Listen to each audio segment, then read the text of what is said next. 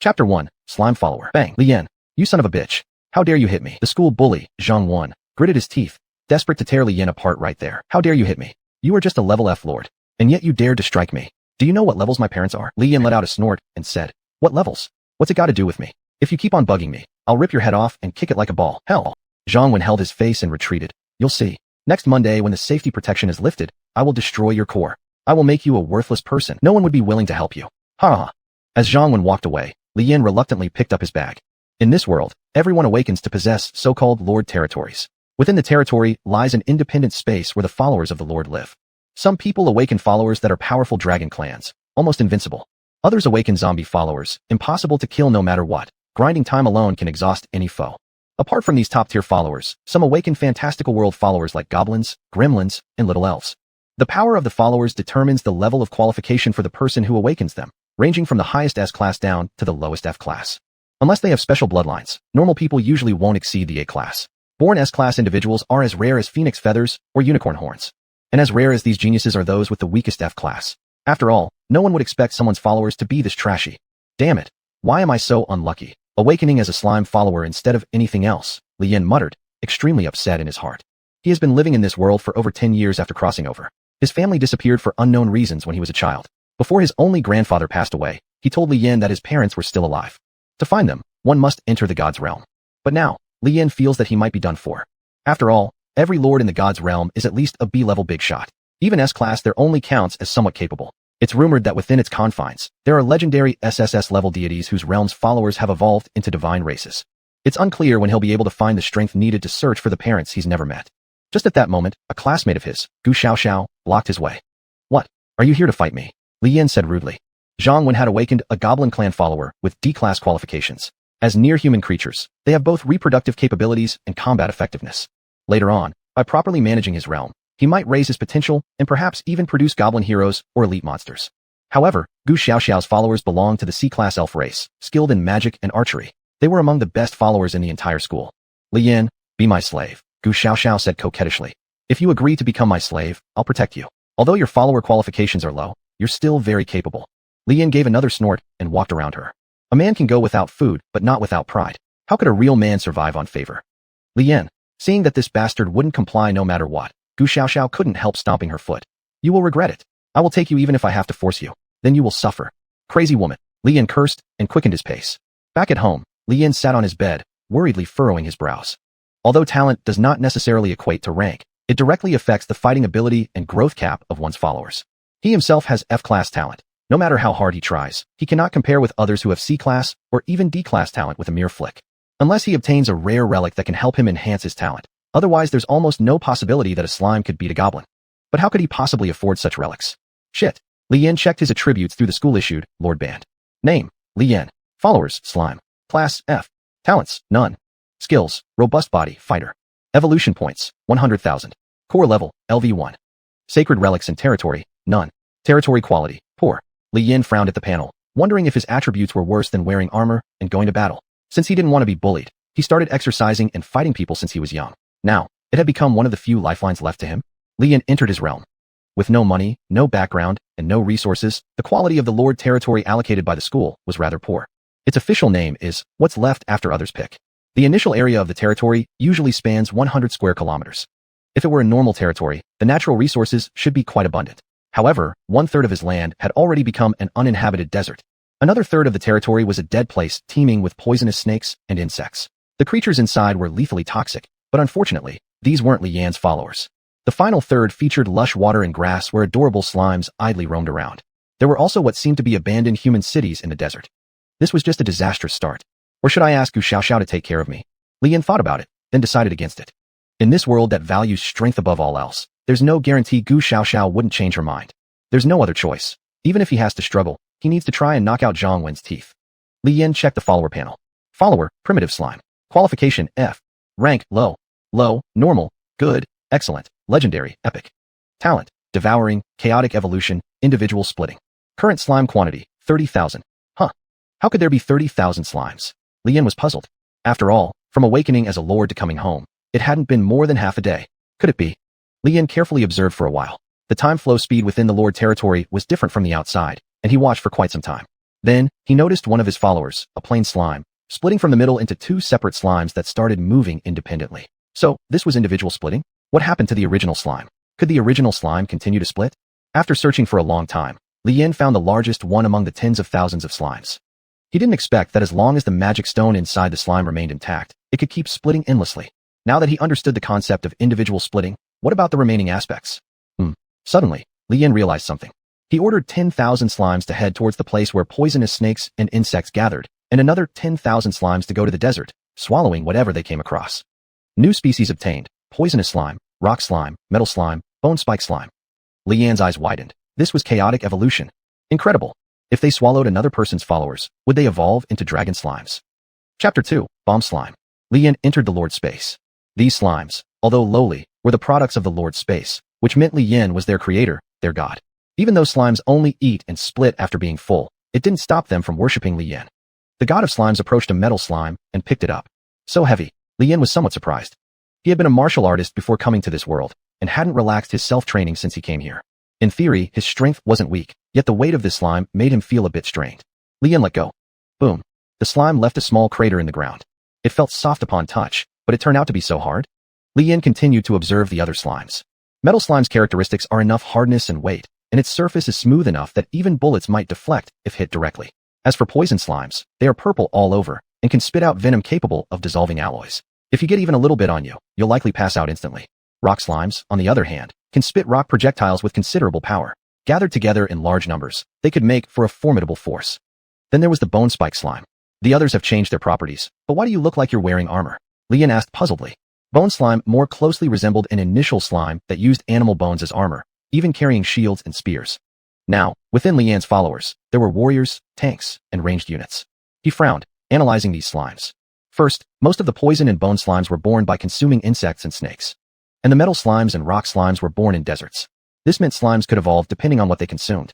So, does this disorderly evolution mean my slimes can evolve into various kinds of slimes by consuming different substances? Li Yan murmured. If that's the case, what would happen if I fed them nitrates? At this thought, Li Yan immediately exited the Lord's space. Back in the real world, he looked at his bracelet. Follower, slime. Current quantity, 40,000. Current evolution points, 120,000. This breeding speed is really fast, Li Yan remarked. Even without intentionally cultivating these slimes, the evolutionary points gained through constant reproduction were already enough to strengthen his Lord domain. However, Li Yan's Lord domain was just something someone else had discarded. Even if slime's survival requirements were low, leaving them to freely divide would eventually lead to the decline of his domain. Next Monday was the day he'd face off against Xuanhuan in the Lord battle. If he lost, he wouldn't have a way to enter the God realm to find his parents in this lifetime. Xuanhuan and Li Yan were very different. His family's resources were abundant, and there were rumors saying Xuanhuan's parents gave him a holy relic. This relic could enhance the overall combat capability of the vassals within a lord's domain. With his parents being B-level lords, Xuanhuan always acted arrogantly at school. And naturally, Li Yan became the target of his bullying. If Li Yan lost this time, Xuanhuan would definitely not leave him alone. After a while, Li Yan returned home with some things. He didn't have time to waste gradually experimenting. He bought some internet-famous thundershock bombs, then once inside the realm, summoned some primitive slimes to consume them. Slimes, no matter whether garbage or rocks, would consume everything put in front of them. Li Yan watched quietly as his followers evolved. The time flow rate within the realm was different from outside. The slimes had ample time to evolve. Then, he saw a black bubble begin to form within one of the slimes. Is it about to evolve? Li Yan felt excited. The slime seemed uncomfortable, with more and more bubbles forming in its body. Then with a pop, it exploded. The explosion produced a lot of dust. When the dust cleared, Li Yan saw a slime with a fuse on its head, entirely black, bearing a skull logo. A new species obtained, bomb slime. It actually worked. Li Yan held the slime and took a deep breath. He turned around and with great effort threw the bomb slime onto an open space. Boom. After a loud bang, the bomb slime that had shrunken several times fell from the sky back into Li Yan's hands. Isn't this slime reusable? Li Yan was surprised. With such power, it would be more than sufficient to instantaneously kill Xuanhuan's goblins. Moreover, his own domain was not fully developed yet, and there might be the minerals he needed under that desert. However, it would take too long for the slimes to slowly consume and dig through the materials. He still had to find other ways to enhance his domain. Li Yan placed the miniaturized bomb slime on the ground. As soon as this little guy touched the ground, it darted into the grass to catch small insects. Now he had over 10 million evolution points. A lord could strengthen himself through evolution points, or expand and upgrade his territory. But Li Yan decided to invest these evolution points into the bomb slimes. It was undoubtedly a waste, but he had no other choice right now. Although the other slimes were also useful, what Li Yan wanted was absolute deterrence. Yes, deterrence. Although the followers of lords could keep evolving, both Xuanhuan and Li Yin were still at the lowest level of lords. Xuanhuan's goblins might be able to crush slimes easily, but if Li Yin bred a large number of bomb slimes and unleashed a carpet bombing, then teamed up with poison slimes and others to attack Xuanhuan, wouldn't he be able to destroy Xuanhuan's lord core directly? He might even seize Xuanhuan's domain. TSK, this guy had picked a pretty decent domain, which was much more advanced than his own. If he were to buy it, it would probably cost him a lifetime. Having made up his mind, Li Yin unhesitatingly channeled all the evolution points into the bomb slimes. The slimes with fuses on their heads began to evolve faster, growing bigger and splitting. They started to spread out towards the abandoned city. Satisfied with his masterpiece, Li Yin watched as the slimes went into a frenzy of reproduction. The next Monday arrived quickly, and in Li Yin's domain, the lush watergrass area had shrunk by half.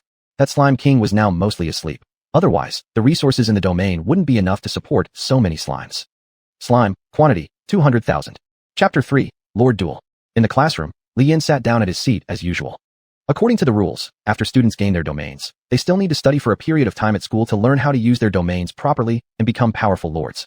All such practical advice comes from old veterans, and those wealthy offspring of prestigious families certainly don't worry about being too weak, because even with average talent, they can rely on potions to improve themselves.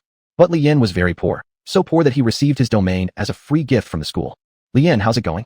Gu Xiaoxiao sat on Li Yan's desk, smiling, and said, Xuanhuan has been talking since he came back to school. He wants to destroy your lord core. If you'd like, I could make you my slave and protect you. What do you think? Thanks, no need. Li Yin sniffed and pulled his textbook out from under Gu Xiaoxiao's bottom. Even though I'm not talented, we are now the same level. I might not lose. A lord's talent is just one factor. What really determines combat power is the specific level of the lord. It's only in the domain's secret realm, leading your own kinfolk hunting or finding some grade-boosting herbs, that a person can upgrade. And in this world where everyone can become a lord, these lords' secret realms are controlled. Except for entering with teachers, there's basically no other way to level up as students. Gu Xiaoxiao humphed and said, Then I wish you good luck. And here's an intelligence update for you. Xuanhuan's domain mutated and produced an ogre. Li Yin frowned. It seemed Xuanhuan had made preparations to finish him off. He actually managed to summon an elite monster. In that case, Li Yin didn't feel it necessary to hold back any longer. Soon, Xuanhuan and his followers entered. Bang! Xuanhuan kicked over Li Yin's neatly arranged table and turned the front chair around. Li Yin, it's Monday. Xuanhuan chuckled. You know, right? The school's protection period is over. To inspire students' fighting spirit, the Lord School encourages duels among students. Every year there are cases where someone's Lord Core is destroyed due to a duel, but the school doesn't intervene in these matters. If you can't even protect your own Lord Core, then maybe you should go home and farm instead. The Lord School isn't suitable for you. So, Li Yin asked coldly. I'll give you one last chance. Xuanhuan said, just give me 100 contribution points, and I'll let you go. How does that sound? Contribution points can be obtained by completing tasks. However, students at the school do not have access to such permissions. They only receive 100 contribution points each month from the school. Or, you can exchange evolution points for contribution points at a ratio of 1,000 to 1. Evolution points cannot be used as currency, but contribution points can. High-grade holy relics, weapons, equipment, and even essential potions for upgrading qualifications all require contribution points to purchase. Without these 100 contribution points, Li Yan's future would be incredibly difficult. As long as you give me 100 contribution points, you'll leave me alone? Li Yan asked. Oh, of course not. Xuanhuan chuckled. You'll have to give me all your monthly contribution points. Though Li Yin was merely an F-class lord talent, Xuanhuan's greed left many of their classmates feeling somewhat uneasy. However, most were ordinary E-class students, some D-class, but their families' conditions weren't good. To offend Xuanhuan for Li Yan's sake, or even worse, the two B-class lords behind Xuanhuan, was simply not worth it. Li Yin humphed and said, So it seems we only have one solution. Xuanhuan was surprised. Was Li Yin really this stubborn? His lackeys laughed at this moment. Hey, Li Yin, are you asking for death? Xuanhuan doesn't just have an elite servant ogre, but also has a divine relic that boosts the overall combat power of his servants. What do you plan to fight with? Almost everyone thought Li Yin was bound to fail. Though he was just an F-class lord, as long as he still had the lord core, there would be opportunities to improve in the future. Many E-class lords are doing well now too. But clearly, Xuanhuan aimed to destroy Li Yan's lord core entirely. An ogre. Even at its early stages, it's already an elite monster. What kind of family must that be? Soon, all the students in the entire teaching building gathered outside the classroom. Below, Li Yin and Xuanhuan stood facing each other. The students were happy to see the drama unfold, yet some students questioned who these two were. You don't know either of them? A student smiled. This guy on the left, Xuanhuan. Not long after awakening his domain, he already had an elite servant and a divine relic. Both his parents are B-class lords, they're super strong. The one on the right, Li Yin. Guess what his lord talent rating is? F. And he actually thinks he can match up against Xuanhuan. How stupid is that? The crowd had gathered for the spectacle, but Li Yin remained completely motionless. He was waiting. If the teachers in this school were truly responsible, they would have intervened at the first sign of trouble. After all, while it wasn't uncommon for duels to destroy a lord core, There had never been one initiated so soon after awakening. But after 2 minutes of waiting, no teacher appeared. In Li Yan's line of sight, he even spotted a teacher standing at the stairway entrance, watching the drama unfold. He felt disappointed. Did these people truly want to see his Lord Core shattered? Li Yan, Xuanhuan chuckled, making a gesture as if slicing his neck. Prepare to die. The bracelet activated, setting the attackers and defenders. The two were teleported into their domains. The upcoming battle would be live-streamed. Xuanhuan intended for Li Yan to be utterly destroyed. In his eyes, Li Yan was just an orphan with no family ties. Why should he dare to challenge him?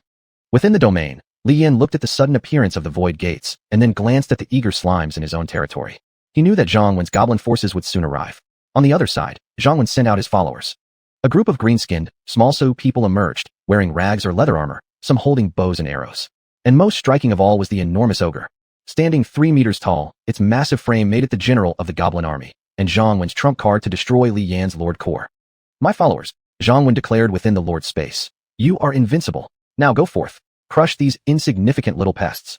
The holy relic, the Spear of War, activated, energizing the goblin army as they charged toward Li Yan's Lord Core location. And Li Yan sighed. It seemed no one was going to step in to stop this. Chapter 4. The Lord Core destroyed? Every clan needs time to reproduce and thrive. Under sufficient resources at home, Xuanhuan managed to breed 5,000 goblins, but among them, only one successfully grew into an ogre. However, Li Yan's slimes were quite convenient. Others wouldn't dare spend evolution points on clan reproduction, but Li Yan could. Slimes consume so little food that even the most inferior territory can still cultivate a large number of slimes. Not to mention, he placed his focus on cultivating bomb slimes. Attention everyone. Li Yan started issuing orders. Rock slimes, prepare to construct cannons. Wind slimes, focus on airflows. Following Li Yan's commands, the rock slimes merged in groups of 15, transforming into each other. This way, several stone cannons formed. Outside, those watching the live stream were all puzzled. Isn't it said that Li Yan's talent is only F rank? Are these really slimes? Who would have thought slimes could be used like this? But what does Li Yan intend to do? Does he plan to fire cannon shots? Just as people were discussing fervently, Xuanhuan's goblin army had already arrived. Bomb slimes load, Li Yan ordered. One by one, cute bomb slimes, like brave warriors with white headscarves, resolutely stepped into the rock cannons without looking back. Xuanhuan couldn't understand Li Yan's operations. What was he planning to do? Why hadn't he built defenses yet? His goblin army was nearly there. Then, fire, Li Yan commanded, and the wind slimes blew the bomb slimes away. The audience watched closely, their hearts mocking Li Yan for not understanding even the basic properties of his own clan. A slime's biggest strength was its acidic liquid. What nonsense was Li Yan pulling off now? But then, they were all shocked into silence. One by one, black slimes dropped onto the goblin army, their fuses lighting up. A curious goblin picked up a black slime, wondering, what is this thing? Can I eat it? He took a bite to try it out. Then, boom, boom, boom. Intense explosions occurred, instantly killing half of the goblins. Xuanhuan froze, unable to believe that Li Yan possessed such powerful minions. How was this possible? How could he possibly lose? Even worse was still to come for Xuanhuan. Li Yan leisurely loaded another round, then fired directly at the remaining ogre. The ogre clad in iron armor never dreamed it would be defeated by mere slimes. Desperately roaring, the ogre struggled against the bomb slime's attack and rushed toward Li Yan's position.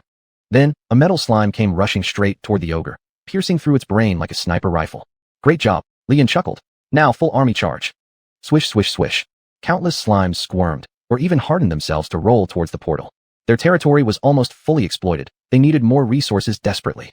Along the way, all goblin corpses were completely digested, and the enormous ogre was devoured by a massive slime. The Slime King rejoiced. So much delicious meat, enough to be well fed. At this moment, Xuanhuan was utterly panic-stricken.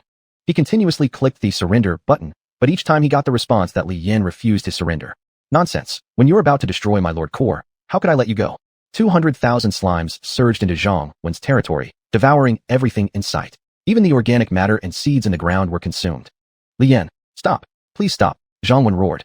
Territories could indeed be replaced and upgraded, but all lords generally encountered the same issue. Initial territory. No matter how powerful a lord was, if their initial territory was severely damaged, it meant the damage of their foundation, and serious cases might lead to a decrease in qualifications. Li Yan Slime's thorough sweep was undoubtedly a devastating blow to Xuanhuan. Soon, the slime army reached Xuanhuan's core area. Li Yan, stop. Xuanhuan pleaded. I beg you, I surrender. Isn't it enough that I admit defeat? I'll give you money, however much you want.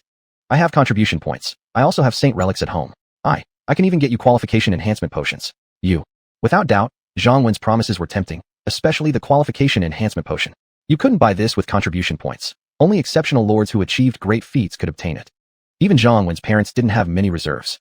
Yet Li Yan knew very well he shouldn't accept Xuanhuan's advantages. As the initiator of the space for the duel between lords, Xuanhuan did not have the qualification to cancel the match. But once out of this space, relying on his family's power, Xuanhuan had countless ways to ensure he would die without a grave. By dealing such a severe blow to Xuanhuan within this space, he wouldn't gain any advantage after exiting the duel. If Xuanhuan was given time to recover, it would put him in a passive situation. Moreover, the force behind Xuanhuan would seek trouble regardless of whether he spared or didn't spare Xuanhuan. Since that was the case, there was no need to let Xuanhuan go. Xuanhuan, Li Yan said indifferently. In victory and defeat, one becomes king or perishes. I know your family background is far better than mine, and I also know your words are utterly unreliable. This statement drove Xuanhuan into despair. He watched as Li Yan's slimes, unable to consume the spear of war, turned to eating its base instead. After corroding the base, the slimes used their sticky little hands and wiggling bottoms to carry the holy relic back. Any holy relic could fetch astronomical prices at an auction house. Even noble families of higher lords couldn't afford to waste them like Xuanhuan did. If I were defeated by you, Li Yan continued, would you let me off? I don't think so. Everyone listen up. Concentrate all attacks on the enemy Lord Core. Completely destroy it. Upon hearing this, Xuanhuan screamed, stop. But the slimes only followed Li Yan's commands. The metal slimes began merging, transforming into a colossal metallic slime. A massive metal wall rose from the ground and crushed down directly onto Xuanhuan's core. Boom. Detected destruction of Lord Core. Duel ended. Winner, Li Yan. The duel space disappeared, bringing both Li Yan and Xuanhuan back to where they started. However, now Xuanhuan was nearly insane with fury. You dared to destroy my Lord Core, Xuanhuan shouted furiously. I'll fight you to the death. And with great strides, Xuanhuan lunged toward Li Yan. Yet in his rage, Xuanhuan seemed to forget something important. Chapter 5 Tangjia. Even without relying on his lord's domain, Li Yan can crush him with just his physical strength. Bang! Li Yan landed a punch right on Xuanhuan's face, causing one of the latter's teeth to fly out of his mouth. Stop! The teacher finally appeared and shouted at Li Yan, who was about to continue the beating. You are classmates. Why do you have such a cruel hand? Do I have a cruel hand? Li Yan snorted. The duel was proposed by him, and he initiated the domain. He wanted to destroy my Lord Core first, and even extorted me. Why don't you say how ruthless he is? The teacher was speechless. At this moment, he deeply regretted it. If only he had stopped this confrontation, these things wouldn't have happened. However, the deed was done. It wasn't Li Yan, who ranked lowest in the class, whose Lord Core was destroyed, but rather Xuanhuan, the one they had pinned their hopes on. Why, yeah. Xuanhuan ran off crying. He would go home and file a complaint. He would see Li Yan dead. Li Yan, you. The tutor, a B-class lord, didn't know what to say to Li Yan. Those who could become teachers of the Lord Academy were all high-level B-class qualified lords. But even so, they had no authority to interfere in lord duels between students. The spectators among the students widened their eyes, finding it hard to believe. Am I seeing this wrong? A slime actually beat a goblin. How does this slime explode? Also, how many slimes does he have? 10,000. Nah, that quantity is no less than 100,000. Wow, is this still an F-grade qualification? This is S-class, damn it. The students chattered endlessly, feeling sorry for Zhang while worrying for Li Yan as well. After all, this was the Zhang family. Li Yan has no power base. How could he stand against the Zhang family? But Li Yan doesn't care about these things. He only knows that, whether he loses or wins, the situation he would ultimately face remains more or less the same. Whether it be certain death or almost certain death, it makes little difference. People here in school might favor one side, but the Lord Management Association would never show favoritism. Fine then, I'll head back to the classroom. Li Yan sniffed once and walked toward the teaching building. With every step, students made way for him. Now there's nobody brave enough to provoke him. Who wants to get bombed by slime bombs numbering in the tens of thousands? That's carpet bombing, and not even close to what you consider playing fair. Moreover, how did Li Yan manage to cultivate millions of followers? However, Li Yan ignored all these thoughts and returned to the classroom where he tidied up his desk, preparing for class. Not long after, when the morning classes ended and Li Yan was packing up to go home. Kit, how dare you harm my son? A thunderous roar resounded across the entire campus. Boundless killing intent charging towards Li Yan just as he stepped out of the classroom. The challenger was a senior lord. This pressure was terrifying. Li Yan barely managed to withstand it. Isn't that Zhang Wen's father, Zhang Tianquan? Li Yan's in trouble now. Gu Xiaoxiao gritted her teeth. This matter had escalated. Zhang Tianquan, a B-class lord with element dragons as retainers. But these dragons aren't from Chinese mythology. They're closer to being big lizards from Western tales. At Zhang Tianquan's level, his power far exceeds that of ordinary people. If Zhang Tianquan wanted Li Yan dead, Li Yan would be no different from an ant. That's you right. Zhang Tianquan hovered in the air, let out a humph, and with a wave of his hand, a dragon head emerged from the void, unleashing a breath attack directly at the teaching building. And precisely at that moment, boom, a massive fireball exploded, revealing another senior lord. This lord hovered mid-air, clad in black trench coat, wearing a mask, and carrying a regulation long sword at his waist. Zhang Tianquan blinked in shock. How could this be possible? Cease your actions, the man in black said. Your son initiated the duel. Losing is no fault of others. Zhang Tianquan gritted his teeth. He crippled my son. He must pay the price. Indeed, Anyone daring to offend the son of a senior lord should be prepared to bear the consequences. The man in black snorted and said, "Do the Zhangs intend to challenge the authority of the Enforcement Division?" Enforcement Division. The students, hearing this, were even more astonished. After all, members of the Enforcement Division don't just appear randomly. To join the Enforcement Division, one not only needs to become a senior lord, but also possess A-class qualifications and complete hundreds of A-class missions. Offending an enforcement officer from the Enforcement Division is troublesome for any family. Zhang Tianquan clenched his teeth and said, "Fine, since you protect him today, I won't touch him. But you allowed him to ruin the foundation of my son. How does that make sense?"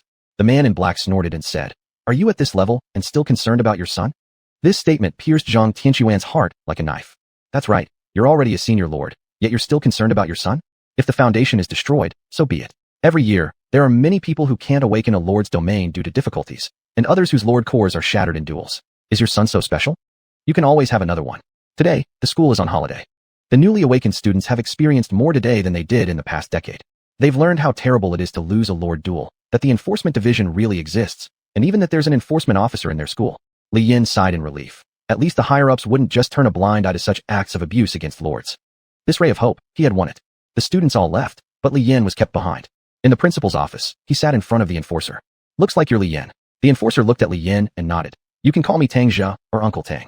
An F-grade qualification beating a D-grade 1. This has never happened before. You're quite good." Li Yin remained silent.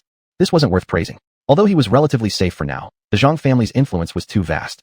If they wanted to trip him up, they wouldn't need to act openly. "The Zhangs won't make a move against you," Tang Jia said, "but only during the time you're in school. If by graduation, your strength isn't enough to deal with someone like Zhang Tianquan, then you'll just have to wait for death." "I'm not afraid." Li Yin stood up, gritting his teeth as he said, "His son wanted to harm me, so I disabled him. I didn't do anything wrong." Tang Jia calmly watched him, nodded, and motioned for Li Yin to sit down. Then he took out something. It was Xuanhuan's bracelet. "This is your trophy," Tang Jia said. "I used my authority to add some more supplies for you. As for that spear of war, leave it with me. Since it's a saintly relic, the Zhang family won't agree to let you keep it." Li Yin hesitated. Relics were indeed hard for him to hold onto, and he didn't want to give them away. But since the Enforcement Division had stepped in, he couldn't refuse. Reluctantly, Li Yin handed over the spear of war to Tang Jia. Chapter 6, Dragon Person Swordsman. "I know you feel Bufu cheap, unfair." Tang Jia retracted the spear of war into his own realm. "But there's nothing we can do about it. Even the Law Enforcement Hall cannot protect your safety all the time. The Zhang family's power is too great for you. If the Law Enforcement Hall does not interfere, that shameless man, Zhang Tianquan, might even use his authority to send a genius from the Zhang family to this school. Then they would initiate a lord duel against you, and you definitely wouldn't be a match for them." Li Yin had also heard that some prodigies cultivated by major families with all their resources were of the same age as him, but possessed grade A talent. Even if they wouldn't send over a true grade A prodigy, at minimum, they would send a grade B prodigy, who likely has already undergone secret realm trials with their family elders, and was bound to have an extremely high level. "Well, Xuanhuan's bracelet contains quite a lot of supplies that you can use," Tang Jia said. "I personally give you 200 contribution points as compensation. Once you return home, focus on developing your own realm. Enhancing your strength is more important than anything else." Li Yin nodded, stood up, and said, "Uncle Tang, thank you." After saying these words, he returned home. In reality, having the core of a lord destroyed would not completely turn someone into a waste. However, the future accomplishments would be extremely limited. Spending some cost to recreate a core for Zhang was not impossible either, but his grade D talent would definitely be gone after that. Li Yin did not care about these things. Upon returning home, he transferred all the resources inside Zhang's bracelet into his own realm. Rumbling. Mountains and rivers appeared out of nowhere within his realm. The slimes felt a little scared because of the noise, but when they saw new wetlands, grasslands, and even mountains, they became happier. Li Yin could only sweat drop. This Xuanhuan kid was truly wealthy. Although Li Yin only had a realm spanning 100 square kilometers, this guy actually owned a full 400 square kilometers. Not only was his realm rich in natural resources, complete with rivers, mountains, but there was even an active volcano. With this active volcano, perhaps he could start cultivating magma slimes? If paired with bomb slimes, their explosive power would surely increase even further. "Do you wish to fuse the Lord Core Fragment?" Seeing the panel notification, Li Yin frowned slightly. He first took out the core fragment. Xuanhuan's Lord Core had been destroyed by himself, and this core had been inside his bracelet, which Li Yin kept as spoils of war. By fusing with this fragment, the level of his own Lord Core would increase, unlocking other functions within his realm. "Fusion," Li Yin grunted, holding up the core fragment high. In an instant, the core fragment transformed into streams of light scattered across his realm. Along with that, his entire realm expanded continuously. Deserts began to diminish, revealing more resources. Lord name, Li Yin. Followers, slimes. Level, F. Talent, none. Abilities, tough physique, martial artist. Evolution points, 50,000. Contribution points, 300. Lord Core level, LV2. Territory Sacred Relic. None. Territory quality, low grade. Li Yan sighed. The quality of the territory had improved since last time he fought Xuanhuan, where his slimes indeed sustained significant losses.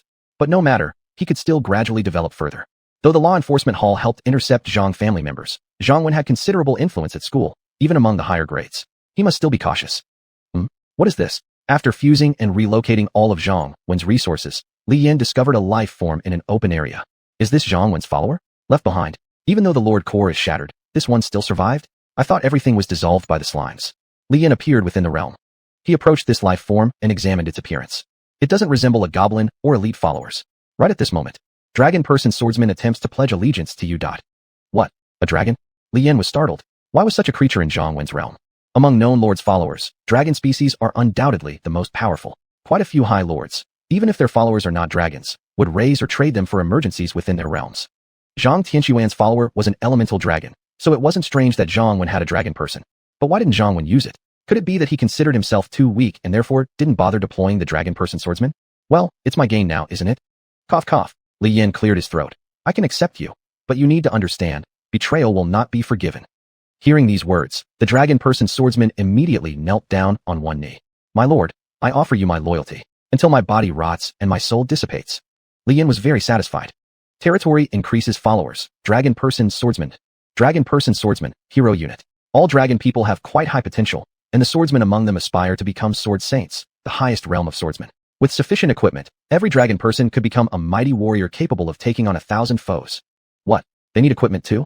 Li Yan rubbed his chin, deep in thought.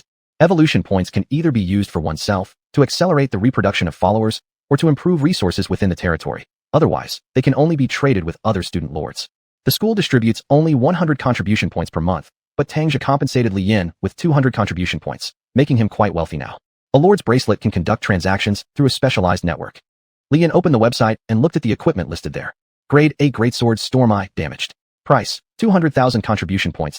Grade A Armor, Cursed Armor. Price, 100,000 contribution points. As soon as he opened it, he saw equipment that he couldn't possibly afford. Even so, expensive equipment is sold instantly after being listed online. Li Yan swallowed hard and scrolled down. Soon he found what he needed. Standard Longsword. Price, 100 contribution points. Standard Armor. Price, 50 contribution points. Standard Shortsword. Price, 50 contribution points. Li Yan grimaced bitterly. This was the trashiest equipment from the Mystic Realm, and it still cost 200 contribution points. Yet, he had no choice but to buy it. Otherwise, he would waste the Dragon Person Swordsman, this hero unit. With gritted teeth, he purchased it. The Dragon Person Swordsman quickly became fully armed. From now on, you will guard the Lord Core area. Don't leave even a single step, understood? Li Yan ordered. Yes, the Dragon Person bowed. I will not fail your trust, master. Chapter 7, Resource Points. Another day passed, and Li Yan arrived at school as usual. Hey, Li Yan, Gu Xiaoxiao sat in front of Li Yan. How's it going? If you agree to be my slave now, I can help you. Help me. Li Yan was puzzled. What can you help me with? After all, he had already offended the Zhang family. Shouldn't he have more to worry about? Don't think that defeating Zhanghuan means everything is fine. Gu Xiaoxiao continued. The Zhang family has great power and a lot of influence behind the scenes. Although Zhang Tianquan cannot show up himself, he still has ways to issue bounties for others to destroy your Lord Core. If you become my slave now, I'll protect you. What do you say? Gu Xiaoxiao, with C-level qualifications, would definitely grow into a powerful S-level lord in the future if nothing unexpected happened. In fact, her qualifications were even higher than Zhanghuan. There were also rumors that Gu Xiaoxiao came from a prominent family. You always want me to be your slave, why? Li Yan asked. Of course, because I like you. Gu Xiaoxiao gave an enigmatic smile. I haven't heard of such liking, Li Yan snorted, ignoring Gu Xiaoxiao. Let's talk about this liking when you treat me equally. Ding ding ding. The bell rang for class, and the teacher entered the classroom. Just then, Zhanghuan rushed in. Mr. Zhang, is your core fixed? The substitute teacher asked. In the era of lords, there were not a few cases of destroyed cores, which naturally prompted research on how to repair them. Even though they couldn't restore it to its original state, they could make it usable. I don't need your concern. Zhanghuan sniffed and returned to his seat. Now, his qualification had dropped to E level. In reality, his strength wasn't even as good as Li Yan's. Zhanghuan detested Li Yan so much that if it hadn't been for Li Yan, his core wouldn't have been destroyed, and he wouldn't have lost.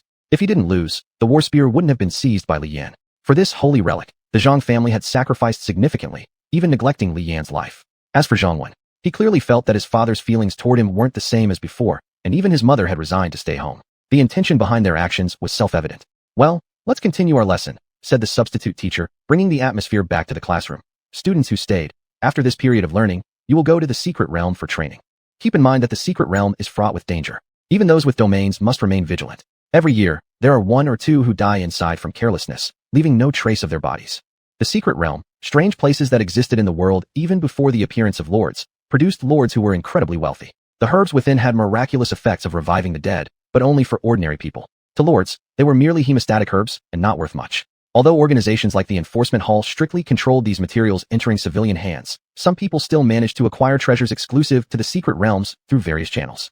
When we reach the middle of the semester, specialized teachers will take you to the secret realm for the midterm exam, said the substitute teacher, pausing briefly. It will be different from the lord duels we hold in school. Private battles between lords in the secret realm are forbidden. If a lord is found attacking others within the secret realm, it violates management laws and will lead to imprisonment. This will have a tremendous impact on your future, and I hope you can all remember that. Struggles within the school may result in a damaged lord core, or perhaps permanent injuries, at most receiving warnings and penalties. But in the secret realm, things change. Because other countries' lords might also be present within the secret realm. If one doesn't encounter other nations' lords, yet instead fights among themselves leading to the death of their own fighting force, it would truly be laughable. At the end of the class, Li Yin reflected deeply. Most importantly, of course, was what the teacher mentioned, developing his own followers using natural resources within one's domain. Goblins from Xuanhuan's clan could use simple weapons.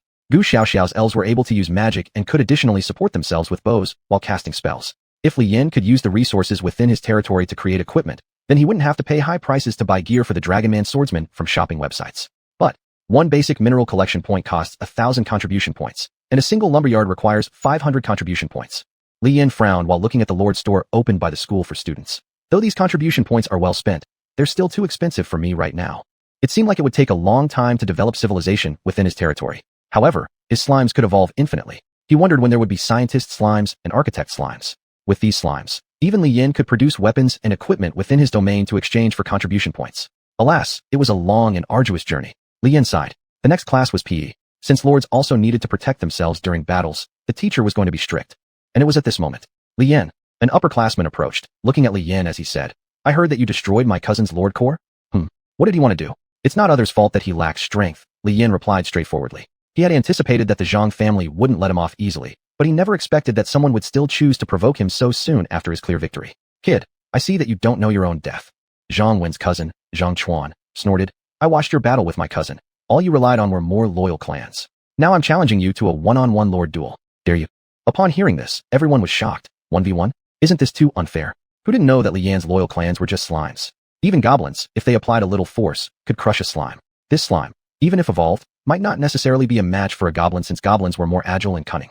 Slimes? Now a single combat challenge has been made. Is the Zhang family entirely shameless? Li Yin frowned and asked. Are you sure you want to duel me one-on-one?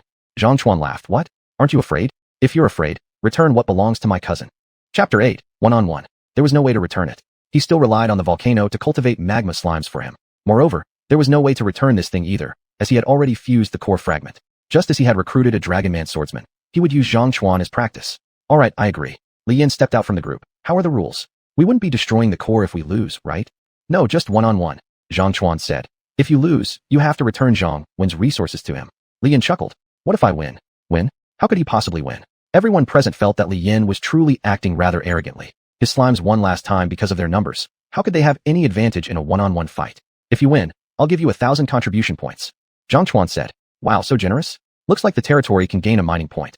Li Yin sniffed, then said, Alright, I accept your challenge. Teacher, please serve as our witness. The PE teacher nodded. He had high hopes for Li Yin after all. Li Yin was the first student he'd seen in his years of teaching with such good fighting skills. A qualified lord cannot solely rely on their vassals, but should also work on improving their own strength. Otherwise, when encountering a true expert, they might not even know how they died. However, to prevent incidents where someone directly destroys another's lord core, the PE teacher cleared his throat and laid down several requirements. You two will engage in a lord duel, which I approve. But you must follow the rules, the teacher said. Firstly, this is a one-on-one duel. Each side is only allowed to send out one vassal.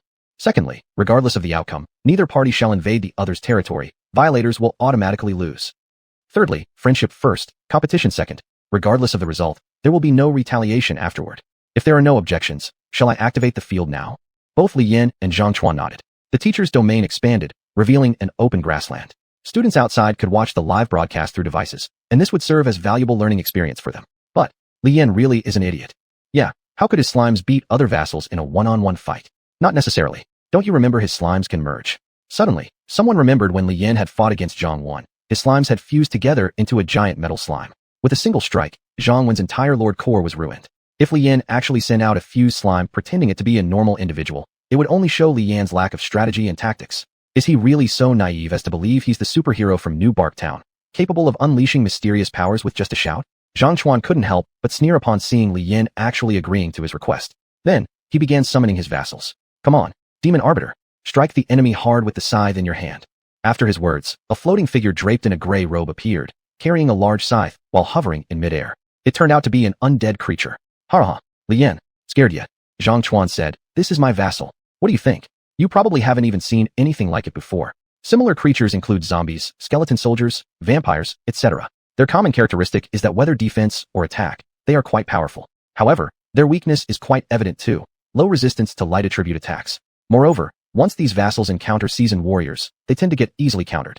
Skeletons just get disassembled, zombies meet fire, and vampires face silver weapons. Although Li Yan knew how to deal with this monster, his troop count was indeed insufficient.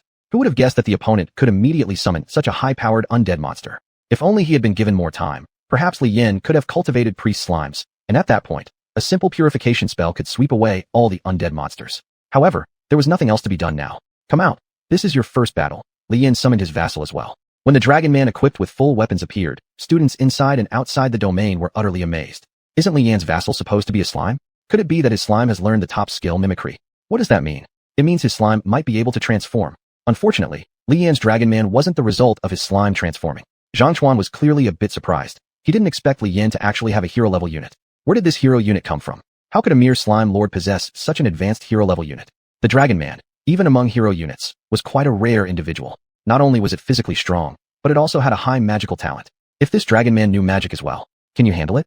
If not, I'll switch to a bomb slime and annoy him if we can't win. Li Yan asked. My lord, please rest assured, the Dragon Man said. This trivial demon can be destroyed with just a wave of my hand. Li Yan nodded. After all, this was a hero unit, while what the other side had was merely an elite monster at most. The duel began. Xuanhuan's vassal took the first move, swinging its scythe at the Dragon Man swordsman. But the Dragon Man swordsman didn't back down either, blocking the undead creature's attack with alternating short and long swords. Then, the dual swords glowed with light. Just one strike forced the undead creature to retreat, hissing in pain. Internally cursing, Xuanhuan couldn't believe how unlucky he was. He thought Li Yan was just some poor kid with nothing. Why would he have a high-level hero unit? And worst of all, it turned out the unit could use light attribute magic. This was literally the natural nemesis of undead monsters.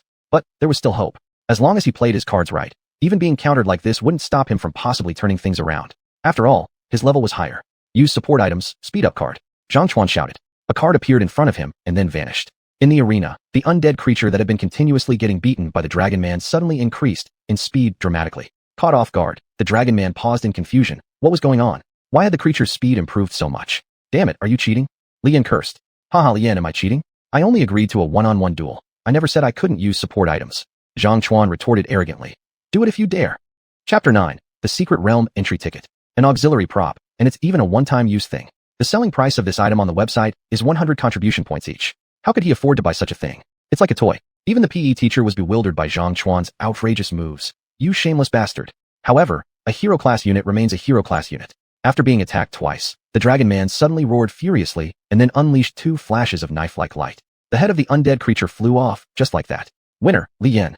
The PE teacher quickly used his authority to forcibly terminate this duel. Li Yan's story of using slime to explode Xuanhuan's Lord Core now is known by any normal teacher. If another student's Lord Core were destroyed in their hands, not only would Li Yan be in danger, but these students would be in danger as well. Xuanhuan didn't feel sad about the death of an advanced follower. What astonished him was why had his follower been killed by Li Yan despite him already using the auxiliary item. Where did this hero unit come from? Li Yan. Xuanhuan clenched his teeth. That was mine. My Dragon Man. You bastard. This hero unit should have been the high-level attendant left to him by his father. So why did it go to Li Yan? You still want something? I've already returned your holy relic. Li Yan snorted, obviously not planning to return this Dragon Man to Xuanhuan. Moreover, if this Dragon Man belongs to you, Xuanhuan, why didn't you use it when we were dueling? Is it because you couldn't afford it? In reality, at that time, this Dragon Man was already within Xuanhuan's territory. Unfortunately, this guy considered the attributes of the ogre better than the Dragon Man's, so he allocated all resources to the ogre. What a fool. Today's credit balance, 1,000 contribution points. Thank you, allowing me to earn 10 months of subsidies for free. Li Yan snorted. It was exactly dismissal time, and Li Yan just left. There were quite a few people lurking in the shadows wanting to make a move against him, but once they thought about the fact that there really were people from the enforcement division in the school, they dared not act. Bullying incidents have even decreased in recent days. At the cafeteria, Gu Xiaoxiao sat in front of Li Yan. It's rare. Do you actually have something to ask of me? Gu Xiaoxiao snorted and said, Speak. What help do you need from me? Do you have any contribution points? 500 would be enough. Li Yan said. Hearing this, Gu Xiaoxiao frowned. Currently, Li Yan has 1,100 contribution points. Not counting those pitiful 100 contribution points, he has just won 1,000 contribution points. For students, the best equipment currently available requires around 800 contribution points. And later on when they grow stronger, they can sell the equipment for cash. Why borrow money now? But at least Gu Xiaoxiao is a C-grade qualified lord. Her family cultivates her with no holds barred, and she knows some intelligence that ordinary students have yet to access. You plan to enter the Academy's secret realm, right? Gu Xiaoxiao asked, quite bold indeed. First-year lords dare to go already. According to regulations, only senior students are allowed to enter. What are you going there for? To fertilize the flowers and grasses in the secret realm. Academy secret realm entry tickets cost 1,500 contribution points each. After purchasing, you can enter the secret realm, and with the ticket comes an emergency teleportation device. Using this device will teleport you to the domain of a safety teacher, but once you use this thing, this trip will be for naught, because the safety teacher will charge protection fees. Li Yan doesn't want to take risks either, but recently, the number of people targeting him has clearly increased much more than before. Although slime can infinitely evolve, Li Yan's aptitude is simply too bad. Although he himself has decent strength, if his aptitude does not improve, when everyone else's level rises, his advantage will diminish. I can give you a fine treasure after I return from the secret realm, Li Yan said. How about that? 3 treasures. Gu Xiaoxiao said. You already have a hero unit. Asking for 2 more items isn't too much, is it? Fine deal, Li Yan nodded. Gu Xiaoxiao chuckled, then proceeded to operate her Lord Bracelet to transfer 500 contribution points to Li Yan. Her elven race attendant needs to continue upgrading, and some items inside the secret realm are essential. But even Gu Xiaoxiao, this rich woman, dares not randomly venture into the secret realm for exploration. Even if she wanted to go, the people from her family wouldn't let her take such risks. These treasures' qualities are categorized into common, fine, excellent, legendary, epic quality, etc. One fine treasure significantly enhances students. After borrowing the money, Li Yan purchased an entry ticket. Then, he was called over by Tang Jia. I saw the system, Tang Jia said. You bought an entry ticket, right? Li Yan nodded. Good, you've got guts. Tang Jia nodded in relief. This academy has had no students dare to challenge the secret realm at this time for 4 consecutive years. They have no spirit at all, making me feel ashamed in front of my colleagues. A lord's power is crucial, but if a lord lacks spirit, then they should just destroy their own lord core and go home to grow sweet potatoes. Your aptitude is poor, but your retainer's help at this time is significant, Tang Jia said as he handed Li Yan a booklet. This is the material distribution map of the Academy's secret realm. Take a look. Li Yan opened it, and all the marked treasures were common or good quality, with only a few fine quality items. However, these fine quality items are often guarded by particularly troublesome monsters, which Li Yan isn't capable of obtaining yet. Are there no legendary treasures? Li Yan asked. Legendary level treasures would be found in dragon-guarded caves within the secret realm, Tang Jia replied. Even B-grade lords shouldn't enter unprepared. Your aptitude is F-grade. My advice is for you to go here first. Tang Jia pointed to an area known as the Lake of Life, inside the Academy's secret realm. The booklet showed that there was a type of fruit floating on the water surface, and absorbing its entirety could significantly boost a lord's aptitude. For Li Yan, even an upgrade from F-grade to E-grade would make a tremendous difference. When the lord's aptitude increases, the strength of their attendant also improves. This is something Li Yan must urgently address. Senior, Li Yan asked, if there are so many valuable items in the secret realm, why don't you go and fetch them? If there are so many great things inside beneficial to ordinary students, why don't the teachers go inside and collect those treasures? Can't go in, Tang Jia replied. Someone of my A-grade rank would be rejected by the secret realm. Chapter 10. Teacher, battle suits aren't worn frequently, are they? The secret realm also has different levels. Currently, most of the Lord Academy is built near the beginner-level secret realm. It was originally for student trials, and unlike teacher-led teams, all materials obtained in this type of secret realm are entirely one's own. Like Li Yan who had an iron head, he shattered someone's Lord core upon just awakening, causing him to offend a B-level high-ranking Lord. There weren't many people like that. Now, he was actually going to the secret realm again, and Gu Xiaoxiao actually believed that Li Yan could escape safely? This was simply disregarding the safety of students. After receiving help from Tang Jia, Li Yan returned home to study the manual. In the Lake of Life, there seemed to be quite a few aquatic monsters, lurking in the water like crocodiles waiting to ambush creatures on the shore. These kinds of aquatic monsters weren't hard to deal with, but if dragged into the water, even with his hero unit Dragon Man Swordsman, Li Yan would still be in danger. He needed to prepare more carefully so as not to encounter trouble unprepared, purely wasting time. Review the dependent data. Li Yan waved his hand inside his domain, and a light board appeared. After integrating Xuanhuan's domain, Li Yan's domain resources became much richer. The slimes happily split and multiplied, usually doing nothing when idle but lounging by the water or, like rock slimes, sunbathing on rocks. Dependent slime. Currently owned types: rock slime, poison slime, yin slime, water slime, ice slime, grass slime. Did the yin slime evolve successfully? Li Yan was somewhat surprised. Where did this ice slime come from? Could it be that there's something in the merged territory I haven't noticed? Just developing within his domain would ultimately lead to limited growth. Li Yan didn't have much capital, so if he wanted to grow, he would have to fight desperately. Now that there were more types of slimes, his self-preservation methods increased. Then, Li Yan looked at these new slimes. First was the yin slime. This thing looked like a red-hot charcoal ball. When its emotions got big, it turned red and could even explode or spout lava. The water slime more closely mimicked the characteristics of the original slime, spraying water and cleaning stains, etc., and moved faster in the water. Preparing more of them would allow Li Yan to zoom across the lake of life, like on a speedboat. The ice slime exhaled freezing breath, and the grass slime could release vines. Some uses indeed. Dragon person, Li Yan said, what was your situation when you were with Xuanhuan before? The dragon swordsman sat next to Li Yan, thought for a moment, then said, to report to my lord. While I was in the previous lord's territory, he wouldn't even give me a sword. Not willing. But this was a hero-level swordsman. Xuanhuan's family was so wealthy. Surely he shouldn't be short of even a single sword? Li Yan wondered. But soon he understood. It wasn't due to poverty where he couldn't afford the sword. It was because all the goblins under Xuanhuan each required weapons. A set of equipment for the dragon swordsman could equip 1,000 goblin soldiers. This was still in the early stage. Training the dragon man was too uneconomical. What if he died? Fortunately, my dependents are slimes and don't need any equipment to fight, Li Yan remarked. Equipment. There was metal slime among the slimes, its hardness being such that even the sword in the dragon man's hand couldn't cut through it. But strangely enough, these slimes' bodies were incredibly soft. Could their characteristic be utilized? Li Yan quickly summoned 7 or 8 metal slimes. These slimes bounced around in front of the creator god. Obviously, being observed by a god made them very happy. According to the relationship between lords and their dependents, Li Yan only needed to give orders mentally to the slimes. He took a deep breath, then gave the order. All right, metallic armor. Li Yan opened his arms, allowing the slimes to climb onto his body. They fused together and transformed. Shortly after, Li Yan was enveloped by a black hooded coat. Didn't expect it to succeed. Li Yan was somewhat surprised. This level of defense surpasses that of a high-grade bulletproof vest. If I wore this now, I could probably withstand a hit from xuanhuan. With another mental command, the metallic coat disengaged from Li Yan's body and eventually transformed into a black wrist guard on his wrist. Obtained equipment, active metal slime coat. Those few slimes had disappeared, replaced by this piece of equipment. Who would have thought that slimes could be used this way? Luckily, his dependents could be spurred on to split and multiply with just a bit of evolution points. As long as there was one slime alive, it could infinitely split onwards. With more survival techniques, Li Yan felt more confident. But at the thought of having to give Gu Xiaoxiao 3 treasures, Li Yan felt a pang of pain. Well, there's no way he'd come out completely empty-handed, right? After tidying up his domain, Li Yan went to sleep. The next day, after arriving at school, he was called by his homeroom teacher. This B-level lord's homeroom teacher might not be extraordinarily powerful, but managing students like Li Yan was more than enough. Li Yan, I heard that you bought an entry ticket to the secret realm? The homeroom teacher, Tian Yin, asked. Li Yan was confused. Why would it matter to his teacher that he had bought the secret realm entrance ticket? I did buy one. Li Yan said, so what? Tian Yin snorted and said, so what? Li Yan, are you getting cocky now?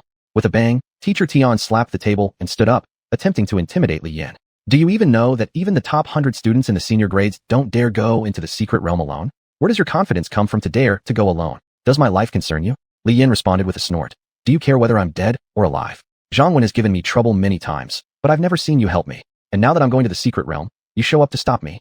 Tian Yin paused for a moment and said, Li Yan, I'm your teacher, and I wouldn't harm you. Going into the secret realm now is a death wish. Don't think that just because you have a hero-level unit as your dependent, you're invincible. Teacher. Li Yan looked at Tian Yan's clothing and continued. Isn't this suit expensive? It must be well taken care of so it doesn't wrinkle, right? Your battle suit probably looks exactly like your formal attire. Tian Yin was momentarily caught off guard. Having a territory doesn't mean we can relax and assume everything will be fine, Li Yan said. Uncle Tang's clothes, though very clean, clearly bear signs of repair here and there. That's the real attire of high-ranking lords, damaged in battle, repaired, constantly adapting to the lord's body. You've been too comfortable for too long, but I don't have the same qualifications as you people. I can only fight desperately. With that, Li Yan turned around and walked away. Chapter 11. Target. The clothes were too clean. This statement was not praise for Tian Yin, but rather an exposure of the deepest scars in the hearts of those types of lord teachers. If they could, who wouldn't want to continue battling on the front lines? Who wouldn't want to improve their own aptitude and rank to take a look at the god's realm? However, if they continued to fight on the front line, they would face countless dangers that could be even worse than having their lord core shattered. Crack. Tian Yin threw the glass cup down hard on the ground. How dare he? He is nothing but a waste with F-level aptitude. And he dares to educate me. Back in the day, although Tian Yin wasn't a born A-class genius, he was still a C-class talent. Even though it took him decades of struggle just to upgrade one level, the gap between C-level and B-level was already as difficult as ascending to heaven. Who in their youth didn't have ambitious aspirations? Who in their youth didn't dream of becoming a great person in the world? But for Tian Yin, his natural ability had reached its limit. What could he do about it? You reckless bastard. Tian Yin sneered. Just because you defeated a D-level Xuanhuan, you think you're so great? All my gentle advice earns is this mockery from you? Fine. Since you are so capable, I'll show you what rules and order mean. In this world, being defiant comes with a price. As Li Yan's homeroom teacher, Tianyin has the authority to review students' qualifications. If the review fails, it implies the student lacks strength. Naturally, the homeroom teacher can use this as an excuse to restrict certain students' activities. In simple terms, it's akin to some malicious teachers in Li Yan's previous life muttering under their breath, "With your poor grades, you still want to play like others? Focus on studying." However, since it involves reviewing Li Yan's abilities, it cannot merely rely on the so-called qualification. Moreover, as a teacher, Tianyin has no way to personally confront Li Yan. Li Yan's martial arts skills are already decent. Add to that the bizarre slimes he cultivated, even hero-level retinues, along with equipment ordinary students couldn't afford. There's no way random senior students can stop him. With resolve hardened, Tianyin drove to a place after school. In the era of universal lords, every successfully awakened person will possess retinues. To promote the development of this industry, even non-specialized lords can apply to use their retinue for work. Nowadays, on the streets, it's common to see vendors surrounded by oddly shaped creatures, while some beautiful ones become models competing with humans. Yet, these benefits pale in comparison to the real deal, those great figures who've achieved high lord statuses. The Zhang family holds considerable renown locally. Their company building spans 200 floors, generating millions daily. Some people even directly pay with contribution points. Zhang Tianquan usually handles tasks assigned by higher-ups. Otherwise, seeing him casually around town makes even local administrators call out "Lord" when they meet him. As for such lords enriching themselves using their powers, the authorities turn a blind eye. After all, items used by lords are expensive. Some impoverished families might never afford even a single piece. This is the power of high-grade lords. To make someone disappear quietly overnight is as simple as wanting it. Li Yan only escaped Zhang Tianquan's direct killing due to sheer luck. For who could imagine that within such a small academy, an A-class lord guards it? "Teacher Tian, please sit," Zhang Tianquan said while hugging a beauty with one arm and holding a cigar in the other. "Teacher Tian, your visit truly honors my humble place." "Mr. Zhang, don't flatter me," Tianyin chuckled. "I'm here for official duties, not personal reasons. Please remember, all experienced individuals." How could Zhang Tianquan misunderstand what Tianyin implied? They share a common enemy now, Li Yan. "I know Teacher Tian works tirelessly for the students," Zhang Tianquan smiled, letting go of the woman briefly as he puffed on his cigar. "It's just that Li Yan went too far. My son may have restored his core, but there's still damage to the fundamentals." "I understand," Tianyin nodded. "So, I plan to conduct a qualification review on Li Yan." Zhang Tianquan raised his eyebrows. "This situation with assistance is certainly advantageous. I wonder how I can assist Teacher Tian. Please feel free to say." Tianyin merely sought Zhang Tianquan's support for treasures and equipment applicable to lords. He would then find people within the Lord Academy to conduct the qualification review on Li Yan. This person can't be a waste who only relies on their retinue. It has to be someone with formidable combat abilities. Otherwise, when Li Yan unleashes his hundreds of thousands of slimes, nothing will be able to withstand them. Find 3 students from strength-based retinues and have them gang up on Li Yan in a series of one-on-one battles. If Li Yan can survive that, then Tianyin will have nothing else to say. However, those with strength-oriented retinues already have an overwhelming advantage early on. It's uncertain if Li Yan would even be able to survive the ordeal. "Teacher Tian," Zhang Tianquan chuckled. "If Li Yan were to die during this review, my family will surely present you with a grand gift." "Ha ha ha, Mr. Zhang, you're too kind." Tianyin also laughed. "What if Li Yan dies? So what? It'll just be because the students didn't know how to control their strength while sparring. This isn't something done by a teacher or a professional lord. What could possibly happen? Maybe a warning at most. As long as he gets the allowance from the Zhang family, whether there's a warning or not makes no difference." Li Yan had no idea at this moment that he'd offended Tianyin, nor did he realize that Tianyin had already plotted out exactly how to finish him off. Of course, this supposedly dutiful teacher didn't realize that he was almost about to incur the resentment of someone from the god's realm. Leaving the Zhang family company, Tianyin couldn't suppress the smirk on his face as he drove away. A measly orphan like Li Yan, whose entire family is nearly wiped out, actually dares to dream of venturing into secret realms and achieving greatness? Is that place something for someone like you? This time, if you don't die, I'll see how far you'll crawl to beg me. Tianyin snorted, flooring the gas pedal once again. "I'm going to make you understand that this world doesn't belong solely to those who live by fiery passion. How dare you mock me? Then prepare to face the consequences." Soon enough, under Zhang Tianquan's encouragement, the evaluation aimed directly at Li Yan commenced. Chapter 12, Review Process. "I haven't heard that practicing in a secret realm requires a review." Li Yan looked at the big character poster about himself posted under the teaching building and couldn't help but feel confused. If entering a secret realm for training also requires a qualification review, then what is my secret realm entry ticket for? Having a secret realm entry ticket is what grants the Vugra to enter the secret realm. Each secret realm is full of danger, but at the same time offers great rewards. Throughout history, many have obtained treasures from secret realms, improving their own abilities and achieving overnight success. But those are always just a few people. If everyone rushed off to train in the secret realms, it might lead to the monsters inside evolving faster than humanity's development. "You're clearly being targeted." Gu Xiaoxiao, looking at the announcement, said, "There are 23 classes in total for apprentice-level lords, and now 20 headmasters have united to review you. The last time something like this happened was 20 years ago. 20 years ago, There was an A-grade genius who was recklessly challenging others to lord duels within the academy. His favorite clan, the Spartan warriors, were extraordinarily aggressive. During battles, they fought without regard for life, as the lord himself joined the fray too. At that time, most headmasters initiated a review, demanding a test to check if this student's spirit had been corrupted by his favorite clan. This matter was eventually dropped without conclusion. No one knew where this student had gone, except that there was an additional berserker within the enforcement hall. Now, Li Yin simply wanted to go to the secret realm to search for some treasure to improve his qualifications. Why was such a situation occurring? What exactly was the reason? Isn't this quite good? Gu Xiaoxiao giggled. Once you pass this review, won't all the high-ranking academies be fighting over you? We're still nondescript lords. Isn't talking about higher-ranked lord academies too early? Li Yin frowned. Higher-ranked lord academies have no specific requirements for enrollment. As long as the students have enough power, they can enroll. But to enter such academies, one must at least reach the intermediate lord level. Besides innate talent, lords also have rankings: junior lord, intermediate lord, senior lord, special class lord, and divine class lord. Only divine class lords have the qualification to enter the divine domain for further development. Every divine class lord is precious combat strength for humanity. Their demise would be a loss for all of humanity. Currently, Li Yin has just entered school and hasn't even passed the college entrance examination yet. Talking about entering a higher-ranked lord academy is far too early. Moreover, even if a higher-ranked lord academy is willing to accept Li Yin, will other organizations agree? The enforcement hall is always short on personnel and likes troublemakers. They might snatch him first. This time, there are advantages for you. Gu Xiaoxiao laughed slyly. Look, no need for lord duels. They want to directly test your inherent strength. All three are strength-type students and have already reached the junior lord rank. In this academy, once reaching the junior lord rank, one can receive a talent-enhancing potion rewarded by the academy. If effective, these people's talents could significantly increase, along with their overall power. More importantly, this standard is already the admission line for higher academies. In this era, developing outside the academy is fraught with difficulty. Only through continuous refinement does one stand a chance to enter the divine domain and continue to improve. 3 junior lords coming to test Li Yin. This was truly.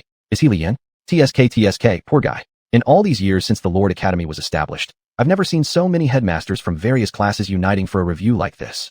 He's done for. Even though he defeated Xuanhuan, in reality, he cheated. The words around became increasingly unbearable. Li Yin humphed and returned to his class. In fact, he roughly knew who was causing him trouble. After all, the number of people he had offended was limited.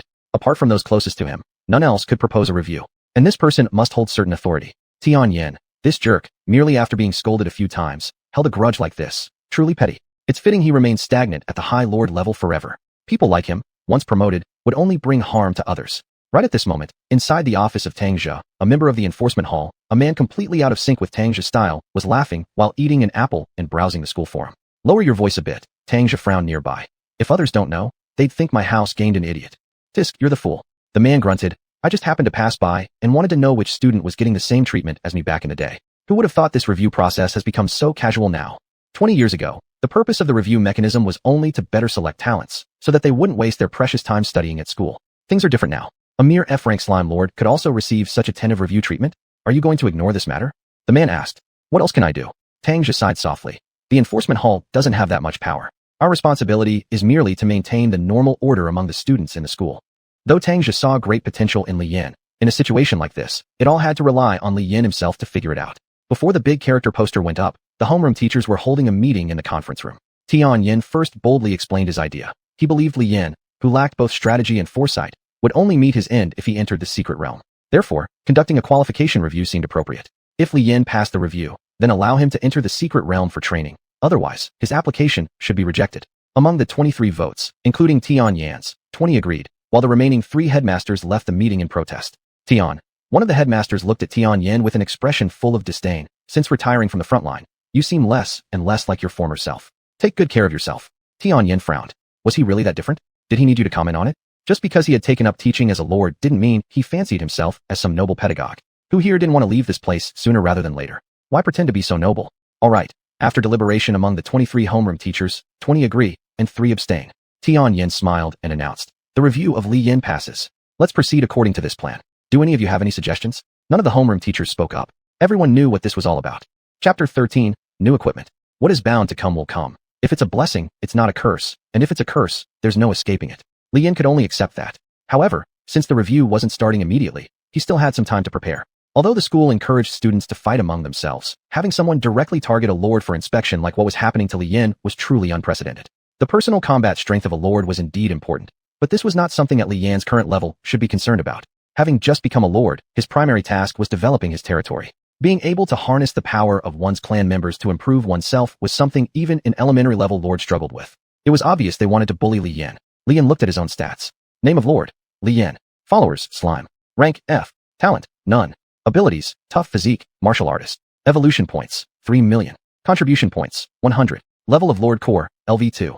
Relic in territory, none. Quality of territory, low. As long as Li Yan wished, the slime population within his territory would multiply and split in large numbers, and evolution points could also be used to strengthen himself. But unless he upgraded his lord core, his overall potential for growth would always remain limited. The most convenient way to upgrade his core was naturally by hunting other lords.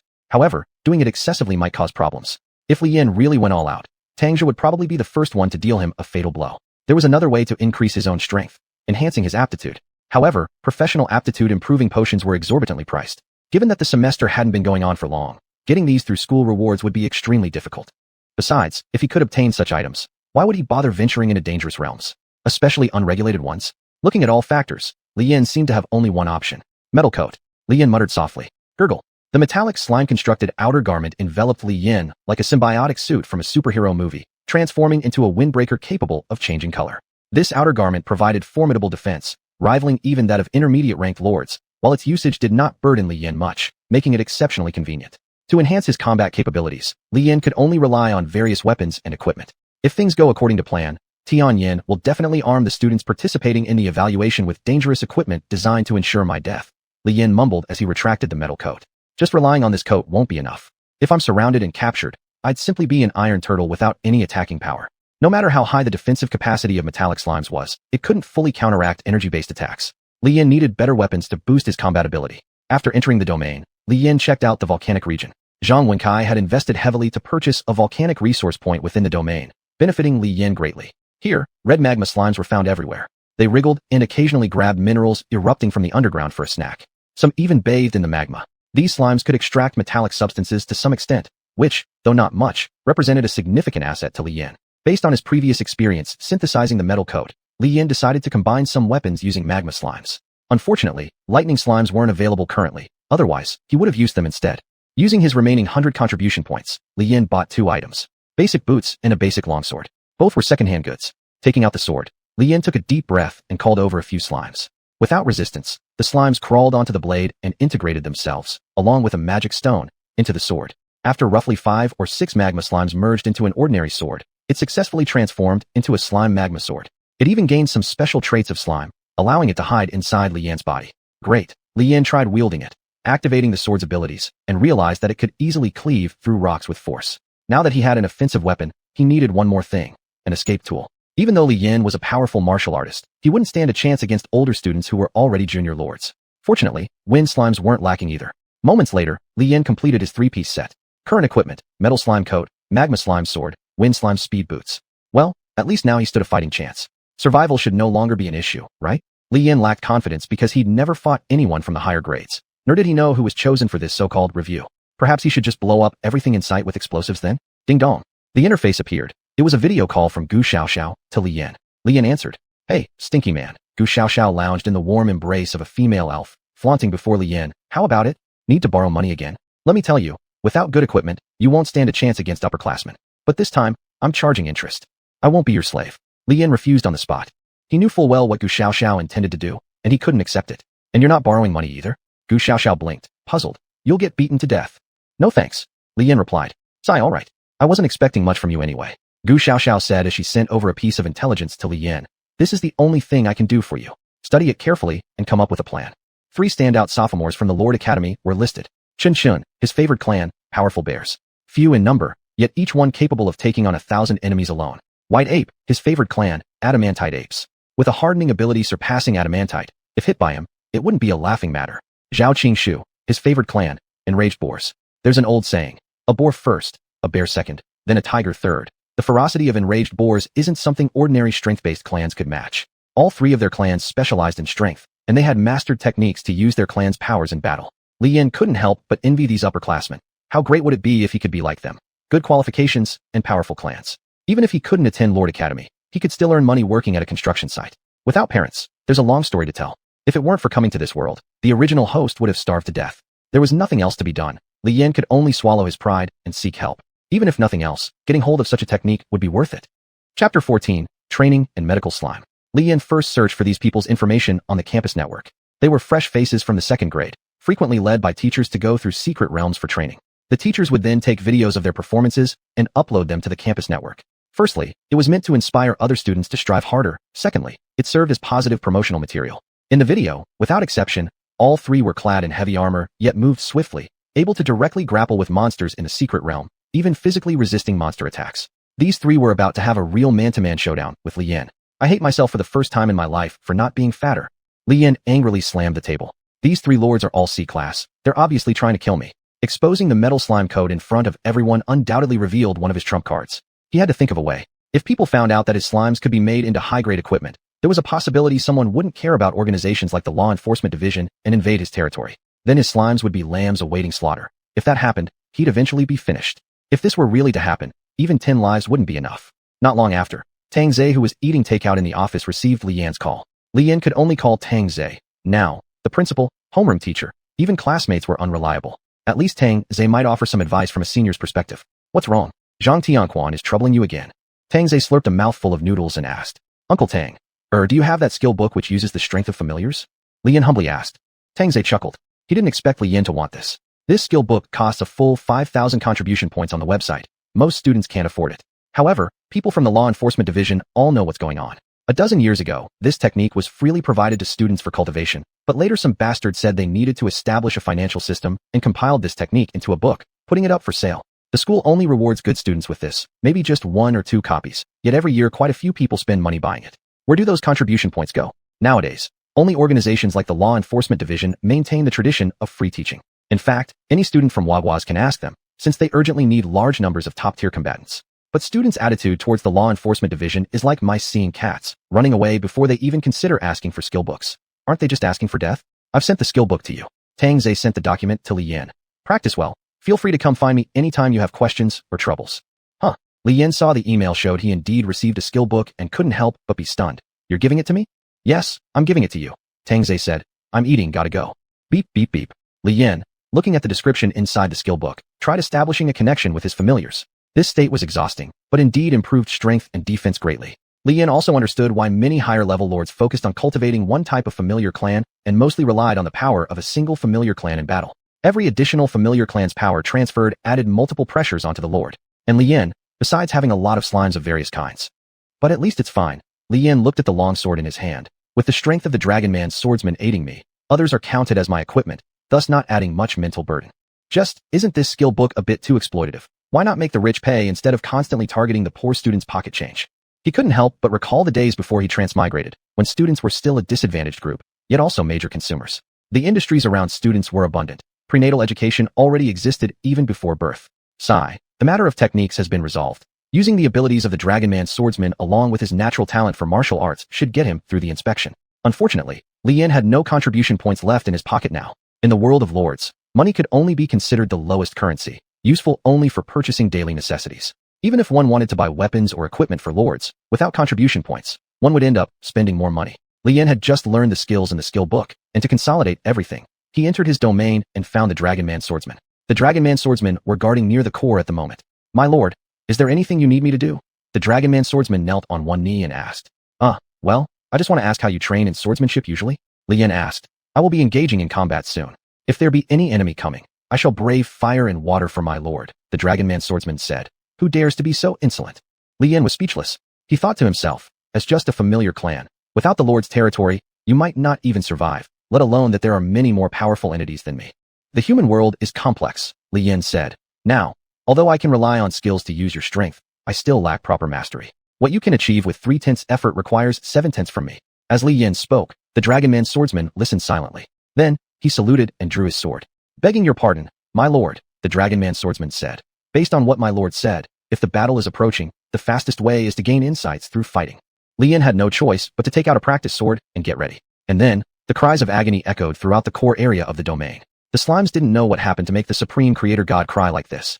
True to his reputation as a hero-level unit striving to become a sword saint, the Dragon Man swordsman trained Li Yan without mercy. Even when Li Yan got injured, the slimes would heal him, allowing the training to continue. The time flow within the domain differed from outside. As Li Yan moved from enduring pain to being beaten bloody, the difficulty kept increasing while he gradually mastered more techniques. Today, he also gained an unexpected reward. New species acquired, medical slime. Having absorbed much of Li Yan's bruised blood and damaged cells, the red healing slime equipped with medical boxes was born. Li Yan became increasingly curious about what other forms his slimes could evolve into. Should he try buying some dragon seeds? Chapter 15. Shock from all sides.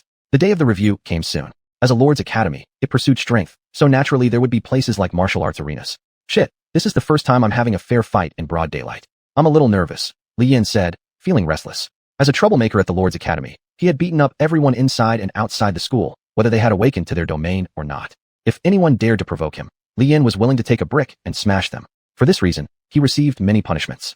If it weren't for previous cases of lords similar to Li Yan, whose awakened familiars possessed ultra-high combat strength, he would have been expelled long ago. Later, although he did awaken, who would have thought that his awakening was to the lowest F rank, and worse, the weakest slime familiar? You didn't used to care about gains and losses when you fought before. Gu Xiaoxiao looked at Li Yan and said, "How about becoming my slave? Let me help you." Gu Xiaoxiao was from the Gu family and naturally had access to higher-level lords. If she went to cry to one of her uncles, softened his heart, and asked for some intervention, then this issue could be resolved with ease. However, Li Yan wouldn't budge. "Miss Gu," Li Yan asked, "what kind of slave do you want me to be?" "Of course a star slave," Gu Xiaoxiao said seriously. "With all due respect, I must decline. How dare you covet the body of an innocent youth? How disgraceful," Li Yan retorted. Soon, it was Li Yan's turn to step onto the field. The three opponents on the other side were large and robust, looking tough as nails. They recognized the F-rank lord across from them. It was none other than the former king of fights within 10 miles of the school. It was expected that Li Yan's fighting techniques would be highly proficient, but there was no way to learn or exchange skills now since it was a task handed down from above. "Li classmate, don't blame us," Qinshin said. "This examination is decided by the teachers. We just need to test your combat power." Saying this, the three simultaneously borrowed the power of their familiars and took out advanced long weapons. Li Yan took a deep breath, drew the lava slime longsword, put on his metallic slime coat, and assumed a fighting stance. This scene shocked everyone. When did this F-rank fellow acquire such advanced equipment? "What are you looking at? Haven't you seen a whirlwind swordsman?" Li Yan said irritably. "Do you call that a whirlwind?" The three stared at the molten rock longsword in his hand, dumbfounded. "Oh, this is a real whirlwind." Li Yan activated the ability of the whirlwind boots and instantly rushed to the front of the three. Startled, the three hesitated for a moment, only to be hit by Li Yan and sent flying one after another. This level of assessment was clearly unreasonable. Dealing with three C-rank lords was practically impossible, so Li Yan could only try to tackle one at a time.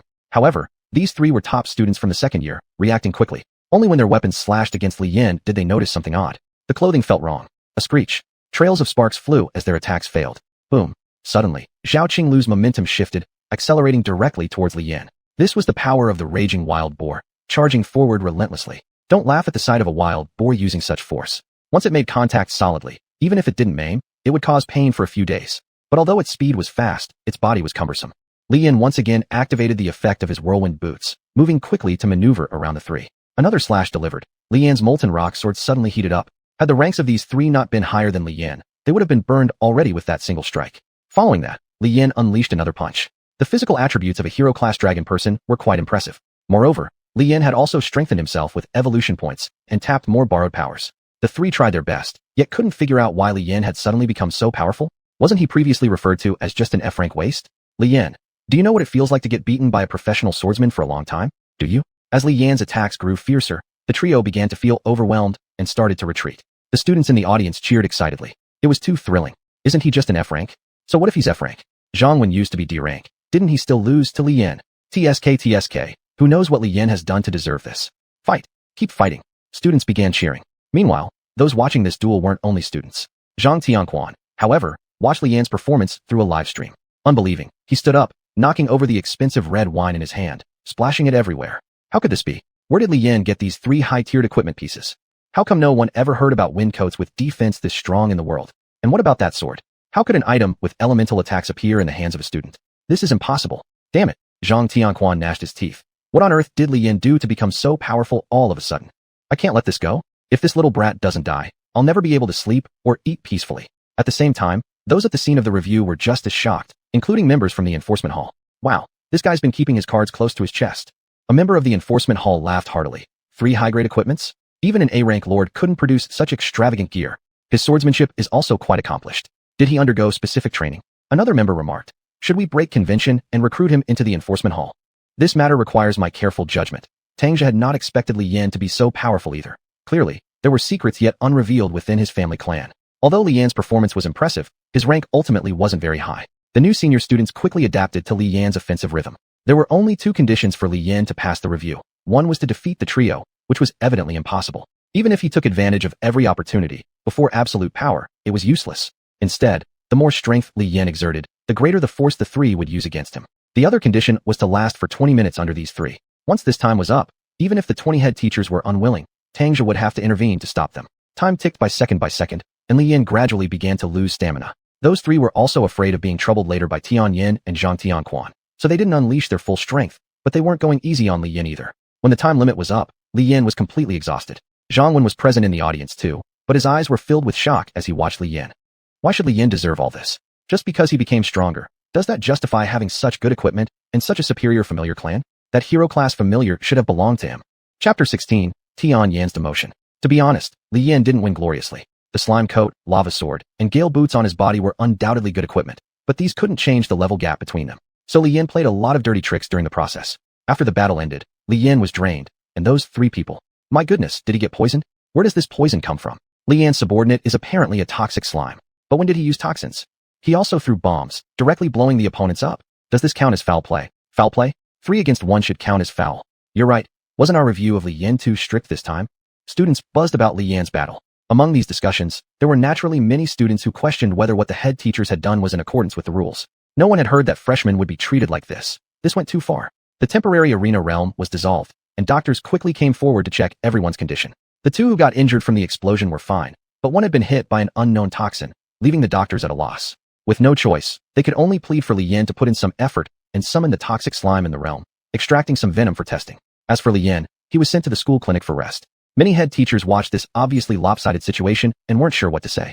Tian Yin, didn't you say this Li Yin was insignificant? Great, we offended a future genius. What kind of genius has F-grade talent? Not necessarily so. Talent can be improved after birth. The key point is that he performed well both in using the subordinates and integrating his own powers for combat. Sigh, good luck with it then.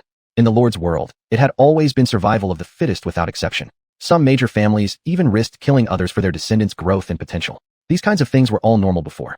Nowadays, with the enforcement hall present, they wouldn't dare to easily attack students within the school grounds anymore. Tian Yin clenched her teeth and marked the examination results of Li Yin on her mobile terminal as passed. With Li Yin's combat strength, once inside the secret realms, he'd surely return like tigers returning to the mountains and dragons back to the sea. Even though he wouldn't be able to fight off the high-level monsters definitely, items useful for his talent enhancement would surely fall into his hands. Damn it, how could this happen? I gave those students so much good equipment. Tian Yin clenched her teeth in the office. I even used the Zhang family's connections for a numerical advantage. Yet why is he so strong? Not even A-rank geniuses could do something like this. Actually, Li Yin took advantage of having relatively low talent. Due to the lower initial talent grade, the talent of his subordinates would be correspondingly low. As a result, it wouldn't take many resources to improve his subordinates. Moreover, slimes have the ability to evolve irregularly, which makes them capable of achieving significant gains with minimal investment. Adding to that, Li Yin spent his idle time playing around with slimes. Thus, those advanced weapon equipments, well, they could probably be mass-produced. Inside the infirmary, Li Yin lay in bed for half a day to regain his strength. Oh, finally rested up? For someone whose physical constitution isn't weak, why'd it take so long? Asked a person from the enforcement hall. Li Yin was confused. Who was this? With such an arrogantly cool demeanor, he certainly didn't look like someone from the enforcement hall. Get out first, Tangja ordered. Boring. The man yawned and walked out of the school infirmary. This left only Li Yin and Tangja inside. Can I have a glass of water? Li Yin asked. Tangja poured a cup of cooled boiled water from the table next to him and handed it to Li Yin. Tell me, where did those 3 weapons come from? Tangja asked. The skills I gave you could only let you synchronize your subordinate abilities. You wouldn't have been able to simultaneously synchronize 3 different capabilities. So it must have been your gear that did the work. After professional evaluation, your 3 gears reached the standard of mid-level equipment and even showed potential to become high-level equipment. If sold, each piece would be conservatively estimated at 20 million. Li Yin was stunned. They were worth this much? Equipment for lords indeed tended to be very expensive. However, most equipment that circulated on the market was typically obtained in the secret realms. High-tier elites usually created their own subordinate-made equipment. There are also forging-class lords who specialize in producing weapon equipment to sell. They never lacked customers either, and the enforcement hall was one of their regular clients. Swoosh. Tangja drew his sword. This slightly retro-styled sword looked like some kind of cosplay prop, but it was actually the finest forged weapon created by the top blacksmiths in their own domain. There is no price, because this weapon can only be used by people from the enforcement hall. It's not allowed to be sold externally. The cost of forging my sword is about 2 billion, Tangja said. The forging lord has enough strength to make a name for himself in the god's realm. What about your weapons? After buying the secret realm ticket, you probably don't have money left to buy equipment, right? Li Yin swallowed and put on the metal coat again. This slow process allowed Tang Jia to see clearly that this was certainly not the kind of equipment that could be obtained just by synchronizing with slimes. My slime transforms into this equipment at my command, Li Yin said. The sword and boots are the same. Can others use them? Tang Jia asked. No, Li Yin shook his head. The quality of these pieces isn't that good. If they get damaged, only I can repair them. It would just cause trouble if someone else tried to use them. Tang Jia nodded with some regret. By the way, Uncle Tang, Li Yin asked, why was my review so difficult? Right away, 3 upperclassmen ganged up on me. It forced me to resort to some despicable means. Poison, bombs, sandstorms in eyes, and even childish fighting tactics. Li Yin used all of them. That's how he barely passed the examination. If it had been anyone else, they probably would have died right there on the platform. You should rest well, Tang Jia said as he stood up. I'll take care of the aftermath. Once you're ready, go to the secret realm. Li Yin didn't know what happened later, but he heard that apparently the principal suddenly reprimanded dozens of homeroom teachers and punished Tian Yin, the mastermind behind this incident. Actually, Li Yin's entry ticket to the secret realm was originally an opportunity provided by the school for students who refused mediocrity. He should be able to enter without any obstruction. While Li Yin waited at home to go to the secret realm, Tian Yin, suspended from her position, grew even more hateful toward Li Yin. Chapter 17, The Demon Enchantress. In this era of a nation of lords, competition is fierce. The rewards for frontline battle lords are naturally quite substantial, but they also face all kinds of risks. If something happens, one may have to retreat to the second line, or even resign and start a business back home, at least having some means to survive. However, if you're dismissed due to work reasons, that's terrible. Especially teachers at the Lord Academy. Every teacher working at the Academy has a minimum requirement of being a B-class High Lord. If these people were left unchecked, the damage they could cause would be more serious than external enemies. Therefore, every teacher who is suspended, dismissed, or fired will be strictly restricted from using their domain. Even the number of retainers in their domain will be limited. Excessive breeding of retainers won't be allowed. In short, the punishment dealt to Tian Yin has effectively cut off his future. But this can't be blamed on anyone else. Rules and regulations exist here. Even with enforcement hall officials around. If someone openly defies them like this, how can you keep them without dismissing them? But this doesn't mean he doesn't have other methods. The Lord Academy has its fair share of problem students. There are those who only know how to fight others with their Lord abilities, even taking pleasure in shattering others' Lord cores. They've all been warned and put on academic probation by the Academy, cut off from supplies provided by the school. Now, they can only sustain themselves by working for black bosses. Once they earn enough contribution points, they enter the secret realms. With good luck, they can live carefree for half a year. At this moment, Tian Yin found a problem student from the Lord Academy. It was at a little coffee shop tucked away in an alley. Teacher Tian, are you looking for me because you have a job for me?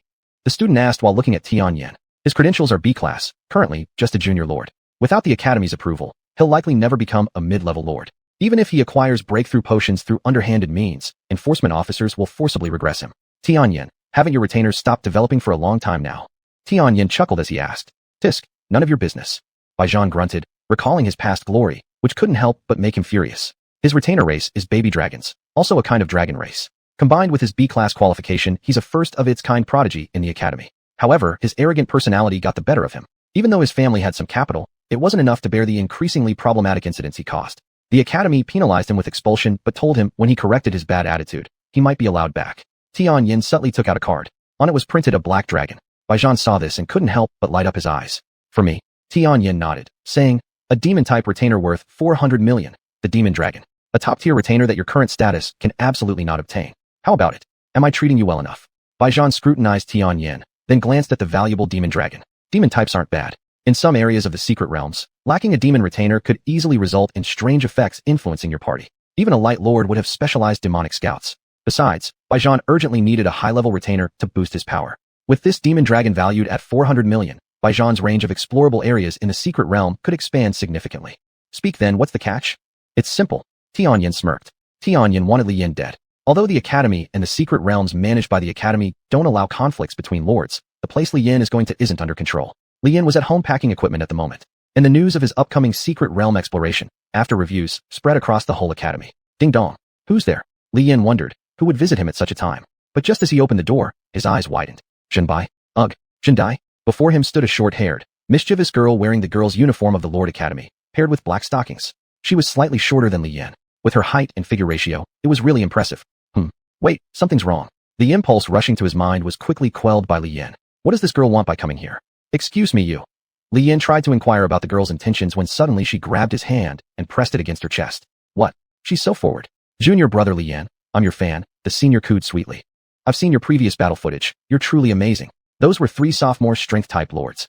Li Yin felt somewhat dazed. After making a name for himself, a beautiful senior sister actually came offering affection. Who would have guessed? But, Lord, please be careful. This woman has an unusual aura. The Dragon Man swordsman within his domain warned him. Li Yan also instantly snapped out of it. He was well aware that in this era of universal lords, power reigns supreme, and interests are paramount. Senior sister, don't joke around. Li Yan chuckled as he withdrew his hand and said, I've just been lucky. You're all seniors. I'm just an F-class lord. Junior brother. Huff. As the senior sister tackled him with a ball, Li Yan only felt how fragrant, soft, and comfortable her embrace was. Is it such a great feeling to be hit on by a girl? Junior brother. The senior sister used her delicate hands to lightly caress Li Yan's chest, saying, Your pectorals are so amazing. I wanted to try them when I saw you fight earlier. Your body must have gone through thousands of trials, right? Can I come in and talk now? I can give you some perks, junior brother. Li Yan pushed away the beautiful senior sister and stared at her for a moment. There's no such thing as a free breakfast. If she didn't want something from him, that would be strange. But it seemed like there was no apparent reason for this senior sister to approach him. Was it for the slime equipment? But Tangjia had already said that it was just intermediate level gear, and upperclassmen should look down on it, right? Seeing Li Yan's expression, the senior sister hesitated for a second, then started crying and unbuttoned her uniform. Junior brother. Sniffle sniffle. Can you bear to see me standing outside talking to you? Such a teary-eyed appearance would melt anyone's heart. Li Yan didn't know how to comment. What is this all about? Sister, what do you actually want? Having no choice, Li Yan let her in. Continuing this way wouldn't look good, would it? The senior sister immediately recovered her smile and sat on the couch in Li Yan's house. Her figure ratio was truly extraordinary. Senior sister, can you tell me why you came here? Li Yan placed the drinks on the table and asked. Chapter 18, xuanhuan. Junior, introduce yourself. The senior took a sip of her drink, and after licking her lips, she said, I am from the Gu family. My name is xuanhuan. I believe my younger sister has been pursuing you for quite a while, hasn't she? Do you consider making someone a slave as pursuing them? Li Yan's mouth twitched at the corners. Am I out of my mind? How could I possibly go be a slave for someone else? Although he hadn't heard in Huaxiao about anyone really becoming a slave, based on Li Yan's character, it was absolutely impossible for him to do such a thing. Hey, don't rush. Xuanhuan smiled. Inching closer towards Li Yan, Xiao just has very strong possessive instincts. There's nothing that can be done about that. Also, our family spoiled her, if you're unhappy. Xuanhuan's delicate hand poked at Li Yan's thigh. Let me compensate you. Just get straight to the point. Li Yan's biceps bulged. Gu Xiao constantly demanded he become some celestial slave. This older sister probably wasn't much better either. To avoid being manipulated by women, Li Yan needed to preserve his own innocence. All right. Gu Xuanhuan pouted and said, I came here to cooperate with you. Your follower clan is slime, right? My clan is succubi. As she spoke, a black little tail appeared behind Gu Xuanhuan's buttocks, and two horns sprouted from her head.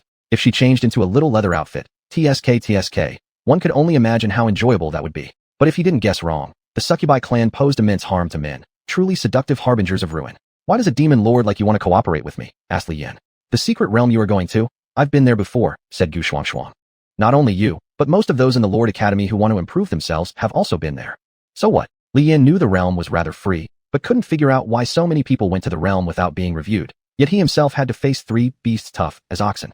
The secret realms led by our school teachers were confirmed safe after being cleared by high-ranking lords, said Gu Xuanhuan. After the clearing, the treasures obtained, as well as equipment and such, are stored as school assets, giving excellent performing students an opportunity to obtain them. But the realm you plan to enter, its connected space entry points aren't just limited to a few places.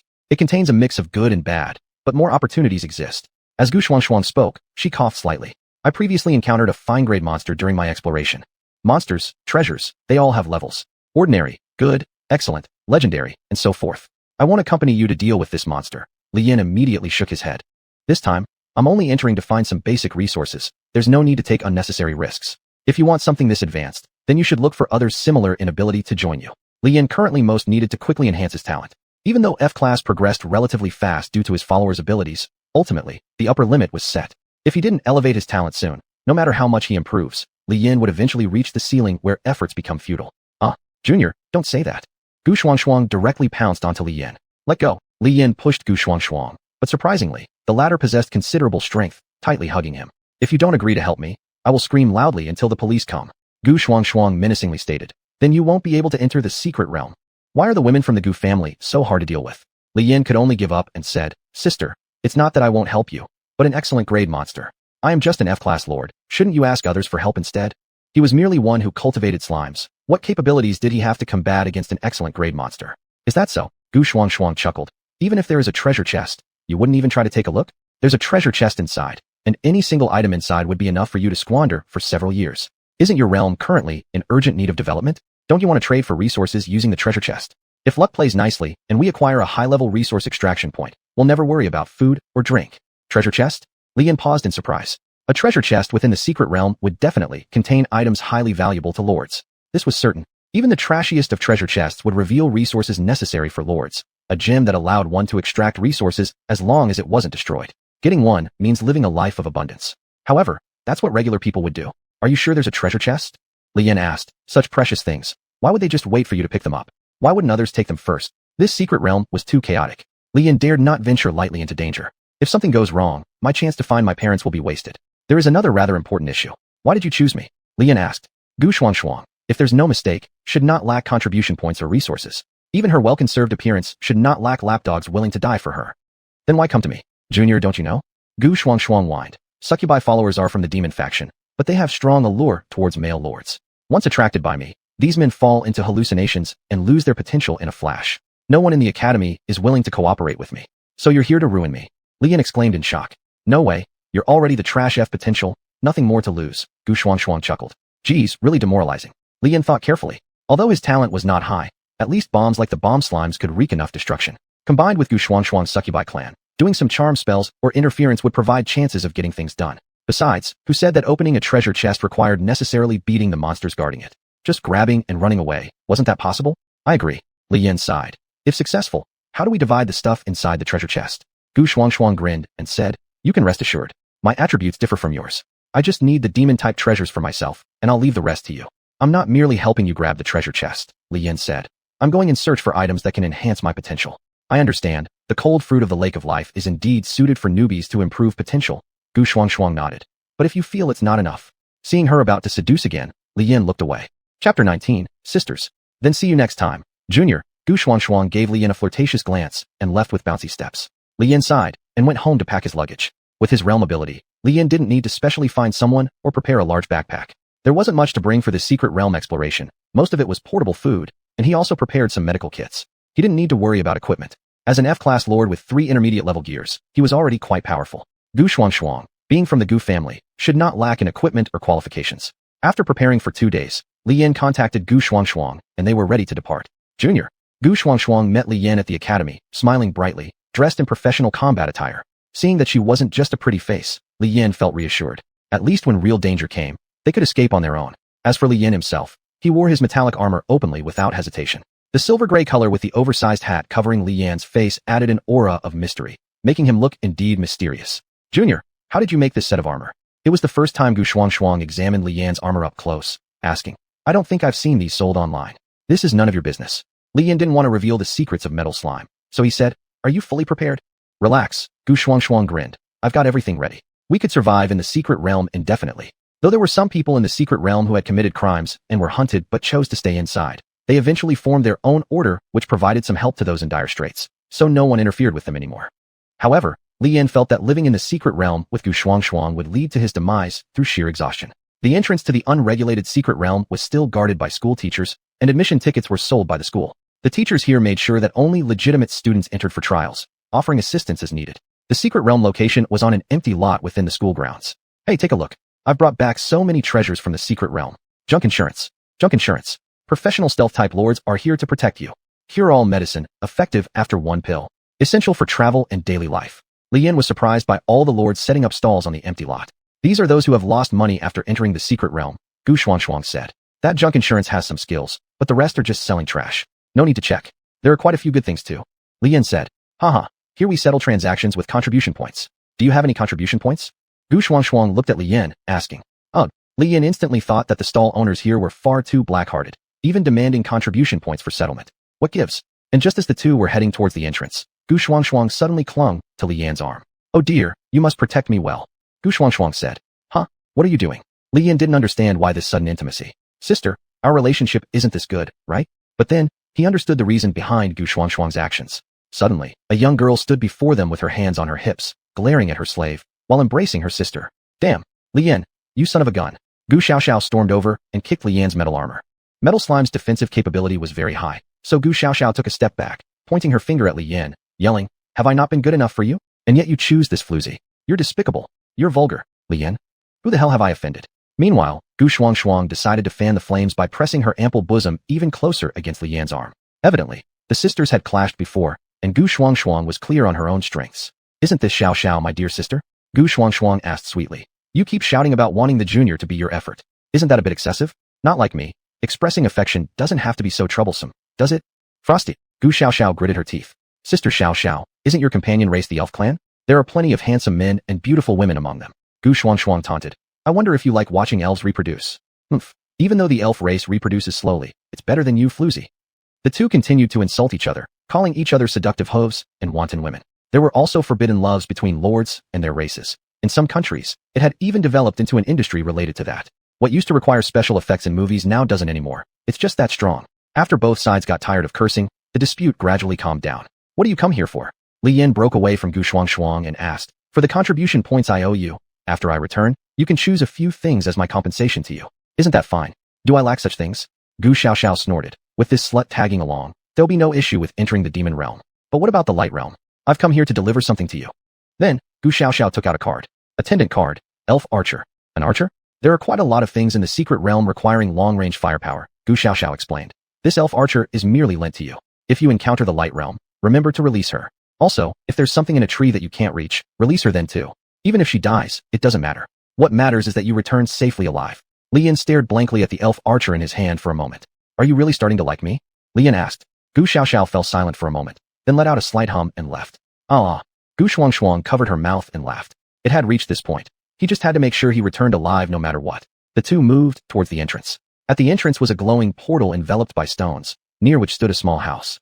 The old man who usually collected plastic bottles around campus yawned and glanced at Li Yin and Gu Xuanhuan approaching. Going in for training? Show me your tickets. The old man extended his hand. After checking, he handed over 2 bells to Li Yin and Gu Xuanhuan. In case of danger, one could seek help, but all Li Yin could think about right now was other stuff. The gatekeeper is also an A-class lord? How incredibly powerful. Chapter 20. Let's divide the spoils. Alright, if you two can't hold on any longer, just shake this bell as hard as you can, and I will come to rescue you once I sense it. The old man yawned. Students like you two who follow instructions are rare. Some unruly ones would just barge in while I'm asleep. I don't know whether they lived or died. Thank you. Li Yin held the bell and said. After receiving permission, Li Yin and Gu Xuanhuan stepped into the light gate. Upon entering, Li Yin realized that the light gate connected to a passage made of an unknown material. Isn't it supposed to directly teleport us over? Junior brother, Gu Xuanhuan chuckled. I'm about to explain the rules of the secret realm to you, so that you don't end up losing 1,500 contribution points because someone ambushes you. Remember, not everyone can come up with 1,500 contribution points to buy an entrance ticket. With an entrance ticket, if you're in danger, an A-class lord will rescue you. Without it, dying inside means nothing but waste. What are the rules? Li Yin was confused. No rush, Gu Xuanhuan laughed and said, you'll find out when we get outside. The two walked for a while and arrived at another light gate. Once they stepped out, Li Yin saw that the outside was a forest, and their position seemed to be on top of a huge tree. So this is inside the secret realm? It looks completely different from human society. Just then, snap. What was that? Li Yin looked toward the source of the sound. Click, click, click, click, click. Yikes. Gu Xuanhuan hid behind Li Yin. Li Yin's metallic outerwear transformed into a semicircle, blocking all the attacks. Are these bullets? Machine guns? Ha ha ha. I knew fools would come here. A lord holding a Gatling gun stepped forward. Without higher-level lords leading you, you dare to come in. And there's even a beautiful lady. Hee hee. Brothers, let's go. Several lords resembling wild men, riding giant eagles or 4-legged beasts, excitedly stared at Li Yin. Then, whoosh whoosh whoosh, bomb slimes detonated. Next, relying on his swift boots, Li Yin unleashed a fierce assault on these lords. A martial artist's talent isn't something that followers can withstand. No one could block Li Yin's fists. Swoosh. Elven archers started attacking. Some lords regained consciousness only to see a nurse dressed in black stockings wiping glass in front of them. And then they were knocked unconscious by Li Yin's punch. Gu Xuanhuan hummed as she ran to these lords, taking away most of the resources and materials from their lord bracelets. Subsequently, the lords who had been robbed were thrown into the light gate by Li Yin. With no resources left, Gu Xuanhuan didn't even leave them spare underwear. Apart from going back through the portal, they basically had no other options. How are there still people guarding the gate? Li Yin asked. It's a way to make money. Gu Xuanhuan laughed. These lords sneaked in secretly. Some may have accidentally teleported here. Without backup, they have no choice but to rob other stuff. It's troublesome in a secret realm that isn't under control. There are no rules here. If you don't have enough strength, you're just a piece of fat meat in others' eyes. Li Yin reflected for a moment. They could just leave through here. Can't help it, Gu Xuanhuan said. There might be people chasing them outside. After using the entrance ticket, as long as you don't leave, it remains valid. Whether it's better to be punished or beaten outside, it's preferable to struggle here. Always valid. Li Yin was surprised. Then can I? If possible, Li Yin could stay here to cultivate indefinitely. Some specialized items can only be processed outside, Gu Xuanhuan said. We are students of the Lord Academy after all. Being here would only restrict our development. Moreover, the more resources you obtain within the secret realm, the more you'll be targeted. We'll just take what we need. Li Yin clicked his tongue, wanting to unleash hundreds of thousands of slimes to scrape every bit of resource. Who cares what kind of secret realm it is? I want everything. You shouldn't summon your followers yet. Xuanhuan held Li Yan's hand. In a secret realm, each person can summon a maximum of 20 followers. Exceeding this limit will result in being teleported out immediately. Every lord, if properly developed, has armies numbering in the hundreds of thousands. If everyone released all their followers within the secret realm, could its resources endure?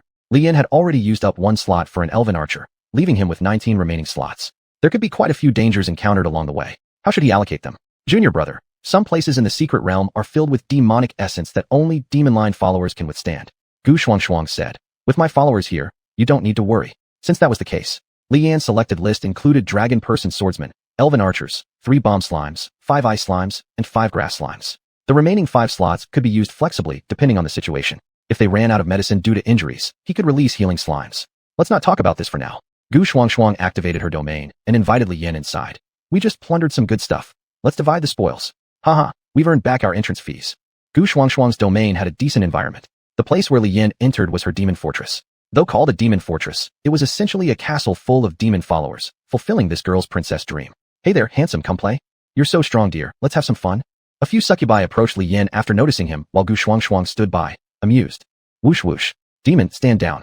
How dare you desecrate our master's body? Elven archers and dragon person swordsmen appeared, protecting Li Yan. Li Yan glanced at Xuanhuan. Alright.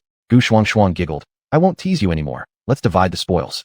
In the hall, treasures were piled up like mountains, containing more than just basic potions and food. There were many other items as well. There were both hot weapons and numerous cold weapons and armors, even large amounts of minerals and wood. These were all valuable basic resources. Is there anything you want, junior brother? Xuanhuan asked. Once. Yes, I want all these supplies. Li Yan sighed. No choice, I've just started building my domain. Originally, Li Yan was poor, but those people he defeated had so much wealth, which wasn't fair. He really didn't care for those high-grade equipment though. Chapter 21. Journey into the Secret Realm.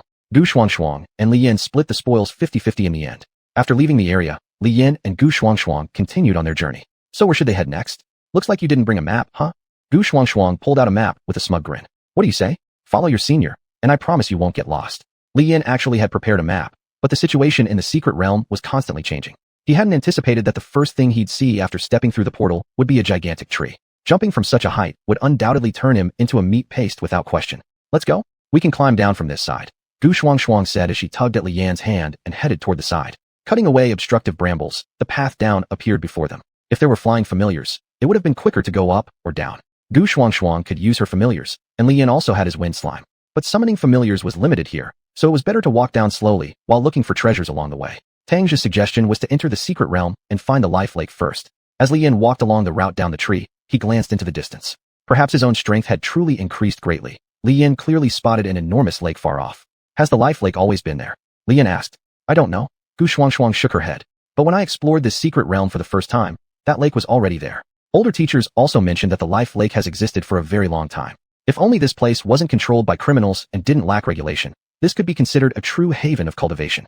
The boundless vista stretched endlessly ahead, making him wonder when his domain might grow this vast. By then, he'd surely ride on a slime. The two moved forward relying on the keen senses and ranged attack capabilities of their Dragonman swordsmen and other loyal followers, managing to gather quite a few things. Even a common medicinal herb from the secret realm carried immense value outside, let alone those visibly precious items. With the expedition progressing smoothly, Li Yan and Xuanhuan soon arrived at their destination. Seeing such a massive lake for the first time directly left Li Yan deeply moved. How did such a beautiful place become known as a secret realm? Splish splash. Hey, look over there, your fruit is right there. Xuanhuan reminded him. Li Yan looked over to see a floating object resembling water lilies bearing a fruit drifting towards them. Grass slime activated its abilities, and Li Yan successfully retrieved one fruit. Item, cold fruit. This item cleanses the body, refines bone marrow, and improves a lord's potential. However, it only works on lords below D rank. D rank or lower. This suited Li Yan well enough, as he himself was still at the lowest F rank level. What complaints were there? It would be better to get more, Xuanhuan suggested. This item merely helps clean out and purify your system.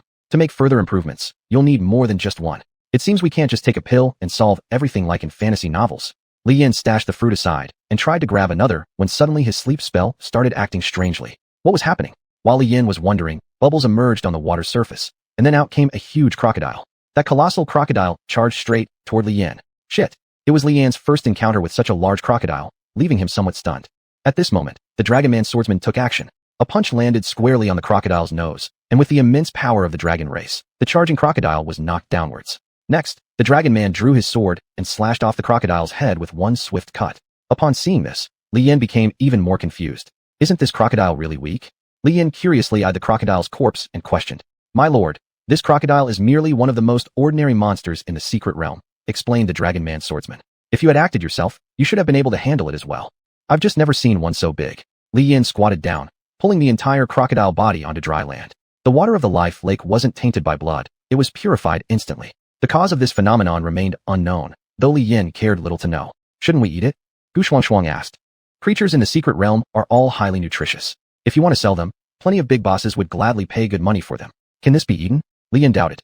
Leave it to me. Xuanhuan grinned mischievously, summoning one of her demon familiar servants.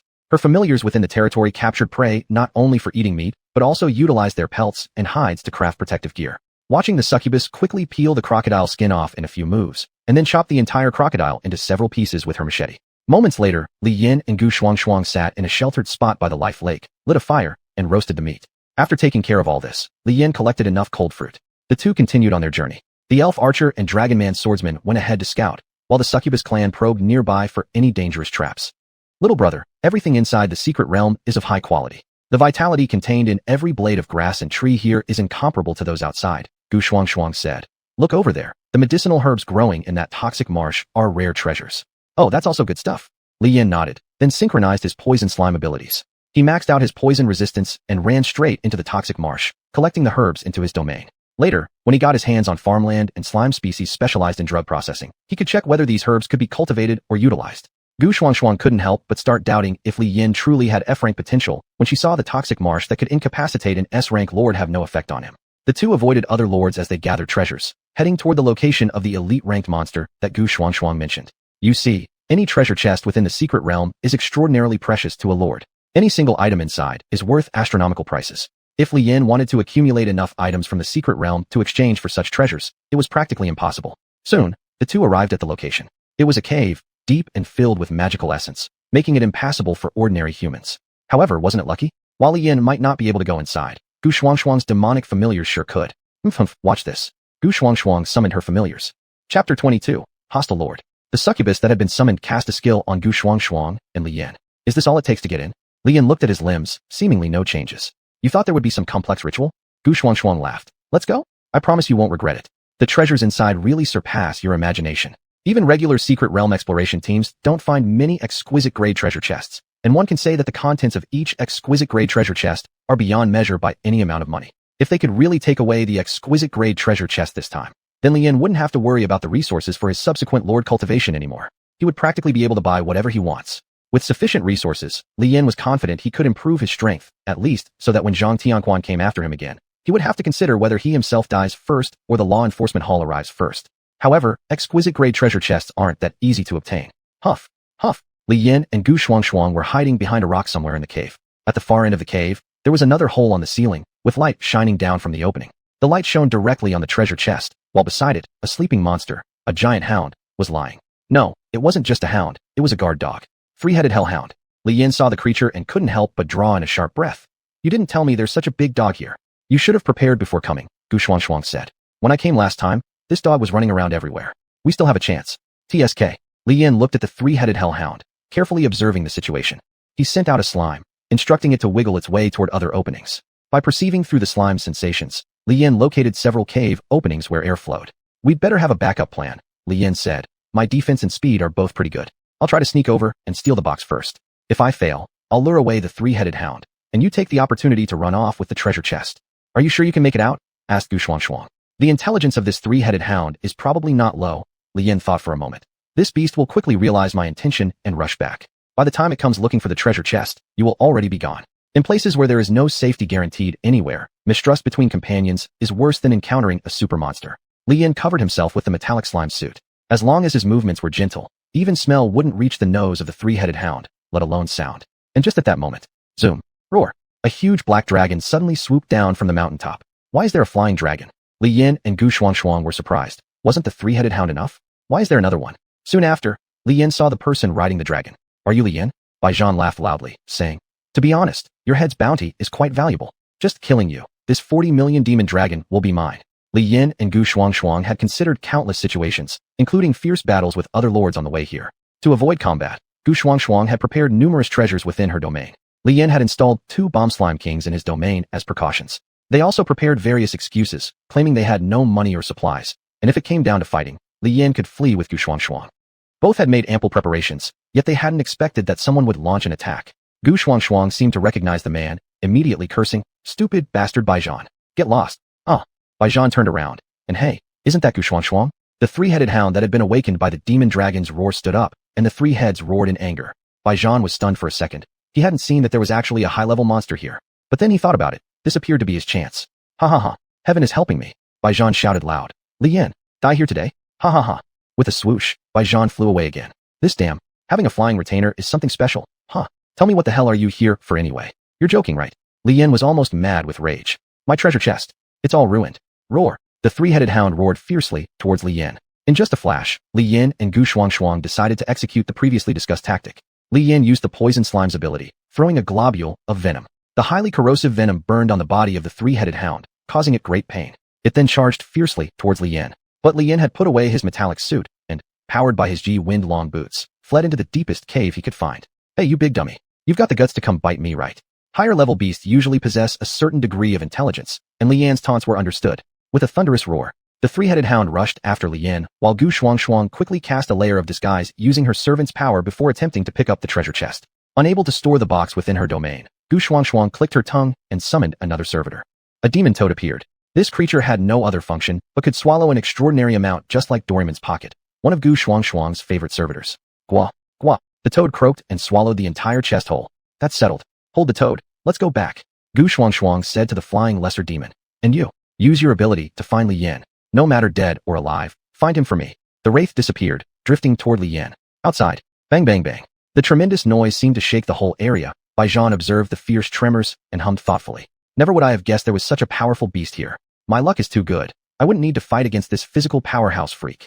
Baijan sighed in relief. He had also investigated Li Yan and found out that even though this man only had F-level lord potential, his combat experience and fighting prowess far surpassed some higher-level lords. And Baijan himself was a lord who relied heavily on his servitors. He didn't dare enter the cave without this demon dragon at all. Since there was already a foolish dog willing to help eliminate his target, let's just wait and see the result.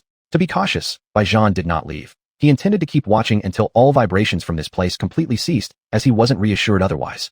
Chapter 23. I'll kill you when we get back. All demonic monsters have one characteristic. When they encounter strangers, they become extremely eager to devour them alive. Especially these unregulated demonic creatures, who might not see a human for hundreds of years. At this moment, Li Yan caught the attention of the 3-headed dog and was subsequently chased and attacked relentlessly. Buzz.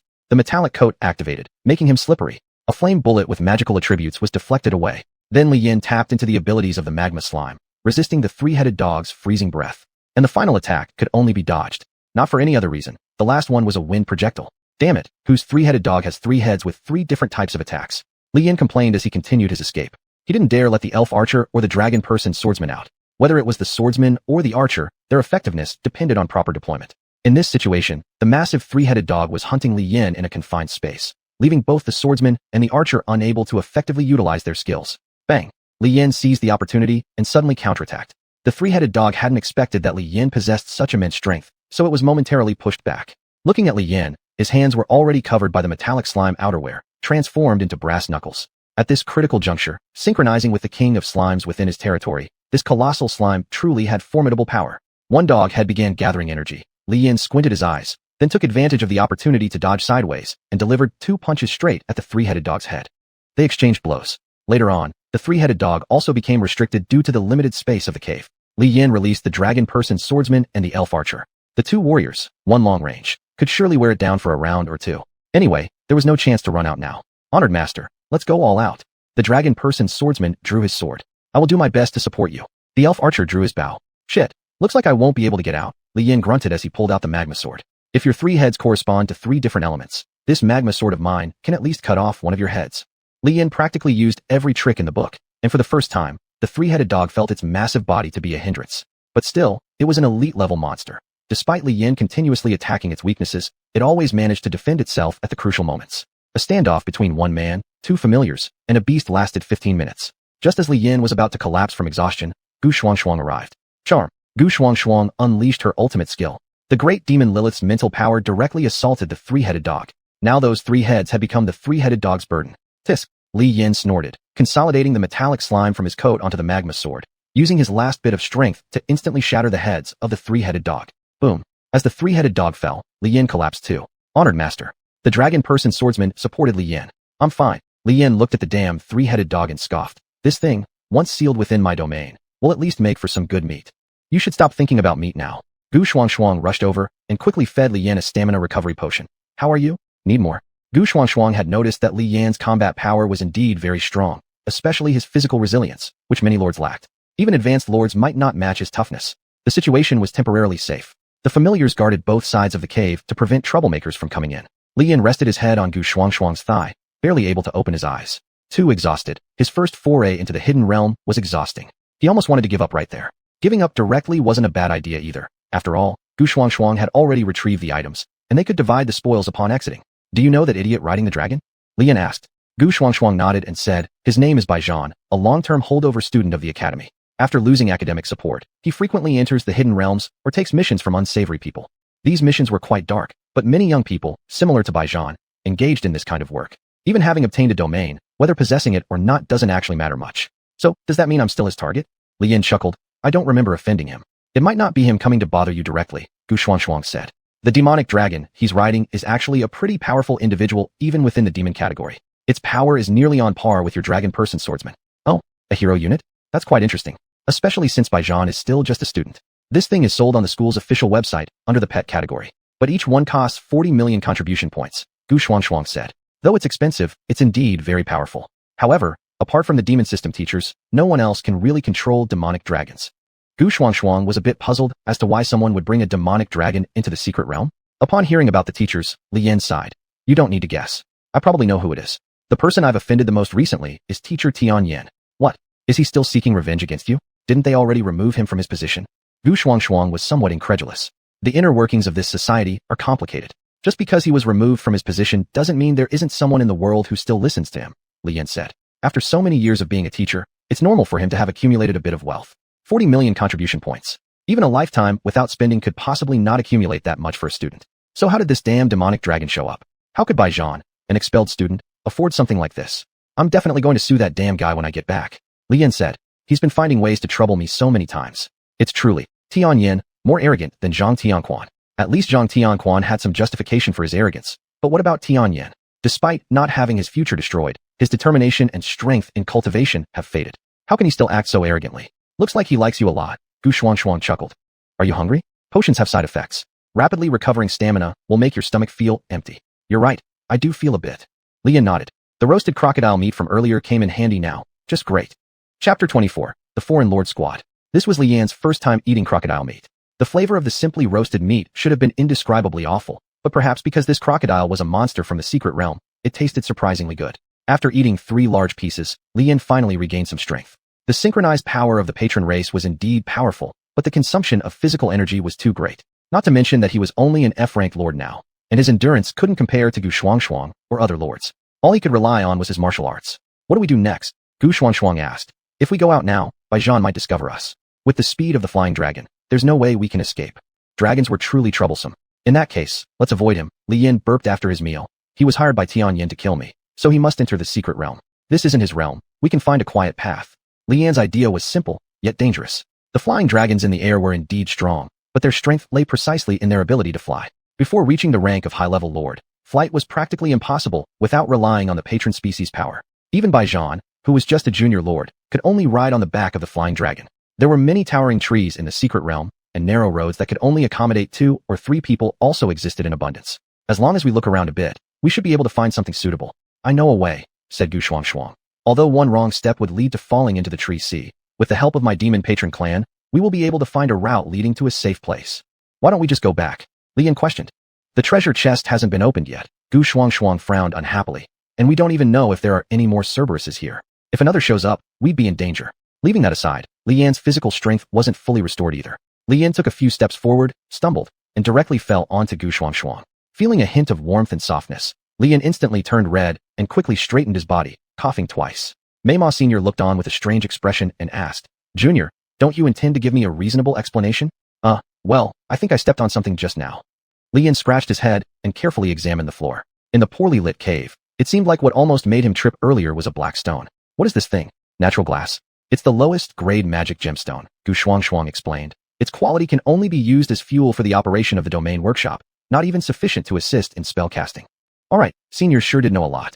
If there are such gemstones here, it suggests that this place was originally a magic gem mine, which has probably already been emptied, said xuanhuan.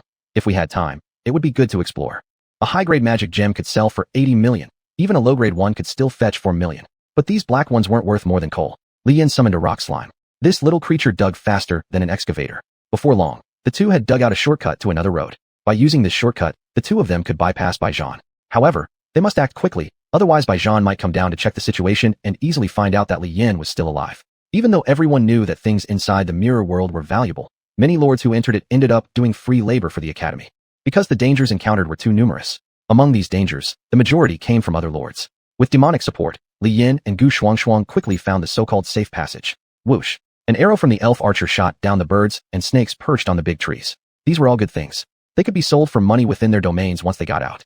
If nothing else, they could be used as supplements to enhance themselves. Anything Li Yin ate could contribute to increasing his own strength. At this pace, we should be able to quickly make our way back to the entrance, xuanhuan said. Once we get there, the demon dragon won't be very useful anymore. If he forces his way into the teleportation channel, the patron clan will be forcibly sent back to its domain. Without the disturbance of the demon dragon, Li Yin could take on 10 Baijans. Hurry up.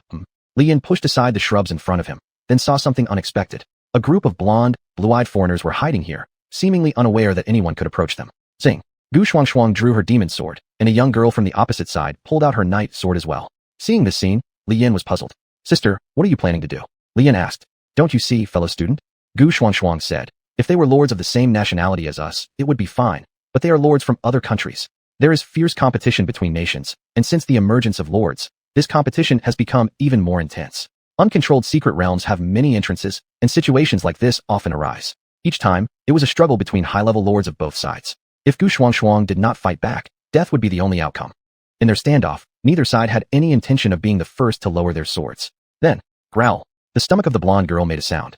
Not just hers. Upon closer inspection, all of these foreigners, except for this little girl, bore varying degrees of injury. Sister, Li Yin placed his hand on xuanhuan's sword. Let them off. We don't have any conflict of interest with them. Xuanhuan hesitated for a moment, then sheathed her sword. Next, there was an exchange in foreign languages. Alice, the teenage girl, seemed to be the leader of this group. She explained that due to some unexpected incidents, they had been trapped here for several days. Their food, water, and medicine were almost depleted. If rescue didn't come soon, all of them would die here. Did you not store supplies within your domain? Li Yin questioned. Our tamed patron races require many resources. Most of our supplies are allocated to them. The girl, Alice, replied. Li Yin and his companion left behind some food and 2 medical kits containing common medicines. Li Yin initially wanted to use his slime to heal them, but reconsidered after some thought. If others found out about the effects of his slime, he might encounter even greater dangers later. Alice and her group greatly appreciated Li Yan's generosity. The girl gave him her badge, repeatedly thanking him while going to treat her companion's wounds. The two of them then continued advancing towards the safe zone. Chapter 25, Strike It Rich. The secret realm was filled with opportunities. Every time an exploration-based follower ventured inside, they could always leave with pockets full of gold. However, prices for the kinds of items that a domain lord would need were astronomical. Even domain lords who could return safely every time earned back only their travel expenses. This was still considered a good outcome. As for those who were more greedy, countless had died within. The luminous fruit, glowing with white light, could effectively enhance the power of Elven or Light Series followers when used by them. It could also be cultivated. Although not rare outside, there was no shortage of demand for it. The sapling of the divine tree, a relatively rare item, could grow rapidly within a domain. Arrows made from its branches possessed anti-magic properties and were in high demand. A water element magic gemstone retrieved from the depths of a pool, perhaps someone had gathered it and lost it here due to some mishap. It could sell for 1 billion gold pieces, which divided between 2 people would amount to just half that. After purchasing all the facilities needed within their domains, little would remain. It didn't last long. Rather than selling it, it might be better to feed it to a water slime and see if a new breed could be bred. The two proceeded along their way, methodically collecting various items without any signs of rushing. There was no point in hurrying anyway. Their pace was set. By the time they arrived at this spot, Baijan probably already knew what was going on. Cutting through a dense forest, they came upon a great tree. Junior brother, watch carefully. Xuanhuan stretched her arms and synchronized her clan's abilities, releasing magical energy. The middle of the large tree split open, revealing the interior space. It was actually a tree hollow created by artificial means, and it had even been enchanted with concealment spells. This is a shelter jointly established by demon faction domain lords, said Xuanhuan. Fully equipped with living amenities, only accessible to demon faction domain lords familiar with me. Here we will be absolutely safe. Senior sister, you truly are experienced, Li Yan remarked sarcastically. I take compliments graciously. Who wouldn't when senior sister looks so beautiful? Always bad men scheming ill against senior sister, xuanhuan said, winking at Li Yan afterward. The elven archer positioned himself between the two. Being a member of the light faction, he held demons in disdain. Now that his ostensible master was Li Yan, naturally he had to block such actions. Well, senior sister means no harm, said Li Yan. They both entered the refuge. The elven archer attended to his weapons while the draconic swordsman monitored through lookout holes in the shelter. Li Yan surveyed the inside of the refuge, finding basic bedding and a hearth setup among other things. If supplies lasted sufficiently, one could survive here for a significant duration. As for water resources, establishing a spring within the domain could address this need. Junior brother, xuanhuan released the great toad. Let's open the treasure chest now. Gurk. The demon toad spat out the fine-grade treasure chest. In her hand, xuanhuan held a wedge and hammer. Bang. The tool imbued with demonic destruction force simultaneously opened the lock and dispersed as particles of light. Is this a one-time use tool? Asked Li Yan, astonished. It's a small thing crafted by my clan, nothing remarkable. Xuanhuan replied smilingly. Shall I go ahead and open it? Li Yan readied himself just in case something like a treasure chest monster appeared inside. However, when xuanhuan opened the chest, what emerged first was a three-headed puppy. Young Cerberus, legendary guard dog of the underworld, with each head corresponding to a different attribute. With the cultivation under a demon faction domain lord, it can grow into something quite terrifying. Wow, how cute. Xuanhuan looked at the pup, delighted as if it reminded her of her own childhood pet dog. Li Yan didn't understand. Wasn't this young Cerberus supposed to be adorable? Why did it look kind of scary? The offspring of a boss that had nearly killed him not too long ago. It was hard to imagine what it would be like once grown. Junior brother, this one's mine, xuanhuan cheerfully stated. You won't compete with me for it, right? As you wish, said Li Yan. There are no demon faction followers in my group. Even if I took this Cerberus, it wouldn't serve much use. He wasn't originally a demon lord, and having a Cerberus pollute his domain would certainly cost more than the gain. Alright, thank you, junior brother. Without your help, I couldn't have obtained the Cerberus. Xuanhuan was extremely happy. I won't claim any other treasures in the chest. This young Cerberus is already worth enough. A top-tier young creature, which could fetch a staggering 40 billion gold price tag. As for why the demon dragon was only 40 million, well, that's because some lords casually bred dragon progeny just to sell them. The offspring hatched from these secret realms possess an incredibly high potential for growth. Even high-ranking lords would be tempted to inquire about purchasing one. If they were auctioned off, the bigwigs wouldn't let go until they had forked over at least 200 billion gold. These contribution points are sufficient to exchange for a relatively advanced territory. Then, raising hundreds of billions of slimes within wouldn't be a problem. However, a good domain shouldn't just have ordinary resources and size. 200 billion is still not enough. To become stronger, it's necessary to cultivate more powerful followers. Li Yan rummaged through the remaining items in the chest.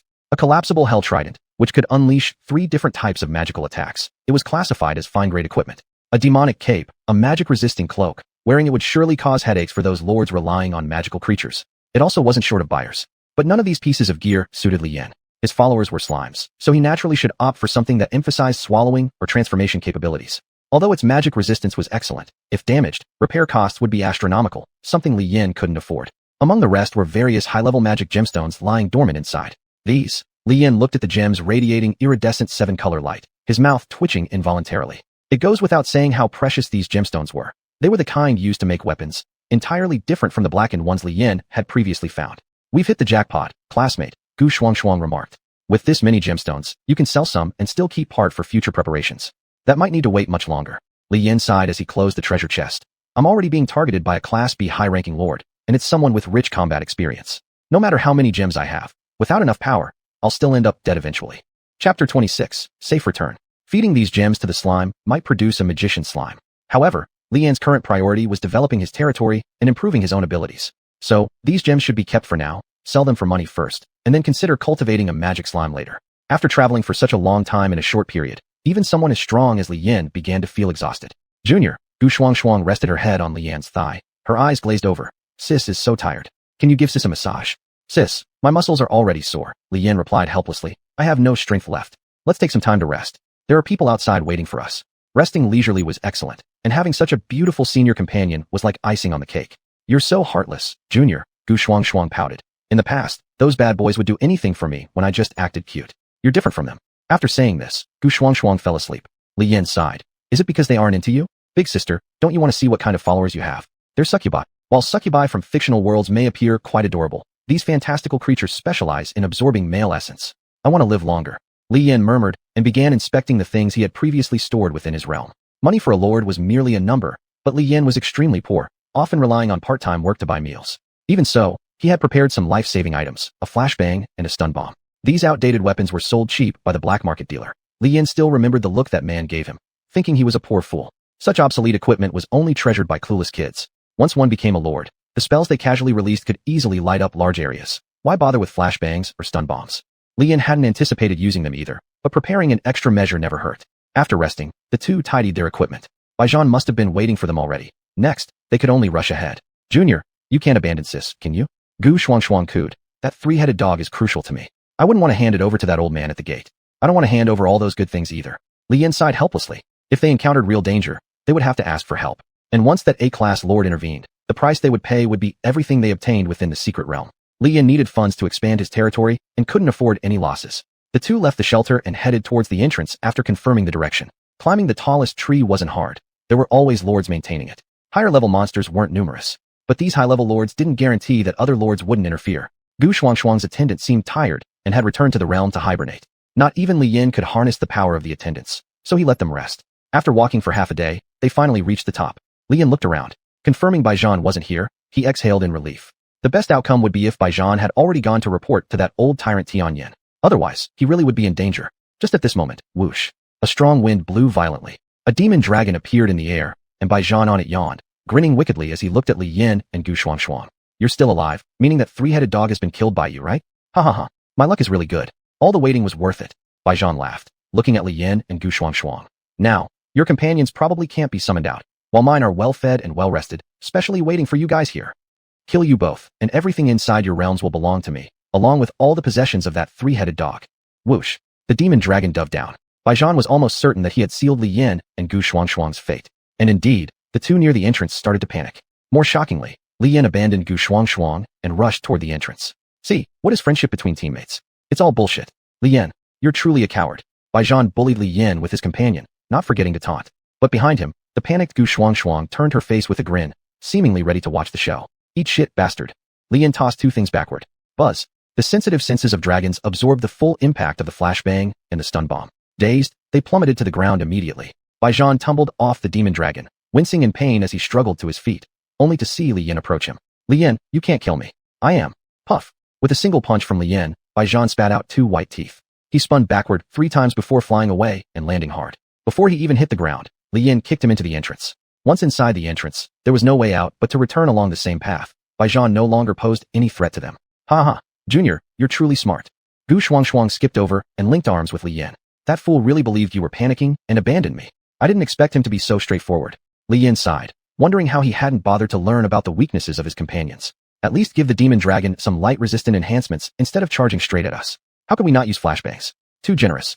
The two dared not linger and entered through the portal, then walked down a long corridor to return to the academy. The old man glanced up at Li Yin and Gu Xuanhuang, chuckled, and said, You two did well. Congratulations on getting rich. Li Yin wasn't someone who lacked social grace. He tossed a pack of cigarettes over.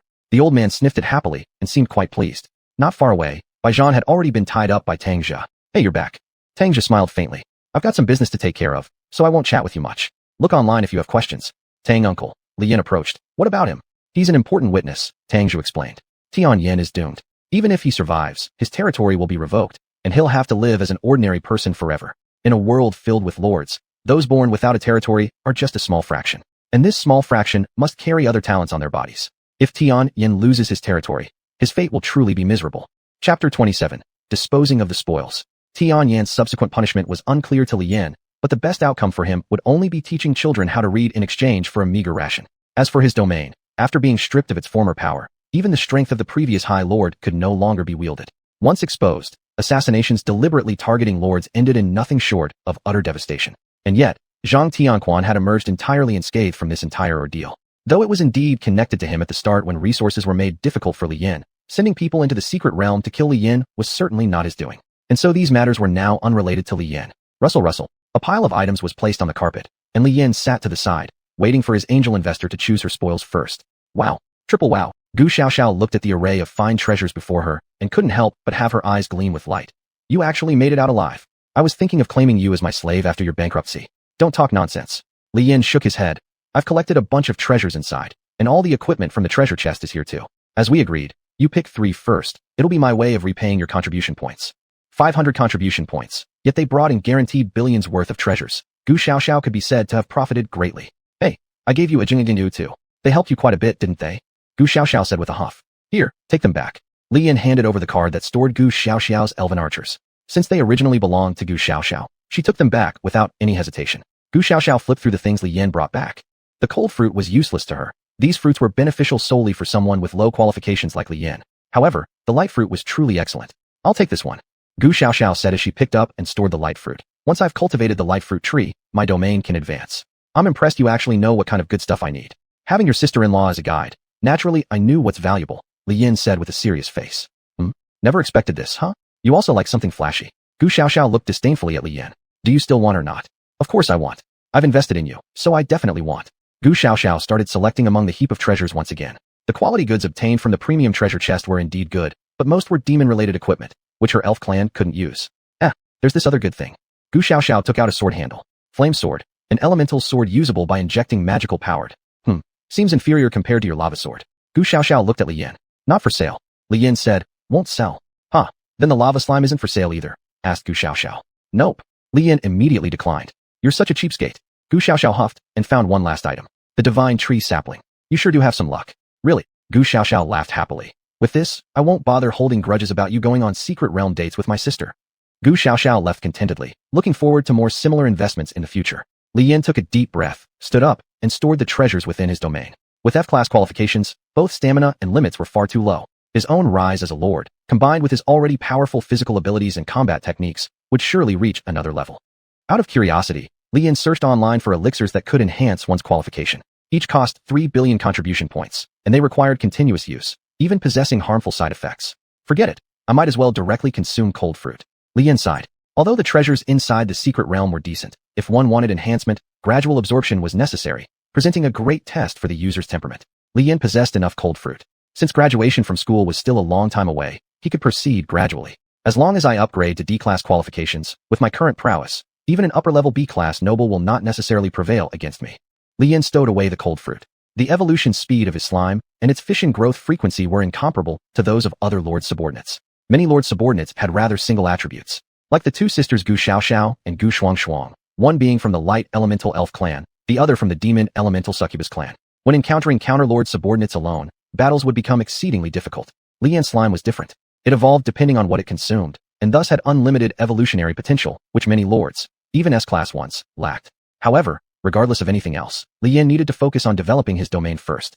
Entering his domain, all the resource facilities that Xuanhuan had previously lost to Li Yan had already been absorbed, and now Li Yan's domain was thriving. The slimes lived in ways greatly different from each other, each resting in areas suitable for them. Occasionally, there were fighting slimes, two plump little balls colliding together. If this were filmed, it should have garnered quite a few fans. Unfortunately, the world was different from the one Li Yan came from before he crossed over. Here, everything relied on hard power. I need high-level or mining points. And lumber collection points, Li Yan muttered while observing the layout of his domain.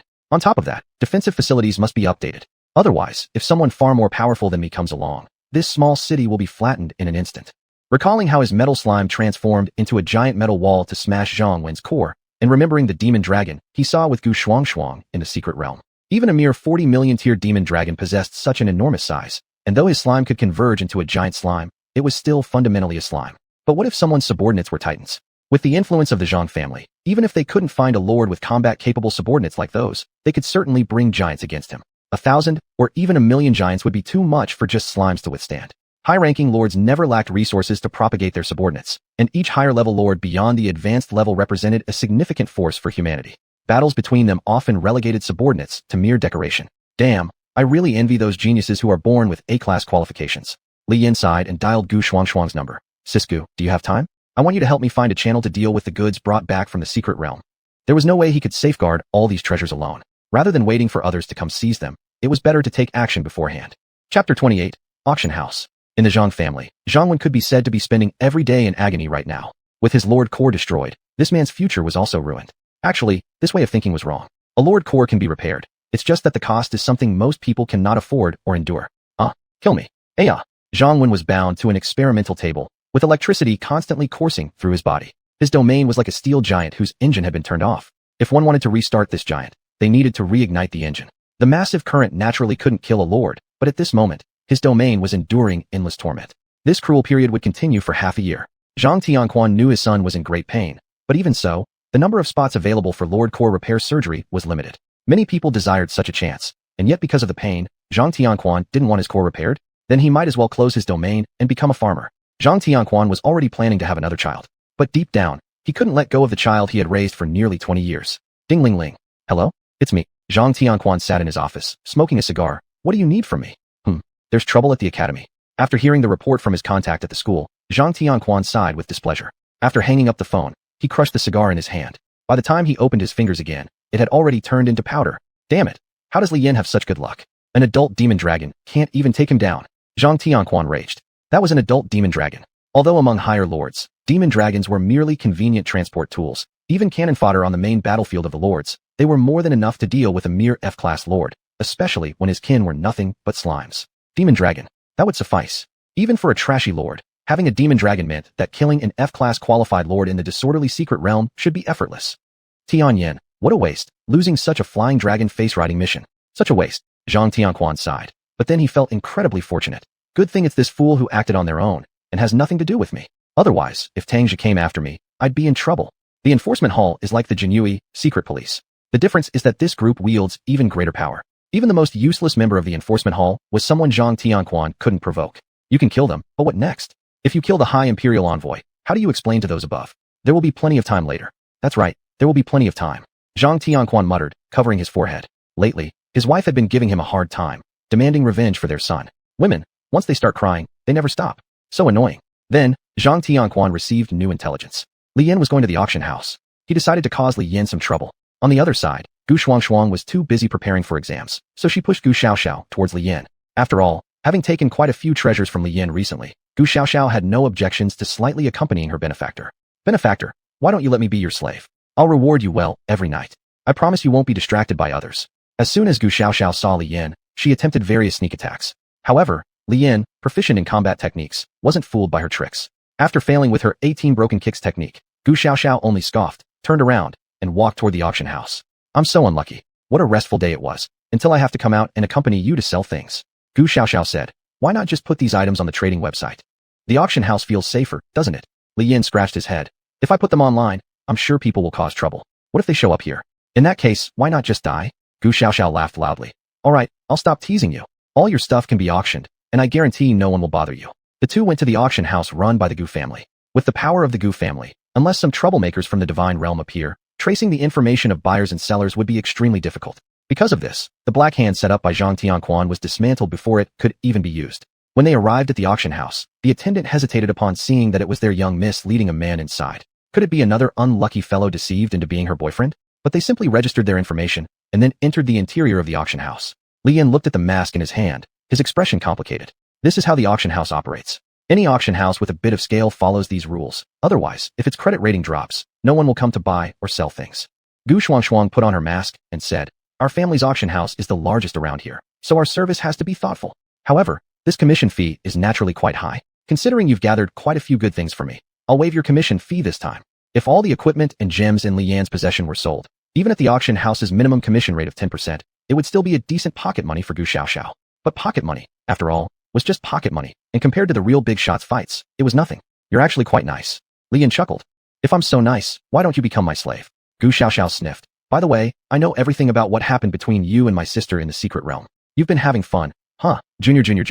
Nothing happened between us. Li Yan firmly stated. Oh yes, so you let strange girls rest their heads on your thighs like that. There seemed to be a hint of jealousy in Gu Xiaoxiao's words. When they arrived at the auction hall, both wearing masks, they entered a VIP room. This was the guest bidding booth. The less important people would participate in live auctions on the scene. This auction house had another rule. Once an item was put up for auction or purchased, neither party could make direct contact. All financial and goods transactions would be handled by the auction house. This wasn't an arbitrary regulation. Who knew how many murders for treasure occurred before this auction house was established? Even now, such incidents weren't uncommon, as sellers always believed they found more generous buyers outside. In the end, they were assassinated, and their treasures were stolen. Chapter 29, A Higher World. Snap. Ow. Li Yan let out a painful cry. The private room waiter looked over.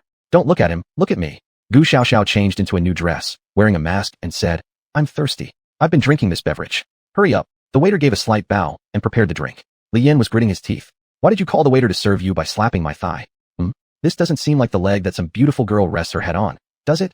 Gu Xiaoxiao gave a threatening look with an expression as if she were going to punish him. If it weren't for getting rid of those troublesome things on his body, Li Yin wouldn't have continued tolerating this woman, Gu Xiaoxiao, any longer. What kind of person is she, coming in and asking if someone wants to be her slave right away? The auction starts. Gu Xiaoxiao sipped on a drink that effectively restores lords, saying, "Take a good look. Consider it expanding your horizons." "Expand my horizons? Can I bid?" asked Li Yin. "There are some materials I want to." In the list provided by the auction house, there's a section for materials that includes an unknown metal found from a secret realm. After being appraised by the auction house, this metal was deemed quite valuable, likely a treasure. But they do not know what can be forged from it. It's only slightly better than ordinary material. But even this thing, Li Yin couldn't afford. 45 million contribution points. Li Yin was surprised at seeing the starting auction price for this item. How could it be so expensive? "Ah, you mean this thing?" Gu Xiaoxiao appeared to have seen similar situations many times, saying, "This is actually gambling. Have you heard of stone gambling? It might just be concrete or merely natural glass occasionally found in secret realms. It might even be an amber fossil formed from some monster's droppings. The contents inside completely depend on one's luck. But isn't your family known for valuing creditworthiness?" What? Li Yin was confused. "The exterior truly is rare metal," Gu Xiaoxiao shrugged. "And it has been checked by experts. The metal really is rare. Isn't it also listed as an unknown material? That's specifically to trap suckers. Like in certain novels from his previous life, Li Yin wanted to find a bargain too. However, the reality proved entirely impossible. Not to mention, there are just too many powerful people here. This is still in the Gu family's auction hall. How could they possibly let anyone show off? Several 100 million transactions occur within a minute. There are really so many tricks." Li Yin sighed. Gu Xiaoxiao chuckled. "Already shaken? To tell you the truth, these gimmicks don't count as much in the circle of lords," Gu Xiaoxiao said. "The real mind-blowing spectacle will come next." After Gu Xiaoxiao said this, the auction began.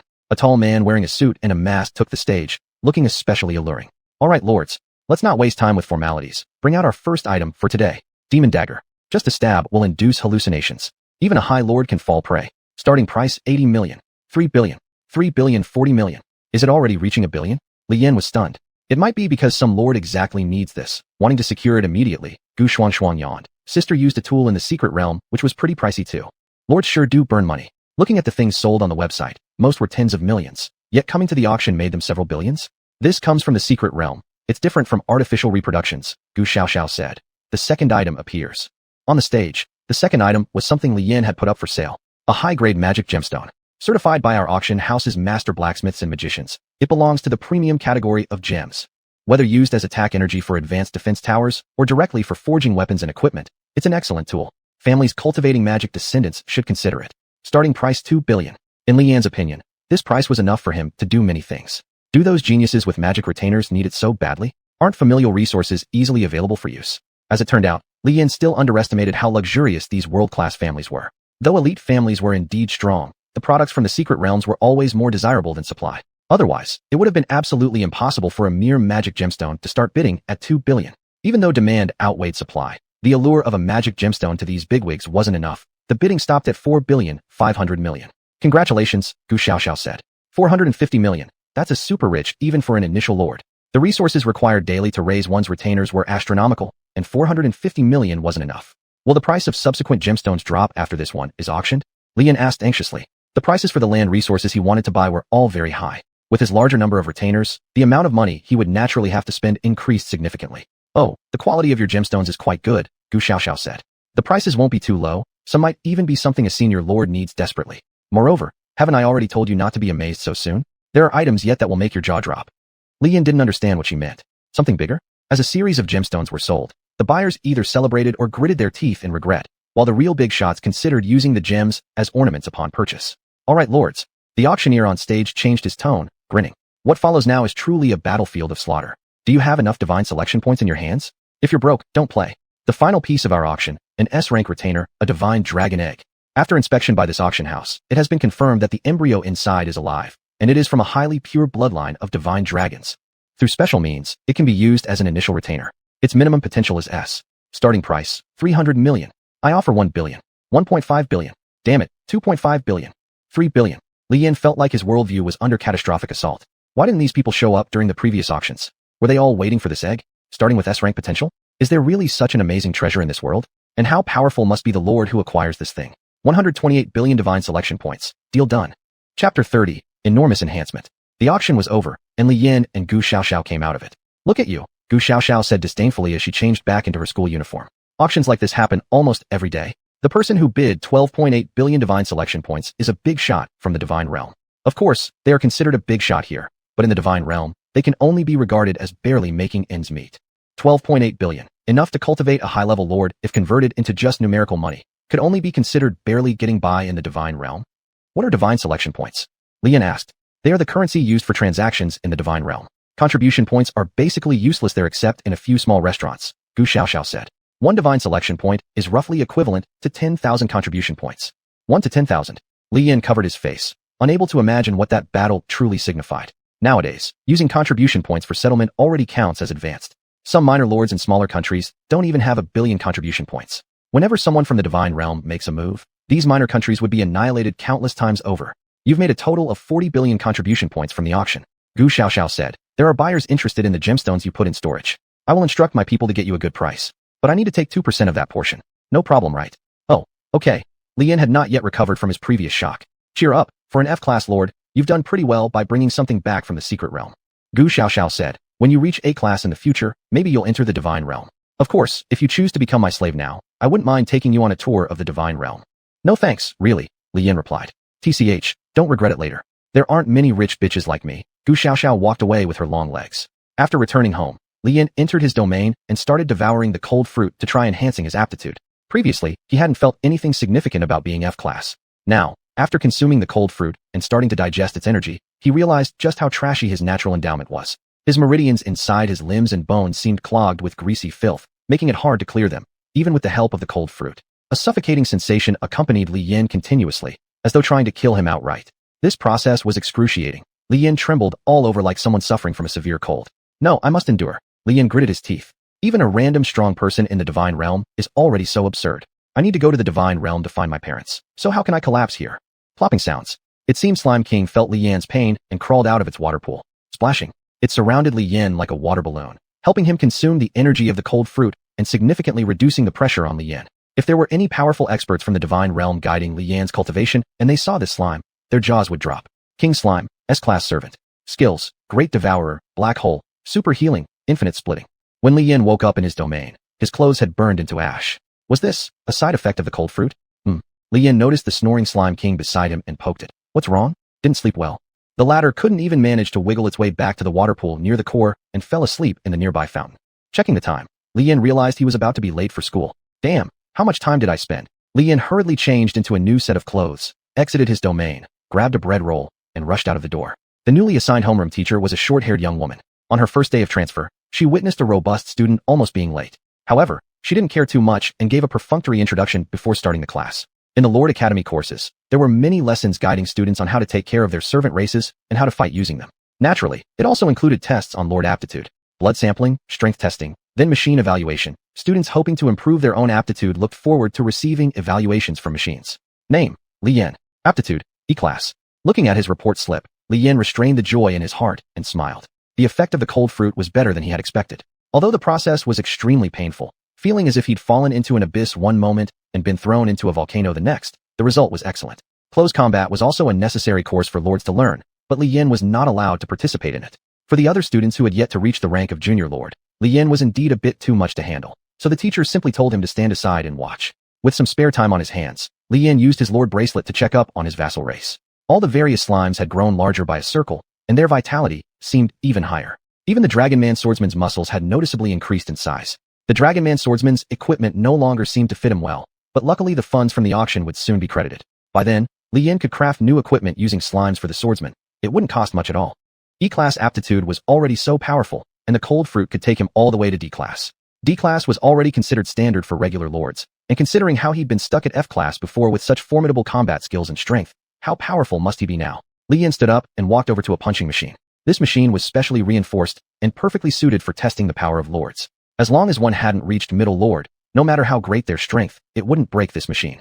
However, whether due to the device being old and worn out, or because the teacher who set it up didn't really care about the students of this grade, or maybe for some other reason, Lian took a stance in front of the punching machine and took a deep breath. Hey, wait just a moment. The sharp-eyed teacher saw Lian's posture and quickly tried to stop him. But it was too late. Hiya! With a shout, Lian unleashed all his strength. His fist whipped through the air, sending out a punch that thundered forth. Swoosh. Boom. The punching machine caved inward under the impact of Lian's blow, its fixed bolts cracking open as it flew toward the wall of the gymnasium. You brat. The physical education teacher yelled loudly. Why did you hit it so hard? Trying to show off, huh? Just because you're strong doesn't mean you need to go that far. That machine costs 250,000 credits. Li Yin himself couldn't quite believe that he could unleash such incredible force. Chapter 31, Magical Slime. Your punch is stronger than an intermediate-level lord, said the new homeroom teacher Xiao Qing. But next time be careful. Although students don't have to compensate for school facilities, if anything unexpected happens, it won't be good. Fortunately, safety education usually went well during other times. Otherwise, if someone had been behind the punching machine when Li Yin swung his fist, they might have been severely injured. Li Yin felt somewhat embarrassed about damaging school property. However, luckily, since there were always many independent-minded troublemakers like Li Yin every year, the school set aside a fund specifically for repairing damaged facilities. 25,000 was actually quite little. The previous year, some guy turned a teaching building into a hazardous structure. Li Yin didn't even notice that Xuanhuan in the crowd was glaring at him with hatred. He was still dwelling on the fact that Li Yin had taken away his dragon-person companion.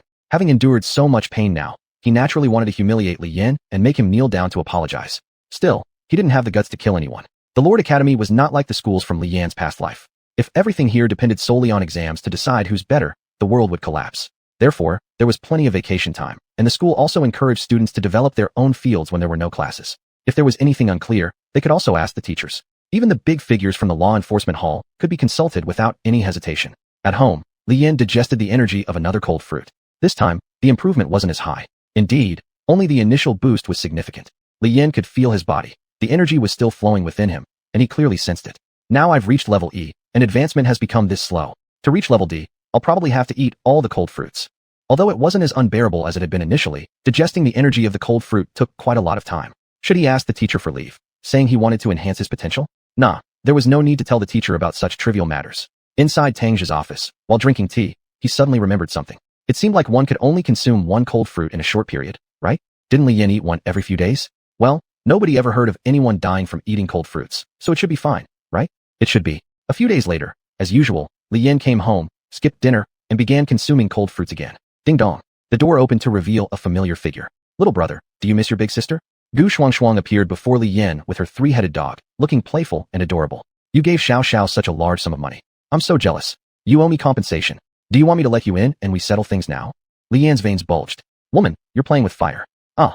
Xuanhuan hesitated and waved her hand. That's too direct, little brother. She knew exactly how powerful Li Yin had become. If they really fought, even her enchantress companion couldn't withstand it. Xuanhuan handed over a card. This is the settlement money from the auction house. All in here, Xuanhuan explained. In the future, whenever you participate in auctions, the funds will be directly transferred to this card. And since you sold so many good items for the first time, becoming our valued customer will only charge you 5% in fees. How does that sound? Big sister sure has deep pockets, Li Yin mocked. And great looks. Too bad little brother is too straightforward, Xuanhuan smiled. Coming all the way just to deliver a bank card, it would be impolite to drive her away without offering her even a cup of tea. Li Yin opened the door and invited Xuanhuan inside. Upon entering, Xuanhuan immediately noticed something was off. The temperature in the room was abnormally low. Little brother, did you turn on the air conditioning? Xuanhuan asked. Huh? No, what? Li Yin was busy in the kitchen. Is something wrong? Not really. Xuanhuan quietly broke out in a cold sweat. Just one cold fruit shouldn't have lowered the indoor temperature to this degree. Unless Li Yin kept consuming cold fruits whenever he had nothing to do. But was that even possible? No one had ever heard of someone being able to consume so many cold fruits in such a short amount of time. Unless it was the legendary clan with devouring abilities. But those clans hadn't appeared since once 20 years ago in the God Realm. Is Li Yin the one with such skills? Big sister. Li Yin poured her a cup of hot tea and served a plate of snacks and fruit. There are a few things I'd like to consult with you about. Wow, little bro, you're quite capable, Xuanhuan said with satisfaction as she spotted the homemade snacks. You'll definitely grow up to be a thrifty and caring boy. Thank you.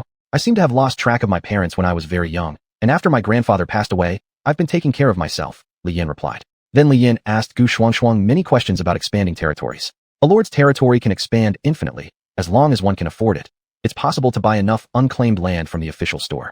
Once these lands are fused into your territory, they can expand your domain. Some lords specialize in purchasing vast uncharted lands for grazing, which is also an important means of survival. In addition to territory expansion, there were all kinds of fortresses available for purchase. The defenses on these fortresses were incredibly terrifying. Even giants would find it hard to breach them in a short time. If Xuanhuan had purchased one before battling Li Yin, his lord core wouldn't have been shattered by the metal slime. Furthermore, Li Yin had also acquired a high-tech automatic cannon tower and an essential alchemy workshop that he directly teleported into his territory. How convenient. But why did I buy the alchemy workshop? Li Yin wondered aloud. A lot of things require processing through the alchemy workshop. With this, you can make your own weapons and gear. It's pretty cool, right? Xuanhuan grinned mischievously and then took a bite out of Li Yan's cheek while he wasn't paying attention. Little bro, if you keep blurting out everything without thinking next time, I might get mad. Xuanhuan smirked mysteriously before leaving. After she left, Li Yan continued to plan the facilities within his territory. Seeing the alchemy workshop, he wanted to try upgrading his equipment since he still had a lot of gems that hadn't been sold yet. And then, Li Yan froze. He saw a slime that had somehow sneaked into the warehouse and swallowed most of the gems. Acquired new species, magical slime. What? Are you really turning into a magical slime? Chapter 32, The Second Clash. Among the lords, each has their own strengths, and there are no shortage of lords with extraordinary magical abilities. Take the two Goose sisters, for example. Both demon clans and elven clans belong to races with a natural affinity for magic. The difference is merely in the types of magic that the two races use. However, Li Yan never expected that his own familiars could actually evolve into a type capable of using magic. Slimes can do this. Li Yan picked up the mage slime and poked it twice. This slime, wearing a mage hat, wriggled its body. Even as a magical slime, its texture was still great. Li Yan took this little creature outside and tried commanding it to attack. He then saw this mage slime conjure up a wand out of nowhere, and soon after, a large fireball flew towards a rock far away. Boom. This. Li Yan looked at the big crater not too far away and couldn't help but be surprised. If the power of the bomb slime is equivalent to a hand grenade, then one fireball from the mage slime would be like a cluster grenade. Not to mention, the mage slime can continuously fire fireballs and release other powerful spells. After the bomb slime explodes, it needs some time to recover. Of course, mage slimes are expensive to produce, whereas bomb slimes, which cost only a few dozen dollars to cultivate, offer much better value for money. You should just focus on splitting and reproducing well from now on. Li Yan looked at the mage slime, and then glanced at his attributes. Name of Lord, Li Yan. Familiar, slime. Level, E. Talent, none. Abilities, robust physique, martial artist. Evolution points, 40 million. Contribution points, 2.5 billion. Level of Lord's Core, LV2. Sacred relic of territory, none. Quality of territory, intermediate. His slime had provided him with a significant amount of evolution points recently. If all these evolution points were invested in cultivating magical slimes, the number of magical slimes could be increased in a short period of time. 10 evolution points allow for an increase of 1 bomb slime. But for the mage slime, those 10 evolution points are not even enough to fill its hunger. I will buy some low-level magical gemstones to feed the slimes next time. Li Yan remembered the black magic gems he found in the hidden realm that could only be used as coal. Even the most worthless materials were still useful. Li Yan attended classes conscientiously during this period.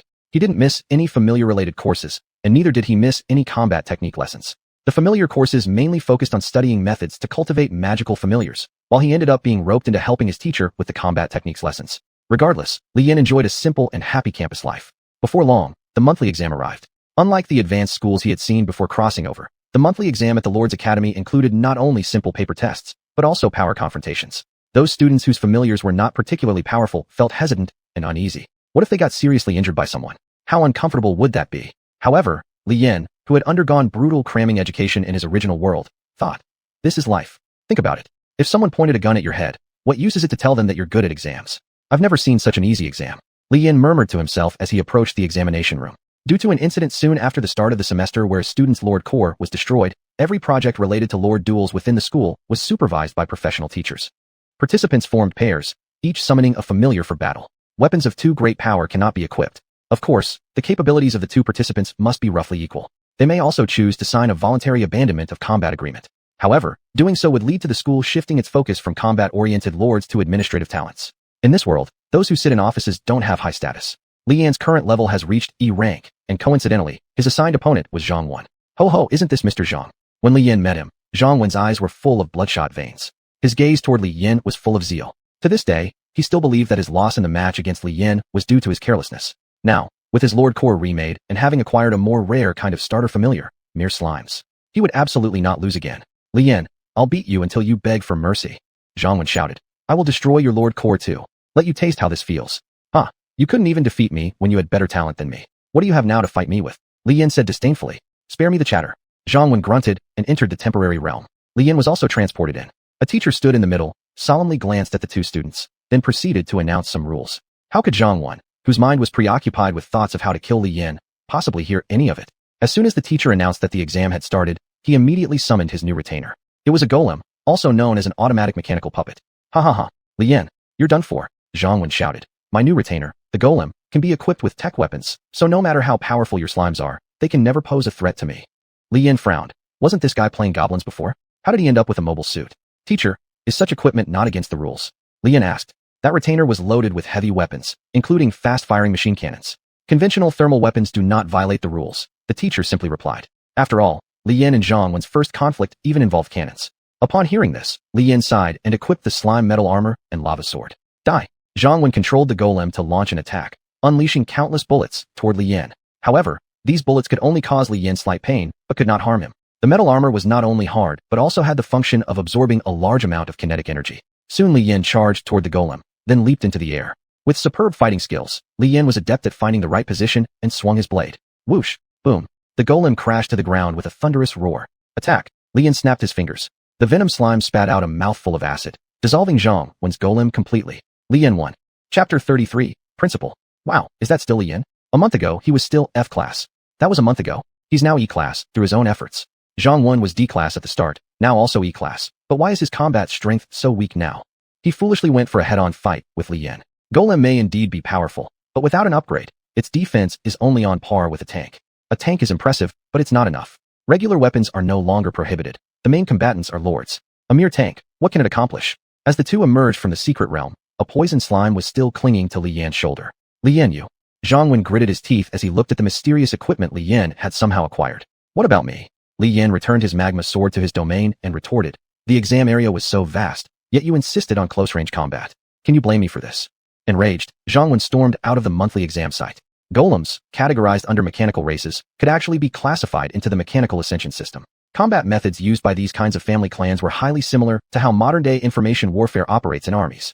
However, no lord from any mechanical lineage would carry out the same operation Xuanhuan attempted. If you've got ranged weapons, shouldn't you create some distance first? Bombard first, then send heavy weaponry and armor in. Acting this way makes us, the mechanical lineage, appear foolish. Hey, excellent performance there, model student.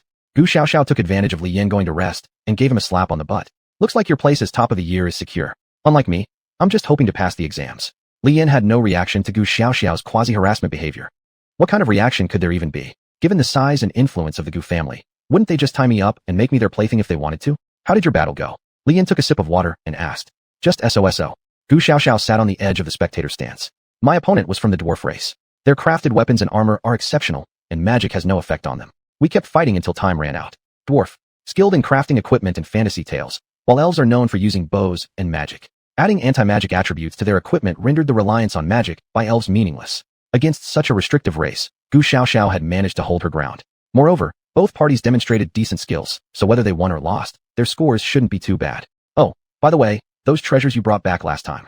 Gu Xiaoxiao intended to ask if Li Yan would accompany her to the secret realm again, but someone approached. Li Yan. A teacher patted Li Yan on the shoulder. Teacher, what's wrong? Li Yan asked. The principal wants to see you in the office. He has some matters to discuss with you, the messenger teacher said. Principal? Huh. The principal of the Lord Academy. Gu Xiaoxiao overheard this and couldn't help but pause. No ordinary person becomes the principal of an academy. Even teachers are high-ranked B-class lords, and Tangjia from the enforcement hall can only serve as the head of security. And yet, that's merely an A-class qualified lord. In principle, lords like this should be within the divine realm, and even so, they're relegated to being guards. Why does the principal of the academy want to see Li Yan? Li Yan was equally perplexed. What is this all about? Could it be because he covets my slime and intends to forcibly take it? But with the enforcement hall around, no one at the school dare act recklessly, right? Swallowing hard, Li Yan followed the teacher's guidance towards the principal's office. Knock, knock, knock. Come in. A deep, gravelly voice responded from inside. Li Yan entered the principal's office. Principal Chen Xian, seated at his swivel chair handling school affairs, glanced up and smiled faintly. Studently, come, take a seat over here. The principal gestured invitingly. Without uttering a word, Li Yan took a seat on the couch. What exactly is this all about? Studently, since you've arrived at our academy, you've caused quite a stir. Chen Xian began. You broke a classmate's lord core first, then incited trouble with Zhang Tianquan from the Zhang family. To resolve these issues related to you, the academy has incurred considerable costs overtly and covertly. Do I need to compensate for these? Li Yan asked hesitantly. I made some money during my trip to the secret realm. No, your funds mean little to me. Chen Xian shook his head. I summoned you today to discuss something. You know that our Lord Academy has different levels, right? Li Yan nodded. Currently, this academy is equivalent to Li Yan's high school from his previous life. Only lords who meet the strength requirements or are relatively outstanding have the opportunity to enter higher academies, which are akin to universities for advanced studies. Universities are relatively safe places. If one cannot get in, they will have to join the military and entrust their fate to the gods to rise to prominence. I am putting effort into studying and training my affiliated race, Li Yan said. Even if I don't get accepted into a higher academy upon graduation, I will resolve the issues with the Zhang family and won't cause trouble for the academy. Chen Xian shook his head and said, the matter I want to discuss with you today isn't about the Zhang family. Their situation can be easily resolved. The matter I want to discuss concerns you. Me? Li Yan was confused. Why me? I don't possess anything valuable, do I? He used to be an F-class lord, and there were rumors on campus that during the midterm exams, Li Yan couldn't even find a suitable opponent since F-class individuals were so rare. Now, What could he possibly have that would warrant Xian, this super lord, to personally talk to him? Li student, you've been scouted by a prestigious higher academy for lords, Xian said. They are willing to admit you despite your level, and even arrange for an SS class instructor to teach you. Li Yan was stunned. Admission outside of standard rules? And an SS class mentor? This. Li student, Xian continued. I hope you will renounce this opportunity. There is also a daughter of a major figure who needs this spot. She hails from a lord within the divine realm. I hope you understand. Of course, as compensation, you may select some valuable items and domain facilities to take with you.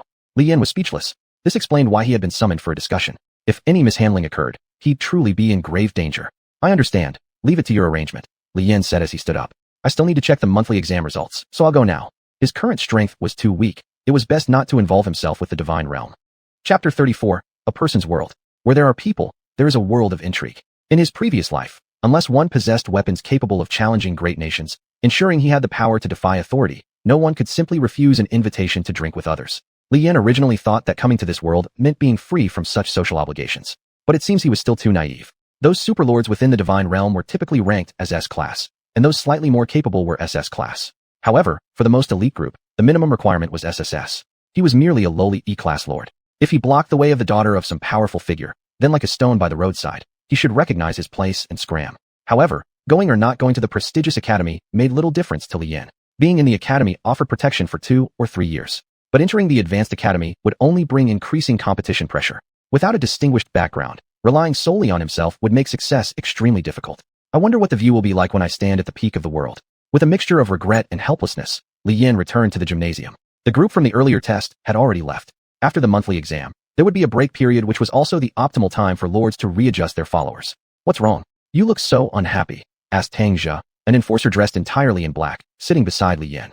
Your monthly exam results weren't bad. Did someone bother you? No, Li Yan chuckled bitterly. What kind of trouble could someone like me cause? Though saying so, Li Yan still told him about the issue brought up by the principal. Tang Jia wasn't surprised at all. You can't blame the principal regarding this matter, said Tang Jia. Superlords above high-ranking lords carry significant responsibilities within the divine realm. Private feuds between lords aren't allowed. In fact, they're completely prohibited because all forces must be focused on fighting against the beasts. Beasts, monsters that emerged during the early era of lords, possess strong attacking power that non-lords simply can't withstand. All individuals within the divine realm are crucial combatants and cannot be consumed by internal conflict. Naturally, their families outside the divine realm also receive preferential treatment. Even if they perish within the divine realm, their surviving family members are entitled to generous pensions. It's not just because you took away the opportunity from some lord's daughter and blocked her path, explained Tang Jia. There are different factions within the prestigious academy where political maneuvering happens both openly and covertly, much worse than imagined. Situations similar to yours occur annually. Since heirs of superlords typically inherit the powerful followers of their parents, admitting these students to the higher academy causes no loss. Furthermore, since everyone within this group either has wealth or prestige, even if they lack talent, they can still become strong lords through extensive use of potions. In this world, being insufficiently powerful is considered a fault. This seems a bit excessive. Li Yan blushed with embarrassment. Back in his original world, Blue Star Dragon Kingdom, Li Yan had encountered a term, selling official positions. This foolish act that would have caused dynasties to collapse in ancient times was, surprisingly, unavoidable here. This isn't excessive, said Tang Jia. Even a lousy lord can eventually enhance his combat abilities with training. These noble families never lack resources for nurturing their offspring. Regardless of how inadequate their potential may be, they can always force them into becoming geniuses using various elixirs. And their fathers and grandfathers must always be prepared to risk death. This is very fair. Indeed, the phrase, when one person becomes immortal, even chickens and dogs ascend, holds true. If I don't let her pass, would I be killed? If I could obtain more resources for cultivation, trying to fight for them doesn't seem to be a bad thing, right? Even if you don't let her pass, officially, she won't be able to do much to you, said Tang Jia. The only difference might be that one more reserved slot gets added, and an excuse is fabricated. But once you enter the prestigious academy, you'll face the same dilemmas, factional struggles, and everything else. Perhaps in one dormitory alone, there could be 4 lords belonging to different forces. Upon hearing this from Tang Jia, Li Yan already envisioned himself getting beaten up until his face resembled a pig head if he entered the advanced academy. Is there not an academy that's more united? Asked Li Yan. There is, Tang Jia smirked. The enforcement hall has its own academy, though it's a secret one and rarely publicized. Besides having fewer resources compared to prestigious academies, our faculty is excellent and free from backstabbing disputes. Just the selection conditions are too strict, and daily missions tend to involve a lot of danger. Danger. Tang Jia, as an elder of the enforcement hall, certainly could handle even such serious topics lightly. Next, Li Yan learned about the other academies. Each of the advanced academies had its own distinct selection criteria. The enforcement hall was particularly strict, but the others were relatively more lenient. If he could enroll in the enforcement hall's secret academy, That would mean there would be no obstacles stopping him at any ordinary advanced academy. Of course, this was only if he could get in. Whether he would survive or not was a separate matter. I suggest that after graduation, you report to the enforcement hall, Tangja said. I really see potential in you. In the future, working alongside you as colleagues will definitely ease some pressure off me. Is the work at the enforcement hall dangerous? Li Yan asked. Very dangerous. Tangja didn't hold back and told Li Yan about all the dangers he'd encountered since graduating from the academy and joining the enforcement hall, including targeted revenge attacks which he thwarted with counterkills, and even conflicts with his immediate superior. Anyone else might have died many times over by now. I'm just giving you a suggestion, Tangja said.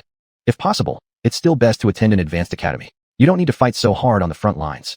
After saying goodbye to Tangja, Li Yan went to buy dinner. Since awakening his lord domain, he had been constantly thinking about how to reach the divine realm to find his parents. However, he never seemed to consider exactly how to go about finding them once he reached the divine realm. Now, having come to understand the truth of this world, where those with wealth and power remained wealthy and powerful, easily obtaining whatever they desired, Li Yan realized he still faced countless trials before uncovering answers to his own questions. Within his domain, Li Yan ate while watching slimes wielding various weapons train in swordsmanship under the guidance of dragon people. He let out a long sigh toward the sky. Well, one step at a time. The road ahead is still long. There was nothing he could do. After all, Li Yan had absolutely no money, nor any influence. Chapter 35, Deserters. After the monthly exam, the school still had events to hold. Things already known were not worth a single trading method involving money. Evolution points were used to strengthen oneself or the clan one belonged to. Contribution points were subsidies issued by the school each month, and also the general currency among ordinary lords that you could find ways to acquire. Divine selection points, however, were a higher-level trading currency that could only be obtained in the divine realm. Naturally, anything contribution points could buy, divine selection points could as well, but the reverse was not possible. If one wished to catch up with the geniuses in the divine realm as soon as possible, treasures purchased with divine selection points were essential. To become stronger and take the lead over others, one must keep an eye on the school's activities. Who knew? There might be some events that offered divine selection points, or perhaps someone brought something that only divine selection points could buy to exchange for contribution points. Such moments were also opportunities. With a grand opening ceremony, the performance began. Li Yan looked at the playground and felt it somewhat resembled the sports meets during his high school days. But the monthly exams for the lords were all about mutual combat tests, so this sports meet certainly wouldn't be that simple either. Lord students, the host holding a microphone announced, the next activity of our school is about to start. A welfare activity exclusively for freshmen. The combat competition is about to begin. A fun and enjoyable treasure hunt game. It will test the cooperation skills between lords. The more treasures found, the more points gained. At the opening ceremony, the cafeteria provided more varied food. After it ended, the students began discussing heatedly about the competition. Li Yan classmate Gu Xiaoxiao pinched Li Yan's arm, hugging his hand with a murderous look in her eyes. You won't team up with anyone else except me, right?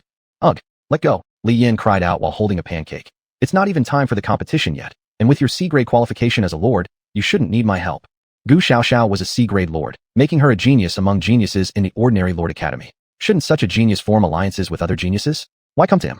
Humph. Do you think I don't know what you're thinking? Said Gu Xiaoxiao. Your reputation now is quite big. Do you know how many girls in this school want to participate in the competition with you? You haven't even agreed to be my slave yet. If someone else takes you, I'll never forgive you. Ah, is that so?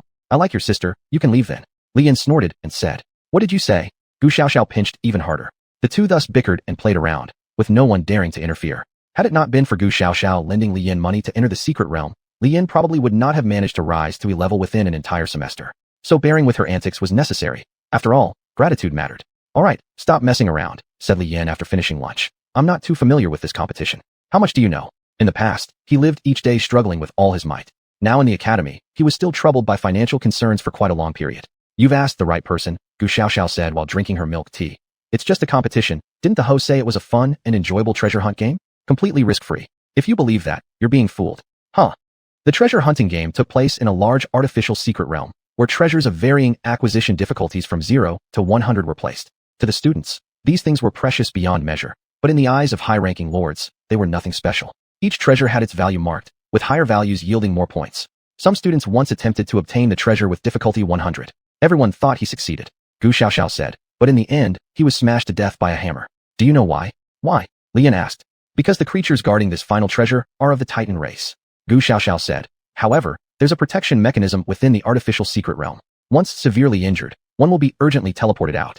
The wounds will recover significantly too. Just this psychological trauma isn't easy to heal. Titan. Li Yan couldn't believe the examining teachers really went this far to use Titans for testing students. But if there wasn't much danger involved, it was fine.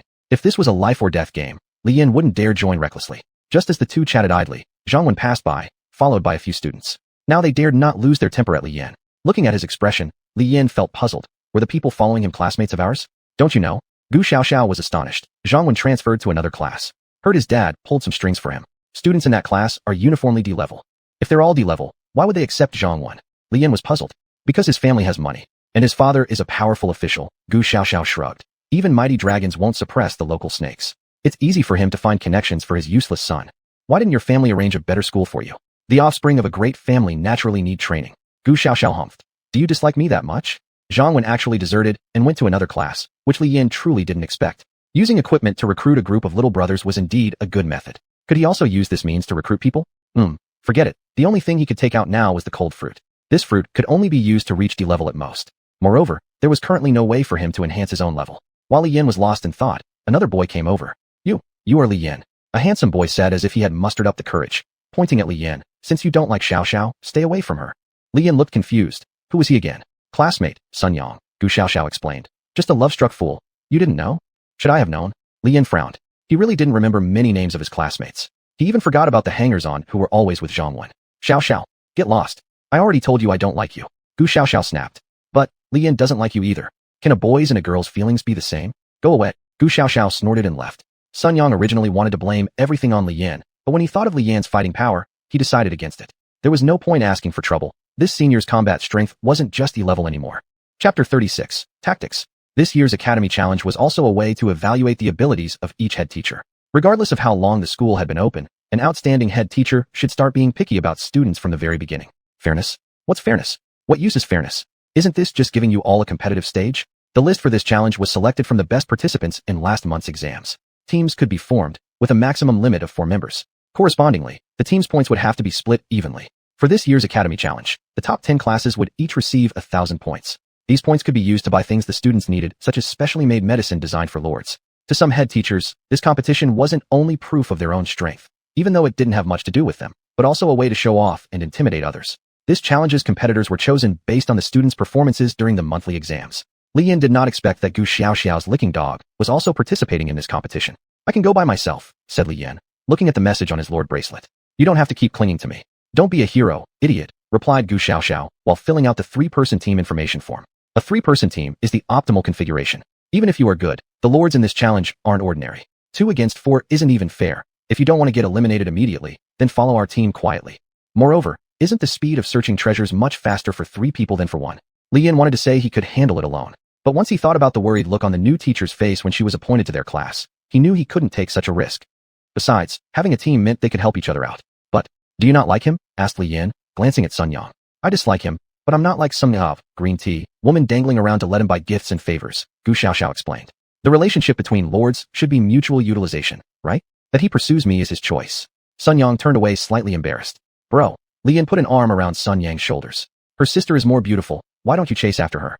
Ouch! Li Yin let out a painful yell, and saw that his arm had been bitten by Gu Xiaoxiao. Are you a dog? Exclaimed Li Yin as he summoned a slime to heal himself. You're the one acting like a dog, screamed Gu Xiaoxiao back. My sister has you daydreaming so much. Yes, I like your sister.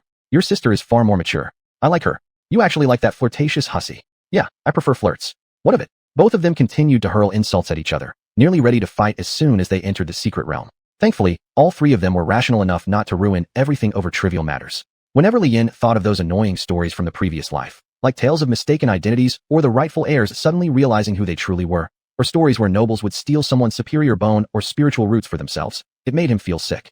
Let's discuss our tactics first, said Gu Xiaoxiao, noticing the time approaching. According to my investigation, the more valuable the treasure, the greater the difficulty in obtaining it, and the harder it will be to discover its hiding place. Sacrificing scores above 80 for just 1 treasure isn't worth it. We don't consider that. The remaining 40 to 80 point treasures hold enough power for us to take. Those are our targets. Saying that, Gu Xiaoxiao pulled up an electronic map. The secret realm is prepared by a teacher, which can also be seen as that teacher's territory. This particular teacher prepared a secret realm full of tall mountains. Most treasures should be there. Mountains? Wait a moment, said Li Yin. Once inside, won't our small team's position be randomly teleported? If we're sent to some isolated corner, we'll be screwed, won't we? That is indeed a problem, mused Gu Xiaoxiao. Do you have any good suggestions? Li Yin looked toward Sun Yang. What type of favored race do you have? He had yet to understand what kind of abilities Sun Yang possessed since knowing him. Now was the best time to inquire before it was too late. My favored race is the Great Hawk, replied Sun Yang, summoning his favored race. A huge bird that was so big it could grab a human as easily as grabbing a rabbit now stood on Sun Yang's shoulder, standing out quite awkwardly. Why are you asking about his favorite race? Questioned Gu Xiaoxiao. He can fly, can you? Li Yan then swapped his favorite race to something else. The wind slime can turn into a flying boat by spraying air and inflating itself. It's also quite fast, depending on how Li Yan uses it. Yan, your slime seem to have all kinds of abilities, Gu Xiaoxiao admitted, impressed. What about you? Li Yan asked in return. Gu Xiaoxiao snorted before showcasing her gear. Elf wings, a treasure blessed by the elves, allowing free flight in the sky when equipped. Free flight, brilliant starlight. It was truly an amazing thing. If they could make more, wouldn't everyone be able to fly? In that case, wouldn't Gu Xiaoxiao not need him as a teammate? I know what you're thinking, but this item can't be mass-produced in the short term, and my favored race can't provide me with so many quickly, Gu Xiaoxiao explained. Besides, Lord equipment flying around cities isn't allowed anyway. Even if they tried to sell them, there wouldn't be any market for such items. Those who want to use it don't have the strength to buy it, while those who don't want to use it already possess the ability to fly without needing to purchase anything. Then after entering the secret realm, we'll head straight towards the nearest high mountain, Li Yan said. Pay attention to coordinating our speeds. If the time gap between us arriving is too large, someone will just gang up on us. I understand. Gu Xiaoxiao seemed confident that she'd be the fastest, showing no worry at all. The participating lords were teleported inside the secret realm, and not far from where the three of them stood was a taller peak. They could fly up right from here. Alright, Hey, how are you two so fast? Sun Yang immediately summoned his hawk and took off, while Li Yan used his swift boots along with the large wind slime and shot forward like a missile. Both boys stared in surprise. Why was Gu Xiaoxiao so slow? Didn't you have that valuable gear? Use it. Gu Xiaoxiao, my fiery horse. Chapter 37. Nero escaped from an old enemy. Li Yan and Sun Yang turned back and brought Gu Xiaoxiao along. Li Yan, who was carried by the wind slime, silently looked at Gu Xiaoxiao behind him. She was bound with ropes and being pulled by a hawk and a slime. Li Yan didn't know what to say. What are you looking at? My retinue just can't fly, so I had to come up with something like this. Is that not allowed? Gu Xiaoxiao was still defiant. Why don't you simply make a jetpack? Li Yan asked. Since the era of lords has arrived, relevant materials and technology should have rapidly improved to the point where we can produce fast flying gear. Nowadays, there are even toy-style flyers for children, which are very popular. To put it another way, Sun Yang used to play with one when he was a kid. How could I expect you two to be so fast? Gu Xiaoxiao huffed. Alright, we're almost there. Being a retinue of the flying clan, Sun Yang, and Li Yan, who was in a semi-biological, semi-technological state, both moved quickly. Arriving at another peak wasn't difficult at all. Upon reaching the destination, they retracted their equipment and retinues.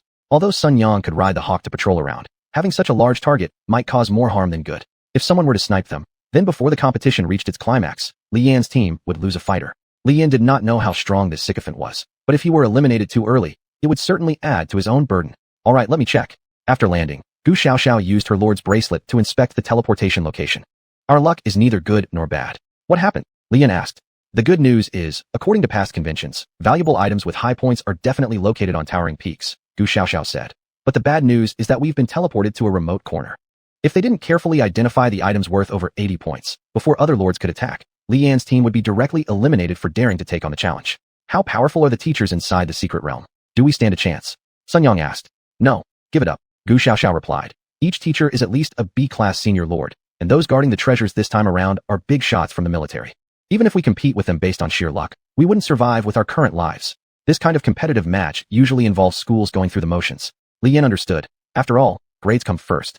However, the Lord Academy exists to cultivate fighting lords for the world, so they couldn't be careless. This confrontation must be simulated as a real battlefield.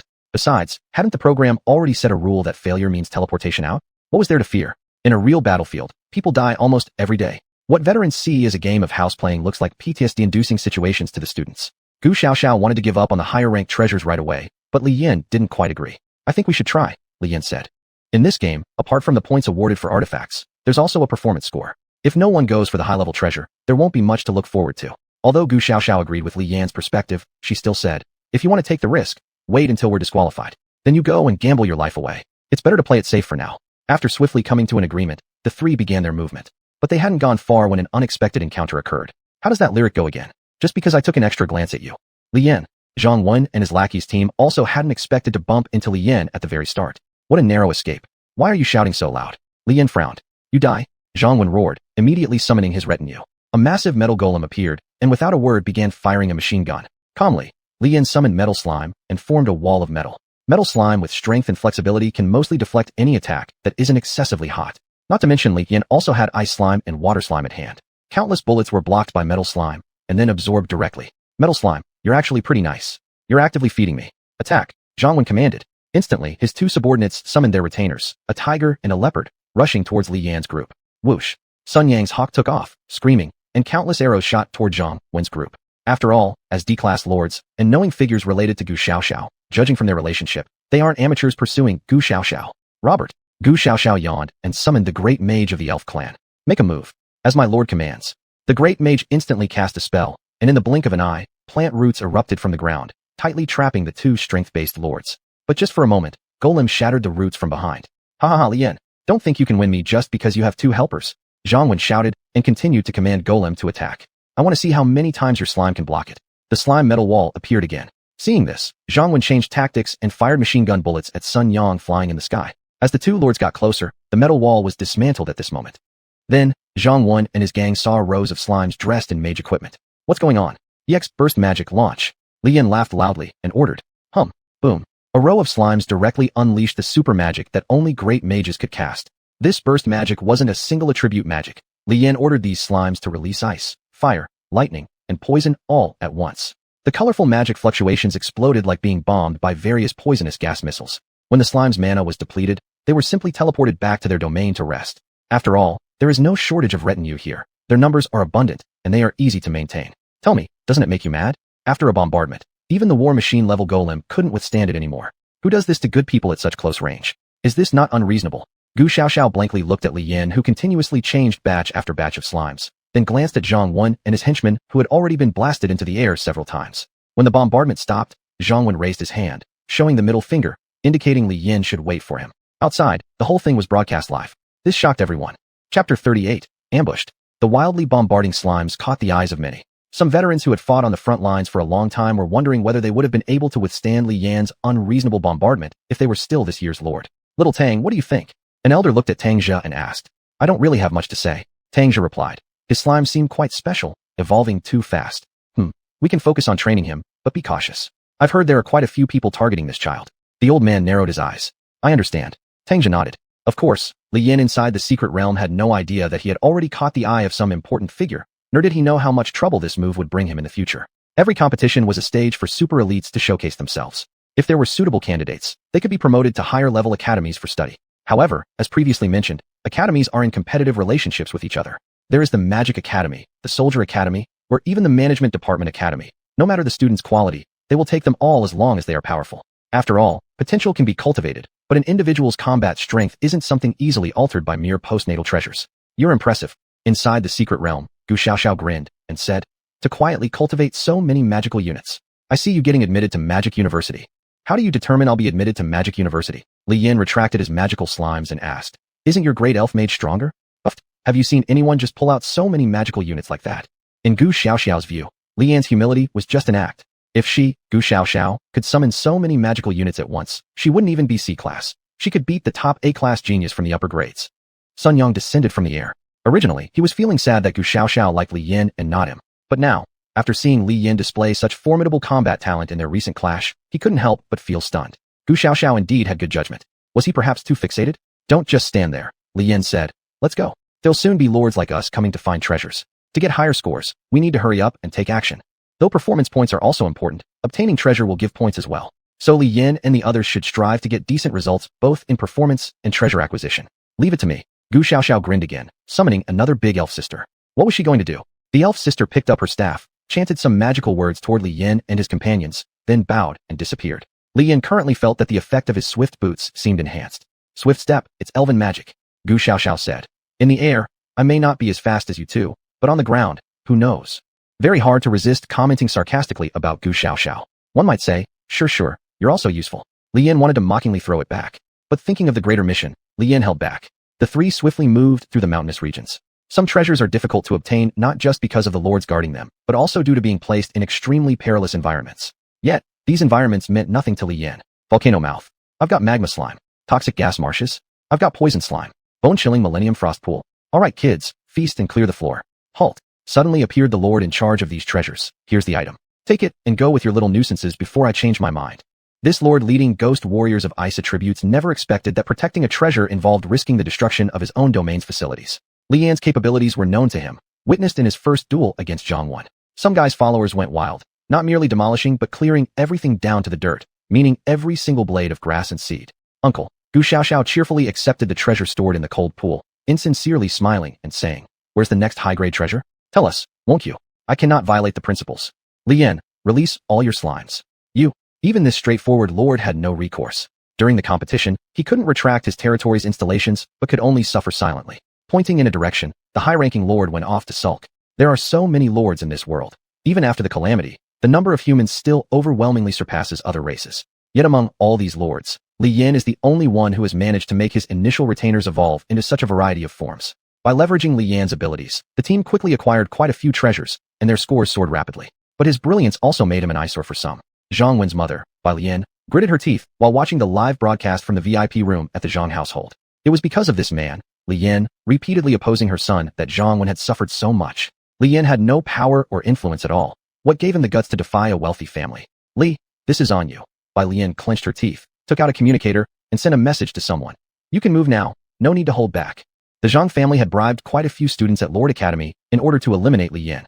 These problem children had been held back for years, with actual capabilities far surpassing those of mid-level lords. As for their aptitudes, they were all rated C-class. After ransacking one mountain for all its treasures, just as the trio of Li Yan was about to head elsewhere to look for more, danger arrived. Xiao, look out! Sun Yang suddenly rushed forward, shoving Gu Xiao aside. And then, right before Gu Xiao's eyes, he was cleaved in half by a blade. Sun Yang, Gu Xiao was shocked. What kind of strength was this? Li Yan didn't even possess such monstrous force. Don't just stand there. Li Yan swung his lava sword to parry the large sword coming from the enemy. At the same time, his entire body was covered by metal slimes. But their attackers were not just two in number. With the third person appearing, Li Yan let out a tisk sound, grabbed Gu Xiao, and burrowed underground to escape. Chapter 39, Radiation Contamination. The three overage students who were chasing them froze. What kind of technique was this? Had slime gained the ability to dig now? Keep looking, grunted the lord carrying a greatsword. They can't have gotten far. Following that, he unleashed a tracking machine. The people outside were stunned. How could there be such a powerful lord? Li Yan and Gu Xiao appeared on a certain vacant land 1,000 meters away. Numerous rock slimes burst out of the ground, with Li Yan and Gu Xiao following closely behind. Damn it, I'll make them regret. Gu Xiao gritted her teeth and hissed. She didn't like Sun Yang, but she couldn't say she hated him either, right? They were all teammates after all. If a teammate was taken down, wouldn't you seek revenge? Calm down, said Li Yan. We still aren't safe yet. Let's leave. With the ability of rock slimes, they could only dig this far while carrying someone slower. But those lords would find them within minutes. Li Yan thought his power was already quite formidable among the current generation of lords. Yet his hand trembled from blocking that lord's attack. Only those who had trained for longer periods could pose a threat to Li Yan. Could they be overage students? No, something wasn't adding up. What made them so strong after their overseas training? Could it be another scheme by the Zhang family? Swoosh, swoosh, swoosh. Three sword-wielding lords approached the two. One of them, bearing a large sword, addressed Li Yan. Kid, someone is willing to pay a handsome price for us to give you a good beating. Are you going to take it lying down, or do you want us to press you into the dirt instead? Judging from their muscles, as well as their clearly expensive equipment that required time spent in domains and the support of clans to acquire, Li Yan knew these individuals were no ordinary foe. Three overage students, do you really think you've got me cornered? Gu Xiao shook the dust off herself. All right then, let's go. Gu Xiao drew an angelic sword of light, donned armor akin to a saintly warrior, and prepared for combat. The three overage students arranged themselves in a battle formation, then, move. With one slash of her sword, Gu Xiao unleashed a potent light magic spell. While they might have superior strength, none of them measured up to Gu Xiao's unexpected tricks. As for Li Yan, in an instant, he commanded the slimes hiding underground to burst through the surface. A massive pit swallowed the three overage students, and then, boom boom boom, the bomb slimes that had fused with fire slimes to amplify their explosive power began wildly detonating within the crater. Even members of the law enforcement division wouldn't dare claim they could survive Li Yan's trap. Shortly after, the three figures teleported away, causing Li Yan and Gu Xiao to sigh in relief. However, Li Yan suddenly felt restless. What was wrong? Li Yan, we should leave immediately. Gu Xiao de-armed herself and said, hopefully, nothing unexpected happens next. Given the strange feeling, it was best to retreat swiftly. Unfortunately, Li Yan underestimated the ruthlessness of the Zhang family, and also misjudged the determination of a foolish mother seeking revenge for her son. In this world, regular weapons were hardly a threat to lords. But what about forbidden weapons? Bang. A mushroom cloud rose up suddenly. Gu Xiao's back was scorched by the heat wave and was immediately teleported out of the secret realm. The audience at the control booth shot to their feet. F***CK? A miniaturized nuclear bomb. One man cursed angrily. This is my domain. Who the hell brought such a thing inside? Do you even realize how difficult it is to clear radiation pollution? Find those responsible immediately and arrest them. Gu Xiao was severely injured. Even though being teleported out of the realm allowed some healing, her back was burned and disfigured by radiation and heat waves beyond recognition. Xiao, Sun Yang, who was already wounded himself, ignored everything and rushed towards Gu Xiao regardless. However, he was quickly stopped by medical staff. Radiation was no joke. Specialized healing lords treated Gu Xiao immediately. Although complete recovery wasn't possible, they managed to stabilize Gu Xiaoxiao's condition and save her life. But where was Li Yan? His figure was nowhere to be found. Switching back to the live stream, the picture showed Li Yan's slime cloak shrinking back. He himself also bore various injuries. But these wounds weren't fatal compared to the main issue. He was located in the very center of the radiation zone. Li Yan felt dizzy and unsteady, barely able to hold himself upright. Back in his past life, the scientist who merely glanced inside a nuclear bomb died just a few days later. Being at the epicenter of the explosion, having endured such extensive radiation exposure, could he even survive? Damn, Li Yan tried his best to leave the area, but his leg was injured as well. A splinter of wood had pierced through his bone, making it impossible for him to stand. Was he going to die here in such disgrace? Though he wouldn't truly die, only limited recovery would be possible once he left. There was no way he could endure this intense radiation without being affected. Li Yan pounded on the ground. Get up. Many were watching Li Yan's wretched appearance. None of them could figure out what Li Yan might do in such a situation. His determination isn't bad, muttered the old man. But having been exposed to radiation, even if treated, there will still be consequences. His natural talent was always quite poor. When everyone had lost faith in Li Yan, the Slime King emerged from his domain. Why are you coming out? Li Yan looked at the Slime King, somewhat confused. Then, he was swallowed whole by the Slime King. Gulping sounds. The Slime King stayed put, starting to heal Li Yan right where he stood. The discomfort disappeared. Li Yan watched as the splinters dissolved, his wounds cleared, and even the effects of radiation began disappearing. The Slime King's fluid seemed to have seeped into Li Yan's body, replacing and repairing the cells destroyed by the radiation. Afterward, tens of thousands of slimes emerged from their domain, wiggling their buttocks toward the center of the radiation. Can slimes really accomplish something like this? The old man was astonished. That slime must be a royal-level familiar.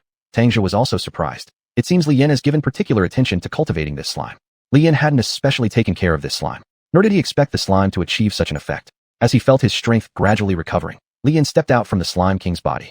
Touching the familiar that was taller than a person, he sighed. Radiation seemed to have been fully absorbed by the slimes. A new kind of slime was born among those slimes. Acquired, radiation slime. Chapter 40, Breaking Through to D rank. The students had nothing to worry about. The pollution was cleaned up, and the individuals involved were arrested. Things seemed to be in perfect order. However, the impact of this incident was too severe.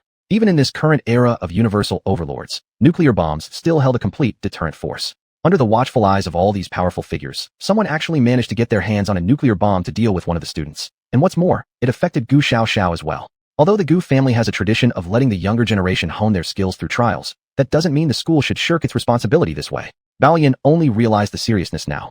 How could those students withstand an interrogation? Inside the hospital, Li Yan and Gu Xiaoxiao were staying in the same ward. I'm going to file a complaint against those fools from the supervisory committee. Idiots, said Gu Xiaoxiao while enduring the constant pain in her back and all over her body. They're supposed to supervise the students. How much tax does my family pay them so they can live comfortably? Nuclear bomb.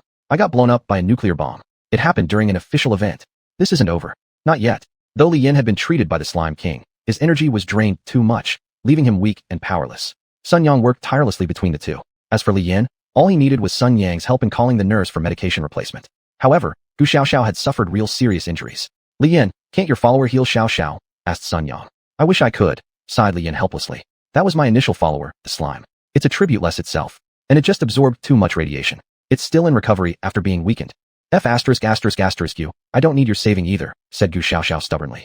If the hospital hadn't forbidden followers, I'd have some in mind to take care of me. Ow, be gentler. Do you even have a nursing certificate? A nurse was rubbing medicine on Gu Xiaoxiao's back. Faced with her complaints, she could only grin awkwardly. This poor girl had her back so severely injured. Subsequently, the school declared a 2-week break. As direct victims, Li Yan and Gu Xiaoxiao received some compensation. The competition, of course, couldn't continue. The lord who offered the vast field would never agree to host it again. Even if Li Yan used the slime to destroy half of the land with an explosion, he didn't feel any regret. However, if another pollution occurred, there wouldn't necessarily be followers that could devour radiation and save him again. Just bear with it, said Sun Yang. Local medical supplies are scarce, so we have to transport them from other places. Now there is truly no medication against tech-induced injuries, only antidotes for poison caused by followers. And using followers was not allowed in hospitals. It counted as breaking the rules. Even Miss Gu Xiaoxiao couldn't avoid it. The Zhang family's involvement remained undisclosed. Though Li Yan suspected the situation, Gu Xiaoxiao also knew who exactly had targeted them. These 3 repeat students went through questioning at the enforcement chamber like ancient prisoners going through interrogation by the brocade guards.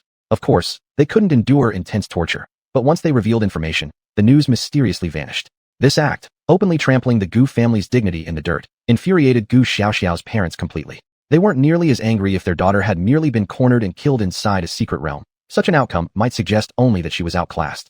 But being injured by a nuclear bomb? Who dares use such dangerous weapons? Anyway, when Li Yan left the hospital, it was clearly a scorching sunny day. Yet Gu Xiaoxiao wore heavy black clothing, a hat, and a mask.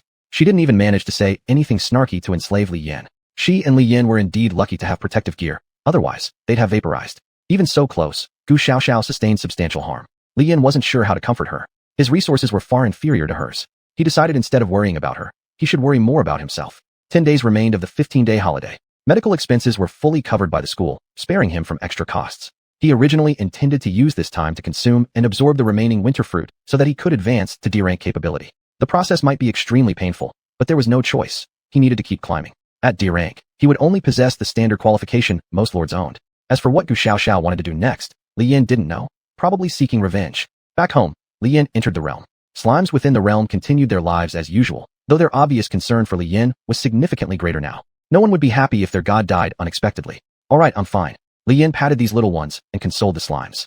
Go play, let me check on the situation within my realm.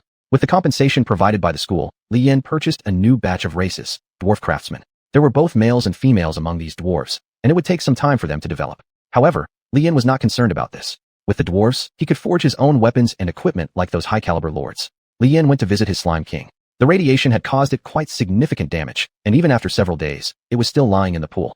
Sorry you've gone through so much hardship since following me, rarely facing easy crises. Li Yan touched the slime king, sighing. Starting with Xuanhuan and all the subsequent situations, his slime had helped a lot. However, without the mediation of the slime king, there is no way Li Yan's power could have grown so smoothly. As for the radiation slime, although it caused him no harm, Li Yan still set aside a separate piece of land to raise them. Perhaps they could be useful in the future, but who knows when such an extreme situation would occur again. After checking on the situation within his realm, Li Yan began consuming the winter fruit. After all, only having enough personal strength can keep me from being bullied. Li Yan started sitting cross-legged in meditation. D-rank is just the starting point for a lord. After everything I've been through, I finally have the same level of talent as an ordinary person. The challenges ahead will only be more difficult, and I must seize every moment. At this point, Li Yan's territory had expanded to a scale of 1,000 square kilometers. Now that it was already large enough, it was time to start improving the quality of the territory. Moreover, the Lord Core could also be attempted to upgrade its level. Although it was difficult, it had to be tried. When Li Yan broke through from E rank to D rank, those winter fruits were exactly depleted. Now, there was still some time before the vacation ended. Chapter 41, Black Market Holy Relics. Ting ting dong.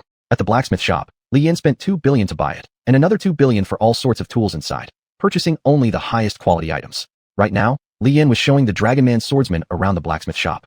My lord, this is the best sword we could create based on our current materials, said the bearded dwarf as he handed over a two-handed sword to Li Yan. After breaking through to level D, Li Yan's strength had improved further, making this two-handed sword feel like a one-handed one for him. Unfortunately, he already had the slime lava sword, which could continuously grow stronger with magma slime refinement. The dwarf's innovative capability made Li Yan quite impressed. During the sparring matches, he had thought, if only he had a dwarf companion to forge better weapons, especially that heavy slash from the other person. Esteemed lord, the Dragon Man swordsman said, the quality of this blade is good enough. We can use it to exchange for money. Nah, it's better to keep it for ourselves. Li Yan smiled bitterly. Your equipment also needs an upgrade. This sword is too large, hard to conceal. Li Yan still preferred his own lava sword. The dwarves were curious about Li Yan's lava sword. Esteemed lord, the dwarf said, could you show us your sword? My sword? Li Yan paused for a moment, then took out the lava sword. Upon seeing the sword, all the dwarves were amazed. If they studied it for a while, they would surely adjust and craft even more perfect slime equipment.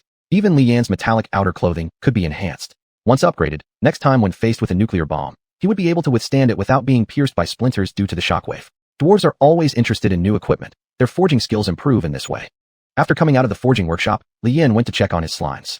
Currently, at D-level capability, there was a sign of regression in the Dragon Man swordsman, thanks to Li Yan's enhancement in capabilities. As for other companions, the intelligence of the slimes increased significantly. Initially, they just wandered around catching small bugs or drinking stream water, but now the slimes already knew how to help each other carry building materials to construct towns. Some slimes had even started raising livestock and planting vegetables. Under such circumstances, Li Yan didn't need to purchase expensive buildings costing hundreds of thousands. Relying solely on his slimes, a solid city-state could be constructed. Not to mention special slimes, such as lava slimes which could weld steel bars. Now, life seemed pretty good. The king of slimes was close to recovery. Already grown to house size, it looked like it couldn't be released recklessly anymore. However, there was still no news from Gu Xiaoxiao, which worried Li Yan. Although she was mischievous, she was actually a nice person. For a girl, burns from molten rock were really bad. Sigh, why think about these things? Unable to contact Gu Xiaoxiao, Li Yan wasn't too worried, considering the scale of the Gu family. After reviewing his territory, Li Yan purchased a lot more things. He'd spent almost all his money, but he didn't regret it. While contemplating where to go next, Gu Xuanhuan sent him a message. Gu Xuanhuan, Hello, sorry. Senior sister here was training in a secret realm with friends. Are you okay? Li Yin replied after some consideration. I'm fine, but your younger sister is in trouble. Her entire back is disfigured. They exchanged a great deal of information. Xuanhuan reassured that there was no need to worry. Upon returning to the Gu family, the little miss burst into tears in front of her grandfather. The old man erupted like a volcano, immediately declaring war against the Bai family, dragging the Zhang family into it as well. The losses incurred were enough to hire hundreds of high-level lords. It truly wasn't worth it for their son, who was still E-level and undergoing treatment. Xuanhuan gave Li Yin a small piece of advice. If you're at a loss about what to do next, why not visit the black market near the school? There are many lords trying to make a living there. With good luck, perhaps you might find some holy relics. Holy relics? Apart from Xuanhuan, that wasteful fellow, Li Yin didn't seem to have seen anyone carrying them. Firstly, these relics were often priced but rarely sold. Secondly, lacking sufficient power, equipping holy relics was asking for trouble. Li Yin didn't expect himself to stumble upon something akin to the protagonist in novels, family wastrels going shopping and finding powerful imperial weapons. It was merely for passing the time. Checking it out wouldn't hurt. When Li Yin arrived at the black market, he was wearing the metallic outer clothing improved by the dwarves. They had inserted 3 slimes inside, adding 3 features: resistant to cold, heat, and radiation. One can't help but admire the craftsmanship of the dwarves. They quickly figured out how to use the radiation slime. Truly a model for all smiths. The black metal coat worn on his body could change form at will, allowing Li Yin to cover his face, so outsiders couldn't tell who he was. Seeing stalls with nothing more than common herbs or fruits with healing effects, Li Yin showed no interest. As for those selling equipment, most were peddling unsafe military-grade weapons. Who uses such armaments to hunt rabbits these days? And just as Li Yin thought this trip was a waste, the dwarf in his domain sent him a message. Esteemed lord, the stall on the right. That pitch-black thing is definitely something good. Huh, what is it? Li Yin acted as if nothing happened and moved closer to the stall selling daggers and knives. The boss was a one-eyed man. Seeing Li Yin's interest in purchasing, he flashed a grin. Needless to say, another big, fat sheep had walked right into the shop. Some undetermined holy relics would not reveal their abilities, which Li Yin had seen before thanks to the school's lord system. Now, the dwarven craftsman had synchronized his divine eye talent with Li Yin. The item that the dwarf wanted Li Yin to buy was a black spear covered with rust. The heavily rusted spear was soon analyzed. Evolving key, evolution type holy relic. By continuously using evolution points for offerings, its enhancing effect can gradually improve. Effect, percentage-based increase of the combat power of the territory lord and his followers. Currently, no covenant formed, and no sacrifices made. What? There actually are holy relics here. And it's an evolving type of holy relic too? If auctioned off, wouldn't it fetch several billion? But upon reflection, the number of evolution points required for sacrifices must also be astronomical. Chapter 42, Meeting Alice Again. Students at the Lord Academy, as long as they are powerful, never lack the funds to buy items from the black market that are mostly fake. After some haggling, Li Yin smoothly obtained the key of evolution. The stall owner thought he had made a big profit, and so did Li Yin. Both thought the other party had lost out. How do I use this holy relic? Li Yin asked through the synchronized dwarf. Lord, the commotion caused by using a holy relic is too great. We should find a safe place first, the dwarf suggested. The spear of war Li Yin had received earlier from Zhang, when hadn't been thoroughly studied before Tang, she took it away. Possessing no crime, but possessing valuable treasures invites calamity. Even if it's the most useless of holy relics, it would still attract countless people's attempts to seize it. Li Yin was weak back then, but now things are different. Still, one must be cautious. It would be best to register this holy relic with the teacher after finishing recent affairs for protection under official rules. Just looking at the name of this holy relic shows its significance. Now, his slimes were already evolving quite fast. With this item, they would surely become even stronger. But as they say, happiness brings good spirits, but too much joy may also bring disaster. Though covered in a metal outer garment like a mummy, the subtle lightness in Li Yan's step betrayed his very pleasant mood. In this world, there are always those who don't wish others well. So, whenever there's an opportunity to make money, they will take it. And thus, just as Li Yin was about to go home, someone blocked his way. Through the mask of his windbreaker, Li Yin looked at the person and frowned. What does this mean? Are you trying to rob me? Li Yin looked at the man in the security uniform, oily all over, and questioned. The old crook chuckled softly and then said, Young friend, you must not misunderstand. In these times, robbery is a serious crime, especially robbing a lord. However, the old crook paused a moment. As a manager of the black market, I naturally have the duty to ensure what exactly you bought here. Isn't that right? Oh, let's remember how someone brought a nuclear bomb to a match full of powerful figures recently. If such an item were to slip out of the black market under my supervision, wouldn't I deserve punishment? Li Yin broke out in a sweat. Wasn't the impact of that matter suppressed? Their information channels were indeed swift. But, relying on that alone to cause him trouble was a little ambitious. So, you're thinking of searching me? Li Yin snorted. If you suspect me of carrying a radiative weapon, why not just call someone from the law enforcement division? The old crook cursed internally. How come this kid wasn't easily persuaded? Normally, students coming to the black market could be scared into handing over cash. Why wasn't this kid budging? Do you know who the people from the law enforcement division are? The old crook continued to intimidate Li Yin. They are all important people. Can you see them whenever you want? You actually called for the law enforcement division? Do you have the face to make them come? I'll tell you, I manage the black market. Since you're here, You should offer something in return. Understand. Open bribery. Li Yin burst out laughing and said, "Oh, if only you'd mentioned it earlier. If you had, wouldn't I have given it to you right away? Isn't that so? You understand, I study at the Lord Academy, and we normally store things inside our realms. Here, let me show you." The old crook rejoiced, thinking finally the kid saw sense. Not long after the two entered a small alleyway, an enormous explosion occurred. The bomb slime's explosive power after its evolution increased once more, rendering the old crook completely incapacitated. Li Yin retrieved the now smaller bomb slime and sniffed. "How dare you try to extort me? Someone with your level of talent surpasses mine, yet chooses to degenerate, scheming rather than engaging in proper work. Consider yourself lucky not to have died. Everyone in this world can awaken their domain." The old crook was no exception. However, he himself had wasted his domain clan. At his age, he achieved nothing, resorting to scamming Lord Academy students for some extra income. But really, that extra income was minimal, with those dozens or hundreds of contribution points barely buying some basic equipment. Such equipment was beneath Li Yan's interest now. With this time, he might as well focus on improving himself, whether it's going on a secret mission or accepting tasks from the Academy notice board. The rewards would far outweigh scams. Before the situation worsened, Li Yin changed the color of his clothes and left from the other side. Even if he were caught, those enforcers wouldn't give a student any trouble, especially one directly affected by the nuclear explosion. The old crook only knew some student had been in the blast radius, but didn't bother to figure out which student before coming for his scheme. What a waste of decades of life experience. After passing through the black market, Li Yin arrived at an area full of dilapidated buildings. These structures had been completed several decades ago. Most residents were elderly people or low-income office workers. No one would likely bother him here again. Who wears slime armor like this? It's clearly no ordinary person. And then who wears it this way? Li Yin turned his head and spotted an unexpected girl. Alice, the same girl he'd met previously in the secret realm. Isn't she foreign? How did she get inside the borders of China, let alone so close to his school? Something wasn't right.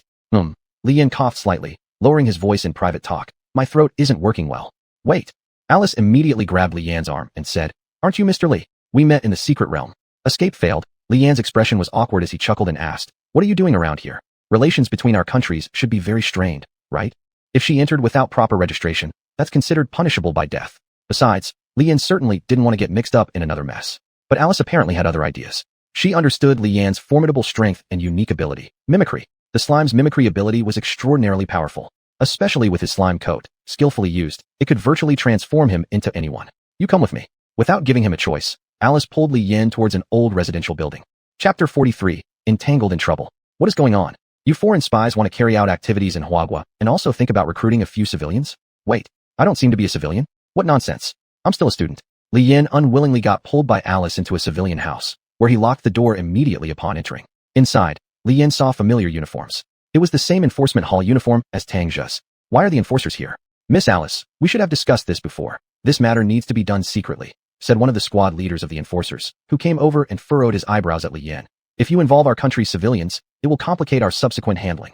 "He is not a civilian," Alice said. "He is my friend. We met inside the secret realm before. His name is Li Yan." Once hearing it was Li Yan, this squad leader became interested. He sized up Li Yan from top to bottom. Even through the slime outfit, it was evident that Li Yan's body was quite sturdy. Even if his innate talents were poor, his combat ability wouldn't be weak. Besides, the special equipment on Li Yan wasn't just a little bit.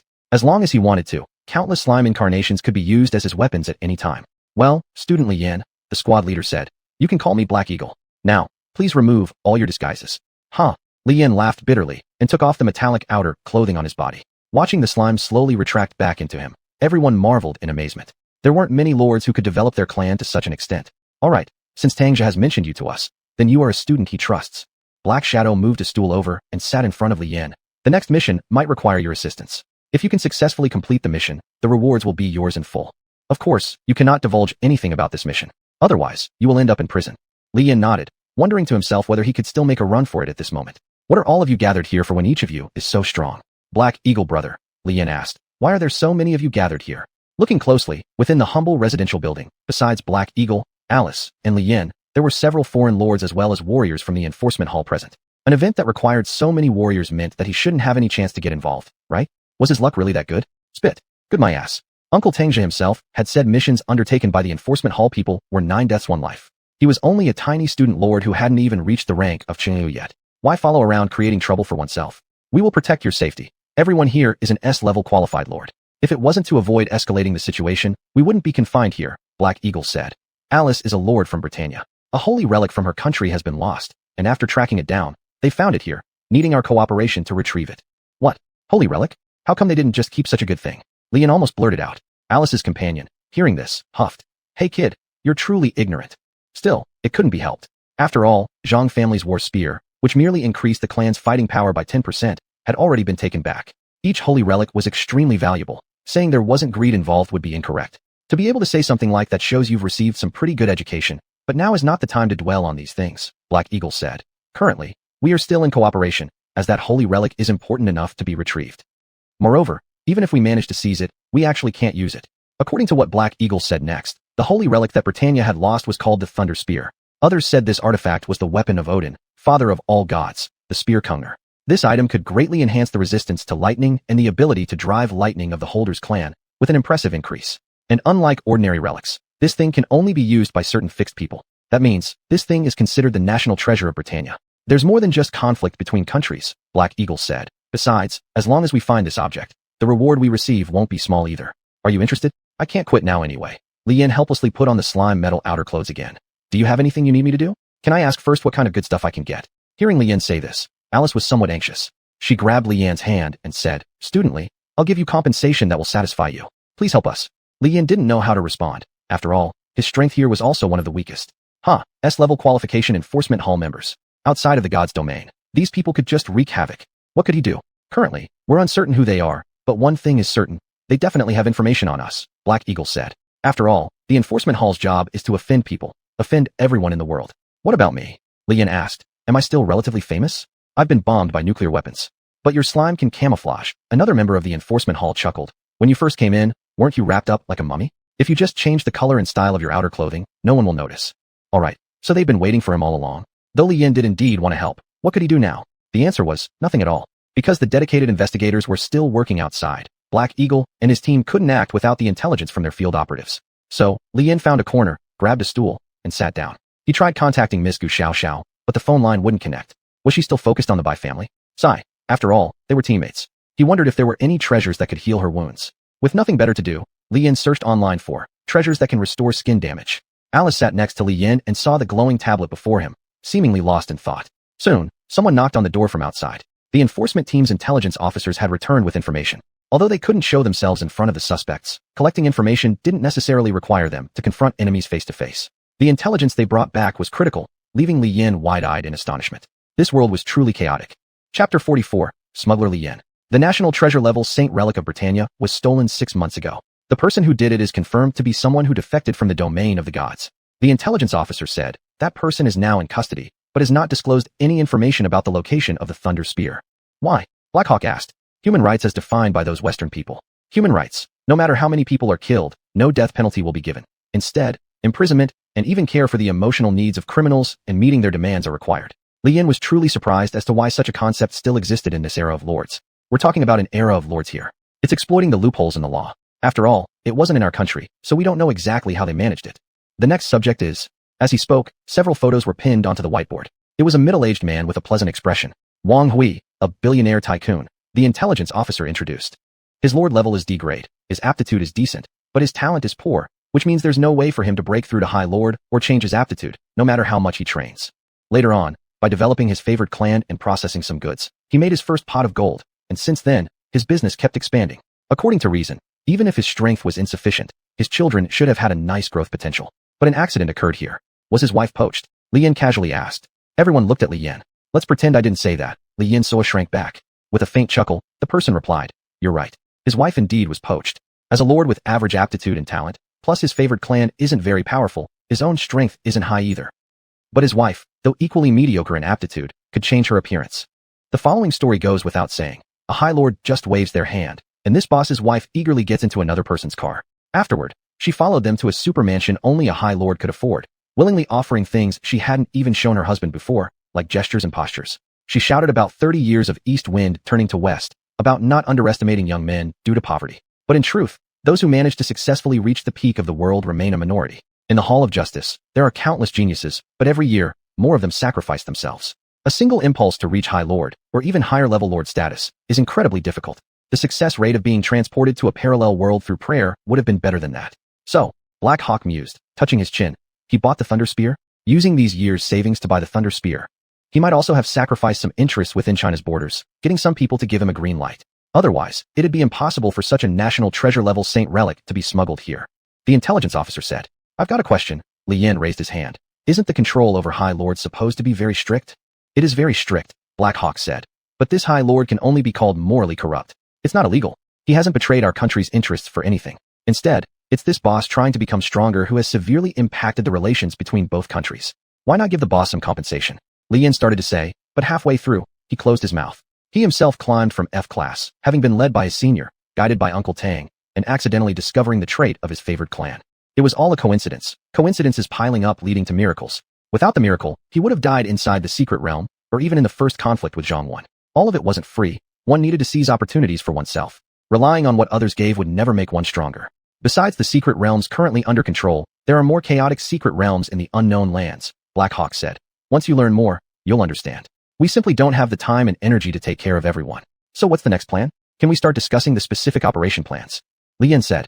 Li Yin muttered internally. Don't you dare assign me to do something suicidal. My metal slime isn't strong enough yet. Let the older guys handle it. Together we'll massacre chaotically. You kill randomly, and I'll just handle making noises. With your defense, you won't die. Black Hawk sighed helplessly. When we fight, just fly away. Leave the rest to us. Looking at the members of the Hall of Justice and the Lords of Britannia, all were at least A class. Indeed, there wasn't a need for Li Yin to get into a fight, but he still had to be responsible for going directly into the enemy's nest to investigate the actual situation. We have prepared something. Alice took out a package and opened it. Use this to cleanse the marks on the Thunder Spear. That boss must be lacking this item right now. To monitor the good deeds of that boss, no special means are really needed. Inside the package was a bottle of cleansing agent. What if someone takes it away? Li Yin picked up the agent and asked, if they flee with the Thunder Spear and the agent, wouldn't we have wasted our time? It won't happen. Alice shook her head and said, this agent is fake. Good grief. So what should I do? Li Yin looked at everyone. Black Hawk took out a photo, and it was a person dressed similarly to Li Yin, except that person's coat was silver white. This is a smuggler specializing in lord items, Black Hawk said. Their organization is huge and unpredictable, but because the things they bring are indeed excellent, we also cooperate with them. After all, some things really need smugglers to travel thousands of miles to obtain from other places. You, Black Hawk pointed at Li Yin. Change your clothes to look like this, add a camera to the collar, then take the item and go to this address and knock on the door, saying the item has arrived. Simple, isn't it? If you help us this time, when you enter an advanced school for further study in the future, we can give you extra points. Li Yin cursed inside, thinking whether they would still be around by then. Wouldn't they be killed off while executing tasks? I am really unlucky, just going for a walk on the street, and ended up being conscripted. Li Yin muttered while taking the cleansing agent in his hand. Mr. Li, please be careful, Alice said. Yeah, if anything goes wrong, I'll run away immediately, Li Yin said. If you can't get back your saint relic, don't blame me. I have my own saint relic too. I don't want it to be taken away by others before I even activate it. Chapter 45, The Dark Lord Council. Li Yin wore a slime suit, trying to dress up like a smuggler. When he arrived at the old hotel, he pushed the door open and walked inside as if he hadn't seen the receptionist, acting extremely arrogant. That receptionist seemed to also know the power of this smuggling organization, not daring to utter an extra word. Seems like I can try pretending to be a smuggler in the future? Never mind. It's easy to make enemies. Li Yin held fake cleansing agents and approached the door provided by Black Eagle. He didn't expect that such an old and would have a presidential suite. After taking a deep breath, he knocked on the door twice. Who's there? An impatient, cautious voice came from inside. Li Yin knew that this was the big boss. The stuff you want has arrived. Li Yin lowered his voice and said, open the door. This thing is too valuable. I don't want any trouble from you afterward. Got it. That big boss muttered as he dressed up and moved toward the door. As soon as he opened the door, Li Yin handed over the cleansing agent. When the camera on his body recorded the situation inside, a voice came through the earphone. Run as fast as you can. Almost instinctively, Li Yin dropped the agent and jumped down from the 40th floor with the help of wind slime. Then, the 40th floor was shattered by a single punch from a titan. The boss who wanted to buy the cleansing agent died instantly, but a gorgeous figure appeared. It was a woman dressed in black, exposing her skin, yet making people feel uneasy. Because only one organization would dress like this. The Dark Lord Council. Alice saw the situation above through the telescope and couldn't help but gasp. Boom. Li Yin landed upstairs just as he heard Alice's words. Hey, what is this Dark Lord Council? Li Yin asked. Could there be devil worshippers in this world? It's, Li classmate. Be careful, Alice warned. Li Yin turned around, and a shattered cement block flew toward him. The metal slime suit detached itself from Li Yin, wrapped the entire cement block, and then dissolved it. Alice looked blankly at Li Yin casually defusing this crisis, and began to doubt whether Li Yin always wore such a highly corrosive thing on his body. What did you say? What thing was that? Li Yin asked after solving the trouble, and the fight above wouldn't give him the chance to understand what the Dark Lord Council was. Standing on the Titan who had smashed the 40th floor with one punch was an S-class lord of the enforcement hall. Right now, he was solemnly looking at the woman who had survived being hit by the blow of his race. Code name, Disaster Crow, first underling to the third seat of the Dark Lord Council. The owner of the Titan clan murmured, Oops, never thought I'd meet a legendary Xingtian even in such a remote place. Disaster Crow said with a teasing tone while floating in the air, smiling at the man codenamed Xingtian. If possible, I'd really invite you for dinner and ask you whether you. Whoosh. A huge black feather shot toward Disaster Crow like a missile and exploded directly. The explosion's power far exceeded what lords could bear. But Disaster Crow was unscathed. Black Eagle also hovered in the air, with his initial family member, Darkness Eagle, perched on his shoulder. Following that, the British team and the remaining members of the enforcement hall surrounded them. One could say that this lineup was enough to overthrow any country. Black Eagle, I once extended an invitation to you. Disaster Crow summoned his family members. But you rejected it, leaving me heartbroken. Black Eagle made a sound and said, "Stop bullshitting. Member of the Dark Council, if you dare step into China today, you will die here." Seeing that Black Eagle was serious, Disaster Crow stopped pretending. Other hidden members of the Dark Lord Council also appeared, and fierce battles unfolded in the air between the two sides. Li Yin was running about with Alice downstairs trying to avoid attacks. Although this was the old city area, there were still too many high-rise buildings. From time to time, people were thrown down and injured, but there was no way for them to leave. Li Yin could only send out some slimes to rescue those who still stood a chance of survival. As for the rest, he could do nothing. What could he do? He had to protect Alice anyway. If something happened to her, his reward would be gone. Sorry, my fellow friends, may you rest in peace. Although Li Yin was already doing his best to stop those falling stones, their numbers were too great, and he gradually found it hard to hold on. The battle in the sky grew more intense, with thunderbolts bursting out from time to time. It was clear that the enemy had used illegally smuggled lightning guns. Hey, over here, Li Yin shouted, and rock slime and metal slime hopped out of his domain. They fused together and formed a small shelter that could absorb materials for safety. Li classmate, your slimes can actually do this? Alice was somewhat surprised. What can I say? My followers are so weak that I have to figure out how to make use of them. Li Yin was drenched in sweat. Now can you tell me what the Dark Lord Council is all about? Alice hesitated for a moment and then recounted everything she knew. In short, the Dark Lord Council was similar to vampires. But unlike Western mythological tales, organizations like the Enforcement Hall faced not solitary vampires, but groups of them. These vampires could evolve, were organized, and possessed formidable combat power. Li Yin covered his face. Humanity faced so many difficulties, yet there were not only open conflicts internally, but also dedicated troublemakers. You bastards are just joking around. Black Eagle started rallying people. No way they'd let this pass. They had to eliminate the enemy today, no matter what. Tang Jia and others quickly arrived at the scene as well. A battle of this magnitude was beyond even the Zhang family's qualification to interfere. And right at this moment, whoosh hop, Li Yin and Alice hid in a corner and saw something flying toward them from afar. Upon closer inspection, my god, it was a lightning gun. Grab it and run. Black Eagle's voice came through the earphone. Disaster Crow sked and attempted to forcibly seize the lightning gun. At the same time, she mocked Black Eagle internally, since the gun wasn't something just anyone could handle. What could a weakling who wasn't even a high-level lord possibly do? Then she saw the legendary lightning gun being swallowed by a giant slime. After securing the gun, its owner grabbed Alice and bolted. Chapter 46. Desolation everywhere. You brat, stand still for me. Hoya was getting anxious. However, the attacks from Hei Ying and others continued, leaving her no chance to chase after Li Yin. You useless fool. What good is pretending to be dead? Go kill those two students for me immediately. Following Hoya's words, the supposedly dead boss began to recover slowly from his pool of blood and flesh. His bloated body transformed into that of a muscular strongman, yet his eyes were devoid of any light. With a swoosh, this big boss rushed over toward Li Yin in rapid pursuit. What the hell? Li Yin cursed, releasing a wind slime. Howling winds surged, with wind blasts so powerful they could explode rocks, yet he dodged them effortlessly. Is this person from a strength-based clan system? No, there's no way I can escape with Alice with such combat power. Can I directly retreat to the realm? No, this won't work either. With enemies present, my realm will be intruded upon. Damn it, let's fight. Li Yin gritted his teeth, holding the molten rock sword in hand. After being remodeled and reinforced by the dwarves, this one-handed sword had now become an extra-large battle saber. Alice looked at Li Yin as she took a deep breath, then advanced boldly, chopping down at that puppet. One was a lord enhanced by the Dark Lord Council, while the other was still a student. Even with all his strength, Li Yin's molten rock blade couldn't cut through the skin of the puppet boss. Whoosh! Li Yin collided violently with the wall. Comradely, Alice's rushed over in panic. Fortunately, Li Yin had the slime to cushion the impact, so his injuries weren't too severe. But such an attack can't be endured many more times. This puppet isn't particularly powerful, its talent level only D, at most C, and its combat prowess barely reaches that of a mid-level lord. I can't even handle a mid-level lord. Li Yin struggled to get up despite the excruciating pain of his bones almost disintegrating. Damn it. If I go down, I'll make sure to knock out at least 2 of your front teeth. Just as Li Yin prepared to combine bomb slimes, lava slimes, and magic slimes into a Buddha Wrath Lotus, reinforcements arrived. Tang Jia kicked the charging puppet flying, then pulled out a dragon sinew silver spear from his lord's space. Boom.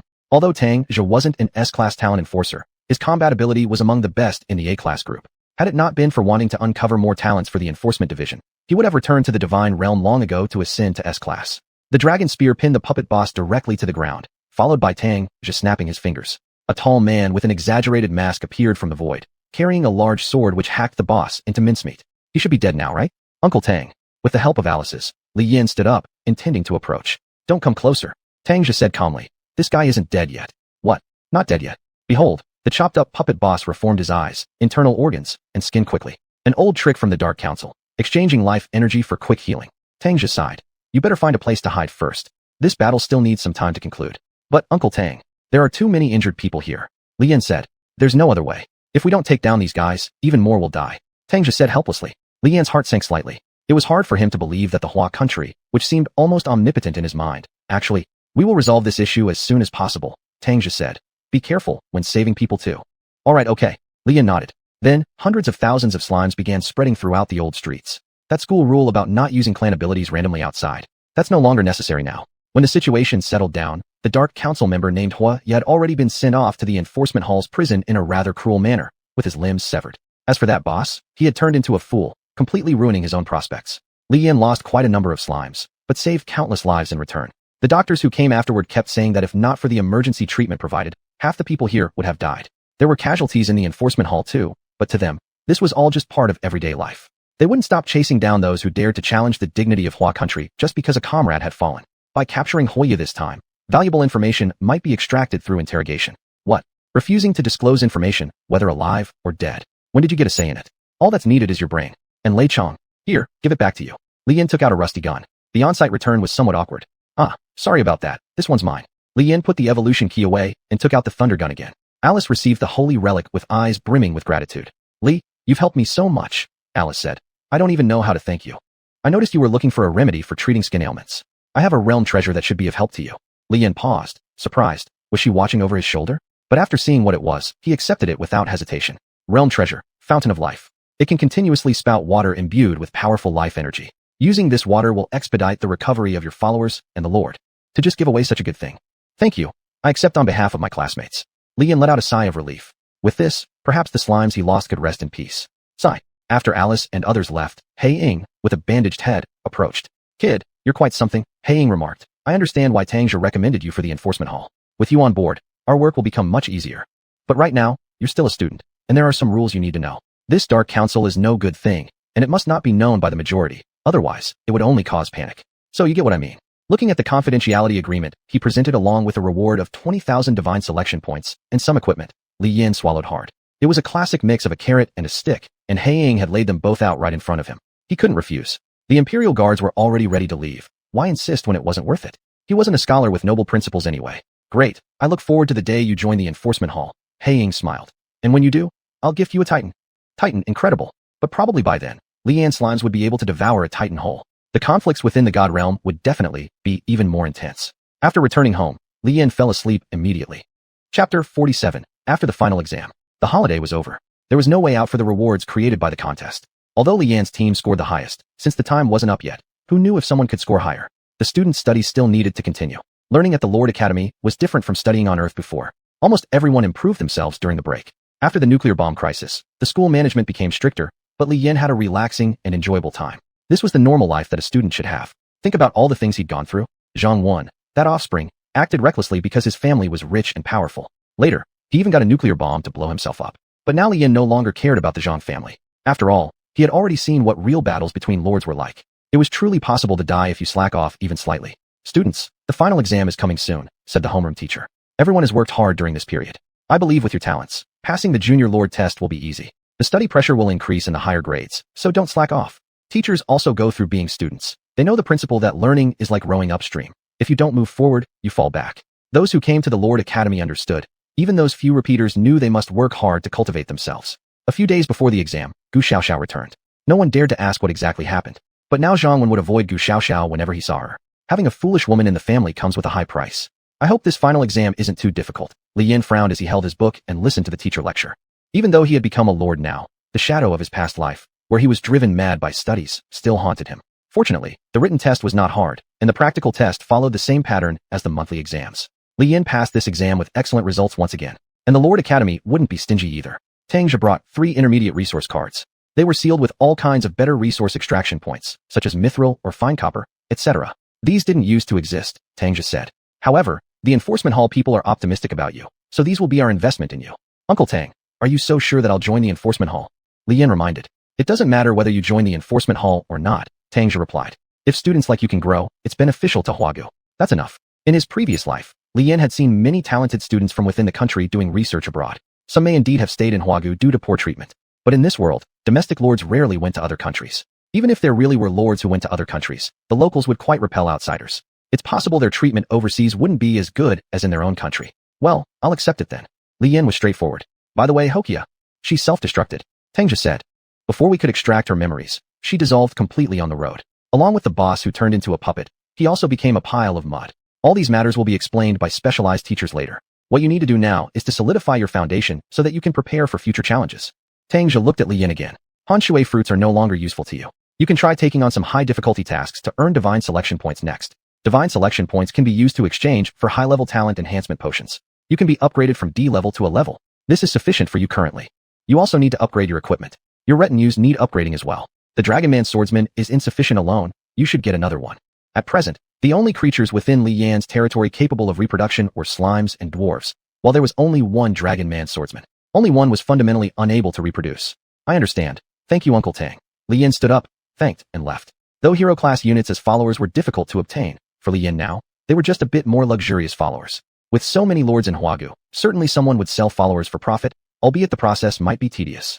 After the final exam, though it wasn't officially vacation time yet, Li Yan didn't have to go to school anymore. In just one semester, Li Yan experienced so many things that he would never normally experience. Not only was his body tired, his heart was tired as well. The world of lords was far more complicated than he had imagined. He might as well relax inside his domain and take advantage of its faster time flow to plan his future. Li Yan placed the 3 mining points. The slimes and dwarves were all delighted. With these resources, they could craft better weapons. The metal slimes could even evolve through contact with the rare metals.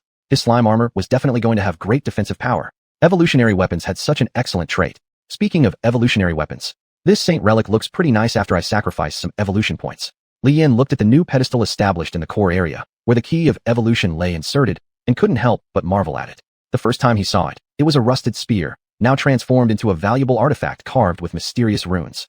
The teacher responsible for registering saint relics found it strange too. How did such a powerful relic end up on the black market? Could there be undiscovered ancient tombs nearby? But since Li Yan had already purchased it, the relic was officially his. Slimes were busy doing their own tasks, while dwarves drank wine and worked in the workshop with clangs and clinks. Unlike the intrigues and deceits of the human world, this kind of life was truly pleasant. Even if he never finds his parents again, hiding within the realm and surviving by crafting weapons for others wasn't bad. After all, countless lords are born each year, and the demand for weapons is always enormous. However, that would only be the last resort if he really has no hope of breaking through and entering the divine realm to find his parents. As Li Yan was recording what high-level lords needed, a message came from his bracelet. Your friend Gu Xiaoxiao requests entry to your domain. What?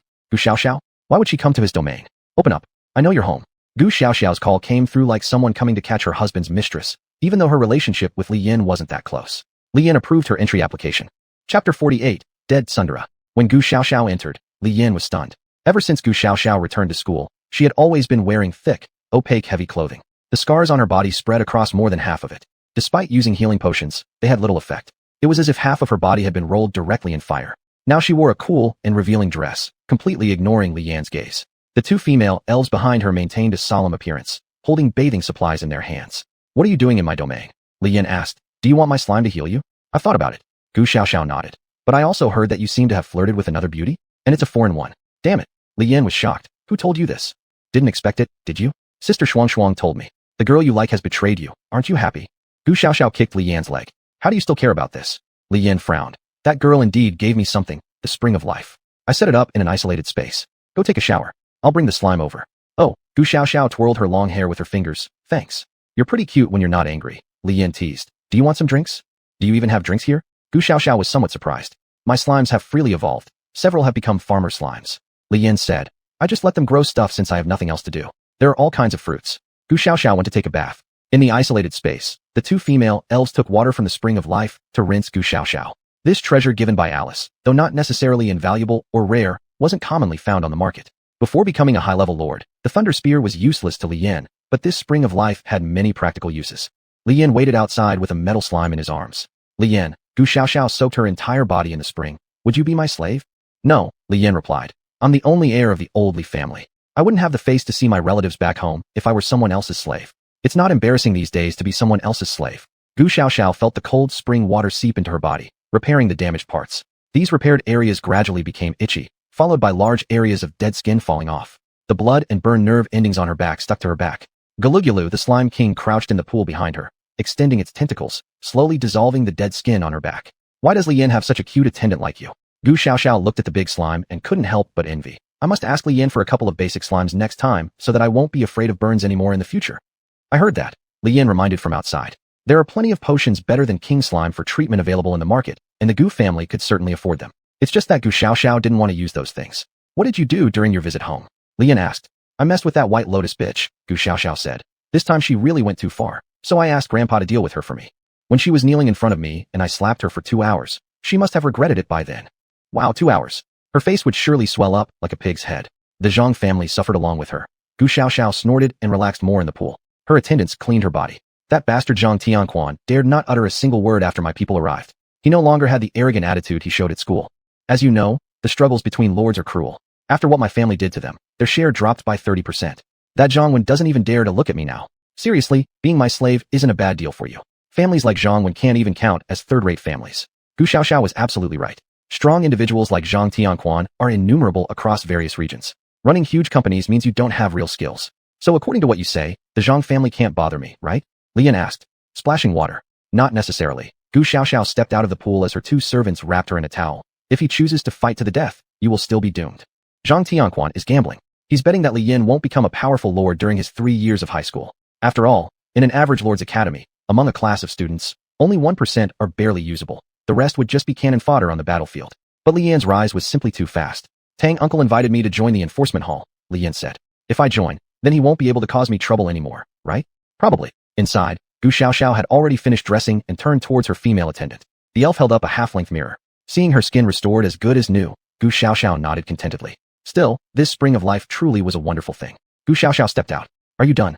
Li Yan asked when he saw her walk out barefoot in a skirt. Everything normal? Do you want me to get you some other medicine? What kind of good medicine could you, a poor ghost, provide for me? Gu Xiaoxiao responded haughtily. Madam will stay here for a few days to recuperate, and this will serve as payment for my accommodation. With that, she tossed a follower card to Li Yan. He took it and immediately noticed it hadn't even been authenticated yet, clearly bought and brought over directly. And this follower card contained nothing less than a hero tier unit, a dragon person. What's more, it was a female dragon person. So this girl had obviously been wanting to breed her dragon person swordsman for quite a while now. But this was also good. At least he didn't have to spend his own money. Free stuff was always nice. Do you feel like you got a good deal? Gu Xiaoxiao crossed her arms behind her back, bent forward, and looked at Li Yan teasingly. Actually, this is compensation from the school for me. Dummy. Ha ha. You actually thought Madam would spend such a large sum of money on a hero tier unit for you. Huh? Ha ha. Li Yan's rationality snapped inside him, but there was nothing he could do about it. After all, Gu Xiaoxiao was still a patient. Radiation affected her much more severely than it did Li Yan, and she'd been suffering from its effects for quite a long time. Chapter 49, Hometown. Summer vacation arrived quickly. After bidding farewell to Gu Xiaoxiao, Li Yan had more or less sorted out his future plans. Purchasing the qualification enhancement potion from the divine selection points was indeed the most convenient and safest option, and quite a few students, like Li Yan, had reached a certain standard of strength and qualifications after a semester's study. Such students would choose to take on missions during the summer break to earn divine selection points, as they had to consider their own futures. However, Li Yan felt deep down that he couldn't rely on the qualification enhancement potion exchanged by divine selection points to level up. Those missions were too unpredictable. He was still under the watchful eyes of people from the Zhang family. Moreover, he participated in the campaign against the so-called Dark Lord Council, who knew how these guys would retaliate against him. I am originally a commoner, farming beneath the blue star. If I were to die prematurely, it wouldn't be because of lack of power or other things. It would absolutely be due to being betrayed by someone. Still, I should think of other methods, sighed Li Yan, while sitting on the long-distance bus back to his hometown. After becoming a lord, he had never gone back to take a look. Now Grandpa had been dead for quite some time. Though he wasn't short of money, Li Yan still had to go back to see his hometown. He already didn't have the possibility of returning to Blue Star to settle down. At least he wanted to ensure that he had a root in this world. Li Yan's hometown in this world was located in a relatively backward village. Behind the village stood a mountain rich in natural resources. In a world where lords existed, those animals in the mountains underwent certain changes to some extent. These mutated animals posed little threat to humans. What truly constituted a significant threat were the wild and chaotic creatures inside the chaos mystical realm. Creatures so absurdly mutated that even Darwin would shout, "My God," upon seeing them. However, danger and opportunity coexisted. It was rumored that Tang Zhu obtained his dragon heart silver spear from one such chaos mystical realm located at the border of Huagua. To ensure that not too many enemies would rush in and disturb Huagua's warriors, the number of lords stationed outside even reached 5 figures. Even with such formidable combat strength, which ranked as top-tier force in any part of the world, they still suffered nearly half casualties when facing enemy assaults. Warriors from the Chaos mystical realm also died in great numbers. It took luck for Tang Zhi to survive. The senior who helped him escape nearly lost both arms, went blind in one eye, and dropped from SS-level qualifications to adjust to survive. Li Yin got off the bus, not carrying much luggage. Whatever he needed could just be stored within his realm directly. Thus, now he only carried a backpack with a few commonly used personal items inside. Regardless of anything, if I want to do something, the most important thing is to enhance my own strength, Li Yin muttered to himself. Uncle Black Eagle's group has already reached the strength of special class lords, and each individual is uniformly S-level. Even warriors of such powerful prowess, and ones who fought together as comrades in arms for a long time, couldn't guarantee zero losses against the members of the Crow of Disaster. They were special class lords. A massive titan could destroy an entire building with a single punch, and the attacks released by the huge Black Eagles were several times stronger than those discharged by Sun Yang's falcon. Even without the Dark Lord Council, the great demons within the Chaos mystical realms were enough to give these special class lords a hard time. Only divine class lords could become combatants within the Chaos mystical realm. But divine class was still not enough. If all the information I've found is correct, then the true combat capabilities of things that can threaten humanity in this world are definitely far above the level of divine class lords. Li Yin couldn't help but feel a little worried. Like the droplet from science fiction novels, legendary fleets, divine class lords, considered mighty enough to handle various crises by human standards, might find themselves helpless against a single droplet, a great demon from a particular chaos mystical realm. Whatever, if the sky falls, there will always be tall people holding it up. What am I worrying about? Li Yin said helplessly. Walking for a while, Li Yin encountered his great-grandma calling upon her summoned clan to help with sheep grazing. Upon seeing Li Yin return home, the elder warmly approached him. Xuanhuan, why are you back today? Aren't you studying at the Lord Academy? Asked the great-grandma. It's summer vacation now, Li Yin smiled and replied. I've already achieved D-level qualifications, and my rank has also reached the junior lord level. In fact, after completing all courses and entering the mystical realm for evaluation, Li Yin would immediately ascend to the intermediate lord level. Upon hearing that Li Yin had reached the junior lord level, the great-grandma let out a surprised exclamation. I didn't expect you to be so powerful, Xuanhuan, the great-grandma laughed. Your grandpa would have been very consoled if he knew this from his grave. As one grows older, a lord's natural energy and blood will gradually deplete, causing their abilities to decline. A lord's lifespan only extends significantly after achieving the rank of special class lord. However, most people cannot even reach high-level lord status. Li Yin's grandfather had been just a D-level junior lord until his death, which was around the average level for most people. Now that Li Yin had already reached this level at such a young age, he would undoubtedly become more powerful in the future. By the way, Xuanhuan, the great-grandma said, our sheep have been mysteriously disappearing recently. I wonder why. Could they have been eaten by tigers or bears on the mountain? Li Yin asked. It doesn't seem likely, the great-grandma worriedly said. If they were eaten by wild beasts, there should be remains left behind. The younger villagers searched but couldn't find even a single bone. This made Li Yin more alert. Grandma, has anyone else lost sheep? Li Yin questioned. Oh, let me tell you, the family at the village entrance. Once in the village, Li Yin sought out the elderly man whose livestock had gone missing and questioned him further. First, they ruled out the possibility of some rogue lord hiding deep in the mountains having stolen them, as no traces of fire or cooking were found anywhere. That left only one other possibility. There might be an unknown mystical realm within the large mountain where Li Yin had grown up. Nowadays, apart from the elderly who possessed no combat abilities, there were only children in the village who hadn't even awakened yet. The town's security team wouldn't waste resources searching the entire mountain just because a few sheep or animals had gone missing. Besides, they'd stand no chance against Li Yin even if all their members fought together. Hence, it would be futile for them to attempt any search. An unknown mystical realm. If discovered, it might contain something that could enhance one's qualifications. Though it could be dangerous, it would certainly be worth it. Chapter 49, Hometown. Summer vacation arrived quickly. After seeing Gu Xiaoxiao off, Li Yin also integrated his plans for the future. Purchasing qualification enhancement elixirs with divine selection points was indeed the most convenient and safest choice. Many students were like Li Yin. After a semester of study, their strength and qualifications had improved. Students with such improvements sometimes choose to take missions during the summer break to earn divine selection points, considering their future. However, Li Yin felt subtly that he could not rely on the qualification enhancement elixirs exchanged through divine selection points to upgrade himself. Those missions carried too much uncertainty. He was still being watched by people from the Zhang family.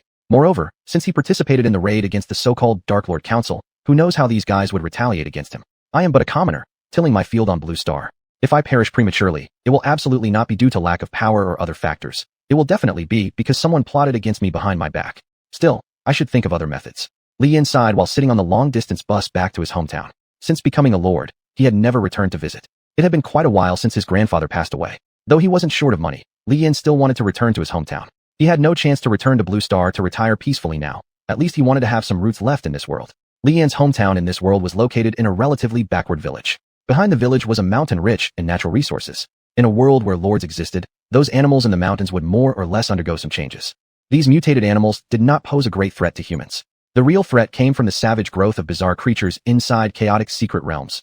Things so absurd, even Darwin would exclaim, "My God," upon seeing them. Still, danger coexists with opportunity. It was said that Tang's dragon courage bright silver spear was obtained within one of these chaotic secret realms, situated at the border of Huagua. To ensure that enemies wouldn't rush in to disturb Huagua's warriors, there were even thousands of lords stationed outside. Even with this formidable force that anywhere else in the world would be considered top tier, they still lost nearly half their troops facing enemy attacks. Many soldiers from the chaotic secret realm perished as well. Tangja survived partly thanks to luck. The senior who helped him out only managed to survive after losing both arms, blinding an eye, and dropping from SS rank to a rank. Lian got off the bus. His luggage wasn't much, as anything needed could just be kept within his domain. So now he only carried a backpack with some usual items inside. No matter what, if I want to do something significant, it's most important to enhance my own strength, Li Yin muttered to himself. Uncle Black Eagle's group already possessed the strength of special grade lords, and each of them is uniformly S level. Even such powerful fighters who regularly fight together, when faced with the crows of misfortune, cannot guarantee no losses. That's special grade lords. A massive titan could smash through an entire building with one punch. The massive Black Eagle's attack far stronger than Sun Yang's Hawk Strike. Even without the Dark Lord Council, the great devils within chaotic secret realms are enough to keep these special grade lords busy. Only God-level lords can become forces within chaotic secret realms. But God level isn't enough. If all the data I've looked up is correct, then whatever in this world poses a threat to humanity, its actual combat power will definitely surpass the God-level lord standard. Li Yin couldn't help but feel some anxiety. Just like water drops in science fiction novels, what humans consider a legendary fleet, God-level lords, strong enough to face various crises might become completely useless in front of a water drop, a large devil from a chaotic secret realm. Alright, even if the sky falls, there'll always be tall people to hold it up. Why am I worrying? Li Yin sighed helplessly. After walking for a while, Li Yin encountered his great-grandmother calling her kinfolk to help with sheep herding. Seeing Li Yin returning home, this elder greeted enthusiastically. "Xiaoyan, how come you're back today? Aren't you studying at the Lord Academy?" asked great-grandmother. "It's summer vacation now," Li Yin smiled and replied. "I've reached D-grade qualifications already, and I've advanced to the Chuji Lord level." In reality, after finishing all the courses and going through the secret realm evaluation, Li Yin could directly advance to mid-level lord status on the spot. Upon hearing Li Yin had reached junior lord, Grand-Grandma exclaimed in surprise. "I didn't expect you to be so capable, Xiaoyan." Great-grandmother laughed. "Your grandfather must be comforted if he knows this in his grave." A lord's qualifications naturally decline with age and loss of vitality. Without reaching the special grade lord level, one's lifespan won't extend much. But most people don't even reach the high-level lord status. Li Yan's grandfather, until his death, was merely a D-grade Chuji lord, which is around the average for most people. Now that Li Yan had already reached this level and was still so young, he would undoubtedly become even more powerful in the future. "By the way, Xiaoyan," great-grandmother said, "our sheep, I don't know why, but during this period, we've been mysteriously losing one or two. Were they eaten by tigers or bears on the mountain?" Li Yan asked. "It doesn't seem like it." Great-grandmother worriedly replied. "If they were eaten by wild beasts, there should be leftovers." The young people in the village looked, but they couldn't find even a single bone. This made Li Yan alert. "Grandma, have other families lost any sheep?" Li Yan asked. "Oh yes, let me tell you. The family at the entrance of the village." Once in the village, Li Yan found the elderly people who had lost their livestock and inquired about the specific situation. First, the possibility that some criminal lord hiding deep in the mountain had stolen them to eat was ruled out, because there weren't any signs of fire pits anywhere. So there was only one explanation left. There might be an unknown secret realm somewhere within the large mountain, where Li Yan grew up. Nowadays, except for elderly people who lack combat abilities, all that remained in the village were children who hadn't even awakened their powers yet. The security team from the town certainly wouldn't search the entire mountain just because a few sheep or animals went missing. Besides, their combined strength wouldn't even match Li Yan's, so searching was pointless. An unknown secret realm. If discovered, it might contain something that could enhance his qualifications. Although dangerous, it was definitely worth investigating. Chapter 50, Demon-type Slime. Li Yan's method of finding the hidden realm was also very simple. "Anyway, I have plenty of slimes."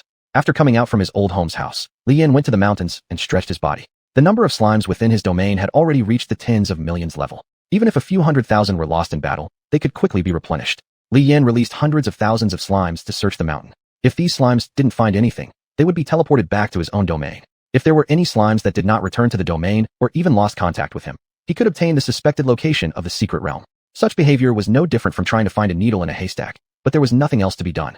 Li Yan stood at the foot of the mountain, carefully sensing the connection between the slimes and himself. Some slimes went astray chasing rabbits or catching insects halfway through their mission, but Li Yan did not bother about it. He expanded the area where the slimes were spread further, just a little more. Squeak. Li Yan felt one of his followers panic, and at the moment he sensed it, it broke off contact with him. Dead? No. If it were killed by some carnivorous fierce beast, the feedback information given to him should have been related to death. It It was more like it got scared. Could it be that this slime found the hidden realm and accidentally entered it? This was the only possibility. Otherwise, the connection between followers and their lord wouldn't break so easily. Li Yin recalled the remaining slimes and moved towards the place where the signal was lost. His physical strength had changed greatly compared to before, and he moved quite swiftly in the mountains. The overwhelming presence around him frightened animals so much that they dared not come close. Soon, Li Yin arrived at the location where the slime's signal disappeared. This was deep inside the large mountain, a place where people normally wouldn't go. Sheep wouldn't even casually venture here. There were still obvious dragging marks on the ground. Where did these come from? That's strange. There shouldn't be anyone interested in slimes. Li Yin felt curious, unless it's some wild animal. But no, except for metal slimes, regular slimes wouldn't last against wild beast attacks. Then what is this dragging mark all about? Li Yin followed the dragging marks and then saw a cave entrance. Gulped. Li Yin swallowed a lump in his throat. With the divine eye's ability synced from the dwarves, Li Yin saw something unexpected. It was a portal filled with magical energy. Just looking at the grade, it wouldn't be low. For such a strong overflow of magic energy, it was likely to be a demon-type secret realm inside. What is this thing? Since when does my hometown start producing demons? Li Yin remembered xuanhuan's demon-type followers and couldn't help but feel puzzled. Could it be that zombies in the deep mountains woke up? But it shouldn't be. If the zombies truly awakened, he should call Uncle Ing to eliminate them. Respected Lord, you should still report this matter to those above. The dwarven craftsman within his domain suggested. Respected Lord, you don't have any demon-type followers to use. Recklessly going in if dangerous will only put you in a passive situation. You're right, Li Yin nodded. I don't have any demon-type followers to use. Entering here will only cause me to be slowly eroded. I'll notify Uncle Tang. Uncle Tang might not be able to arrive in time, but at the moment, Li Yin could only rely on him. The other lords like Black Eagle were running all over the world. Who knows where they are now? Li Yin took a few steps back, making sure he was in a safe area, then took out his phone and made a call to Tang Jia. Even during summer vacation, the law enforcement hall's work kept coming endlessly, and as one of the main personnel responsible for discovering talented lords, Tang Jia naturally had a heavy workload. While screening for lords, Li Yan's call came in. What could be wrong with him during holidays? At the moment the call connected. Hello? Uncle Tang, said Li Yan. I'm currently at my hometown. There's a strange hidden realm on the back mountain. I'm not sure what it is. Could you send a few demon-type lords over? What the hell? Tang Jia furrowed his brows and asked. Li Yan, what happened? Where's the hidden realm? Answer me. Li Yan? Li Yan, are you alright? Li Yan. As Tang Jia's questions remained unanswered, he realized that Li Yan must have run into trouble. A hidden realm? Demon-type. Could it be? Damn it. It must not be that kind of hidden realm. Tang Jia immediately used the staff's permission to lock onto Li Yan's phone signal position and began searching for A-class or higher demon-type lords nearby. Hidden realms differ from each other. Li Yan knew of controlled hidden realms and uncontrolled hidden realms. The former type of hidden realms were mostly safe, while the latter ones were dangerous due to their many entrances where people from other countries might be encountered. There was another kind mentioned in the books, chaotic hidden realms. Untouched by anyone, these might contain unknown monsters inside. Even high-level lords wouldn't stand a chance if they entered. And there was one more kind, living hidden realms. In this kind, the entire hidden realm is one giant monster. Its entrance acts as its mouth, actively pulling victims in to digest. Li Yan was merely a Dirangshi level lord, and if no rescue came on time, he'd be left with no bones at all. And indeed, Li Yan had been pulled into the hidden realm.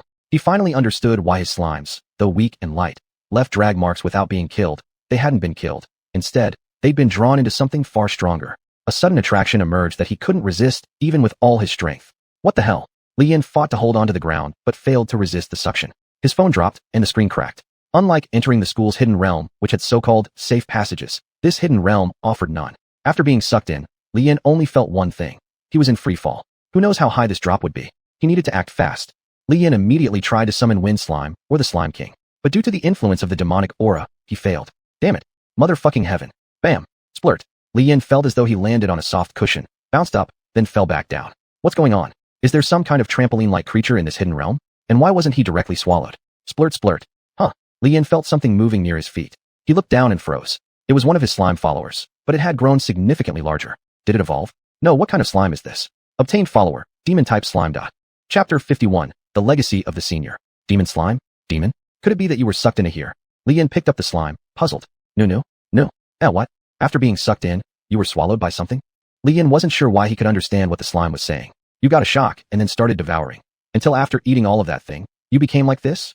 The slime in his arms bounced around even more happily. It seemed like it had indeed been frightened. Thankfully, this slime was still in initial form and hadn't evolved into anything else. Otherwise, its ability to devour and resist magic wouldn't have been as strong, and it would have been contaminated by magic elements. Am I also turning misfortune into fortune? But since I already have a demon-type slime, let's try synchronizing it. As the synchronization ability was applied to this slime, Li Yan's slime outer cloak was stained with dark purple magical energy. At the same time, his perception of the magical energy in the surrounding environment became much stronger.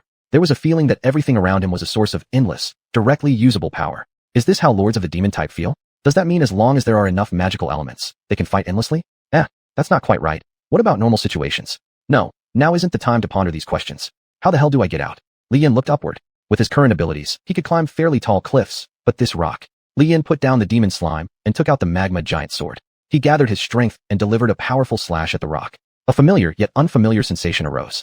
It was strange because this was his first time encountering such a situation. But he knew exactly what it was. Because his slime coat was also slippery and yet strangely rigid. It seems climbing might not be feasible. Even if I climb up, who knows if this entrance leads both ways? Li Yin muttered, carrying his large blade. Already being unaffected by magical energy is lucky enough. Are there other exits deeper inside? Turning around and looking further inside, Li Yin only saw endless darkness. On both sides of the path lay plenty of skeletons, not just human, but animal ones too. Some bones appeared to have been magnified deliberately by something. It looked harmless, but approaching recklessly would definitely end in trouble. Why not release all the slimes and let them devour everything here? Li Yin felt somewhat reckless. No. The demon slime jumped twice. What's wrong? Li Yin sheathed his large blade. Are you asking me to follow you? Did you discover something? With the synchronization of the demon slime's abilities, Li Yin also sensed that there was nothing nearby that could threaten him. After all, this is a hidden realm where valuable items should abound. Li Yin planned to loot the place. Guided by the demon slime, Li Yin's metallic slime armor now had anti-magic properties and could absorb magical energy. He didn't have to worry about running out of energy. After walking for a while, Li Yin discovered something. It was a plant growing directly on a rotting animal corpse, bearing several fruits.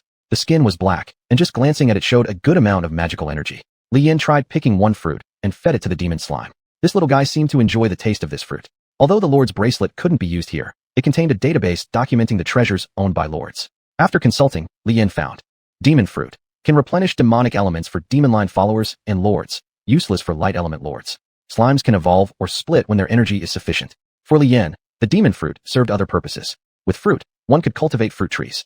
Although Li Yin couldn't create soil suitable for demon-type plants to grow, he could directly dig some of this place's soil to bring back. Synchronizing demon-related abilities allowed his domain to adapt here. How great. Since no one would likely use this hidden realm afterward, Li Yin decided to collect all the demon fruits for himself. If only there was a rubber fruit or something, Li Yin chuckled and said. The demon slime continued hopping around joyfully. As they continued moving forward, Li Yin encountered more objects. A demon blood pool opposite to the spring of life, a venomous sword embedded directly into a demon skeleton. Lord, be careful, the dwarf warned. The toxins on this sword make even gods uneasy. Li Yin interpreted this to mean that this item could suppress even superlords in divine realms. But this thing still proved useful to Li Yin. If brute force doesn't work, use poison. Hey, I'm truly clever. It doesn't matter if I can't pull it out myself. The demon slime can just go up and swallow it directly. With demon equipment secured, including armor and all sorts of gear. Is this really a hidden realm? It's completely different from the hidden realms I explored before. Rather than being called a hidden realm. As Li Yin walked, he furrowed his brow. This place feels more like someone's domain. On one side, it was still a barren wasteland, but on the other, it had already transformed into a black forest. There were ordinary creatures adapted to the demonic elements, as well as some skeletons, clearly not those of humans or anything else. Demon? No, they should be referred to as followers. If these are follower bones, then what level of lord could cultivate demons that are nearly as large as titans? Li Yin felt increasingly uneasy inside. The supplies, equipment, and treasures collected along the way were already enough to fill an entire warehouse. After walking about 2 kilometers, Li Yin arrived before a dilapidated castle. It was confirmed. This was indeed the domain of a certain lord. I remember that a lord's domain dissipates with the death of the lord. Li Yin was somewhat confused about the situation here. Without vitality or followers, it indicated that this lord must have already perished. Since he had come so far, Li Yin entered together with the demon slime. There, a complete lord core floated in the air. And further ahead, there was a human who had become nothing but dry bones. This is... Li Yin approached and retrieved a note from beside the lord. Everything I have is right here. I hope these legacies will provide assistance to future successors. Take both resources and territories. Legacy? Successor? Could this person be a predecessor among demon lords? Li Yin widened his eyes. But that doesn't make sense. How could their domain still exist after death? Indeed, how could a domain persist after its master's death? Unless this lord had burned up their very soul. Chapter 52. This is awkward. Ordinarily, if a lord were on the brink of death and wished to preserve their followers, the only option would be total soul annihilation. In such cases, even previously available rescue options become useless. Any situation that drives a lord to this extent must involve considerable trouble. From the remaining buildings here, Li Yin could hardly identify which country's lord had died in this place. Secret realms can produce all sorts of mixed items. Sometimes, structures with special effects emerge, and some Western lords used buildings with carved dragon patterns. Wait a moment. Could this predecessor have carried something to prove his identity? Li Yin thought, looking at the skeleton.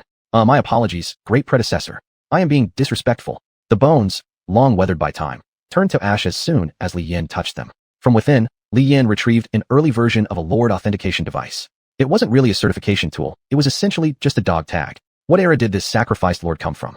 It was quite outdated to still use dog tags when technology was so advanced now. Li Yan blew off the dust on the tag and examined it carefully. First Expedition Team Vanguard of Huagu, Demon Lord Series, xuanhuan. Suddenly, Li Yan felt like he'd heard this name somewhere before. He opened the offline database for a search. Soon, the information associated with this name appeared. Name, xuanhuan. Talent, SSS. Level. Your authority is insufficient to access these records. Huh. Li Yan froze for a second, then suddenly realized something. Wasn't this a legendary senior who had fallen during a previous war? Then did this secret realm belong to him? However, what sort of powerful enemy could have injured him so severely? Li Yan swallowed hard. He didn't dare to keep guessing. Right now, he felt like someone who had accidentally touched confidential files and might face judgment. But if this senior was truly so powerful, then this so-called secret realm was nothing more than a one-way cell. A prison where entry was allowed but not exit, for Li Yan. This senior was a demon-type lord, and the legacy left behind belonged to the demon system. Since Li Yan already had his own demon slime, it was unlikely he'd seek out other demon lords. If he could sell everything wrapped up to xuanhuan, the Gu family would definitely pay a high price for the acquisition. Unfortunately, under the current circumstances, it seemed that Li Yan could only collect everything belonging to this senior first, then find a way out later. Heavenly help and earthly assistance were both unavailable here. His lord bracelet lacked any signal, making rescue practically impossible. Ah, great predecessor, please don't blame me. After hesitating for several minutes, Li Yan finally made up his mind. He touched the suspended lord core floating midair. A dark wave spread out as the core gradually shrunk and drifted into Li Yan's hand. Unlike Zhang, when shattered lord core, little energy leaked out from this one. After maintaining the secret realm over countless years, this core still retained around 40% of its original power. The higher the level of the lord core, the faster it enhances the abilities of the lord. Similarly, absorbing higher level cores accelerates the upgrading process of one's own lord core. If he could use this core to boost his lord core to the 5th rank, Li Yan wouldn't need to look for any drugs that enhance talent. As long as he focused on raising his slime, his talent would naturally upgrade to C rank, or perhaps even B rank. By the time this happened, Zhang Tianquan wouldn't dare touch him anymore. Unclaimed core detected. Do you wish to merge? Yes, Li Yan confirmed. Instantly, a torrent of powerful energy surged into Li Yan's territory, creating a terrifying aura centered around the location of the Lord Core. The cattle and sheep raised by his slimes cowered in fear, too frightened to move. The slimes huddled together, too scared to run wild. Even the dwarves and draconic swordsmen were surprised when they sensed the disturbance. How formidable must the deceased lord have been to leave behind such a powerful relic causing this commotion? My lord, no, cried the draconic swordsman. Absorbing this core forcefully will only result in your core collapsing. Stop immediately. Stop? How could he stop? Moreover, Li Yan hadn't known this core couldn't be absorbed recklessly either. So what should he do? At the very moment, everyone inside and outside his domain was worried. The slime king lying in the pool of water moved its butt closer. It enveloped the core and started spewing large amounts of liquid resembling life spring essence. He appears to be converting the overflowed energy into something else, remarked the well-informed dwarf. Unbelievable. My lord slime has managed to achieve this level. The king-level slime thus received an opportunity for upgrade, becoming an emperor-level slime and elevating its combat power further. In short, Li Yan absorbed the core without any issues. At the same time, everything within this lord's domain began to gradually merge with Li Yan's domain. This feeling was truly very strange. Even though he hadn't summoned his own domain, the territory he was currently in began to connect through the void with his own, to the point where Li Yan could even see the figure of his slime king. Spatial folding? Spatial jumping? Let the physicists worry about that kind of stuff. After the fusion of the two lands was completed, Li Yan stepped once more onto his own domain. Countless slimes began entering the demon domain to search for items suited to them, while many starting stage slimes rushed into the demon domain. After evolving into demon slimes, they would also be able to help Li Yan manage this area. Now, Li Yan took a look at his stats. Domain lord name, Li Yan. Followers, slimes. Level D. Talent, none. Skills, strong physique, martial artist. Evolution points, 4 billion. Contribution points, 500 million. Domain lord core rank, LV10. Domain holy relic, key of evolution. Domain quality, high. Quality improved to high, pretty good. Moreover, after checking how large his domain had become now, Li Yan found it gained another 0. After working tirelessly for so long, he only managed to acquire 1,000 square kilometers of land, but by inheriting the legacy of a senior, it directly expanded more than tenfold. Wouldn't the law enforcement hall's people demand he return these things? He hoped not. There's also, Li Yan took out a book. It was something left behind by senior Chu Chenfeng. It contained his training insights, suggestions on using demon lineage followers, and various difficulties that would be encountered during a lord's cultivation journey. Chapter 53, Legendary Lord. Besides all this, Li Yan also obtained some skill books that could be used by the members of his clan to learn skills, as well as forging blueprints for special equipment, and so on. Just by selling one kind, Li Yan would have no worry about food and drink for the rest of his life. But at the same time, he would certainly be dead for sure. Although the information was not fully reviewed, Li Yin knew that Senior Chu Chinfeng had SSS qualification. This level of qualification would at least be equivalent to a divine-level lord. The things left by a divine-level lord were enough for those envious forces to fight for opportunities. Li Yin sighed. It seemed that he had to be more careful in the future. If he accidentally exposed that he had so many good things, there would be no shortage of people causing trouble. It's not good to stay here all the time. Li Yin withdrew from the domain. The demon slime stood on his shoulder and came out of the domain together with Li Yin. Plop. Li Yin landed deep in the cave. Because it was occupied by Chu Chinfeng's domain, there were actually few bacteria here, let alone bears, tigers, or leopards. But now there were several sheep heads and a pile of bones here. Could these be the missing sheep from the village? They were sucked in and couldn't withstand the erosion of magic essence, so they eventually mutated? That is to say, what the slime ate. Burp. The demon slime burped, and it smelled like mutton. I didn't expect that even herbivores change their nature in places rich in magical essence and start eating slimes. Li Yin patted the demon slime and smiled. Then let's go out now. As for the predecessor's matters, we will disclose everything to Uncle Tang directly. Always hiding isn't a solution either.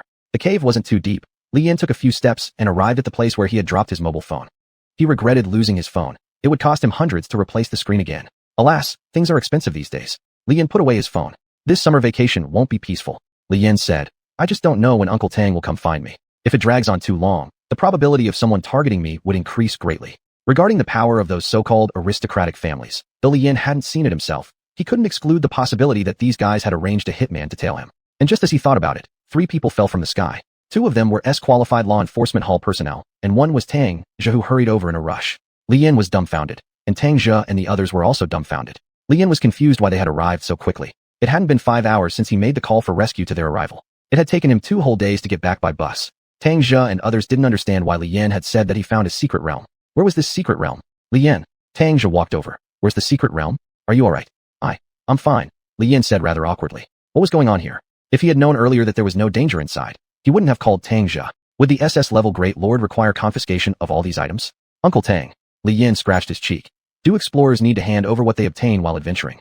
Hand over? Tang Zhe and the other 2 exchanged glances. Did you find something left behind by a high-ranking lord? One person asked. His name is Chu Chinfeng, Li Yin said. Upon hearing this, Tang Zhe and the other 2 were shocked by what they saw. What did you say? Chu Chinfeng. The fiery-tempered one walked over and grabbed Li Yan's shoulder. What's the evidence? Did he leave anything behind? Where are the items? Calm down. Tang Zhe held on to his good friend. Senior Chu's domain can turn into a secret realm, which only means that he has fallen completely. Li Yin being able to escape can only indicate that he absorbed his lord core. I know, the friend grunted. What about the predecessor's legacy? You won't tell me you destroyed it all, will you? Li Yin was startled as he took out the dog tag from his domain. Tang Zhe took it over and carefully examined it. Next, using the authority of the law enforcement members, the sequence number of the dog tag was verified. When confirming it was Chu Chinfeng's dog tag, Tang Zhe was at a loss for words. Is there anything else? Tang Zhe asked. All the remaining things are in my domain, Li Yin replied. Apart from these things, there are also many books and treasures in my space. By the way, here's this. Li Yin took out a notebook containing Chu Chinfeng's last words before death. It contained encrypted text, which Li Yin couldn't read, but passing it to Tang Zhe and the others might help crack it. This rescue operation genuinely gave these people quite a scare. All right. We'll take these 2 items, Tang Zhe said. You don't need to spend your summer vacation at home anymore. I'll arrange a villa for you at school. Stay put and train your slime. There will be rewards for you after some time. Back to school. Uncle Tang, I'm already exhausted from coming here, Li Yin said. Besides, if I leave suddenly again, my relatives back home may return within 3 days, as soon as possible, Tang Zhe said. All right, we're off. After saying that, Tang Zhe and the other 2 used the special channel of the Lord's space and quickly returned to the enforcement hall. Li Yin still had no idea what had just happened. In fact, whether it's the blue star where Li Yin is located or the current Lord world, the importance of intelligence has never diminished. Chu Chinfeng, as a member of the sacrificial vanguard team, left behind information that was highly beneficial for the enforcement hall and even China's upcoming actions. If Li Yin knew the information hidden in the secret realm replaced by blocks, his mood would certainly worsen. The Lord levels are divided into Junior Lord, Intermediate Lord, Senior Lord, Special Lord, and Divine Lord. But above all these, there is still a Legendary Lord level. Only those who reach this level qualify to act in large chaotic secret realms. Currently, humanity merely remains entrenched in the God's realm to prevent the powerful beings from the chaotic abyss from invading. Li Yin went back to talk to his great-grandparents. Great-grandma, I found your sheep. They fell into the cave and died. The hill behind our house is too dangerous. You shouldn't go there during this period. All right, the school asked me to return temporarily. I can't spend my summer vacation at home anymore. With that, Li Yin embarked on the journey back to the Lord Academy. Meanwhile, Tang Zhe returned with the items to the headquarters of the enforcement hall in God's realm. At present, the people gathered here were not limited to those from the enforcement hall. Chapter 54, A Struggle of Interests. Chu Chinfeng used an encryption code that dated back to long ago. After comparing it, they soon deciphered its exact contents. The urgent matter now should be investigating whether the Chaos Secret Realm is still stable based on this intelligence. If there are any disturbances, they must be dealt with immediately. Otherwise, humanity's advantageous situation will spiral out of control. Then, wolves in front and tigers behind. With no way forward or back, even a strong nation like Huagua would fight to the death like a trapped beast. But prolonged peace had caused many to forget that aside from wolves and tigers, there was also considerable division within human society itself. I'm very sorry for taking up everyone's time, Tangja said while holding some documents. We have found the intelligence left behind by Elder Chu Chinfeng. After decrypting it, we confirm that this is indeed intelligence regarding the Chaos Abyss. The Elder knew of an entrance to the abyss that could be traversed safely. I believe that we should gather a team right away to prepare for. Such is the duty of the Enforcement Hall, to always act for the benefit of humanity, to maintain the front lines. Glory or disgrace of the individual doesn't matter. Not even sacrificing oneself matters. But while the brash young ones of the Enforcement Hall are ready to take risks, it doesn't mean other organizations are willing to follow suit and adventure.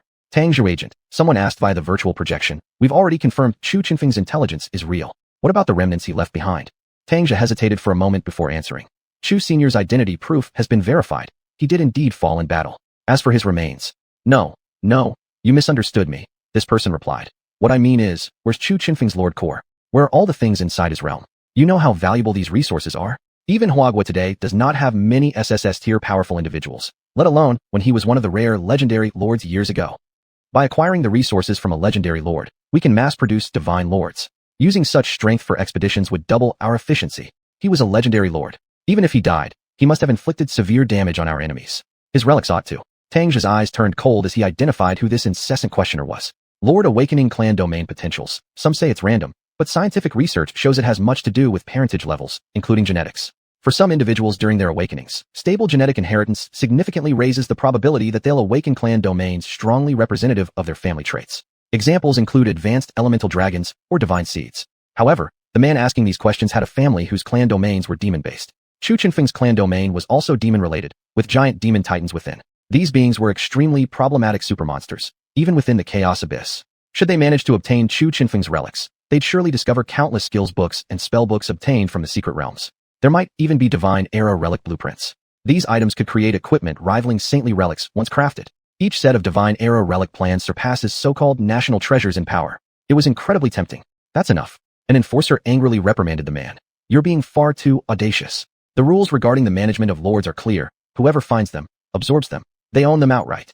We're lucky enough to get the intelligence, yet you still want Chu Chinfeng's inheritance? It seems your intentions aren't pure. Why don't you step into the Enforcement Hall's interrogation room for a chat?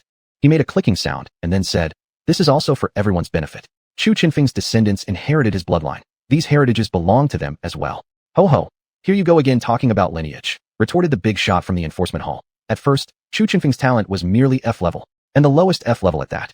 Before entering the Lord Academy, he was selling pancakes on the street. His descendants' talents are just D level. Jiaying joined in appropriately, saying, our academy has a student who reached B level by high school sophomore year. I think she's more qualified. Originally, this was supposed to be an intelligence exchange meeting, but it quickly deteriorated into a chaotic brawl among participants. Finally, the commotion subsided when a slippery guy showed up. His method of handling troublemakers was simple. Beat anyone who doesn't listen until they obey. A legendary lord is dead, so what? Isn't all the information here already? The man grumbled while looking at the intel. All right, gather a group. I'll lead them myself. Thus, the matter of Chu Chinfeng was settled. When Li Yin returned to the academy, news and messages about Chu Chinfeng were playing everywhere on the streets. It seemed that Uncle Tang had taken care of everything regarding this predecessor. Arriving at the so-called villa area, Li Yin took the keys and walked in. Have you arrived? Tangja had been waiting inside the villa for a long time. Uncle Tang, how are you here? Li Yin was somewhat surprised. I've come specially to welcome you. As Tangja said this, he tossed a bottle of drink to Li Yin, then gestured for him to sit down on a chair. Chu Chinfeng's legacy is demon-related. Do you have any demon-based retainers in your group? Li Yin summoned his demon slime. Hee, Uncle Tang. This little guy ate a few sheep that were contaminated by maelstrom elements, and then turned into this current form, Li Yin explained. If it hadn't mutated successfully, I think I would have been devoured by the concentrated maelstrom elements in the secret realm. Going to a place heavy with maelstrom elements without having demon-based retainers was absolutely suicidal behavior. As Tangja looked at Li Yin now, his inner thoughts became even more abundant. If he hadn't guessed wrong, the legend-level lord still active within the divine realm seemed to also have a slime as a retainer. Could they possibly be from the same family? Tangja sighed, then took 2 items out from his territory. These 2 bottles of medicine are for you, Tangja said. They're all medicines that can only be used within the divine realm, safe, harmless, and effective. Although they don't directly improve your talent, they can speed up and stabilize your abilities. It's beneficial to consolidate your foundation further. Take them. Li Yin nodded. receiving these 2 items akin to foundation establishing pills. By the way, uncle, what about Elder Chu's relics? You can keep them yourself. With the enforcement hall around, no one will dare lay a hand on you, Tangja said. Of course, I welcome you to sell some things you don't need to the enforcement hall. After all, the shortage of advanced weapons is more serious than the shortage of basic ones. In the end, Tangja bought several armors and blades at a price of 500 million divine selection points. Chapter 55, Slime Essence. Lian looked at this so-called villa. In the Lord Academy, unless it's an academy with particularly severe corruption, even in the worst schools there are exclusive rooms provided for outstanding students to live in. But there has never been a precedent for Lian, a grade 1 student, to be given such accommodation. To be fair, the environment here is pretty good, Lian examined thoroughly. Except for the bedding in the bedroom that needs preparation, all appliances and furniture are ready-made. Taking just a few steps outside leads to a restaurant, making eating very convenient. If one dislikes going out, they can also cook by themselves. And then, of course, there are some special residents here. Hey, you're the new junior, right? A man dressed in a plunging neckline outfit, wearing sunglasses on his head, and hugging a beautiful woman knocked on Lian's door. A B-rank lord, and an intermediate one too, probably only a step away from becoming a high-level lord. Talented people truly gather in this place. Don't be nervous. The man chuckled as he walked in, sitting down on the sofa with the girl in his arms. The villa area is supervised by special agents of the enforcement division. No one cares about usual antics, but if someone messes with students, it's straight to jail. Special agents? Lian was slightly surprised. He knew Tangja's job was unique, but didn't realize how special it was. However, it seems like everyone living here has gotten used to it. Brother, first time here. I'm here to tell you some rules. The man grinned and said, let me introduce myself first. My name is Xuanhuan. My family clan consists of beast warriors. Do you like reading novels? You know, those where beasts, after synchronizing their strength, become incredibly powerful in bed. The beauty in his arms laughed and said, young Master Chun, you're terrible. Lian watched this rich playboy being affectionate with the beauty from the other side, feeling no ripples in his heart. So, what do you want from me? Lian asked. Chuckle. Xuanhuan pinched the butt of the beauty and released her hand. Baby, go back to the room and wait for me.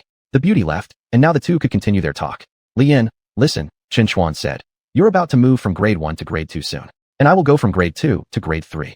The graduation requirements for Lord Academy are extremely strict. During the 3rd year, you need to reach at least the level of a senior lord to have a good promotion path, meaning an opportunity to study at a top university. Do you understand? And what does that have to do with me? Lian was puzzled. Of course it has something to do with you. Xuanhuan shrugged. During grade 2, teachers will take us into the secret realm for training. Although most powerful monsters have been eliminated, and treasures are periodically recovered, there are still some things scattered inside. I need you to help me find a treasure, and whatever you ask for, I'll give it to you. Whatever you ask for. No. Lian shook his head. I lack nothing. There's no need for me to take risks for you. Chu Qinfeng's legacy, since Lian got it until now, he hasn't finished sorting through it. To risk entering the secret realm for a senior whom he barely knows, it's not worth it. Besides, since it's a controlled secret realm, why doesn't he go there himself? Haha. Mr. Li, I know you don't lack things, but you definitely lack this. Saying this, Xuanhuan placed a bottle of crystal clear liquid on the table. What is this? Isn't your family clan composed of slimes? Xuanhuan said. Actually, quite a number of people have managed to cultivate slime well, though they expend a lot of resources. In the end, they all regret it, as even when their potential increases, the development space remains limited. Slimes are actually terrifying beings in the secret realm. If you haven't personally experienced it, you wouldn't know. Xuanhuan talked about their team's first experience in the secret realm, facing a wave of slimes. Good grief, it was overwhelming. If it weren't for the fact that the slimes couldn't fly, they would all have died there. Extremely corrosive acid liquids. Unless struck directly in the core, these creatures split apart. Only fools would consider slimes the weakest family clan. Not to mention, the ability of chaotic evolution is incredibly hard to deal with. I know your slimes are very strong, well raised by you. Xuanhuan said, this is what I collected from the secret realm, the essence of a king-class slime. Feeding it to your king of slimes should work pretty well. Lian picked it up to look. Slime essence. Excellent for skincare, feeding it to other slimes can enhance their strength. Lian fell silent. Does his slime king really need this? His instinct told him this thing might still have some use. He decided to accept it. What do you want? Lian asked. Bro, you're straightforward. Xuanhuan snapped his fingers and then took out a tablet, searching for a picture on it. It was a banner decorated with bones. To Lian, it felt like something exclusively used by a barbarian high priest. What do you need this for? Lian was puzzled. You give me the slime essence, just so I can go into the secret realm to pick up trash? No, of course not. Xuanhuan quickly replied. This banner is inside the secret realm. It's been placed in a tribal village by a group of barbarians. I could have explored it by spending some money and forming a team. But unfortunately, soon you guys will be entering grade 2. The secret realm is under lockdown until you all come out successfully. The barbarians aren't that strong. Lian, your strength should be enough to handle them. If Xuanhuan waited until after the current batch of grade 2 students finished their trials before exploring, there's a good chance someone else would have taken it. This item would greatly boost his beast warrior clan. Though it wasn't a holy relic, it was quite valuable, an equipment that could enhance the combat power of his family clan. One bottle of slime essence isn't worth risking my life. Lian said. I've got another thing here that suits you, Xuanhuan said, taking out a blueprint. This anti-magic slime outerwear blueprint, I found it in the black market. Your metal outerwear might be powerful, but other than defense, it has no other use, right? Admittedly, everything Xuanhuan had was a treasure to Li Yan. Others may turn their noses up at anything related to slimes, but he's different. Anti-magic outerwear truly is a good thing. Li Yan snorted and extended his hand, saying, Then let's work together, senior. Haha, sure thing. Counting on you, junior. Xuanhuan shook Li Yan's hand. Chapter 56, Wealthy Li Yan. After seeing Xuanhuan off, Li Yan entered his domain and tossed the vial of essence to the Slime King. His big baby seemed quite delighted, like a child who had just received a huge jar of candy. After absorbing it, its size didn't increase much. However, some things inside its body seemed more condensed. Feels like you've transformed from a water baby into a water trampoline. Li Yan patted the Slime King affectionately, like an indulgent father. Your attack power must have improved significantly, but I wonder where Xuanhuan got this essence from. The message shown by the bracelet said that this stuff was great for the skin, so could it be found in any cosmetics factory? With this idea in mind, Li Yan mentioned it to Gu Xiaoxiao, who had come over for a visit. But the young miss rejected Li Yan's fanciful thought outright. There won't be such high-grade goods in any cosmetics factory, Gu Xiaoxiao said as she sipped her tea. It's not uncommon for a king-level slime to produce such a bottle of essence, but it's not something any ordinary lord can easily get their hands on either. In the divine realm, this kind of essence is reserved for treating severe burns. Burns? Li Yan recalled something. Then why haven't you used it? This stuff is priced beyond what's available in the market, Gu Xiaoxiao muttered. Anything the lord uses is usually someone wanting to buy, but no one willing to sell. Otherwise, the price wouldn't be so high. I even thought about slaughtering your slime to extract its essence liquid. Gu Xiaoxiao looked at Li Yan differently. Hey, it was this thing that healed the wound on your back, Li Yan reminded her. Burn injuries on Gu Xiaoxiao's body couldn't have recovered so quickly, relying solely on the spring of life. All the contaminated blood and flesh were devoured by the Slime King. Well, I won't mess with your treasure, Gu Xiaoxiao huffed and picked up the air conditioner remote control. I heard that you accomplished a big task a few days ago. Did you really get your hands on the inheritance of an SSS-level lord? So, are you thinking of grabbing it too? Li Yan frowned. The relics left behind by a legendary-level lord would make anyone want a piece of the pie. My sister wants to buy something. A demon-type fruit, Gu Xiaoxiao said. This kind of fruit only grows in places with particularly concentrated magical energy. Her hellhounds needed to grow. Just that. Li Yan was stunned. What do you mean just that? Gu Xiaoxiao was also taken aback. What's your implication? A moment later, inside Li Yan's domain, Gu Xiaoxiao looked at the gigantic castle and vast territory that belonged exclusively to a demon-type lord, speechless. To her astonishment, there were slimes everywhere in the castle, demon-type slimes. They lived happily here, occasionally engaging in battles with Li Yan's slimes using wooden swords and shields, attacking each other with great joy. After I inherited the legacy of Elder Chu, this castle has become a paradise for demon slimes, Li Yan explained. As for the demon-type fruits you mentioned, they're all over the place. There are even demon slime farmers taking care of them. Where exactly? Gu Xiaoxiao asked. Fields. Looking at the fruits growing on the plants, Gu Xiaoxiao fell silent. These treasured objects that lords clamored after were hanging there like fruits in a rural orchard? When did you become so extravagantly rich? You can choose whatever type you want, Li Yan said. If these things stay here, they're nothing more than snacks for the demon slimes. Snacks? Gu Xiaoxiao was surprised again. These are top-tier fruits cultivated by an SSS-level lord, and your slimes treat them like snacks? I understand what you're saying, but those slimes really eat them whenever they feel like it. Li Yan scratched his head. One of them seems to have grown significantly larger. Probably it can rival my Slime King. Gu Xiaoxiao covered her face. Who said slimes were weak? Come out. I'll beat you senseless. 2 house-sized Slime Kings being let loose would give any other lord a headache already, right? Not to mention the resources left behind by Chu Chenfeng. Li Yan was well on his way to soaring straight up. Not long after Gu Xiaoxiao left, Gu Xuanhuan called to express her gratitude. Junior, thank you so much. Gu Xuanhuan sounded delighted. My 3-headed hellhound grew significantly after eating the fruit you provided. Now, I'm much more confident about passing the exam for Senior Lord. Is that fruit really that powerful? Li Yan questioned. Of course. Even normal secret realms don't yield such advanced fruits. Gu Xuanhuan replied. Junior, you should work hard too. You can't afford to relax during the mid-level Lord examination. Many people drop out every year. According to Gu Xuanhuan's introduction, the reason why the school could set up a villa area for students to live in wasn't because of its immense wealth. It was because there was no need to build dormitory buildings. From the first year to the second year, Lord Academy would weed out 70% of the students. Among the remaining students, few had the confidence to continue. Those who could live in the villa area were all top-tier strong individuals. The rest of those students, even if they struggled on, might end up being like the expendables described in fantasy novels. At least those expendables could become soldiers in heaven. These students might not even qualify as expendables. Hearing all this, Li Yan couldn't help but frown. Is the competition at Lord Academy that intense? But why? Li Yan was somewhat puzzled. If people are needed at the front lines, they shouldn't eliminate so many people. In reality, those who could shine brightly on the front lines were without exception geniuses among geniuses. As for everyone being able to become a high-level lord, that was the treatment in some foreign countries, which was different from Huagua. Besides, the cultivation methods on both sides were different. How could they be compared? Anyway, why bother about others? Li Yin calmed down and entered his domain. There were many things left behind by Chu Chenfeng, and it was definitely impossible for Li Yin to sort them out alone. But he didn't have to look through those skill books himself either. The level 10 enhancement of the Lord Core greatly boosted the clan within the domain. After these slimes arrived at the castle, besides eating and playing, they spent their time studying in the library. These kinds of slimes could be called demon-type scholar slimes, specializing in demon-type magical attacks and protections. As long as Li Yin synchronized their abilities, he could use them. Otherwise, relying solely on Li Yan's own reading and studying, by the time the abyss creatures broke out of the secret realm, he might not have finished reading yet. Lords have their own way of learning. Chapter 57, Excessive Strength.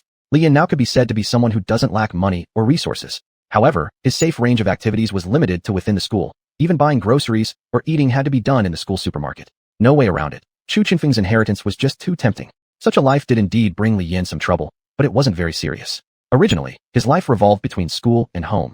Now that he couldn't go back to his own residence, having a place to sleep was already quite nice. But, day by day focusing only on how to enhance his retainer's strength, Li Yin had neglected his physical exercise. Nothing better to do anyway. With this thought, Li Yin went to the gymnasium. There were quite a number of lords training here, though most were older students transitioning from their second to third year of high school. From intermediate lords onwards, combat can no longer merely depend on the power of retainers. The lord's personal fighting ability also needed enhancement, otherwise, they'd easily be ambushed. They were so focused on training that none noticed Li Yan's arrival. "Junior, are you here to work out?" A burly senior walked over. "Yeah, hello." Li Yan extended his hand. "I'm a freshman. I have nothing to do during summer vacation at school, so I thought I'd come to exercise." Seeing a new face, this senior was very delighted. He gripped Li Yan's hand and slightly exerted force, then, holy shit. The senior winced at the pain transmitted from his palm, his facial expression distorting immediately. He had intended to give Li Yin a little lesson, never imagining the kid would have such great strength. Li Yin got somewhat upset. He came here to train. Why did the guy have to grip with so much force? Just as Li Yin was considering striking this senior, xuanhuan's voice reached them. "Wow, Junior, you're here to exercise." xuanhuan waved her hand and walked over, somewhat puzzled upon seeing this scene. "Teacher Lu, what are you doing?" Teacher." Li Yin lessened the force on his hand a bit, allowing this teacher disguised as a senior to pull his hand away just in time. "Yes." xuanhuan looked at Teacher Lu's swollen hand and couldn't help but laugh. "You can also call him Brother Lu. He graduated but chose to stay at the school to teach. Though he likes to give newcomers a little lesson, he's actually quite a decent person." This senior obviously knew Li Yan's reputation but had never seen Li Yin in person, thus wanting to follow the old ways of handling things. With someone familiar around, there was nothing left for Brother Lu to do. xuanhuan had just finished exercising. She wore sports clothes, and a towel hung around her neck. "Sister, isn't your retainer of the demon type?" Li Yin asked. "What use does training your body have for a demon type retainer?" "I don't want to either. Every time after working out, I have to take a shower when I get back home. Otherwise, my body smells terrible and sticky." xuanhuan complained. But not exercising won't work. If senior lords rely only on retainers, their combat capabilities will be significantly reduced. Strong retainers mean strong lords, which is similar to genetic factors determining a lord's strength. At first, battles between lords were indeed like Pokemon battles, raising retainers and then watching them clash. But when someone suddenly discovered that with the enhancement of retainer abilities, the lord's combat capabilities surged rapidly as well, the dynamics of fights between lords changed. Especially those battles where mobilizing a large number of retainers was impossible, stricter requirements were placed on the lord's own capabilities. "Junior," xuanhuan grinned slyly and asked, "how do you train? These muscles don't seem like something that could be built up in just a few months." Muscles developed through protein powder and the like differ from Li Yan's set of muscles. Moreover, given that he himself was a martial artist before coming to this world, his personal combat capability was extremely powerful. But as for the combat strength of his retainers, these weren't the key points. "Let's just say I've been practicing martial arts since I was a child." Li Yin didn't want to elaborate further.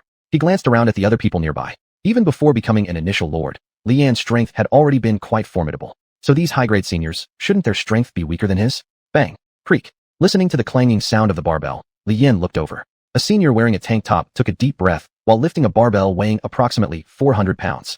400 pounds wasn't considered too heavy. For lords, it was just barely heavy enough. "What's wrong? Want to try?" xuanhuan smirked mischievously and took out a pair of wristbands. "These are mine. You can borrow them." Li Yin accepted them, and his bracelet displayed a prompt. "Suppression bracelet. Upon wearing, the lord's personal strength will be sealed 80%. Is this thing serious? Is it not more like an instrument of punishment? It was originally intended for heavy-duty criminals, but normal lords tend to break the exercise equipment easily during training, so the power was adjusted down for this purpose. xuanhuan didn't hide anything. "Maybe after you wear it, your strength will be less than ours. Try it out." Li Yin blinked, then put on the wristband. A feeling of fatigue washed over him, but he quickly returned to normal. Next, he approached a wooden dummy. It had been a long time since he last hit a wooden dummy, and even longer since trying after his strength increased. Now with this bracelet on, could he finally train properly? Li Yin focused his chi into his dantian, recalling past experiences in martial arts practice. That white-bearded old man always barked orders at him. which was infuriating. Damn, old man. Li Yin swore as he threw a punch. Boom. People around who were exercising turned their heads toward the sound. Li Yin was also startled. Wasn't this thing supposed to seal a lord's strength? Then what about now? The last time when he destroyed the punching machine was already bizarre enough. Now, it came back to him. Lord Core level LV10. Chu Chinfeng, your inheritance is indeed generous. Young man, what have you done? Teacher Lu walked over and glanced at the steel-made wooden dummy that was hurled away and shattered the wall, hardly believing it. This piece of equipment wasn't cheap. Li Yin didn't expect such a result either. After compensating for the damages, he went back to the villa and simply didn't return the wristbands. Xuanhuan's exact words, since your strength is so great, you should keep wearing the wristbands to avoid accidentally injuring anyone. Were his fists now like Sun Wukong's golden hoop staff? Even a brush could cause injury. A bump could be fatal. Heaven, are you forcing me not to socialize? Do I have to go into a secret realm to train? Li Yin wanted to cry. After all, he was already an adult with no girlfriends yet. Chapter 58, New Equipment. While Li Yin was enjoying his wonderful campus life, a married couple from the Zhang family were arguing. Their son's surgery was progressing smoothly, but his recovery would cost an indeterminate amount of time and money. Only the legendary Lord of the Divine Realm could heal xuanhuan. However, because Bai Lian had secretly set up a nuclear bomb, what was originally just a struggle between lords has now become a major issue. Zhang Tianquan, your son is being bullied like this. Aren't you going to do anything about it? What gives you the right to blame me? Bai Lian screamed, completely disregarding her dignity. I'm a woman with not much fighting power. Do you know how fast Li Yin is growing now? He's already taken the legacy of the legendary lord. If we don't deal with him soon, our revenge will be nothing more than a pipe dream. Faced with his wife's accusations, Zhang Tianquan also felt uneasy inside. But what could he do? The nuclear bomb you privately brought in has already caused dissatisfaction among the various families and set a bad precedent. Zhang Tianquan paced back and forth within their residence. Everyone knows now that you, Bai Lian, are the type to nuke people's younger generation without hesitation. Our company has lost a lot of money recently. If there's another earthquake or something, we won't be able to withstand it. Do you understand? The Gu family's crackdown on the Bai family has also impacted Zhang Tianquan's company. A B-level high-ranking lord may seem powerful, but before those truly powerful figures, they are nothing. Who would have thought that a waste who takes slime as his clan would grow so fast? If we really wait for him to graduate from the Lord Academy, even 10 Zhang Tianquans combined might not stand a chance against Li Yin. Are you just going to let this slide? Your son almost had his future destroyed, and you're just going to let it go. Bai Lian's voice gradually turned sorrowful. That kid almost killed your son, and yet, you're willing to be a coward. Now he hasn't grown fully yet. Not yet. I know, Zhang Tianquan said, but what can I do with Tangja stationed in the academy? It's the enforcement hall, even stricter than the most formidable prisons in the world. If I went in there, my own future would be destroyed. At least, we'll have to wait until that kid graduates. After thinking deeply for a while, Zhang Tianquan looked as though he'd abandoned something. I will enhance my strength. Then I'll have enough capital to negotiate conditions with Tangja. You don't need to say any more. Bai Lian kept crying, while Zhang Tianquan entered the room, smoking cigarette after cigarette. In this world, there are many ways to improve one's power, not necessarily through secret realm training. Robbing power from the abyss is not as good as receiving its blessings. At least, it's true power gained, isn't it?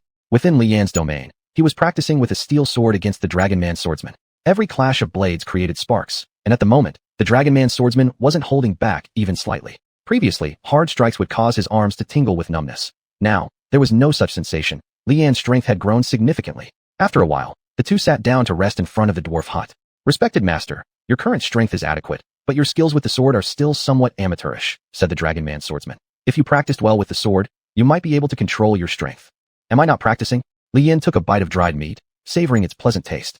It's not a good thing either that the Lord Core is too advanced. At his age, no matter how advanced a person's Lord Core should be, it shouldn't normally reach level 10. But absorbing Chu Chinfeng's core changed everything. Very few lords possess the ability to transform their domains into secret realms, and even those lucky enough to find remnants left by dead lords only obtain fragments of cores, not the complete items.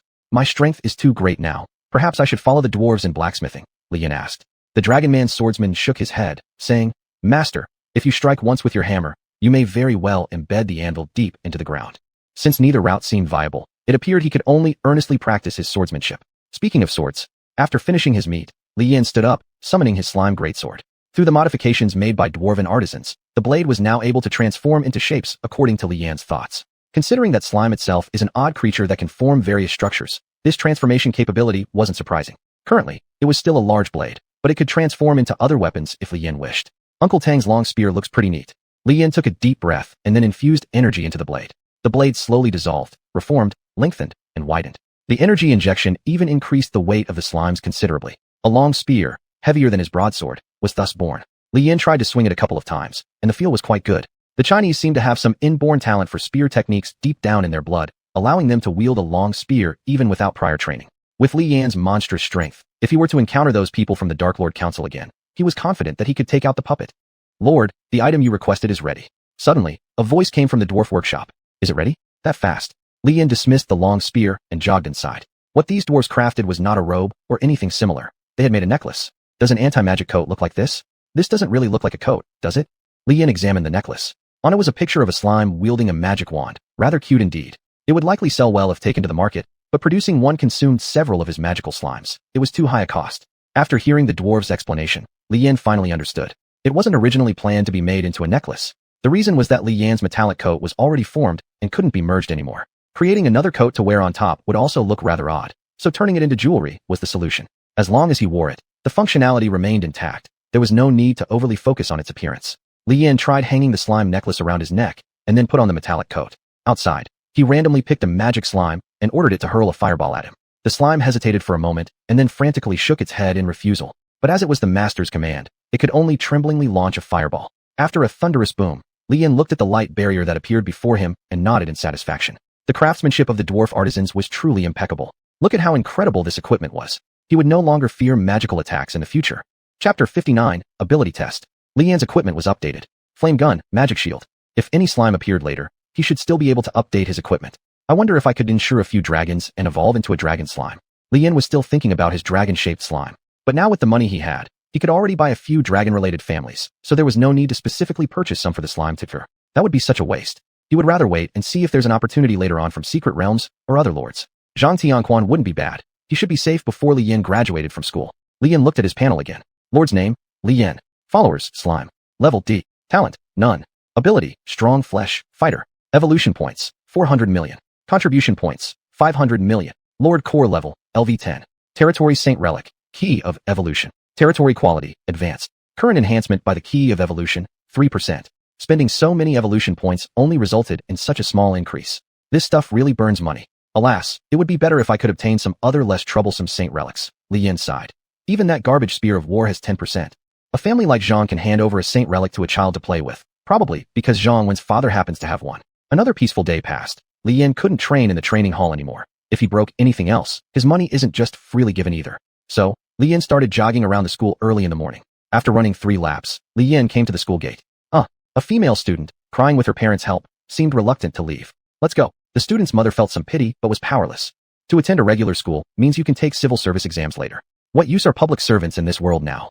The girl said resentfully. Why is my family so weak? Why can't I become a combat lord even though my talent isn't bad?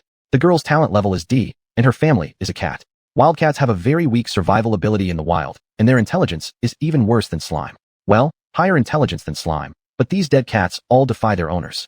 They must confront the owner head-on. What could this girl do? She relies on paper exam scores to pass the monthly tests. However, pity, Li Yan knew this girl. She has D-level talent. Her initial setup is more advanced than his own, and she also studies hard. However, the strength of women simply cannot match boys. Added to that, her family is merely a cat, thus limiting her combat capability. Li Yan can still rely on his personal fighting ability to search for treasures in secret realms, but this girl cannot. Taking her along? Is she supposed to let her cat guard the granary? Forget it. As long as she keeps going. Even without combat prowess, the teachers in the school will still formulate plans based on her talent and family, ensuring that she at least has self-defense capabilities. Still, persistence costs money. If fate goes wrong, he might be eliminated faster than this girl. In that case, he probably won't even be able to use his slime. This was just a minor episode. Li Yan didn't think much of it. He reached the playground. This playground was different from the general ones, having many large pits caused by students' explosions. Since they are all lords here, they just trained on the playground and didn't need special track fields built for running. Li Yan took a deep breath and synchronized with the demon lord slime. Black Devil Shadow. Li Yan used the demon technique. The entire body turned into a ghostly shadow, speeding under the sunlight. If he wasn't using this power under the bright sun, most people probably wouldn't even see Li Yan even if they used all their tricks. Holy crap, that move is awesome. Li Yan was quite delighted after using his skill. This move could penetrate walls. Had it not been daylight, Li Yan would have wanted to try out the effects of the demon eye. Chu Qinfeng's strongest feature wasn't the demon titan, but his stealth techniques were almost divine. Walking past monsters in Chaos Realm without being detected, that's what made him the toughest. Why, when you're playing an assassin, do you breed so many tanks? Li Yan, after retracting his demon abilities, asked curiously. Legendary class lords are still too distant for him. Around the school area, S-class lords are basically invincible. Once reaching S-class, the Zhang family wouldn't matter anymore. Reaching the God's realm is where everything begins. He still needed to work harder and improve. Now, he has the skills for fighting, running away, and hiding. He really wants to go on another secret realm adventure.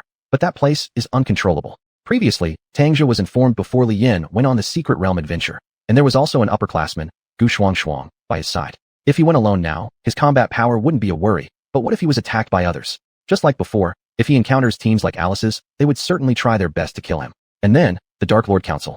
Li Yin doesn't know much about this organization. He only knows that they resemble the evil organizations in hero stories. Since he offended them, if this organization is large enough, it's likely they might cause trouble for him.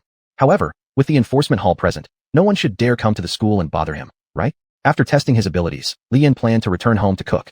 He didn't know that members of the Dark Lord Council, who were originally contacted by Zhang Tianquan, felt a pure demon energy out of curiosity and decided to take a look at the Lord College. Upon seeing Li Yin, who was accompanied by a demon slime, she immediately thought, this person must be a world-class genius. Not mentioning anything else, during their conflict with Huagua, there was a legendary lord among their patron races that was slime.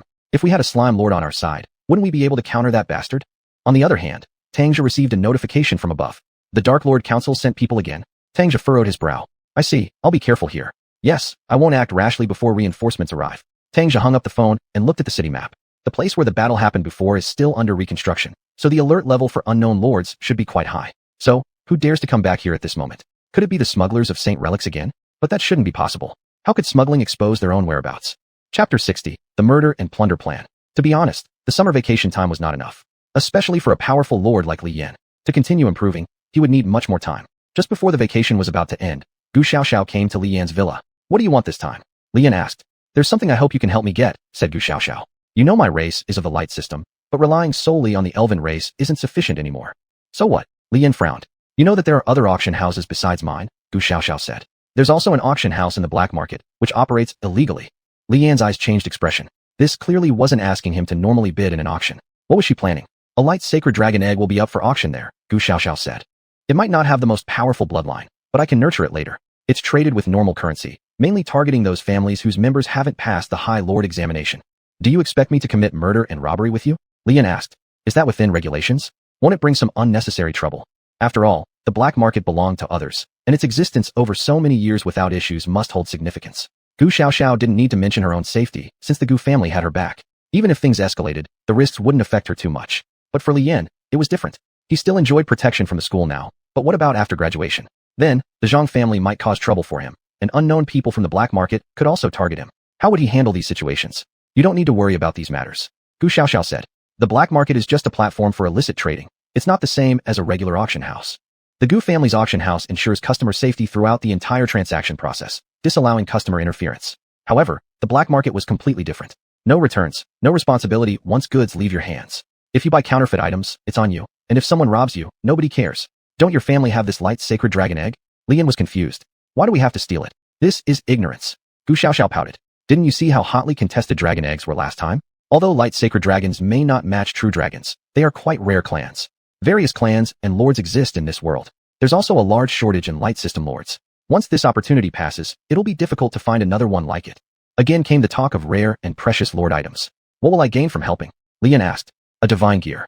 Gu Xiaoxiao pulled out a flag. Protection flag, used by clans, boosts the defensive capability of fellow clansmen within a certain range by 20%. Not considered a holy artifact. How does that sound? Deal. Li Yan put away the flag, but I don't guarantee success. Relax, all you have to do is punch the ones who resist, Gu Xiaoxiao said. Members of great noble families who go on training missions can receive timely assistance from their families when necessary. If Li Yan and Gu Xiaoxiao failed to escape successfully, warriors from their families would come to rescue them. More importantly, Gu Xiaoxiao truly needed this sacred dragon egg. After discussing further, they decided to head immediately to the auction site in the black market. For Li Yan, disguising himself wasn't hard. Just changing the color of his slime coat was enough. When necessary, even details about his appearance could be altered, pretty useful. Gu Xiaoxiao made it simpler. She lacked Li Yan's towering build, so all she needed was a set of black clothes. However, neither of these two fools realized their every move was under surveillance by Tang Jia. They took a taxi to the auction house of the black market. This dump was unlike the Gu family's auction house. Upon entering, they had to give the gatekeeper some bribes to gain access. Inside, everything carried fees. Just renting a private booth for real-time viewing of the auction cost Gu Xiaoxiao 20,000 per hour. These costs included air freshener fees, tea water fees, floorware fees. Li Yan thought, good heavens, people unfamiliar with this place might think they were about to be sold for kidneys. Even the chairs here weren't as luxurious as in the Gu family's auction house. Li Yan really wondered if he had come to the wrong place, especially when compared to the high-class auction hall of the Gu family. Alright, sit down and wait. Gu Xiaoxiao said as she sat directly on the chair. When my goal appears, I'll start bidding. If I don't succeed, then we'll look into other plans. All right, understood. Lian also sat down. The long cloak with a hood completely obscured his face, and this attire closely resembled the outfits of smugglers. Even some members of the black market dared not to provoke him. Once upon a time, Lian was still a poor student worrying about his livelihood, but now, he is still that poor student. Although the belongings of a lord could be sold for a good price, when it came to his own purchases, the money he had just wasn't enough. It was possible that Lian said he would sell for 30 million, but the buyer could resell it for 300 million. Our first item, please. Inside the auction house of the black market, a sensually dressed woman held a microphone and said, "This first item is the essence liquid of the Slime King. Applying it on the body can effectively treat burn injuries and other skin-damaging wounds. Wounds of any duration can heal." A few noble women started bidding. They were in dire need of this product. Although it wasn't uncommon among high lords, the fact that it trickled down into their hands made it as rare as phoenix feathers or unicorn horns. A bottle of slightly impure slime essence liquid was auctioned off for an astronomical price of 60 million, which made Li Yin feel somewhat touched. Women really went all out to maintain their youthful appearance. "This thing in the god's domain is only worth 5 or 6,000 contribution points," Gu Xiaoxiao said. "It's mainly because the output is too low. There's barely enough for personal use. I begin to yearn for life in God's domain." Li Yin chuckled. "Life there is actually not that great," Gu Xiaoxiao said. "Enjoying a better quality of life here means shouldering more responsibility. I understand. The greater the power, the greater the responsibility, right?" Li Yin sighed and said. The two continued watching the auction proceed. After all, this isn't a professional auction house. Compared to the Gu families, there's still a big gap. Chapter 61, The Mysterious Casting. Our next item for auction is a lord's equipment sent by a high lord, the auctioneer continued. This item is a bow.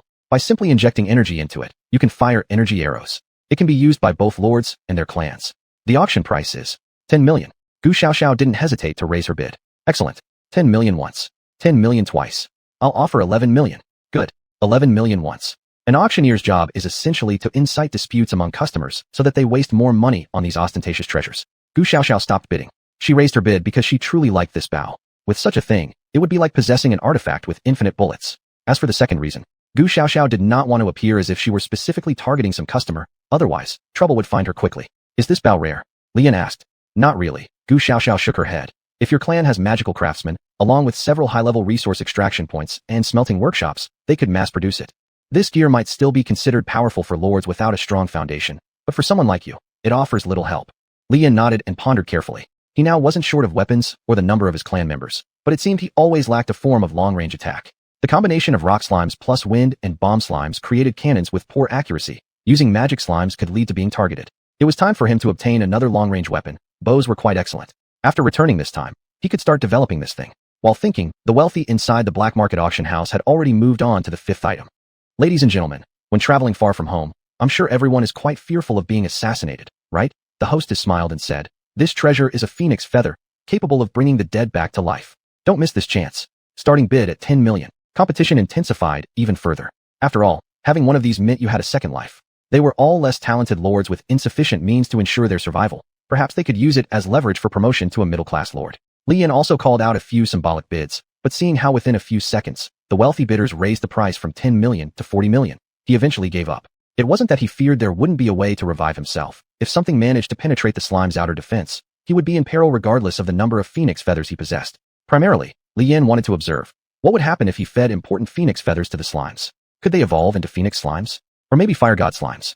"You're rich beyond measure. Who would have guessed?" Gu Xiaoxiao feigned surprise. "Treat me to a meal next time." "All right." Li Yin shrugged and responded. One item after another was auctioned off in the black market. Most were discarded equipment from professional lords, refurbished and repackaged by black market personnel before being auctioned again. Yet, those less capable lords had no choice but to buy them. There were a few people outside Li Yin and Gu Xiaoxiao's private booth, monitoring the situation inside. Li Yin was certain that if either of them showed any sign of not coming here to participate in the auction, they would be immediately expelled. Their earlier actions managed to alleviate the suspicions of the black market staff. Li Yin kept observing the auction. Previously, in the Gu family auction, the dragon egg was the last item revealed. Would this auction similarly reserve the Saint Dragon Egg as its finale piece? All the big shots are waiting for the finale piece. Gu Xiaoxiao grinned. Then, over 100 billion real cash will be spent. It doesn't actually cost that much to venture into a secret realm. Li Yin laughed wryly. Indeed, venturing into a secret realm wouldn't cost Li Yin that much, but not everyone was as courageous as he was, nor as fearless. By the middle of the auction, the black market suddenly brought out something. It was a pitch-black sphere. "Esteemed patrons," the auctioneer awkwardly smiled and said, "this thing counts as a mystery box. We've confirmed it exhibits characteristics of treasure, though only the surface metal matches. A gamble worth taking, A bike may turn into a motorcycle. Perhaps it conceals a rare treasure, or it might make you lose everything upon purchase. Regardless, there's always a chance. This treasure's starting bid is 500 contribution points. Contribution points? Only 500? Those who came here to participate in the auction obviously did not expect something like this to appear. Most of them brought only universal currency. Contribution points were possessed only by those especially large families. Hey, auctioneers, someone protested. Are you joking around? Didn't you say your black market doesn't deal with contribution points for transactions? What does this mean? That's right. I've come prepared with several billion. Now you're saying we have to use contribution points for the transaction. Are you playing a joke on us? A stone thrown into the water caused 1,000 ripples. Customers continuously called out in protest. It was too unfair. If no one places a bid, this item will fail to sell, the auctioneer announced. Is there anyone willing to bid? 500 contribution points isn't expensive. First call. Any bidders? Second call.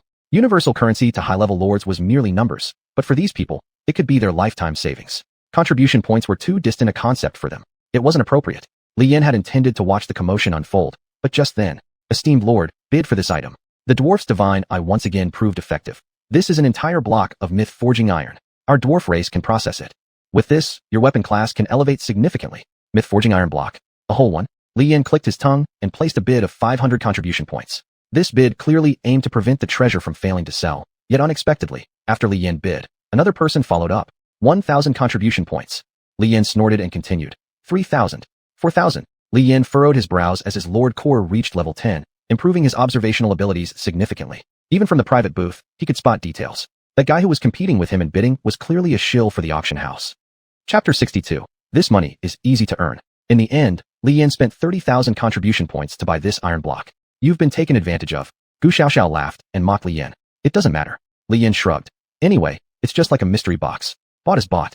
Besides, once he gets what Gu Xiaoxiao wants, he can directly take it.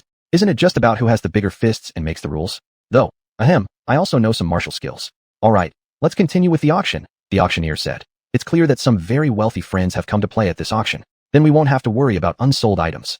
The next item for auction is a skill book left by a demon lord. Its name is Ghost Shadow Assault. Starting bid, 40 million. Xu Qinfeng's database had quite a few of these kinds of skill books, but even a basic skill could be sold for such an astronomical price. And this was still a low-grade skill book, not even counting as a transitional skill. Why don't you buy it? Gu Xiaoxiao asked. I'm not from the demon faction, Li Yin replied. In that case, I'll buy it. Gu Xiaoxiao raised her paddle, and after a fierce bidding war, she bought the skill book for 80 million. It'll make a great gift for a friend. Gu Xuanhuan was from the demon faction, so to some extent, Gu Xiaoxiao wasn't lying. They appropriately bought a few things, and then waited for the final item to appear. The egg of the holy light dragon. As everyone can see, this is the egg of a dragon offspring, the auctioneer said. Normally speaking, such valuable items should never fall into our hands to auction, but there is a significant defect with this egg. This egg should belong to the holy light dragon clan. A pure holy light dragon egg emits a powerful light continuously, but this one's light has become quite weak, almost unnoticeable.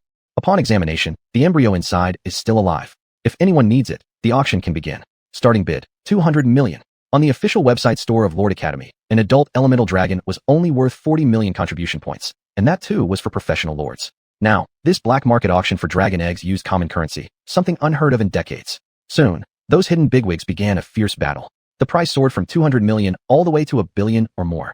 Even though Gu Xiaoxiao had plenty of pocket money, she didn't have enough to keep up. When she called out 30 billion, she had to stop. Otherwise, Gu family's businesses would face financial troubles and stall. In the end, this holy light dragon egg that Gu Xiaoxiao was determined to get was purchased by a buyer for 150 billion. Damn capitalists, they're so rich. Li Yin exclaimed. No matter how rich he is, he's still an insignificant lord. Gu Xiaoxiao sniffed and got up. Let's go. After collecting the items they won in the auction, Li Yin and Gu Xiaoxiao left through the black market's door and hid themselves away. They disappeared down a small alleyway, leaving their followers puzzled. What was happening? Where did they go? Did they hide within a realm? Only when these enforcers moved far away did Li Yin and Gu Xiaoxiao reappear.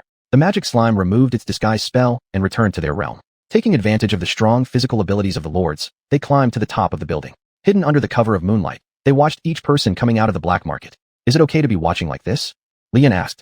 Don't worry, Gu Xiaoxiao responded confidently, as if she had participated in many similar black market activities before. If the people running this place were really so capable, they wouldn't care about that small amount of money.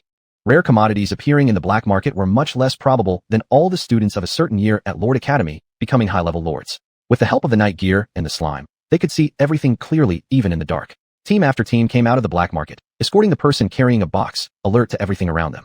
Li Yin sensed that most of these individuals were intermediate-level lords with E-class potential. To reach the level of an intermediate lord at merely E-class potential must have involved some self-destructive methods. How much do they earn in a month, risking their lives like this? Li Yan muttered. Engaging in combat with such intermediate lords might pose considerable danger to Gu Xiaoxiao, but not to Li Yan. This guy had specialized in fighting for decades. A group of fake intermediate lords would be easy prey. Then, as they continued observing, their target finally appeared. The target was dressed in black, with a group of C-class intermediate lords as bodyguards. What's going on? Li Yan was puzzled. Can someone afford so many lords as guards? It's unlikely they're just bodyguards. Gu Xiaoxiao observed the situation. They might be members of a family. If you're scared, you can leave now. No, I'm not scared. Li Yan shook his head. Should we go now? Just as Li Yan was about to take out his spear for a surprise attack, Gu Xiaoxiao also prepared to fight, but then she stopped Li Yan. What happened? Someone is coming, and they are very powerful. Gu Xiaoxiao said. Our family's guards say these people are too strong to mess with. Let's wait and keep our heads down. What? A holy light dragon egg with flaws in its bloodline has so many people watching it? In Li Yan's confusion and Gu Xiaoxiao's tension, a troop suddenly arrived at the black market. The buyer's guards became alert, yet dared not make a direct move. Clang! A long spear appeared and struck the ground, issuing resounding dragon cries. Leave the stuff behind, and all of you get lost, the newcomer growled in a raspy voice. Or none of you will escape. Judging from this person's bearing, he clearly possessed the power of an A-class lord. Would an esteemed A-class lord also come to seize things? This is seriously weird, isn't it? Li Yan also felt something wasn't right. He didn't know what was up with the buyer, but he knew exactly who the owner of that spear was. Why did Uncle Tang come here? Could he be here to catch me? That doesn't seem to fit though. There's no rule forbidding students from visiting the black market. Then why did he come here? Could he really be after the loot and here to kill and seize the dragon egg? No matter how strong you are alone, you still have your limits. The buyer gritted his teeth, glaring at Tang Jia. All of you attack him. An A-class lord won't dare to use too much force. Kill him. If you kill him, I'll give each of you 10 billion. This money, it's really easy to earn. Chapter 63, Caught in the Act. Although the buyer was very domineering, there's no way money can make up for a disparity in strength. At least not in the Lord's world. Money is useless. The gap between B grade and C grade may not be that significant, but once you hit A grade, the Lord themselves undergoes a qualitative transformation. Even if enemies summon swarms of retainers to surround and attack, it's like trying to kill an elephant with ants. Tang just summoned a demon-based retainer, possessed it, then suddenly attacked, taking down both the buyer and their guards. He snatched the dragon egg, then glanced around. Li Yan and Gu Xiaoxiao hastily hid themselves. They thought Tang Jia was looking for them, these mischievous students, but that wasn't the case. Not here, huh? Tang Jia clicked his tongue and disappeared from the spot. Gu Xiaoxiao and Li Yan trembled in fear. Hey, Mr. Li, Gu Xiaoxiao angrily said. You're close to Teacher Tang, right? What's going on? Isn't he from the enforcement division? Why is he involved in robbery? Who should I ask? Li Yan was also confused, but one thing is certain. He wasn't targeting us. Duh, I could see that. Gu Xiaoxiao anxiously stamped her feet. My dragon egg. I've searched for so long, and this was the only one. What do we do now? We should go back to school. Li Yan had a feeling things were more complicated than they seemed. The two concealed their auras, went to another street, and hailed a ride back to the school. As soon as they returned, entering the villa, they hadn't even discussed their next step when someone knocked on the door. It was Tang Jia. Tang uncle. Li Yan instantly looked like a student caught doing something wrong. What was Tang Jia about to do? Was he going to silence them because they saw him act like a bully? That's enough. Don't be so tense. Tang Jia walked in and handed the dragon egg to Gu Xiaoxiao. Here, nurture it well. It should work out fine.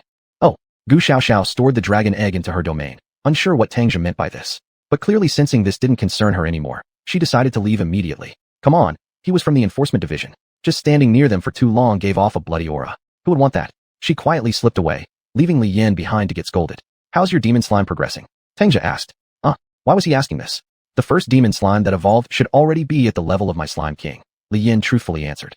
Tang Jia furrowed his brows. Li Yan's slime was indeed powerful. The strength of that king-level slime shouldn't be underestimated either. With Chu Qinfeng's resources, it wasn't surprising for the demon slime to grow to king level, or even emperor level, through its inherent talents. The Dark Lord Council frequently used the fact that dark faction retainers easily influenced lords to scout out promising ones to join them. Tang Jia had already tested it out. Using his A-grade power to summon demon retainers in battle still didn't attract any hidden spies. Was it due to the leaks involving Chu Qinfeng and Li Yan's information, or was it just a coincidence? That person wasn't actually smuggling anything, or maybe doing something else entirely. Uncle Tang. Li Yan waved his hand. Is there something wrong with my slime? It's nothing. I might have overthought it, Tang Jia sighed. But there are some things you need to know about demon retainers. Retainers can sometimes influence their lords, especially demon retainers. Tang Jia recounted the issues previous lords with demon retainers faced, like becoming more bloodthirsty, attracted to darkness, and strongly repulsed by light-aligned lords. Like xuanhuan, right? Li Yan asked. Xuanhuan's retainer is a succubus, Tang Jia explained. Her retainer is fairly controllable, though it mysteriously attracts males around her. It's relatively peaceful. The Black Eagle you met earlier has a high-tiered dark-aligned retainer, and the Dark Lord Council once offered hefty sums to try and recruit him. Li Yan started seeing the pattern. Uncle Tang, Li Yan asked, are you suspecting the Dark Lord Council is targeting me? Tang Jia nodded and said, your slime started out too low, But now that you've absorbed Chu Qinfeng's Lord Core and inherited his resources, your growth is unrestricted. A situation like Li Yan's was surely envied by most lords after all. Absorbing an SSS Lord's Core essentially means there's no limit holding him back. He will surely be able to become an SSS level lord in the future. This piece of news should not have leaked out yet. Otherwise, it would no longer be within Tang Zhi's jurisdiction. The enforcement division would dispatch an SS level lord to keep watch over Li Yan. There was another matter. Li Yan, his retainers resembled too much that of the berserker from the God's domain. If the Dark Lord Council found out about this, they would likely go crazy and rush over to snatch Li Yan away. In short, you need to be careful for a while. Tang Zhi said, I can't always be around to help you guys either. The buyer at the black market tonight also has a significant amount of power backing them. It's uncertain if you and Gu Xiaoxiao would be able to escape unscathed. Li Yan scratched his head sheepishly. Snatching things that others had already purchased was indeed a bit excessive. Tang Zhi pulled out a business card from inside his shirt and handed it to Li Yan. This is the exclusive store channel used by the enforcement division. Most of the items available in auction houses can also be found here. Tang Zhi explained, even if you want to sell something, go to a formal auction house. Stay away from the black market. Oh, all right. Li Yan nodded. Thank you, Uncle Tang. Using Tang Zhi's name, purchases could even receive a discount. Tang Zhi left, and Li Yan let out a sigh of relief. But he felt as if there was something Uncle Tang had been keeping from him. The Dark Lord Council has made a move again. Li Yan thought. That's odd. The last time Titan appeared. How long ago was that? The surrounding area still hadn't lifted the lockdown, right? Are these people just thick-headed? By the way, the Lords of Demon Retainers. Li Yan entered his room and turned on the computer to search for related information. Before the search, he wasn't aware, but after the search, he was shocked. A considerable number of those lords with demons as their retainers were beautiful women with white hair, red eyes, and well-endowed figures. Damn, this is directly dancing on my interest. Li Yan exclaimed twice. Unfortunately, Demon Series. Succubi, just intolerable. Chapter 64, Messenger. In the secret base of Zhang Tianquan, the Zhang family. Only Zhang Tianquan knew this place. Even the enforcement division didn't know that there was another secret base where the master of the Zhang family resided. There were no precious treasures stored here. The only praiseworthy thing was its defensive perimeter, which could be called insane. Even a punch from a titan wouldn't easily break through these walls. This was an absolutely safe secret base, and releasing the waves of his retainers inside wouldn't let them spread outside. Zhang Tianquan's heart was uneasy. His retainer race was actually dinosaurs. The combat power of dinosaurs was strong, but their upper limit was even worse than goblins. After all, goblins could still evolve, but the evolution of dinosaurs seemed more like degeneration. So he had bred elemental dragons. But even though he became a high-level lord with B-class potential, his ambitions were not satisfied. By chance, he learned that there existed a Dark Lord Council in this world. In the early years, those Dark Lords' councils were quite rampant. They also sent people to contact Zhang Tianquan. At that time, they promised Zhang Tianquan that they could evolve his initial retainers into Dark Tyrannosaurs. This way, he could at least become a lord of S-class potential, and might even become a godly-level lord. However, the drawbacks of the darkness system, especially forced transformation into a Dark Lord, often came with severe side effects. Becoming a Dark Lord after which bloodthirsty tendencies would be considered mild. The more serious ones needed to slowly enjoy the pleasure of killing in secret places at regular intervals. They were less like lords and more like cultists. But now, with Li Yan around, Zhang Tianquan had no room for choice. You've come. Zhang Tianquan looked at the member of the Dark Lord Council, who came for his evolution, swallowing saliva. A well-built girl emerged from the darkness. She had short white hair, wore black clothes, and had a headpiece resembling demon horns. Her demonic tail confirmed her high synchronization with her retainer clan. Anna, the subordinate of the first seat of the Dark Lord Council. Your priority level wasn't originally that high. Anna said disinterestedly. After arriving here, I'm even more certain your priority level doesn't matter. What does that mean? Messenger, I need power. Zhang Tianquan said. I know. Anna took something out of her realm. It was a black light sphere. Here, absorbing it should significantly enhance your talent. Unfortunately, your current Lord Core has been developed quite a bit. Otherwise, your talent could reach S-class.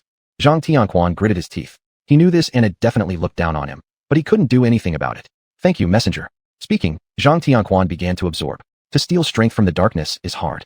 Throwing yourself into the abyss is easy. Zhang Tianquan felt certain restrictions within his body being forcibly opened. In less than half a minute, the light sphere was completely absorbed into his body. Wonderful, wonderful. Zhang Tianquan laughed. With this power, I can ignore Tang Zhi and kill Li Yan. Anna frowned. Zhang Tianquan noticed this messenger's unusual behavior and asked, Messenger, what's wrong? Could it be you don't allow me to act against Tang Zhi? Calm down. Although Tang Zhi is very powerful, as long as I can defeat him, I can immediately kill. No. Anna shook her head. Li Yan, you cannot touch him. Zhang Tianquan felt as if he had been petrified instantly. Why? Your priority isn't higher than his. Anna said, if you take action against him, the Dark Council will hunt both you and your family. Be careful. That's unfair. Zhang Tianquan smashed the wall with a single punch. He isn't a demon-type lord. Why is his priority higher than mine? On what basis? Li Yan, in Zhang Tianquan's eyes, was just an F-class waste. The power of the Dark Lord Council was immense. To recruit members, they went to great lengths. but they didn't recruit anyone indiscriminately. For example, how could someone at the brink of blood movement realm compare with a real powerful lord who had the Emperor's potential? The legendary level lord of the divine realm had given the Dark Lord Council too much trouble. Otherwise, Li Yan wouldn't have become their target either. Do you think you have the qualifications to choose? Anna snorted. If you dare to act, you're just waiting to die. Zhang Tianquan hesitated for a moment, then thanked Anna and returned to the Zhang family to cultivate. And Anna, utilizing the special properties of the Dark Realm, returned to the main headquarters of the council. She was curled up on the bed in her room and couldn't help but feel a bit excited as she thought about Li Yan's figure. Putting aside Li Yan's muscular physique and handsome face for now, that black-purple slime, pew pew, was so adorable. I want it so much. Anna's eyes were filled with love hearts. But there are people from the enforcement division near him.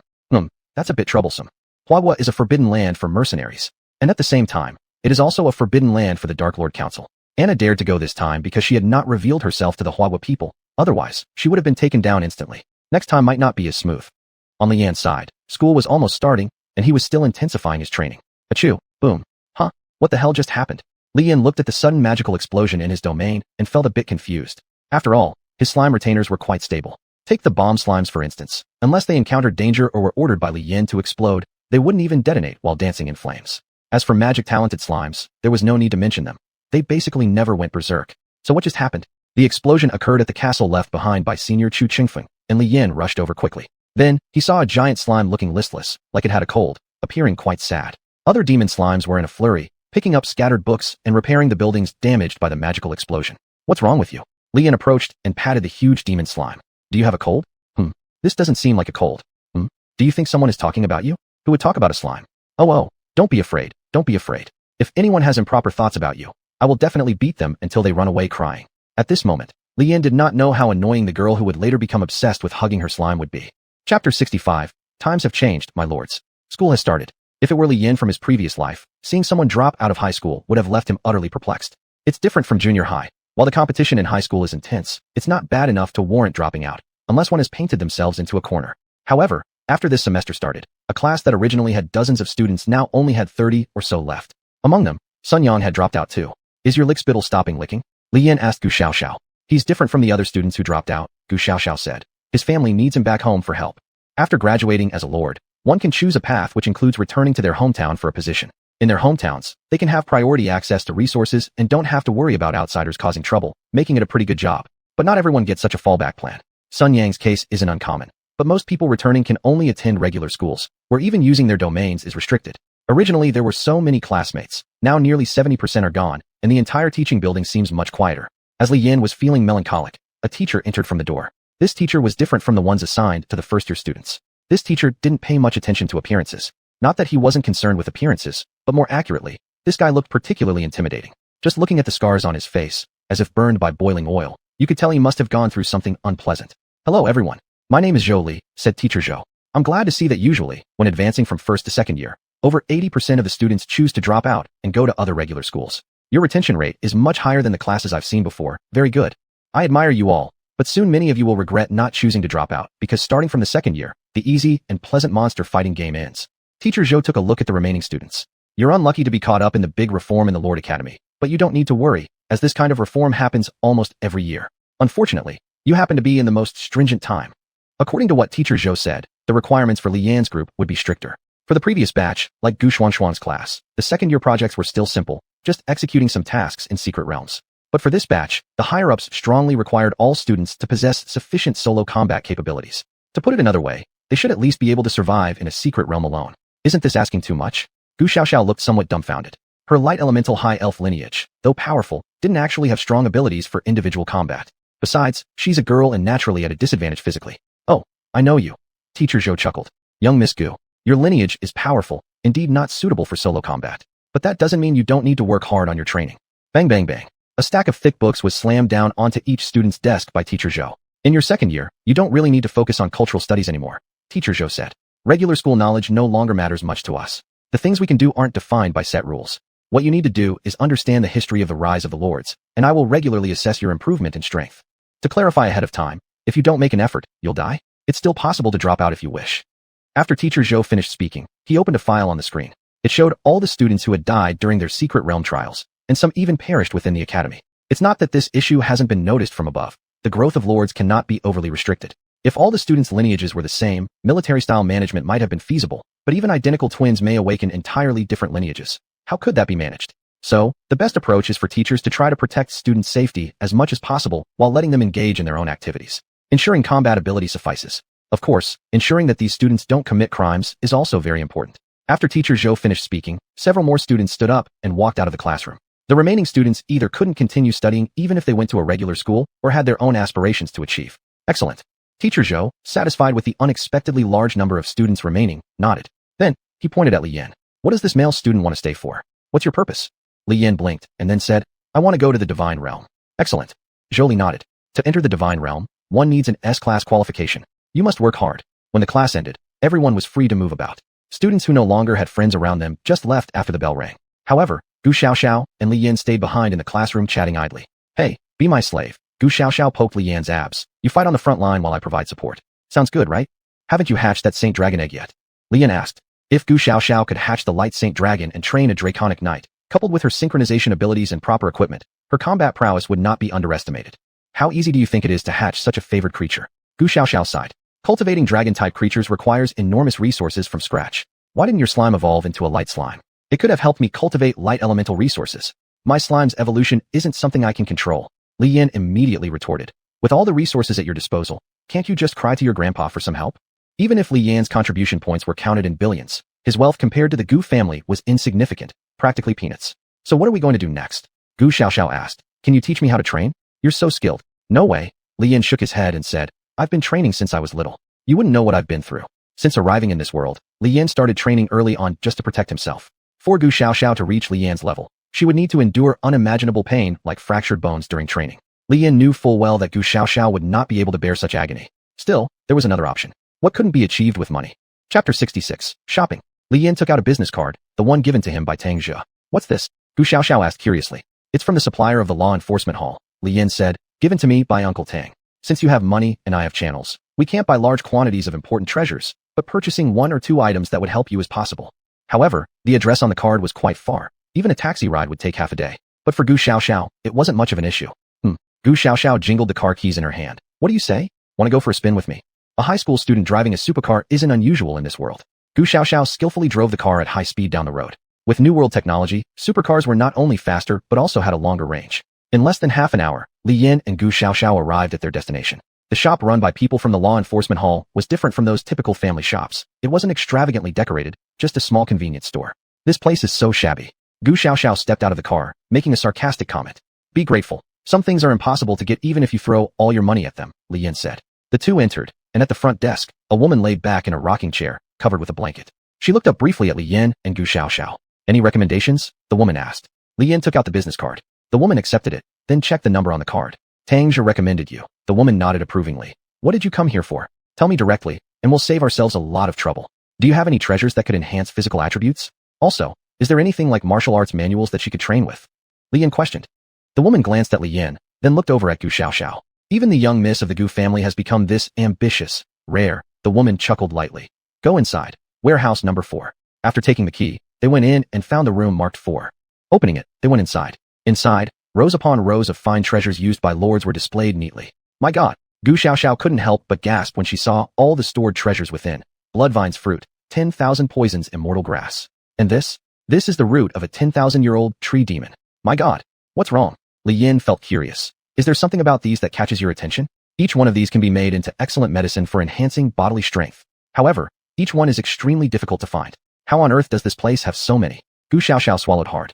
Then, she spotted another table where martial arts manuals were displayed. They were training manuals designed for women who already had developed bodies that still allowed them to train. However, why are they all incomplete? Gu Xiaoxiao was confused. To prevent some people from learning everything and spreading it casually afterward, Li Yan explained, just choose one. Gu Xiaoxiao browsed through them before choosing the manual called 100 Paces Piercing Arrow Archery. Her initial packed race was the Elven clan. Training in archery would make her practice smoother. As for the medicine, she chose ginseng. Its effects were average, but practicing with a bow could also enhance one's physical condition. The combat capabilities of ancient archers were renowned, and Gu Xiaoxiao's battle capability could increase significantly through such training. Still, she needed a good weapon. How simple, Gu Xiaoxiao mumbled after paying for the goods outside. Yet these are so rare in this world. Aren't lord resources supposed to be plentiful? Sometimes Gu Xiaoxiao didn't understand why certain things that seemed straightforward, like war spears that only increased fighting power by 10%, could be absurdly expensive because they were classified as holy relics. And yet, Many lords didn't even have any sacred artifacts to use. You worry too much, Li Yin said.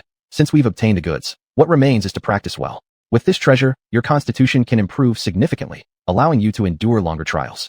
Are you abandoning me? Gu Xiaoxiao asked. If you last a bit longer, I'll have more time to find you, Li Yin replied. Work hard. I have a feeling that our generation will experience no small amount of turmoil. Not only will Li Yin be targeted by the Zhang family, but all students of this cohort, even the law enforcement hall, will face trouble. Ever since the establishment of the Lord College, being able to decide whether or not to continue pursuing their path was a luxurious thing. Initially, the mortality rate among these students was very high, alarmingly so. It was countless predecessors who sacrificed themselves to keep countless enemies beyond the borders that gave the current generation a much easier environment. With these sacrifices behind them, they must cherish every moment and opportunity they now had. Legendary lords, in the past, weren't as scarce as they are now, though they weren't exactly abundant either.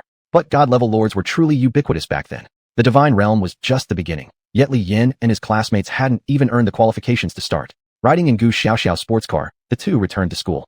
Gu Xiaoxiao went back to train, while Li Yin returned to his villa and reviewed his information. Lord name, Li Yin. Familiar, slime. Rank, C-. Talent, none. Abilities, strong physicality, fighter. Evolution points, 100 million. Contribution points, 500 million. Lord core level, LV10. Holy relic of the domain. Key of evolution. Domain quality, special grade. Current enhancement from key of evolution, 5%. His talent had upgraded to C grade, though it was only at the bare minimum for this rank. Li Yin considered himself fortunate not to waste time solely chasing so-called upgrades. Now, he could proudly proclaim that he was a world-class genius. Still, fundamentally speaking, his slime familiar hadn't engaged in any life and death battles with others yet, lacking sufficient combat experience. Secret Realm Trials. Since people have died in the secret realms before, it clearly isn't absolutely safe, Li Yin reflected. The first monthly exam will involve training within the secret realm. With Teacher Zhou leading us, our safety should be somewhat guaranteed, but I can't afford to let my guard down. Not only did he need to improve himself, but he also wanted to ensure he didn't accidentally die during the process. Li Yin checked on the status of his slimes and the other members of his familiar clan, trained for a while, then retired to rest. That night, he slept fitfully. What exactly was haunting him? Did the Dark Lord Council have some kind of scheme? What if these people suddenly attacked the academy? At that very moment, Tangja stood atop the highest building in the academy, gazing down at the sea of lights below, as if waiting for someone. Chapter 67. Instructor Zhou Li. Darkness was everywhere. The remnants of the Dark Lord Council were also scattered all over, but these people usually only caused a little destruction in remote places. If it weren't for someone incredibly reckless stealing Britannia's thunder gun, things probably wouldn't have escalated to the point of the law enforcement hall deploying a titan. Tangja turned around, and a dragon spear appeared in his hand. Don't move, A-class number 1. Is your patience really that bad? One person from the Dark Lord Council, wearing pitch-black robes, stepped out from the darkness. This time you actually called us. We certainly wouldn't dare cause trouble here. Sorry, Tangja retracted his long spear. I've gotten used to it. Whenever I see one of your people, they're either doing something evil or plotting something worse. It's just some lower-level members. This person took out a pipe, had a puff, and let out a sly laugh. Our goals are all the same anyway. It's all about grabbing resources from chaos. If those inside managed to break out, we'd all be doomed, right? You guys are not much different from the things from the chaotic abyss. Tangja snorted. Now tell me, who exactly reached out to you? What did they ask you to do? The investigative abilities of the law enforcement hall were quite powerful. The Dark Lord Council could operate domestically either because they were very cautious or because they were just insignificant minor pawns. Even enemies can become friends when their interests align. Tangja needed to know what was going on, and the people of the Dark Lord Council wanted to ensure the safety of the genius Li Yin. Xuanhuan asked Tangja. You guess? That person sneered. Your academy has plenty of geniuses. Especially that Li Yin. He's identical to the favored race of that person in the divine realm. You can leave now. Tangja promptly issued an eviction order. Tisk, people from the law enforcement hall. How come you're all low EQ wooden blocks? That person sighed and then merged into the darkness, leaving. Originally, Tangja wouldn't have paid attention to Xuanhuan. But now, as a significant force among the lords of Wagua Zhengfu, to dare touch the dark side just for personal grudges was more than enough reason to kill him. Still, no rush. The Chaos Rebellion is happening more frequently, Tangja thought. Let Xuanhuan mess with Li Yin, it'll serve as training. Tangja deleted the recorded and edited information, then took a drag of his cigarette. By the time the next large-scale battle broke out, Tangja would likely be close to death already. The next day, Li Yin got up. He took out his phone and looked at the timetable on it. Second-year high school life was quite relaxed, since this phase required students to enhance their combat power, so there wasn't much scheduled except for some free time. There was only an hour-long meeting on Friday evenings, during which Zhou Li would answer the students' questions.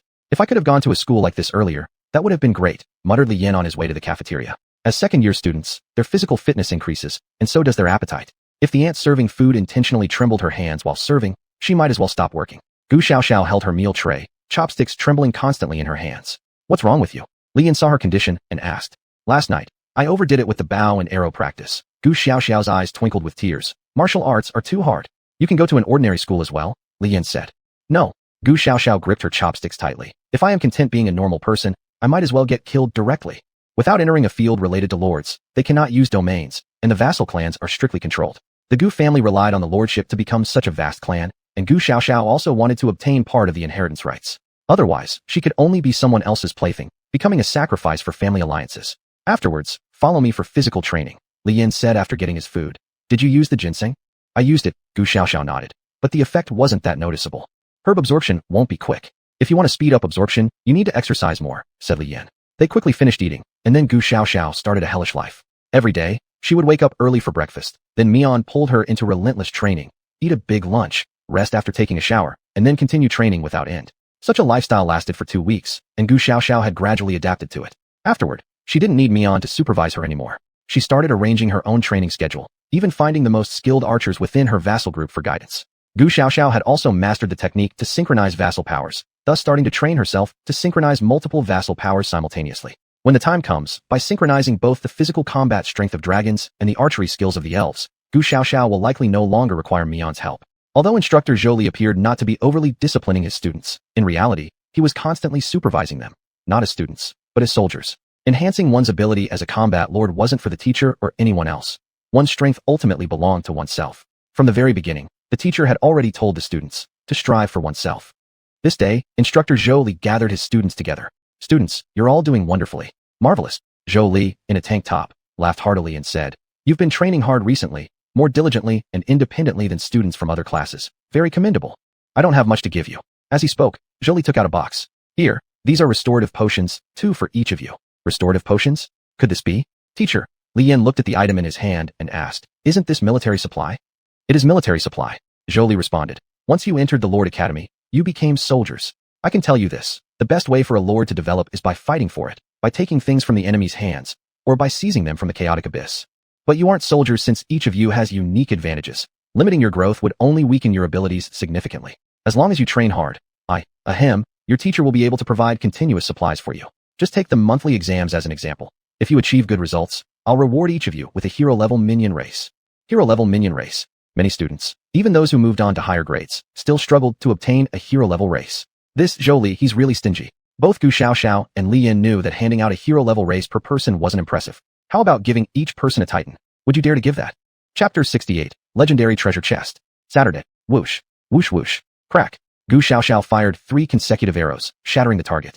The combat power of an archer is truly quite terrifying. Wow, I'm so awesome. Gu Xiaoxiao proudly declared. Yeah, sure thing. Li Yan was munching on chips while watching her shoot arrows, and said disinterestedly, it's not like I don't pay you. It's just because you made me some equipment with your dwarves, right? No need to be so snarky about it. Gu Xiaoxiao was somewhat upset.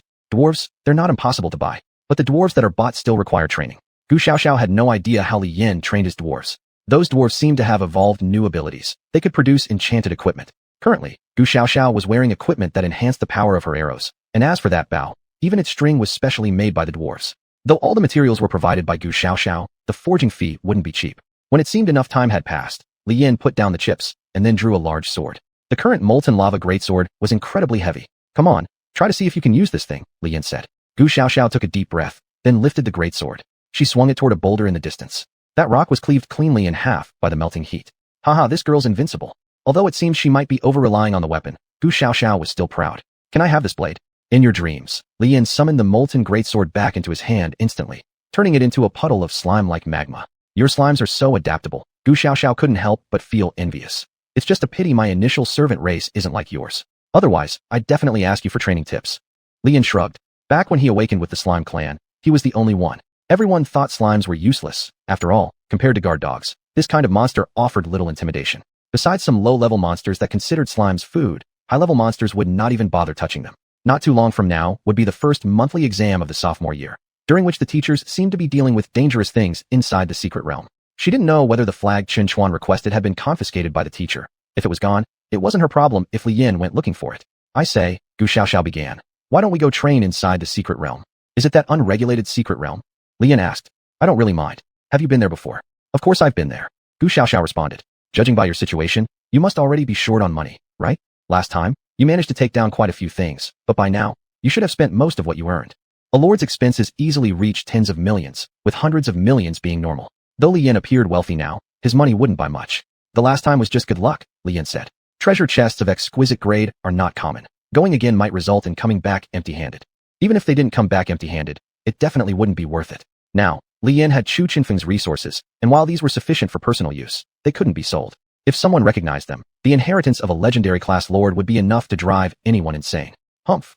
Men cannot walk around with empty pockets. Gu Xiaoxiao pulled out a map from her space domain. My elder sister gained treasures exploring the secret realm, and so have I. This treasure map has been verified by elders within my family. There is at least one legendary grade treasure chest inside. What do you think? Are you excited yet? A legendary treasure chest? Why don't your elders go? Li Yan asked. They would have already if they could. The secret realm is only open to students. Gu Xiaoxiao huffed. What about it? You were able to fight elite class monsters even at F rank, and now you're above D rank, right? Want to give it a try? Li Yan looked at the map and searched for some relevant information. Did you investigate carefully? Li Yan asked. Huh? Isn't this perfectly clear? Gu Xiaoxiao seemed confused. Clear? It is clear. Li Yan nodded. This place marked on your map is an island within the sea in the secret realm. We can still fight on land, but what about in the air or undersea? Do you really think with my slimes and your elven clan, we can just charge in? Gu Xiaoxiao froze for a moment. She hadn't actually thought about that. In fact, not only is the sea within the secret realm a no-go zone for humans, but even in the real world, some of the sea monsters are enough to cause headaches for humans. If you want to engage in long-distance maritime trade, there must be at least 15 high-level lords on a cargo ship, and the route should avoid the habitats of powerful sea beasts. Otherwise, an entire ship's worth of goods might sink into the ocean. Neither Li Yan's nor Gu Xiaoxiao's clans are specialized in water combat. Perhaps water slimes Kim and Cheng manage, but that only ensures Li Yan can breathe underwater. Suddenly wanting to start something out at sea leaves Li Yan unprepared as well. So you don't want to go? Asked Gu Xiaoxiao. I do want to go, but we can't just blindly rush in, right? Said Li Yan. When I went with your sister last time, she already had her retreat planned out beforehand. After entering, what to do next, how to handle things, where the escape route is, all these need planning. Naturally, with Gu Xiaoxiao's small brain, it would be impossible for her to come up with any good countermeasures. But she doesn't want to give up on the legendary treasure chest. If she does so now, it will be too regretful. Gu Xiaoxiao thought about it for a while, and then clicked her tongue, saying, I got it. I'll find some people, and we'll go together. All right, find people? Who? Now with such heavy training, who are you going to find for help? That's the ocean. Li Yan questioned with suspicion. If a lord with aquatic minions could assist, that would be ideal. However, the school is quite far from the ocean. Even if occasionally someone awakens with aquatic minions, they wouldn't stay at school due to their pursuit of development. Concerned by Li Yan's worries, Gu Xiaoxiao declared, You don't have to worry. Someone else has brilliant strategies. Saying it bluntly, she's the honored young lady of the Gu family. Spending a bit more money and giving away some benefits, surely she could hire a few hitmen for assistance, right? Though this is what she said, the ones truly capable of helping at the moment seem to only include those newly promoted third-year students. Among them, there aren't many suitable for the task either. For the sake of a legendary treasure chest, Gu Xiaoxiao is willing to take the risk. Then, the first person to respond to her call was her dear elder sister, Gu Xuanhuan. Chapter 69, The Four-Person Squad. Junior, of course, such an important matter must be handled by your dear sister. Gu Xuanhuan arrived at the villa, and in front of Gu Xiaoxiao, hugged Li Yan's head. The first ever use of a facial cleanser was charged with murderous intent. The murderous intent came from behind. Gu Xiaoxiao's teeth were nearly grinding into dust. You lustful wretch, let go of your hands. Gu Xiaoxiao gave her a kick. Why did you kick me? Li Yan screamed in agony. To punish you for being a pervert. Gu Xiaoxiao retorted. I can't break free. Li Yan tried to explain. Your sister has become a B-class senior lord. Gu Xuanhuan hee chuckled, as if showing off her figure, as well as her martial prowess. But even just being a B-class senior lord isn't enough. Let me introduce someone. Gu Xuanhuan took another person's hand and said, She is Liana, also a demon-type lord like me. Only, her demonic clan includes aquatic demons, which will be crucial for our mission this time. Hello, another B-class senior lord. Anna extended her hand to Li Yan. Oh, hello. Hello. Li Yan shook hands with her, but then felt a bit odd. You're not Chinese, are you? Anna replied. I am an adopted child of my father. He passed away a few years ago. That explained it. I knew it. Your hair color doesn't look like it belongs to a Chinese person. Li Yan laughed and joked. I thought you were from some evil organization, but I guess I overthought it. Anna had a head of silver hair, wearing a school uniform, appearing rather shy. All right. Gu Xiaoxiao fiercely pinched Li Yan, saying, Since everyone is here, we should start planning out our strategy. You're so lucky to have 3 beautiful women accompanying you on this adventure. Li Yan truly felt like swallowing bitter bile without being able to speak. He couldn't complain, could he? How could this situation be his fault? It certainly wasn't. You chose all these beauties, yet still blame me. Junior Li Yan, Liana asked. Can you summon your slime for me to take a look? Li Yan was surprised. Why do you want to see my slime? After asking, it turned out that Liana really liked these adorable creatures called slimes. Indeed, they were soft and bouncy. Just holding them felt wonderful, and Li Yan quite liked them too. So, inside the villa, for people gathered around the table where a map of the mysterious realm was laid out. Liana held a demonic slime while listening to the other three discuss strategies. Though the sea region is dangerous, it's not impossible to reach. Xuanhuan said. Xiao, since your demonic followers aren't demon system related, you don't know there's an underground tunnel leading there. Just because you're a demon type doesn't mean you want to check it out either, Gu Xiao replied. For this, Gu Xuanhuan didn't get angry. I didn't go because this tunnel is one way only, Gu Xuanhuan explained. Through this tunnel, we'll arrive directly at the legendary buried treasure site. However, if we want to return, we'll need to swim back through the water surface. It won't be easy without aquatic clan followers adapted to seawater. Li Yin was somewhat amazed. Was this the power of cooperation? Simply bringing more people already meant half the job would be done successfully. However, upon thinking about how, even after successfully returning, that box of treasures would still need to be divided among many others, Li Yin started feeling a headache. Anna's demon clan will take care of our return journey, Gu Xuanhuan said. Besides, Xiao, haven't you been training with your Bao recently? This will be the perfect chance to test your training results. Not only are there aquatic monsters attacking on the water surface, but there are also things circling overhead watching closely. Arrows fired by lords will easily kill these sky creatures. Even if those fail, there's still Gu Xuanhuan and Li Yin as backup. Hopefully, magic slimes will prove useful. This was the soul male's silent prayer within the team. By the way, Junior, you shouldn't use your magic slimes during the operation. Gu Xuanhuan suddenly delivered a blow to Li Yin. Why? Li Yin was confused. Because extremely sensitive to magic monsters might attack. If you want to help, heavy firearms will suffice, Gu Xuanhuan said, handing him a rifle equipped with an ammunition belt. Be careful. This thing is not expensive, but an accidental discharge could cause trouble. No matter how good this house is, it cannot withstand the strength of special enhanced heat weapons. Isn't this illegal? Li Yin looked at something he used to dream about touching, finding it hard to control his emotions. Is it against the law? Yes, it would be if you pulled it out in an ordinary civilian community. But this is Lord Academy. There are mechanical lords who rely on powerful mechanical equipment for their living. Compared to these, firearms driven by gunpowder are considered milder. You might survive even if hit by one. But if hit by the powerful mechanical cannons, even a lord would probably be reduced to pieces. Speaking of the mechanical faction, how's Xuanhuan doing now? Li Yin asked. His followers were replaced with golems. Even though the core was complicated to repair, it should have been fixed by now. Besides, his family is quite wealthy. Him.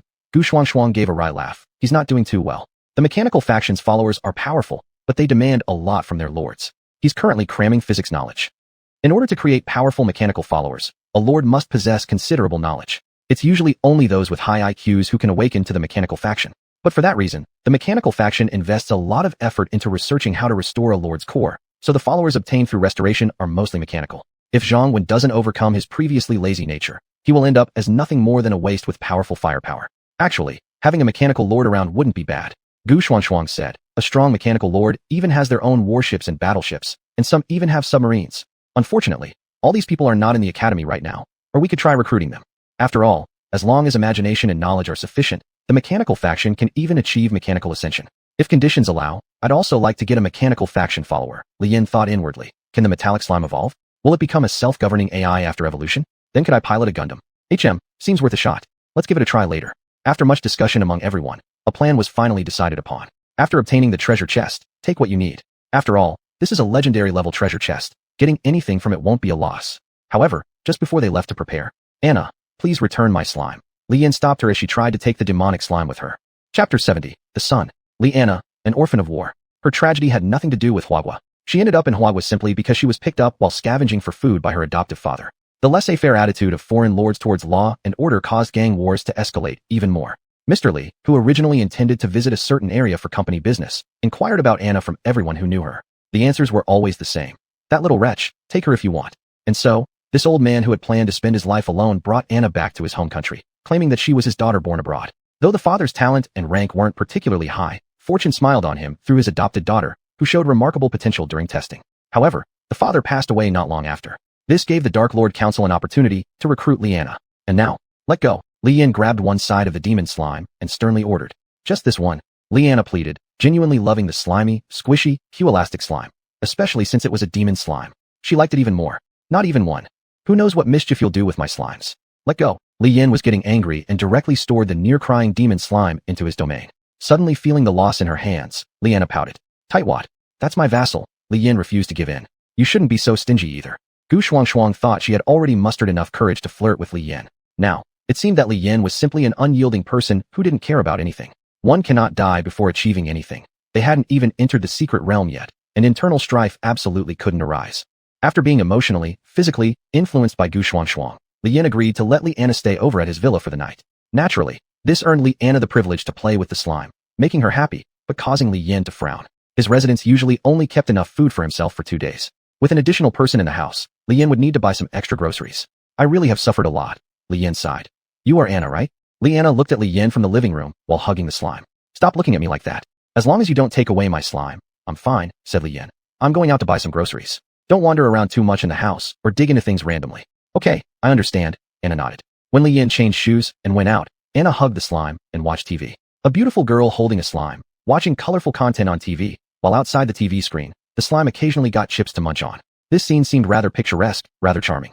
Who wouldn't enjoy a demonic girl eating chips? But when Liana perceived that Li Yan had gone far enough, her eyes turned red instantly.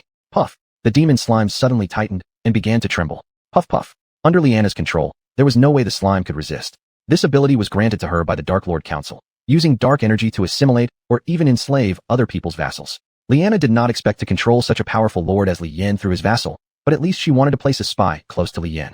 Yet, she failed. Puff! Puff! The demon slime bounced twice in protest within Liana's arms. You're hurting me. Failed? Anna found it hard to believe that she failed with her own ability. Li Yan slime should just become a demon-class vassal recently. Why did it turn out this way? You're strange. Liana prodded the demon slime. Is it a characteristic of slimes? Does magic of its corresponding attribute have no effect? This could explain it clearly if so. After all, no one would strike a thunder slime with lightning force. Not long afterward, Li Yan returned with the groceries. Did you make any trouble? Li Yan asked while changing his shoes at the door. Sorry to keep you waiting. I'll start cooking right away. I've been telling you, my cooking skills aren't bad. After my grandfather passed away, I've been living alone. Huh? Did you bully my slime? Li Yan looked curiously at the slime that was bouncing toward him. No. Liana came over and grabbed the accusing slime back. No running away. Even though she couldn't control Li Yan's slime, Liana still wanted to savor the texture of the slime. Poor demon slime. It regretted coming out of the domain for the first time. If it had stayed inside the domain, it probably wouldn't have caught this woman's attention and avoided danger. Is there anything you don't like to eat? Li Yan asked while preparing the ingredients. No. Anna shook her head. Oh, then I'll cook according to my own preferences. Li Yan started cutting the vegetables with a kitchen knife.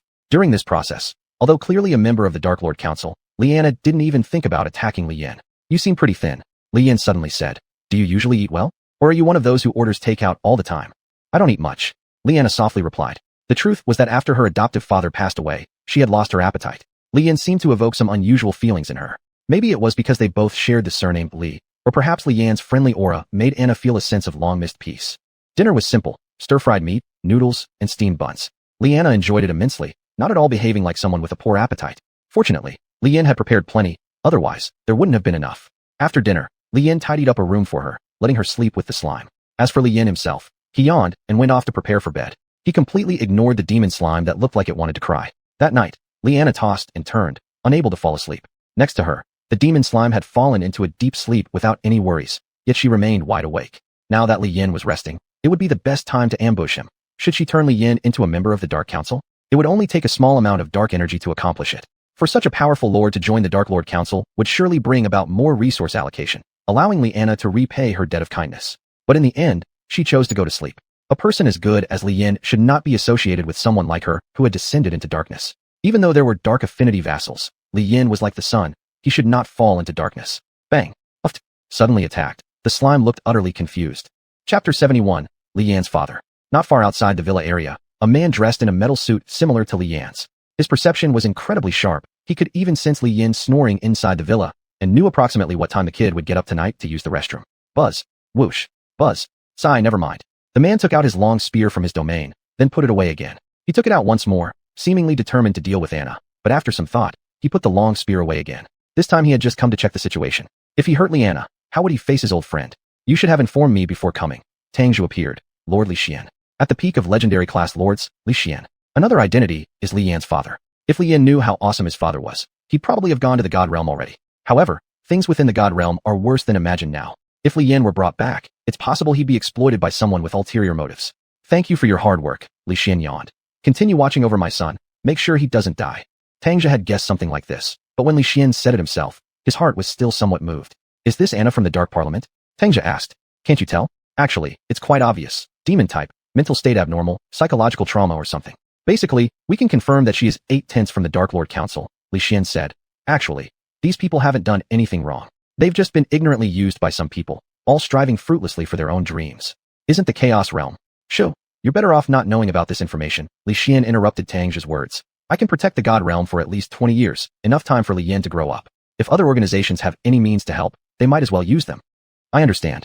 Tangja nodded. So, taking the risk of being killed by a legendary lord, Liana spent a comfortable night next to Li Yin. The comfort came at the expense of the slime's rest. When the team gathered early the next morning, Li Yin looked at the slime drooling all over and remained silent. Gu Xiaoxiao and Gu Xuanhuan also kept quiet. The poor slime was thus sent to the fountain of life within the realm for a bath. You've made my slime depressed, Li Yin said. Sorry, Liana apologized. There were quite a few cases where members of the favored race slept together. Gu Xiaoxiao often took naps with elven beauties. But the situation with Liana was rather rare. Never mind, I'll counsel it later, it'll be fine, Li Yin sighed. Let's go eat breakfast at the cafeteria first, then we head to the entrance of the secret realm, okay? Sure thing, I'll treat everyone. Gu Xuanhuan cheered, livening up the atmosphere. A 4-person team was about to enter the secret realm for training, and Tangja had learned about this. Therefore, at the right moment, the top-ranked A-level person sat beside Li Yin eating buns and drinking soup. Uncle Tang, what a coincidence. Li Yin had one bun stuffed in his mouth, another in hand. Are you going into the secret realm? Tangja asked. Yeah, Li Yin sipped a mouthful of soup. Xiao Xiao has a treasure map. There's a legendary treasure chest inside. We plan to give it a try. If we fail, at worst, we call for help and then leave the secret realm. A legendary treasure chest meant big money to the students present. The weapons and equipment produced inside could continue helping them even after they grow into divine lords, or there may even be relics of sanctity found. However, the old man at the entrance of the secret realm was being a bit excessive.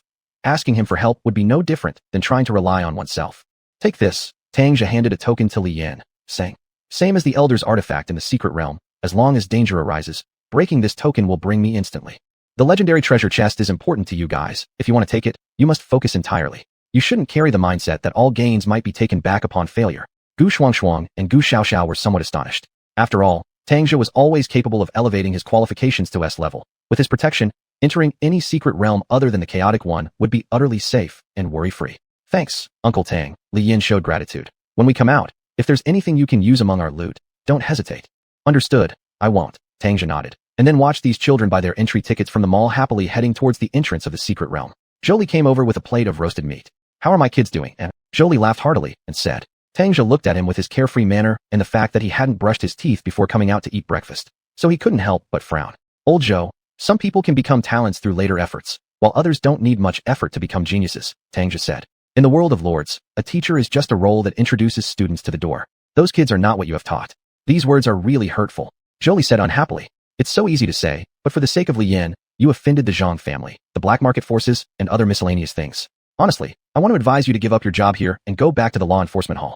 At least there, no one dares to mess with you.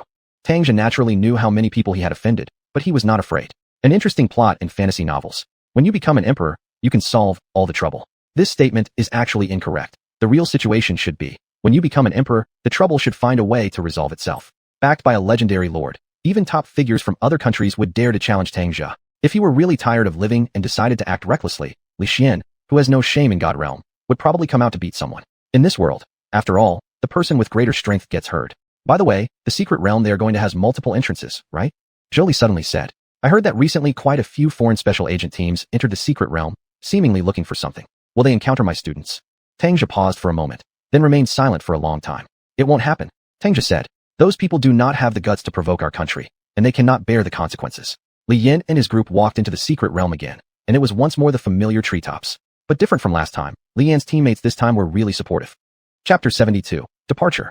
At the top of the sea of trees, the group passed through a tunnel and witnessed an awe-inspiring view that soared into the clouds.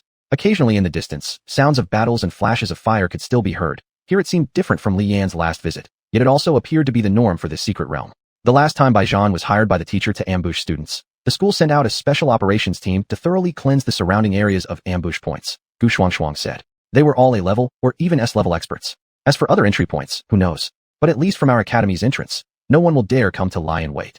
Tangja's people are really efficient. From this perspective, S-class lords don't seem so formidable after all. Alright, let's review the plan once more, Gu Xiaoxiao said impatiently.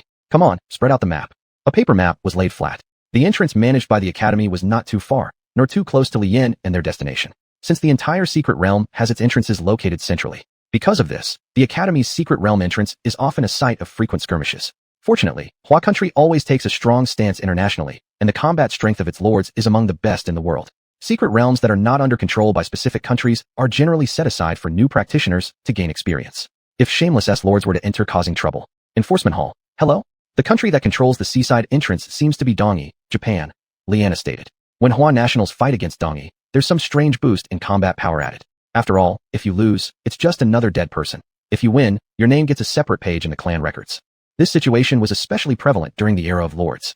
Although Hua country repeatedly advises students to prioritize their safety, given the chaotic nature of the secret realm, there have been instances where Hua students accidentally wander into Dongi-controlled territories, or vice versa. Upon meeting each other with no authority around to intervene, things are settled directly, unless they can call the elder of the secret realm to help settle disputes. Could we potentially improve efficiency if we were to enter from the Dongi side? Lian asked. Absolutely not, Gu Xiaoxiao responded. Lords entering other nations' lands are strictly supervised, even if we get the legendary treasure chest. Unless we re-enter through our own school from the secret realm, exiting via Dongi would mean various excuses used to penalize and detain us. All that doing is wasting energy working for them. My god, did these guys just run out of ways to survive during the Lord era? It is said that before the age of lords arrived, Dongi had the best economy in this region, Gu Xuanhuan mentioned.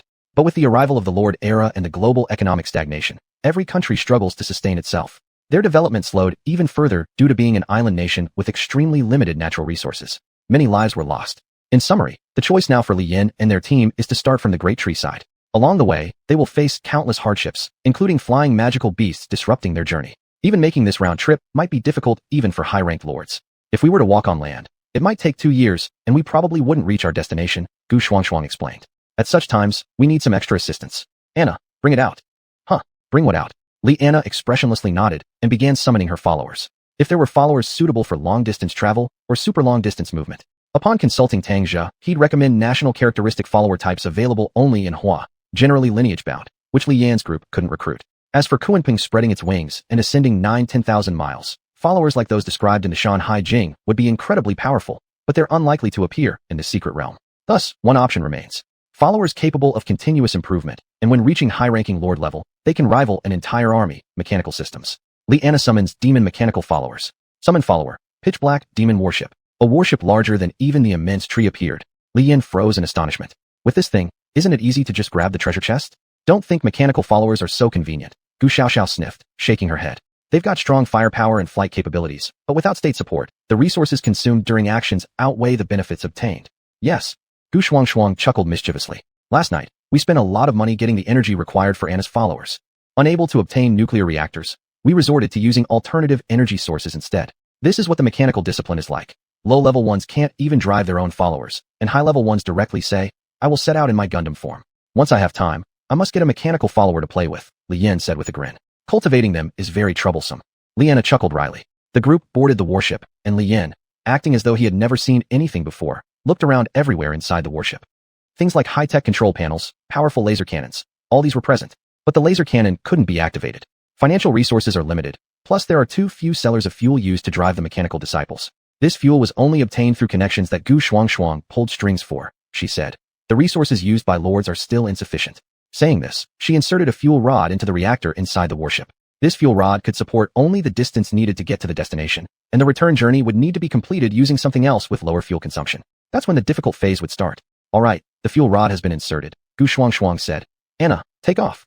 Anna arrived at the control panel, pressed her palm on it, and her identity was confirmed.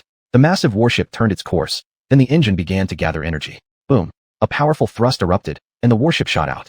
Scientific research in the Lord era didn't stop. The mechanical school has been continuously studying technology, and some airlines even hire mechanical school lords specifically for work.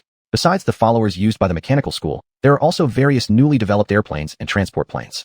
These things' speeds are much faster than Liana's warship. Even if they're slightly slower, they aren't comparable to old aeroplanes either. However, the size of the secret realm cannot compare with Earth. Some lords' territories are larger than the total land area of Earth, let alone this unknown secret realm. As for those airborne magical beasts, alright, it's time for me to step in. Gu Xuanhuan grinned mischievously. Chapter 73, The Sword Saint of the East. For the succubus-like clan, the most suitable thing to do is to conceal themselves. Gu Xuanhuan is now a high-level B-class lord, and her clan has undergone a qualitative change. She only needs 3 succubi to completely hide the battleship. As for being troubled by some flying magic beasts, that's even more absurd nonsense. Intelligent magic beasts know not to mess with something that hides its form, and less intelligent ones can't even find which way the battleship flew. Before arriving at the sea area, Li Yin and his group don't need to worry about being attacked by anything. However, such great speed and acceleration within the battleship somehow resulted in no sensation of thrust. The mechanical system is truly remarkable, Li Yin remarked. It also consumes a lot of resources, Gu Xiaoxiao said.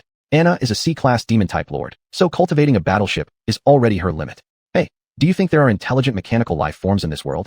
Li Yin asked. Previously, Li Yan had a great interest in artificial intelligence and the likes, especially the kind that could self-evolve, seemingly called something like high-intelligence artificial AI. These were all things found in various fantastical worlds, so shouldn't it be easy to have a mechanical civilization emerge? There are. Gu Xiaoxiao sat down in a spot. Inside the divine realm. If you want to see mechanical life forms, you should work harder and enter the divine realm. Other than those in the divine realm, other mechanical clans aren't worth mentioning. Though everyone was always talking about how incredibly powerful people inside the divine realm were, Li Yan really couldn't picture how strong these lords from the divine realm actually were. Li Yan genuinely wanted to cultivate the mechanical path, since even the ordinary clan's firepower couldn't reach that level. In the fantasy world, developing technology somewhat was difficult, and the fundamental reason was simply because it wasn't necessary. With teleportation magic, group magic, and healing magic, what technology could accomplish, magic could as well. So why develop technology? But still, technology had its own advantages. Take sages, they couldn't be mass-produced. However, high-grade war machines could produce an army as long as there were sufficient resources. As for Li Yan, recalling his first battle with Xuanhuan, he used homemade cannons driven by wind slimes. How embarrassing. Too embarrassing. This just wouldn't do. But high-level mechanical lords were only present in the divine realm, making it somewhat far off for Li Yan. Despite the incredible speed of the battleship, it would still take 1 hour to arrive at their destination. The four of them gathered together. Sua's treasure map. Someone from the east has investigated the surrounding environment. Xuanhuan said. Lands can be demarcated as territory, but out on the seas, no one dares to attempt it. These sea-dwelling magic beasts are far stronger than those on land. After Japan's economy collapsed, becoming a lord virtually became their sole means of development. Therefore, apart from our destination, there aren't many valuable treasures along the coastline left for us to gather. Are there no radioactive sewage problems? Li Yan asked. There are things even more terrifying than nuclear wastewater. Xuanhuan projected a news story using her lord's bracelet. Because those guys killed too many magic beasts inside secret realms, and they found few valuable items on the magic beasts. They would cut off the valuable parts and then leave the rest untouched. Over time, this vicious cycle has caused severe magical essence pollution over there. Gu Xiaoxiao's expression changed. Of the four present, 3 had demonic clan followers who could help filter magical essence contamination, but she didn't. She was a pure-blooded, 24-karat golden light lord. How could she cope? I'll give you a demon slime to assist you, Li Yan said. Humph. Gu Xiaoxiao turned her head away without answering whether she'd accept it or not. Li Yan's slime configuration is versatile, and most people who aren't deeply averse to slimes can use them. But who could be deeply averse to slimes? Slimes are so cute. Foreign lords, ask your father. Anyway, after we descend, we will follow the usual strategy, Gu Xuanhuan said. Evade enemies, go to the destination, pass through the tunnel, grab the item, and then retreat. Same as last time? Li Yan asked. Somewhat different this time, Gu Xuanhuan explained. The guardian of a legendary treasure chest is also a legendary level monster. It's at least the power level of an elemental dragon king. As soon as the chest is moved, we will definitely be discovered. At that point, the ruckus will attract attacks from not only magic beasts but also trouble from people in the east. So, you and I must stay behind to deal with these troubles. Just 1 semester ago, Gu Xuanhuan and Li Yan did not have the strength to act recklessly in secret realms. But even back then, Li Yan had already been capable of killing a top-grade 3-headed hound. Now, as a C-class lord, his actual combat strength might not be inferior to that of a high-level lord. Moreover, he also had the super demon slime cultivated with resources left by Chu Qinfeng. In case of dealing with monsters, when things get serious, just unleash the full potential of the demon slime and blow up with that legendary monster. This was for handling the monsters. What if there are strong warriors from the east who come to interfere? Tanjua is the first under S rank, Gu Xuanhuan said. Junior, you're really lucky to connect with someone like this. Uncontrollable secret realms do not allow A-class lords or higher to enter casually. With him around, on our way back, we'll only need to deal with lords from the east. By the way, Li Yan stroked his chin. Which powerful lords do we have in the east? After coming to this world, although he had some understanding of international affairs, such as a certain conglomerate going bankrupt, what new technology would replace all existing ones, and the rapid development of lords. The information about lords within a country was classified, and not something an ordinary person could easily obtain. I have some data here. Liana took out a stack of paper from her domain. These are the relatively threatening lords in the east. Li Yan took them and looked through them. Most were C or D class lords, which were no big deal. Their strengths were average at best, and Li Yan alone was enough to handle them. 1 punch per kid. If any clans came to cause trouble, let the king of slimes come out for a feast. Suddenly, Li Yan seemed to be drawn to one individual. Heavenly Feather River person. Gu Xuanhuan also frowned upon seeing this individual's data. Sword Saint of the East. His clan follows the Japanese divine system. His trump card is the Amaterasu avatar.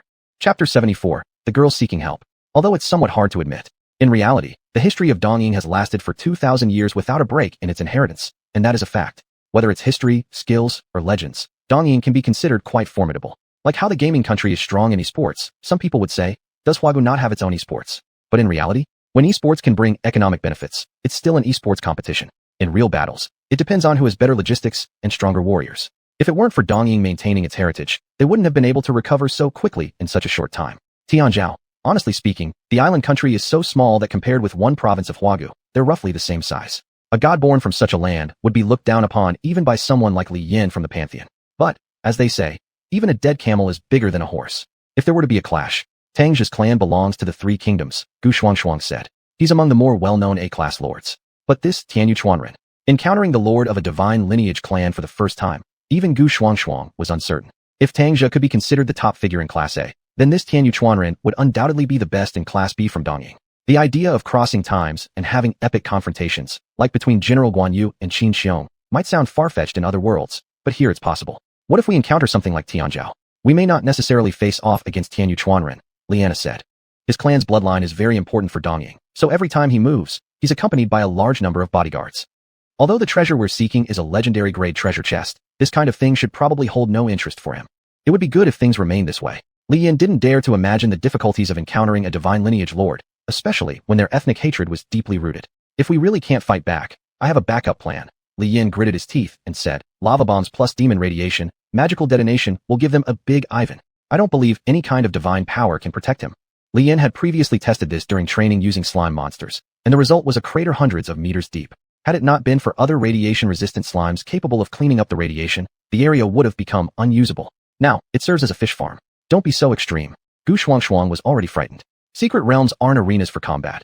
Even if it's not a nuclear bomb, using anything radioactive is against the rules. It will be difficult for the Enforcement Guild to handle. However, nuclear weapons were merely a means of intimidation at most. Li Yin wouldn't actually resort to mutual destruction. The ship kept flying, and after discussion, everyone rested individually.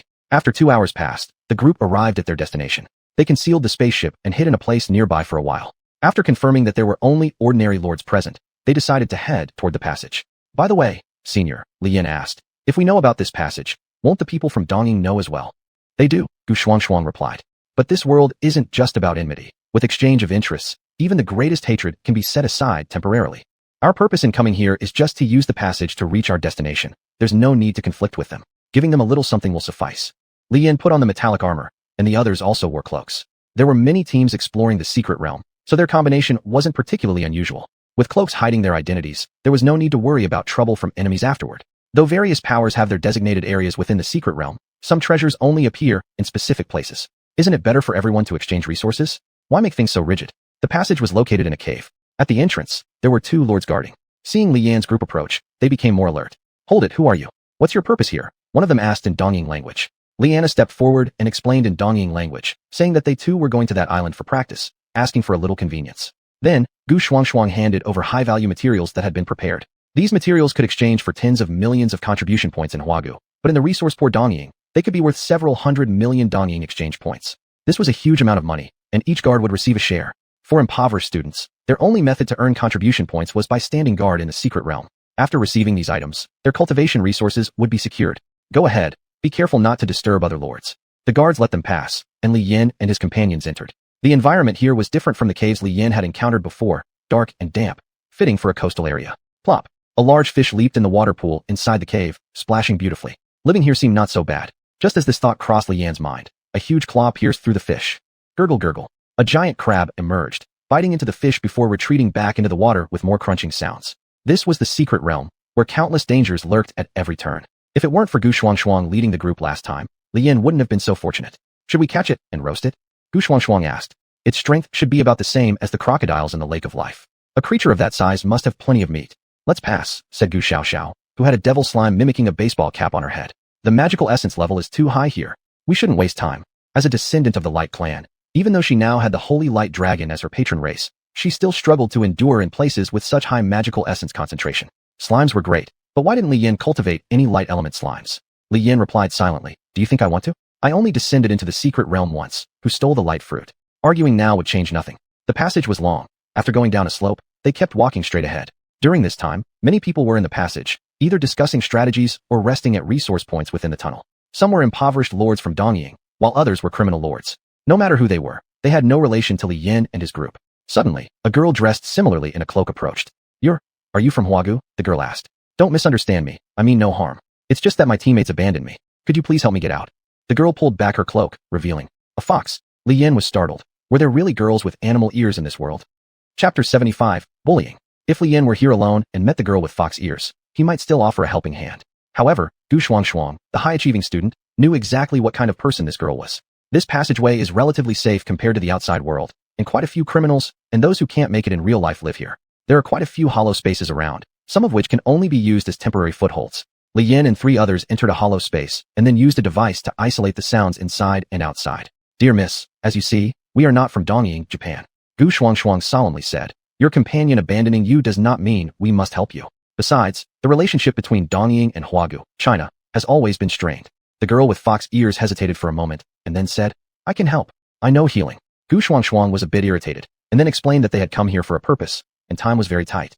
Li Yin and Gu Xiaoxiao were discussing something in the back. You're not allowed to flirt with beautiful women anymore. I know what you dead men like. Don't touch, Gu Xiaoxiao sternly warned. But what did I say? Li Yin was perplexed, having received a scolding out of nowhere. What's wrong with this girl's ears? Li Anna looked at Li Yin and said, she should have become too assimilated with her clan, so she was, in turn, assimilated by the clan. Li Yin was startled. Was such a thing possible? But it didn't make sense. Why hadn't he ever seen anything like this? The synchronization technique with clans isn't too complicated. Just practice hard enough, and you'll learn it. But there are so many people in this world, so there will always be some with special constitutions who also belong to special clans, Gu Xiaoxiao snorted. We also have them domestically, but after training, the symptoms can be alleviated significantly. Her clan should be the Inari deity, a god who appears with a fox face. This counts as a divine clan. Taking her along would cause us trouble. Inari deity, fox. Without going into too much detail about Japanese culture regarding the Inari deity, there are legends about foxes in Huagu, China.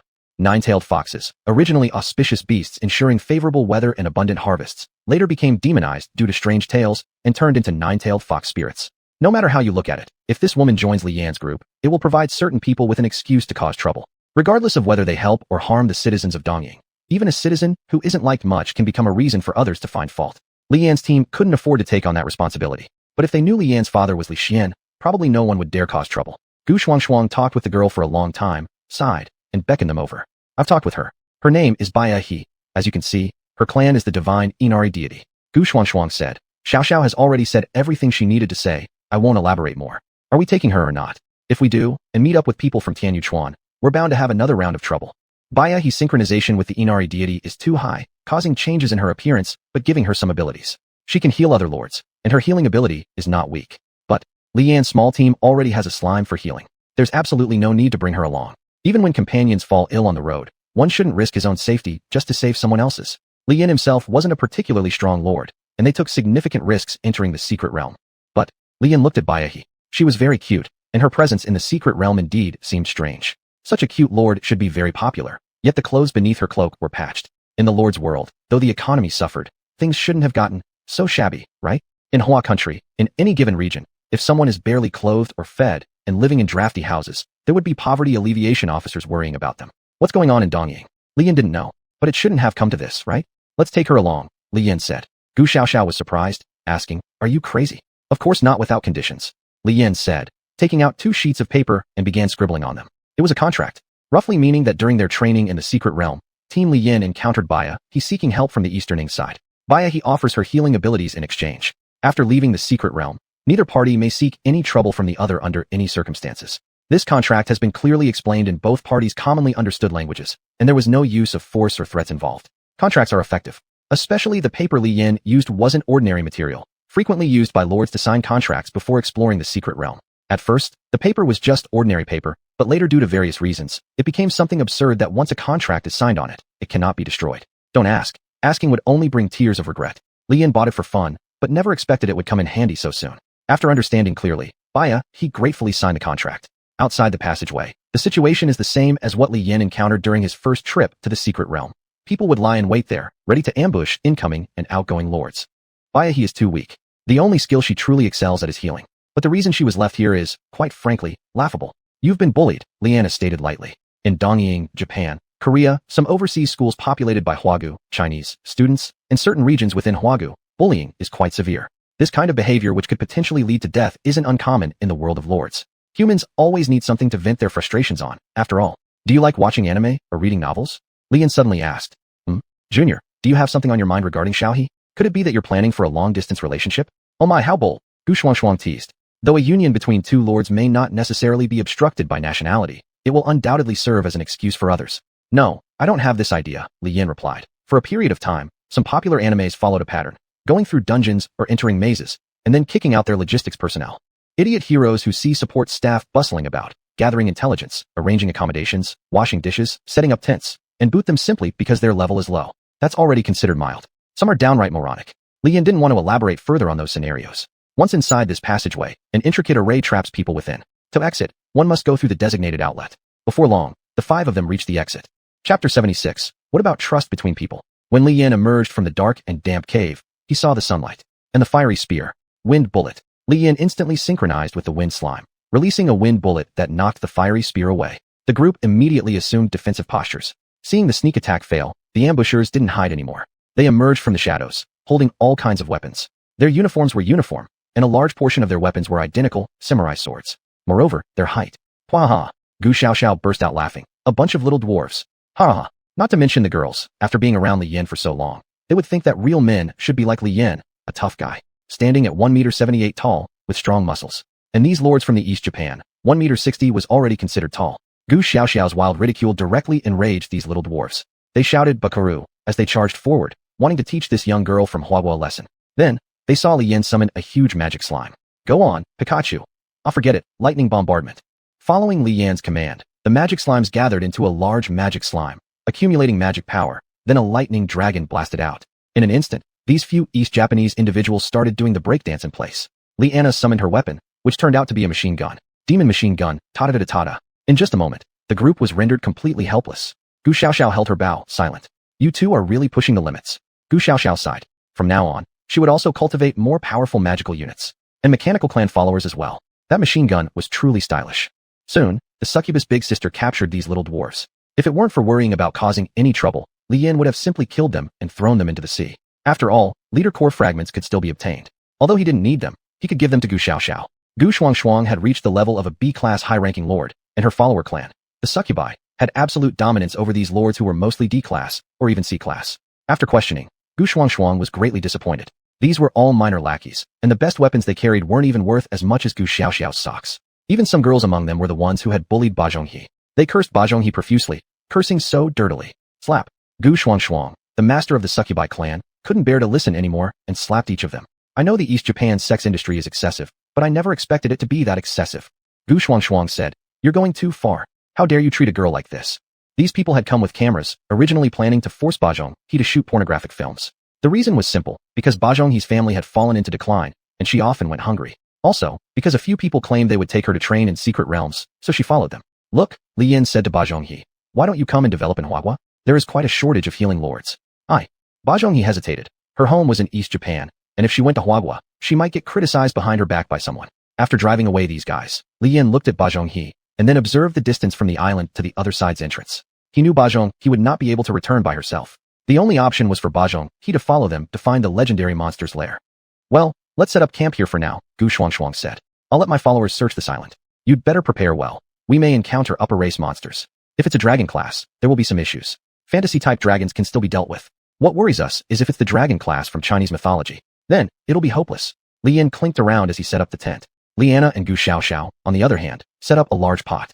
There was no need for Gu Xiaoxiao to cook herself. Her followers could handle it. Or let me do it, Li Yan suggested. You'd better save your strength for fighting, Gu Xiaoxiao replied. If someone comes to cause trouble while you're cooking, we might get injured. If Tian Yuchuan sends people over, then Li Yan would be the strongest shield. However, Li Yan thought it shouldn't come to that. After all, Tian Yuchuan should be akin to East Japan's royal bloodline. This wasn't praise for the East Japanese people, saying how noble their bloodline was. In fact, the genes of these little dwarves are not good, and some of their offspring suffer from intellectual disabilities. To put it bluntly, a few so-called royal families have produced fools. If we really talk about bloodlines, Li Yan's ancestors were from the Tang Dynasty royal family. Even if they weren't from the Tang Dynasty royal bloodline, they could still be considered a family. Which family didn't have ancestors who were high-ranking officials, emperors, or generals? I'll help. Seeing that there was nothing she could do, Ba Zhonghe felt uneasy and went to help with cooking. Li Anna sat next to Li Yan, poking his abs. What? Li Yan asked. Slime. Li Anna begged. Depressed, Li Yan said seriously. It's receiving psychological treatment right now. Leave it alone. You should have more than one. Li Anna asked. Nope, Li Yan firmly replied. Li Anna huffed and ignored Li Yan. This island is quite large, and there are many teams stationed here. It will take Gu Xuanhuan a considerable amount of time to find the entrance on the treasure map. At night, by the campfire, the 5 of them sat together. There were cattle and sheep raised by Li Yan's domain slimes in his territory, as well as wild fruits picked by the elves in Gu Xiaoxiao's domain. Li Yan somewhat understood how the lords living in secret realms felt. If the resources in one's domain are sufficient, one can be self-sufficient within the secret realm. Even if being targeted by powerful individuals in the future, life in the secret realm would still be possible. Soon, it was time to rest. In the secret realm, clans can come out of the domains, but usually, lords wouldn't go into their own domains. No one knows in what state the domain actually exists. Staying inside might lead to others invading it. And now, you're not allowed to come in. Gu Xiaoxiao pointed her finger at Li Yin while hugging the lava slime. If you dare to come in, I'll gouge out your eyes. Understand. Li Yin was speechless. You guys used my lava slime to heat up the hot spring, and now you treat me like this? Why? What about trust between people? Chapter 77, Gods and Godly Realms. Behind the curtain, the girls were playing and fooling around. The spring water came from the life fountain extracted from Li Yan's domain, heated by his precious followers, large magma slimes. Miss Yaya, you have quite a good figure. Peel, please don't. Splash, splash. Li Yan was sitting by the bonfire not far away, adding some firewood. Whoosh. The tide surged, and despite being a dangerous secret realm, it made Li Yan's heart calm down. Travel through space and time. Really, who knows what's so great about traveling through time and space? Traveling to ancient times means no fried chicken, Coke, or hamburgers. Traveling into some anime works probably means getting all touchy-feely with some harem girls. Considering how Japanese girls don't even value their virtue much, why bother with the flirtation? And himself? Most unlucky of all, he ended up in a Superman world. Not only that, he got the script for the weakling rising up again. If he let up even a little bit, there's a good chance he'd regret it someday. Never mind, might as well do something. Li Yin took a deep breath of sea breeze, stood up. He hadn't taken off his metal coat since entering the secret realm. Now he summoned a spear, starting to wield it on the beach. The heavy spear spun in circles in Li Yan's hands like flower petals, the characteristic of the magma slime being heat and hardness. This spear was the same. With too much strength, every swing by Li Yan caused air friction, sparking fire. In the darkness, such flames looked particularly beautiful and especially dazzling. Li Yan wasn't worried about other lords coming over to cause trouble. If they weren't fools, they should know what happened today during the day. A team led by a high-level lord of B-class qualification, still a student team, was quite rare in this world. After all, not many countries have the ability to train such powerful students so quickly. Even Hashiba Kajin, the disciple of Japan's first sword saint, is merely at this level. Li Yan counts as an exception, whose lord would not train their retainers, but go exercise the body instead. That's exactly what Li Yan did. Though, because he was originally a martial artist before his reincarnation, it turned out to be accidentally correct. By the time the girls finished bathing and changed clothes, holding towels to dry their hair while enjoying the sea breeze, Li Yan had just finished training as well. Just a slight warm-up. Hey, aren't you going to take a bath? Don't you feel sticky? Gu Xiaoxiao asked while drying her hair. I have a slime. Li Yan replied. Yuck, disgusting. Gu Xiaoxiao mocked. No time to deal with this sharp-tongued girl. Li Yan went inside to reclaim the life, spring, and magma slime. After reaching level 10 in Lord Core grade, the intelligence of his followers improved significantly. The demon slime became self-isolated and depressed, while the magma slime became more like a dirty old man. Really a good guy, huh? You like watching girls bathe. Li Yan couldn't help but sigh as he looked at the obviously blushing dirty slime. Just don't let those few girls find out how smart you are, otherwise, you'll get kidnapped by bad women. After cleaning up, Li Yan found Gu Xuanhuan. Did you find the entrance? Li Yan asked. While Gu Xuanhuan was taking a bath and resting, her retainers were searching the entire island. Just like when Li Yan searched the big mountain before, though, demon-type retainers wouldn't get their physical form erased by anything. Younger brother, do you enjoy making me uncomfortable when I'm trying to relax? Gu Xuanhuan said with a stiff expression. There's no entrance found. But we found a troublesome guy. Godzilla comes ashore? Li Yan wondered. Should we call someone from the Titan retainer to deal with this? No, Gu Xuanhuan said. Hashiba Kajin, the most talented lord in Japan, is also here. It's estimated that our purpose is the same, both wanting to find the location of that legendary treasure. Li Yan's eyes changed. Holders of divine retainer, for a legendary treasure box? Something's wrong, Li Yan frowned. For someone as strong as him, shouldn't he have been directly sent to the divine realm in that resource-poor land of Japan? Using resources within the divine realm to cultivate lords of divine retainers would make more sense, right? Maybe he wants to train more? Gu Xuanhuan said. But I also suspect it has something to do with Yao Ye. Saying this, Gu Xuanhuan looked at the Japanese girl not far away. What does this mean?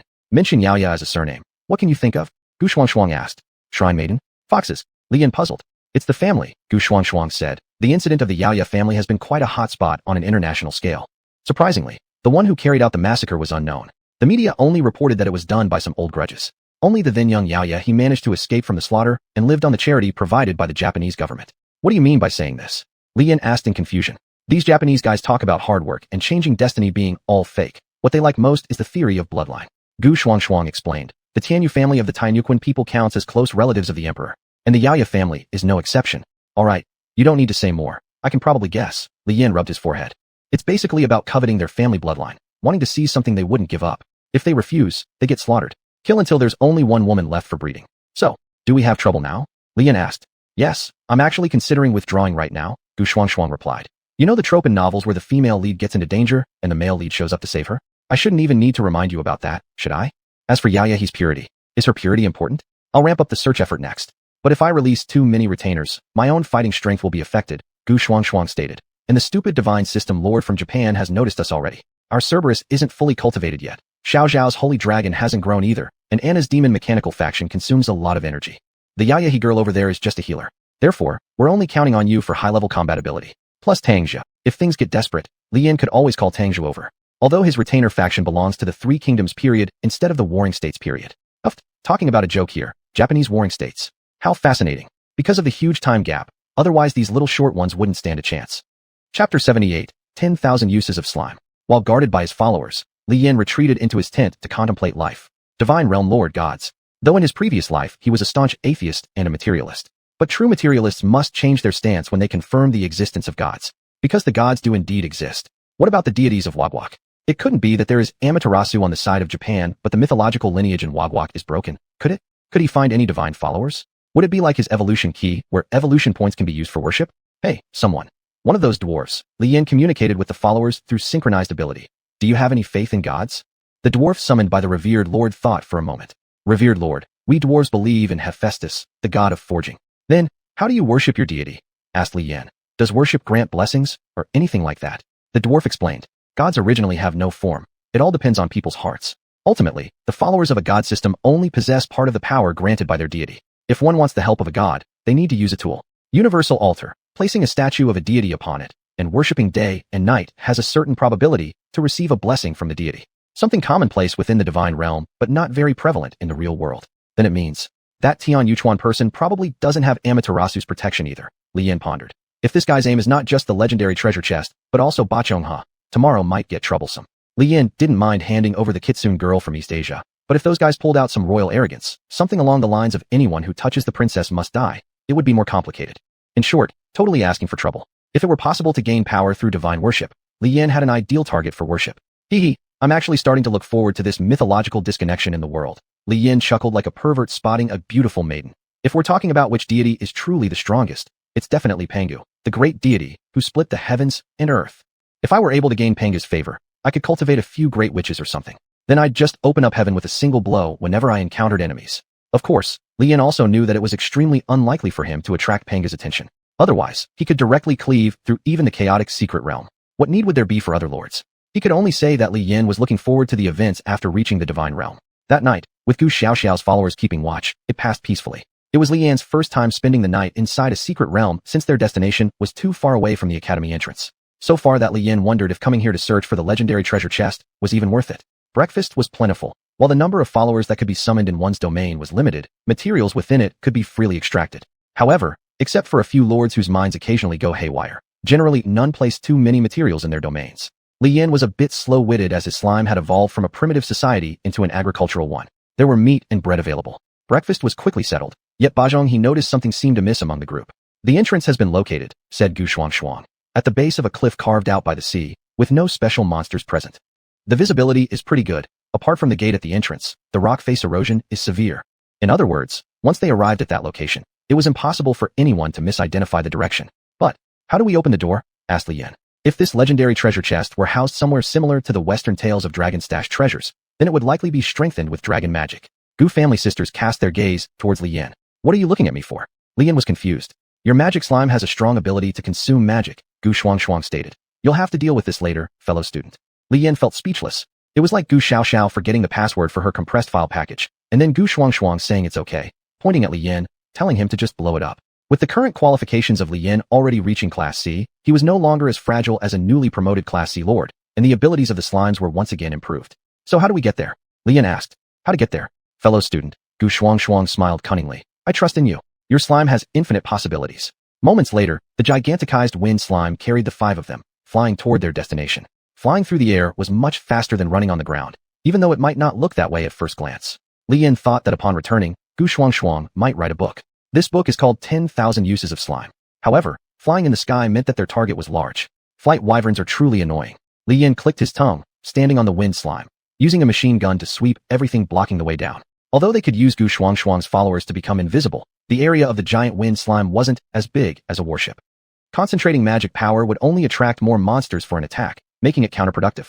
So, the people clearing the monsters were only Liana and Li Yan. Back on, he still didn't have any use. After half an hour of flight, everyone landed safely. The exhausted wind slime returned to its domain to rest. But Li Yan's work was not yet over. Multiple slimes could merge together as one individual to be summoned. The magic slime evolved by devouring magic gems had split, grown, and recombined countless times. It was no longer the same slime as when it first evolved. The initial magic slime was weak, but now the magic slime was equivalent to a sage. As expected, the stone door painted with western four-legged dragons indeed had powerful seal magic. Get to work, Li Yan ordered. Corrode this stone door entirely. The huge magic slime emitted light, and then sprayed out purple beams. Different energies canceled each other out. The dragon seals had been set too long ago, while Li Yan's Lord Core was at level 10. Even if the seal was intact, in terms of pure energy consumption, Li Yan had nothing to fear. With the invocation of magic power, the demon slime whose defense was previously broken by Li Yan swayed towards where xuanhuan once stored his core. Inside, something seemed to be drawing it in. Plop! The demon slime was absorbed into a small hole in the storage place. And all of this went unnoticed by Li Yan. Boom! The gate opened. Chapter 79, Deja Vu. As Li Yan and his group were flying towards this direction, xuanhuan had already received the news. This little man who was only 1.5 meters tall saw his target, Beiyang. She hasn't been captured by anyone yet. How lucky, xuanhuan said with a smirk. Have you figured out the identities of those foreigners? A subordinate searched quickly and replied. They are all students from Huagua. Their target seems to be the treasure hidden here. Young master, should we take a look as well? I don't particularly care about the legendary level treasure.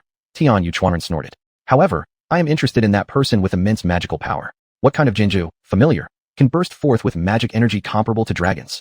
Though he spoke indifferently, in reality, he still wanted to check on Li Yan's situation. If there's an opportunity, he plans to ambush them and snatch the legendary level treasure chest. With good enough luck, even the several top-notch women by that man's side would become his. What this short man didn't notice was that when he looked at the wind slime, Liana on it was also looking at him. Back to Li Yan's side.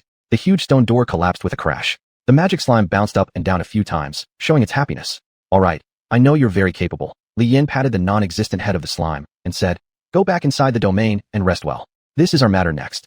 Li Yan took out his flame spear. The moment they stepped into the cave, a cold chill rushed toward them. How long has it been since anyone last came here? Since we've come this far, we'll die inside if necessary. It's impossible to stop moving forward upon encountering difficulties. We have roughly 4 hours to get the legendary level treasure chest, xuanhuan said. After exceeding 4 hours, not only will the lords from Dongyin come after us, but also other neighboring countries' lords will cause us trouble. The possessors of divine race descendants might not overly care about the legendary treasure chest, but such lords are rare. Most of the lords need a decade, or even multiple decades to develop their domains properly. But a legendary treasure chest, if obtained by any lord, could save them decades of effort. Even a high-ranking B-class lord is the ultimate limit for ordinary people. That's too tempting. By the way, will the resources within the secret realm refresh? Li Yan asked cautiously while walking. Yes, but the more precious the resource, the slower its refresh rate. Gu Xiaoxiao said. If the refresh rate of resources can be accelerated, then the cost for lords using these resources wouldn't be so exorbitant. At this location where the legendary chest resides, many predecessors must have attempted conquests, but they probably all failed. Although dangerous, places guarded by powerful dragons offer certain advantages. Having a mighty dragon means there won't be other monsters around. Gu Xuanhuan bestowed everyone with invisibility buffs. Quietly stepping along, they managed not to wake the sleeping dragon. Soon, they reached the spot. The treasure chest was as large as a desk. There must be a great deal of valuables inside. Had it not been for the enormous dragon sleeping beside it, Li Yan would have rushed over directly. This weight isn't something we can carry, Gu Xuanhuan frowned. We can't use the method we used before when seizing the fine-grade treasure chest. Any plan? Haven't you already upgraded to High Lord? Why can't you carry it? Li Yan asked. My strength isn't extraordinary. Do you think everyone is like you? Gu Xuanhuan muttered and then glanced at Beiyang. Beiyang miss, let me clarify first. You don't have to help us. Even if you did, the treasures in this chest won't be yours either. I understand. Beiyang seemed to have accepted reality. Still, I can help you. Because Beiyang's synchronization level with her familiar is too high, she can use other skills as well. Teammate enhancement. Through a blessing ceremony, she can increase the capabilities of her teammates. The degree of improvement decreases according to the number of people being blessed simultaneously. If solely enhancing Li Yan, his abilities could be increased 3 to 4 times over. Considering his base power and techniques were already substantial, augmented by Beiyang's skills, shouldn't we try killing the dragon instead? Li Yan questioned. Hey, have you lost your mind? Gu Xiaoxiao panicked. That's a golden holy dragon. It's just slightly weaker than the most supreme light holy dragon, and it's a full-grown adult. These creatures guarding the treasures within such secret realms are of much higher quality than the elemental dragons sold in the Lord's Market. I think we should consider killing this dragon, Liana said as she slung her sniper rifle over her shoulder. The golden holy dragon also belongs to the light element, and we have 3 demon lords. Li Yan's power is no less than this dragon's. As long as Li Yan can hold on, Everyone rushing in together should be able to directly take down the dragon. What if we fail? Gu Xiaoxiao was somewhat afraid. If we fail, then... Li Yan took out the token Tangja gave him. If I can't defeat it, can't I just call a big daddy to come and crush this dragon? Tangja was right. Since this is for training, we shouldn't care too much about other things. A-ranked top-tier individual's title, even surpassing Tian Yuquanren. No, what garbage is Tian Yuquanren? After making up his mind, Li Yan decided to take action. But, Li Yan glanced at the treasure chest above. There was a light penetrating hole there. What the hell? Why does this seem so familiar? Have I seen this plot somewhere before? Swoosh. A samurai sword flew down from the sky, lodging itself into the golden holy dragon's body. Roar. In pain, the colossal dragon flapped its wings, generating an enormous gust that shattered stone walls. Li Yan hastily positioned the metal slime in front of him. Bang bang bang. Even the most defensive metal slime was battered to oblivion. Bang bang. With their hiding place exposed, the dragon stared toward where Li Yan and his group stood. Gu Xuanhuan sensed a man laughing atop the mountain. That's Tian Yuquanren. This guy's really despicable. Give me protective buffs, you all retreat. Li Yan stood resolute, ready for a potentially deadly battle against the golden holy dragon ahead. You're not losing your mind, are you? Gu Xiaoxiao shouted. Let's retreat quickly. With a massive roar, the golden holy dragon caused Gu Xiaoxiao to falter. Had Li Yan not been in front to block, she might have been hurled away. Bayang he passed the protection buffs to Li Yan while the girls fell back. Bang boom. Triple strength. The level 10 core boosted Li Yan's abilities. Now in this confined space were two dragons fiercely attacking each other. Chapter 80. Shake people. Tian Yuquanren felt the vibrations below and smiled. Foolish Huahua people, they actually walk straight in. Don't they know the monsters inside must have other exits to hunt for food, said Tian Yuquanren. This golden holy dragon has killed countless batches of lord teams. Can so many treasures be obtained so easily? He seemed to have already determined that Li Yan and others were certainly going to die. As long as he waited for the golden holy dragon to annihilate Li Yan and his group, Tian Yuquanren could then go down and claim what was left. Ba Chong he looked a little regretful. Her bloodline skill could enhance her teammates' abilities. If only she could survive, she could give birth to a few children for herself. However, as long as he absorbed the cores of these Huahua lords, Tian Yuquanren was certain that he would absolutely be able to break free from his family's curse and become the first lord of the East. But while he was dreaming about this, give me a hand to kill this beast, came Li Yan's voice from within. What had happened? Below. After using the flame spear to block the golden holy dragon's first attack, Li Yan realized that this dragon was different from all the opponents he'd encountered before. Kacha kacha kacha kacha. The spear and the holy dragon's claws collided constantly, keeping Li Yan on high alert at every moment. Anime protagonists swing their weapons and slice bullets without moving as fast as I do. Hell. Li Yan clearly felt an ominous sound coming from his arm bones. The enhancement by Ba Chong he did come at a price. The forcibly enhanced strength placed more strain on Li Yan's body than the increase it brought. Didn't they say that women can hold up half the sky? Boom. The holy dragon was hit by a rocket. Liana found a position and used the weapon in her hands to attack the golden holy dragon. Roar. The enormous monster shifted its gaze from Li Yan to Liana. Just keep it busy for a minute.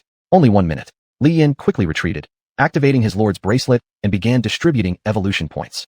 Brute force wasn't working. Numbers were the key to victory. Swoosh. The golden holy dragon rushed toward Liana. Force field activate. Even demonic mechanical clans possess their own technological equipment, and such things aren't any cheaper than advanced lord gear. With just one swipe, the golden holy dragon shattered 80% of Liana's force field shield. Liana was stunned. How could this dragon be so powerful? You idiots. Gu Xuanhuan and Gu Xiaoxiao, riding on the three-headed dog, arrived. Elven magic caused large vines to entangle the holy dragon's limbs. At that exact moment, the three-headed dog let out a loud howl and started biting. Leave it to you, my darling. After completing her action, Gu Xuanhuan dragged Gu Xiaoxiao back quickly. Bite it to death. Don't let this thing flail around. Though the hell three-headed dog didn't have as high qualifications as the holy dragon, it made up for it with 3 highly flexible heads. While one head bit the dragon's neck, the other 2 heads bit its wings. Meanwhile, Li Yan, enduring the pain of his broken bone, distributed evolution points to evolve several slimes. The golden holy dragon was indeed powerful, but after all, this secret realm had been cleaned up by powerful lords from various countries. There couldn't possibly exist something inside that A-class lords or lower couldn't defeat. Alright, Li Yan grunted. If this move doesn't kill you, I'll stop playing with slimes. Li Yan considered what else he could use to deal with this dragon. He had many kinds of slimes: wind, flame, lava, poison, gigantic magic slime, gigantic poison slime, not to mention his slime king and demon slime. All were maximized in size. The instant the 4 slimes appeared, they burst forth with tentacles pulling the golden holy dragon in place, pumping energies alien to its nature into its body.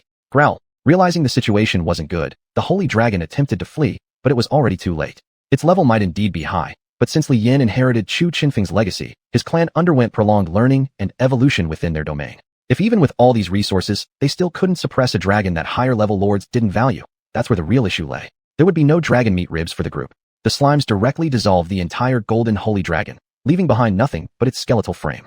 An initial slime crawled onto Li Yan's fractured arm, beginning treatment. However, slimes were better suited for external wounds and poisoning. Broken bones were beyond their capabilities. I'll take care of it. Bachong he jogged over to Li Yan's side and began treatment using the power of the divine clan. Feeling a cooling sensation that eased the pain, Li Yan exhaled in relief. The skeleton of the golden holy dragon, which appeared to be called adamantium. None of the clans present had the capability to process this material, so it could only belong to Li Yan. The dwarves were quite happy, and there was even more happiness to come. Gu Xiaoxiao used all her strength to push the big box over. This thing is so heavy. There must be a ton of treasures inside. Gu Xiaoxiao grinned as she said, if there's a golden holy dragon, I'll be rolling in riches. In the future, I'll fight with 2 dragons at once. Let's see who dares to mess with me. Light holy dragon, golden holy dragon. They actually matched Gu Xiaoxiao's demeanor quite well. Alright, don't get too excited yet. Gu Xuanhuan said, didn't I say that the best part is still coming? The passage they came through before was one way. There was no way to return via this channel from the other side. Besides, it was still a long distance to walk to their destination. Kara. A sharp sound drew everyone's attention. It was a patterned katana that fell from the golden dragon's body. Tisk. Li Yan grunted, then synchronized with his fire slime. A fireball shot out, instantly melting the katana into molten iron. At this moment, Tian Yu Chu Rin jumped down. Seeing Li Yan and his group, he hesitated for a second. They actually survived? If not, now would be the perfect time to kill them. This is my chance to prove myself. Where's my sword? Tian Yu Chu Ran. Ba Chong he stepped forward, speaking with righteous indignation. You've gone too far. Do you even know that deliberately framing foreign lords is against the rules? If the International Lord Association finds out, even the Tian family won't be able to protect you. In the secret realm, lords could accept being robbed or killed by others, and conflicts erupting due to verbal disagreements were also permissible. However, intentionally using powerful monsters to kill others was absolutely prohibited. Hey, isn't that Misya? Tian Yu Chu Rin chuckled, with a few underlings also jumping down behind him, all holding katanas. Finding you has been quite the task. Crack. What's that sound again? Upon turning around, they saw Li Yan holding a broken token in his hand. Chapter 81. The old man helps his son. As for the rescue token, Li Yan had no intention of using it. But there was no other way. Recovering from injuries would take 100 days. His current strength was severely diminished, and if another conflict arose, it was beyond his ability to handle. A handsome man appeared. Tangja still exuded that air of confidence. He glanced around at the environment, then looked at the golden skeletal frame and nodded. Looks like you guys have done well, Tangja said approvingly. So what is my mission here? Tian Yuchuan was inwardly shocked. How could Tangja be summoned here? This wasn't right. Tang uncle, Li Yan stood up. That guy might interfere with us obtaining the treasure. Upon hearing this, Tangja also seemed surprised. He knew how Li Yan's first time in the secret realm went. Now, he was here again and got tricked?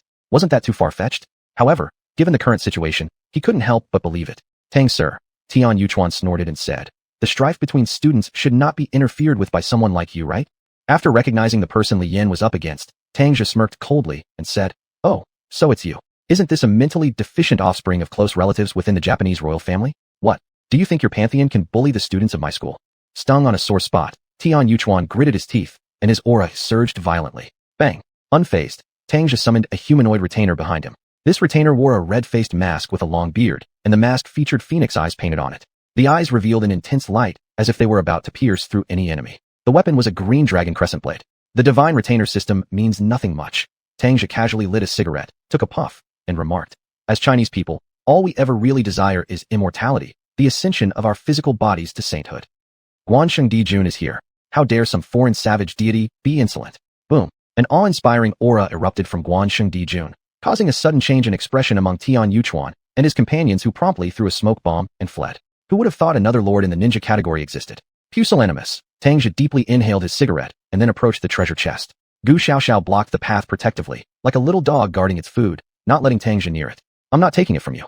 Tangja pushed Gu Xiaoxiao's little head to the side and delivered a punch. The lock was shattered by a strike. Upon opening the box, he took out an egg and handed it to Gu Xiaoxiao. A gold holy dragon egg. It was secured. Wow, I'm unstoppable. Gu Xiaoxiao laughed happily. What remained could only fetch money when sold. The treasures of the light pantheon were useless to those of the demon pantheon, but afterward, it could compensate everyone for their losses. And what Tangja came for were several dozen lord bracelets. Tang uncle, what are these? Li Yan asked in surprise. All of them belong to lords from our country, Tangja sighed. We never expected they'd meet their end here. These bracelets were important evidence, powerful proof of the atrocities committed by the Japanese against the lords of our country. Tangja owed them all a favor. There must be quite a few more lord bracelets, but because the incident happened such a long time ago, they could only find these things. Mr. Tangja, Gu Xuanhuan asked, there's also a Japanese student among us. But Chuka, upon seeing a grade A lord from Huahua, China, was somewhat flustered. Oh her, Tangja chuckled softly, it's fine. Famous person involved. She suffered mistreatment inside the secret realm, was saved by our students, and will go back to recuperate.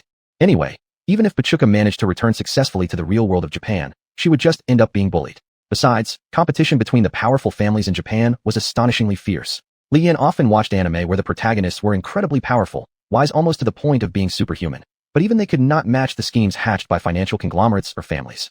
Upon returning to the real-world Japan, Pachuca would likely be abducted immediately and forced to give birth to children for the Tianyu family.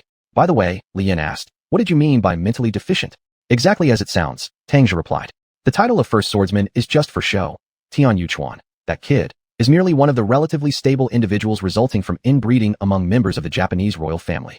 This boy doesn't even realize he's expendable and yet blindly attempts to contribute to his family. What era are we living in these days? Tang Jia also pitied the boy, but regardless of pity, what does a deformed individual have to do with China? Well, Tang Jia snapped his fingers, and two Confucian scholars dressed in robes with masks emerged from his dominion. I'll take you guys out. With one snap summoning the retainers, and another sound of his fingers snapping, the retainers activated their abilities. In an instant, everyone returned to the entrance.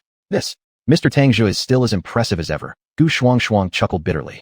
Well, we'll head back then. With that, Gu Shuang dragged Li Yan away. There was no rush to divide the spoils. This was why the academy was lenient with students entering secret realms. If they really needed support or someone to scout out the secret realm, the enforcement hall could accomplish this instantly. Uncle Tang, you've shocked me again. Li Yan was once more astounded by a high lord. All right, I'll take this exchange student to handle some procedures first. Tang Jia beckoned for Bazooka to follow him. Li Yan and Gu Xiaoxiao exchanged glances and looked at the treasure box brought along. They'd store it in their domain first, and wait for everyone to have time to split the loot later. Not long after the end of the secret realm journey, in the divine realm, Li Xian sat in one place. Holding his katana, he slid it out and into its sheath using his thumb intermittently. Should he do it?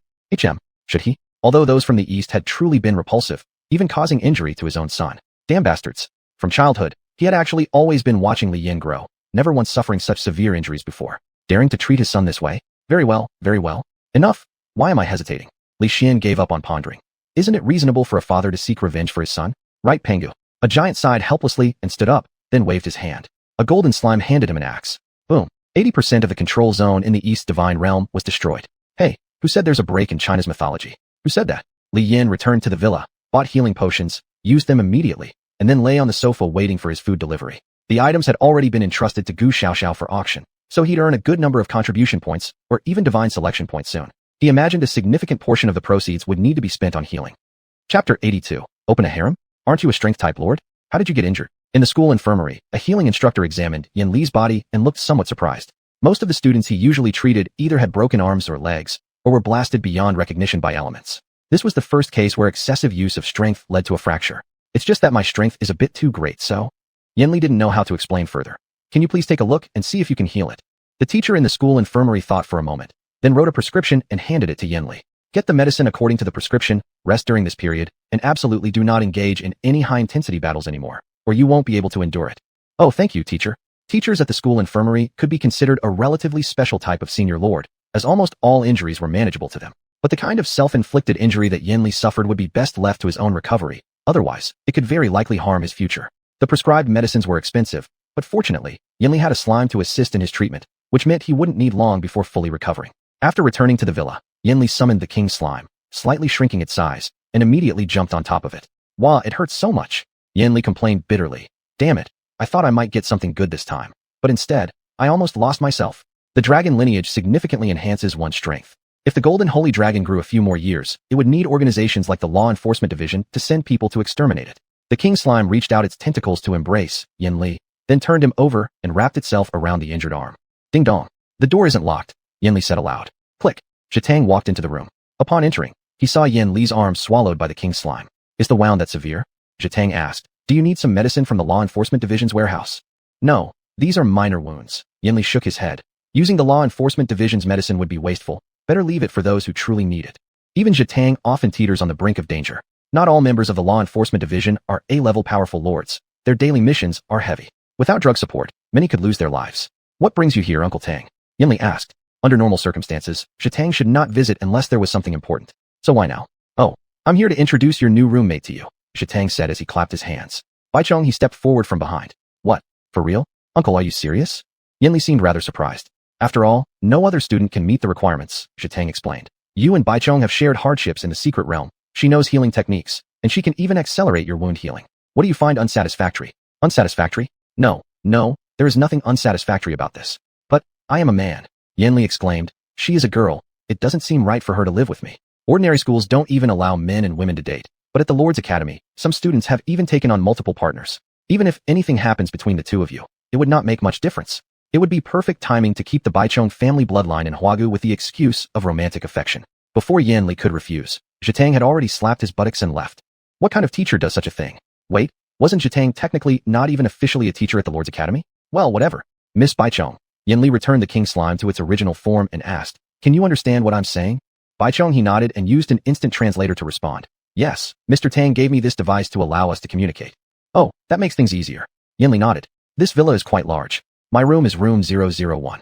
Yanli began introducing Baichong he to the layout of the villa. The villas built by the school were indeed luxurious. Every room within the villa had an independent bathroom system, and space was reserved for washing machines. It was undoubtedly designed thoroughly with the students in mind. While listening to Yan Li's introduction of the facilities inside the villa, Baichong he took notes of key points on a small notebook, including the exact time, down to the minute, when the villa area's main gate opens and closes. Considering that this place houses lords who bear the future hopes of Huagu, it is understandable to have some security measures. "So, classmate Yanli," Baichong he asked, "do you usually cook your meals alone?" Yes, Yanli nodded. "After all, I used to be a poor student just like you." Although his grandfather left a fair amount of inheritance, it wouldn't buy much in terms of the equipment and resources a noble lord would need. Li Yan had been poor since he was little, and he was accustomed to making things to eat himself. "Then, I will take charge of cooking for Li Yan from now on." "Eightfold," he said with a smile. "Li Yan, you probably don't have a girl free." Bam! Before she could finish her sentence, the door was kicked open again. Who was it this time? Li Yan looked over and saw Gu Xiaoxiao striding in with an air of arrogance. "What do you think you're doing? Bursting into a young man's residence like this? Surely you must have some sort of ulterior motive." Li Yan teased. "Huffed, who would be interested in a loser like you?" Gu Xiaoxiao retorted with a huff. "I'll also be staying here from today on. There are plenty more opportunities for us to interact. Why do you have to stay at the villa too? Do you not fear hearing something inappropriate in the middle of the night?" Li Yan asked. "This isn't a gender-segregated dormitory, nor do we have any teachers checking the rules." Li Yan originally thought that someone like Gu Xiaoxiao, a rich young lady, wouldn't be able to endure such an environment. But he was wrong. Only the weak adapt to their environment. The strong always change it. That's why later, Gu Xuanhuan and Li Anna also arrived. "What are you all up to?" Li Yan felt confused. "You planning a party at my place?" Sounds like a great idea." Gu Xuanhuan laughed. "Isn't this a celebration of our safe return? How about we grab a couple of drinks, Junior?" Li Yan fell silent, then simply let them have their fun. After all, he was still recuperating as a patient and retreated to his room after eating lunch, refusing to come out. And then Li Anna came asking for another slime pillow. To avoid further interruptions, Li Yan finally released 7 or 8 slimes to handle the villa's hygiene. If anyone disturbed him, the slimes would get upset. Hee. Chapter 83, Secondary Awakening. The day of the class activity arrived. "Great. You all did great." Zhou laughed heartily. "My students must be tough. Getting injured doesn't matter. Wounds are a man's military medal. You did great. Teacher, my hand hurts." Li Yan endured the pain after his shoulder was patted by Zhou. "Oh, sorry about that." Zhou chuckled apologetically. "All right, let's get back to the main topic. The secret realm trial for your year will happen soon. You don't need to worry about any danger. Teachers will be monitoring inside the secret realm. I'll also be there in the secret realm to supervise, ensuring no harm comes to you. The exams are approaching, and if one cannot pass, they will have to retake them. The retake is much harder, and teacher supervision will be significantly reduced. It could very likely result in death. As long as one doesn't slack off during the secret realm exam, it should be possible to pass." After giving the notice, Zhou waited for students to ask questions. If not, he could return home to drink and sleep. Security work was left to Tang Zhe anyway, but this time, he was stopped by Li Yan. "Mr. Zhou, I have some things I want to ask you," said Li Yan. "Are divine clans only awakened, summoned, and controlled by fixed bloodlines, or are there other conditions that allow for their summoning and control?" "Divine clans? Haha, seems like your secret realm journey encountered powerful opponents." Zhou beckoned Li Yan to sit on the synthetic grass of the playground. "Come on, tell me what happened." Thus, Li Yan recounted the events from within the secret realm to Zhou. Especially regarding the villain who rushed into battle without proper preparation, Li Yan was furious. Even when playing games and facing the final boss, wouldn't one fill up all the status enhancements? Suddenly being ambushed like that was something nobody would enjoy. Zhou furrowed his brows upon hearing this. "Never thought that you'd run into a lord of the Amaterasu clan." Zhou sighed. "You shouldn't underestimate yourself. I know xuanhuan. Although he's the lord of the divine clan, using such powers within the secret realm is prohibited. Eightfold girl, however, is an exception. Her healing arts don't count." Li Yan wanted to ask how to summon a divine clan, to which Zhou gave an answer. "There are ways in the divine realm, but not here." Zhou explained. Even Tang Zhe merely released some divine might while rescuing Guan Xingdi Jun in the secret realm. If you can manage to summon a divine clan, who knows what kind of trouble you'll cause. For now, focus on training and passing the exams, and then after entering the divine realm and undergoing a secondary awakening, you'll understand. Secondary awakening? Is S rank really such a turning point? Li Yan felt helpless. Other classmates were training, but with his injuries and his already substantial strength allowing him to look down at everyone else, he simply bid farewell to the teacher and returned to the villa to rest.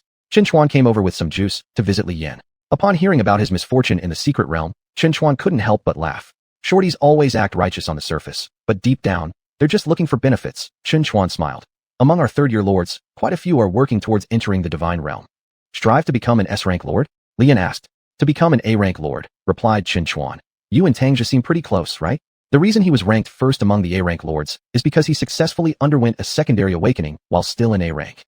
Back then, he had just become an A-rank lord, and now it's been more than a decade. I estimate that if he wishes to break through, he could reach SS rank directly. He never imagined Tangja was so strong. Senior, said Li Yan, I might not be able to help with what I promised you. My hands are severely injured. If I were to rush into a horde of beastmen, I'd likely get my head smashed in. Li Yan took out something as he spoke. Xuanhuan exclaimed. Golden Evolution Elixir. A specialized elixir for the beastman race that can enhance the strength and speed of followers. Possible failure if diluted before used. This was one of the treasures collected by the Golden Holy Dragon. When distributing spoils earlier, Li Yan kept this item as it seemed useless to him, intending to give it to Xuanhuan as compensation. Haha, Junior. How considerate of you. Xuanhuan handled the elixir lovingly. Alright, I'll give up the banner thing. It's probably lost by now anyway. However, I can't just take this precious thing from you without giving anything in return. Let me see if there's anything else within my domain. Xuanhuan searched for a while and finally took something out. It was a piece of beef that had been preserved in ice, already processed. You shouldn't disdain this. It has an especially high protein content, which will be good for your injuries, Xuanhuan said. Although it comes from the cattle raised and herded by my followers, the quality is guaranteed. I can't help but eat some myself sometimes. Thanks, Senior. Li Yan didn't know what to say. Xuanhuan was really down to earth. Since he couldn't use that elixir anyway, he would save this meat for lunch. Then, a few girls returned.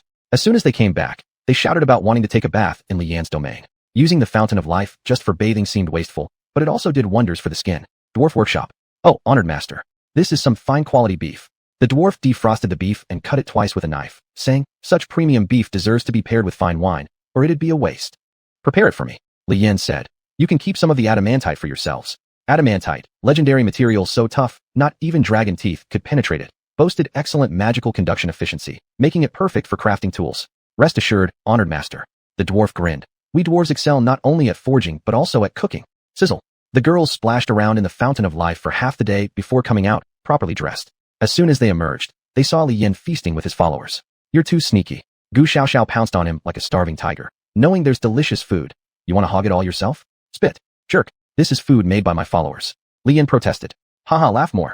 Gu Xiaoxiao ate faster. Being able to peacefully eat, drink, and play within a lord's domain like this would have been unimaginable 20 years ago. In the divine realm, Li Xian grilled strips of Wagyu beef for Pangu the great god. It mustn't go to waste. Wasting is shameful. Chapter 84, Before the Exam. Refined gold was quickly forged by Li Yan's clan. These past few days, aside from Li Yan being injured, which wasn't a good thing, there were still many positive developments. The dwarf clan began to reproduce. The female dragon person laid an egg, and once it hatches, there will be another baby dragon person. The massive slimes have also multiplied. The slime king remains as lazy as ever. Inside the villa, refined gold weapons were placed on the table. A spear, a longsword, a shield, and a piece of plate armor. Who would have thought that your clan could really forge refined gold equipment? Gu Xiaoxiao held the longsword, clearly very fond of it. Can I have this sword? Your elven clan needs an enchanted magic sword, right? This sword hasn't been enchanted yet. If you want to use it, you'll need to get it processed by the mage clan. Li Yan said. This spear can be mine. Gu Xuanhuan held the golden spear and grinned. Thanks, Junior. Gu Xiaoxiao then stomped on Li Yan's foot. No talking to flirts. What illness do you two sisters have? Li Yan gritted his teeth. What have I done wrong? The remaining shield and plate armor went to Xuanhuan and Liana. The demon mechanical clan, though having decent defense, had no protective gear for themselves. Even mechanical lords within the god's domain have trouble growing, let alone Liana. A single piece of plate armor might not enhance her power, but it could save her life in critical moments. What about the rest of the refined gold? Gu Xiaoxiao asked. There should be more than just this bit, right? I've ordered the dwarves to forge all of it into ingots, Li Yan said, to be used when we need it later. And what about you? How's your golden holy dragon doing? It's still hatching, Gu Xiaoxiao replied. After divvying up the loot, everyone started planning for the upcoming monthly exam. This was mainly for Li Yan, Gu Xiaoxiao, and Yicheng's reference. The Lord examination in Huahua is actually this difficult. Yicheng sighed. Huh? Don't they have such exams in Dongyi? Li Yan asked. Unless it's some special type of lord, most begin their own survival paths after high school graduation. Yicheng said. Most dig materials from secret realms to sell back home. Many die. Humph. It seems Huahua's exams are actually quite good. Alright, you guys don't have to be so nervous. Gu Xuanhuan chuckled as she projected her bracelet onto the TV. This is the intermediate lord promotion exam. There are no fixed targets. At the time, Gu Xuanhuan's location was in the desert. The teacher strictly warned against killing between lords, as responsibility would certainly be pursued if anyone died. Then the teacher hid away. Entering the secret realm, the job for the lords is simple. Scraping for resources and treasures, and any kind of intelligence is considered treasure too. Xuanhuan said, Anna and I passed the test because we were good at gathering intelligence. Anna is even better. Her drones are more useful than clans. As long as the brain is smart enough, anything can be built with the mechanical system. However, Li Yin and the others are not suited for exploration. Li Yin twice ventured into the secret realm with intelligence experts like xuanhuan around him. But if he takes 2 novices along for the exam, complications might arise. You don't need to be so nervous either, xuanhuan said. Lords can team up during the exam. Once inside the secret realm, healing systems and junior brothers' combat ability can act as your banner. Just don't go looking for trouble yourself, or you'll end up being charged exorbitantly. We don't really need to look anyway, Li Yin said. If we manage to collect enough treasures, won't we pass automatically? Then we'll probably have to battle other lords, xuanhuan said. Everyone knows you're injured. If things get worse, your arm won't heal so easily. Right now, Li Yin's main task is to recover as soon as possible. Fear nothing. My light holy dragon isn't weak either, Gu Xiaoxiao huffed. If necessary, we'll just run far away. I don't believe those people will come over to bother us. This might not work, Liana said. Students are everywhere, and the scope for collecting treasures is limited. Flying in the sky makes the target too large. If this isn't allowed, and that isn't either, Li Yin thought for a moment, then asked, Senior, are there treasures underground in the exam's secret realm? Underground? Why suddenly ask about this? There should be plenty of minerals and even dungeons down there. What do you intend to do? Gu Xuanhuan was puzzled. Yichonghua was also confused. What is this leading to? Are you planning to use the rock slimes to dig tunnels? Gu Xiaoxiao asked. That's right. Your slimes are so powerful they can hollow out an entire area in an instant. We just need to find a mountain and start digging underground. It'll be more than enough. During the last match, Li Yin had escaped with Gu Xiaoxiao by turning into some kind of earth traveler. Junior brother, you're truly amazing. Gu Xuanhuan didn't know what else to say. How could slimes achieve such things? Was it too late to start cultivating them now? Using rock slimes to dig tunnels would allow Li Yin not to dirty his hands. Very convenient indeed. What about me? Ba Chonghua was a bit nervous.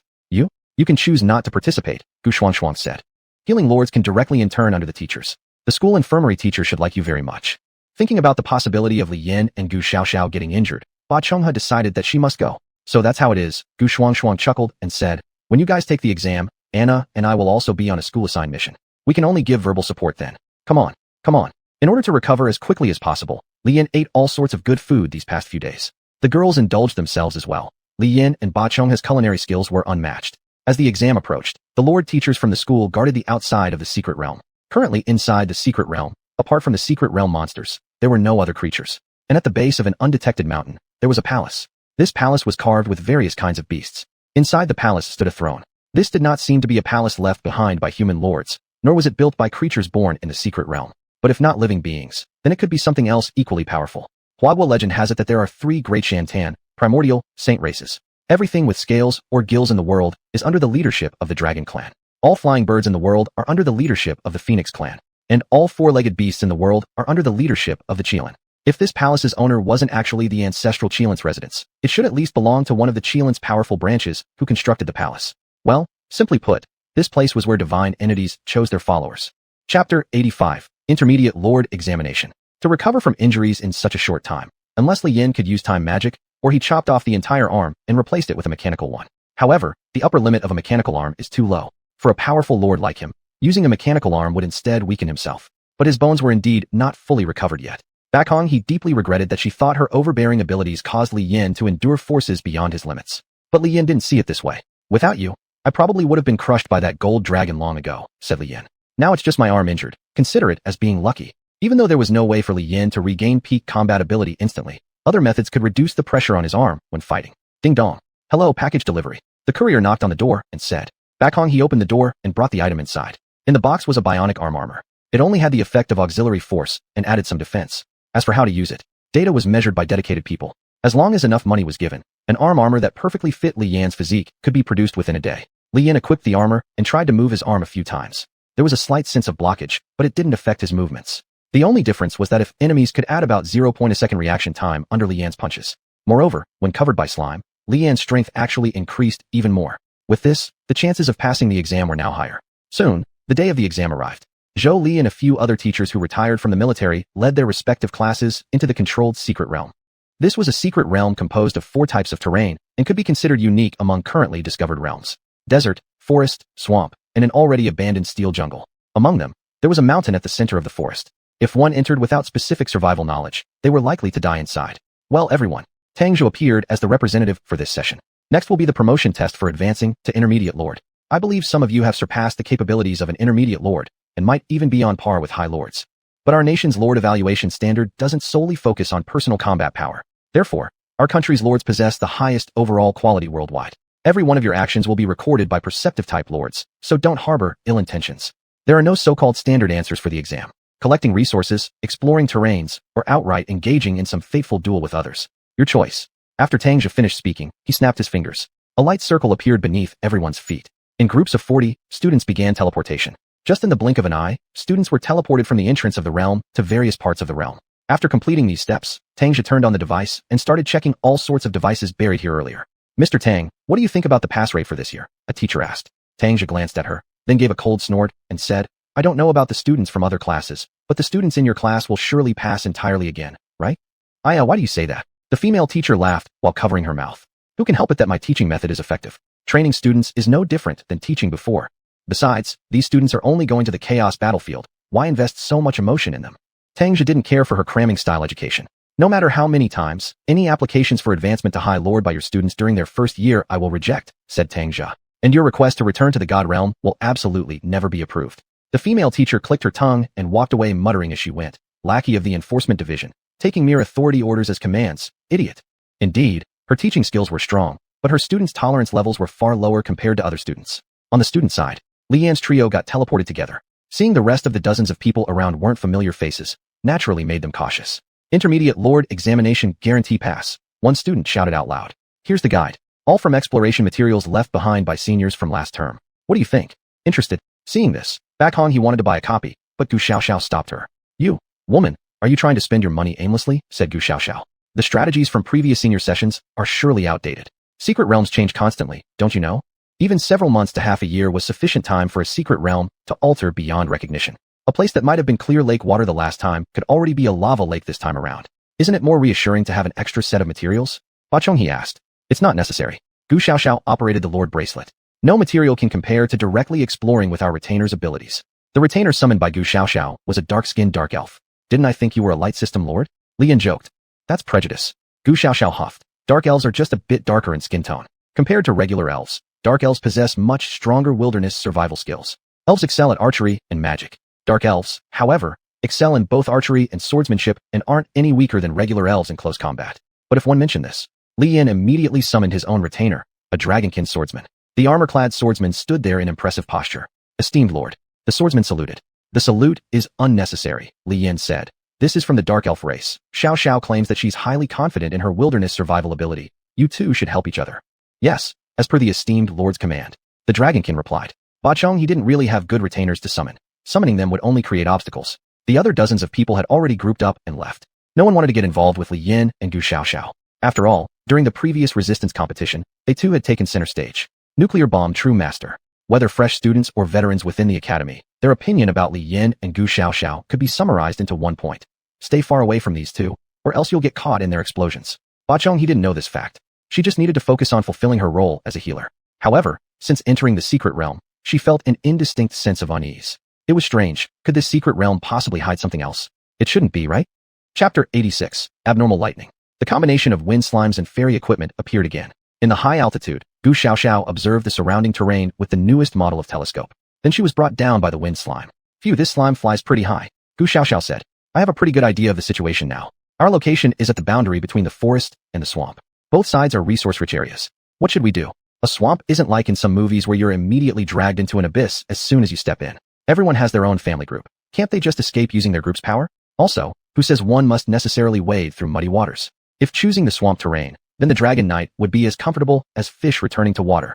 Forest terrain allows dark elves to move as freely as fish in water. But this wasn't an exam on survival in the wilderness. Survival issues aren't something we need to worry about, Gu Xiaoxiao said. However, we need to obtain treasures. What do you think? Li Yan was helpless. What could he see? Most treasures in swamps are aquatic medicines, while the types of treasures in forests are far more varied.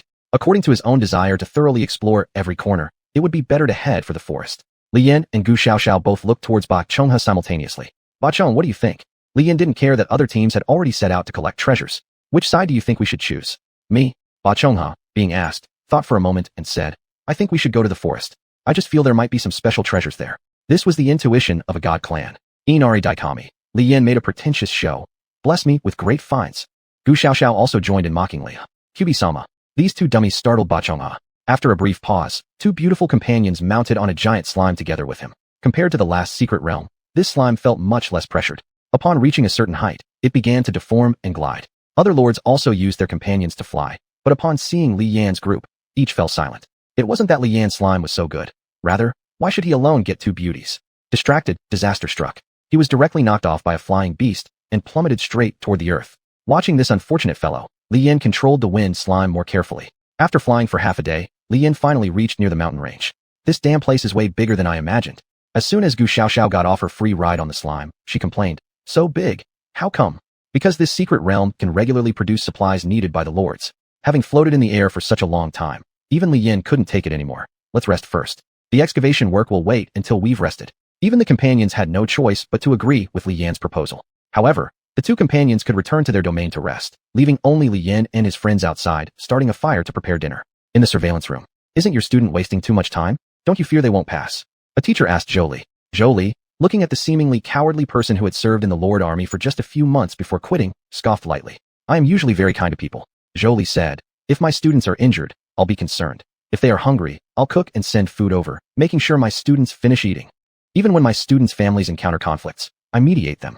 Speaking of Zhou Li, putting aside other aspects, he was really responsible for his subordinates. Strict when necessary, and lenient when appropriate. Therefore, only elite lords know that tests like the intermediate examination cannot rush things. At least, passing this exam isn't just about aiming to pass it. To obtain treasures for the sake of passing the exam severely neglects physical stamina and the ability to handle emergencies. No matter how strong their combat ability, the final result will be death. Zhou Li humphed. This controlled secret realms area is half the size of our country's territory. Even the strongest lord wouldn't dare claim they could fully explore within the exam period. As long as a trainee uses their full effort, they can pass. Those who are poisoned or excessively obsessive students often suffer severe injuries. Various accidents happen, and then they are taken away by teachers. The teacher, knowing the situation but not saying anything, clicked their tongue and pointed to the screen. Even so, there's no need to make such lavish meals, right? In the image, the three sat around a campfire, a pot hanging above cooking spare rib soup.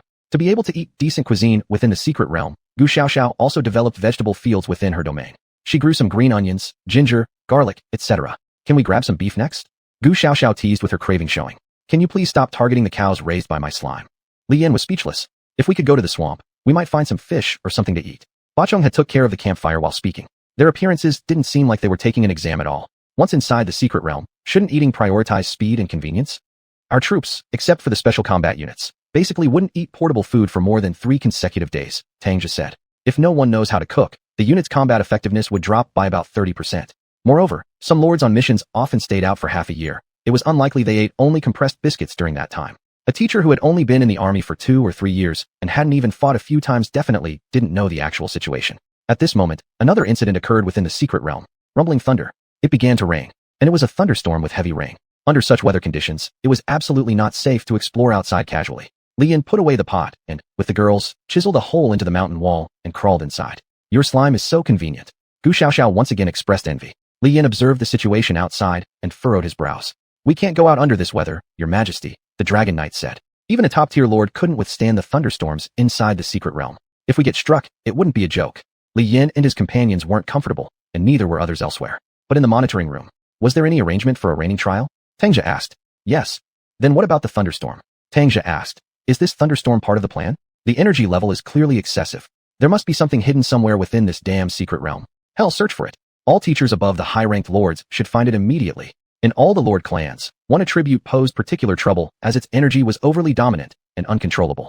Even the lords under the control of Engineer Chen easily injured their teammates during battle. The lightning element naturally awakened within certain lords from the clan. These individuals possessed A-level talents. Chapter 87, Treasure Hunting. Crack. A thunderbolt struck not far from the cave where Li Yan and his companions were located. It instantly blasted a hole in the ground, sending sand and rocks flying everywhere. The power of this lightning was considerable, but also somewhat abnormal. It's normal for girls to be afraid of thunder, but it was wrong for Gu Xiaoxiao to want to push Li Yan out to attract the lightning. Let go of me. Li Yan shrugged off Gu Xiaoxiao's hand and sniffed. The thunder didn't hit us, did it? We have food and drink now. What are you doing? Humph. Isn't it normal for girls to be scared of thunder? In reality, Gu Xiaoxiao had wanted to push Li Yan out directly. However, this lightning was unusual. Li Yan searched through the records in the database for key information about thunderstorms in secret realms, but found no such record. What's going on? Could he have stumbled upon a once-in-a-thousand-year situation? Li Yin couldn't quite believe his luck. After all, if he'd had better luck, he wouldn't have drawn an F-class aptitude with the slime kinship clan. Although, looking at it now, that slime kinship group was decent enough for him at the time. But if it weren't for the experience he gained exploring that secret realm, Li Yin would have no idea how long it would take to improve his own abilities. This lightning. I've read about this in a book, Bao Chongha said. Within the Lord system, elemental lords who wish to improve their aptitude need not only to meet the requirements in terms of strength, but also control the energy within their bodies. And among them, the energy of lightning attributes is the hardest to control. Those who can control it are invariably geniuses among geniuses. In short, one thing was clear. This damn lightning was unusual, and if Li Yin and the others ventured out recklessly, they might very well get struck by lightning and die. So what should they do now? There's no precedent for thunderstorms in secret realms. Can we contact the teacher? Gu Xiaoxiao asked. Li Yin looked at his bracelet and shook his head. The secret realm storm interfered with signals. Contacting the teacher now would be extremely difficult. The other students had also taken cover somewhere, and it wasn't just Li Yin and the others who were looking for help from the teacher. But according to exam standards, seeking the teacher's help would automatically disqualify them, right? This place seems good enough, said Gu Xiaoxiao. Let's start digging here. Who knows, we might actually find some high-grade or treasures. Being afraid of thunder was fake. Anyway, the lightning from the sky wouldn't strike them as long as they hid inside the cave. Gu Xiaoxiao had truly seen the power of Li Yan's rock slimes before. They could dig up a big pit in minutes. Not using them to mine was simply wasteful. Since there was nothing better to do, Li Yan summoned the rock slimes. He ordered them to keep digging downward based on his experience mining tunnels from playing block games in his previous life. Rock slimes worked very hard, and Gu Xiaoxiao and Bao Chongha each cast a lighting spell to provide illumination. The nature of slimes is to consume and evolve, which allows special slimes like the rock slimes to dig caves much faster. Not long after Li Yan deployed the rock slimes, and before he had even finished another sip of soup, there came a clanging sound from the other side. What's going on? Have they already dug something up? Poo-poo. The rock slimes carried over a gemstone. Oh, so we really managed to dig up a magic gemstone. Gu Xiaoxiao attempted to snatch it for a closer look, but got shocked. Realizing what this was, she sucked in a breath and retreated as if encountering a plague deity. Bad news. How did we manage to dig out a lightning attribute magic gem? Gu Xiaoxiao muttered under her breath. Lightning gemstone? Is lightning bad? Li Yan asked. It's hard for lords with this attribute to grow stronger, and if a magic gemstone has a lightning attribute, it tends to be highly unstable, explained Gu Xiaoxiao. Only super skilled craftsmen can process these things. If a regular person uses them, they'll explode outright. Li Yan didn't know what else to say. Anyway, they should store this mined gemstone away first, leaving it to the dwarves to figure out solutions. Perhaps this thunderbolt gemstone was merely a coincidence. Let's continue digging deeper. Surely better things awaited Li Yan. The three lost interest in anything else and watched the rock slimes digging their holes. Yet next, lightning gemstone, still another lightning gemstone. Have they discovered the nest of lightning gems? There are so many. I feel that if any of these things were thrown away, they could destroy an entire mountain range. Bao Chongha felt somewhat scared. Won't the mountain they're on explode if it contained too many thunder gemstones? This doesn't make sense either. Indeed, there had never been a thunderstorm occurring inside a secret realm before, and it was also unheard of for a place to have such a single variety of magic gems in such large quantities. What was going on here? Could it be that there was a vein of, or underground? However, no matter what, Li Yan's team had pretty much passed the exam by now. These gems are enough to add quite a bit of points to our score, Li Yan said as he ordered the rock slimes to stop digging. Shall we call it quits and wait for the teacher to come over? After all, with his hand unable to exert force properly, if they encountered any monsters, even a slight mishap could lead to more serious consequences. Are you really content with this? Gu Xiaoxiao snorted. We're currently excavating a vein producing lightning element gems, which is definitely unusual. There could be some special treasure further down. The national treasures of Britain were actually relics unearthed during explorations within secret realms. If Li Yan and his team got lucky, perhaps they might uncover a lightning element treasure beneath this mountain that rivals the Thunderlance. Lightning element power is formidable and domineering. Britain has already maintained its status as a dominant power with just one Thunderlance. It's hard to imagine what would happen if Li Yan found something similar for Huagua. Without saying anything else, isn't it reasonable to have a lightning element lord serve as a bodyguard? Both Gu Xiaoxiao and Bajong, he could benefit from it too. They might even go on an all-expenses-paid trip to Japan. I also feel like there's something down there, Bajong he said, but it is indeed too dangerous. Li Yan paused for a moment, then summoned the rock slimes to continue digging. Who says I don't want to reach the god realm? Li Yan chuckled bitterly. If we really find something valuable, we'll take it and run. A lord's path to advancement is inherently full of danger. If one retreats at every encounter, how can one grow stronger? Chapter 88. Unlucky Li Yan. The slimes were full of fighting spirit, and behind them, Gu Xiaoxiao and Bai Yi also remained tense, not daring to slack off. Pew! A scream of pain rang out as a slime dug through the rock wall and fell into a deep pit. Plop! Almost at the same moment as the scream, Li Yan heard the sound of the slime hitting the ground. Looks like we're in the right place. The slimes widened the entrance, and a glowing orb floated down before the three of them jumped after it. What a massive space. Once below, Gu Xiaoxiao looked around at the cave-like underground area and exclaimed, "This doesn't look like a naturally formed cavern," Bai Yi said after a glance. The light from the orb illuminated their surroundings. Li Yan noticed a large gate not far away. The three gathered together. Hey, Li Yan, quick, look over here. Gu Xiaoxiao pointed at the gate and said, there are characters on it. Characters? Li Yan took a closer look. What? Li Yan squinted. Four-legged walking beast, Qilin King, wielding thunder, ruling all directions. Pity chaos disarrayed everywhere. His death left a legacy for future generations. Qilin. Li Yan's eyes widened in disbelief. What the hell is this? If this isn't a joke, then what? Lei Qilin? What does that mean? A legendary monster left its inheritance here? Is it a Qilin egg? What should we do? Should we go inside? Gu Xiaoxiao furrowed her brows. I feel there's danger ahead. If we go in, there's no telling if we'll survive. Logically speaking, Qilins should be auspicious creatures. Li Yan scratched his head. We shouldn't encounter danger inside, right? At these words, both Gu Xiaoxiao and Bayaka Yi froze slightly. Li Yan classmate, Bayaka Yi said, since the era of the lords began, chaotic mystical realms have invaded countless places around the world. Among them, Wiguo was hit the hardest. Huh? What? Li Yan was puzzled. Because we have too many myths and legends. Gu Xiaoxiao huffed. Can you imagine a darkened phoenix trying to burn everything and explode with our predecessors? Other countries' overlords don't face such troubles. Like the Lord of Britannia, who boasted of so-called divine bloodlines and showed off their power everywhere. To a certain extent, the people of Huaguo indeed envied those places where lineage mattered. China's mythology has continued without interruption. These myths truly exist. However, obtaining their power isn't an easy task. I remember now. Gu Xiaoxiao slapped her forehead. We should leave quickly. This isn't something we can interfere with. We need to find the teacher. This is a sacred selection ground for divine beings. The people in the divine realm who have divine connections all went through experiences similar to this, and each survived almost impossible odds. Divine connection? If that's the case, then the abundance of electric gems and the abnormal lightning in the sky could be explained. It was because so many students entered suddenly that this place became restless. This was definitely beyond their capacity to interfere. They had to seek Tang's help. However, just as Li Yan took 2 steps back, preparing to brave the rainstorm and leave. Young one, since you've come, stay a while with your ancestor. The gate suddenly opened, unleashing an enormous pulling force. Shit! Li Yan summoned his flame spear and thrust it into the ground with all his might. As for Gu Xiaoxiao and Bayaka Yi, they weren't within the range being pulled. Li Yan, Li Yan. Gu Xiaoxiao watched in shock. Li Yan, along with his spear, was sucked into the gate. Boom. The gate closed, and there was no turning back. Simultaneously, the raging storm outside came to a halt. Teachers who had been repeatedly obstructed rushed to the students' coordinates. Within moments, Jolie appeared at the entrance to the cave where the 2 girls stood. Hey, are you alright? Jolie asked. Where's that Li Yan kid? Where'd he go? Teacher Zhou. Gu Xiaoxiao quickly said. Hurry and send a message to the divine realm. Tell them that one of the students has been selected by the divine grounds. You're saying what? Jolie was greatly startled upon seeing the gate of the Qilin shrine and clicked his tongue. You two follow me. With that, he took Gu Xiaoxiao and Bayaka Yi with him, using his abilities to return them to a safe location. When Tang Zhe heard the report, he was surprised too.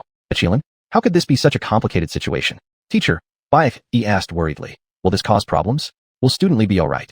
It's serious, Tang Zhe said through gritted teeth. You two leave first. The test is over for today. The divine system clans, apart from the Western ones divided by bloodlines, actually come in more than one type in Huaguo. Blessings into divinity, feeding on human law, offerings. This type of divine ability also counts as part of the divine system clans. But those ancient gods from long ago, existing even before the birth of the Huazhu people, are super deities that don't rely on incense offerings or blessings at all. The Qilin is right among them. Hey, old Tang, Jolie said. I remember you have ties to a divine clan. Hurry up and use it to save someone. It's different, Tang Zhe sighed. Let's secure the scene first and wait for the people from the divine realm to arrive. It's now confirmed that the strongest divine clan lineage belongs to Pan Gu, the god of power. Though not expecting Li Xian to casually wield Pan Gu's power, for his son, he should take the initiative without hesitation, right? In fact, when Li Xian, far away in the divine realm, learned that his son had been chosen by the Qilin, and possibly an evolved Lei Qilin, he did feel a pang of worry. But he was completely powerless, as he still had many responsibilities within the divine realm. Moreover, Pan Gu himself didn't seem too concerned. My son, don't blame your old man for being heartless, Li Xian sighed. If I could just leave whenever I wanted, the divine realm would already be in chaos. Last time, I barely managed to sneak a glance at you from afar after asking a colleague to cover my shift. Pan Gu, with skin like a copper bell, sat silently on a huge wooden chair, staring at the TV. And what about Li Yan? After being absorbed along with his flame spear, he thought for sure that he was done for.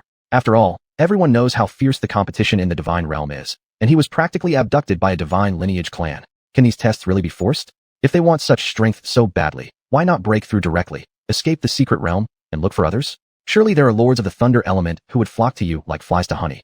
Why choose me? Crack, crack. 2 loud thunder cracks echoed. Li Yan saw a 4-legged beast approaching him. It looked like its fur emitted laser beams.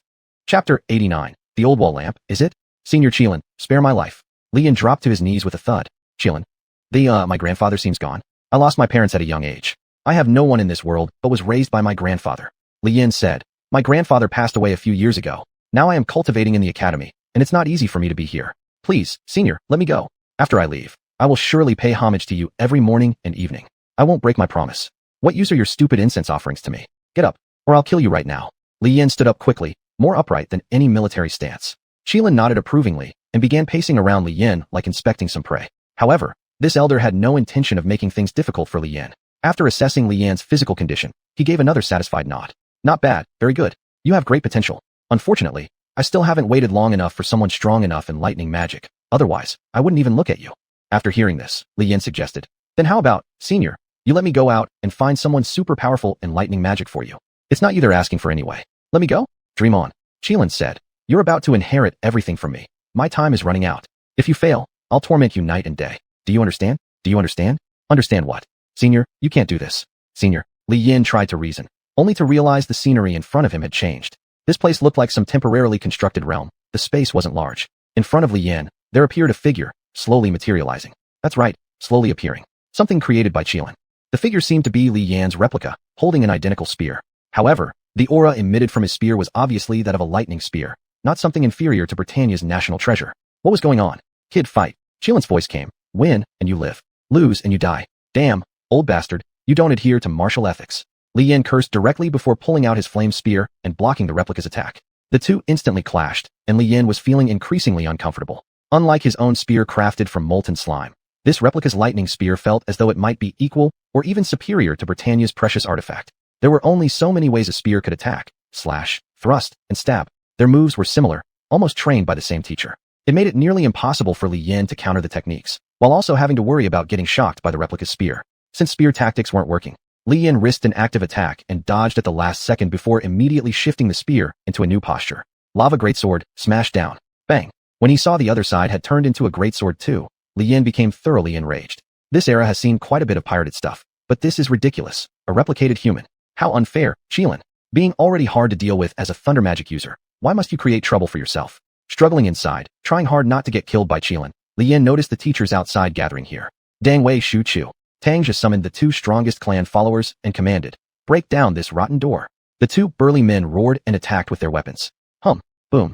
The two clan followers stepped back, barely avoiding injury from the lightning. Tisk, Tang, are you sure you can do this? Jolie asked, or maybe we should get someone else.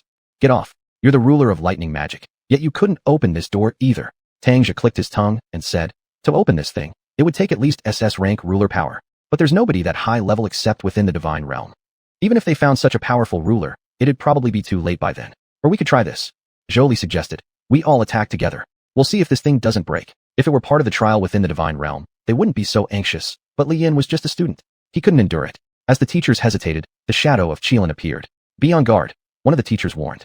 Even Tangja tensed up. Qilin looked at the students present. There was only one boy with divine followers. Were the rest all useless? Judging from the presence, it seemed relatively powerful, but unfortunately, it was merely a man-made god through the accumulation of incense offering merit. Senior, Tangja stepped forward. I know Senior has your considerations, but my junior disciple is not skilled enough. He may not survive Senior's test. Could you kindly show some mercy? Insufficient strength. Qilin snorted.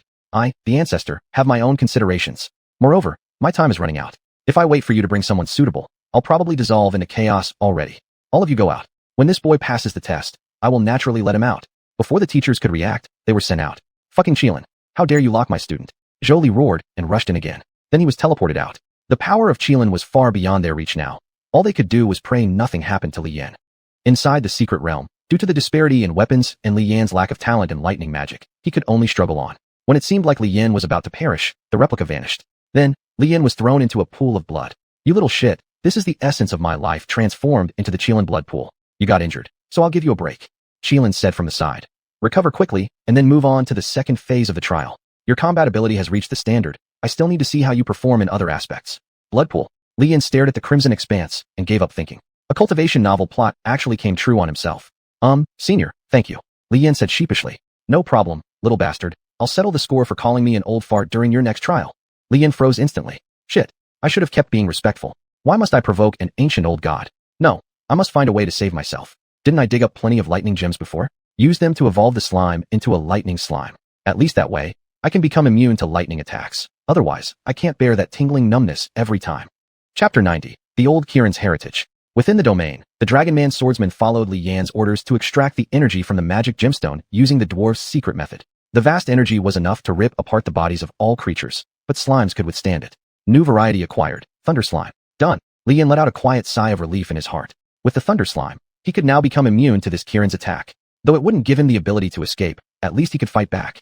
Swish. In an instant, Li Yan emerged once more from the blood pool. What about that? Does your hand still hurt? The Kirin lounged upon its throne and asked. All my life essence is in there. If it couldn't repair your body well, these many years of mine would have been for nothing. Li Yan swallowed hard and said, Air. Thank you, senior. Your junior will take my leave. Oh, the door is over there. The Kirin swiped its claw, and a door opened up. This wasn't right. But as Li Yan looked outside and saw his teacher waiting for him, and then seeing the Kirin looking somewhat fatigued, it made him feel like he truly could escape. Still, something about this situation screamed trap. What to do? What to do? Screw it. Go all out. Better die than face eternal shame. Sink. Thunder Slime. Wind sprint boots. Slime outer robe. Magic resistant cape. Bang. Li Yan took off running. Ha. Old Grandpa Kirin, you've been tricked. This was my escape route. Ha. Oh crap. Li Yan laughed loudly at the Kirin before he rammed straight into a power grid. Fun fact, there's no such thing as a 100% insulator in this world. It just doesn't conduct electricity easily. Today, I'll teach you what it means to show respect to your elders. The Kirin snorted coldly with a laugh. I can see perfectly well that the new favored ones spawned by my energy are yours. Since you've obtained the power of lightning, you can be considered someone worthy to carry on my legacy. Prepare to die, boy. The flow of time here will accelerate next. Train until you're exhausted or dead. Ha. Currently, Li Yan was immobilized by the lightning from the Kirin. When Li Yan finally managed to recover some strength, he was taken to a deeper section within the realm. Old ancestor, we don't know how you juniors address each other. The Kirin walked ahead, stopped, turned around, transforming into humanoid form. However, during my era, having a pocket universe of your own could only be accomplished by those of extraordinary abilities. Seeing the humanoid Kirin with horns, Li Yan felt a little uneasy due to the uncanny valley effect. What's happening? Was it inconvenient for the previous beast form to accomplish something? Or was this a direct attempt to finish him off? Boy, stop overthinking things. The Kirin sniffed and said, before you came, old me could have continued living a bit longer by relying on the Kirin blood pool. But now that you've absorbed the entirety of it, you have to shoulder the burden of inheriting the old ancestor's legacy. Are there a lot of people in this world like Grandmaster Kirin? Are they concerned that their arts will not be passed down before they pass away? Senior, if you're worried about your skills not being able to continue, you could pass me the manual. Li Yan said, after I go out, I'll find suitable candidates for you. Please don't hit me, senior. You even dare call me Lao Dang again? The Kirin smacked Li Yan on the head several times. Do you think I care about those inheritances? The heritage of beast races and human races are different. The Kirin clan fell many years ago, and I've survived up till now. Now that you've come, bringing such a wondrous kin group, there's hope for the continuation of my bloodline. As he spoke, the elder Kirin extended his hand and pulled out the Thunder Slime. Pew pew. The slime fought fiercely, but with little effect. Then the elder Kirin placed the remaining essence into the slime and cast a beam of light towards Li Yan's body. After finishing, it seemed the old patriarch had used up all his strength. Boy, the elder Kirin breathed heavily. This secret realm will disappear automatically when time is up, and then you can leave. But if you can't digest all the secrets left behind within the stipulated time, leaving may cost you more suffering. Ancestor, fellow clansmen, I'm coming. The Kirin dispersed within the realm, leaving only Li Yan with a confused expression and a clueless slime. Lao Dang, tell me at least what exactly we're supposed to practice before you kick the bucket. Li Yan complained. Then, a book fell down, followed by another, and another. On them were written various secrets and manuals of the Kirin race's techniques and knowledge. Still, there were many things Li Yan currently couldn't access. This feeling was quite strange. Although he recognized every single character, he still had no idea what it all meant. Apparently, the elder had placed restrictions on these books. But, Li Yan looked up. The library of the Kirin clan was vast. If he were to study them all by himself, the progress would be negligible. So he released all the slimes. He moved everything into his domain one by one, then let the slimes research them and feed back the information to him. Even with countless slimes helping, Li Yan still spent a significant amount of time digesting the data. Tang Zhe and the others waiting outside had already become anxious. In their view, this unknown divine selection site was surely filled with dangers. Based on previous situations, it seemed that thunderstorms and many strange phenomena happened inside the secret realm. As one day was almost over, Li Yan finally emerged. Upon coming out, his eyes were scattered, and he fell asleep immediately. The divine selection site became the third continent within his domain, and his Lord Core level also improved significantly. All right, let's go, Tang Zhe said. Report this as soon as possible. Let all the secret realms under our control check if there is any divine selection site within them. If there are still undiscovered ones, it will be very troublesome. Li Yan had good luck this time, but what about the next time? In other secret realms, the treasures found in the divine selection sites wouldn't be so weak as to be unable to do anything else except for choosing a successor. You little guy. Tang Zhe looked at the clearly exhausted Li Yan, not knowing what to say. You sure have good luck. A day's time was enough to make all the members of Li Yan's team worry immensely. Even the lords who were out on missions returned to school due to the possibility of things existing in the secret realms. 3 days later, Li Yan slowly woke up. Upon waking, he saw the smiling nurse sister, and behind her, a needle that looked like it was meant for injecting pigs. Chapter 91. Recovery of Injuries. Ao. Ao. Be quiet. It's just drawing some blood. Really, just a bit. The school nurse, after summoning all her strength, finally managed to subdue Li Yan and drew a tube of his blood. As for the needle that looked like it was used for pigs, that was someone's quirky preference. Ha! Gu Xiaoxiao seemed delighted by teasing Li Yan. Who would have thought you, the mighty battle god of the academy, who outmatches everyone, would be afraid of injections? Is that what you call an injection? Li Yan pulled the blanket in embarrassment and anger. That was trying to kill me, do you know? By the way, where's Baizhong? Oh, she's in the back kitchen of the infirmary making soup for you. Gu Xiaoxiao clicked her tongue a couple of times. In order to nourish your body, she even got permission from Tang Zhe and went to the Forbidden Marsh Zone with teacher Zhou Li to catch fish. What on earth happened while he was unconscious? Li Yan's blood test results came out pretty quickly. There was nothing abnormal, and one could even say that Li Yan's physical strength had already reached B-level intensity. It really was a blessing in disguise. And as for Baizhong's soup, when they returned to the villa, Li Yan drank it all up. His appetite had grown, which wasn't good. Food expenses were going to increase significantly again. By the way, how did the exam go? Asked Li Yan. Hee. At this point, you're still worried about exams? They've all been cancelled, said Gu Xiaoxiao. A divine selection site suddenly appeared, setting off secret realms across the country. Currently, S-grade and above lords are searching, but we don't know if anyone can be as lucky as you. But you can rest assured, our exams are considered passed. We'll soon enjoy the resource allocation from mid-level lords. Not bad, right? Since it was due to unforeseen circumstances that the exam was halted, and the students themselves weren't at fault, those who passed did so without issue. But because many were right on the cusp of the passing line, a certain teacher from their class seemed rather upset. These issues no longer concern Li Yan. Saying that, Li Jun, Baizhong finished tidying up the bowls and chopsticks. You have seemingly accepted a godly favor, right? Has any special favored race appeared? Speaking of special favored races, there was only one. Li Yan summoned his thunder slime. Seeing the little creature, which resembled Pikachu, Baizhong and Gu Xiaoxiao were very fond of it. However, a mere touch with some force resulted in getting electrocuted, so it was best not to touch it carelessly. I'll head back first. Confirmed Gu Xiaoxiao that Li Yan was fine before bidding farewell. And Baizhong, after tending to Li Yan for several days, felt exhausted and went to rest in her room. Li Yan looked at himself in the bathroom, seemingly finding nothing unusual about his upper body. Apart from the wound on his arm indeed having healed, there didn't seem to be any significant changes elsewhere. I wonder how powerful my thunder slime can become. Li Yan sighed. He jumped a few times, feeling that his strength was still tremendous, and his energy abundant. It truly would be a waste if he didn't exercise properly. At the same time, Li Yan's blood test results also came out. Upon seeing the report, several teachers, including Tang Zhe, wore expressions of incredulity, because the content therein simply wasn't what Li Yan's current level should possess. Name: Li Yan. Test: blood examination. Result: 50% invisible Qilin blood. This is troublesome. Already defense work is hard enough. If someone finds out about this report, imagine what would happen when they realize our academy has a rare mythical beast. Ha! Tang Zhe threw up his hands, completely exasperated. How about the search results in other secret realms? How did it go? Having confirmed ancient legacies inside these secret realms, almost every regional school wanted to stake a claim.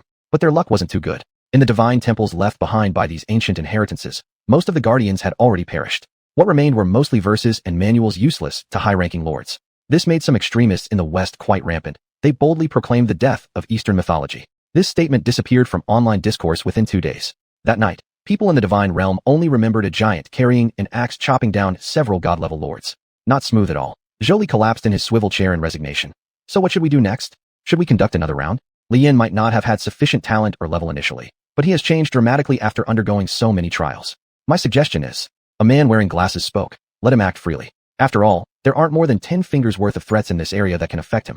Zhang Tianquan, the clown, is now nothing to fear. And Tang Zhe, the glasses-wearing man, said, your mission is basically over. It's time for you to ascend in the god realm. I'll wait until this semester is over. Tang Zhe declined. The crowd chattered for quite some time before dispersing and focusing on their respective jurisdictions. The battle situation was growing more disadvantageous. No one knew what exactly lay within the chaos secret realm. Although new soldiers kept rushing to the front line, only those who survived could truly be considered combat-ready forces. Li Anna took leave from school and after receiving approval, went somewhere far from the academy. This was where she exchanged intelligence with members of the Dark Lord Council. Since she rarely spoke nonsense except for asking details while executing missions, most members of the organization liked her.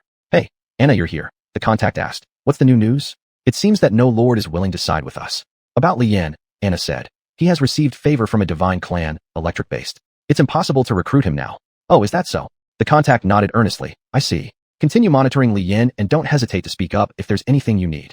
After leaving, when Anna finished at Lord Academy, she would proceed to university for further studies. One wonders which school Li Yan will choose. Should she inquire about it? With Li Yan's abilities, he surely can get admitted. Still, wanting to meet again will require waiting another year. But Liana didn't care. She returned to school with a stoic expression and buried herself into researching slime ecology. Upon exiting the shower, Li Yan observed Liana being rejected by the slimes without an ounce of pity for her. In the West, Britannia, a lady of noble bloodline was set to visit her good friend in xuanhuan. This made the news, drawing much attention. Not for any other reason, but because the girl's name was Alice. Her full name was Alice Arthur. Chapter 92, A Mysterious Friend. Recently, Alice Arthur, the inheritor of the British royal bloodline, has come to xuanhuan, seemingly to look for a friend who helped her. We do not know who this friend is. The British side has not disclosed any information about this friend. Alice Miss is very popular internationally, and her coming to xuanhuan to look for a friend saddens countless admirers of Miss Alice. The TV was repeatedly broadcasting the news that Alice would be coming to xuanhuan. In the villa area within the academy, Li Yan sat on the couch practicing the cultivation method that the Kirin had left behind, similar to something out of an immortal cultivation novel, while watching the TV. Using the power of one's kinship group to refine one's body so that it can bear greater strength is quite dangerous and will cause serious injury if not done along specified pathways.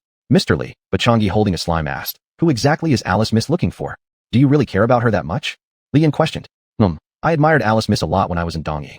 Bachangi said. She lived like a princess since she was little, but at the same time, she was as strong as a knight. Strong maybe? After all, she came to xuanhuan just to reclaim her thunder spear. Logically speaking, someone like her with little fighting ability shouldn't need to risk herself here in xuanhuan. Without the fighters from the law enforcement sect or the lord she brought along, she would surely have run into trouble with the Dark Lord's assembly. As a woman, being able to face danger without showing fear deserves admiration indeed. But what's her purpose of coming this time? From what I understand, there's plenty going on in Britain as well. Did she come just to sightsee? Zzz. Electric arcs burst forth from Li Yan's body. Phew, today's training session is complete, said Li Yan, sounding troubled. This so-called method passed down by the old Kirin wasn't too different from other external physical cultivation methods where one trains sinews, bones, and skin and focuses internally. It requires practice and skill. Lightning energy was extremely dominant, and he could only wonder how teacher Zhou managed it so well, compared to which, his slime seemed far easier to control. Mr. Li, what shall we eat for lunch? Bachangi, whose ears were twitching, inquired. I haven't thought about it yet. Why don't we check the supermarket? Suggested Li Yan. These days, they two acted like newlyweds, going shopping together and then cooking upon returning home. In between this period, Gu Xiaoxiao looked for every opportunity to create disturbances. Even Liana and Gu Xuanhuan often joined in, making their meals a frequent treat. Li Yan never felt this tired living alone. Why did having a roommate make things more exhausting? After changing his clothes, Li Yan prepared to head outside, only to immediately encounter Tang Jia. Uncle Tang? Li Yan was slightly puzzled, unsure of what was happening. Buying groceries? Tang Jia asked. Sorry, Bachangi, you'll have to go yourself. There are some matters I need to discuss with Li Yan. All right, Bachangi nodded. Tang Jia took Li Yan and got into a car. The emblem on this car was the insignia of the law enforcement sect. Not only was it bulletproof, even senior-level lords might find it hard to damage this vehicle. And as for the law enforcement sect, well, put it this way, not even a visiting president from another country could use a car of this level. Uncle, am I under some divine punishment? Are you escorting me to a place for execution? Li Yan joked. Not that severe. The execution ground goes too far. Normally, if the law enforcement sect wants to kill someone, it's usually handled on the spot, explained Tang Jia. Alice has come to see you. I assume you must know why she's here.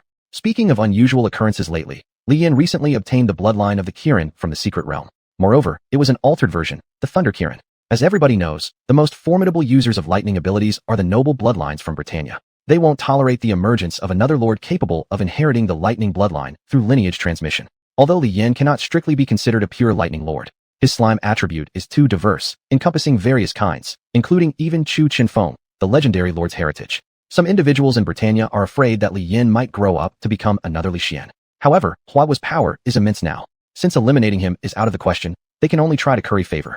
Alice's visit this time is probably arranged for marriage, said Tang Jia. Li Yan paused in surprise. Her? And me? Who else could it be? Tang Jia replied while driving. You don't have to rush to decline either. After all, it's not only Alice who has come. What does he mean? You should know the situation with Britannia's nobles, Tang Jia said. Close familial intermarriage is common, and in the present world, royalty still exists. What about the royal family? Li Yan snorted. I could say I'm from the Tang dynasty's Li family. We're no less powerful than their nobles.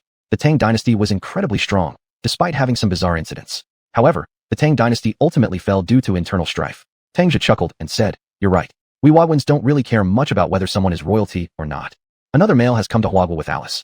He is a prince from Britannia and is also pursuing Alice. This visit seems targeted at you. Tang Jia wasn't worried about what might happen if this man were to fight Li Yan.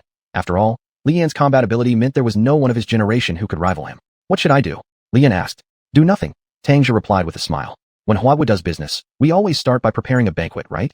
Li Yin was surprised. Oh my. Uncle Tang was truly devious. Once those foreigners unfamiliar with Baijiu got seated at the table and were poured drink after drink, how rational could they remain? Actually, uniting with Alice wouldn't be bad, said Tang Jia, but her status is too special. Getting involved with her would subject you to the control of Britannia's royal family. The power of a nation will always be stronger than any individuals in this world. If Britannia wanted to attack you, even the enforcement sect couldn't guarantee your safety completely. The people of Britannia value bloodlines. Tie yourself to them, and you'd most likely end up as a stud. While having a large harem might seem enjoyable, it would definitely drain your body and reduce your potential for future growth. Blonde beauties coming in droves may seem nice, but Westerners tend to have strong body odors. Their freshness period and lifestyle habits differ significantly from those in the Eastern world. Anyway, during the meeting, it'll just be adults drinking and discussing matters while the younger ones entertain themselves on the side. Chapter 93, The Prince and Princess. The enforcement hall is like the brocade-clad secret police of ancient times, the personal army of the emperor. Of course no one dared to stop Tang Jia when he drove out. The destination this time was also a hotel specifically for accommodating foreign guests. Don't ask why there's a hotel just for foreign guests. Is it unpatriotic? The reason is simple. Many foreign visitors couldn't get used to the local cuisine wherever they went, and were worried about wandering around and getting killed by hidden nobles in society. So they decided to establish a place where foreign nobles could stay. Special situations, special identities, just bear with it. It was Li Yan's first time coming to such a place, but seeing that everyone else was wearing formal suits, even Tang Jia was dressed in the official uniform of the enforcement hall, his casual wear seemed somewhat inappropriate. Hey, change. Li Yan casually shook his hand, and then the slime cloak enveloped his whole body. This time, he wore a golden-edged white overcoat. Although it was somewhat mismatched, at least it added an air of noble exclusivity to Li Yan. Your retainer group really comes in handy. Tang Jia smiled and said, what about switching to a suit? Li Yan still seemed slightly dissatisfied, adjusting according to the uniform on Tang Jia's body. All right, let's go with this. Tang Jia led Li Yan into the hall. Before their arrival, Alice sat quietly in the hall, operating a tablet in her hands, checking the recent events happening in Huagua, China. She was shocked to learn that Li Yan had obtained the Qilin bloodline. In Britannia, although there was the so-called divine land, allowing Britannia nobles to obtain divine retainers without too much effort, this did not mean they wouldn't have any interest in Huagua's pantheon of divine bloodlines. A holder of a divine bloodline that hadn't registered in the divine realm. This was too tempting. Actually, Alice came this time mainly to visit Li Yan. Discussing things like borrowing seed was just incidental. But some people didn't see it that way. In Li Yan's eyes, having anything to do with Alice was entirely accidental. After all, who you meet inside secret realms purely depends on luck. Moreover, during that incident where he stole the lightning spear, it was coincidental that he met Alice. You'd need to check compatibility before setting up blind dates back home. But just because someone suddenly got rich, well, come to think of it, it does make sense. Anyway, Alice thought nothing of it. After all, their relationship was more akin to friends. Li Yan also didn't mind. After all, he was just a common guy from Huagua, possessing none of the airs of high society. He always paid careful attention not to embarrass Gu Xiaoxiao when they went out to eat.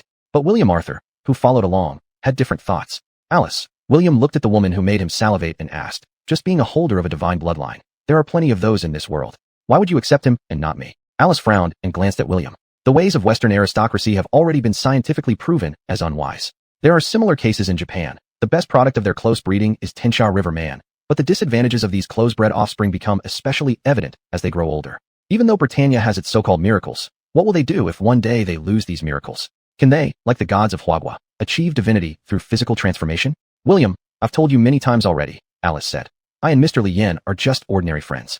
He disregarded danger to help me retrieve the invaluable thunder spear, showing the qualities of a noble warrior. Can you please stop being prejudiced against him? If I follow your logic, my criteria for choosing a spouse should be the concentration of divine bloodlines. In that case, shouldn't there be far more suitable men within our family than you? William was momentarily speechless. Yes, there are always stronger people in this world. In Britannia, there is also an organization similar to the enforcement hall. An A-class noble is responsible for screening children with potential in the country. He is upright and steadfast, powerful, and extremely responsible. He evaluated Tang Jia as a great warrior and selfless mentor, and if given the chance, he definitely wanted to chat with this legendary figure from the Eastern Enforcement Hall. As for William Arthur, aside from his own bloodline, he seemed to have nothing else going for him. All of his battles relied solely on his powerful retainers, while he himself was weak and frail. More importantly, he wasn't a virgin anymore. Sexually liberal in the West, the aristocratic William naturally enjoyed indulging in women and pleasure. And he loved traditional Chinese medicine. It works effectively without harming the body. It's truly a great invention. TSK, Alice, you must consider the interests of the family. William said, my bloodline concentration is the highest and most compatible with yours. Our offspring will surely be very powerful. Again, for the sake of the family. Alice set the tablet aside and solemnly said, William, don't make me remind you again. Huagua is a country that highly values etiquette. People here do not casually bring up topics related to sex. William was so angry he couldn't speak. He sat down and waited. He wanted to see what kind of person could make Alice, this national treasure of Britannia, give such importance. Sorry for keeping you waiting. We had some delay on the way. Tang Zhe showed his credentials and approached with Li Yan. Alice stood up, but William remained seated. The older people who came along also rose. Their gazes converged on Li Yan, and they were all surprised. How could this man have such vigorous qi and blood? Why are you looking at me? I don't do homosexual stuff. Li Yan felt their intense stares and couldn't help but feel flustered. Slime cloak, transform. The hood automatically equipped itself. Seeing this scene, everyone became slightly embarrassed. Please don't mind, Tang Zhe said. My student is still a teenager and hasn't been exposed to these kinds of situations much. The old man shaking hands with Tang Zhe nodded and said, we understand. The education of the Huahua lords is truly at the top of the world. True warriors should undergo trials. The two sides exchanged pleasantries and formalities for a while. Then, Tang Zhe instructed someone to bring out the prepared dishes. This would be the battleground for the adults. Meanwhile, Li Yan waited in another room with Alice and others for the grown-ups to finish their negotiations. With acquaintances around, Li Yan relaxed a lot more. But, why do you keep staring at me? Is there something on my face? Li Yan looked at William and felt somewhat strange. Did I kill your parents or something? Why are you looking at me with that my mom died face? What's your problem? Do you want a beating? William gritted his teeth and asked, don't you know who I am? Chapter 94, Reunion with Alice. Should I know you? Li Yan looked puzzled. I'm the Prince of Britannia. The Prince. William stood up. I possess one of the most precious bloodlines in the world, favored by the divine king himself. Half of this world's splendor should be mine. How could you not recognize me? I don't. Li Yan shook his head. I don't follow celebrities anyway. Besides, you look really weak. Uffed. Alice covered her mouth and laughed. It was the first time she had seen someone make William so angry. You. William's face contorted with fury, as if he was ready to fight at any moment. But as he prepared for a confrontation, he sensed something unusual about Li Yan. Even just by releasing killing intent, lords with lower bloodlines than him would kneel involuntarily. Yet, Li Yan remained completely unaffected. Instead, there seemed to be a terrifying presence inside him silently staring back. That feeling was akin to having your throat gripped by an unseen hand, questioning if you were looking for death. Confused? Let's put it this way. Do you remember the scene where the cursed spirit in Cursu X Combat dared Susanoo Yen? This is somewhat similar. For the first time, William felt uncertain. What about me? Li Yan grew more confused, thinking that maybe the guy was just here for laughs. Which circus troupe did he come from? Didn't Alice say she came to visit friends? Why did a fool like him tag along? Ashamed, William left. He couldn't bear to stay anymore. With the disturbance gone, the two finally started their conversation. Li Yan, it's been a while. Alice poured him a cup of black tea. Since the incident with the thunder spear, I've been wanting to meet you again. I didn't think it would take so long to come from Britannia. Haha, really? Li Yan picked up the teacup and took a sip. Is everything okay with thunder spear? That relic is now stored in Britannia's Grand Cathedral. Due to being used by villains, it has been tainted by negative forces, so it still needs some time before it can function normally again, Alice explained. I heard that since then. Li Yan, you've had quite a few extraordinary adventures. A few descents into hidden realms, even an exam. He endured the harsh teachings of the Kylan. And besides the Kylan, he directly confronted a golden holy dragon. Such dragons are considered one of the most powerful races in the West, yet Li Yan managed to oppose these formidable dragon breeds. It was beyond anyone's expectations. However, from which channel did you gather information on me? Li Yan asked. Information on the lords should be top secret, especially about those especially powerful ones, right? Aren't geniuses like them key targets for national priority cultivation? How could my information appear overseas? Some agreements, Alice said. Chaos Abyssal Realm represents a much greater crisis than any humans have faced before. To ensure there won't be any malignant assassination attempts, periodically they screen potential lords worldwide and decide whether they need to be cultivated jointly by various countries. And you're one of them. Is that so? I've been selected? Not bad. Li Yan laughed loudly. But seeing Alice's expression, things didn't seem quite so simple. I wasn't chosen? Li Yan asked curiously. Yes. Alice also looked helplessly. Your situation is somewhat special. You're very strong, but the cost of cultivating you is extremely high. What does this mean? To use a cultivation novel analogy, cultivation novels often talk about single spiritual roots, dual spiritual roots, triple spiritual roots, etc. All these can be trained, but 4 or 5 spiritual roots are categorized as waste roots.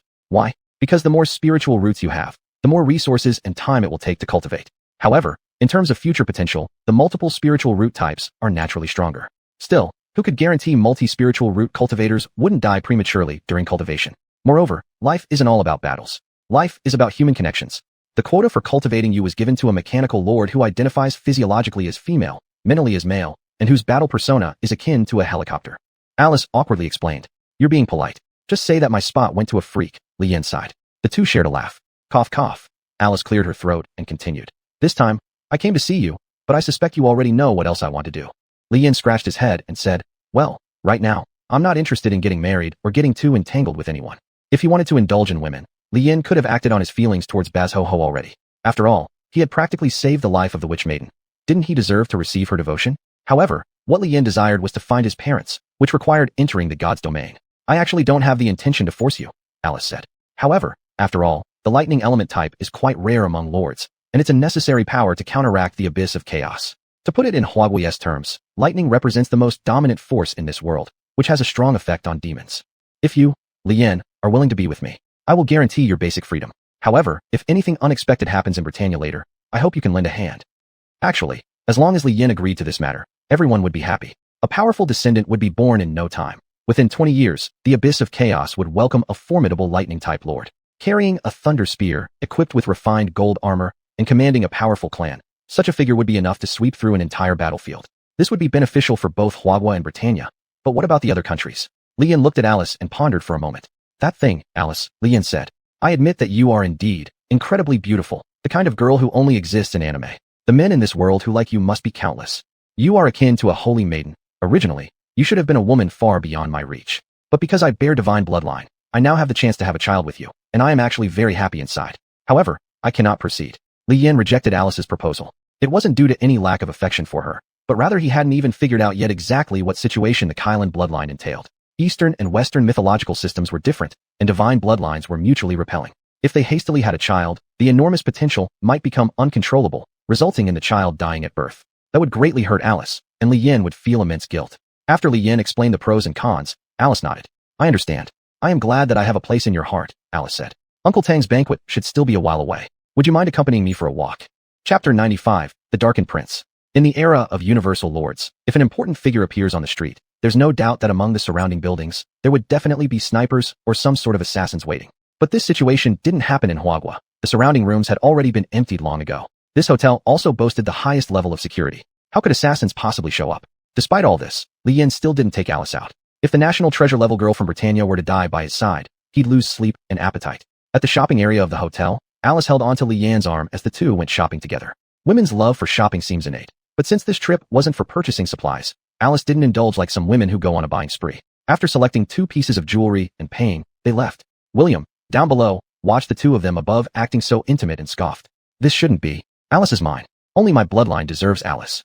William complained furiously. That damn yellow-skinned monkey. What gives him the right to be so close with Alice? What right does he have? Once jealousy arises, it won't easily fade. William did possess a high bloodline, but even advanced bloodlines require extraordinary mental fortitude to control. If one's heart isn't at peace, it will breed a malevolent spirit. You seem quite troubled, said a stunningly beautiful woman dressed in tight-fitting clothing, suddenly appearing behind William. This older sister had a sweet voice, an attractive figure, and a radiant smile. But William was startled. Someone from the Dark Lord Council. What do you want from me? Being the Prince of Britannia, he naturally knew about the circumstances regarding the Dark Lord Council. These people acted however they pleased, without any rules, making them mortal enemies of certain legitimate lord organizations. Don't worry too much about why I'm here. The gorgeous woman swayed gracefully as she spoke. Do you want to get back at the man who stole your woman? He inherited the bloodline of the Thunder Kirin, a lineage far older than your Western myths. If he wanted to, your Alice wouldn't have a choice but to bear his child. The girl you admire is really beautiful, like a princess in a fairy tale, pale skin and striking blue eyes. Imagine the man and such a pretty girl engaging in passionate embraces. William's eyes widened. He had tasted the pleasure of women very early on. Sometimes, when he was more extreme, he changed women weekly, different complexions, hairstyles, and nationalities each week. But Alice remained the woman he yearned for yet couldn't obtain. She shone like a living saint from legend, a holy maiden and a holy warrior whose brilliance overshadowed his own. William wanted Alice. He wanted to subdue this woman, ravage her beneath him, pull her pale golden hair like reins, bringing the lofty holy maiden down from her pedestal. Just imagining it gave William a thrill greater than spending a night with a world-class actress. Seeing that William had successfully fallen into darkness, the older sister giggled and planted a black sphere of energy inside him. A person with no prior power, suddenly acquiring strength, having their empty heart filled, would easily lose themselves. In the dark space, the big sister reported back to her superior. Master, everything you asked me to do has been completed, she respectfully stated. However, there's really no need to cripple the Prince of Britannia, right? Young master. Inside a room resembling a managerial office, the master sat in a swivel chair. Hearing the woman speak of things she shouldn't, this master placed the cup in hand gently onto the table. Snap! The cup shattered. I've overstepped my bounds. The beauty hastily said, Please punish me, master. There was no punishment, but causing her master discomfort made the woman quite irritated. Upstairs, Lian took Alice to try Huagua's unique cuisine, casually bought some gifts she wanted to bring back for the royal relatives, and then both decided to head downstairs.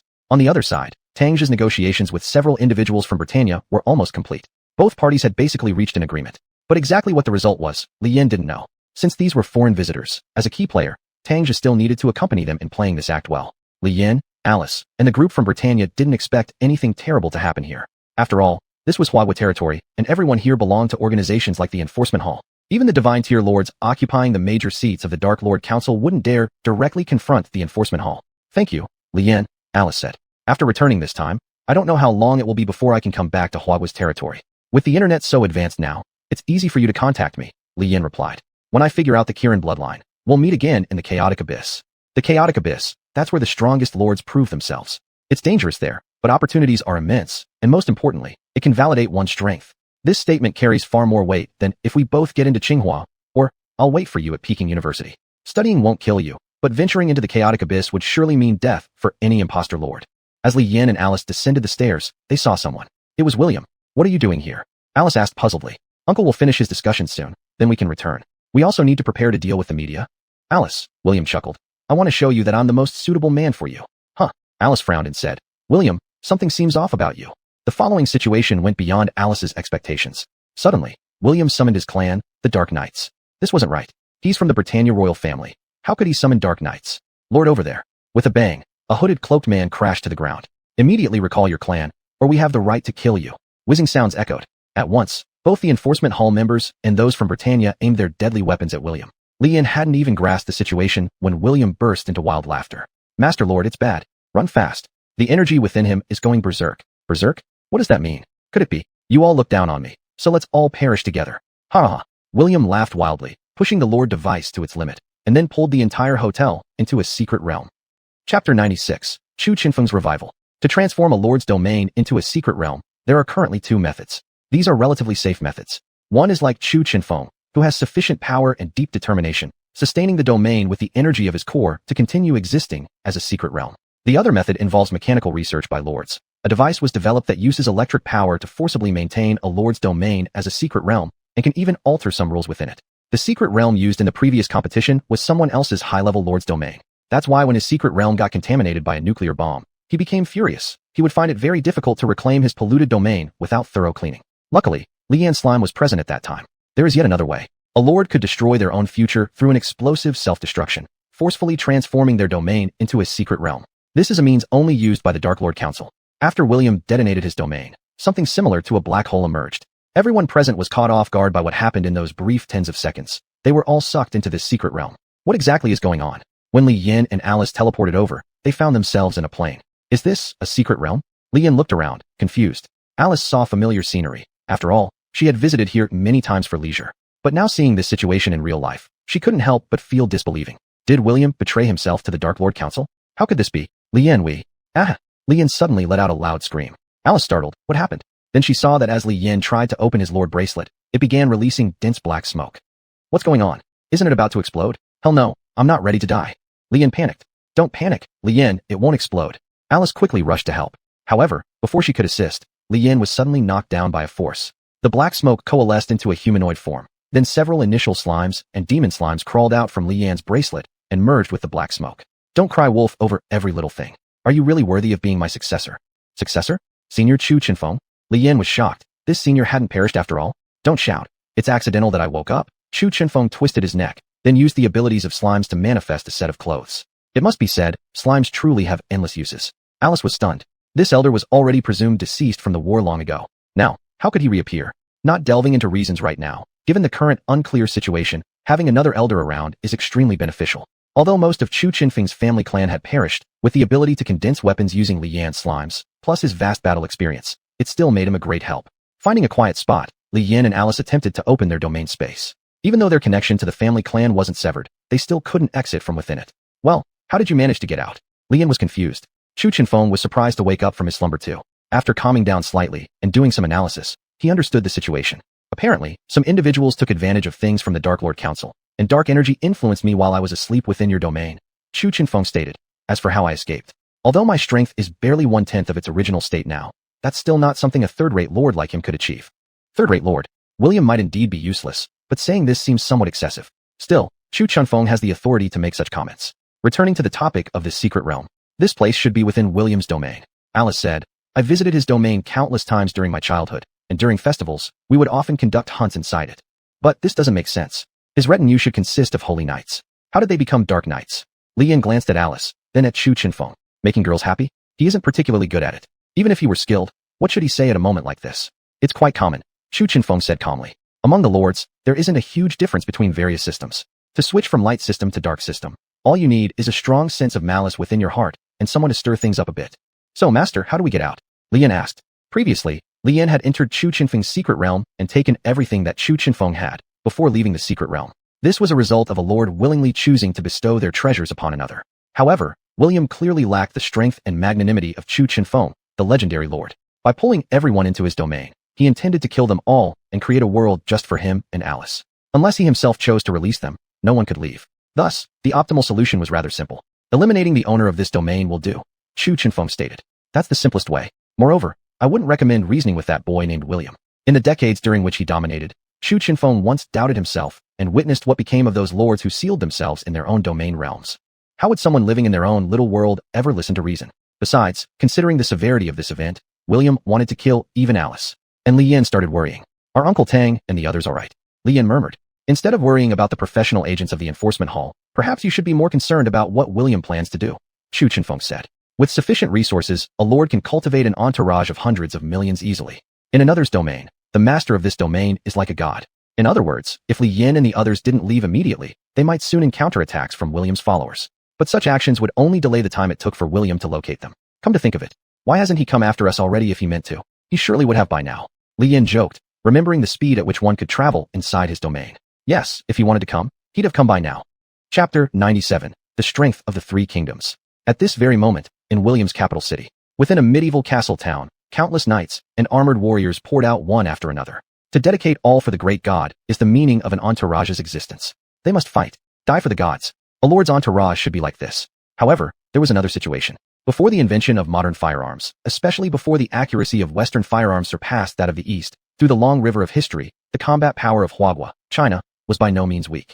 At this time, if someone were to talk about the 5 barbarian invasions or the Wei Jin dynasties again, they'd be courting trouble. Indeed, that was true. The Emperor of Rome, Alexander the Great. What would have happened if he had invaded Huagua back then? The first emperor indicated, what? There's land over there?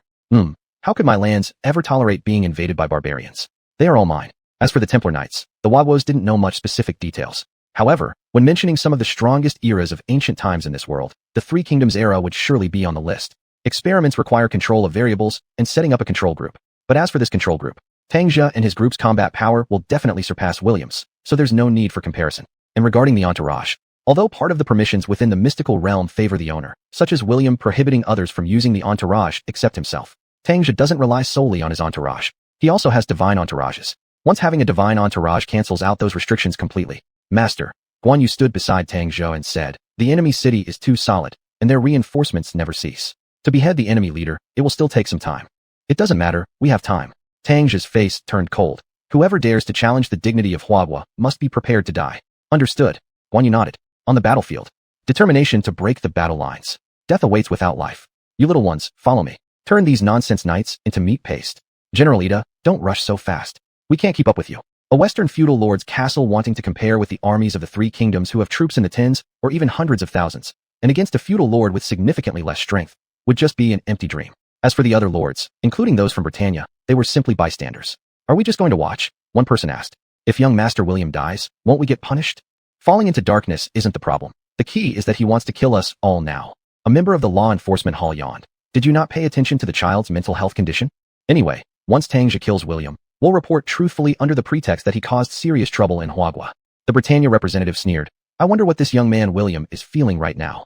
Wave after wave of charges occurred, but Tang Jia's entourage hardly diminished at all, and since he could fully utilize his domain's powers, supplies were unlimited. William inside the castle now found no trace left of the joy he originally gained from his newfound powers. He knew how powerful the first-ranked individual at level A in the legends truly was, but he hadn't expected that despite having acquired such formidable strength, he still couldn't rival a ruthless fighter like Tang Jia. Damn it, why? William clenched his teeth. This is my world. My world. Why do you people dare to run amok in my world like this? So what if you have divine entourages? It's just divine. William wanted to say, if only he could return to Britannia, then he could obtain a divine entourage too. Britannia, based on his bloodline. Damn it. Let's see how much stamina you really have to last against me. William decided to lock horns with Tang Jia until the end. And on Li Yan's side, Shu Qinfeng borrowed Li Yan's lord's bracelet and activated a higher permission using his own account. Since the size of an average noble's territory can vary immensely, some spanning even millions of square kilometers, The expanse of the mystical realm is also extraordinarily large. To ensure communication, the reach of the Lord's bracelet was extensive. But students' privileges couldn't initiate calls actively. They could only be initiated by the teacher. Now, Chu Chenfeng activated the Lord's privileges and located the positions of the other lords. Of course, another piece of intelligence became known. The army of the three kingdoms attacking a medieval castle. Chu Chenfeng laughed heartily. This kind of battle is so interesting. Pity it's too far away. Otherwise I would have gone to witness this grand spectacle. Li Yan was utterly confused. What did it mean for the three kingdoms army to attack a medieval castle? Wasn't this as absurd as having won you battle against Qin's generals from a different dynasty? How could such a thing happen? Wait, that wasn't right. Senior, have you found William's location? Li Yan asked. Yes, it's not that far from here, Chu Chenfeng said. But neither of you can summon your entourage now. It would take quite a bit of time to get there. A lord unable to use their entourage was essentially rendered powerless. However, Li Yan felt something odd. The connection had not been severed, and Li Yan hadn't sensed anything abnormal. There was no sense of the entourage being disabled. This is strange. Li Yan grew more puzzled and said, Senior, give me the bracelet back. Chu Chenfeng's expression flickered momentarily before handing the bracelet back to Li Yan. After re-equipping the bracelet, Li Yan summoned. Whoosh! A cute wind slime appeared. Alice looked at the adorable slime with question marks all over her face. Chu Chenfeng glanced at the successfully summoned slime, then at Li Yan. You little guy, you've already obtained a divine entourage. Chu Chenfeng clicked his tongue. And your fusion level is already so high? Why didn't you pull this out earlier? I wanted to watch the show. Hurry up, hurry up. Chu Chenfeng returned to Li Yan's domain and now existed as one of Li Yan's entourages. The position was recorded on the bracelet, so Li Yan wasted no time. Alice and Li Yan got on the slime and took off. As long as they could use their entourages, William posed no threat at all. All his forces were used to restrain Tang Zhenao. If Li Yan joined in, considering the invincible defense and corrosive power after the slime combination, even if the Great Wall itself turned into a holy relic, it wouldn't be able to withstand them. Meanwhile, outside, the massive black hole that erupted from the VIP guest hotel quickly caught the attention of other regions nearby. Chapter 98, The Power of the Divine Clan. What is going on? Gu Xiaoxiao looked at the massive black hole in front of her which practically had a sign saying, whoever enters dies, and was shocked. Bears Hong, didn't you say Li Yan was coming for an arranged meeting? Why is this happening? I don't know either. Bears Hong, he also felt surprised. She had never seen a situation like this before. How did it come to this? Gu Xiaoxiao clicked her tongue, synchronized with the clan's magical abilities, and thought of rushing inside. But just at that moment, Miss Stop, a dark guard from the Gu family suddenly appeared, holding back Gu Xiaoxiao who was about to rush in. Let go, Gu Xiaoxiao shouted. My slave is still inside. I need to find him. The dark guards from the Gu family did not loosen their grip at all. As extraordinary level lords, they were much more powerful than Gu Xiaoxiao. Miss, something unexpected happened at the hotel, the dark guard explained. There is no guarantee for your safety if you go inside. People from the divine realm will be here soon, and our Gu family can't get involved. Please understand us for the sake of the family's interest. Divine realm? Was this situation serious enough to involve the divine realm? Damn, Gu Xiaoxiao gritted her teeth, and then made up her mind, summoning the Holy Saint Dragon from within her realm. Go, find that bastard, and bring him back safely. The Holy Saint Dragon immediately dived into the black hole, while Gu Xiaoxiao was forcibly removed from the scene. In fact, this incident wasn't so difficult to resolve and didn't really require people from the divine realm to show up. They were there simply to maintain order. After all, within the borders of Huagua, a hotel specially used by foreign guests now had such a mysterious realm blasted open. Moreover, based on the energy fluctuations at the scene, it was evident that this wasn't done by one of Huagua's lords. People from the divine realm arrived even faster than the reporters. When they saw the entrance to the secret realm, they all sighed helplessly. Strange events happen every year, but this year seemed particularly chaotic. It was already troublesome enough resisting the Chaos Abyss secret realm, but now another fool had appeared, brazenly creating a secret realm under everyone's watchful eyes. Moreover, some felt quite strange. I somehow sense a very familiar energy fluctuation inside. This feeling seems similar to teacher Chu Chenfeng. One student, who had once benefited from Chu Chenfeng's teachings said, "It must be your illusion," said a lord responsible for securing the scene. Mr. Chu Chenfeng has already been gone for so long. Wasn't it confirmed recently? This student hoped he was wrong, but after years of close association with his mentor, he couldn't help but feel puzzled. Chu Chenfeng had indeed died, a noble sacrifice. Meanwhile, inside the secret realm, Li Yan, who was flying in the sky, was suddenly attacked by a giant dragon, although it wasn't exactly an attack. Because Li Yan knew this dragon. Wasn't this Gu Xiaoxiao's divine clan member? What was it doing inside the secret realm? However, having a dragon significantly increased flight speed. Now, Chu Chenfeng no longer remained in Li Yan's domain, for riding a giant dragon was an opportunity he hadn't experienced since his awakening. Although in his memory there might have been examples of himself commanding dragons, due to partial amnesia, Chu Chenfeng could not recall them clearly. With the flapping of its wings, Li Yan lay on the dragon's back, somewhat regretting why he hadn't cultivated a dragon-type clan member earlier. If he had trained a great dragon sooner, then perhaps he wouldn't have had to use wind slimes to fly. Or, how about cultivating a mechanical-type clan instead? A jet aircraft would definitely be fast as hell. Chu Chenfeng had no idea what Li Yan was thinking. Upon returning to the realm, He found his former territory neatly managed by the slimes. The slimes had even started cultivating demon plants and demon livestock in the domain. If Li Yan had put more effort into getting some reproductive demon clan members early, those slimes probably would have been able to cultivate demon titans. In that way, Chu Chenfeng could have obtained some fighting capabilities rather than passively, depending on Li Yan. On the battlefield, the continuous offensive proved fruitless. Moreover, the city had numerous defensive facilities, causing Tang Zhe to grow increasingly restless. Wow, these Britannia bastards sure are good to descendants of noble bloodlines, Tang Zhe sneered. A complete moron ends up with such a fortified city and a vast number of clan members. After finishing his sentence, he glanced at the Britannian personnel. Did you give him the Hall of Heroes as well? Heroic soldiers, after death, would return to the Hall of Heroes. No matter how many times they were killed, they would always resurrect, making it one of the strongest weapons of the Divine King. His territory is indeed formidable, but something as important as the Hall of Heroes will not be handed over to him, said the Britannian personnel, somewhat embarrassed. Actually, there's no need to kill him. We can capture him and destroy his Lord Core. Before you destroy his Lord Core, he'll blow it up, and this place will become more terrifying than if Big Ivan were to explode. Tang Zhe exclaimed, don't risk our lives betting on the goodness of you thievery descendants.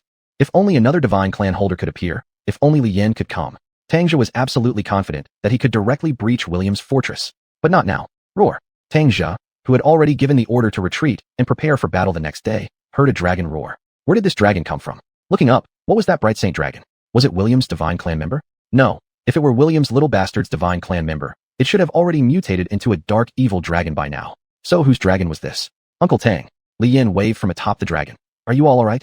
Li Yan, you've arrived so quickly? But wait, this dragon isn't yours, right? Could it be that Gu Xiaoxiao has also arrived? And then, Tang Zhe witnessed a scene that he would never forget in his entire life. There sat an exceptionally composed man atop the dragon. This man exuded an extremely faint presence, resembling that of an ordinary person. Yet, he showed no sign of fear while seated on the dragon, and even appeared slightly dissatisfied with its speed. Tang Zhe recognized this man. Senior Chu. Tang Zhe couldn't believe that the legendary lord had actually returned. What on earth was going on?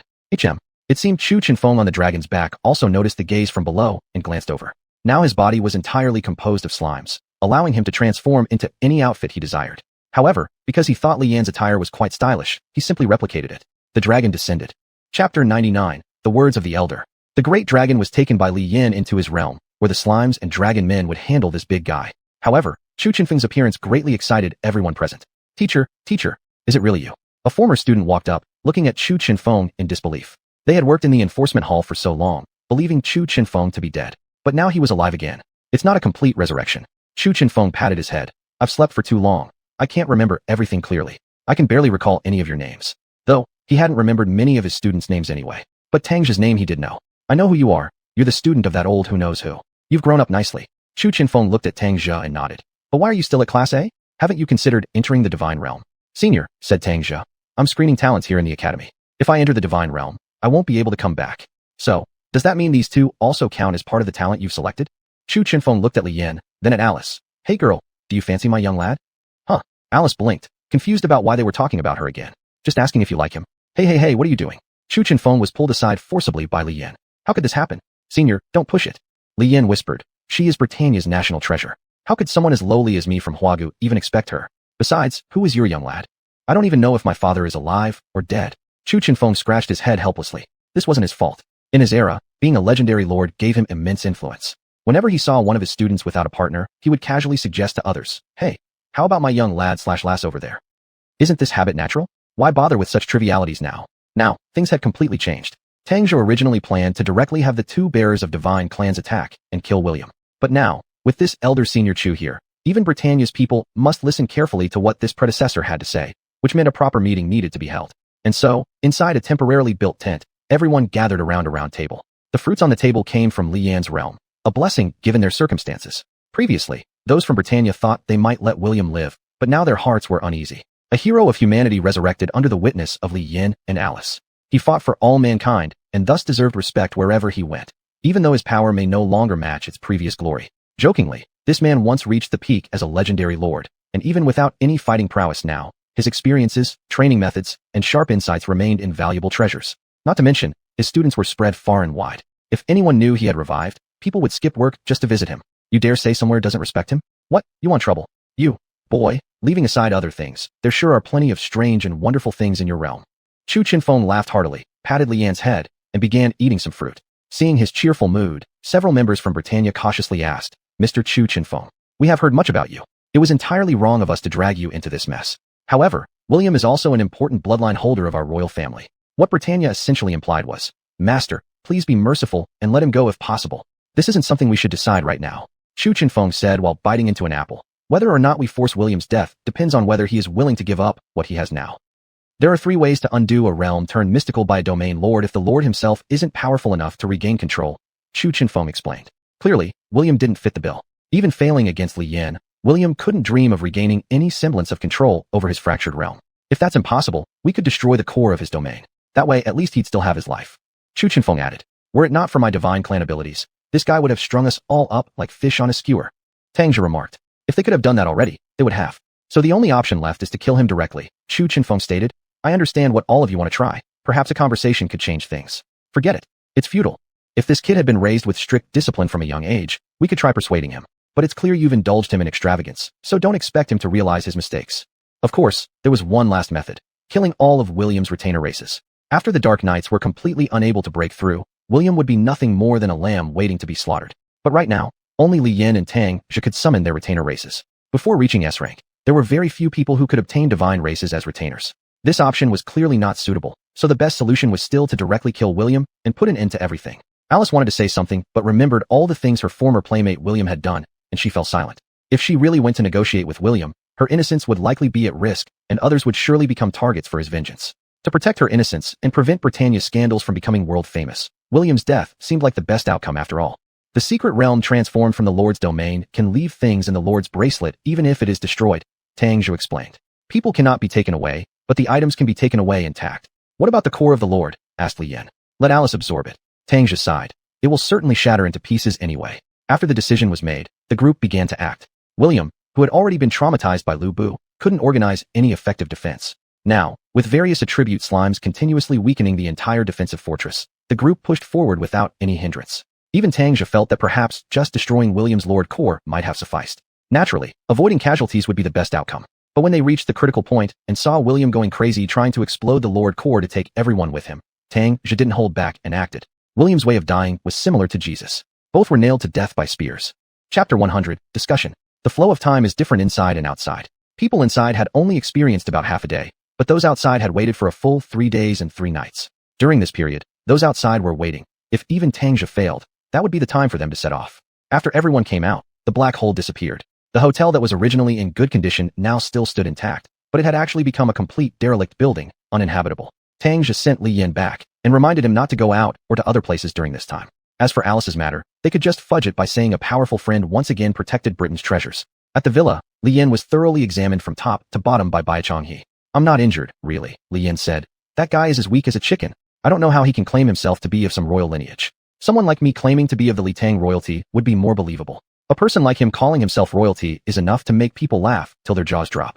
Actually, it makes sense, Gu Xiaoxiao said. There are also people nowadays whose clans are of the Tang dynasty system, making up something like a Li Shimin governance domain or Wu Zetian sleeping companions.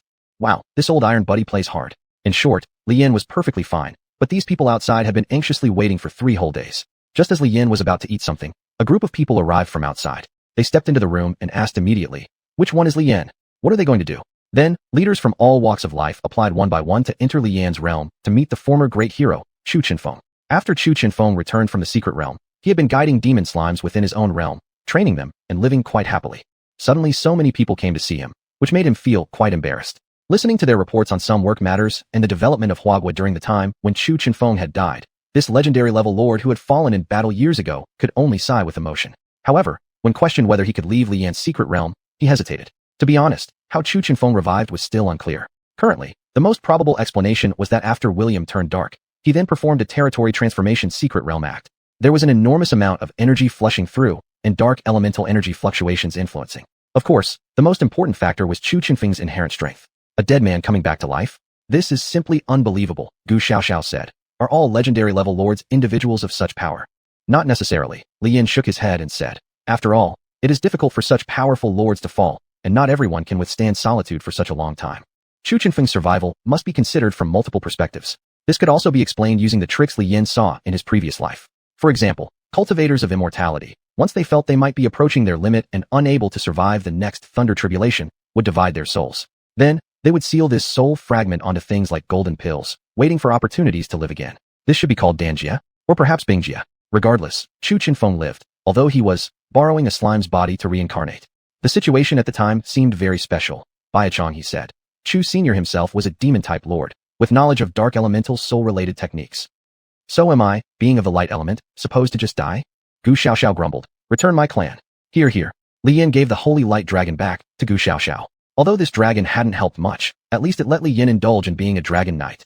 On one side, a group visited Chu Chunfeng at the demon castle. On the other side, Li Yin didn't dare to get close, only daring to chat idly with two girls within the city of the domain. What's the plan next? Gu Xiaoxiao asked. Are you going to give up Chu Chinfeng Sr. as your clan? Those people's appearances don't seem like they're going to easily let you go. Clans can be traded or abandoned. But an abandoned clan will return to the chaos abyss, and who knows whether the next meeting will result in friend or foe. I won't care about these things anymore, Li Yin said. Let them figure out their own plan, and I will cooperate with whatever needs to be done. You guys know Xuanhuan's situation, right? Gu Xiaoxiao said. In recent years, there haven't been few lords with shattered cores. Related surgery techniques are constantly improving. If we could implant a new core for Chu Chinfeng Sr., wouldn't he be able to function as a lord again? Still, even if this plan succeeds, Chu Chinfeng would not be able to return to the first battlefield. Moreover, this big shot would take with him Li Yan's precious slime. Though Li Yan had a lot of slimes, it didn't mean he could just use them at will to help others recover their physical forms. If they kept doing this, there would be no guarantee that crazed individuals wouldn't attack Li Yan to grab his slimes for experimentation. Also, not all lords with slime followers were as powerful as Li Yan. What would happen if other lords got into trouble because of this? Once blood was shed, things would become uncontrollable. Speaking of Xuanhuan, what's going on with his family now? Asked Li Yan. No idea. Gu Xiaoxiao shook her head. They sold more than half of their assets and should be in retirement now. Bai Lian has gone back to her maiden home. Once, Zhang Tianquan was Li Yan's nightmare. Now, Zhang Tianquan was nothing but a fart. Whatever, let those big shots figure out a strategy. It's not good for Senior Chu Chinfeng to stay here all the time. Li Yan lay down on the grass and decided not to worry about this troublesome matter anymore. At the same time, during the law enforcement meeting, a few big shots were arguing fiercely. One side thought that Li Yan should be restrained as soon as possible. His slimes were too powerful. Then this guy got beaten up by Li Xian like mountains collapsing and earthquakes shaking. With this premise established, the focus of discussion gradually shifted towards how to restore Chu Chinfeng's freedom. Do you know what over-assimilation is? Someone proposed. If the synchronization level with their followers is too high, the Lord's body will show features similar to their followers. This was the case with Bai Chonghe. If we can control the synchronization level, and also perform surgery using an artificial Lord core. No, it should be done with a Lord core of the same attribute. This way, Senior Chu Chinfeng could be considered resurrected. Great idea, who will implement it? Chapter 101, Troubles Galore. Inside Li Yan's residence, Chu Chinfeng lay on the couch holding a tablet computer. Using a demon slime as his pillow, he was browsing through what had happened during his absence. The country of Hua was no longer in such a passive situation as before, and their sacrifices had been meaningful. If dying had its value, then there wasn't much for him to complain about. Predecessor, do you like spicy food? Li Yan asked from the kitchen while cooking. I'm fine with anything. Chu Chinfeng continued scrolling on his tablet. After searching, he learned that even broken cores could be surgically restored now, raising an eyebrow. Xiao Li Zi. Ah. Li Yan was stunned. Oh sorry, force of habit. Chu Chinfeng coughed slightly. Student Li Yan, do you know where this Lord Core reconstruction surgery can be done? I don't know this either. After throwing the ingredients into the pot for the soup, Li Yan replied. But I have a classmate who underwent this surgery. If you want to know more, I can take you to meet him. Although the relationship between them wasn't too good, it would be impossible to spoil Chu Chinfeng's face due to past grudges, right? That's Chu Chinfeng, a legendary level Lord Master. Though down on his luck, he was still Chu Chinfeng. With the help of fire slime, the soup was soon ready. After Li Yan and Bajong he set up the dining table, Chu Chinfeng put the tablet aside, and he picked up a jar of sugar and stuffed it directly into his body. Li Yan, who wanted to invite him to eat, was left frozen in place. Really, the slime body comes in handy. The efficiency of energy replenishment is something most people can't achieve. Chu Chinfeng clicked his tongue twice. You two go ahead and eat. I'll retreat to my realm and check some data. Alright. Li Yan activated the realm and sent Chu Chinfeng back. In the demon castle, there were various books collected by Chu Chinfeng. Among them were forbidden knowledge of all kinds. For example, about offspring produced by humans and servant races, and the probability of awakening their own realms. Since it violated ethical norms, no one would usually do this. However, the current Chu Chinfeng was not exactly human anymore, so this forbidden knowledge might help him. Not to mention, it seemed inappropriate for someone with human consciousness. A slime? To be inside a domain, right? Connected to Li Yan, Chu Chinfeng could use the power of the core. Even though it was less than 4/10 of his peak strength, it was enough at this moment. Yet Chu Chinfeng was unwilling to live as a follower creature. The critical problem was that although he had resurrected, as a subordinate, he couldn't stray too far from the Lord. He had to figure out how to resolve this. Outside, in the villa, Li Anna, Gu Xuanhuan, and Gu Xiaoxiao arrived as if lured by the scent. Impressed by Li Yan and Ba Zhonghe's culinary skills, they chatted casually. William's death is known worldwide now, Gu Xuanhuan said. It's really regrettable. He was my idol. Would you admire a man who manipulates women? That piece of trash. Li Yan was a little astonished. No, but watching his scandals is really interesting. Xuanhuan laughed heartily. I have videos here. Would you like to watch? Unfortunately, William seems unable to perform well, surrendering after just a few minutes. Li Yan's sweat dropped, realizing girls drive harder conversations than boys sometimes. While eating, Gu Xuanhuan looked towards Ba Zhonghe. Ba Zhong, did your bases get hit recently? Gu Xuanhuan asked. How's student brother's ability? Is it? No. Li Yan cut in resolutely. Senior, if you continue like this, I'll throw you out. What nonsense is this? After dinner, the foreign internet is guessing about the cause of William's death, Gu Xuanhuan said. The official report states he heroically died fighting secret evil demons. But many people don't believe it. There are rumors claiming William died from excessive indulgence. Why don't you say he liked men and bled to death from anal tears? Li Yan retorted sarcastically. So what's the real situation? Gu Xuanhuan's spirit of gossip burned fiercely. There's a confidentiality agreement, Li Yan said. It's better if you don't ask, it won't benefit any of us. It's not wise to embarrass allies. Unexpectedly, Li Yan knew his room door would definitely be kicked open again by someone. And right after he thought that, boom. Is Li Yan here? Zhou stormed in with large strides. Teacher, can we expense this repair cost? Li Yan looked at the already 90-degree bent anti-theft door, thinking to himself, what karma have I caused? It's just a broken door. I'll have someone fix it for you later. Now come with me. Zhou strode over and hoisted Li Yan onto his shoulder to leave. Things were getting more and more complicated. What's going on? Gu Xiaoxiao was confused. We should probably figure out how to fix the door first. Gu Xuanhuan chuckled wryly. The intelligence department of the Gu family was quite impressive, but Gu Xiaoxiao didn't have high enough clearance. After all, this matter involved the life or death of a legendary lord. There was no room for carelessness. Inside the divine realm, old man Chu Chenfeng is still alive. The monthly gathering of the legendary lords exploded with this news like a bomb. That's right.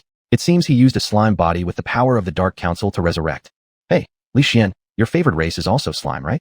The guy who awakened Chu Chenfeng is your son, isn't he? You'd better prepare some avatars for us too, so we can also have another chance at life. Won't that be great? Everyone chattered noisily, while Li Xian smoked calmly. I can't even use slimes as avatars myself, so all of you might as well give up. Li Xian exhaled a ring of smoke. His soul power is far stronger than any of ours, which is why he has managed to preserve his spirit until now. As for all of you old geezers, dead is dead, and when you're gone, I will mercilessly mock you from atop your graves. He. Screw that, I'll definitely outlive you. Slime lover, you'll never get more than 4 dishes in your lifetime. Though cursing each other, they shared knowing smiles. It was hard to imagine these very individuals guarding humanity's most perilous outposts. Still, after reaching the rank of legendary lord, none of them could simply return home easily anymore. Some had lost their entire families without even knowing. To avoid too much sorrow, they decided to fight to the death within the divine realm instead. During the feast with everyone, Li Xian glanced at his phone. Chu Chenfeng. Who did it? Li Xian pondered. This felt off. This matter concerning Britannia seems peculiar. Should I send someone to investigate? After all, it concerned his own son. Chapter 102, Lord Core Repair Surgery Plus. Li Yan was taken by Zhou Li to a nearby military base. Teacher Zhou was nothing like Tang Zhe. At least Tang Zhe knew how to drive, whereas Zhou Li, Teacher Zhou, do you not have a car? Li Yan cried out while being jostled over Zhou Li's shoulder. Are you flipping a spatula? I'm a person, damn it. What car? Can any car run as fast as me? Huh? You kid, you're tough, stop being so whiny. With the entrance to the military base in sight, Zhou Li didn't even slow down. Brothers, I'm going inside now. Remember to sign in for me. Zhou Li rushed past with just a shout. That's how he went right in. The guards at the gate looked at each other and quietly wrote in their logbook that the target had arrived. After China suffered an invasion by chaos forces, many military bases were constructed across the land. These bases mass-produce warriors with A-level qualifications, sufficient to handle most crises. Even if they can't deal with sudden crises, reinforcements from the God realm could always be awaited. And even if every last soldier died, these warriors, lords even more extreme than those of the law enforcement hall, would continue fighting. In the underground section of the military base, Tang Zhe was still arguing with the technical personnel. Tang agent, we've already done everything we can. Even within our base, there's no such outrageous equipment. Mechanical lords tried hard to convey this message to Tang Zhe, indicating they truly couldn't enhance the technology any further. This experiment was meant to repair the core of a lord who had died and been resurrected, an unprecedented task. The pressure was immense on the mechanical lords, as well as Tang Zhe. This was a legendary class lord. Even without his previous strength, he still held that title. I know you're under tremendous pressure, but please give more attention, Tang Zhe stated. The whole nation's high-tier lords are watching. If this fails, just as Tang Zhe was laying down the terms, Zhou Li walked in. Hey, I'm back. Zhou Li grinned. Take a look, little Li Yan, this is our base. Impressive, right? Please put me down first, ugh. The moment Li Yan hit the ground, he knelt over and vomited. Tang Zhe silently stared at Zhou Li, thinking just how much energy must have been used to bring Li Yan into this state. Did you not drive to pick him up? Asked Tang Zhe. Nope, said Zhou Li. Driving would have been so slow. It's way faster running here. Next time for tasks like this, assign it to other comrades. You're only suited to guard the gate, Tang Zhe said, suppressing his anger. Alright, I understand. Zhou Li realized now that he had made a mistake. Tangja moved towards Li Yan. He appeared unharmed. Can you still summon your subrace? Asked Tangja. Old Master Chu's situation far outweighs anything you've faced before. If he remains attached to you constantly, it may harm you. Yes, I get it. Li Yan nodded understandingly and then glanced around at various instruments which seemed newly assembled in the underground base. Uncle Tang, what are these for? Tangja turned around and pointed at the recently assembled devices. These are the apparatuses required for the Lord Core repair surgery. Tangja explained. Currently, what circulates in the market are only simple implant surgeries. Restoration requires a very long period, and the side effects are severe. Did Xuanhuan undergo something similar? Asked Li Yan. Although there was indeed animosity between them, Li Yan still felt sorry for Xuanhuan. After all, Xuanhuan's condition was clear enough to anyone with eyes. It wasn't good. There were obvious signs of surgery on his body, and his temperament was irritable. It showed he'd suffered quite a bit. He underwent only the most basic core repair surgery. Tangja beckoned Li Yan to follow. Such operations have long adaptation periods and require regular reinforcement surgeries later on. On the surface, normal mobility takes about a year, actually much longer. At least 50 years for recovery. But your classmate aimed wrong entirely. Based on his ability, he should have been able to return to sea-level lord status within a few years. Technology evolves, and older iterations lead to new advancements. Xuanhuan's operation belonged to the 3rd generation modified surgery, but by then the world's leading surgery had evolved to the 7th generation. Side effects were significantly reduced, and recovery times shortened dramatically. Moreover, individuals in the God realm, upon encountering the breaking of their Lord Core, would use different methods. The Chaos realm had numerous treasures that could restore the Lord Core, though it involved a period of weakness, better than undergoing surgery altogether. However, Chu Qinfeng's situation couldn't be resolved with these treasures because he is currently a sub-race of Li Yan. Even the treasures produced in the Chaos secret realm couldn't separate a sub-race into an independent entity by force. Chu Qinfeng's original Lord Core had already shattered, so surgery was necessary to save him. This is a one-of-a-kind operation. Li Yan, don't be nervous. Bring out Mr. Chu Qinfeng, said the mechanical lord. Li Yan scratched his head, unsure how to explain this to them. As a lord, he naturally held the power to command his sub-race. But for Chu Qinfeng, he hadn't imposed any restrictions at all. Right now, Chu Qinfeng was still inside the demon fortress reading books, hoping to find a way to free himself from being a sub-race. Was it really right to interrupt such a legendary level lord? Just then, Chu Qinfeng came out on his own. Your domain began to feel unstable just now. What exactly has happened? Chu Qinfeng asked as soon as he emerged. He glanced around at the surroundings. Where's this? It seems familiar. Mr. Chu, Tangja stepped forward. This is the underground fortress of the military base, specially built by the most advanced mechanical lords in the country, specifically for you. For me, Chu Qinfeng paused. Are the mechanical lords that capable now? After being dead for so many years, technology had advanced beyond what even he could understand. But being a legendary level lord, his insight wasn't something ordinary people could match. After carefully listening to the information about the machine created by all the high-ranking mechanical lords of China, Chu Qinfeng pondered deeply. You mentioned that you prepared a core for me, right? Where is it? The core meant for Chu Qinfeng certainly wasn't the cheap artificial one made by mechanical lords. Please follow me. Tangja led the way. Chapter 103, Fully Revived. Tangja took Chu Qinfeng and Li Yan to another room. In principle, after a lord dies, his domain will dissipate as well. And if the core of the lord is damaged, at most the lord would be severely injured. Rarely does it happen that the lord is dead while his core remains intact. In fact, such a situation has never occurred before. However, with the multitude of vassals of a lord, there arises a possibility to artificially create a complete lord core. For example, many people's initial vassals are demons or similar entities, and after dying in battle, they leave behind core fragments. When there are enough core fragments from lords of the same attributes and vassals, attempts can be made to create a complete lord core from them. Though, the rank of such a crafted core is sure not to be very high. But at least there is now a way to address this problem. Buzz. The security door opened, revealing inside a demon-based lord core powered by special devices. This is the work of an alchemical lord, Tangju explained. What we need to do now is to find a way to implant this core into your body. Afterwards, Li Yan will relinquish control over you, allowing you to function as an independent entity. Even though my body is still slime? Chu Qinfeng asked as he deformed his hand and said, it's not like no vassal can exist externally. Tangja noted and saw Chu Qinfeng extend a hand toward the core. Is this? Hee, if I possessed other vassals, it really wouldn't work. Chu Qinfeng laughed, directly swallowing the core whole. Kid, let's start. Okay. Li Yan activated the core energy, transmitting it to Chu Qinfeng. Right then, the core inside Chu Qinfeng began emitting light and slowly dissipated. Aside from the energy of Li Yan's Lord Core, several king-level slimes joined in as well. With Li Yan's special slime-devouring ability and Chu Qinfeng's legendary Lord Control strength, the fusion of the core was completed quickly. Boom. A surge of air burst forth, severing Li Yan's connection with Chu Qinfeng. After this, his Slime King will be out of action for a very long time. The air blast didn't blow away the present lords. Chu Qinfeng had already succeeded. Powered by the Lord Core, he could now function as an independent individual, even having his own initial vassals. Looking at the first demon slime that appeared on his shoulder, Chu Qinfeng sighed. His slime wasn't the initial slime type, so it seemed it would have to be addressed later. How's the situation? Tangja asked anxiously. Taking a lord bracelet, Chu Chenfeng reviewed the data. Humph, I won't be able to provide much combat strength anymore. Chu Chenfeng chuckled and said, currently, my level is a bottom-tier D-class lord. D-class. Li Yin went silent, retreating into introspection. He managed to upgrade to D-class through countless life-and-death struggles in the secret realm, starting from F-class. Now, Chu Chenfeng used his slime and even consumed the energy provided by himself, yet already reached D-class. Mechanical Lord members also fell silent. They changed their train of thought. Shouldn't Li Yin just be dissected? Let's see what exactly he is. As both Li Yin and the Mechanical Lord members quieted down, it became Tangja's matter. Chu Chenfeng needed a new identity. The best course was to enroll him in school, where the enforcement division could better protect him. It seems foolish to expend so many resources on a lord who has already lost considerable power. However, precisely because Huagua was willing to do these things, its group of lords were highly united. By the time Li Yin returned home, it was already deep into the night. The villa's main gate had been repaired by xuanhuan, who raised funds specifically for her mentor. Upon returning, Li Yin immediately went to bed to sleep. Next came normal school life. Hey, whoosh, bang. Gu Xiaoxiao continued practicing her archery skills as usual. Regular targets could no longer withstand her immense force, making Gu Xiaoxiao feel carefree and unburdened. You're pretty skilled, Li Yin commented, gazing skyward. Aren't you quite strong yourself? Don't worry about losing your edge if you don't exercise regularly, Gu Xiaoxiao queried. Maybe one day my strength could even surpass yours. Ha ha. It's not that Li Yin doesn't want to exercise. It's that right now, there isn't anything substantial to practice with. To fully revive Chu Chenfeng, his energy reserves were significantly depleted. After waking up, his entire body was in pain. Coupled with Qilin bloodline. High-grade bloodlines are indeed excellent. They recover very fast. However, rapid recovery means Li Yin must endure some discomforts, albeit not serious but quite bothersome stuff. Like the healed wounds which itch unbearably. Bazhong nudged Li Yin once. Don't mess around. I'm in pain, Li Yin replied feebly.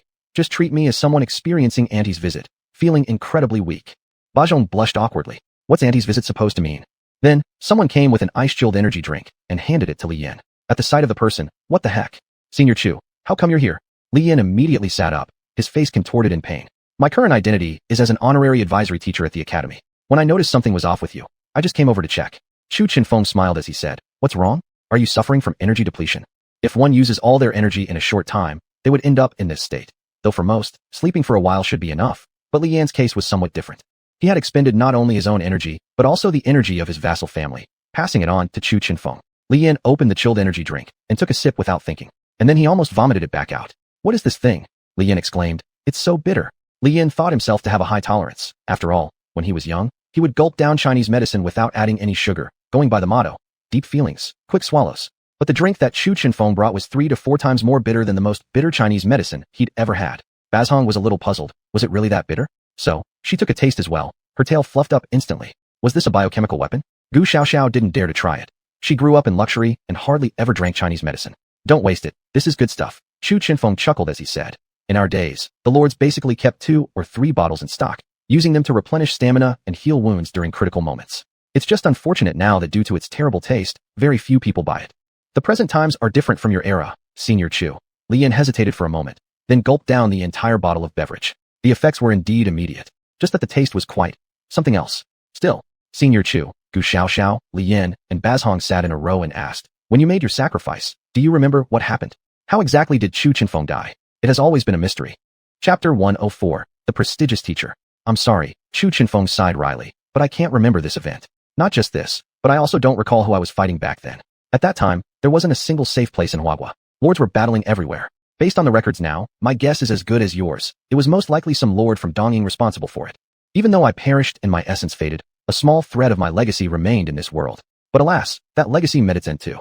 It was devoured by my followers, dragged into chaos, leaving not even scraps behind. That, Li Yin thought for a moment before asking, what exactly is the abyss of chaos?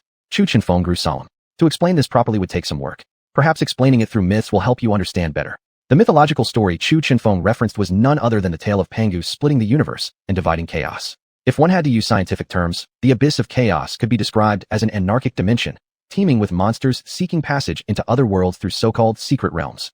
Who could have predicted that the classic of mountains and seas would come true? This revelation threw Huagua into great difficulty at the start. Back then, even a misstep meant falling into an abyss without hope of redemption. Nowadays, things are better, to the point where some lords have leisure time to fight among themselves. In those days, who would waste time targeting their own kind? Li Yan's mind was already overheating. This must mean that the abyss of chaos was like the chaos mentioned in primordial age novels, and the treasures within must be truly countless.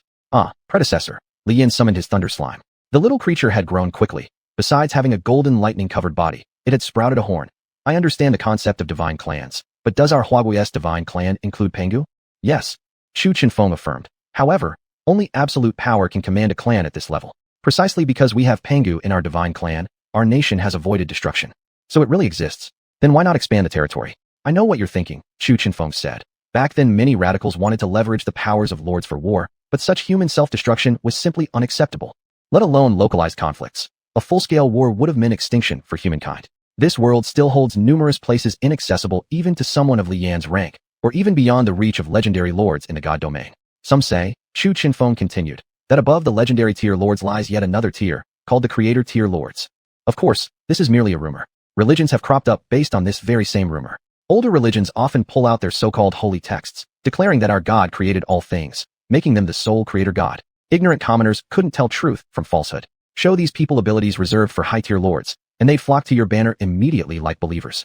It feels almost like traveling back in time to ancient days, building communication towers, and developing technology to show people the magic of transmitting sound across long distances. Though religious dangers are much lower than those posed by the abyss of chaos, they've still produced some especially problematic individuals. The Dark Lord Council, Chu Chenfeng said. At first, they seemed reasonable, welcoming only those lords whose abilities caused controversy, but later they changed. Speaking of this, Chu Chenfeng let out a sigh. Looking back, their extreme stance isn't entirely their fault. Traditional religions saw them as demons and incited mobs to carry out unspeakable massacres against demon lineage lords. I was also a demon lord, and, when I was still growing, I received help from them. Unfortunately, Huawei's Taoism never spread worldwide. Alright, I've said enough for today, Chu Chenfeng concluded. Next, I'll give you something decent, though it might not be useful. Surely, he wasn't going to offer more drinks. Li Yan was about to vomit at the thought. What Chu Chenfeng took out was instead a map. What is this? Li Yan asked. A map of a sacred land, Chu Chenfeng explained. It moves around like a ghost, here and there. The treasures inside are plentiful, and if you manage to obtain them, they'll last you until reaching S level at least. A sacred land? You mean, Li Yan questioned, this secret realm randomly appears in different parts of the world? Chu Chenfeng nodded and said, that's how it was back then. Nowadays, I'm not sure how things have changed since there are no relevant records in the database. Even my clearance can't retrieve the information. Gu Xiaoxiao was quite excited. Wasn't this what legends referred to as an opportunity? I wonder if there'll be anything useful for me inside should we come across it? Miss Gu Xiaoxiao, don't get overly enthusiastic. Badong he remained calm. A place like that definitely won't just hand over its resources easily. Besides, how big could the map possibly be? Gu Xiaoxiao should belong to the Light System clan, Chu Chenfeng mentioned. I don't know if there will be anything suitable for you, but this young lady from Japan, there will be a demon clan compatible with her. If you meet it, remember to capture it. Badong he hesitated. Could it be a nine-tailed fox? But how is that possible? Regardless, it seemed none of it would be useful for Li Yan. So, they'd have to pursue something else, like perhaps a dragon's egg. By the way, I'm going to train in the secret realm next. Are any of you coming along? Chu Chenfeng asked. Although my talent is D-level, most of the resources I've gathered went to Li Yan. To further develop, I still need substantial materials. Why not just ask Uncle Tang? Li Yan questioned. Chu Chenfeng wasn't actually after any resources. It was more important that this body needed training. The secret realms guarded by A-level lords were very suitable for such exercise. Hence, Chu Chenfeng planned to bring a few people along to test the waters. And at the same time, he could learn about the current methods the lords use in combat. I'll call my senior sister over now. Li Yan took out his phone and said, her demon clan would surely resonate well with our predecessor. Why do you need to summon her? We can handle this fine on our own. Gu Xiaoxiao was discontent. The more, the merrier, right? Hey, why are you grabbing my phone? Li Yan rushed to snatch it back. Chu Chenfeng simply watched. The peaceful times, in the eyes of this war-hardened man, were truly precious beyond compare. But, Li Yan, why does he resemble that woman so much? Chapter 105, A Reliable Adult. Truly worthy of being my son. In the chaotic space where the Dark Lord organization resided, the leader looked at Li Yan on the screen with immense excitement. Look, have you ever seen anyone who can bring people back to life? Chu Chenfeng owes my son a huge favor. But he really went too far, knowing full well how bitter this drink is. And yet he didn't give any warning? I really want to see my son. That jerk Li Xian, why didn't he show up when his own son was bullied? Just as the leader was missing his eldest child, one of his subordinates came to report. Lord, said the man cloaked in black, Anna's regular report has arrived. Currently, all the women around Master are quite outstanding. He also maintains contact with the Princess of Britannia. As a mother, she didn't want her husband to be a philandering fool when they got married. But now that her son had grown up, she couldn't help but hope that her son would bring home 7 or 8 girls and produce more than 10 grandsons and granddaughters. I already know all this. Mother Li Yan only said this one sentence. There's another matter. The subordinate continued to report. Zhao Tianxuan's integration progress is smooth. Now he should have grown into an A-class lord. His strength is about equal to Tang Jia. But upon hearing this, the woman laughed loudly. You underestimate Tang Jia too much and overestimate Zhao Tianxuan too much. The woman said. He is merely a peg using the resources of China to sit in one area and prevent foreign lords from invading. Pegs like this, China can create as many as it wants. And Zhao Tianquan has been in this position for more than 10 years, but there's no sign of him upgrading to a class. Among the A-class lords, Tang Jia stopped advancing further because the enforcement hall needed a powerful lord outside the divine realm, while Zhao Tianquan probably could only reach a class. By forcibly integrating with darkness and being blinded by hatred, his path is destined to be short-lived. So what should we? Wait and see. Zhao Tianquan. Even disabled Chu Chinfeng can playfully kill him. Inside the academy, the table was set with drinks cooled by the cold ice slime. Since Chu Chinfeng's current clan was composed of slimes, individual slimes were difficult to develop. Therefore, Li Yan selected some slimes with good potential and transferred them to Chu Chinfeng. However, even Li Yan wouldn't freeze drinks with the cold ice slime and drink them. Oh, I never thought I'd get to explore ruins with a legendary hero someday. Xuanhuan sparkled with excitement. My life is truly worth it. You're pretty good. Chu Chinfeng chuckled, then let the girl take countless selfies with him.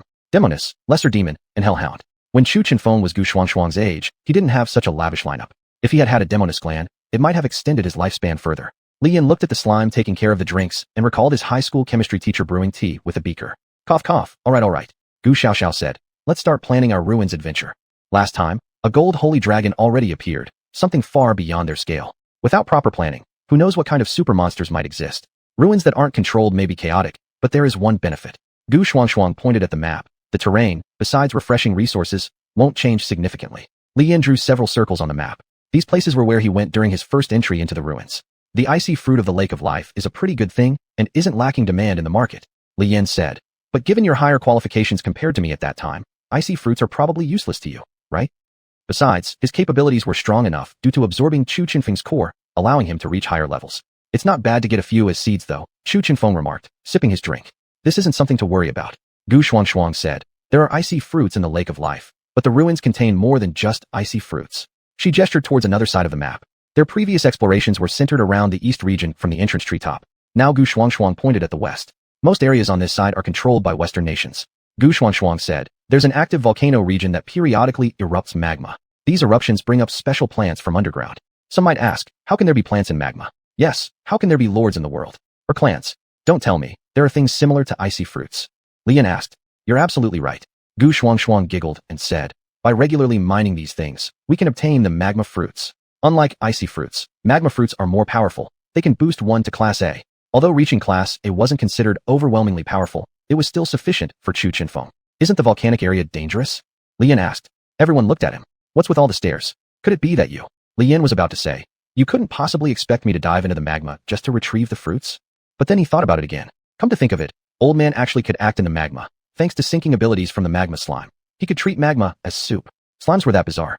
Junior brother, this is all for your predecessor, Gu Xuanhuan teased. All right, I got it, Li Yan nodded and added. But this place shouldn't only have magma slimes, right?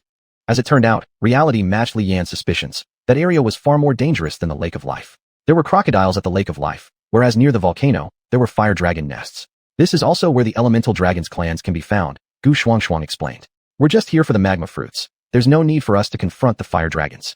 Actually, even without you, junior brother, we'd still find a way to secure the magma fruits. The fruits spewed from the volcano would be wrapped in magma, and even if the magma cooled down, the fruit inside wouldn't rot. It simply wouldn't sprout. In such a situation, all one needed was an iron pickaxe to happily mine for the magma fruits. However, caution must be taken with regard to the fire dragons hovering in the sky. Perhaps we'll uncover some fine things, Chu Chinfeng mentioned. Where monsters reside, there's potential for mutations. The mutated form of a fire dragon is called the Inferno Dragon, which has superior abilities. However, stealing their eggs is best. Adult ones tend to be overly ferocious and difficult to control. See, this was the advantage of having a predecessor, knowing everything about every place. After chattering away for quite a while, the group finally devised a plan. Chapter 106, Re-entering the Secret Realm. Teacher's apartment complex. Chu Chinfeng was very satisfied today. The kids knew how to act appropriately, not rushing around recklessly like flies. In the past, those guys were stubborn. Relying on their high qualifications, they would try anything they encountered and ended up being killed by monsters in large numbers. More importantly, he had taken quite a few slimes from Li Yan, and it felt really great. Senior, one of the teachers saw Chu Chinfeng in the corridor. I heard you want to go into the secret realm for training? That's where the students do their trials. I'm almost the same as these students now, Chu Chinfeng said. Is there anything special to note about that uncontrolled secret realm? There isn't. The teacher replied. This student training secret realm, although there are some undiscovered dangers, an A-level lord is sufficient to deal with them. Entering the secret realm will provide a rescue item. If things get too difficult, there will be specialized teachers coming to rescue. The teacher guarding at the entrance of the secret realm is also quite powerful. The Academy's arrangements are really perfect. So speaking of which, besides these, what we need to pay attention to are the lords from the west. Apart from Britannia, do we have to be careful with the ones from Muscovy and France as well? Especially since Chu Chinfeng himself had a grudge with these lords years ago. It shouldn't come to such disgrace, right? Chu Chinfeng snorted and returned to his room. On the bed, he took a look at his body. This body is pretty good. If you don't deliberately think about the fact that it's now a slime body, there's really nothing uncomfortable about it. There's one more thing.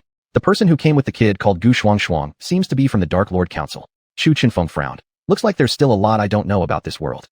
Well, with my previous cultivation experience, it's not hard to recover to the A level. It's better to depend on yourself than on your father or mother. Relying on the student's strength is ultimately not yours. How did Li Yan fight? With slime equipment? Since my body is entirely made up of slime, can I make some more powerful modifications? While he was cultivating here, Li Yan was preparing weapons and equipment over there. In Li Yan's domain, dwarves were using special methods to melt adamantite ingots and directly pour the molten metal into molds. Once the mold cools down, they take out the plate armor and then sew dragon skin onto it, processing it into armor. Too cool. Gu Xiaoxiao really liked it. Unfortunately, it's only for men. Our equipment is over there.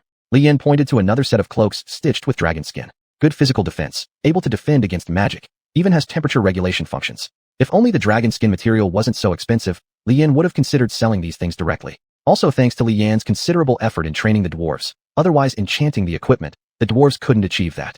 The dwarves forging these equipment were quite proud. Forging super weapons and equipment is the ultimate goal for dwarves. Of course, now that they had money, they naturally needed to be fully prepared. Anna, let's splurge this time. Gu Xuanhuan laughed happily. Looking at the fuel rods in the mechanical box, she was extremely excited. Yeah, let's splurge. Liana was also delighted. These fuel rods are all top-grade goods, not just for super battleships. She could even use the match bought from other lords. Such a lineup going into the secret realm for training might be a bit excessive, but no one thought it was strange. After all, everyone knows the attitude of those people from the West. Who knows if you'll meet your girl again, Junior? Gu Xuanhuan grinned. That girl is Alice. There's plenty of complicated situations aside from Britannia, Li Yan said. If something really happens, rescues might be useless. Bullying the weak, many against few, that's the trick often used by those Westerners. But I think we actually don't need to be so tense. Gu Xuanhuan said. With Senior Chu around, he can detect enemies hiding within 500 meters of us. Not completely ridiculous, but pretty close. This is the absolute gap in combat experience. And on the other side, have you heard? What? Is it about Teacher Chu? Oh, this teacher has the same name as the great hero Chu Chinfeng. I heard this teacher is very kind. Shouldn't we ask him to guide our practice? Forget it. That teacher looks so weak, he'd probably fall over with a slight breeze. In Zhangwen's class group chat, everyone was discussing the new teacher Chu Chinfeng. This teacher was handsome and well-versed, and the advice he gave to students was very useful. Students of all grades liked this honorary teacher, and all this was based on the premise that they did not know Chu Chinfeng was the great hero himself. But Zhangwen knew who Chu Chinfeng really was. The social circles of the Zhang family, and by family, were still quite powerful. Zhangwen was dissatisfied. Why did he have to endure the pain of the core repair surgery for a lord while Li Yan, that bastard, was having an increasingly smooth time? How could he be friends with the legendary lord? Why was this happening? However, Zhangwen took a deep breath and tried his best not to think about Li Yan. As long as he became strong enough, that would be enough. His father had already advanced to A level. At that point, Tangzhe wouldn't be able to stop him anymore. Li Yan was doomed. It's all Li Yan's fault. It's all Li Yan's fault. Zhangwen gritted his teeth and practiced. If it weren't for Li Yan, my life shouldn't be like this. Hehe, once you die, I will take everything from you. Your woman and your domain are mine. Ha ha. Zhangwen became increasingly deranged, completely unaware that a trace of darkness had slipped into his domain. The next day, after everyone bought the entry tickets, they entered the secret realm. It was Chu Chinfeng's first time entering, and he was quite surprised. Never would I have guessed that the entrance to this secret realm is actually on top of a tree, Chu Chinfeng remarked. Where do we go down? Are we supposed to jump directly from here? A few students saw Chu Chinfeng's seemingly inexperienced expression and chuckled. Senior, the secret realm is absolutely enormous. If we walk there with our legs, we wouldn't know when we'd get there, Gu Xuanhuan said. At this moment, our dear Anna needs to make her appearance. Liana then came out, summoning the super battleship. This battleship had clearly undergone an upgrade, both in speed and defense capabilities, achieving tremendous improvements. Chapter 107, Volcano. Still the same old battleship, but this time Li Yan and his companions were well funded, directly filling the battleship's fuel tank to its fullest. Liana's battleship successfully transformed from energy-saving mode to berserk mode, undoubtedly flying much faster. Technology has really developed fast. Chu Chinfeng stood at the command station, watching as the mechanical clan autonomously drove and sighed. Back in their day, although there were mechanical clan lords, these lords had to continuously research existing technologies to grow stronger. Even though there were countless high-tech innovations before the era of the lords, the appearance of lords, along with strange products within secret realms and the clans, all refreshed people's understanding. For instance, humans knew nuclear fuel could not be eaten, but back then there were specific clans driven by nuclear fuel rods. The key point was that these clans were 100% living organisms, which was quite terrifying.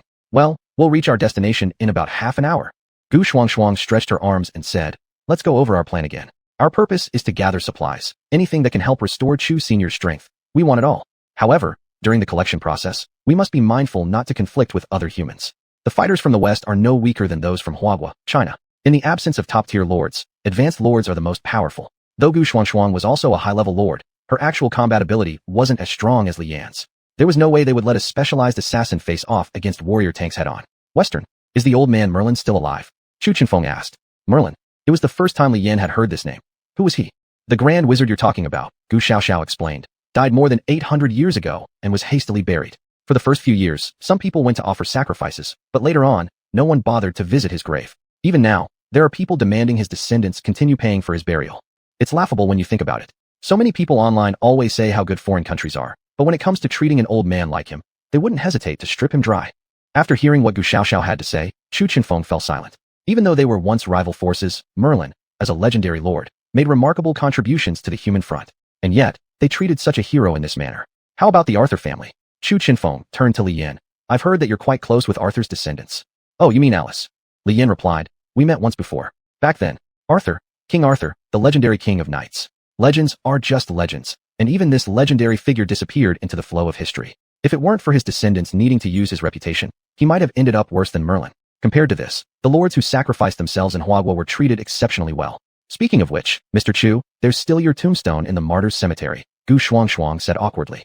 No problem. Chu Chenfeng pulled out a lollipop from his pocket and said, it's fine like this. The sword Saint Arthur, the wise man Merlin. Sigh. It seems you were born in the wrong country, at the wrong time. A moment later, Li Yan and his group arrived at their destination. This was a desert, with no sign of life for dozens of miles. Is this area under Western control of the secret realm? Gu Xiaoxiao was shocked. Isn't this a desert? What kind of treasures could possibly come from here?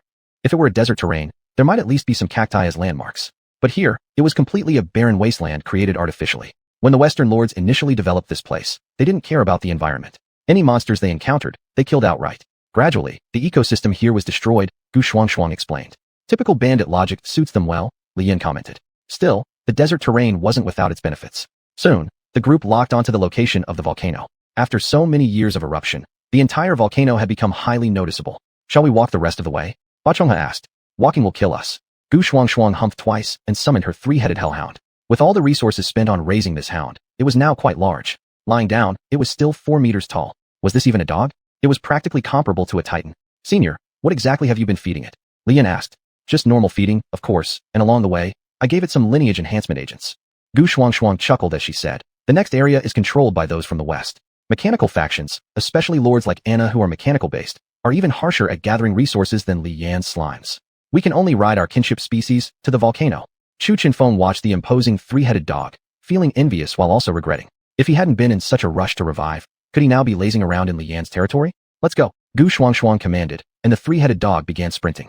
This sensation was far more exhilarating than riding a battleship. After they set off, a group of people appeared behind them. They looked at the distant figures that had already vanished into the distance and held radios in their hands.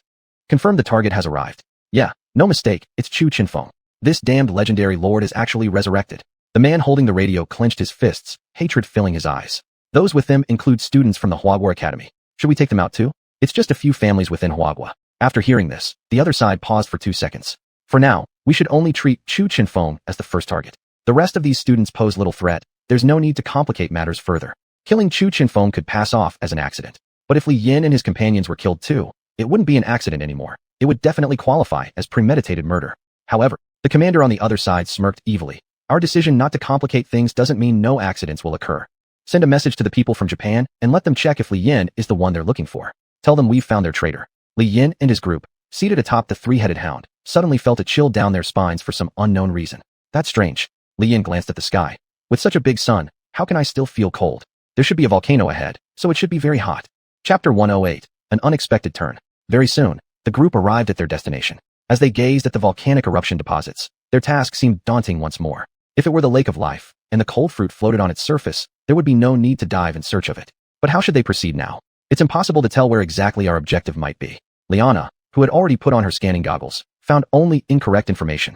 Chu Chenfeng was also visiting such a place for the first time. In the past, he simply entrusted these sorts of resource-gathering missions to his clan. However, his clan had been utterly annihilated.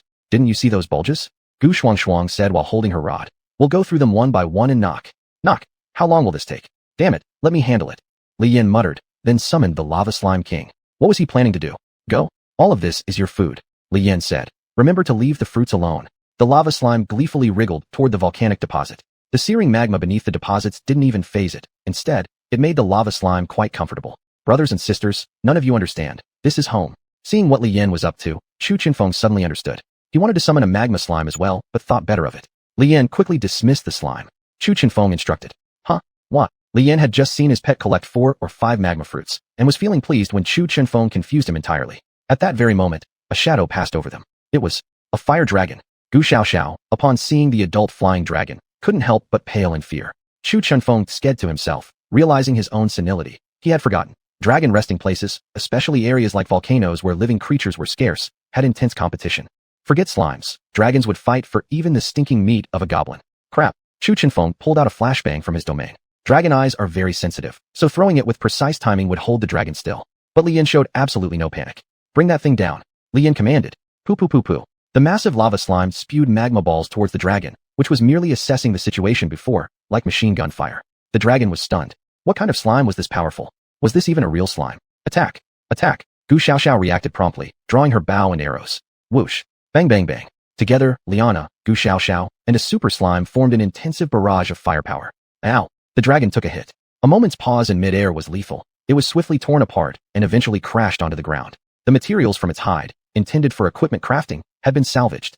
Chu Chenfeng, watching their peculiar combat method, pocketed the flashbang back. He had worried too much about these youngsters. Before entering the secret realm, they had already drawn up detailed plans. How could they not have any capability to face crises? This doesn't feel right. Li Yin, after storing the dragon away, said, if it were during the time fire dragons usually become active, there should be more than just one. Maybe we accidentally encountered a time when the dragons were starting their movements, or some people deliberately awakened them, Gu Xuanhuan stated. Let's retreat and find a safe spot to observe for a while. Li Yin, remember to clean up all the dragon blood. Oh, okay. Li Yin directed the lava slime to incinerate all the traces of dragon blood until nothing remained. The group quickly retreated and discovered an underground shelter created by artificial means. It was a mere wooden-built pit, with some monster-repellent drugs placed near the entrance, making it a secure refuge. Whoosh whoosh. The passing of the flying dragon stirred up strong storms, validating Gu Xuanhuang's earlier hypothesis. Never underestimate the maliciousness of human hearts within the secret realm. Somebody must definitely be plotting to kill others and claim their treasures. Gu Xuanhuang used Liana's device to examine the external situation. It's best if we remain here waiting. A fire dragon's single bout of action lasts 3 days. We're unlucky. Li Yin drew out his equipment. Chu Chenfeng perked up immediately. Adamantine armor? Chu Chenfeng picked up the piece of armor stitched with dragon skin. Impressive craftsmanship. You also have weapons made from adamantine. We killed a gold holy dragon during our last trip into the secret realm, Li Yin said. These were originally intended to be used if danger arose. Now, since we've directly encountered a fire dragon, let's gear up. The adamantine armor went to Chu Chenfeng, and the rest of the fire dragon cloaks were given to the girls. As for Li Yin, since we have our evolutionary equipment, we don't envy them. Truly not at all. Chu Chenfeng didn't expect a slime to be capable of such a thing. Currently, his control over the slime wasn't as powerful as Li Yan's. I won't be shy, Chu Chenfeng said, slipping on the adamantine armor. Although he couldn't use slimes to reforge equipment like Li Yin, he could utilize the slime abilities within him to fill the gaps in the armor. With this, the armor's resistance to impact became much more perfect. However, having just armor was not enough. Zing! Chu Chenfeng took out a demon blade. Whoa, senior, your weapon. Gu Xiaoxiao, a light-type overlord, felt a chill when she saw it. This is a special supply for frontline soldiers, Chu Chenfeng explained. It can be used by someone with lower strength, so it's not much for me. It's the best weapon I currently have. Now that he had armor, Chu Chenfeng would waste too much potential if he didn't serve as the vanguard. What was the situation outside? Liana checked again. Those flying dragons had flown onto the volcanic eruption deposits and kept digging for the magma fruits buried inside. Ah, damn it. Gu Xuanhuan felt a headache coming on. These dragons are digging up fruits here. It's like autumn winds sweeping through leaves. They definitely won't leave anything for us. If we want to get magma fruits, we'll have to wait for the next volcanic eruption. Li Yin pulled out the few magma fruits he had collected using the lava slime. These don't seem to be enough either. Li Yin furrowed his brow. Getting from F class to D class had already consumed dozens of cold fruits. The cultivation of overlords was similar to leveling up in a game. The higher the level, the more experience points needed. These few magma fruits weren't even enough to fill a tooth gap. As for cultivation, they could be cultivated within one's domain, but time was required. Right before their eyes was the origin point. Chapter 109, Change of Direction. Gu Xuanhuan frowned, then huffed, and said, never mind the magma fruits here. Let's go to another place first to gather supplies. Another place? Where? Li Yin asked. Gu Xuanhuan took out a map and looked for the marked locations on it. Here, right here. Gu Xuanhuan said, the Valley of the Phoenix. Without magma fruits, we can still steal the eggs of the phoenixes. Phoenixes are not the same as the xuanhuan recorded in Huaxia. This creature is considered one of the more common monsters in the secret realm, and its eggs rarely hatch. Aside from those initial clans who start as phoenixes and can provide hatchable eggs, most in the secret realm can only be used as ingredients. These ingredients aren't as good as the magma fruits, but better than nothing. Besides, there's also the phoenix meat to eat. Although it's true that, without special treatment, this stuff is hard for regular people to digest, slimes don't care. Do you think firebirds are hard to handle? Can easily scorch someone? My lava slime drinks molten steel like water. No big deal. So how do we get there now? Xuanhuan asked. If we go out, it will be easy to be attacked by flying dragons. The previous dragon they killed could be described as careless and unprepared. This time, so many flying dragons are circling above, they can bomb them thoroughly. Gu Xiaoxiao patted Li Yan on the shoulder. I know. Li Yan stretched his body, and then summoned the rock slime. Punyo. A large slime with a drill head appeared. Huh, why does it have a drill? This is an intelligent slime, Li Yan coughed slightly and said. It's capable of obtaining degrees in mechanical engineering and civil engineering. Slime degree? Go figure. It read a lot of books in the library and turned out like this, Li Yan explained. It knows how to use tools, and its efficiency has improved. All right, dig a tunnel. Buzz. The rock slime's eyes gleamed, and it began digging towards a direction. The leftover dirt was all collected by Li Yan into his domain. A tunnel that could accommodate an adult bending down appeared. Li Yan then released another drill slime, which made the tunnel wider with loud noises. Xuanhuan was speechless. How come Li Yan's slimes seem even stronger than Li Xian in the god's domain? Are you really not at the level of a senior lord yet? All right, let's go. Gu Xuanhuan cast a spell and released a glowing orb. I'll lead the way. Xuanhuan entered the tunnel first, while Li Yan stayed last. After everyone went in, Li Yan sealed the entrance. Determining direction underground is difficult, but the slime was given the command to just keep digging forward. Punyo. The two slimes dug until they encountered an underground dark river and were washed away. One problem after another. Xuanhuan grumbled and then used the ice slime's ability to freeze a large section of the dark river water. Then, he dug a channel through the ice blocks. As usual, they passed through and then sealed the entrance. There were quite a few unexpected situations along the way for Li Yan and the group. Encountering an underground dark river was relatively easy. They even dug into an underground hidden magma lake and an entire adamantite mine. Looks like a good find, doesn't it? But the reason adamantite weapons are so precious isn't because they're hard to process. The adamantite Li Yan got easily processed was after being refined by the gold holy dragon. Bang! What the hell? This ore is so hard.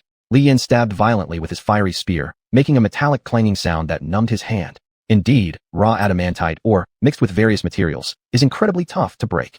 I'll take care of it. Xuanhuan stepped forward, transformed his hand, then placed it on the adamantite. Following a string of incantations and runes appearing, covering the adamantite ore, there came crackling sounds. The entire piece of adamantite ore shattered. Li Yan summoned the king of slimes to collect all the ore fragments. The remaining space was roughly as large as a neighborhood square. We'll think about forging it when we return.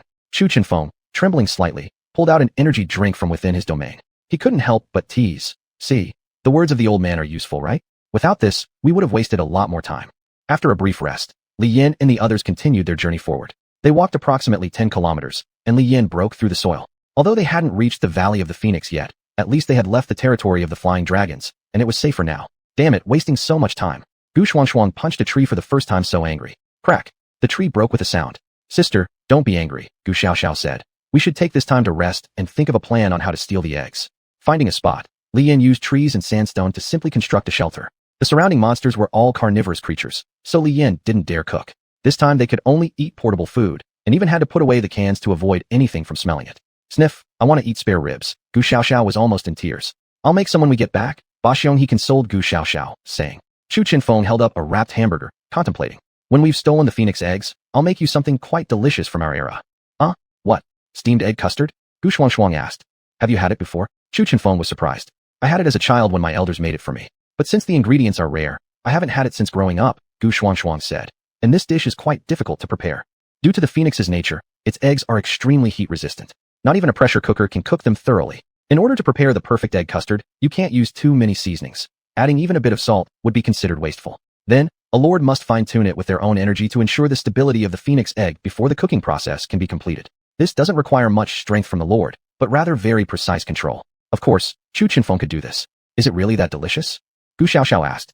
Yes, it is, Xuanhuan smiled. It's fresh and fragrant, and when the egg custard enters your mouth, it feels like drinking a sip of water. It's amazing. But I personally prefer it to have a bit more chewiness. The secret realm is dangerous beyond measure. Plans changing mean Li Yan's group will need to re-strategize. What about the phoenix meat? Li Yan asked. Don't you have magma slime? Xuanhuan said. If we'd had such a helpful follower back then, Ice Lords wouldn't have had to exhaust themselves dealing with it. In the past, this dish was served only at state banquets. Chapter 110, Meeting the fans. Chu Chenfeng made some arrangements at the shelter, ensuring that no monsters would find them. The few people inside were pointing at the map and arguing nonstop. The magma fruit was indeed very suitable for enhancing one's qualifications. Since it was impossible to obtain a large number of magma fruits now, they couldn't just go after phoenix eggs. The magma fruit must be taken. Other things must also be taken. There's definitely someone messing with us this time. If I catch him, I'll kill him and bury him in my domain as fertilizer. Xuanhuan roared angrily. Calm down. Li Yin broke out in a sweat. Besides, do you even have farmland in your domain? I can open up some farmland, Xuanhuan replied. Alright, after the flying dragon situation stabilizes, I can jump straight in and grab the magma fruit. Li Yin said. Using the magma slime's ability, once I go down, it will be like a fish in water. Okay, then it's up to you. Xuanhuan sighed. There's no need to be so nervous. Chu Chenfeng said. If someone really is causing trouble for us, they wouldn't possibly awaken all the flying dragons within the volcanic ejecta coverage area. The eastern region cannot be explored anymore. We can go to the other areas to collect magma fruits. However, the probability of encountering the Western Lord will increase significantly. Prepare for the worst scenario, even if someone causes trouble for Li Yin and his team. These people won't only guard one area. It's highly possible that they've already been keeping an eye on them from the moment they landed. So, are we just supposed to sit around and twiddle our thumbs inside the shelter? Occasionally relaxing is not a bad strategy. Chu Chenfeng said, the environmental quality inside the secret realm is much better than in reality. In a bit, we can also hunt some monsters to eat, and Chu Chenfeng took something out. It was a salt block discovered accidentally while digging a hole before.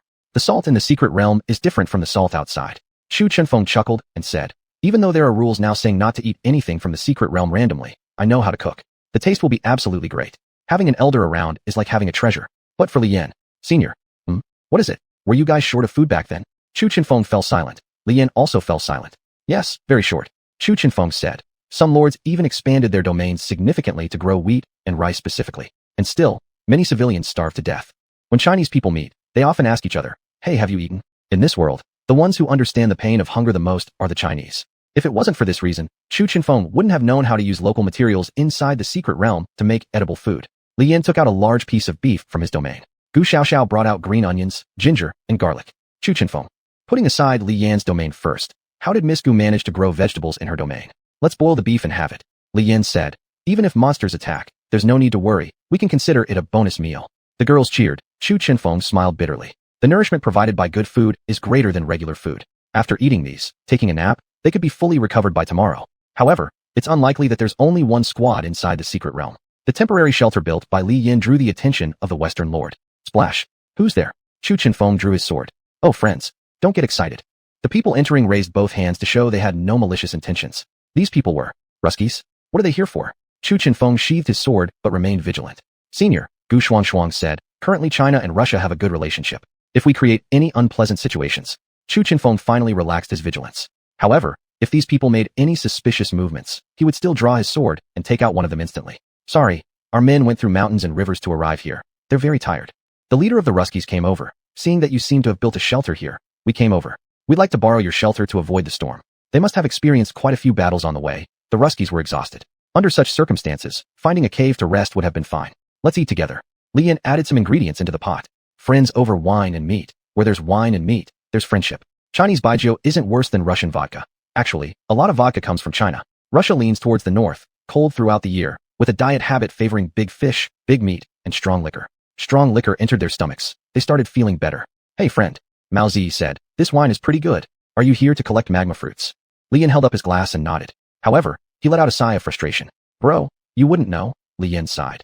We could have quickly harvested the magma fruits, but for some reason, the sleeping flying dragons woke up. Upon hearing this, the Rusky thought for a moment and then said, brother, after eating your meat and drinking your wine, we don't really have anything to offer in return. However, we can give you some intel. If we're not mistaken, the awakened flying dragons were deliberately stirred up by someone. Before we came here, we ran into some people from Japan and France. Japan? What are those shorties doing around here? Gu Xiaoxiao asked in surprise. The last time they claimed the legendary treasure chest, Gu Xiaoxiao's group was attacked by the Japanese Lord team. This place was miles away from the Japanese-controlled zone. Could it be that they also want the magma fruits? Liana questioned. No, that's impossible. Gu Xuanhuan shook her head. The system for trading between lords is very well established. There's absolutely no need for them to come all the way over here specifically for the magma fruits. The output of items within the secret realm has fixed locations.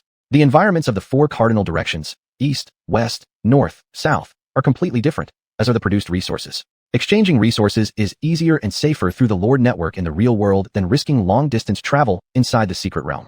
If they wanted magma fruits, they could easily trade special resources from their Japanese region for them. Coming all this way would mean they had another agenda. Why are the French here? Chu Chenfeng frowned. Junior. Gu Xuanhuan corrected herself. Can't the French come in? No.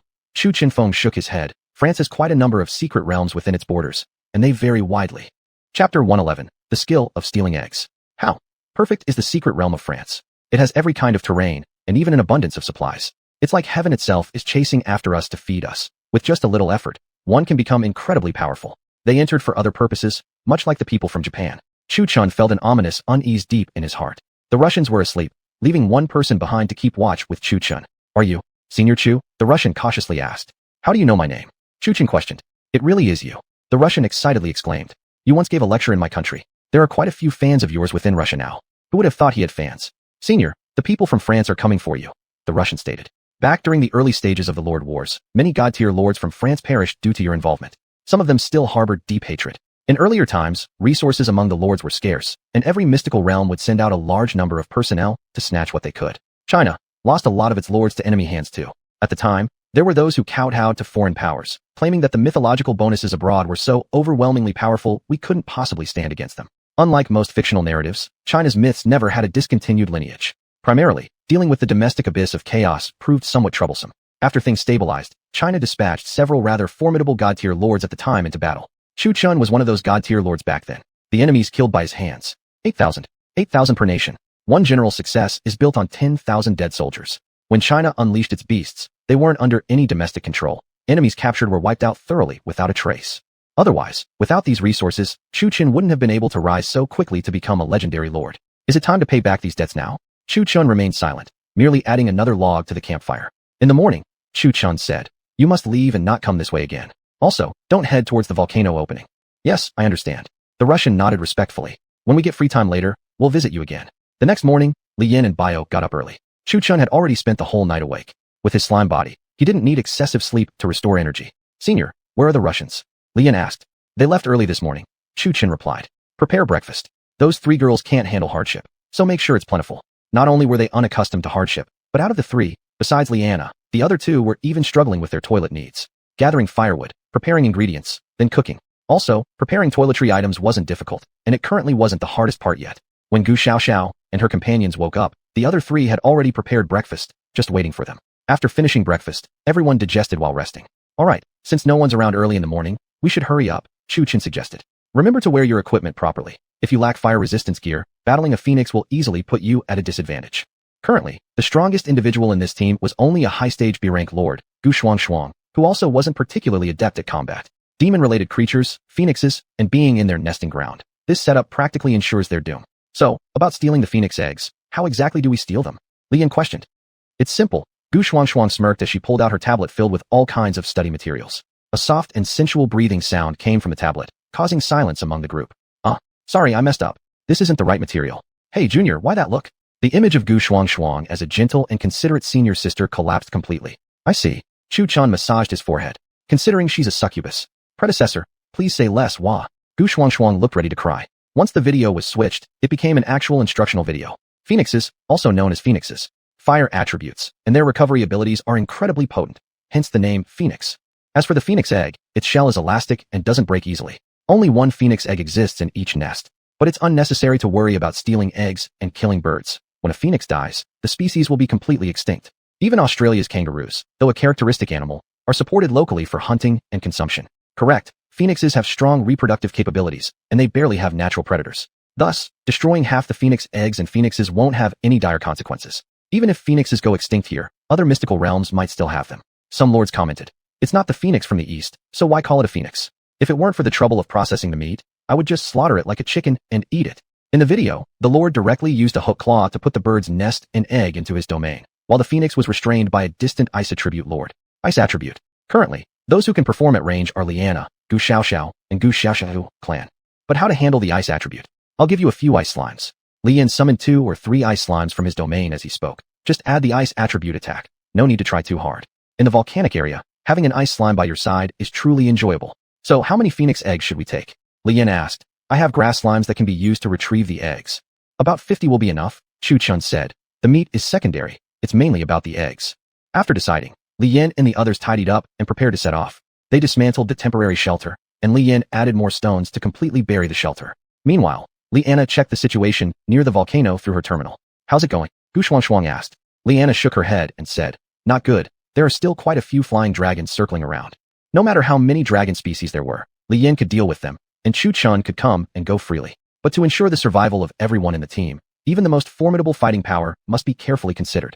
If my demon titan were still here, those dragon kinds would only be good for barbecue wings. Chu Chun sighed. Predecessor, Li Yan said, lords of a level and above cannot enter this secret realm. If you could bring the titan in, others wouldn't even have a chance. I know, Chu Chun sighed. Though he can still make a difference, he is no longer the legendary lord he once was. Stealing resources from a group of juniors, what kind of business is that? Not long after Li Yan and the others left, they went to the Valley of the Phoenix. Understood. Tian Yuquanren chuckled evilly. He brought something this time, something potent enough to kill Li Yan and his group in the Valley of the Phoenix.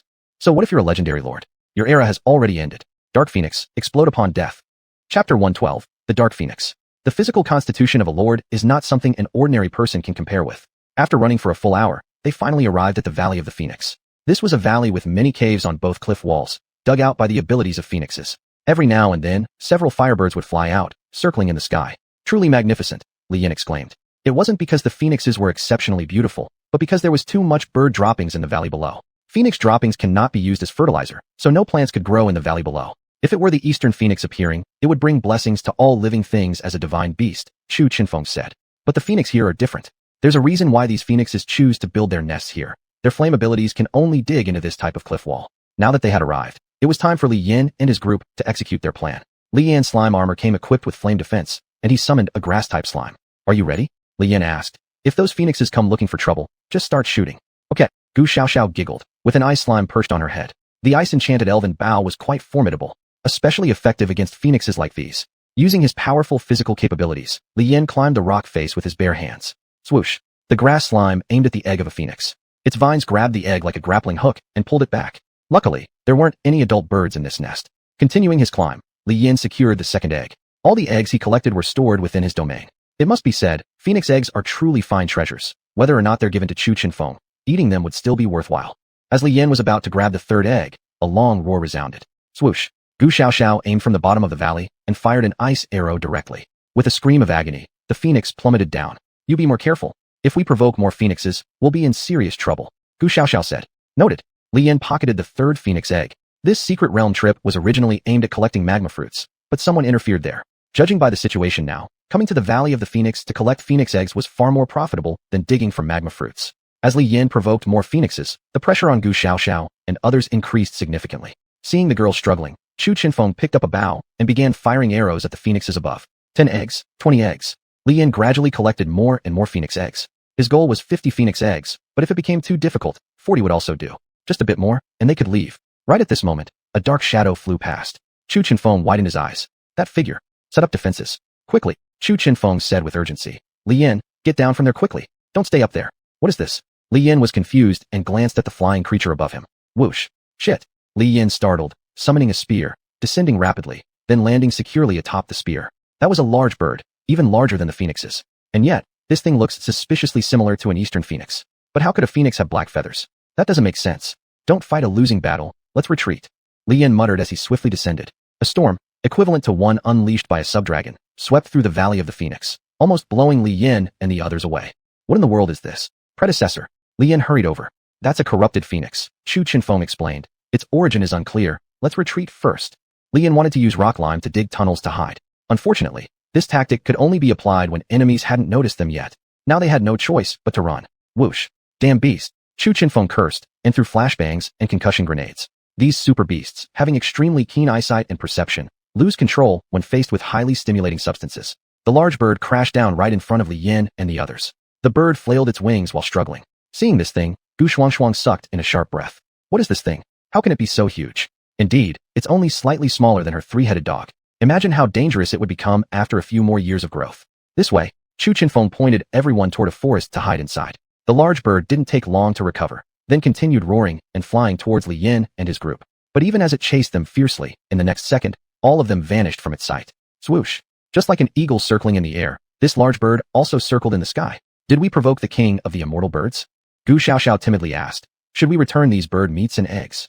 That's not the king of the immortal birds, Chu Chinfeng said. That's a malignantly mutated dark phoenix, and it's one deliberately bred to fight to the death. Huh? But aren't phoenixes of this kind especially hard to raise? Xuanhuan was confused. There is a saying, the phoenix roosts on the parasol tree. To breed phoenixes, creatures that become divine when they evolve, you need to grow enough suitable places for them to roost within your domain. The best option is the parasol tree, though it can't be just any ordinary parasol tree. It has to be saplings of the god tree level obtained from secret realms. On top of that, phoenixes are picky eaters and won't touch anything that doesn't meet their standards. However, difficult to raise does not mean impossible. During the early days of the war, someone accidentally bred a dark phoenix, Chu Chinfeng said. Its combat power rivals that of a phoenix from the divine system. And after dying, it will explode. After the explosion, serious magical pollution ensues. This thing is more destructive than nuclear pollution because the influence is too great. So by the mid to late stages of the war, any lord with a shred of conscience in the world wouldn't cultivate this suicidal type of creature. Unless the people from the east kept it. Chu Chinfeng gritted his teeth and clicked his tongue. The place where they were now was inside a tree hollow. This hollow was very unique, artificially carved out, specifically for hiding from attacks by immortal birds. Leaving was out of the question. If they went out, they might be attacked by the dark phoenix. And that would spell disaster. Chapter 113. Driving the wolf to swallow the tiger. Xuanhuan sent her wraith familiar to scout the situation. As she watched the huge fat bird circle overhead like a fighter jet, over and over again, she sighed helplessly. It won't work. Judging by this, the dark phoenix could play cat and mouse with us for an entire month, Xuanhuan said. And that speed. I've never seen anything like it. Xuanhuan had a premonition that even Liana's fully powered mechanical descendants wouldn't be able to match the speed of this big bird. It was just absurd. Senior, since you know so much about it, there must be a way to deal with it? Lian asked. The dark phoenix. Unless you were in a specialized university library, there was no information about it online at all. I'm sorry, Chu Chinfeng shook his head. I don't have any effective countermeasures either. Back then, high-level lords lured it to uninhabited places for hunting, followed by cleanup procedures. This one has obviously been tampered with, and none of us has the ability to handle it. Back in the day, Chu Chinfeng could have turned this great bird into roasted chicken with a mere wave of his hand. But now, that's not possible anymore. I've got an idea, Gu Xiaoxiao suddenly said. All eyes turned toward her. You think about it. Isn't that big bird looking to cause trouble for us? It would surely keep following us, right? Lian nodded. Even though we can't fight against the big bird, we can definitely use the tactic of driving the wolf to swallow the tiger. Gu Xiaoxiao proposed. Anna's descendants or equipment must have something capable of rapid movement, right? Liana nodded and said, there are quick response motorcycles. With the cover of the forest, we should be able to outrun the dark phoenix. Chu Chinfeng thought about it and asked, what do you plan to do? Senior, think about it. Gu Xiaoxiao continued. Besides the phoenix, there are also dragons here. Dragons? Do you want to lure the dark phoenix toward the volcano so the fire dragons will deal with it? Ba Chonga questioned. Gu Xiaoxiao indeed had that idea, but it didn't stop there. Before we entered, wasn't there talk about a special variant among the fire dragons, the inflamed dragon? Gu Xiaoxiao said. Given how dangerous the dark phoenix is, wouldn't it make sense that the legendary inflamed dragon wouldn't just stand by? Once both sides are severely wounded after fighting, we'll simply be spectators watching from afar. Do you even know how far it is from here to there? Lian covered his face. We can try, Chu Chinfeng stated. What? Are you serious, senior? But motorcycles, how can they outpace? We can modify them, Chu Chinfeng suggested. Forget motorcycles, we can create a small low-altitude combat aircraft.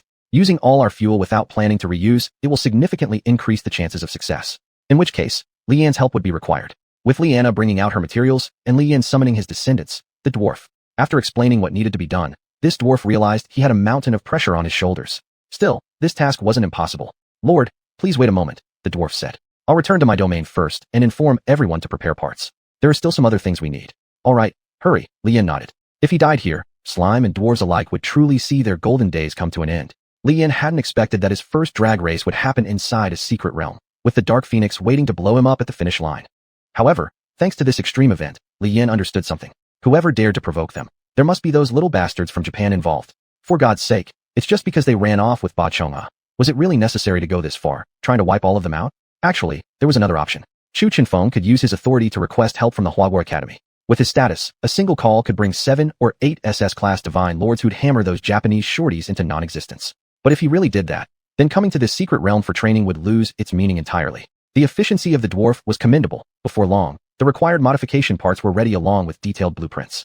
No one asked why the dwarf knew about mechanics, just as no one questioned why slimes used drills to do civil engineering. Clang clang clang. A series of dismantling and rebuilding operations unfolded as Liana's original propulsion system was completely stripped and replaced with a stronger power source. This power source was originally designed by the dwarfs and could directly utilize various forms of energy from the descendants or lord themselves. Why switch to this thing? Call out the Thunder Slime, Chu Chinfeng said. Their group was rather lucky to have a lord even more outrageous than Tangzhu in their midst. If one were to mention something that could provide powerful energy, there would be nothing else aside from the divine race. Thunder was the most tumultuous energy in this world. Li Yin held the golden slime in his hands, prepared and ready. First, they stored the modified vehicle within the realm, only to release it when outside. Everyone boarded the vehicle, sitting in their pre-planned seats and securing themselves. This car was extremely rudimentary. Even dwarven craftsmanship could only handle such a feat once. Should they get hit midway by the Dark Phoenix, it would be disastrous. Whoosh. Begin. Xuanhuan ordered. Pew pew buzz. The tiny thunder slime instantly unleashed an energy output rate comparable to that of a spaceship. With this burst of force, the crudely constructed landcraft shot forward in an instant. The Dark Phoenix noticed them and pursued with a prolonged screech. Naturally, Xuanhuan did not expect that merely constructing such a flying ship could shake off the Dark Phoenix. Are you ready? Xuanhuan asked. I'm ready. Gu Xiaoxiao stood at the back, secured herself, and replied. Being part of the darkness type, the Dark Phoenix contrasted with Gu Xiaoxiao, who belonged to the light type among the present group. Though it was impossible for her to defeat the Dark Phoenix, slightly delaying it was within reach. Burst light orb, fire. In accordance with the moves taught by Xuanhuan, Gu Xiaoxiao unleashed the light type, burst spirit orb. A massive orb of light hurtled towards the Dark Phoenix, exploding just as it attempted to evade, covering the entire Dark Phoenix in its brilliance. Once wasn't enough, it needed to happen several more times. Ugh, this drink is so bitter, so bitter. Gu Xiaoxiao drank coffee while casting spells. The tactic worked, though it wasn't exactly comfortable. Chapter 114. Encirclement and Annihilation. Bang, bang, bang. Aside from Gu Xiaoxiao firing light orbs to the rear, Liana was also shooting special rounds with her anti-material sniper rifle. There were resistance rounds, concussion rounds, instant flashbangs, and even ice slime-empowered frost rounds. Chaos beats order every time. So what do you think? Isn't it powerful? Is it effective or not? Poor Li Yin had no way to directly participate in the battle. Otherwise, the range could have been extended a bit more. The people lurking in the shadows who witnessed this scene felt nothing but admiration. Truly worthy of being a legendary class lord of old, daring to use such dangerous explosives at any moment. Truly a testament to great skill breeding boldness. Hold my foot. Gu Xuanhuan was exerting herself to maintain the stability of the engine. Otherwise, it would have exploded long ago. This also strengthened some people's resolve to eliminate Xuanhuan. He cannot be allowed to continue growing. It was far too perilous. As the spacecraft moved forward, the Dark Phoenix grew increasingly frenzied. The distance was just about right. Everyone, conceal your auras well. Li Yin, prepare to retreat instantly. Got it. With a final release of energy, Li Yin increased the speed. The spacecraft hurtled toward the volcano's crater. Just as they were about to enter the crater, Li Yin and Xuanhuan pulled a few girls and leaped off the ship. Relying on the properties of molten lava slime, they landed smoothly on volcanic ejecta. Even so, they didn't stop, heading for a nearby shelter away from dragons. Boom. The spacecraft entered the crater and exploded immediately. Energy interwoven with lightning caused a volcanic eruption. Even if the Dark Phoenix lacked brains, it surely understood what foolish actions these pursued individuals had committed. Why would they abandon that iron box? Were they not afraid of dying? Roar. A dragon roar resounded through the air. Frenzied flying dragons charged toward the Dark Phoenix en masse. Whistling wind. In midair, an even fiercer battle unfolded as dragon carcasses continued falling down. Bang bang. I'll reinforce this place. Li Yin released metal slime and rock slime, encasing the partially excavated shelter. The entire volcano trembled like an earthquake. If someone threw a bomb into this chaos, it might very well lead to the end of the world via volcanic annihilation. Roar. An even brighter dragon cry rang out. A massive dark red dragon flew out of the crater, spewing scorching blue flames from its mouth, while glaring furiously at the Dark Phoenix. So, the flame dragon is actually one of the volcanic-dwelling dragons. Gu Xuanhuan's understanding was updated. Had they not known this, forcing Li Yin to use the abilities of molten lava slime to retrieve magma fruits within the crater, Li Yin probably would have suffered misfortune. If you want to watch, then watch, Xuanhuan grunted. Situations like this, even a divine-level lord might only encounter a handful of times in their entire life. In the sky, the flame dragon's breath collided with the Dark Phoenix's shockwave. The two energies intertwined yet repelled each other, filled with tremendous magic. An instant explosion followed, after which the flame dragon and the Dark Phoenix commenced close combat. The feathers of the Dark Phoenix were harder than mithril, and the scales of the dragon were equally formidable. This tactic of pitting wolves against tigers had paid off. The commotion outside drove all creatures in this area away, even forcing local lords to retreat urgently, unless they were super lords like Tang Jia. Any normal lord approaching this vicinity would be torn to pieces by the storm generated by these two monstrous beings. 2 hours later, the chaos gradually subsided. Li Yin opened the shelter's lid, and a large cloud of dust swirled upward. Such was the aftermath of the battlefield. Everywhere there were dragon corpses, while the magical contamination released by the Dark Phoenix was entirely incinerated by dragon flames. Does this mean we turned calamity into blessing? Li Yin didn't know what else to say. Having endured such hardships, even if we don't take anything, other lords will come out of greed, Xuanhuan said. You go collect resources from the common flying dragons first. I'll check whether the flame dragon and the Dark Phoenix are still alive. Since Xuanhuan's body was made of slime, neither the dragon flames nor the magical bursts from the Dark Phoenix posed much danger to him. Li Yin and his group mechanically collected over 100 fire dragons into their domains. dragon scales, hides, and even meat. These items were all extremely valuable. Selling them within the divine realm would attract eager buyers. Upon confirmation, both the flame dragon and the dark phoenix were indeed dead without a doubt. High-grade monsters always produced rare materials, such as spirit crystals. Chu Chinfeng dug out the spirit crystal from the flame dragon and the spirit crystal from the dark phoenix. Using these to forge weapons might seem wasteful, but taking them back and purchasing a fire dragon and bird creature, allowing their evolution with the aid of the spirit crystals, would recreate the flame dragon and phoenix. As for the influence of the dark phoenix, anyway, he was also a demon-type lord, so there wasn't much to worry about. Senior, Li Yan waved from afar. Are you done checking yet? Can we start collecting magma fruits now? Thinking about magma fruits at a time like this. I'll be done in a moment. Chu Chinfeng stored the bodies of the flame dragon and the dark phoenix into his domain, then turned around. And with a sound, a sharp blade pierced straight through Chu Chinfeng's chest. How could this be? Senior, Li Yan saw this and immediately rushed over, armed with his fiery spear. But then, he was intercepted. The assailant was a martial arts expert, trading blows evenly with Li Yan. Then several hooded figures surrounded Gu Xiaoxiao and the others. It was obvious that someone had been sabotaging them from behind. Chu Chinfeng spat out a mouthful of blood, gazing at the blade protruding from his chest, and said with difficulty, "You went through a lot of trouble to kill me, even bringing out a blade made of Yauka metal. And whose fault is it that you're demon lord, Chu Chinfeng?" The assassin glared at Chu Chinfeng. "I assumed you'd be wearing advanced armor to protect yourself, so I didn't want to use such a good weapon at first. Slice, puncture. Damn it. Are you asking for death?" Li Yan swept horizontally, driving back his enemy. "Don't move, unless you want your companions to die here." Li Yan glanced back and saw xuanhuan and the others already surrounded by high-level lords. With his long spear in hand, he didn't know what to do next. Fight or call for help. But if he called for help, an insufferable voice rang out as a little dwarf appeared. "You guys are truly impressive. To make it this far, Tian Yuchuan, that bastard, had arrived. But this is where you stop. Li Yan, after you die, the women by your side will be taken care of properly by me." Just as they thought victory was within their grasp, a head was tossed their way. It was the guy who had just assassinated Chu Chinfeng. What the hell was going on? Realizing I could resurrect, Chu Chinfeng retracted the slime spike from his back. "You should have considered whether my body was even human in the first place. Underestimating the opponent and advancing recklessly, a cardinal sin in military tactics." Chapter 115, Safe Evacuation. This world is a dog-eat-dog world. Even A-class strong individuals could be taken down by lesser people, especially those who lose their heads after gaining strength. Such a mentality is quite fatal in front of experienced old hunters. If a person is killed, they will die. Even if their rank is higher than Chu Chinfeng's, it's the same. The difference is that Chu Chinfeng can no longer be considered pure human. The demon blade was drawn as Chu Chinfeng took slow steps towards the lords surrounding the girls. The French lords surrounding them all knew that Chu Chinfeng posed no real threat now. But they were afraid. This demon-type lord left behind a name in France that could easily compare with Satan himself. Children would stop crying just at the mention of his name. It wasn't an exaggeration. Even if Chu Chinfeng's rank was too low, his combat power was not to be underestimated. Sing. Be careful. A metallic clang sounded as Chu Chinfeng's demon blade clashed against one of the enemy's weapons. Chu Chinfeng, not having an advantage in strength, quickly shifted tactics and released a magic spell from the demon slime belt. He concealed his figure before the enemies, and the entire area was enveloped in black mist. Even Gu Xiaoxiao and others disappeared, leaving only a phantom. Damn it, the French lords formed a circle back-to-back. Wasn't Chu Chinfeng rendered powerless? Why does he still have such powerful combat abilities? You know who he is, right? A cold sweat trickled down a lord's cheek. Even if his aptitude is only F level, his battle experience far surpasses ours. Take this illusion for instance. Out of everyone globally at his rank, fewer than 6 could possibly dispel it. Everyone must remain vigilant. The enemy could attack from any direction. Above. With a scream, the French lords looked up. Then, they were thrown into disarray by Li Yan's great wasteland star meteor. The illusion vanished instantly. "Die, you bastards!" Gu Xuanhuan screamed as her 3-headed hound charged forward. The team members used every trick in their arsenal. Since the other side had sought to kill them first, there would be no blaming anyone else. In no time at all enemies were wiped out. Only the shorties from Japan remained. Tian Yuchuan was utterly shocked. How could there be such powerful individuals? They had been at a disadvantage just moments ago, hadn't they?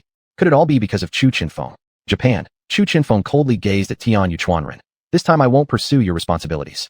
Leave behind 3 treasures, then leave on your own." Tian Yuchuan was torn looking at this legendary figure. Anyone with eyes could see that Chu Chinfeng was already at the end of his strength, barely holding on by a thread. But the current issue was, besides Chu Chinfeng, a spear hung with thunder appeared, Li Yan fully geared and ready for battle. One could pass Chu Chinfeng's test, but there was no way past Li Yan's. How did Huahua manage to train such a powerful lord? Tian Yuchuan couldn't help but feel resentment. Killing Chu Chinfeng would bring fame and glory. But who would have thought, even at D level, his fighting prowess remained so formidable? Fine, I'll leave you alone then. Tian Yuchuan left behind a cloak, a samurai sword, and a pair of wrist guards before departing. Once certain that there was no presence of other enemies, Chu Chinfeng relaxed. "Senior." Gu Xiaoxiao rushed to support Chu Chinfeng. "I'm fine.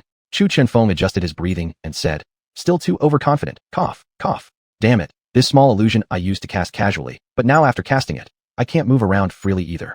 Li Yin finished clearing the battlefield, then carried Chu Chenfeng as the group left the volcanic region. A shelter could be dug using slimes, and with a bit of design, it became a comfortable refuge. Chu Chenfeng summoned a slime and leaned on it. Seeing Liana also wanting to do the same, he conjured one for her too. The desert environment was arid and hot, so Chu Chenfeng released an ice slime to regulate the temperature. Judging from Senior Chu's condition, we probably won't get to enjoy egg custard, xuanhuan sighed bitterly.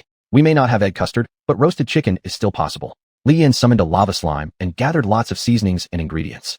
Processing the phoenix meat wasn't hard, but the difficulty lay in how to cook it. Fortunately, Li Yin didn't need to think much about that. Within 10 minutes, a fragrant roasted chicken was ready.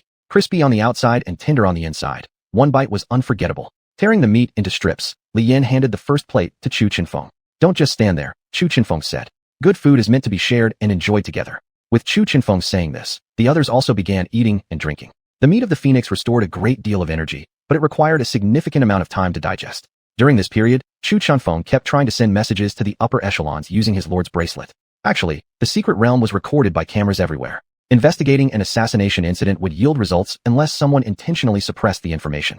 Otherwise, any claim of no evidence would simply be deceitful. This time around, if France and Japan were caught making a mistake, Huaguo would severely penalize them. Lord resources are valuable, and no country would feel they had enough. Conversely, these two countries might not even have that many good resources.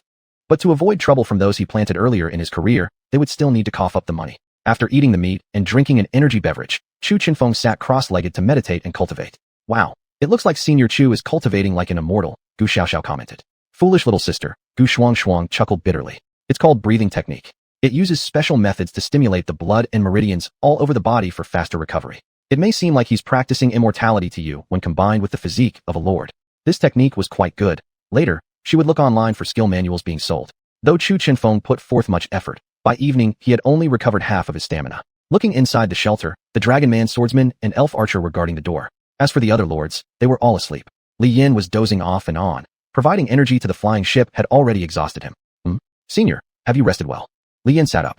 Another day has passed. Setting out at night might result in attacks by nocturnal beasts, so we need to stay here for one more day. At such a promising age, to become stronger, one must endure hardships within the secret realm. As a senior, Chu Chenfeng felt somewhat unwilling. Chapter 116, End of Exploration. Such is the world, the weak die. But people always have the chance to embellish this gray world with colorful things. Are the phoenix eggs okay? Chu Chenfeng asked. Give me the eggs. After these children wake up, they can eat them. This tone of the housewife. Li Yin took out several phoenix eggs from his domain. They hadn't been closely examined before, but these phoenix eggs are truly big. They're about as large as ostrich eggs. Food like this, in Chu Chenfeng's hands with a little salt, becomes an exquisite delicacy. Ba Chonghe was awakened by all the noise. Knowing Li Yin was preparing dinner, she quickly came to help. Cookware and condiments. This girl was proficient in everything. While the two Gu sisters and Liana were sound asleep. Esteemed lord, the Dragon Man swordsman suddenly said, are those the phoenix eggs? Do you know about this thing? Li Yin asked. Yes, although I don't know why, I know a way to cook it. The Dragon Man swordsman said, by using dragon fire to burn it, you get quite a tasty food. Well, the Dragon Man swordsman's proposal cannot be adopted. Where on earth do you find dragon fire? Even if there really is dragon fire, one burst of it would mean the end for this entire shelter. You'd better stay inside the field and chew raw beef honestly. Li Yin broke into a sweat. After dealing with the Dragon Man swordsman, Li Yin began his watch. He had promised to treat everyone to egg custard, and Chu Chenfeng didn't break his word. The three girls were completely lured awake by this aroma, so fragrant. Unfortunately, the phoenix eggs were limited. Otherwise, they might have just kept going endlessly. Predecessor, Li Yin asked after finishing eating, what should we do next? Should we leave directly tomorrow? There were already many people inside this secret realm targeting Li Yin and his companions. If they stubbornly stayed, they wouldn't die at the hands of monsters, but rather humans first. After such fierce battles before, Chu Chenfeng said while drinking water, no one from France should dare to make a move against us. Besides, I've already contacted the school. If they truly break the rules, then it's tantamount to declaring war. Anyway, within a short period, Chu Chenfeng's group should still be safe. Moreover, during nighttime, the beasts and magic creatures in the secret realm gain empowerment. In contrast, humans will not see clearly at night, causing trouble when traveling at night. Let's wait until tomorrow to leave. This time, our harvest has also been bountiful. Chu Chenfeng said regretfully. I need to experiment with some stuff myself to determine if we can continue staying here. Not knowing what the elder wanted to do, it was already good enough that they could exit soon. Staying longer in this secret realm, Li Yin suspected that people from other Western countries might come looking for trouble. By the way, Gu Xiaoxiao seemed to remember something. With so many flying dragons dying this time, will there be no more flying dragons later? No, there won't. Chu Chenfeng replied. To thoroughly eradicate a species, taking fire dragons as an example, you'd have to destroy the entire volcano. As long as the overall environment of the secret realm isn't ruined, very quickly, some remnants of a certain magical creature will rapidly recover. By the way, how do we divide the equipment left by xuanhuan? Li Yin remembered the katana and asked. Sell it back home. Xuanhuan sighed. We can't use this thing. Sell it back to those little dwarves after bringing it home. We'll definitely make a fortune. After all, it's a national treasure level weapon, even though it's a weapon carried by xuanhuan, that little dwarf. What's going on with that East Asian person? Chu Chenfeng asked. Last time, Gu Xiaoxiao complained. Everything had been planned perfectly, but unexpectedly a fakely appeared halfway through. Don't ask why it's not Li Kuei, xuanhuan isn't that tall. The gold holy dragon skeleton was acquired at that time, and subsequent funds were obtained then too. Unbelievably, even East Asia is being so arrogant now. As for that so-called sun goddess, if she has the courage and ability, she should treat hereditary diseases caused by close kinship reproduction first. That xuanhuan won't live long, Chu Chenfeng said. That's a hereditary disease in their family. In my era, I fought with several sun goddess bearers. None of them lived past 28 years old. What do you mean? A curse? Liana asked. To be precise, it's called accelerated cellular degradation, referring to the Tianyu family. To keep their bloodline pure, their family has always bred with close relatives. Hereditary diseases become increasingly severe. Collateral lines can manage with medicinals. However, the direct line inheritors of divine races put greater burdens on their bodies. I didn't expect that after such a long time, this kind of thing is still happening. Moreover, the holders of the Amaterasu clan are getting weaker generation by generation. Can this disease not be treated? Lian asked. It can be treated. We had solutions back then. Chu Chenfeng said. There's any treasure in the chaos abyss. It's just that people from East Asia don't have the strength to find it, and other countries can barely manage themselves. Besides, even if there is a treasure that can treat it, with the internal struggles within East Asia, they wouldn't give it to young people. That group of old folks definitely want to live on. Why should Chinese people worry about internal conflicts in other countries? But, Chu Chenfeng looked at Li Yin thoughtfully. If we could capture their bloodline, I think the higher-ups won't be stingy. Huh? If you're going to say that, why are you looking at me? Li Yin was confused. Was he being expected to marry a princess from the royal family of East Asia and have kids? Seeing the murderous glares from the other girls, Li Yin knew that this would never happen. After resting for one night, they left without incident. This division of spoils. The distribution of victories. Items like magma fruits naturally went to Chu Chenfeng. The rest, such as phoenix meat, were all sold off. And then, tell me specifically what happened.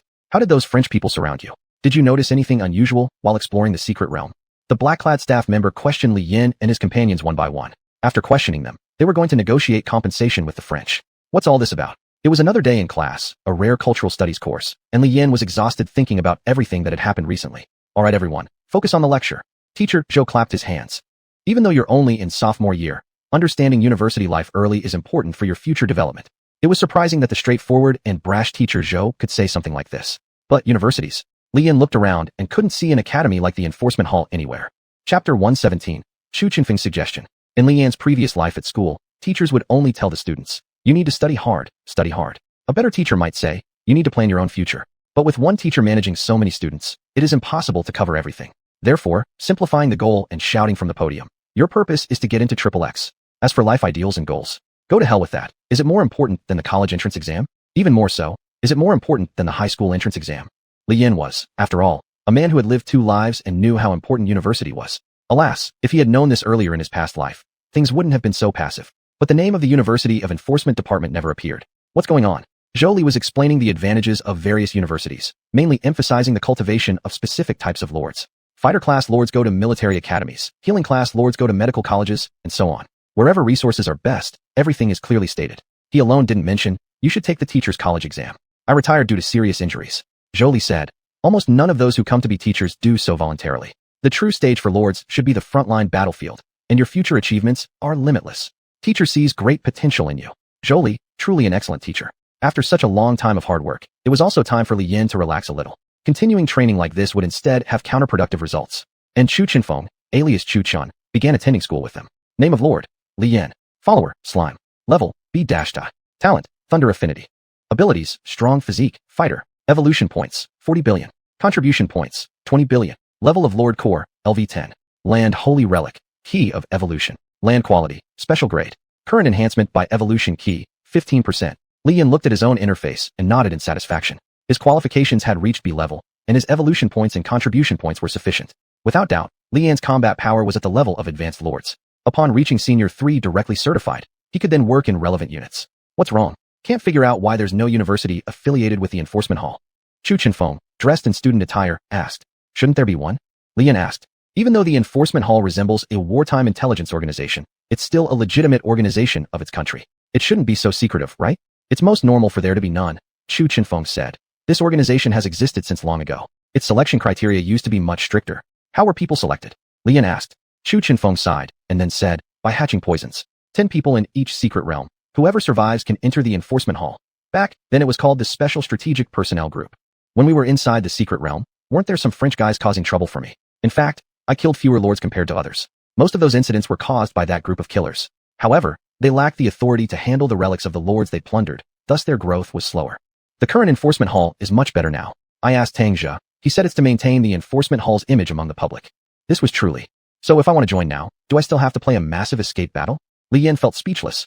In this day and age, following the old ways seems somewhat excessive, doesn't it? If one wants to show a people-friendly side, why not just open up university admissions instead of making everything so mysterious? Li Yan, Chu Chenfeng said, the Enforcement Hall isn't suitable for you. You should aim for stronger colleges. Only there can you receive the best possible cultivation. Li Yan was surprised. Were there schools like that? Don't you have to register through websites? Predecessor, what kind of college do you consider even better than the Enforcement Hall? Li Yan asked. Nowadays, in Li Yan's eyes, the Enforcement Hall is like the Umbu Dark Ops team from X-Shadow Ninjas. Even if not walking down the path of the Lord, at least execution ability and combat capability are online. Huagua's #1 Lord College, now called Heilong Academy, Chu Chenfeng said, a militarized training school established to address the advent of the Lord world. But uniformly implementing military measures would only obscure a Lord's innate potential. Over the years, quite a bit has changed. If you wish to attend, I can write you a letter of recommendation. With Chu Chenfeng's recommendation, Li Yan would be 100% admitted into Heilong Academy. But this would be unfair to other students. There were limited spots available at Heilong Academy. It cost a lot for major families to secure a single admission spot. In such colleges, cultivation resources are abundant. People who graduate from Heilong Academy basically enter the divine realm. Even high-level lords are considered too weak inside. Only top-level lords represent normal strength there, and all the teachers are uniformly god-level lords. Although there aren't any legendary lords, their power is still formidable and not to be underestimated. This is why Chu Chenfeng's letter of recommendation carries so much weight. Predecessor, I think I'll wait a bit, Li Yan said. I'm still in my second year of high school, and I have another year to improve myself. There's no rush. You need to make your decision carefully, Chu Chenfeng warned. The major families within Huagua are all closely watching the admission spots for Heilong Academy. Once you enter, the minimum level you come out at will be top-level lord. Li Yan nodded, indicating that he understood. Just attending a prestigious school doesn't guarantee success. In his previous life, there were cases of students entering Tsinghua or Peking University but wasting themselves on gaming. Oh, one more thing, Chu Chenfeng added. Your performance has been exceptional. Besides the Zhao family, many other families likely view you as a thorn in their side. Be careful. Li Yan was speechless. Wasn't this just like ancient times, when people would break others' limbs to prevent them from becoming the top scholar? It seems some aristocratic clans were just as ruthless today. Don't be fooled. When Li Yan was still in his first year, the Enforcement Hall had already expressed interest in recruiting him. A genius who skyrocketed from F rank to his current status definitely caught everyone's attention. These influential families, considering their own interests, should naturally aim to eliminate Li Yan as an uncertain variable, especially the Zhao family, who harbored deep enmity toward Li Yan. Meanwhile, Zhao Tianxuan's position was steadily rising. Having ascended to A-class lord, his strength had increased significantly. As long as he kept cultivating, reaching top-level lord would no longer be a dream. Moreover, there was hope for Zhang when surgery. Chapter 118, Different Destinations. Come to think of it, it's quite amusing. When Chu Chenfeng was resurrected, the machine constructed by the mechanical lord wasn't used. Therefore, in order for the experiment to continue and not waste money, messages were sent to all high-ranking lords asking if there were any family members in need of surgery. There is an experimental surgery, and if one wishes to try it, they can come to XXX. Zhang Tianquan doesn't know what this experiment is about. Otherwise, he wouldn't have continued with his plan against Li Yan. Upon reaching Class A, Zhang Tianquan hosted a grand banquet to let everyone know that another powerful warrior has emerged from the Zhang family. At the same time, Bai Lian back at her maternal home is soon going to give birth. Zhang Tianquan cannot possibly bet everything on Xuanhuan. People should always leave themselves an out, right? Inside the academy, Li Yan and others gathered together. Hey Junior, your senior sister is so troubled. Xuanhuan leaned on Li Yan's shoulder. So many academies have extended offers to me. I really don't know which one to choose. My elder said there's something called the Black Dragon Academy. Why don't you go? Asked Li Yan. The Gu family could probably secure 1 or 2 spots, right? Don't underestimate it, said Gu Xiaoxiao. While Black Dragon Academy does have admissions quotas for our big clans, there are more than just me and my sister in the Gu family. Sexism exists everywhere. I thought the Gu family wanted to train both of you. Li Yan was somewhat surprised. If they truly wanted to train us, the resources from the main house in the Divine Realm would be much richer. They should have sent us there, Gu Xiaoxiao said. Children born in the Divine Realm, who stay there are all powerful lords with initial S-class potential. Our Gu family is only a second-rate family. It's already good to have a branch connected to the main house in the Divine Realm. I didn't expect it to be like this. So where do you want to go, senior sister? Lian asked. I want to go to the enforcement hall, said xuanhuan. I'll become super strong in the future. Once I reach the divine realm, I will be the main family of the Gu clan. At that time, younger brother, come be my. Gu Xiaoxiao opened her mouth and bit her sister's shoulder. After a loud racket, the two calmed down. Liana plans to attend a specialized mechanical school, while Ba Chongha intends to go to a healing school. There is a teacher there who has undergone deep integration with a favored race just like her. Though this teacher has successfully solved the problem of over-integration and also teaches healing. Healing isn't simply about curing people. This teacher, as described in games, is a commander who controls the entire situation. Her support skills are extremely powerful, and her healing abilities are top-notch too. So what about you? Lian asked Gu Xiaoxiao. I'm going to Black Dragon Academy, snorted Gu Xiaoxiao. I've already started cultivating the ancient elf race, and by the time I'm in the 3rd year of high school, I must at least break through to special grade lord. The courage displayed by Gu Xiaoxiao regarding ancient races is no laughing matter. Everyone looked at Li Yan. Don't look at me. I'm going to the divine realm, said Li Yan. And I must also break through to S-class potential. To break through from class A to S-class still requires some good fortune, said Gu Xuanhuan. All the secret realms we currently explore are merely trivial matters. True experts will explore the Chaos Secret Realm. Chaos Abyss. No, not the Chaos Abyss, Mana shook her head. It's just the Chaos Secret Realm. The Chaos Abyss lies within the Divine Realm. Normal lords can barely touch it. The Chaos Secret Realm is situated on territories once obliterated by chaos, or suddenly appears as an isolated island on international waters. A huge teleportation portal stands upon it. The Chaos Secret Realm is different from ordinary secret realms, continued Gu Xuanhuan. Most of these realms contain civilizations. The majority of the realms we previously explored consist mainly of mindless monsters. If luck prevails, one might even obtain cultivation techniques from the civilizations within these realms. Like cultivation novels you read, those things can actually be realized. Li Yan rested his chin on his hand, pondering deeply. If this is true, then why don't the civilizations inside these secret realms rush out of the portals and invade the Lord world? Is it because they can't, or is there another reason? In short, if you want to break through to S level, you must undergo trials in the Chaos Secret Realm, said Gu Xuanhuan. But now, we're at odds with foreign powers. If you go to the Chaos Secret Realm, they might have people lurking in ambush waiting to kill you. It's better to go and train in the Concealed Sword Valley. Concealed Sword Valley? What is that place? Li Yan asked. One of the current cornerstone protectors of Huahua, and also the most well-known legendary class lord, the immortal swordsman by Haiqing, said Liana. So it's about using a sword. In that case, is Hidden Sword Valley a secret realm for sword cultivators? Li Yan asked. But wouldn't that be unsuitable? I'm all brute strength. I don't seem like the type who could wield a sword. The group chatted noisily for a while. Actually, one didn't really need to know how to use a sword. The techniques and cultivation secrets within were treasures for Li Yan. Breaking through from class A to S class was hard, and the difficulty lay in passing the mental barriers. By the way, Junior, you need to be careful. Gu Xuanhuan suddenly turned serious. Zhang Tianquan has broken through to class A. Zhang Tianquan, class A. Didn't his cultivation stagnate for years? Why would he suddenly break through? Li Yan was somewhat surprised. We don't know, Gu Xuanhuan shook her head. But now he claims he has strength comparable to Tang Jia. As a result, Zhangwen has become more arrogant at school too. You should be cautious, just in case. Li Yan took a sip of beer. He didn't expect Zhang Tianquan to break through. Still, claiming to rival Tang Jia is quite far-fetched. The title of first in class A wasn't earned for nothing. After seeing off the senior sisters, Bei Zhonghe was also leaving.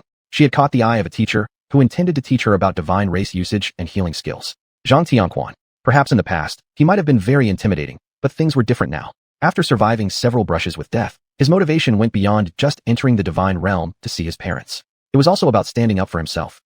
So what if he's class A? Li Yan lay on the couch. Even if there's a massive gap between high-level talents, I won't be afraid. If I die because of his schemes, then that's just my destiny. Life or death, just accept it. If someone doesn't agree, well, let's fight. Worst case scenario, I die. Chu Chinfeng. After wrapping up some school matters and planning to relax at the barbecue shop. Chapter 119, Seeking Help. Where could there be so many delicious foods in his time? Back then, people just ate whatever they had, and it was fine as long as they didn't starve. An improvement in material conditions might breed laziness among people, but Chu Chinfeng did not think that way. He believed that with so much food that couldn't even be finished, more warriors could definitely be cultivated to fight for Huahua. Besides, he himself hadn't had the chance to enjoy his student years properly, so what was wrong with enjoying a little now? Just as he was slowly savoring the large table of dishes he ordered, when he reached the halfway point. Is something the matter? Chu Chinfeng put down the half-eaten lamb skewer and asked. Chu classmate. The man in a suit chuckled lightly. After you're done eating, I wonder if we could trouble you to come with us? Chu Chinfeng smiled faintly, looking at this white glove from some unknown family, then observing the surroundings. There wasn't a single ordinary student around consuming here. Was he being detained? Who was bold enough to do this? However, since the enforcement hall hadn't interfered, it proved that these people didn't mean any harm. Chu Chinfeng tucked away the leftover food into his domain, said goodbye to the boss, and stood up. Under the lead of the white glove, they entered an extravagant bar. Reckless men and women indulged freely on the dance floor, releasing their desires. They let loose, while the girls danced. The scent of hormones surged. Everyone seemed frenzied. Chu Chenfeng began to suspect, were these people drugged? If it was to discuss business, why bring him here? Then, he saw his guide leading him, swiping a card to enter a private room. This room was known as the Emperor-level private room. It came with a super large screen, an independent soundproofing system, and even its own wine cabinet. However, all of these things were trivial matters. Mr. Chu, a white-haired man laughed loudly and stood up. Welcome. Sorry for disturbing your meal, Mr. Chu. Come, please sit. I have quite a collection of fine wines here. I'll open a bottle for you. A big boss personally welcomed Chu Chenfeng to take the honored seat, then placed a wine glass before him, respectfully pouring the wine. Chu Chenfeng glanced at the attire of these few individuals. From the Nangong family. Is there something you need me for? An ancient family, bowing so humbly. This was rare indeed. The way you speak. Nangong Qingshan chuckled and said, isn't this out of admiration for our predecessors?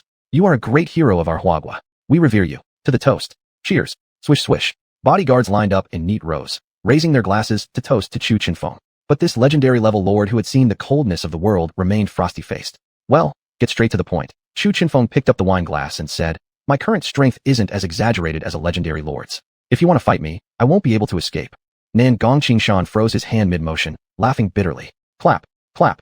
Women dressed provocatively entered, carrying trays of fruit. Sorry, senior, Nangong Qingshan said.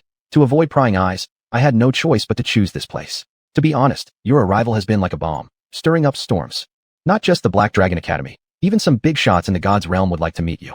It's a pity you don't want to compete with the younger generation. This breadth of mind truly surpasses ours. With Chu Chenfeng's identity, if he wanted cultivation resources, there would be plenty of divine lords, even later ascending to legendary lords, who'd help find them for him. Be it blood of the legendary dragon, or even eggs used to make scrambled eggs for Chu Chenfeng. Let's talk business. Chu Chenfeng became somewhat impatient. Nangong Qingshan broke out in cold sweat, worthy of the esteemed elder. The lost power still carried an awe-inspiring authority that made one shiver. It goes like this, senior. Nangong Qingshan clapped his hands, and a girl in school uniform walked out. This is my sister, Nangong Yaching. She is an elemental-type lord, her retinue being the origin dragon. How could such an absurd entity appear as an initial retinue? Chu Chenfeng was surprised, looking at Nangong Yaching, unable to believe his eyes. I can't believe it either, but my younger sister has shown it to me already, Nangong Qingshan explained. However, due to insufficient cultivation resources within my family and the persecution from certain people, her retinue has suffered serious damage. Now, that dragon's life is hanging by a thread. What do you want me to do? Chu Chenfeng asked. I know, you have significant influence. Nangong Qingshan said, my branch doesn't even count as a sideline branch of the Nangong family. Many mainline clan members say they wish to transplant the origin dragon to someone else. I don't want that. So, could you possibly write a recommendation letter allowing my younger sister to attend the Black Dragon Academy? Even working as a temporary helper would be acceptable. Chu Chenfeng remained silent, and Nangong Qingshan thought this elder was about to refuse, becoming somewhat anxious. Alas. With a sigh, Qingshan wanted to say something but stopped himself. Then, Chu Chenfeng picked up his phone and made a call. It's me, Chu Chenfeng. Chu Chenfeng said, didn't you give me 3 spots? Now I want to use one of them. No, it's not an exceptional admission case. A good seedling should be well cultivated, but we cannot force its growth too quickly. This is a serious dereliction of your duties. You need to reflect on this. Do you hear me? A D-class lord held the phone and scolded someone with SSS qualifications so harshly that the plot was really. Beep. Alright, Chu Chenfeng looked at Nangong Yaching. You come back to school with me now. And as for you, I won't tell anyone about today's events.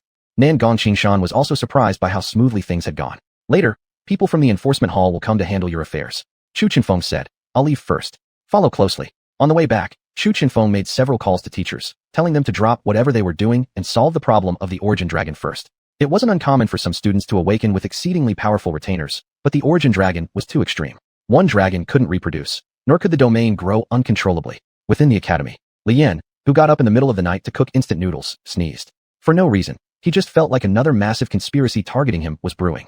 But then again, it didn't feel like a villain's trap. How strange. Could I be suffering from paranoia? Or is Zhang Tianquan planning to make a move against me right now? Lian couldn't figure it out no matter how much he thought about it. Whatever, after eating this bowl of noodles, he'd better get some sleep and then learn more about the chaos abyss tomorrow. The fresh aroma wafted out from under the pot lid. This would be the last time Lian ate instant noodles with such happiness. Slime, the weakest retinue, yet it has the largest room for development. Origin Dragon, the strongest retinue, and its development potential is also the greatest. Chapter 120. Chu Chenfeng treats everyone. Because Lian's strength was immense, none of the training facilities at school could withstand his destruction. So, Lian simply got an 8 cubic meter iron block and started hammering it wildly on the playground. Boom, boom, boom, boom. With the final punch, Lian pushed the iron block several meters away. Huff, huff. Lian wore a strength inhibitor, a custom-made one. Even so, the iron block was deformed by his strikes. The physical condition of a B-class lord is terrifying. Li Yan marveled. I wonder how A-class lords train normally? Could they use refined gold blocks as mannequins? Li Yan's question was like a farmer's grandson asking his grandfather, Grandpa, how does the emperor plow the fields? The grandfather, holding the hoe, grinned and said, Who knows? Maybe even the hoe is golden. Actually, Li Yan was considered peculiar among the lord circles. Typically, after a lord reaches A-class qualifications, their physical condition would no longer improve significantly. To enhance their physical strength, continuous exercise is required, along with refining themselves with treasures found in the hidden realms. But having this time and resources might be better utilized cultivating super retainers. Li Yan's growth and strength was far too absurd. Clap, clap, clap. Student Li Yan trains very diligently. Chu Chenfeng approached clapping his hands. Senior. Li Yan wiped sweat with a towel, then took off the inhibitors and tossed them aside. Bang, bang. 2 pits were created on the ground where the inhibitors fell. That heavy? Senior, is there anything you need? Li Yan took out drinks from his domain, handing one to Chu Chenfeng. Where is student Gu Xiaoxiao? Chu Chenfeng asked. Oh, she's been inside the hidden realm these few days cultivating dragon seeds. Li Yan said. What do you need her for? Who is this? Li Yan noticed Nangong yachting behind Chu Chenfeng and felt somewhat puzzled. Miss Nangong seemed shy, hiding behind Chu Chenfeng. She is a new classmate. Chu Chenfeng said thus. Is Gu Xiaoxiao free? And your other buddies, can you call them out? I'm treating. Li Yan was stunned. Chu Chenfeng treats. My goodness. What kind of favor would make legendary class Lord Chu Chenfeng treat everyone? Senior, Li Yan asked, do you have money? An awkward silence filled the scene. I still have enough to pay for a meal for all of you. Chu Chenfeng said. Li Yan thought for a moment and messaged the entire group on his phone. A banquet held by a legendary class lord. Both black and white societies must give respect. Once hearing that Chu Chenfeng treated, the girls quickly dropped what they were doing, applied simple makeup, and gathered at the place Li Yan mentioned. Gu Xiaoxiao even bought half a cow specifically. From the playground to the teacher's rest dormitory wasn't far. Chu Chenfeng, seeing the beef Gu Xiaoxiao brought, smiled bitterly and went to prepare it. Beefsteak, beef balls, skewered beef, braised beef stewed with potatoes. Today, no vegetarians allowed. Chu Chenfeng struck a pose, laughing as he said, Long live Senior. Gu Xiaoxiao cheered looking at the table full of dishes. Senior's cooking is really good. Gu Xuanhuan smiled characteristically. Yazhong he tasted Chu Chenfeng's skills and was surprised at how well the latter cooked. And Liana, she just ate. They say teenagers eat parents poor. Fortunately, Chu Chenfeng prepared plenty, otherwise, it wouldn't be enough for all these young boys and girls. While Nangong yachting, she sat quietly between Chu Chenfeng and Li Yan, eating slowly and methodically. Although Chu Chenfeng invited today, the old senior didn't prepare any alcohol. If you have wine today, enjoy it today, this can no longer be done. Senior, tell us what you need us to do, Li Yan said. Several girls looked towards Chu Chenfeng, and also Nangong yachting. Even if Gu family's intelligence department is thorough, it couldn't investigate every single branch lord from other families. Who is this woman? Let me introduce her, Chu Chenfeng said. This is called Nangong yachting, who is qualified as an S-class lord. Upon hearing this, everyone was shocked. S-class? Such a frail person could possibly be an S-class qualified individual. Senior, are you joking? Gu Xiaoxiao said, feeling rather stuffed. She doesn't look like an S-class qualified person. Indeed, right now, Nangong yachting was thin and lacked energy. Completely different from Yazhong he, even opposite. This is normal, Chu Chenfeng explained. Retainers can give positive feedback to the lords, and naturally, they can give negative feedback as well. Yachting's current qualification should only be around C-class. Having only one retainer, severe injuries could lead to such a situation. So, Senior, do you want us to help her recover her qualifications? Gu Xuanhuan asked curiously. Could this young lady also need the magma fruit? Chu Chenfeng shook his head. The magma fruit did have some effect, but it was only SOSO. Let me introduce her, Chu Chenfeng said. Nangong yachting. Her retainer race is the primal origin dragon. But there were some accidents. What on earth was a primal origin dragon? It sounded incredibly impressive. Even the well-informed Gu Xuanhuan didn't know this piece of information. What kind of primal origin dragon was this? Was it the type that appeared during the beginning of time? Such a primordial retainer should be incredibly powerful, right? Why had Nangong yachting ended up like this? If Gu Xiaoxiao had such a dragon retainer, she'd dare to establish another Gu family in the divine realm directly. It's normal that you don't know, Chu Chenfeng explained. The records of the primal origin dragon aren't found in human mythology or history. They were discovered on certain stone tablets inside the Chaos Secret Realm. After analyzing the inscriptions on the stone tablet, the rough content suggests that the primal origin dragon was the first elemental dragon born before the elements were divided. It matches all elements and can use any elemental ability. Saying it has the power to create heaven and earth isn't an exaggeration. Wow, so powerful a retainer. So, what does this have to do with the reason Senior invited us to dinner? Li Yan asked in confusion. It's like this, Chu Chenfeng continued. Yachting, due to insufficient resources, has an extremely weak primal origin dragon within her domain. Replenishing materials is straightforward enough, but the problem lies in the fact that Yachting only has one primal origin dragon. Just one. Everyone looked at each other, perplexed. Their initial retainer numbers ranged from just a dozen to even over 100. Some even had thousands. Li Yan was an exception. His slime retainer seemingly only had one individual, but split and grew rapidly. One retainer. How could someone develop their domain with just one? Didn't she buy any other retainers? Chapter 121, The Mating Conference. Using the device to open the realm, everyone entered Nangong Yiqing's domain. This place was picturesque, with green mountains and clear waters, very beautiful. However, despite the abundance of natural resources, there were no valuable ones. Although severely malnourished, the primal dragon still maintained an air of nobility, untouchable. How beautiful! Gu Xiaoxiao, Chu Qinfeng said. Could you release the holy light dragon? Huh? What's this about? Gu Xiaoxiao asked. Dragons, while lower elemental dragons have distinct genders, higher level dragons do not have any gender differentiation. Could it be? The difference in class between the holy light dragon and the primal dragon is too vast. Gu Xiaoxiao worried. Well, a dead horse must be treated as if it's alive. Chu Qinfeng had no other solution. Li Yin and the others now understood. Apparently, Elder Chu Qinfeng planned to set up a blind date for the primal dragon. The holy light dragon appeared. As the white feathered dragon and the golden holy dragon slowly approached each other, everyone's heart leaped into their throats. Just when the holy light dragon was about to express affection, roar, the primal dragon directly fired off a 4-element impact wave, sending the holy light dragon flying out. Then, ow, ow, like a bullied child, the holy light dragon whimpered and dashed into Gu Xiaoxiao's arms. Oh, good girl, don't cry, we'll find someone better. Gu Xiaoxiao panicked. Then came the golden holy dragon's turn to date. Unlike the holy light dragon, this golden holy dragon exuded wealth right from its entrance. It brought a chest full of gold as dowry. But what greeted the golden holy dragon was a loud slap of the tail. Oh, yeah, I get it. Don't cry. Gu Xiaoxiao was almost in tears herself over her 2 Saint Dragon Grade dragons. Li Yin couldn't help but feel like he'd seen this scene before. Hadn't he consoled his slime something like this before? It looks like student Gu Xiaoxiao won't cut it. Chu Qinfeng sighed helplessly. Anyone else who wants to give it a try? Li Yin stepped forward. She calmed her mind and released the dark mechanical dragon. Would this work? Before Li Yin could wonder further, the head of the dark mechanical dragon fell onto the empty ground nearby. Liana's mood plummeted instantly. Why did this thing dislike the combination of steel and dragons? It shouldn't be so. Still, at least it could be repaired. Next was xuanhuan. This senior summoned forth a dark evil dragon. What? Hadn't she been using the Hellhound trio before? Only those who constantly possess unknown trump cards can achieve reversal in dire situations. Xuanhuan cackled maliciously. Black and white. How fitting. Go on, little black. 2 minutes later, the number of broken-hearted dragons and their owners increased by 1. Is it really that absurd? Li Yin was stunned watching. Primal dragon. What kind of dragon would actually catch its interest? Next was Ba Chonghe. This young witch from Japan took a deep breath and summoned a 9-tailed fox, sleek and magnificent in size, comparable even to a dragon. The primal dragon did show some interest, but only slightly, not nearly enough to ignite reproductive desire. Subsequently, everyone turned their attention to Li Yin. Wait, what are you planning to do? Li Yin gasped involuntarily. My kin is a slime. What are you thinking? Slime. It can also transform into a mimic. Gu Xiaoxiao grinned slyly. Li Yin looked toward Chu Qinfeng. Just give it a try, Chu Qinfeng suggested. Li Yin reluctantly stepped forward and released his chubby initial slime. Punayu. The slime king dazed off. Its favorite activity was taking naps in the pond within the realm, occasionally catching small bugs as snacks. Where were they now? Not as comfortable as home. Save me. What is this scary dragon? Before getting beaten by the primal dragon, the slime king shrank itself down and fled straight into Li Yan's embrace, trembling violently. But at this very moment, the primal dragon became interested in the slime king. If the primal dragon was the origin point of various elements, then the attribute-less slime could be considered both the starting point and endpoint. What the initial slime could evolve into depended entirely on what it swallowed. In a sense, it could also be considered compatible with the primal dragon. Seeing potential, Chu Qinfeng hurriedly urged, Li Yin, use the slime's ability to mimic, quick. You actually want to treat my slime as a mimic monster?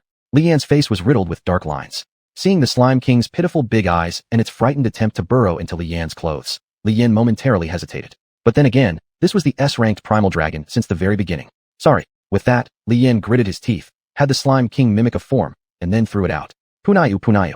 The slime king transformed into something resembling the primal dragon, just smaller in size. Nangong Yiqing's primal dragon showed slightly more interest, noticing that this primal dragon was unaffected by its elemental force, and became even more excited. Big brother, why don't you look at me? I don't believe in your emptiness. After a while, when the slime king emerged from Nangong Yiqing's domain, it looked quite depressed. Who understands my plight? Which good person, good dragon would pick on a slime? All thanks to these people for convincing Lord Mian. Otherwise, this slime wouldn't have been mistreated by that crazy woman. In any case, the first problem is solved. Chu Qinfeng chuckled bitterly. Once the primal dragon lays eggs, Yiqing will use her authority as lord to place them into the incubator. Alright, Nangong Yiqing could only agree. With an increase in the number of primal dragons, her power would also enhance significantly. This wasn't the sole reason she invited Li Yin and the others over. Students, surely you all possess resources useful to an initial ruler like Yiqing? Chu Qinfeng asked. If possible, I hope you can donate some to our younger classmate. Resources? I have a fertile piece of land 40 square kilometers wide. Originally, it was meant for wheat cultivation. Li Yan said, you're truly worthy of being called a hamster gamer. Gu Xiaoxiao teased. Then I'll contribute some ancient elves. They shouldn't dare cause trouble before the primal dragon. As for mineral resources, they naturally came as additional gifts. I don't really have much to offer, Gu Xuanhuan remarked, but I'll give some devil fruits. And me? Chapter 122, A Walk. Things that can be auctioned for astronomical prices at the auction house were being continuously sent to Nangong Yaqing's domain by Li Yan and his group. This big sister, who had been bullied since she was little, found it hard to accept everything all at once. Her brother had told her that once she went to the academy, everything would be fine. But the people here were too kind-hearted, so much so that she felt a bit overwhelmed. This was also a rare experiment for Li Yan and his friends. Mostly because Gu Xiaoxiao and others had no idea that the bonds between members of their groups could also be so heartbreaking. Who in their right mind bullies another dragon? I'm a bit confused. Why is it your slime that can combine with the origin dragon? Gu Xiaoxiao originally planned to play around with a subspecies of the origin dragon, but both of her holy dragons were rejected. That shouldn't be the case. Does the origin dragon not like dragons of the light element? I'm wondering what exactly is going on too. Li Yan said, do you know my slime is depressed? And its energy has dropped quite a bit. Li Yan's king of slimes usually stayed secluded, barely moving unless Li Yan was in danger, during which time it would appear to help him. But when meeting the origin dragon, to put it simply, the carnivorous older sister met the pure and cute younger brother, and the result was complete submission. Li Yan classmate. Nangong Yaqing approached Li Yan, handing him a present. Xiaobai went too far? I'm sorry. So you can speak after all. Li Yan frowned. All right. If it's the requirement of Elder Chu Feng, I have no reason to refuse. Let my bonded ones rest for a while. Still calling it Xiaobai, your bonded one hit my dragon into depression with just one slap. Gu Xiaoxiao was fuming. You obviously have such great abilities. Why didn't you resist? If people at school knew your situation earlier, wouldn't it have saved you all this trouble? Nangong Yaqing didn't know how to respond. But Li Yan saw through things clearly. After all, he had already lived 2 lives. Even in his previous life, Li Yan could see the beautiful scenery of peace because his own country was strong enough. In reality, there were still plenty of wars happening in that world. In impoverished countries, people were still starving or freezing to death. The resources of the world are fixed. Human nature can be ugly. No one knew what powerful bond Nangong Yaqing would awaken to before she did. Once awakened, naturally there were some people who wanted to seize this precious clan. However, the people from the Nangong family never expected Nangong Qingshan to be so decisive and ruthless. Clans and the official authorities are essentially competitors. Sending the origin dragon to Chu Qinfeng's hands was equivalent to cutting off the possibility of the Nangong family rising to become one of the great families. It also meant that Nangong Yaqing would most likely end up working for the authorities. How could the Nangong family not be angry? But what could anger accomplish? Were they really going to confront a legendary level lord? Chu Qinfeng. I don't know if I currently have the power to kill all of you, but one phone call from me will summon a bunch of people to slaughter every single one of you worthless individuals. Do you have any plans for what comes next? Gu Xuanhuan asked. When Elder Chu registered you, he filled in sophomore year, right? So you're in the same grade as junior brother Li Yan. There's still some time left between sophomore and senior year, and during this period, they need to get Nangong Yaqing, who has never fought with her bonds, accustomed to battling between lords. This sounds almost like a fairy tale. Not that she couldn't go experience adventures in secret realms. It's just that Li Yan and his group really don't want to enter the secret realms again. Every time they go in, either winds or rains disrupt their journey. This is truly unacceptable for Li Yan. First time being chased by seniors. Second time interrupted by a group of jerks from Japan. Third time, an exclusive team hunting Chu Qinfeng showed up. Next time, will they directly form a team of all A-class lords to specifically block them at the door? Although this extreme scenario might not really happen, Li Yan has valid reasons to suspect they might do it. I plan to first familiarize myself with the ways of a lord's battle, said Nangong Yaqing. Lord Academy, aside from basic knowledge, mainly trains individually. So, it doesn't take too long. The crucial thing is to overcome psychological fear. Teacher Zhou Li should be able to teach you, thought Gu Xiaoxiao aloud. But your bonds are too special. Would teacher Zhou Li even manage? For regular lords, their bonded creatures usually only possess one attribute. Gu Xiaoxiao's is light-based, Gu Xuanhuang's is darkness-based. Originally attribute-less, Li Yan's slime can evolve by eating various things, thus nearly encompassing all attributes. Nangong Yaqing's origin dragon possessed all elemental attributes. It seemed like Li Yan was indeed the best match for her. But Li Yan was just a reckless guy. Look at your thin arms and legs. You should practice this first. Li Yan gave Nangong Yaqing the technique to synchronize with her bonded creatures. Then we can proceed with more training, and within a semester, you should be able to train sufficiently. No matter what, it was still a super dragon species. Once she learned the synchronization technique, Nangong Yaqing's combat power would be strong enough to protect herself, right? What happened next was beyond Li Yan and his group's control. A true city lord must not rely solely on others' help to grow. Unlike Ba Chonghe, Nangong Yaqing had officially transferred schools, so arrangements were made for her dormitory. However, Chu Qinfeng felt it wasn't safe enough, so he sent her to Li Yan's villa instead. Why me again? Li Yan was stunned. You're very responsible. Keep it up, young man. I believe in you.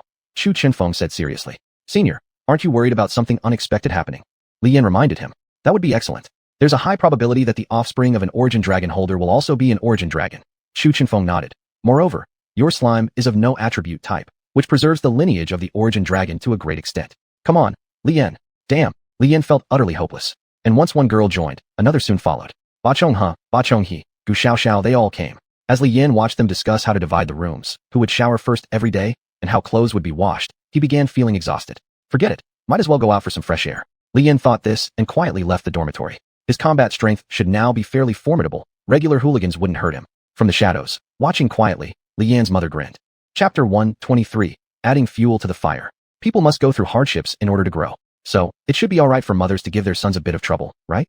They shouldn't end up resenting them for it, should they? After much preparation, it was about time for the whetstone to be released for her son's trials.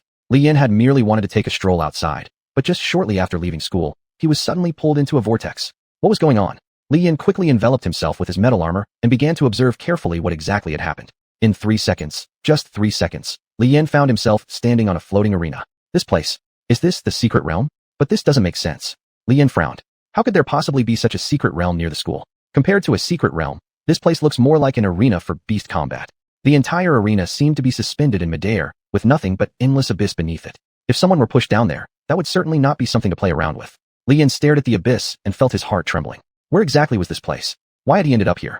Li Yan. A roar sounded from the other side, and there stood a middle-aged man dressed in dragon-scale armor. This person, xuanhuan. Li Yan furrowed his brow. Previously, xuanhuan was only a B-class lord, roughly on par with Li Yan's current strength. But now, it was clear that this man had ascended to even greater heights. Coupled with this strange space, Li Yan logically suspected it was Zhang Tianquan's scheme. Haha, did you expect this? Zhang Tianquan, dressed in dragon-scale armor, laughed and said, I've successfully ascended to A-class. I'm only one step away from being a special class lord. And once I kill you, I'll take your domain and give it to my son. Haha, there goes Xuanhuan again. Li Yan sighed inwardly. Weren't you both crazy for wanting revenge so fiercely? If this son of yours is broken beyond repair, can't you just have another one? As a high-level lord, could you really not afford him food and clothing? I remember, wasn't your wife already pregnant? Li Yan placed the flame spear beside him and mocked. Could it be that you realize your wife is carrying someone else's child, and you're desperate to rescue your biological son? These words instantly enraged Zhang Tianquan. Li Yan, let me show you the consequences of speaking recklessly. With a stamp of his foot, Zhang Tianquan appeared in front of Li Yan in the blink of an eye. Had it been the old Li Yan, perhaps he wouldn't have managed a perfect counterattack. But now, Li Yan's true combat strength was rapidly approaching A-class. Bang! The spear blocked the slash from the black longsword, much to Zhang Tianquan's astonishment. Impossible. How could Li Yan have improved so fast? Kacha kacha. Li Yan's spear began to attach lightning properties. Tisk. Realizing the situation wasn't good, Zhang Tianquan hastily drew his blade and retreated. But how could Li Yan let him off? The creators of these domain rules may enter the domain, but they must also abide by some regulations. After performing a few skilled spear moves, Li Yan assumed a throwing stance. The rule you likely set probably forbids clan members from participating. However, you couldn't predict that my strength itself is formidable. Swoosh. The spear was thrown out and collided with Zhang Tianquan's blade, creating sparks. Whoosh. Using magic slime techniques, Li Yan employed the flying Reijujutsu move. He then grabbed the spear and gave Zhang Tianquan a devastating overhead strike. Zhang Tianquan stumbled backward, confused, angry, and puzzled. Why? Just moments ago, Li Yan was nothing more than an F-class lord. How could he have become so powerful? It didn't make any sense. In reality, Zhang Tianquan didn't know that if Li Yan hadn't obtained the thunder slime, with his original strength alone, defeating Zhang Tianquan, who was fused with dark energy, would still be quite difficult. But why would you choose to fuse with a dark energy type that's thoroughly suppressed by thunder? Plus, this secret realm didn't allow the use of loyal clans, meaning Zhang Tianquan couldn't summon the year's worth of loyal forces he'd accumulated, thus placing him completely on the defensive. Inside the Dark Lord realm, the woman watched as Zhang Tianquan was gradually beaten back, and she was quite pleased. This puppet created specifically for her son's training was shaping up well, but this was far from meeting the standard of being considered a proper sharpening stone. How could such a useless man win over his wife? Li Yan's mother started to question Bai Lian's taste, then said indifferently, go ahead, and spice things up for him. Her underlings knew that increasing Zhang Tianquan's fusion with dark energy right now would be too much for his body to handle. However, since it wouldn't ultimately affect the young master's life, it was of no concern. With a nod, the subordinate vanished into the darkness. Inside the special secret realm dueling arena, Li Yan delivered another heavy kick, sending Zhang Tianquan reeling uncontrollably. Uft! Zhang Tianquan clutched his stomach, staring in disbelief at Li Yan. This kind of power, it was impossible for anyone other than a top-tier lord to wield like this. Do you still want to fight? Li Yan asked, carrying his spear on his shoulder. If you insist on continuing, I won't hold back. I'm not sure what's happening in this secret realm, but killing you will probably give me some benefits. Since he had already been pulled into the secret realm, there was no point in worrying or fearing. It was better to face it head on. Only now did Zhang Tianquan realize how wrong he had been. What did those words about giving him power and improving his potential even mean? They were all nonsense. The so-called envoy from before had already said clearly, never touch Li Yan. Why shouldn't he touch Li Yan? Because Li Yan's value far outweighed Zhang Tianquan's. Time to surrender first. Later, when the moment is right, try to ambush. Li Yan, it's all a misunderstanding. A big misunderstanding. Zhang Tianquan laughed heartily while raising his hands. Then, he noticed a look of terror spread across Li Yan's face. Huh, he's afraid? That doesn't make sense. Behind you. Splurt. A gaping hole erupted in Zhang Tianquan's chest. Cough. Zhang Tianquan spat out a mouthful of blood and struggled to turn his head, trying to see who it was. All he saw was a mass of fog.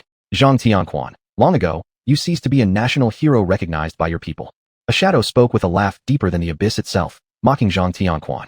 Now, fulfill your role as a sharpening stone and burn up the last of your vitality. Gurgle, gurgle. This is a parasitic demon lotus. Zhang Tianquan cried in horror. TSK, my dear, I don't have such high-ranking plant minions, the Black Mist chuckled. These are dark corpses worms, all obedient children, they'll thoroughly consume every bit of you. Ha ha. No. Ah. Li Yan stared wide-eyed as Zhang Tianquan's body began undergoing grotesque mutations. Chapter 124, The Storm Rises Again. Li Yan put down his long spear and used the abilities of Thunder Slime to create a Thunder Spear.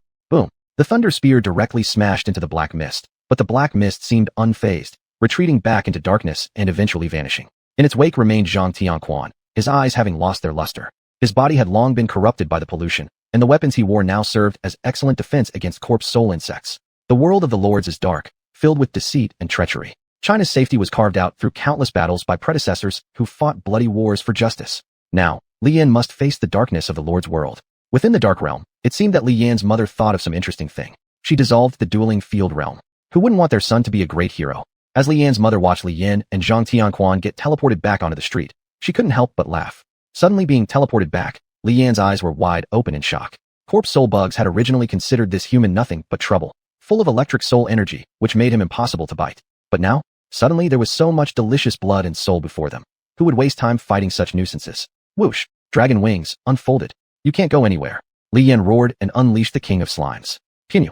A giant slime king appeared, its tentacles piercing toward Zhang Tianquan like spears. Instantly, Zhang Tianquan was struck by 9 cuts and 18 slashes. By normal reasoning, anyone else would have died at this point, but Zhang Tianquan was different.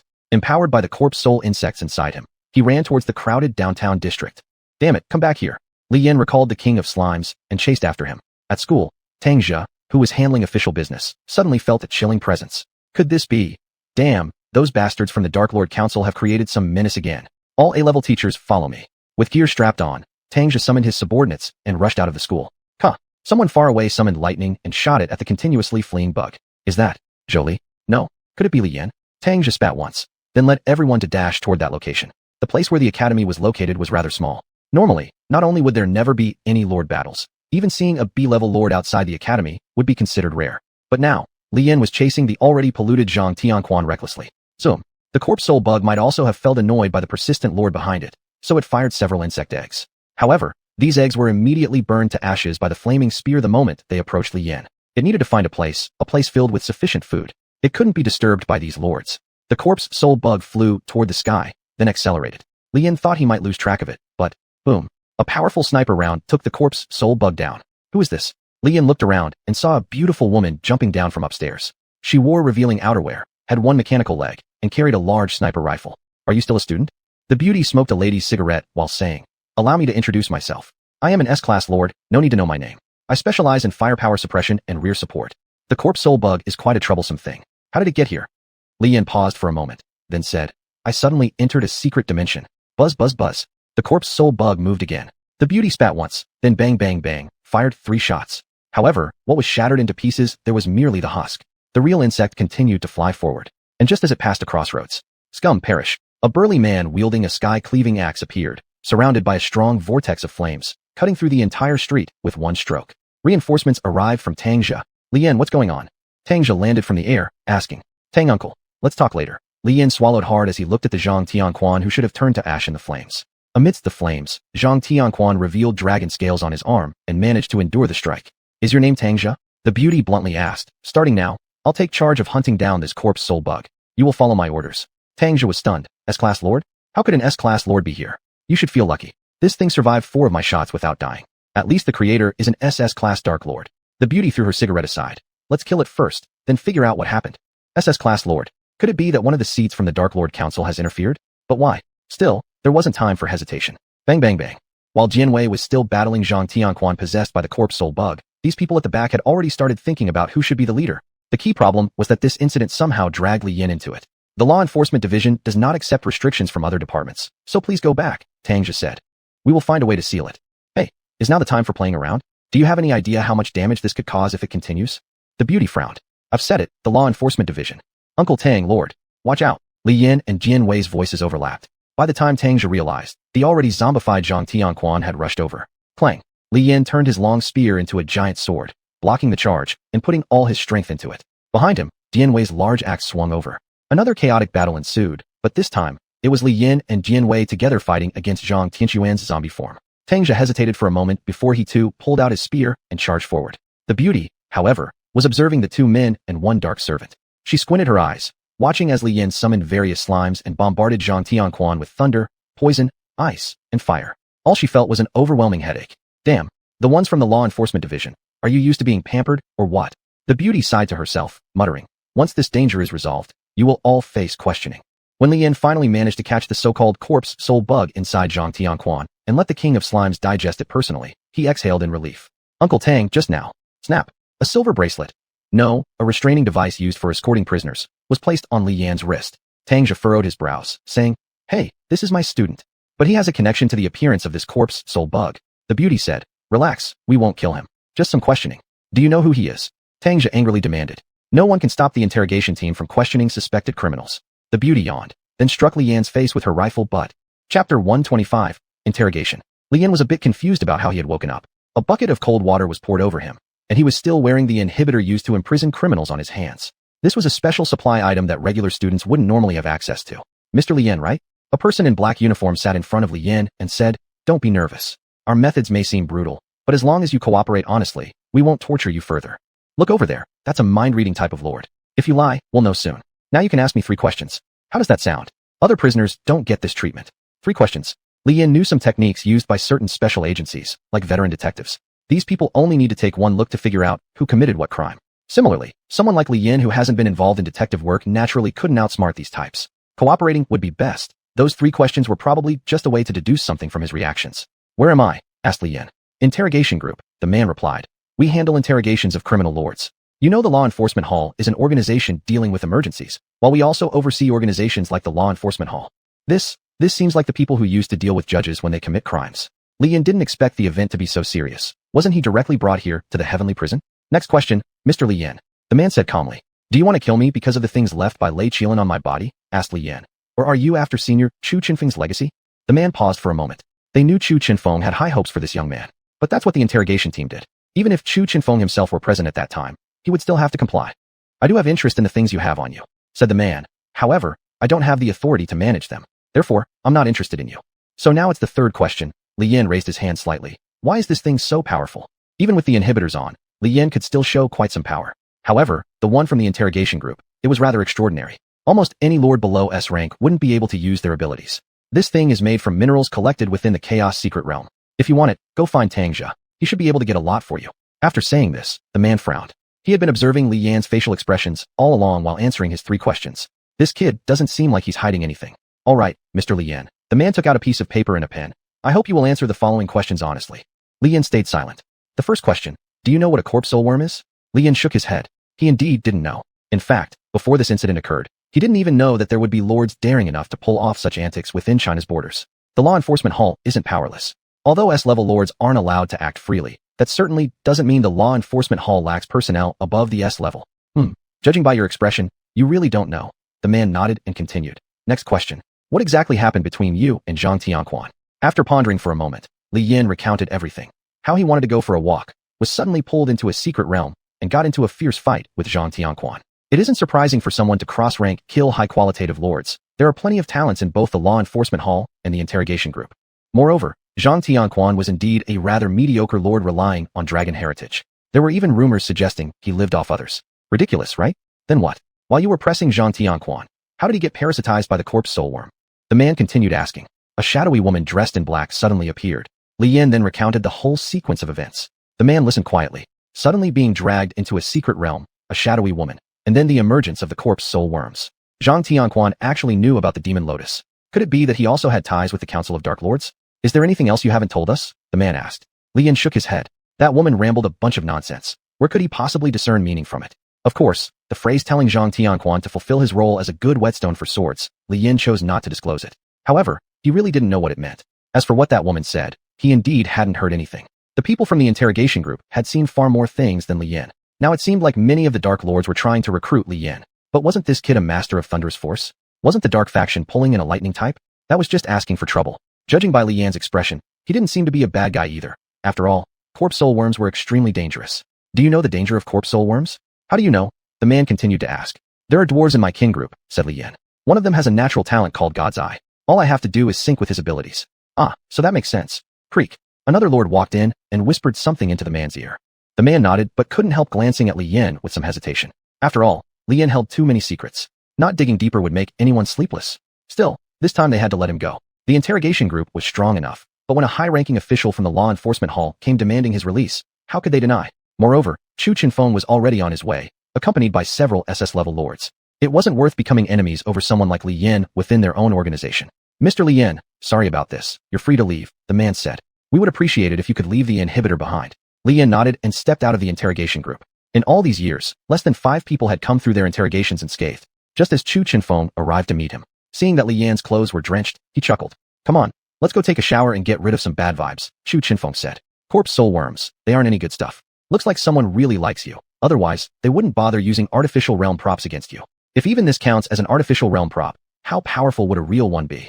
Chapter 126. It was you who said strength is paramount. xuanhuan took Li Yan to take a bath. In the following time, Li Yan would not leave the campus.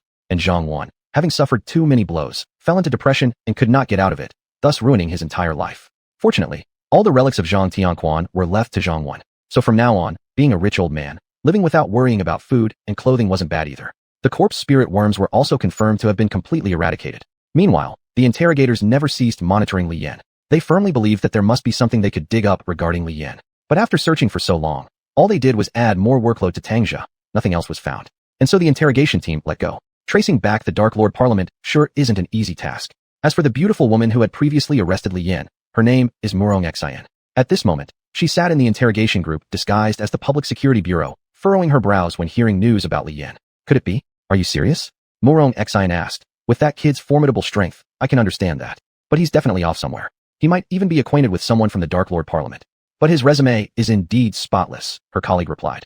If you hadn't been present then, he could have also managed to eliminate the corpse spirit worms by simply spending more time. It wouldn't have been much more complicated.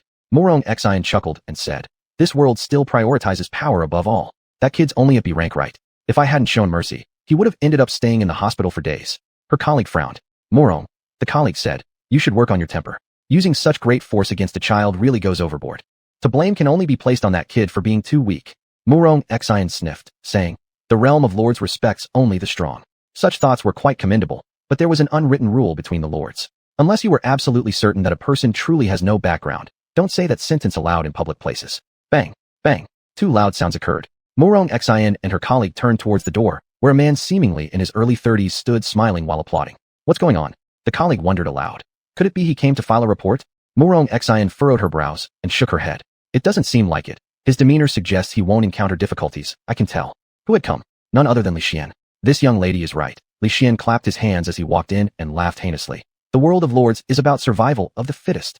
Only the strong are given a voice. Isn't that so? So that guy deserves to be beaten. xuanhuan sniffed and said, if you're here to plead for that kid, don't bother. This matter is still unclear, and regular lords cannot interfere. Li Xian shook his head and said, no, I'm not here to plead. xuanhuan was confused and asked, then why are you here? Just to deliberately cause trouble. Hey, don't rush. Li Xian grinned and laughed. When your minister comes out, you'll know what's going on. Minister? Unless a significant event occurs, xuanhuan's superior would rarely appear randomly. Even when the minister appeared urgently walking toward them, xuanhuan hadn't figured out yet what was happening. Then, a fist directly struck xuanhuan's face. Boom. The force was so powerful that it hurled xuanhuan straight out of the office area of the interrogation group. What was happening? Alarms went off inside the bureau, and S-ranked and A-ranked lords immediately moved forward to block Li Xian. Li Xian twisted his neck and asked, what's wrong? Didn't we just say it's a dog-eat-dog world? Isn't it about who has the upper hand speaking effectively? The lords frowned, preparing to gang up and obliterate this reckless fool, until the minister halted them. Then, they heard the minister speak thus. Respected legendary lord. If you have anything to say, you may speak directly. The minister said while wiping cold sweat. Legendary level lord. Shouldn't figures of such stature stay within the divine realm?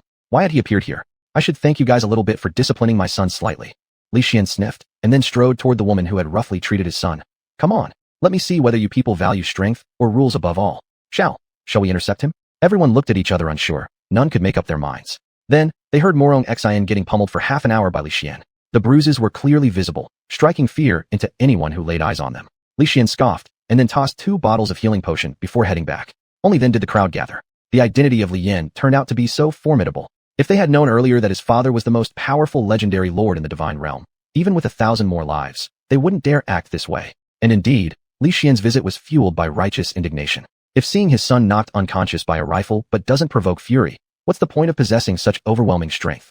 Especially after listening to that woman prattle on about how power reigns supreme. It only made him angrier.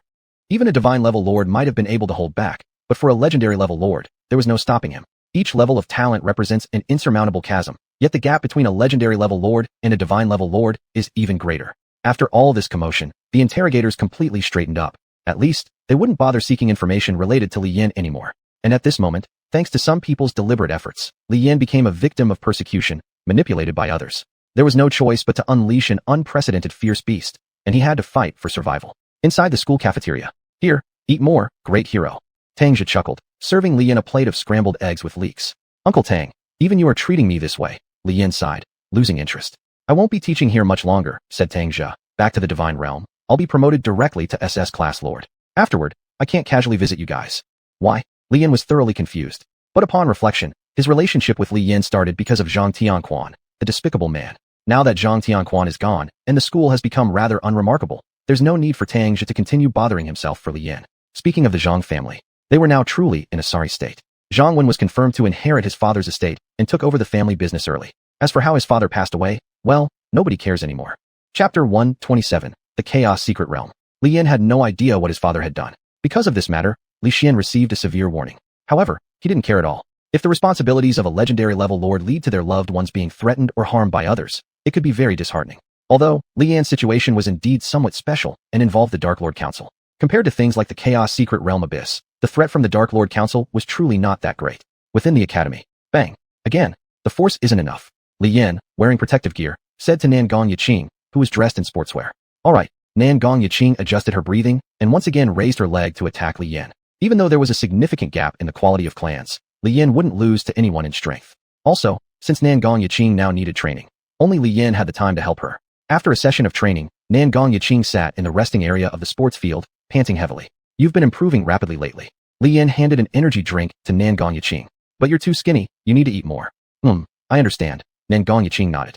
All these super soldiers are just a facade. Without body fat or muscle mass, even if one trains till death, they won't build much muscle. Even though many events have occurred before, now she has to figure out how to level up faster. Li Yan's protection, support is gone already. Now, knowing that there are many people in this world who can threaten her existence, Li Yan has to work harder. At least, he must completely deplete the remaining 40% of energy left by Chu Chinfeng. Li Yan classmate, Nangong Yiqing asked, did you encounter any accident earlier? I saw that senior returned looking very grave. It's nothing. Li Yan scratched his head and recounted everything that happened earlier. The interrogation team, the executive bureau, and those soul-devouring insects that most people never see greatly aroused Nangong Yiqing's curiosity. We may still only be seeing the tip of the iceberg when it comes to the world of lords. Li Yan said, the really dangerous things are all inside the Chaos Abyss. It doesn't matter whether you're an A-level lord or even an S-level one. Going there will put your life at risk. Currently, the Chaos Abyss is still under the suppression of those from the Divine Realm, but what about later? Who can ensure that there will always be sufficiently powerful SSS-level legendary lords to suppress everything? There will surely be someone more extreme than the Dark Lord Council who would strike humans with their deadliest blow at humanity's weakest moment. As someone who studied using experimental textbooks in his past life, during public service exams, when economic depression had everyone focused on passing civil service tests for job security, even ordering takeout meant eating pre-processed zombie meat. Damn, such bad luck. Li Yin certainly wouldn't rely on hope alone if the sky falls and someone tall needs to prop it up. What if saving the world hinges on just one person's effort? At that point, he wouldn't know how much he might regret it. Li Yin classmate, Nangong Yiqing said, it seems the third-year students will be heading to the Chaos Secret Realm for training. If seniors from the third year lead us, can we also visit and learn? Do you want to go adventuring inside the secret realm now? Li Yin was a little surprised. Nangong Yiqing, having an invincible origin dragon yet not knowing how to use it. Even if she went into the secret realm, She would only be able to release the origin dragon and let it fight by itself, right? Is it wise to go to the secret realm at this time? I have a feeling that I'll find something crucially important to me there, Ningong Yiqing said. Li Yan scratched his head. I do plan to enter the secret realm soon. But if you come along, you have to promise not to wander around recklessly. Ningong Yiqing nodded. Even though Tangjia had already ascended to the divine realm, Li Yan wasn't entirely without resources. When Zhou Li learned that Li Yan was planning another expedition into the secret realm, he immediately laughed heartily and patted Li Yan on the shoulder. Young man, full of ambition. You're already on par with us back then. Zhou Li laughed happily. This time, I approve. As long as you can find third-year students, you're allowed to join in this Chaos Secret Realm training. The Chaos Secret Realm was a place to be explored by the third-year students. Their performance there would serve as a criterion for university admission. That's right, apart from regular schools, there was no longer a college entrance exam in this world. It made no sense to indulge in mere writing when doing so couldn't kill evil spirits inside the Chaos Secret Realm, right? So, after Li Yan got approval, the squad gathered once again. Oh my, I think we can start a company together in the future. Xuanhuan said with a beaming face. Since it's the request of my junior, I must satisfy you. No problem. With me around, there will be no problem. The seniors from the third grade, Xuanhuan and Liana. They had collaborated with Li Yan multiple times and have strong combat support skills. Li Yan's own combat ability is up to standard as well, so entering the Chaos Secret Realm poses no issue. And Gu Xiaoxiao would definitely be tagging along. This time, they wouldn't be bringing Ba Chongha. I've been so busy with training recently that I can't help out. I sincerely apologize, Ba Chongha said regretfully. Her healing talent was extraordinary, and she was being taught by a person who was a towering figure among healing lords. Opportunities like this couldn't be missed. So let's plan things out first. Gu Xuanhuan sat down with a grin. That wasn't right. Senior, where's the map? Li Yan asked. None exists. Gu Xuanhuan replied. The places we visited before were all controlled secret realms under the academy teacher's supervision. The environments there won't change arbitrarily, so maps can be recorded. But the Chaos Secret Realm isn't under our control, so once inside, the environment remains undefined. It might just be a lone erupting volcano standing on the sea for all we know. There was once such a Chaos Secret Realm, which contained only a devastating volcano. The best thing that could be obtained inside was various minerals, but since the lords who entered didn't have fire or rock attributes, they left with very little harvest. In other words, the location is random, and what exactly happens inside is also random. However, the conditions of where we're heading this time should be predictable. Gu Xuanhuan continued. We're going to Misty Lonely Island. At night, it becomes pitch dark. It's quite terrifying. Misty Lonely Island. Are there people from other countries in this secret realm? Li Yan asked. Chapter 128. The Dwarf Speculation. The chaotic secret realm is not under the jurisdiction of any particular country. So many people would venture there. The presence of people from other countries implies the existence of other dangerous factors. If we encounter someone from India, that's a mysterious race. Even lizards run away covering their butts. Relax. Although it's the chaotic secret realm and has its dangers, since it's no longer regulated by the academy, there are no restrictions on the strength of the lords who can enter, Gu Xuanhuan said. Among the teachers leading this expedition, there's an SS-level powerhouse present. Others won't dare mess with us. An SS ranking can already be considered high-end combat capability. Higher levels are strictly monitored within the divine realm. There's just no way. The higher destruction power would be too strong. Since Chu Chenfeng, such anomalies have meant SSS-ranked lords can't act at will anymore. The safety is ensured, but that misty solitary island has a very harsh environment, so nobody has mapped it out. However, this also means that there are quite a few treasures inside that haven't been discovered yet. So, should we go or not? We should go, Ningong Yiqing said. As long as we're careful, there shouldn't be any major issues. Ningong Yiqing, you may not realize how dangerous the secret realm actually is, Li Yan said. But never mind. Hopefully, this world hasn't deteriorated to the point where lords from different countries attack each other on sight. Senior, when exactly do we depart? Li Yan asked. Oh, this secret realm exploration will take place in 2 weeks, Gu Xuanhuan said smilingly. Both of you give me your information, I'll serve as the squad leader, and we can go together. Originally, because Gu Xuanhuan's abilities leaned more towards assistance, she didn't have much chance to score highly. Now with Li Yan and the others joining, their combat capabilities were filled out. Indeed, they should form a company. That way, they could earn money above board in the future. After seeing off Gu Xuanhuan and others, the several girls in Li Yan's villa also went their separate ways to busy themselves. Li Yan returned to his room and used the Lord Bracelet to check the status of the slimes. With the development of his domain improving day by day, Li Yan began to receive some fixed income. Those lords who often hang around in the secret realms naturally don't need money, so he earned quite a bit. A large number of slimes can now be mobilized, and this quantity remains after Li Yan aggregated a lot of them. King-class slimes can be freely mass-produced now. Alas, being invincible truly feels lonely as snow. What nonsense. I feel like doing splits. Li Yan sighed. I shouldn't worry about my vassals. The dragon folk and dwarf races have started reproducing. But right now, we still lack enough vassals, which is really giving me a headache. Although Li Yan's slimes can adapt to various situations, they're not omnipotent. At least, his slimes can't match the physical strength and flight speed of dragons. To make up for this, he needs to breed dragons.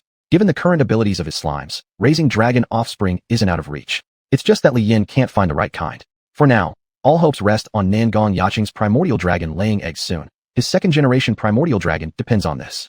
Next, Li Yin searched for some information about the misty solitary island. There was a mansion on the island with all sorts of facilities intact, though no one lived there. The beings tasked with cleaning up were creatures called mimic beasts. These creatures loved all kinds of meats and vegetables. Generally speaking, as long as they aren't provoked randomly, they're safe. At first glance, this situation seems strangely reminiscent of scenes from horror games. Li Yin was frightened. If it really were like a horror game, then he'd rather die than enter. The mansion is generally where foreign lords choose to rest, while another place serves as the base built by Chinese lords. Built near a mountain, the base is far enough from the mansion but has fellow countrymen inside, making it safer. Li Yin and his companions chose this place first when entering the secret realm. Still, this isn't enough. Since they've entered the secret realm, they must secure the best things within it. Li Yin intended to explore at least 40% of the entire island. Master, could you please come over here? What's wrong? Li Yin asked. Did the dwarves have something else for him? Entering the territory, Li Yin arrived outside the dwarf's little house. In the forging workshop, there were already quite a number of slimes helping forge. High-grade lava slimes could easily melt metals that even the dwarves found difficult to handle. They had become excellent partners for the dwarves' work. Lord, the place you're about to go seems to be a chaotic secret realm. The dwarf invited Li Yin to sit down and asked. Haha, you all heard. Li Yin took a sip of the specially made dwarf drink and said, the destination this time is an isolated island. It's rumored that thick fog arises at night, so dark that you can't see your hand in front of your face. To be able to know these details within the chaotic secret realm is already incredibly precious. There's not much more I can do beyond that. Li Yin was genuinely out of options. He was just a high school sophomore, after all, and only a B-level intermediate lord. His strength might classify him as a senior lord or even a special grade lord, but what did that matter? Compared to those true powerhouses and monsters, he was nothing. Lord, actually, human society has a huge misunderstanding of secret realms, the dwarf said. Everything produced in secret realms follows patterns. And this fog, if I'm not mistaken, the misty solitary island should have powerful elves present. Li Yin frowned. Elves? Mentioning elves inevitably reminded him of the pointy-eared elf race, but clearly the dwarf was referring to another kind of elf. These types of elves, if they could even be called creatures, were more like some fundamental particles constituting this world. If there really were elves creating chaos at night and causing the entire island to be covered in mist, then he didn't have to worry about scenarios from horror games coming true. The dwarf placed a cloak in front of Li Yin. Lord, this is the elf cloak. The dwarf explained. It's inscribed with magical words praising the elf race. As long as you wear it, you don't have to worry about being attacked by elves in the secret realm. Whoa, it's made of dragon skin. Wasn't that the equipment you helped me craft last time? That's correct. That equipment was used to resist fire elves, the dwarf said. As artisans, we naturally have to try everything out.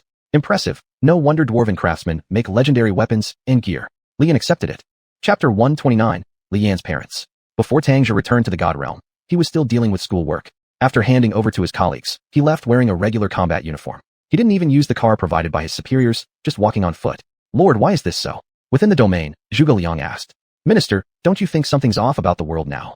Tangja asked. Everything that has happened these days has been too abnormal. Is someone planning a huge conspiracy? Lord, Zhuge Liang advised, the various states of the world have their own developmental laws. Our immediate priority right now is to break through to SS-level capabilities. Otherwise, if something really happens, you won't even have the qualification to be a bystander. Ordinary people can't comprehend how dark the dark side of this world really is. Chaos is a man-eating beast. Lords are like food in its dish, and will eventually be dragged into the abyss, ground into minced meat alive. SS is just the starting point. Tangja has every capability to compete for the title of legendary lord, and there's no reason why he shouldn't fight for it. Self-punishment has gone far enough now. He has already found the person who can help him achieve his goals. Not long after Tangja walked not far away, a car approached. Looking over, the car window rolled down. Tang boy. Chu Chinfeng sat in the driver's seat, saying lifelessly, get in the car. There are a few seniors who want to meet you. Tangja was utterly confused. What did this all mean?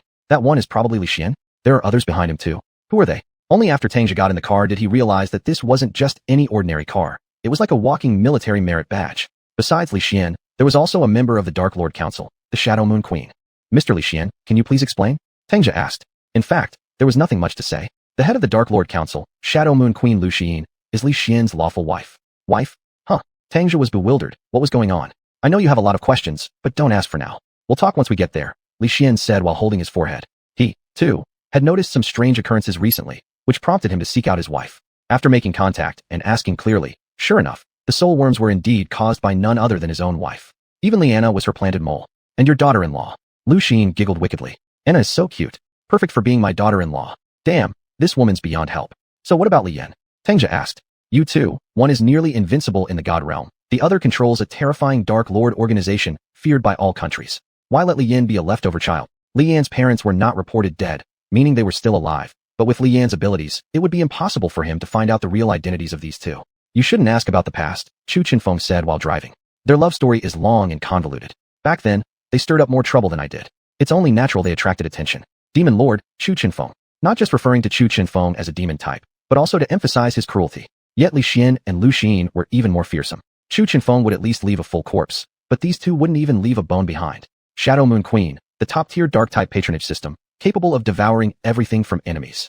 As for Li Xian's slime, it evolved into a divine patronage system years ago, and those who self-evolve into divine systems aren't weak. Li Yan skimmed the useful stuff, but Li Xian went all out, swallowing everything. When they arrived, the four stepped out of the car. Tang Jia couldn't understand why. Here, 3 of the 4 people possessed the strength of legendary lords. Then why was he here? Well, let's go inside. Lu Xin smiled as she opened the space warp gate. Once they passed through the gate, they arrived within the shadow space of the Dark Lord Council. Even Chu Chenfeng, the peak of Dark Lords, didn't possess such convenient abilities back in the day. Lao Chu, it's unfortunate that you died too early. Otherwise, you'd definitely be the second in command of the Dark Lord Council now. Lu Xin laughed heartily. It wouldn't happen. I'm from the demon faction, not the pure dark faction. Chu Chenfeng replied, sweat trickling down his temples. There were quite a few busy Dark Lords in this space, yet not a single one glanced at them for. Arriving at a room, Lu Xin invited everyone to enter. Li Xian immediately plopped into the furthest seat and stretched out his arms, seeking a loving embrace with his wife. He was promptly slapped across the face, chased off, and told not to occupy her seat. Afterward, Li Xian explained to Tang Jia what they had discovered. It is now certain that Li Yan inherited his father's slime patronage system and has already used it proficiently. If nothing unexpected happens, he will become a great devourer upon entering the God realm, instilling fear even into the abyss of chaos. I really hope Li Yan can inherit my patronage, Li Xian said. Slime is easy to control and can combine with the origin dragon. Now we also have this origin dragon. Tang Jia nodded. Nangong Yaqing truly deserved cultivation. But then what? Little Tang, Chu Chenfeng asked. Don't you think there's something strange about Li Yan's power? Strange? Tang Jia thought for a moment. Although Li Yan's level wasn't particularly high, he trained very hard in everyday life. So this seemed quite normal? He's too strong, Lu Xin said. If I didn't make a mistake, my son also inherited my patronage abilities. However, his other patronage abilities are still in a hidden state. All thanks to you, Chu Chenfeng. With the addition of a demon core, Li Yan himself became much more stable. What does this have to do with why you came looking for me? Tang Jia was puzzled. The 3 exchanged glances. Little Tang, Li Xian said seriously. I have a mission for you. A mission? What kind of mission? Li Yan's old case files were stolen, Chu Chenfeng said. There's only 1 paper copy left. The rest are forged documents. Now, it's highly possible that Li Yan has simultaneously inherited both Shadow Moon and Slime patronages, making some major families in the God realm restless. After listening, Tang Jia took a deep breath and asked, does the minister know? The law enforcement hall is secretly searching for leads, Li Xian said. All right, I'll keep an eye on things. But I need some special identification proofs so that I can quickly go protect Li Yan. Tang Jia said. With the power of 3 legendary lords, enabling someone to move freely between the realms was actually a pretty simple task. Still, as hard as the 3 lords racked their brains, they could not figure out who had pulled this foolish stunt. Chapter 130, Nightmare. Achoo, Li Yan sneezed. It didn't seem like he had a cold, right? After his qualifications dropped to D level, he rarely caught a cold anymore. Younger brother, what's wrong with you? Xuanhuan looked at Li Yan and said, could it be that you have a cold? Should we wait until you get better before we leave? You know, the cold of a lord isn't something simple. No need. Li Yan waved his hand. I just feel that someone is always nagging about me. Who could it be? Li Yan was also puzzled. Although he was quite powerful, his slime was supposed to be the weakest among all clans. There's no way so many people would be interested in him, right? Come to think of it, he seemed to have offended quite a few people. Never mind, don't overthink it. Thinking too much makes one lose hair. It's not worth it. Li Yan classmate, Nangong Yaqing offered him a thermos. Would you like some water? No, really, Li Yan shook his head. Just take it already, you two-timing big radish. Gu Xiaoxiao sat in front of Li Yan and huffed. This was a mechanical clan under the jurisdiction of a certain mechanical lord contracted by the school, a supersized bus. Students could eat, drink, and play on this bus without any teachers telling them to stay quiet. What lords needed was autonomy, not assembly line production of so-called geniuses. Comrade Gu Xiaoxiao, I find your attitude towards me very strange, Li Yan solemnly said. You know, we are all the future of our motherland. The great man once said, the era belongs to us, we. Stop, Gu Xiaoxiao huffed. Seems there are some changes happening in this Miss Solitary Island. Do you guys know about it? Changes? What kind of changes? Ding. Li Yan's tablet received a new message. What is it? Li Yan opened his tablet and checked the email. Urgent notice. A certain chaotic secret realm has been confirmed to become a controllable secret realm. Currently, many countries have become tense over the rights of ownership. Can it really be controlled? Li Yan was startled. Does that mean the things inside are almost exhausted? It's also possible that the chaotic guys don't plan to compete with us anymore. Gu Xuanhuan said. No matter what, this time we go into the chaotic secret realm for training, it will definitely be very dangerous, because... Gu Xuanhuan swiped across Li Yan's tablet. Look, a landmass as large as Australia has appeared. and many advanced parties have already settled there. Training in the secret realm never has a standard answer. If it did, then it would be simply slaughtering enough enemies. But if that's how they're doing it, the higher-ups who cultivate the lords won't be able to handle it, so there might as well be no standards at all. Should we change our plans? Li Yin asked. Go to the base of the new continent and help out with some work? That way we can earn points too, right? It seems there are still a lot of places in the new region with chaotic beasts, Nen Gong said. We can train our combat skills there. All those talks amount to us accompanying you for more training, huh? Gu Xiaoxiao scoffed.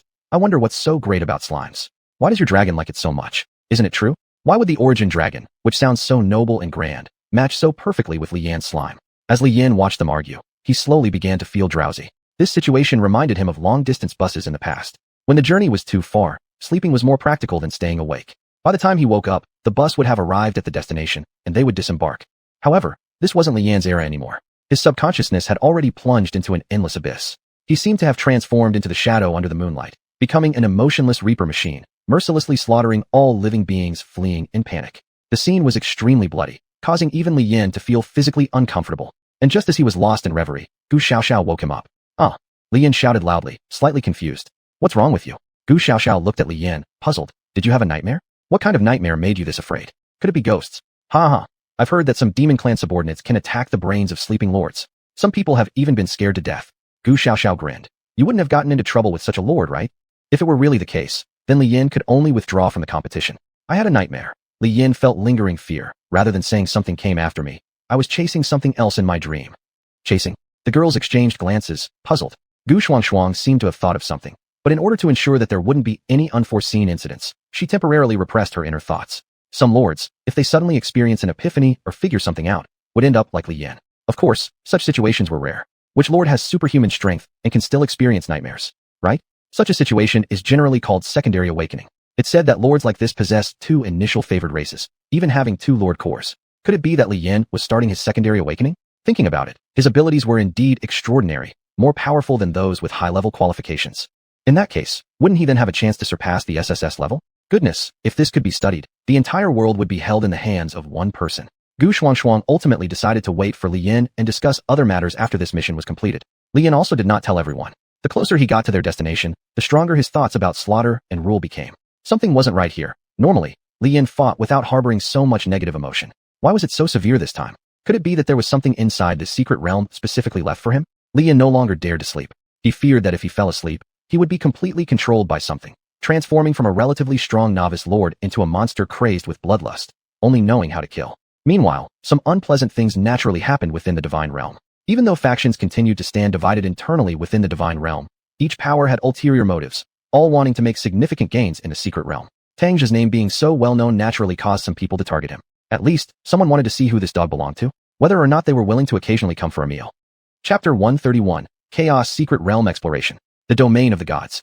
To be honest, this place can't really be strictly called the Domain of the Gods. Even though there are divine pantheon-associated races, in reality, the formation of this Domain of the Gods has nothing to do with any so-called gods. In the eyes of the Wagwos, Chinese, gods should simply perform their duties when summoned. If they cannot, then they should resign immediately since temples aren't supported by the nation. The various territories within the Domain of the Gods are, in fact, just the extended areas controlled by super noble lords. Surprising, isn't it? This technology, supposedly mastered only by Dark Lord councils, has long been fully integrated and utilized here. Nowadays, if anyone within the Domain of the Gods says that their territory cannot expand, they'll likely receive disdainful glances from others. If you can't even expand your territory, what's all the boasting for? However, there's an exception. S-Class is required to enter the Domain of the Gods, but S-Class is merely a threshold. Standing firm and gradually improving oneself is the righteous path. And if one enters the Domain of the Gods at A-Class level, only to remove their restrictions and surge directly to SS-Class Lord status, everyone will have to take such an opponent seriously. That's right.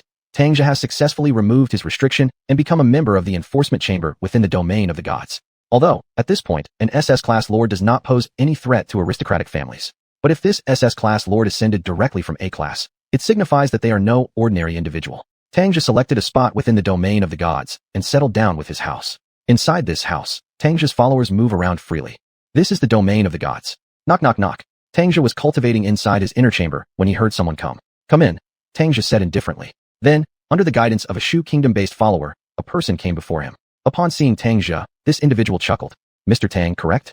This person handed Tang Zhe a set of documents and said, here are some family records for your perusal.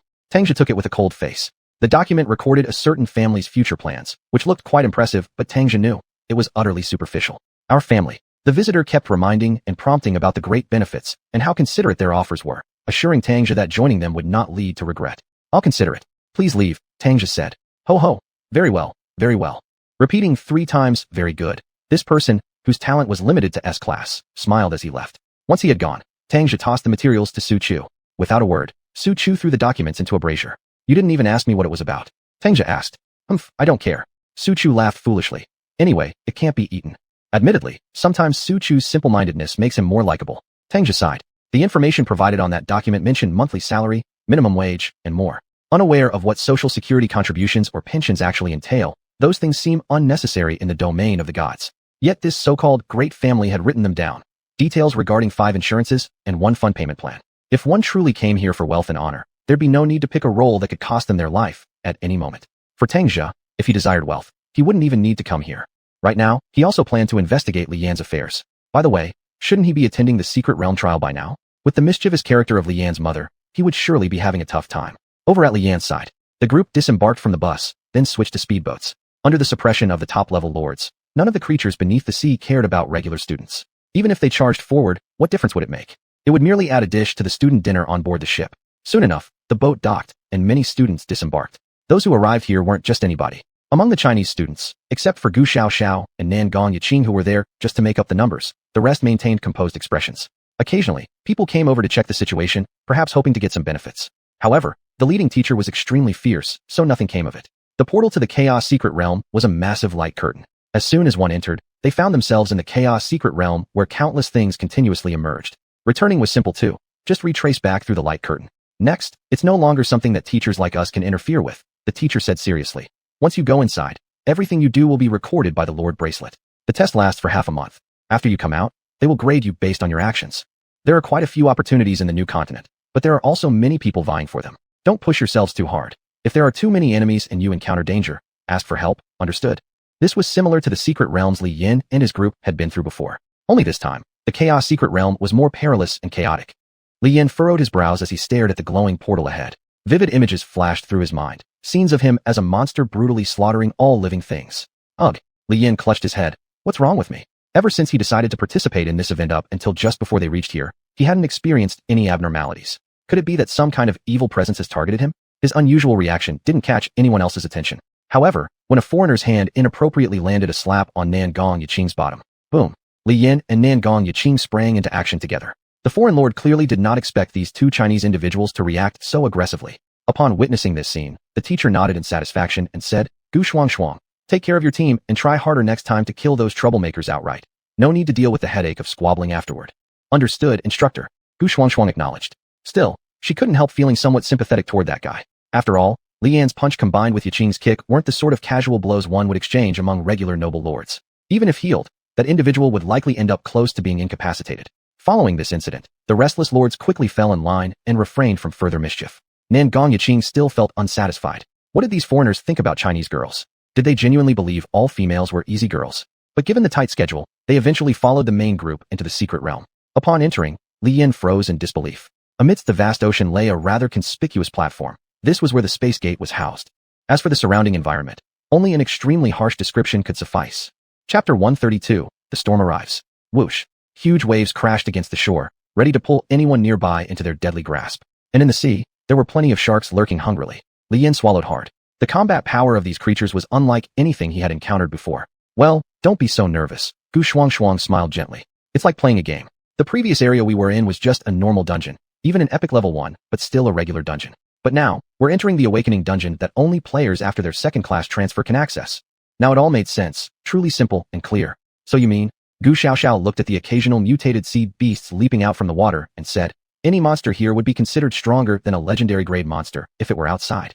Yes, Gu Xuanhuan nodded, which is why those who aren't high-level lords simply can't come in.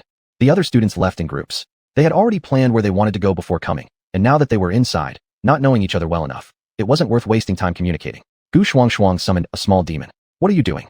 Li Yan asked. Junior brother, didn't know this, huh? Gu Xuanhuan chuckled softly. Inside the secret realm, time passes differently compared to the outside world. To confirm the exact timing, you need the corresponding elemental servant clan. Almost 80% of the Chaos Secret Realm consists of dark elements, and my little demon can explore adequately. It'll only take 10 minutes. With differing times, various situations occur within the Secret Realm. Demon elemental probes are best suited for such tasks. But then, what about the remaining 20%? Gu Xiaoxiao asked. According to legends, they're similar to the chaotic disorder before Pangu split the universe, explained Gu Xuanhuan. We're not at a level yet where we can mess around with such high-grade realms. We should focus on our own objectives instead. Although the wait for the little demon's return was short, it felt long. Li Yin and Nan Gongyaking almost simultaneously sensed an ominous atmosphere. Just at this moment, Gu Xuanhuan's small demon returned. The information brought back by the servant caused Gu Xuanhuan's expression to turn cold. My dear juniors, Gu Xuanhuan sighed wryly. A storm is coming. What kind of storm? The storm? Nan Gongyaking, who excelled in her academic performance, began thinking. In places like this eerie coastline, when storms are mentioned, could it mean? Yes, replied Gu Xuanhuan, a massive tornado. Now both the manor and the new region's bases are starting precautions. If we don't secure a shelter soon, we might die here. Li Yin let out a sound of dissatisfaction and looked towards the horizon. The storm had arrived. Come over here. Let's head over there. Given the current situation, digging a deep hole was the only way to survive. Otherwise, moving around in the storm was tantamount to seeking death. Even a divine-grade lord wouldn't dare flaunt their strength against natural forces. Li Yan's slimes worked exceptionally quickly, something everyone except Nan Gongyaking had seen many times. This time, to ensure safety, Li Yan dug extraordinarily deep. Within 2 minutes of everyone jumping down, rain started pouring from above, followed swiftly by howling winds. Swoosh, huh? What's that sound? Gu Xiaoxiao seemed curious as if she'd heard a scream. In a storm like this, a single leaf can become a blade, explained Gu Xuanhuan. Possibly some unlucky lord didn't escape in time and got minced. That image, truly unimaginable. Thinking about broken human bodies made Nan Gongyaking want to vomit. If you can't handle even this much, you'd better hand over your origin dragon and just be a precious princess, remarked Gu Xiaoxiao with a sniff. Nan Gongyaking didn't reply. Already being forced to start from sophomore year was difficult enough for her. If she didn't make more effort, no one could help her. This storm will last the entire day. Liana observed as gale force winds whistled through the cave entrance. Encountering something like this right upon entering the secret realm really left them speechless. How about we just keep digging downward like last time, suggested Gu Xiaoxiao. There might be treasures below. The proposal wasn't completely unacceptable. However, last time there was Elder Chuchenfeng leading the team. Despite lacking strength, his experience was quite seasoned. Now, even the most experienced member of their team, Gu Xuanhuan, didn't have prior Chaos Secret Realm exploration knowledge. Underground resources are indeed hard to obtain, but digging deeper certainly provided a good opportunity to claim many treasures. But what if there was already a lord with abilities like Li Yin who had dug out an underground shelter? Then what? If it were a Chinese lord, that would be fine. But what if it weren't a Chinese lord? The Westerners, those pirates who spout democracy and freedom, have portrayed the Chinese as devil-like. If the team dug straight ahead, it would be okay if only Li Yin was in the lead. But the others were all beautiful women. Let's wait a bit, Li Yin suggested.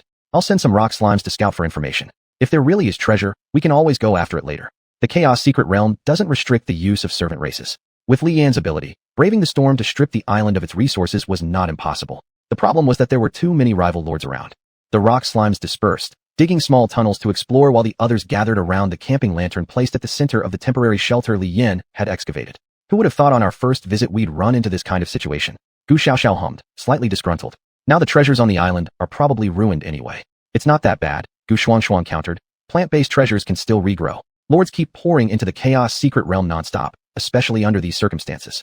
This previously uncontrollable secret realm has now become somewhat manageable, attracting plenty of people. For fairness, A-class and above lords aren't allowed entry. And now with the storm. Once the storm passes, it'll be time to scavenge. Commonly referred to as cleaning up leftovers. The foreign lords must have amassed quite a collection of valuable resources. Gu Xuanhuan grinned mischievously. Like your life spring, junior brother, we might just get our hands on it during this operation. Not that easy. Li Yin shrugged. The life spring's function was simple yet powerful, only able to heal the body. Would those burly men leave such a resource behind? Don't make me laugh. Chapter 133, The Storm Dragon. The first wave of the storm's fury had passed, but within 30 seconds, it began to whip up a hurricane again. This was strange. Wouldn't storms usually have a longer pause before another one starts after being so intense? Li Yin asked. Li Yin wasn't a physicist, he only knew the general reasons for how storms formed, mainly due to temperature differences and air pressure variations. But after one storm ended, shouldn't it take more than just dozens of seconds before another one started? This isn't normal, Gu Xuanhuan said. There must be some kind of special monster causing all this chaos. But what could it possibly be? The Storm Dragon. Liana said. Storm Dragon? Like the Storm Dragon from that Japanese slime anime? Impossible, right? Gu Xuanhuan was surprised. That's a powerful dragon species combining wind and water attributes. It wouldn't logically appear in a secret realm at this level, would it? Single attribute factions are common enough to find, but creatures that combine multiple attributes are extremely rare. Such factions or monsters possess bloodlines that are anything but weak. Take Nangong Yaqing's primordial dragon, which controls all elemental energies. If it weren't during its weakened state and Nangong herself not normally using it, even this little storm would send them flying against the wind. No, Lian thought for a moment. If the storm dragon's arrival is the reason why those controlling the secret realm have abandoned it, then maybe that explains why this place will become controllable. Everyone fell silent. If it really is this dragon, then we're in trouble. Gu Xiaoxiao covered her head. Anyone trying to leave will be obliterated instantly, and we won't even know how to return. Lian buried his face in his hands. A dragon with such wide-ranging control and immense power has an almost impossible-to-track movement pattern. Even dispatching a special grade lord team would make opposing it a pipe dream. Wind combined with water makes the storm attribute. How are they supposed to fight this? Roar. A loud roar echoed across heaven and earth. Without question, this was the storm dragon. Li Yin synchronized with the perspectives of a few rock slimes and observed as the completely black Tyrannosaurus Rex-like creature swirled in the sky above, frowning slightly. It was over 100 meters long and had a wingspan that reached a kilometer. This was truly a monstrous entity within the chaotic secret realm. Damn, how are they supposed to fight something like this? Let's go back to base first. Li Yin clicked his tongue. There should be high-grade lords from China stationed there. With just our current abilities, taking down this dragon is nothing but wishful thinking. Hearing Li Yin speak, the girls nodded. But under these circumstances, how were they supposed to escape? Li Yin summoned two types of slimes from his domain. One was a wind slime, and the other a water slime.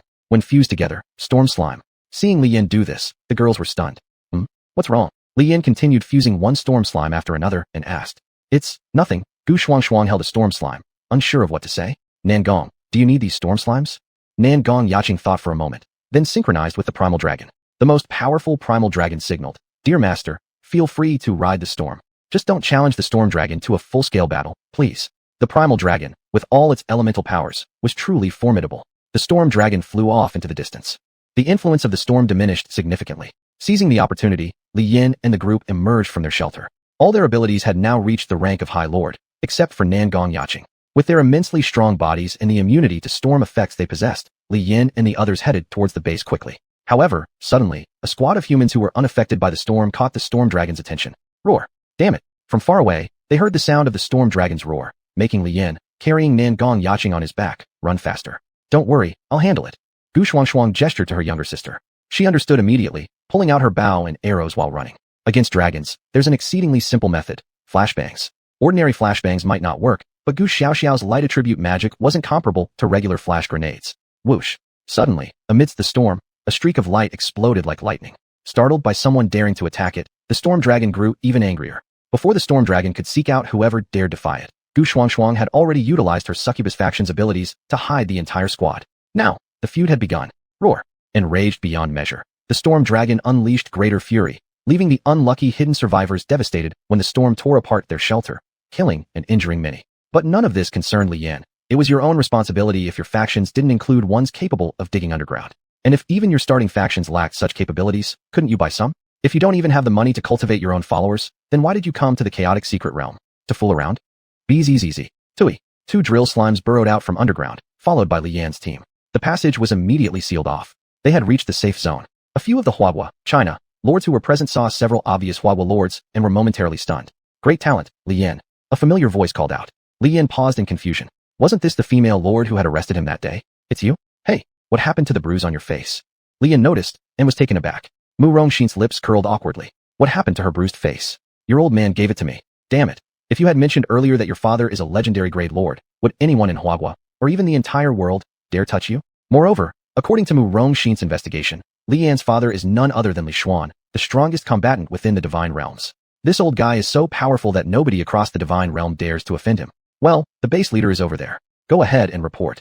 Mu Rongxin sniffed haughtily, not wanting to be associated with Li Yan any longer. I'll take care of this channel. Hurry up and go. Gu Xiaoxiao usually couldn't resist being snide whenever she sees Li Yan hanging out with another woman. But this time, she clearly noticed disdain in Mu Rongxin's expression. Hey, Li Yan, Gu Xiaoxiao asked while walking. What's your relationship with this beauty? Not much at all. She has her duties, and I haven't offended her either, Li Yan replied as he set Nangong Yaqing down, puzzled. Could it be because last time he killed Zhang Tianxian and stole her merit? Alright, let's first find the person in charge here to report about the storm dragon, Gu Xuanhuan said. Anna, did you get everything filmed? Li Anna shook her phone and nodded. It was thanks to Huagui's unmatched infrastructure capabilities that even during the Lord era they hadn't neglected such research. Otherwise, the safe base wouldn't have been possible. Chapter 134, Retreat. Inside the bunker. Boom boom. Come in. A muffled voice came from inside the office.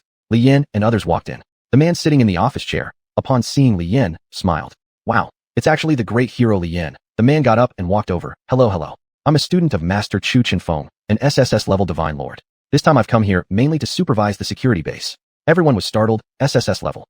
Why are you so powerful, yet still coming here? Li Yan was puzzled. This Divine Lord sighed lightly, then introduced himself. Divine Lord Zhao Mingcheng. His original favored race is Thunder Dragon. The Chaos Abyss cannot be controlled. You should all know by now. Zhao Mingcheng said. Suddenly, the Chaos Abyss changed. There must be anomalies inside. Besides, this abyss is very close to our country's coastline, so strong military force is needed to stay here. Zhao Mingcheng looked at Li Yan. I am grateful to you. If it weren't for you, teacher Chu Chinfeng wouldn't have returned either. Unfortunately, many seniors back then couldn't make it back. Well, now the storm is too severe. Would you like to wait in the base until the storm calms down a bit before leaving and continuing your activities? Liana handed her phone to Zhao Mingcheng. Zhao Mingcheng opened the video. A giant dragon spread its wings in the storm, like a god. This is the storm dragon? Zhao Mingcheng frowned slightly. Judging from the dragon's size and power, it might not be an ordinary storm dragon. It probably has other attributes. At least 3 attribute fusion dragons. And the body isn't even that of a juvenile dragon. How could this happen? Zhao Mingcheng was very surprised inside.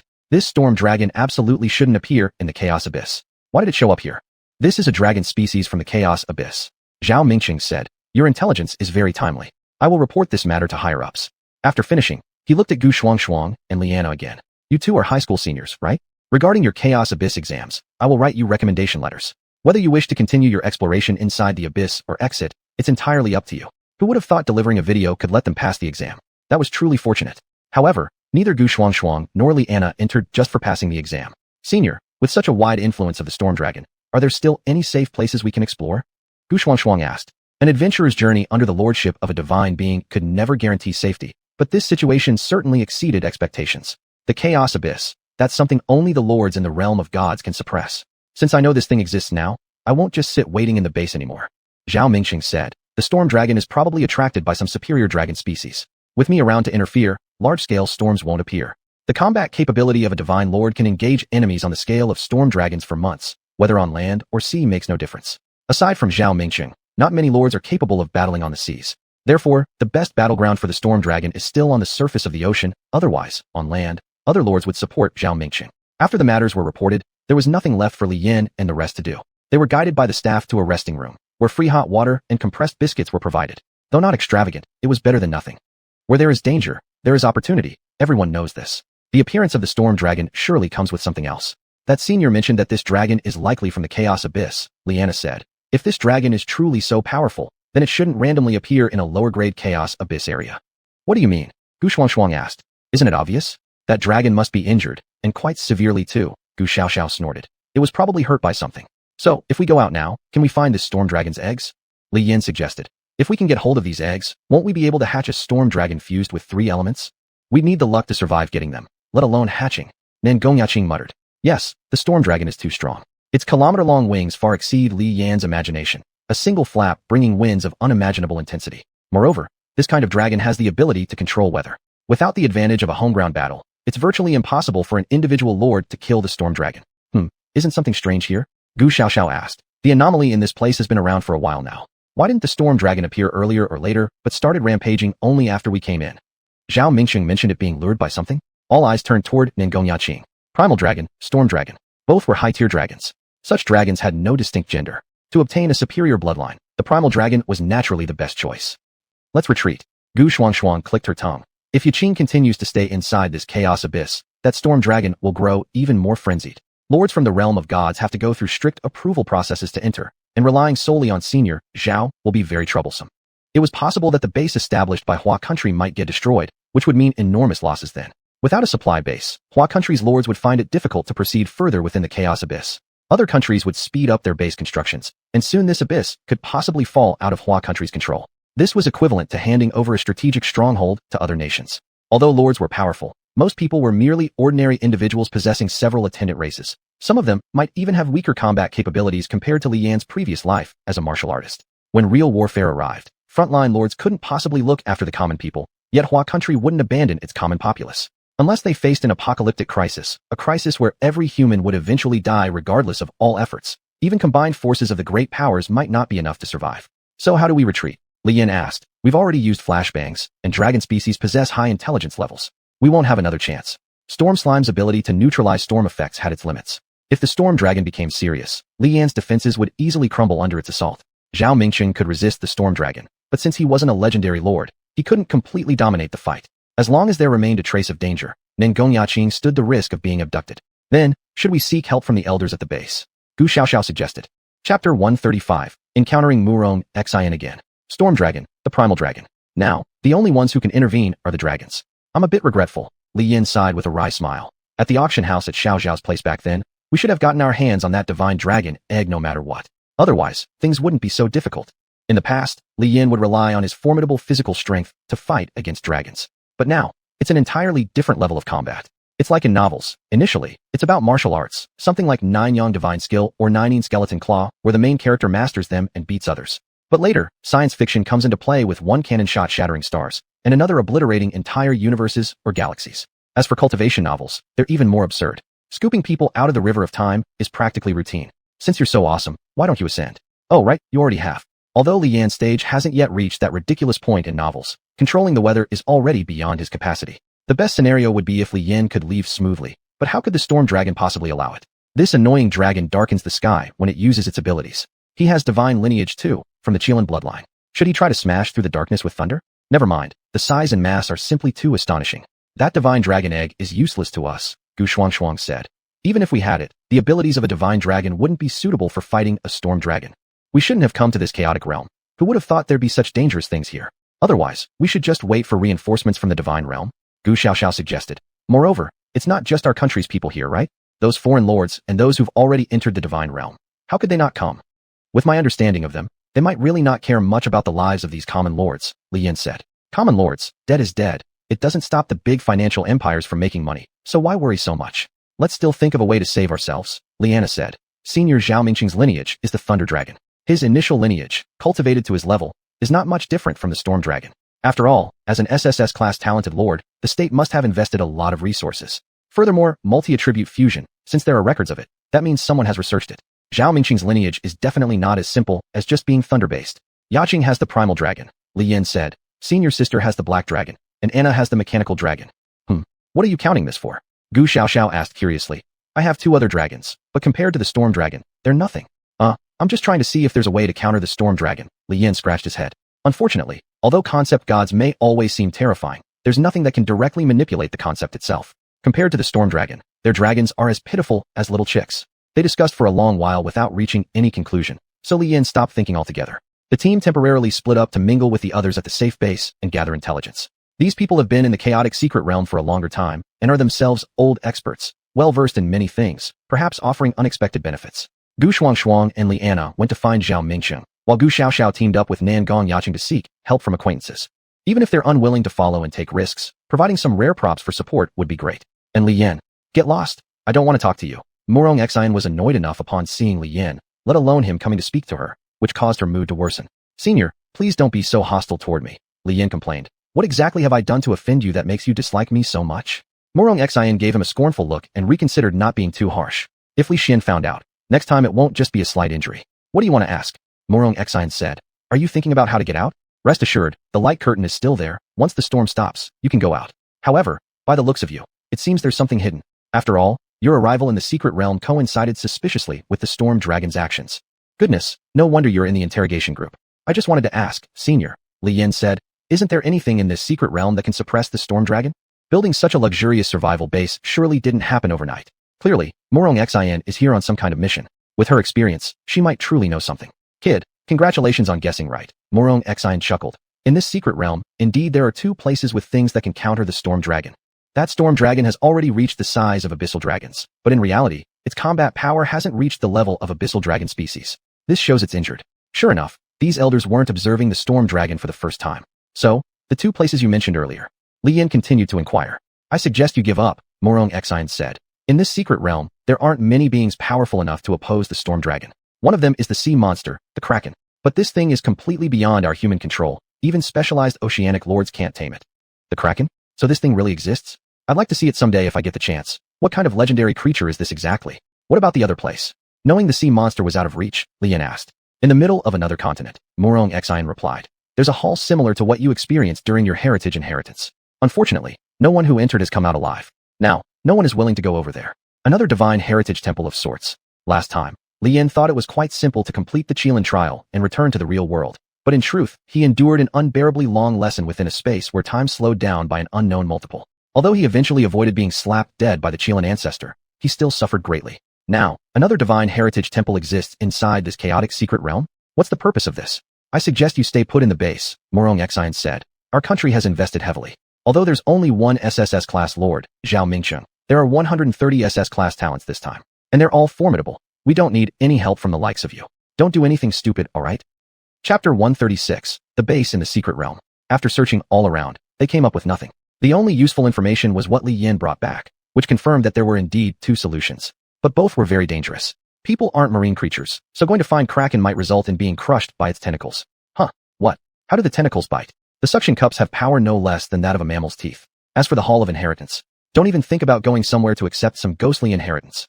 Xuanhuan seriously warned. The inheritance in ordinary secret realms may still be left behind by someone long ago. But due to the passage of time, the energy is not sufficient anymore. However, the inheritance hall inside the chaos secret realm might just be the evil god's inheritance hall. But isn't your sister from the demon school? Li Yin asked. Demon school and evil god school are two different things, Xuanhuan snorted, saying. In short, we will stay in this safe base for a few days waiting for the reinforcement to come. As long as a legendary level lord can show up, our safety will be guaranteed.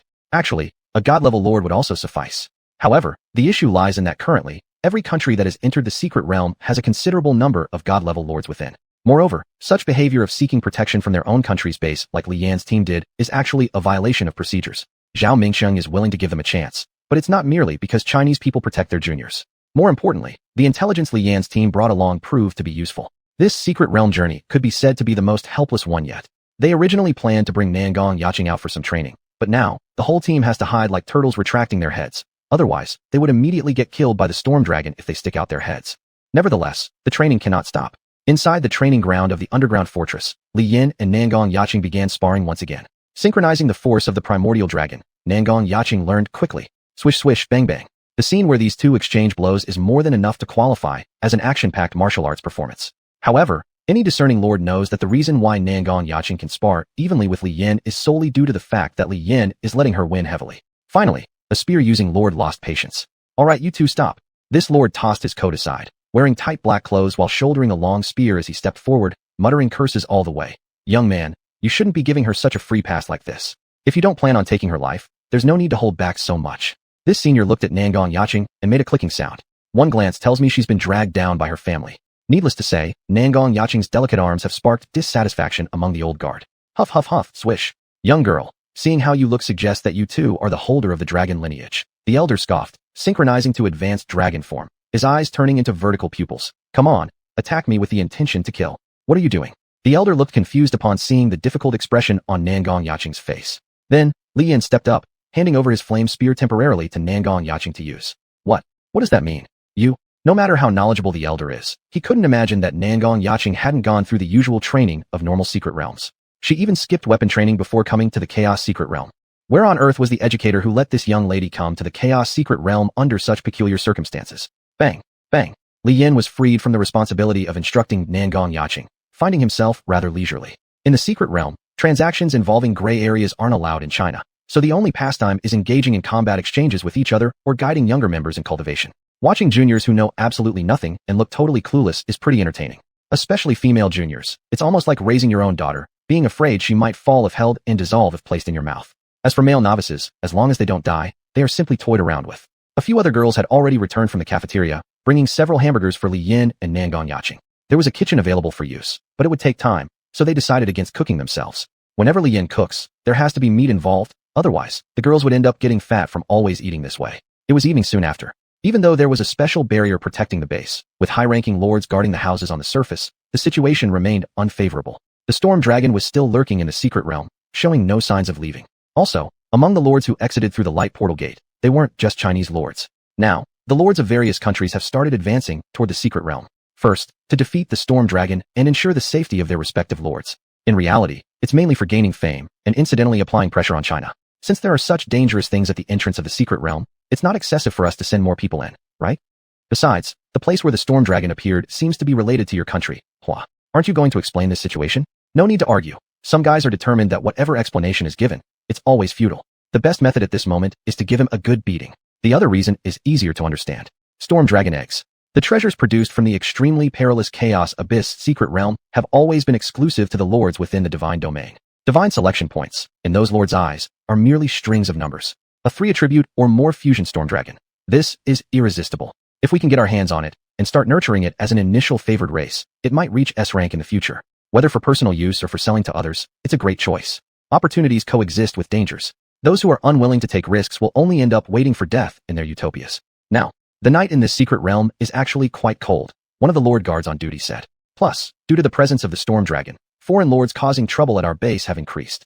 Try to understand them, another lord replied, chuckling while smoking a cigarette. After all, among the bases established in this secret realm, only ours offers hot showers. And the hot showers are free. It's quite attractive. As for the foreigners, don't bring shame by mentioning those bases that charge even for Wi-Fi connections. After this job is done, I'm thinking about becoming a teacher at the Lord Academy. Although being active inside secret realms brings more money, there's no telling when one might lose their life.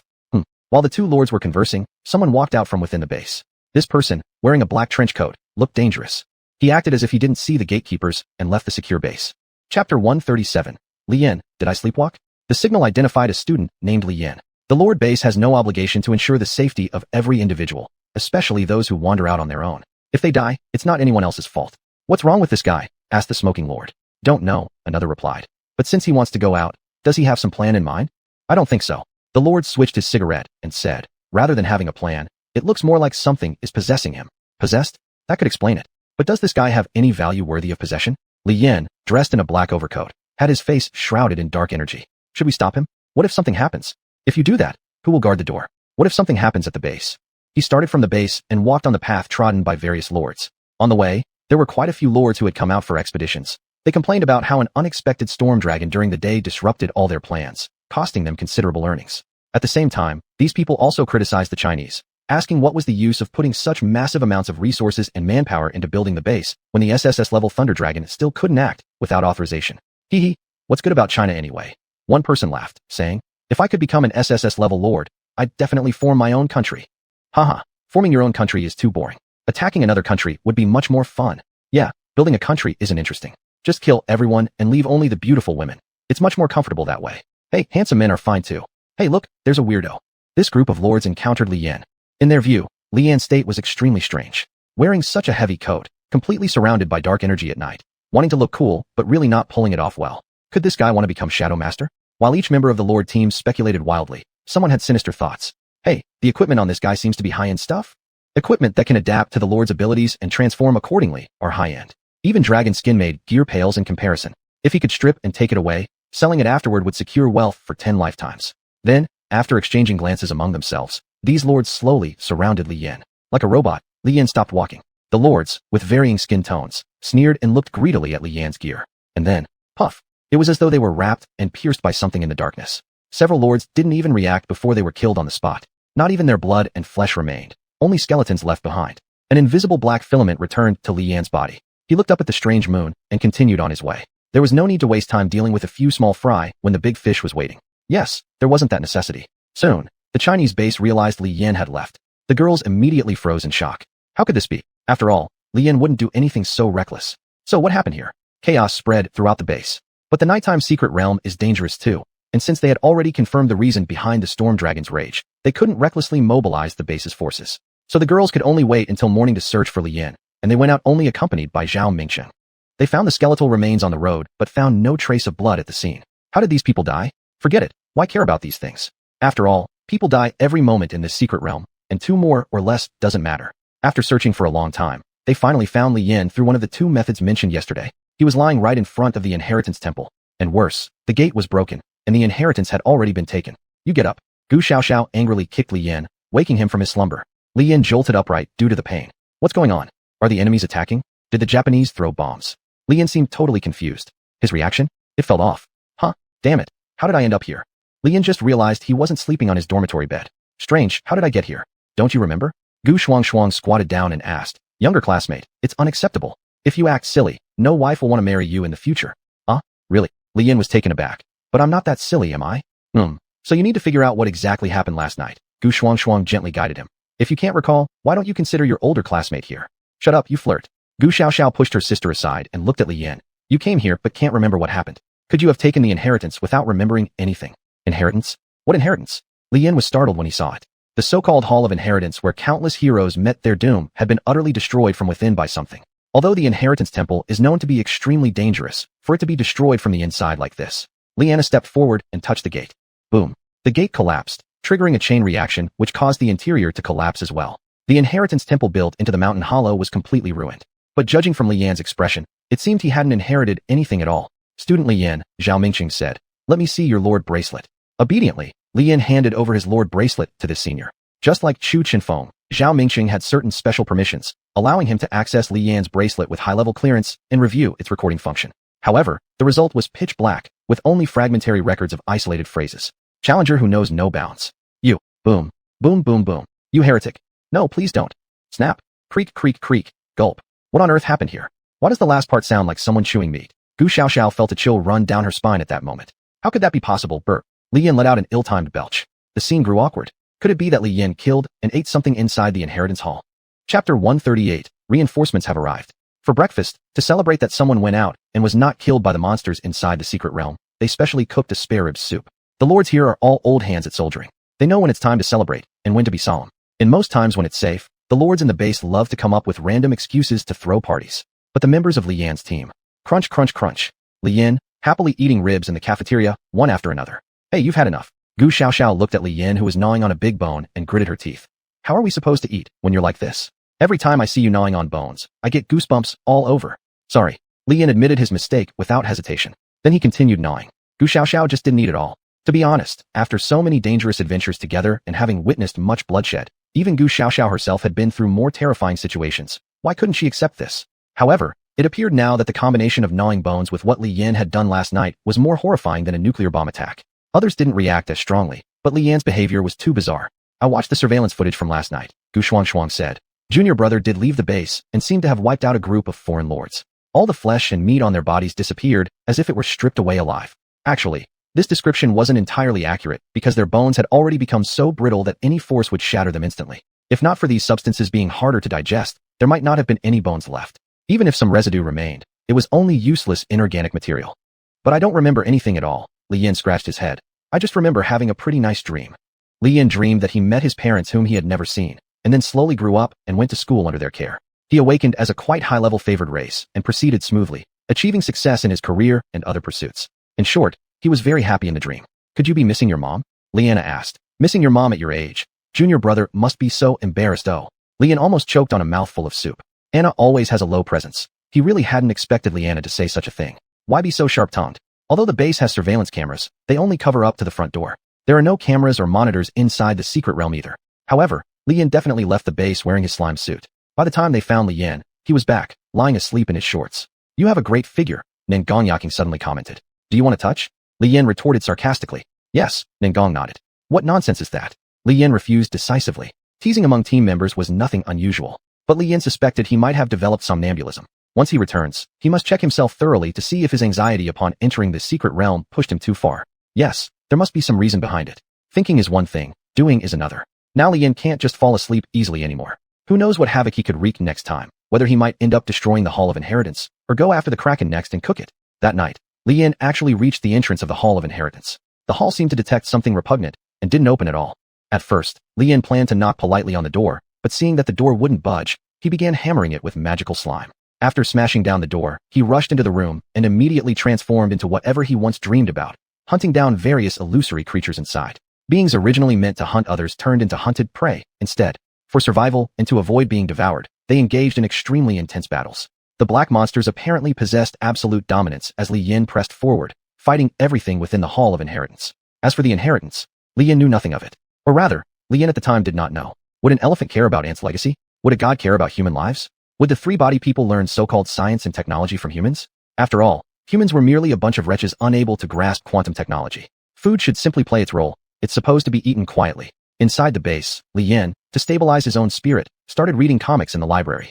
He was reading manga about light-hearted adventures in other worlds. People from Hua really know how to enjoy themselves. There's even a special adult section. There are also players available, but it wouldn't be appropriate to say what's on them. Occasionally unwinding like this isn't bad. All the team members thought so they just let the adults handle the dangerous stuff. Reinforcements from the God realm arrived quickly. Tongxia, who had already ascended to SS rank, joined the operation team under a special identity. Those who already had grudges against Tangja tried to intercept him, but were afraid that he might take direct action. After arriving at the base, Tangja didn't immediately seek out Li Yan. Inside the office of the director, Zhao Mingqing and Tangja met. "Senior, it's been a while," Tangja said. "This secret realm exploration must be tough, right?" "It's more than just tough." Zhao Mingqing sighed with relief upon seeing Tangja. "I'm glad you're here to help. You don't know how terrifying that sun-shielding guy is. If I wasn't worried about my thunder dragon affecting innocents, I would have handled it myself. SSS-ranked lords need strict control for every mission." "That's right. Storm dragons like those in the favored races aren't uncommon among SSS-ranked lords. It's just that Zhao Mingqing hasn't broken through to legendary status, which makes things a bit complicated." "Isn't that student Li Yan your responsibility?" Zhao Mingqing asked. "Here's the footage captured during the incident. Take a look. Do you have any leads?" "I remember his registered favored race was a slime." Tangja took the terminal and clicked on the video. Surrounded by black energy, clad in a slime suit. That was indeed the slime suit. Li Yan developed an evolved type of equipment which would strengthen as he grew stronger. There was even an elf cloak specially prepared for Li Yan by the dwarves.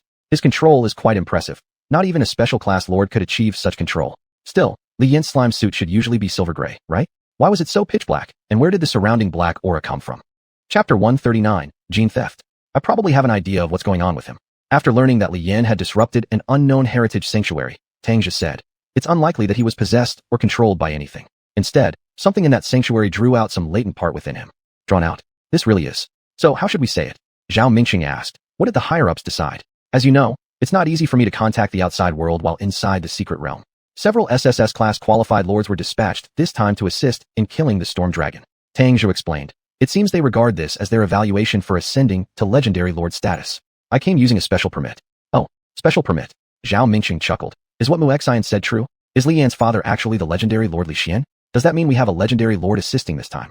"There is a legendary lord involved, but it's not Li Xian," Tangja replied. "Just know that a legendary lord will be dispatched as soon as possible. Don't overthink it." Regarding the abilities Li Yan demonstrated, Tangja didn't elaborate much. Shadow Moon ability, Shadow Moon Queen.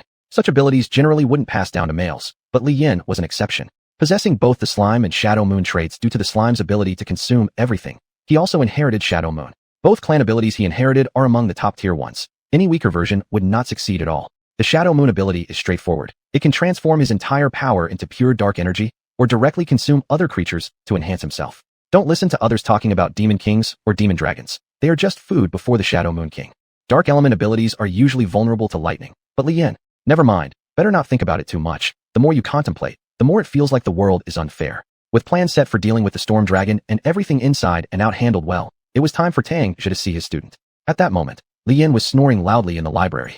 He grew sleepy from reading comics, so he fell asleep face down on the table. "Poke." Gu Xiaoxiao poked Li Yan's cheek. He doesn't even wake up. Did Li Yan really get sleepwalking? Can he be fooling us? How could that be possible? Gu Xuanhuan was also curious. He definitely walked around late at night, and clearly doesn't remember what happened. Isn't that classic sleepwalking? But I haven't heard of anyone who can sleepwalk and fight so fiercely. Nangang Yaching frowned. Liana stayed quiet, absorbed in her game. Tangja walked in. "Do you guys all have such good relations?" Upon hearing the familiar voice, everyone turned around. A familiar face greeted them. "Tangja has arrived." Soon, Li Yan was awakened. Still groggy, he thought he might have done something wrong during one of his sleepwalking episodes and got scared stiff. However, once realizing he was still in the library, he relaxed a little. "Uncle Tang, didn't you go to the Divine Realm? How are you back already?" Li Yan asked. "I obtained special permission," Tangja said. "I hear you pulled off something big again." "I don't even know how it happened." Li Yan scratched his head and recounted the bizarre events of that night. He hadn't had such a wonderful dream in a long time. Really, his first truly marvelous dream, and Li Yan wasn't ready to wake up at all. Knowing exactly what crazy things resided within Li Yan, Tangja felt no surprise anymore. No matter what high-level stuff that Legacy Hall contained, it now only served as nourishment for Shadow Moon. "The Storm Dragon will be dealt with soon," Tangja announced. "You guys need to serve as bait to lure it out." With predecessors from the Divine Realm holding the front line, the safety factor for Li Yan's group improved greatly. "So, can we leave after finishing the job?" Gu Xuanhuan questioned. She really didn't want to encounter the Storm Dragon again. The oppressive sensation was just too intense. Although she wasn't someone to make complaints easily, this time, it was really too dangerous. "Don't rush," Tangja smiled. "Anyway, the Storm Dragon is practically trapped fish in a barrel. I see your setup here is fairly complete. Why don't you come play with me?" "Play? What kind of play?" Liana blinked, then asked, "Looking for dragon eggs?" "Dragon eggs? What dragon eggs?" "Storm dragons." Li Yan stared blankly. "Can we even get our hands on that thing?" "People die for wealth. Birds perish for food. So many lords gathered together. If they spat all at once, it would be enough to drown Li Yan's group entirely. Treasures, though precious, there's just one available. This is even more competitive than trying to secure a public servant position. Don't worry. We can win," Tangja said. If there's anything special, I'll step in. Getting this thing will also benefit all of you. After all, it's the storm dragon, an outrageous fusion of 3 elements, and once hatched and raised, it could be summoned during battles to transform the environment into something advantageous. With that in mind, Li Yan and the others exchanged glances. Alright then, let's fight for it. It just so happened that Li Yan didn't have a proper dragon species yet. He wanted one too. Why shouldn't he go after it? I've got a strong background. What do I have to fear? A-rank Tangzhe was already difficult enough to deal with. Now at SS rank, there weren't many in foreign lands who could defeat him. Somewhere within the secret realm, some people were discussing matters inside of space. To lords, inheritance of bloodlines isn't that big of a deal. Some would even test a baby's potential using genetic detection while they're still young. The good ones are kept, the bad ones are kept as well, but without much resource allocation. As for the children of poorer families, forget about it. They simply get bought off with some trinkets to become bodyguards for second generations. That's the truth of the world. Whoever has money rules. And right now, Li Yan's file was placed on a table within this space. Who would have thought? A lord who actually inherited 2 extreme forces. And how coincidental that they're here in this same secret realm with us. One of them chuckled. The compatibility of slime is so high. I wonder if his bloodline can be passed down. There's a term called gene theft. Given that genes play a crucial role in determining a lord's abilities, there are plenty of women willing to couple with highly powerful lords. Why women? Aren't there men pursuing women? 2 points. Who bears the child? Is the man the one carrying it for 10 months? Pursuing a woman with impeccable bloodlines is far less efficient than having a man with decent bloodlines plant seeds. Like a card drawing game, single draws won't work, straight up 10 or 100 pulls. That way, one will surely draw a UR class lord, right? The plan has been brought forward. Target, kill, or capture Li Yan. Li Xian is already an exceptionally skilled devourer, and when Li Yan grows up, wouldn't he just become another super devourer? Chapter 140, Gene Theory. Gene Thieves. Yes, a group of perverts who will stop at nothing to steal the bloodline of other families. Li Yan and Gu Xiaoxiao were having a conversation. While the entire base was working hard to deal with the storm dragon, Li Yan and his group didn't have much else to do. In order to ease everyone's burden a little, they volunteered for warehouse security duty. Ice and water slimes patrolled the warehouse like police officers. If anyone dared to smoke in the warehouse or carried a fire-starting device, they would be greeted with a cold rain on their face. The job was very easy, and even easier with the slimes around. With nothing better to do, the team members started chatting idly. Although clans and the personal abilities of their lords are greatly random, genes play a part in deciding factors, said xuanhuan. After generations of cultivation, specialized and stable clans will appear. Those who awaken as such clan members also tend to have very stable potential. However, this kind of manipulation could easily go wrong if not done carefully. There was no participation from Japan in this secret realm battle, said Liana. It seems that Tian Yuchuan's condition worsened, and his status fell dramatically. Even the position of the young master of the main house was taken by someone from a branch family. Indeed, marrying close relatives can stabilize bloodlines, but various hereditary diseases follow closely after that. Junior, you should be careful, said Gu Xuanhuan. If people know that your F-class slime has reached this level, there will definitely be quite a few people who want to jump into bed with you. Not to that extent, right? Lian felt a bit scared. In martial arts novels, it's often said that practicing martial arts should preserve one's essence, or future achievements might be limited. Don't underestimate these people's schemes, said Gu Xuanhuan as she glanced at Nangong Yaching. Yaching's situation is somewhat similar. However, the difference is that Yaching just accidentally awakened the primordial dragon and was persecuted by her family. Nangong Yaching nodded. Lian seemed to recall something. Sister, what about you? Asked Lian. The Gu family is such a large family, so there must be a so-called, signature clan, right? After all, the Gu family was big and prosperous, and this wasn't even the main house, just a branch of the branch. Then how powerful must the main house be? There is, said Gu Xiaoxiao as she stretched lazily. When I was a kid, I saw them during a family gathering. Although I only saw them from afar, the oppression that the clan brought was genuinely formidable. Half black and half white, called Light and Dark Angel Clan, said Gu Xuanhuan. Even though the bloodline is powerful, for some unknown reason, very few people manage to break through to the SSS class qualifications, most stopping at SS levels. Moreover, no one has become a legendary lord. This was easily explained. Gene optimization is a good thing, but blindly removing what is perceived as useless genes and then eradicating them is wrong. Who knows if among those so-called inferior genes, there may not be the so-called keys leading to becoming a legendary level lord. And who knows if there are genes within them that resist genetic diseases. In short, Lian now had to be extra cautious and couldn't casually get involved with girls. Moreover, it was rather difficult to seduce the current Lian. Junior, I want to conduct an experiment. Gu Xuanhuan stood up with a mischievous smile. It's a test for the junior. Will you accept? Lian was curious. What kind of test was it? He nodded in agreement and watched Gu Xuanhuan perform. The other girls also looked on. Everyone thought that Gu Xuanhuan wanted to use the charm ability of the enchantress to test Li Yan. But Gu Xuanhuan never took the usual route. Punyo. Before Li Yan could react, his eyes went dark, as if something had covered his face. You wouldn't believe it, but these two slimes really were big. They were truly huge. Punyo Piyunyo. That's right. They were slimes. Flirt. Gu Xiaoxiao kicked her over. Can't you ever change this bad habit? And along with that, Li Yan got kicked out too. This led to him directly landing on Gu Xuanhuan. The warehouse became more chaotic, and eventually, Li Yan bore all the blame. By the way, Li Yin suddenly remembered, since genes decide part of the reason for inheriting clans, why not adopt more scientific methods? Like in vitro fertilization, mass-producing high-level lords would be possible, right? It's impossible to achieve, said Liana. It's already been experimented on. The children left behind have even lower potential than regular children. Only children conceived through sexual intercourse can inherit the bloodline. Never would he have expected there to be this hidden rule. But this way is better. At the very least, it has eliminated situations where nannies pick up used TTs from the young master and conduct artificial insemination for inheritance purposes. Speaking of which, you two sisters, haven't you thought about entering the divine realm? Li Yin continued to ask. We have. But what good would come out of entering the divine realm? Gu Xiaoxiao sniffed. With our talents, at most we would be sent to a prestigious family to become their adopted brides or something. Both Gu Xiaoxiao and Li Yin liked one saying. You were educated not to be someone's wealthy housewife. Let's not even mention whether the Gu family recognizes these two sisters' identities or not. Even if they did, the sisters wouldn't be able to go back.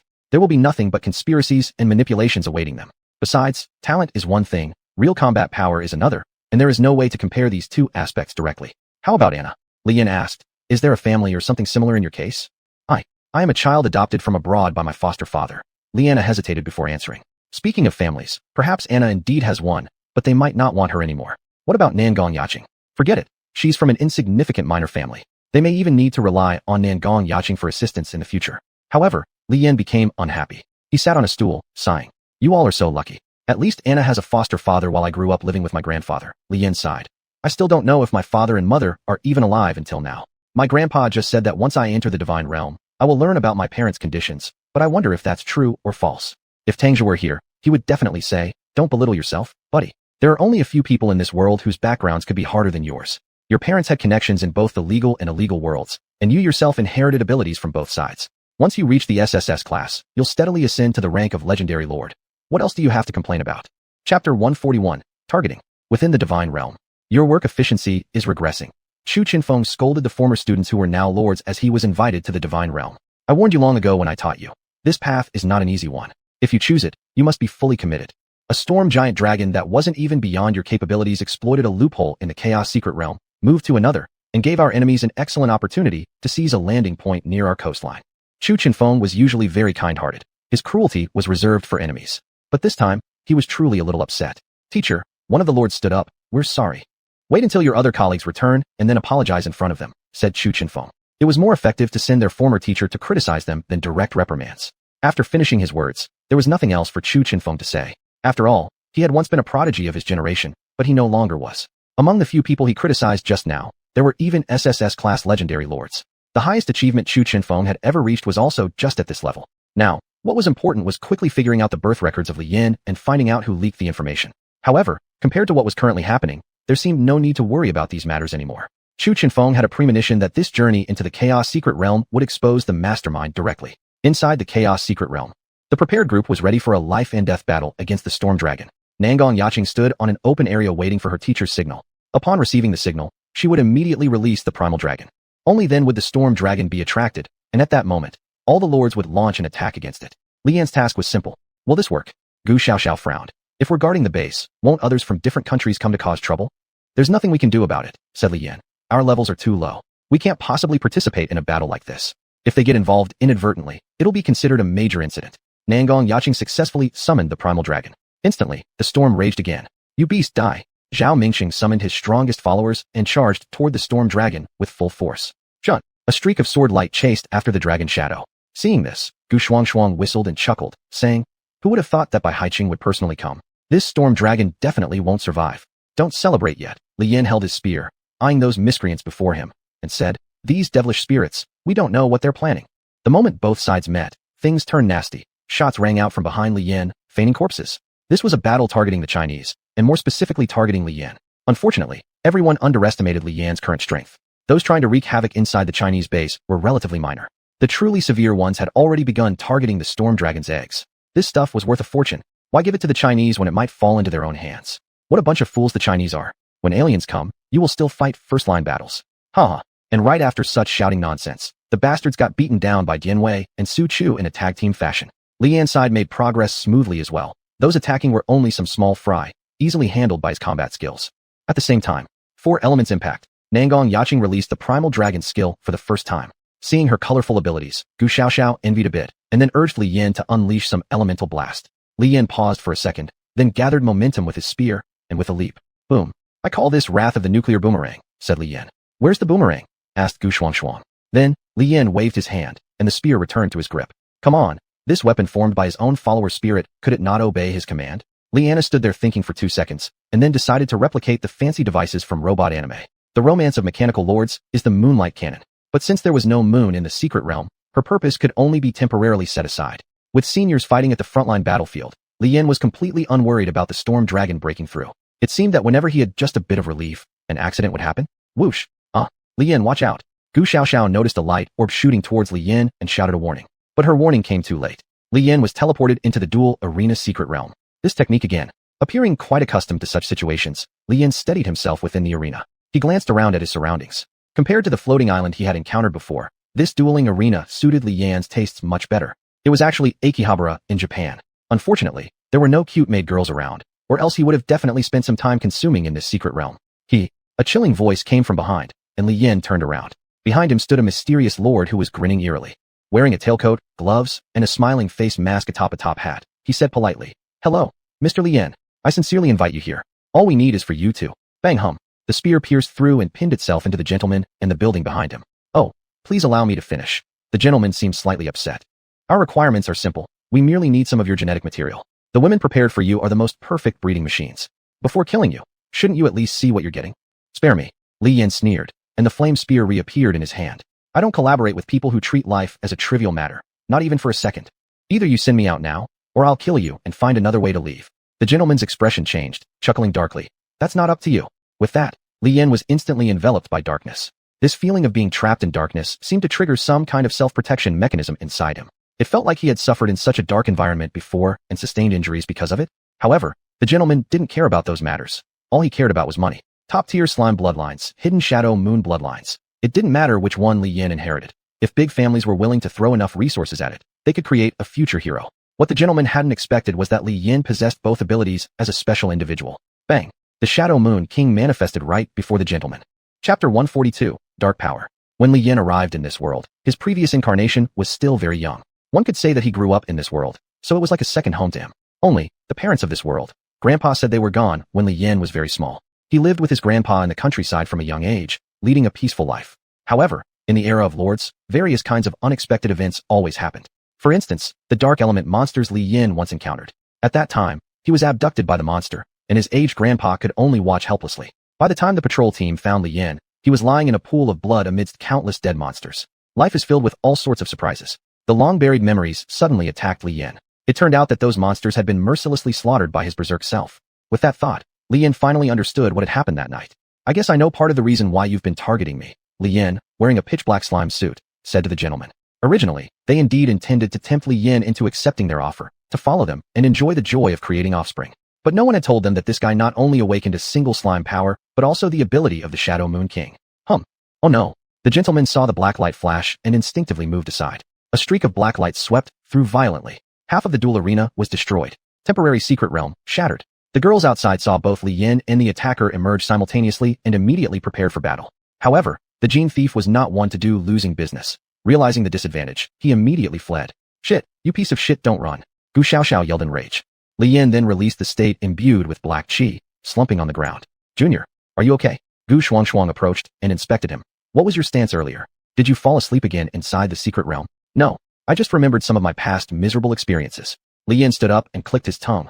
Damn, that black flame spear didn't keep him there. Black flame spear? How typical of middle two syndrome words. Boom. Ka. On the frontline battlefield, the seniors were still battling the storm dragon. "How's the battle going?" Li Yan asked. "You've only been in there for 3 minutes. Nan Gong Yaching said. "The situation on that front can still be held. It seems these people's goal is you. Guess I'm quite popular." Li Yan moaned and stopped talking. And at this moment, Tang's message came through. "The nest of the storm dragon has been found. Coordinates are..." Great, this was the last training task. After getting out from here, Li Yan swore he wouldn't go down into the secret realm for a very long time. Unexpected incidents occurred each time. This isn't how things should play out. Since his dark powers hadn't been fully tested yet, it was better not to use them recklessly. So Li Yan still used the slime gear. There would definitely be a fierce battle in the storm dragon's nest, where many lords would be mutually slaughtering each other. No matter what, for Damesha, cough cough, for the egg of the storm dragon.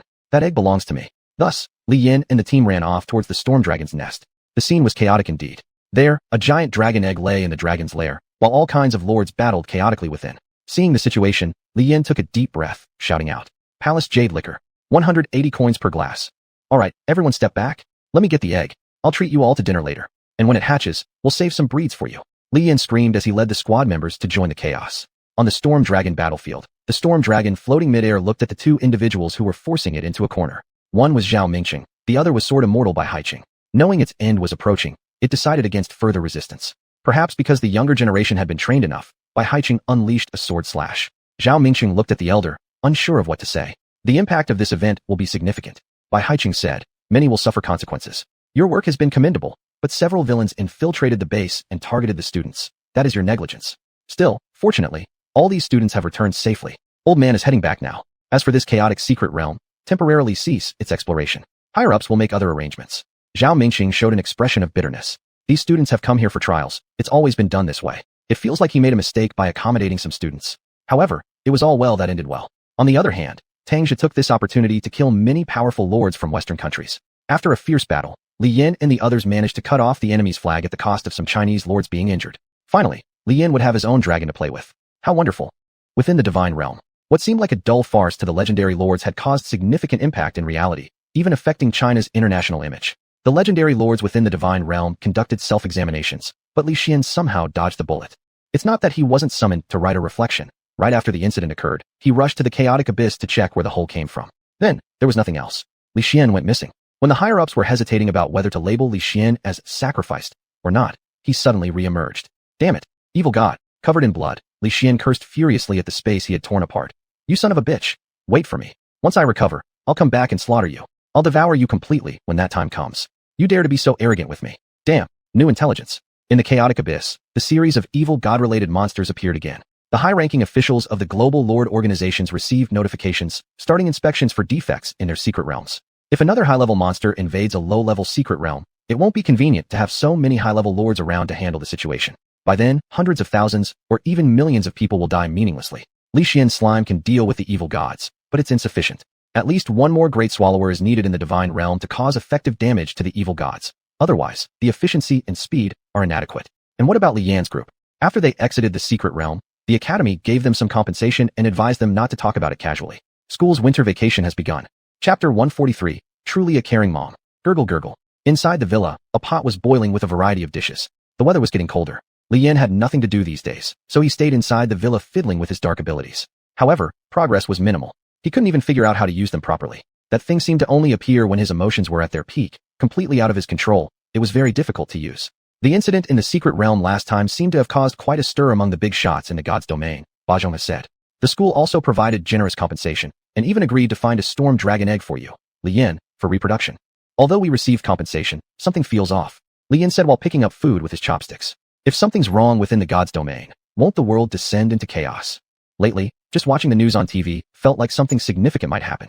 Hua started deploying lord troops by the coast, and other countries were assembling teams as if they intended to counteract something. From the messages sent by xuanhuan, it was clear that more high-ranking lords were entering universities, especially military academies, which began admitting a large number of combat-oriented lords. Anyone who could reach level B would be allowed to enroll. Bajong, are you planning to give it a try? Li Yan asked. Right now, healing lords are highly sought after, right? Healing lords have always been popular. Even someone capable of treating minor illnesses like dizziness or fever can get hired at hospitals. But the focus wasn't really on being a lord. It was the direction the world was heading. There were more applications for immigration to Dongying, with media outlets accusing Huagua of being inhumane for not accepting immigrants. What was all this about? Could another world war be imminent? Li Yan thought long and hard, but still couldn't make sense of what was happening. The dangers from the abyss of chaos haven't been resolved yet, so there probably won't be anyone instigating a world war, said Bajongha. Li Jun, aren't you still in touch with Teacher Tong? Why don't you ask her?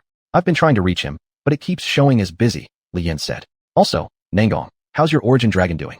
Nangong Yaching, who had been eating ever since, blinked her eyes and summoned two small white flying dragons.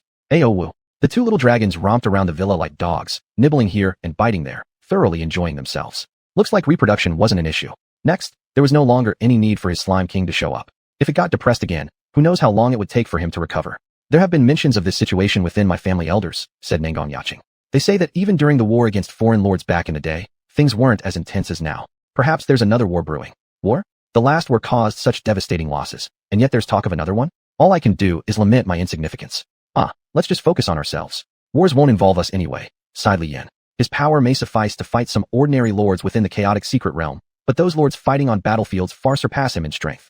Especially those soldiers among Huaguies were called fighters. All experienced warriors from past wars, abundant in numbers. There was absolutely no need for Li Yin and his companions to go to the battlefield. But if things keep going this way, it won't end well. What if some unexpected disaster strikes? Like another large-scale monster invasion? Large-scale monster invasions? Li Yin seemed to remember something and picked up his phone to search online. As a child, dark creatures invaded the village and kidnapped him. Such incidents shouldn't be uncommon now either. What if it isn't a war between nations? What if sea creatures are planning to come ashore? Would mobilizing the army explain this then? After finishing dinner, Li Yin felt increasingly uneasy, so he changed clothes and went out.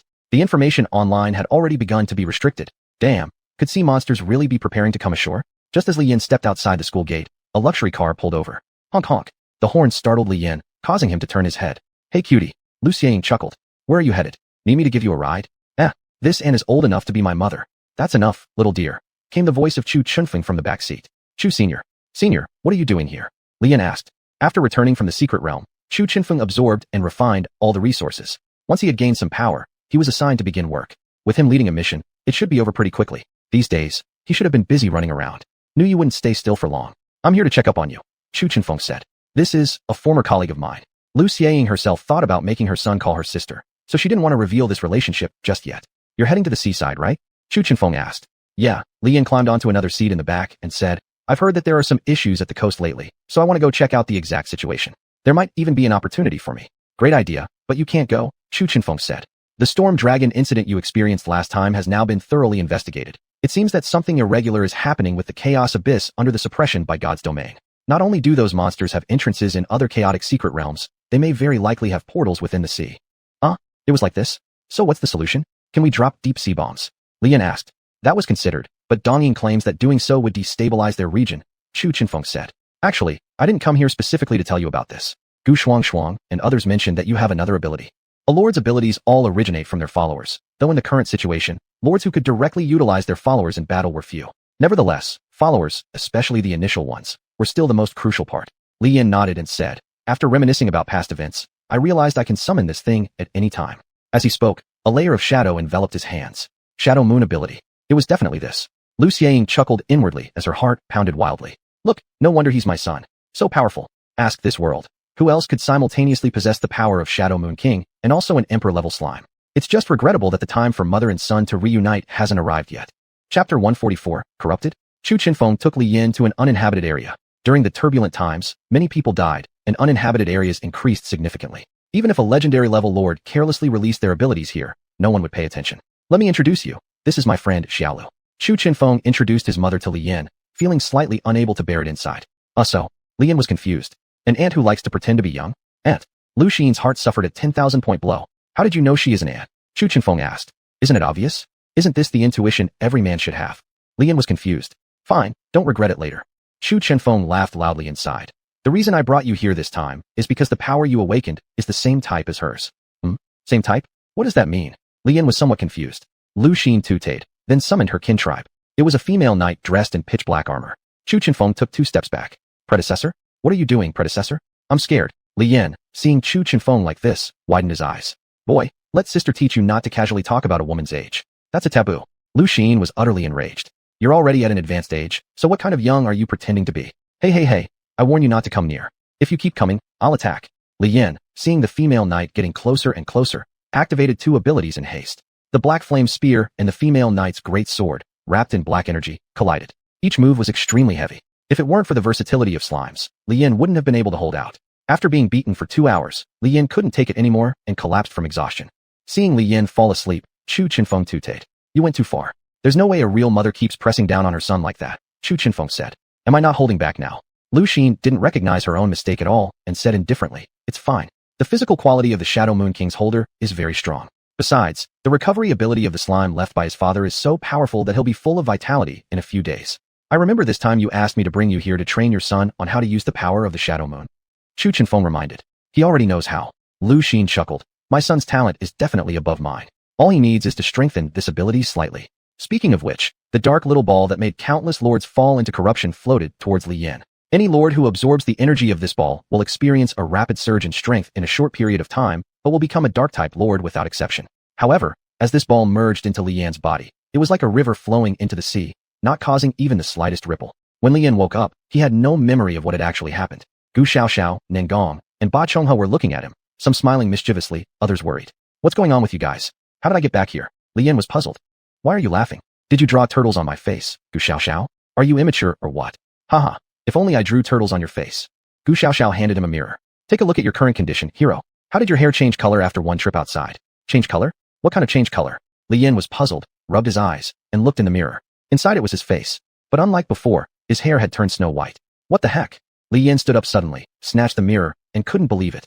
What's going on? Could it be that smelly Andy? Damn, it's just because I said she's pretending to be young. It's not like I was completely off base. Why treat me like this? Mr. Li, your arm. Ba Chonghua reminded. Arm? What about my arm? Li Yan looked over and noticed that the uncovered hand was now covered in a layer of black skin. What's going on again?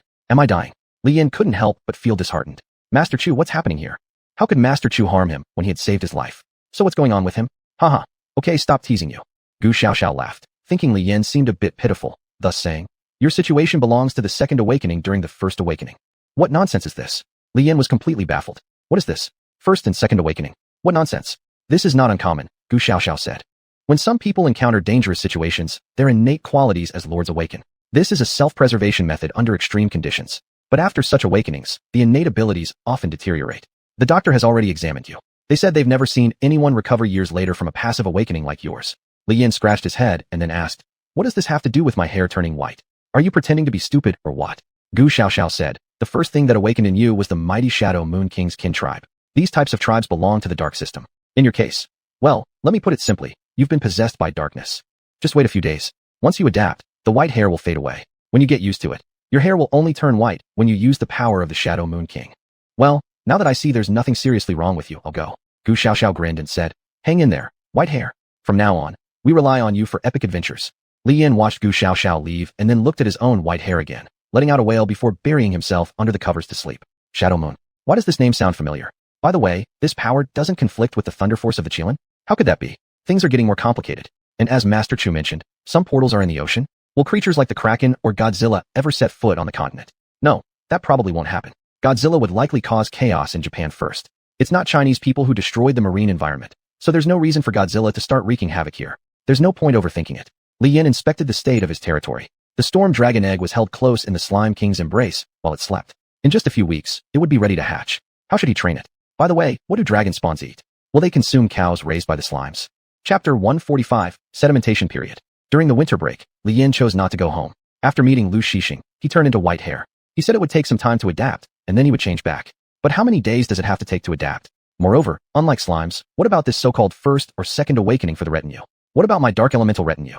That Lu Shixing even has a female knight dressed in black armor. Where's my dark elemental retinue? Hey, look at him. What's wrong with his hair? Don't talk to him. The dark aura around this guy is thicker than I've ever felt. Li Yan, overhearing students from certain grades pointing and whispering about him, glared fiercely. The two students were startled and hurriedly ran away. Mr. Li Yu, Ba Zhanghe, who was out buying groceries with Li Yan, didn't know what to say. Li Yan was too petty. Isn't it just saying a couple of words? Is it necessary to be so angry? Never mind, I won't bother with them. Li Yan made a tisk sound and stopped pursuing those students who muttered behind his back. After returning to the dormitory with some ingredients, Li Yan chopped meat with much greater force. Nan Gongyaking watched this and didn't dare to comment carelessly. Li Yan was originally a lord without any elemental affinity. Now people told him he also had the talent of being a dark elemental lord. He didn't know what to say. Also, no one had informed Li Yan how a dark elemental lord should train, and where exactly was his dark elemental retinue. The online resources indicate that only one type of retinue seems to match your conditions, Nan Gongyaking said. A retinue called Shadow Moon. Dark elemental, extremely powerful, adaptable to all abilities of the dark elemental retinues. All. Li Yan threw the prepared chicken into the pressure cooker, puzzled. Devouring, Nan Gongyaking explained. Direct devouring of the lords. Every lord killed will have all their substances absorbed. If it's a dark elemental lord, then its ability will be gained. Li Yan thought about it. Did Lu Shixing previously kill a dark elemental lord whose initial retinue was knights? Then it means, if I want to use the abilities of Shadow Moon and summon a retinue, do I need to kill other lords? Li Yan sucked in a breath of cold air. With millions of lords supported by retinues, how am I supposed to fight? Directly devour the lord's retinues. Nan Gongyaking swallowed saliva. How can there be such an extreme lord? A single general achieves success at the cost of countless lives. Shadow Moon holders shouldn't deserve such evaluation. The evaluation of Shadow Moon should be, millions of slaughters bring me to the gods. Although Li Yan himself doesn't hate killing, after all, as a lord, one must struggle against other lords. It's still okay if we are acquaintances, but if we don't know each other, isn't killing for resources quite a normal behavior? In this world, saints cannot survive. Mr. Li, maybe you can set aside the cultivation of Shadow Moon for a while, Ba Zhanghe suggested. You've improved so much recently. A bit of sedimentation would be good. Li Yan actually thought that what Ba Zhanghe said made perfect sense. Greedy eating leads to poor digestion, and he hasn't yet developed his Kirin bloodline. Apart from this, there's also the things left by Senior Chu Chinfeng. Click. The door opened, and Chu Chinfeng walked in. You're stewing chicken soup? Asked Chu Chinfeng as he entered. Senior, do you need something? Li Yan turned off the stir-fry fire and asked. Not bringing Chu Chinfeng to the chaotic secret realm almost caused a mishap, and since then, they rarely saw Chu Chinfeng's face. Knowing how busy his senior was, Li Yan originally didn't intend to disturb him. What is he doing here now? I'm checking on your situation, said Chu Chinfeng. It's true that Shadow Moon's power requires slaughter, but you really don't need to intentionally enhance Shadow Moon at this moment. Senior, does that woman have anything to do with me? Li Yan asked. She wouldn't have just targeted me randomly, right? Well, once you enter the divine realm, you'll know about this matter. Chu Chinfeng took out 2 handwritten books. Here for you. For me? Upon receiving them, Li Yan found them strange. Why give these to me? Upon taking a look, one book was the Advanced Dragon Retinue Breeding Guide. The other one was Introduction to Lightning Elemental Lord Cultivation. Both are written by legendary grade lords. They might be helpful to you. Chu Chinfeng stated. I won't have much time to guide you guys training during this period, but your training cannot be neglected. And remember, don't go to the seaside or secret realms either. It's already under strict surveillance. Even the secret realms are under quarantine? Why? This time with the Chaos Abyss. Never mind. It's better if you don't know about it. Chu Chinfeng smiled and asked, can we eat now? The soup isn't ready yet. Li Yan scratched his head. Would you like to eat something first? There was laughter in the villa, but at the border, there was readiness for battle. Li Yan could do nothing about it. He could only pray that the warriors fighting for Huaguo would return safely. Now everything was fine. There was no need to train his power intensively anymore, and he couldn't enter any secret realms either. Moreover, there was absolutely no way to go to the seaside and check out the situation. Li Yan could only retreat back into his realm and take a look at his retinue. The Slime King still hugged the egg around while moving. Should anyone try to snatch it, it would instantly stiffen and tightly protect the Storm Dragon's egg. It was as if this dragon egg were its own son. Li Yan could sense that the Slime King seemed to have its own thoughts. It was like one of those male-frequency revenge literature protagonists who, after being drained by a bad woman, had his children taken away from him, only to adopt more children and plan for vengeance. Without question, this little thing was quite the bad guy. You keep hugging your egg. I'm going somewhere else to take a look. Li Yan patted the Slime King and then left. It was night within the realm, but visibility was not affected in the slightest. The stars in the sky twinkled beautifully, bugs chirped, winds rose gently, and none of the biting cold of winter outside reached here. Ting ting dang. Ting ting dang. The dwarves were still hard at work crafting weapons, determined to create ones as capable as Li Yan's long spear. But with the continuous rise in Li Yan's strength, the Inferno Spear's power improved accordingly. Thus, the dwarves' standards for forging weapons became ever higher. Weapons that once met these high standards now simply got listed on the Lord system and sold online. The money obtained from these sales went entirely towards purchasing land and mining resources to further research and develop even more advanced weaponry. Some dwarves even joked, we should just study how to make a weapon capable of killing our master. This idea garnered agreement from everyone, including Li Yan himself and all their retinues. For truly, no one could figure out what sort of weapon could pierce through Li Yan's slime outer coat. The dwarf houses continued to radiate vitality and energy. The baby dragonlings also scampered about freely. Chapter 146, Gu Xiaoxiao's Invitation. Everything within the realm seemed to be heading in a positive direction. But when Li Yan arrived at one place, he stopped in his tracks. He remembered the time when he was at his weakest. Back then, he was threatened by xuanhuan, who wanted to shatter his lord core. Li Yan devised every possible plan and came up with the idea of cultivating bomb slimes as a way to break through. Slimes were indeed powerful, but the upper limit of bomb slimes had reached this point. Who knew? A bomb slime that settled in the valley, taking delight in blasting mountains and digging caves, rubbed against Li Yan's trouser leg. Li Yan picked it up, looked at the fuse on its head, and felt a complex mix of emotions. Since obtaining the slime evolution equipment, his battle style had shifted from group army combat to a solo hero performance. Bomb slimes were unstable, so after an initial acceleration in their cultivation, he hadn't invested many evolution points into them. How to put it? Like those initial S-class characters in mobile games turning into nothing more than cabbages in the late game, even outclassed by newly released A-tier characters. There was another type as well. Radiation slime. Ever since he was accidentally bombed during a match, Li Yan had acquired a radiation slime. However, due to its immense destructiveness, it had been kept confined to a secluded area for residents. It would only occasionally assist dwarves in experiments. Bomb slimes had essentially become mining tools. Sorry, I've neglected you, Li Yan said while rubbing the bomb slime. I'll go fetch some high explosive materials later and see if they can improve your abilities somewhat. Although slimes didn't understand what Li Yan was saying, they could sense the gentleness from their creator. Li Yan expanded the activity range for the bomb slimes, allowing them to roam freely. Some bomb slimes even started playing cowboy, pretending quite convincingly thanks to their pyrotechnic capabilities. Should I use a camera to document their Wild West drama? Thought Li Yan. After handling these matters, Li Yan went to check on the Thunder Slime. Among all deities' followers, there was only this one Thunder Slime, and it had its own strong opinions. It chose a secluded cave where there was running water, sunlight, and even a tree inside. What are you doing? Cultivating immortality or something? Li Yan couldn't help frowning when he saw this Thunder Slime meditating like a great master on a rock.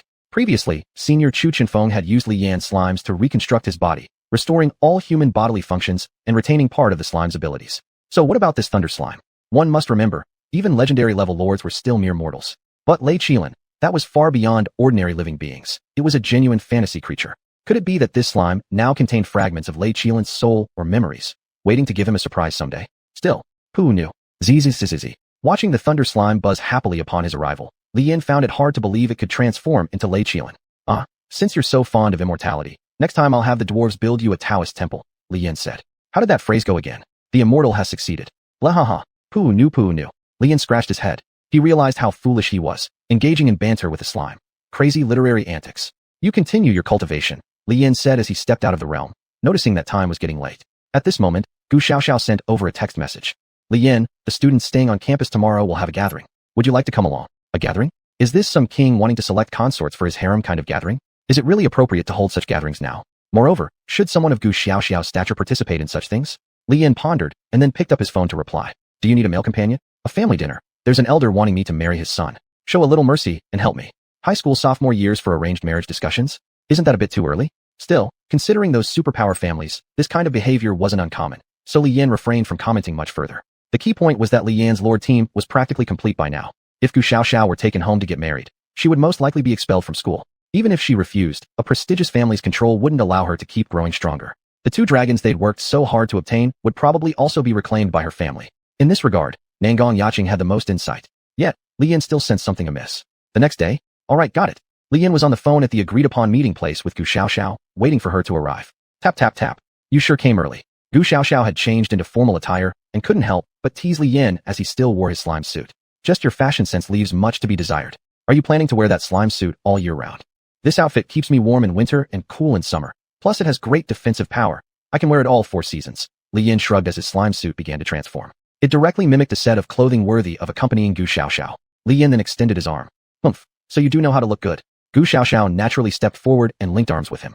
Since you know what this is about, don't blabber everywhere when we arrive. Let me handle it, understood? Sure, whatever you say. Li Yan sighed.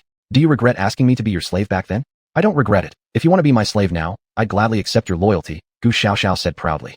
After walking a short distance, how's the raising of your storm dragon going? Gu Xiaoxiao suddenly asked. It'll take some more time before it hatches. Why do you ask? Li Yan replied. My family members are all out of their minds. You should watch out, Gu Xiaoxiao said. In reality, she wanted Li Yan to reach out to someone for help, like Tang Zhe or Chu Qinfeng. Inviting them to participate in this gathering would ensure her safety against any ill intentions harbored by those people. I'm already very cautious, Li Yan replied wryly. You silly girl, I was just on the phone with Uncle Chu earlier. What did you think I was doing? But Chu Qinfeng's strength alone wasn't enough, so Li Yan had invited a few others, including Tang Zhe, who both happily accepted the invitation. After all, free food is never something one should turn down. Near the academy, a 7-star hotel's parking lot was already filled with luxury cars. Chapter 147, The Banquet of a Great Family. Li Yan had now seen what the banquet of a great family was like. Even for someone from a branch far removed from the main line, Gu Xiaoxiao was treated with great respect. There were dedicated attendants to help carry things and guide guests to their seats. All these were fine, but most importantly, everyone who came here today would receive a fruit capable of enhancing one's abilities. This thing, Li Yan stared at the object in his hand that resembled a cold fruit. It's similar to the cold fruit we obtained during our previous venture into the secret realm, Gu Xiaoxiao explained. This is a fruit only those of pure bloodline within the Gu family can acquire. But now, it's nothing more than a thirst-quenching fruit for us. Can this be cultivated? Li Yan asked. Cultivation takes time, Gu Xiaoxiao reminded him. That's fine, Li Yan put the fruit away. I have specialized agricultural slimes. They should be able to take good care of it. You do as you please, Gu Xiaoxiao said helplessly. The tree of the Gu family produces a fruit with a very potent effect, but achieving such an outcome requires cultivation spanning over hundreds of years. This tree has already passed through the hands of countless lords. Not long after entering, another person took a seat. Junior, you've come too, Gu Xuanhuan chuckled. Senior, Li Yan was about to greet her, but then noticed Gu Xiaoxiao's awkward situation. That originally flawless face now bore a scar, almost showing white beneath. Although it was covered by a bandage, it was evident she had been severely injured. What happened to you? Li Yan asked. If you're a lord on this path, you need to bear some risks, Gu Xuanhuan replied. It's a gathering today, so I hurried back. Foolish not to come if there's food. I'll find you later, Li Yan said. Let my slimes treat your wounds. And that life spring should work well too. Ever since helping Gu Xiaoxiao heal her skin, Lian's slime would often hang around the life spring. Over time, the life spring acquired some of the slime's functions. Then thank you, Junior, Gu Xuanhuan hummed. By the way, since you've come to our family gathering, shouldn't you show some respect? Show respect. Here, take this. Lian pulled out a few dark fruits he had cultivated from his domain, saying, you should need them. Although Gu Xuanhuan also planted them in her domain, her clan members weren't skilled in agriculture, so the fruits didn't turn out as good as Lian's. Lian looked again across the entire gathering area. This was an expansive space, with a red brick pathway in the middle. On either side, several round tables grouped together counted as a set. 3 or 4 sets formed a larger group, and the deeper inside one sat, the more honored they were. Younger generations could only sit closer to the door, while slightly accomplished ones could move further inside. The innermost seats were reserved for leaders of branches, and the most prestigious C position seemed to be occupied by someone from the main house. Xiao Xiao, an old man approached. When the dishes come up, just eat here quietly without moving around. Understand? Yes, I understand, grandfather. Gu Xiaoxiao nodded and then kicked Li Yan. Good day, sir. Li Yan stood up and greeted. I'm Xiao Xiao's friend. Gu Xiaoxiao's grandfather nodded, then took a seat not much better than theirs. From the entrance inward, positions were arranged sequentially from E to A, with Gu Xiaoxiao being at E, and her grandfather merely at D. Are all these noble families so formidable? Junior, don't you think these families have too much heirs? Gu Xuanhuan said. Li Yan nodded and said, emperors from ancient times wouldn't have been so ostentatious.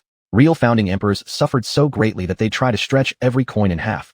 Yet there were naturally always wasteful bastards who squandered their ancestors' efforts without a second thought. The main house is stationed within the god's domain, Gu Xuanhuan said. Their starting level is S-class, requiring little effort to cultivate, quickly becoming high-level combat forces. There's really no choice. If everyone grew as Li Yan did, unless there were hundreds more Earths, it would simply be unsustainable. Not everyone could be blessed with both Inua's abilities and Emperor Slime powers, nor would there be many legendary Lord legacies awaiting inheritance. So, the seats inside are reserved for members of the main house. Li Yan asked, but if they're S-class geniuses right from the start, why would they leave the god's domain? Gu Xiaoxiao and her sister exchanged glances, nodding. I won't repeat the matter of genes determining one's potential, Gu Xiaoxiao said. Marriages between close relatives might result in hereditary diseases. Hence, marriages within the god's domain require excellent youths from various families to intermarry. Matchmaking based on status is reasonable, but even geniuses can be muddled at times, right? The person from our main house who came this time has an initial potential only at D-class. D-class? That can't be serious? Although it's only D-class, this piece of information just surfaced recently, Gu Xuanhuan added. Moreover, competition within the god's domain is fierce. This young master can only survive by returning to the real world. So, Li Yan asked, I see there are more people here than just your branch. It's the successor of our main house after all, Gu Xiaoxiao responded. Even if his position is diminished, we can never match him. Today's gathering is to familiarize faces so that no one bullies him later. Plus, the current head of the Gu family doesn't have many kind-hearted subordinates. Oh, protector then. Not surprising. But it remains unknown if this young master has any other special circumstances. Like, he was once a heavenly prodigy who suddenly lost all cultivation and had his talent ruined. Exiled to the common folk with endless stories, sworn to reclaim everything that belongs to him. Then why did Gu Xiaoxiao bring Li Yan along? Also, when Li Yan looked at Gu Xuanhuan, why did the elder sister's eyes seem so strange? Could it be? Li Yan glanced around at the seating area for the young ones. They were all over 20 years old, already working or active as lords.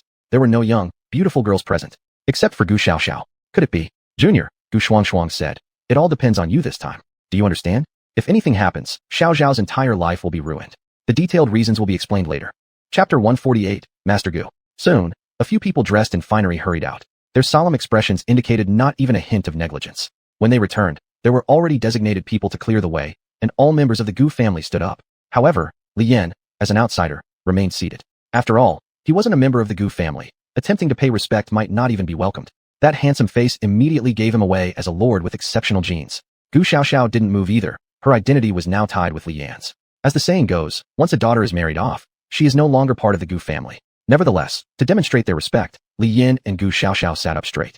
As the handsome young man shook hands and chatted with various elders, eventually reaching the farthest seats, everyone finally took their places. Did anyone just look our way? Li Yan whispered. Probably not. Our seat is practically right next to the entrance. Gu Xiaoxiao joked. No one looked their way. That meant no one paid attention. Then Li Yan and his group were safe. To all present, a noble from the god realm holding a wine cup spoke. I won't go into detail. The young master of the Gu family will be living and gaining experience here for a while. Today is simply about getting acquainted. Next, we'll start serving food. Eat, drink, don't hold back.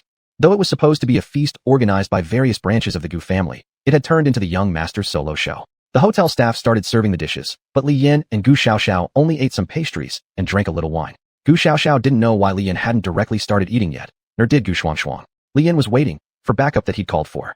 Family banquets like these were essentially just formalities, mainly for letting others in the family get to know each other. For this purpose, the young master of the main branch also stood up and toasted each elder. This toast could not be refused. They had to drink. After finishing, the elders who received the toast would laugh heartily and say things like, "Young Lord Gu Wenqing has the bearing of an emperor. You are bound to become great." Li Yan looked up information on the Gu family's young master on his phone, and the results shocked him. In conversations with the two sisters before, Li Yan learned that the so-called privileged race of the main Gu family branch was the Light Dark Angel, a highly capable clan formed from the fusion of light and darkness. Young Gu Wenqing's initial privileged race was also the Light Dark Angel, and his talents at first were indeed extraordinary. But for some reason, he had ended up like this. Could it really be something akin to the Elder in the Ring situation? After Gu Wenqing toasted every elder, he directly approached Li Yan's table. He had noticed Li Yan's presence since he walked in. "Hello, my name is Gu Wenqing. I'm the young master of the main Gu family branch." Gu Wenqing introduced himself, then extended his hand. "Li Yan, second-year student at the Noble Academy. Right now, I am the sole person left in my household." Li Yan shook hands with him, a strong and controlled grip. Though Li Yan adjusted the force, Gu Wenqing knew the person before him possessed significantly better potential and talent. Sitting beside Li Yan, Gu Wenqing smiled and said, "I've heard your name before when I was in the God Realm. To ascend from rank F to where you are now isn't easy. Moreover, many within our family have been helped by you, haven't they?" Li Yan picked up a grape and popped it into his mouth. Minor matters. Certainly minor matters. Though he often served as the frontline shield during those instances, his injuries weren't life-threatening. "So, what exactly is your relationship with Gu Xiaoxiao?" Gu Wenqing asked. Li Yan's gaze toward Gu Wenqing changed. "What do you mean by relationship?" Li Yan countered. "This time, I came out of the God Realm to find a woman who can complement me." Gu Wenqing said, "Gu Xiaoxiao is an outstanding bloodline of our Gu family, and if possible, I would naturally want to take her back." A single word flashed through Li Yan's mind. Insupplementation. This bastard put on such an elaborate ceremony, requiring all these elders to toast him, just to seek someone, a furnace, that could help him cultivate? "I'm sorry," Li Yan said with a polite smile. "I am Gu Xiaoxiao's boyfriend, and after some time, I intend to ask for her hand in marriage. You know, I'm all alone now. Don't get me wrong. Initially, I couldn't even afford proper meals. Xiao Xiao kept following me around, talking about supporting me, wanting me to be her slave. Looking back, she truly is a very adorable girl, isn't she? If you're looking for suitable women, wouldn't Xiao Xiao's sister be more appropriate?" Gu Xuanhuan bitterly smiled, shook her head, and said, "Junior, you can't talk nonsense like that. Your sister has already joined the official force and started her internship work. The superior officers won't allow me to quit. So that's why Gu Xuanhuan wants to improve herself now. Otherwise, she would really become a pawn for family alliances, or even a sacrifice for breeding offspring." Gu Wenqing paused for a moment, then said, "Mr. Li, I hope you're not so ignorant of what's good for you. Gu Xiaoxiao's branch is only a remote and minor offshoot of our Gu family. I could discard her if I wanted to, but if I wanted to destroy her, it would be very simple. Her following you will only bring her suffering. Do you understand? What arrogance. So now it's from threats to outright bullying, huh?" Now this situation put Li Yan in quite a dilemma. Click. This table was meant for 6 or 7 people, but now only 4 were seated. The sound of the server bringing dishes was deafening. Although other areas were noisy, that didn't mean their table was peaceful. Li Yan silently counted to 10 in his mind and clicked his tongue. "TSS. How dare someone bully my teammate like that? Young man, how dare you?" Gu Wenqing's guardian was directly slapped away. When the guardian saw who had arrived, he froze. Enforcement Hall, Tang Zhe, newly promoted SS-level genius. Why was Tang Zhe here? What kind of background does that guy have? You still have some conscience left, waiting for me and your Uncle Tang. Chu Chinfeng approached in a suit and saw Gu Wenqing. "You've got new companions? From the look on your face, are you sick or something?" Gu Wenqing was stunned. In just those few seconds, what exactly happened? Why did Tang Zhe appear here? And why was Chu Chinfeng here too? Either one of them stepping forward represents a power that the Gu family can't provoke. Could these be reinforcements summoned by Li Yan, the outsider?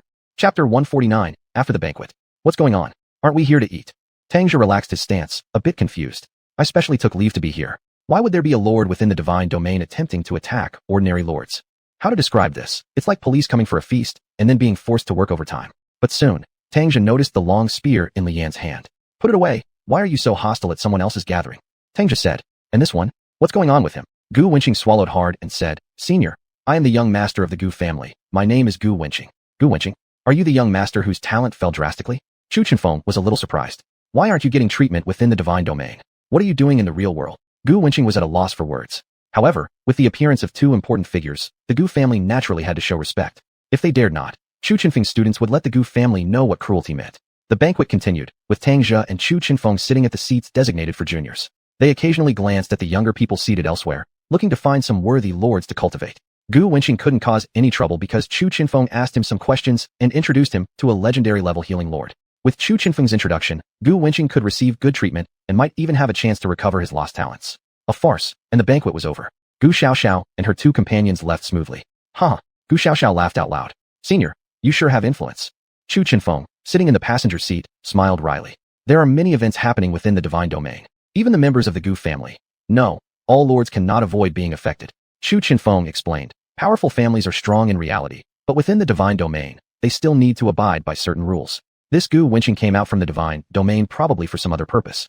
Probably just internal family struggles, Tangja said. There are many reasons for a drop in talent, and this Gu Wenqing doesn't seem to have suffered serious injuries or signs of poisoning or curses. If these don't exist, it's highly possible that he has a genetic issue.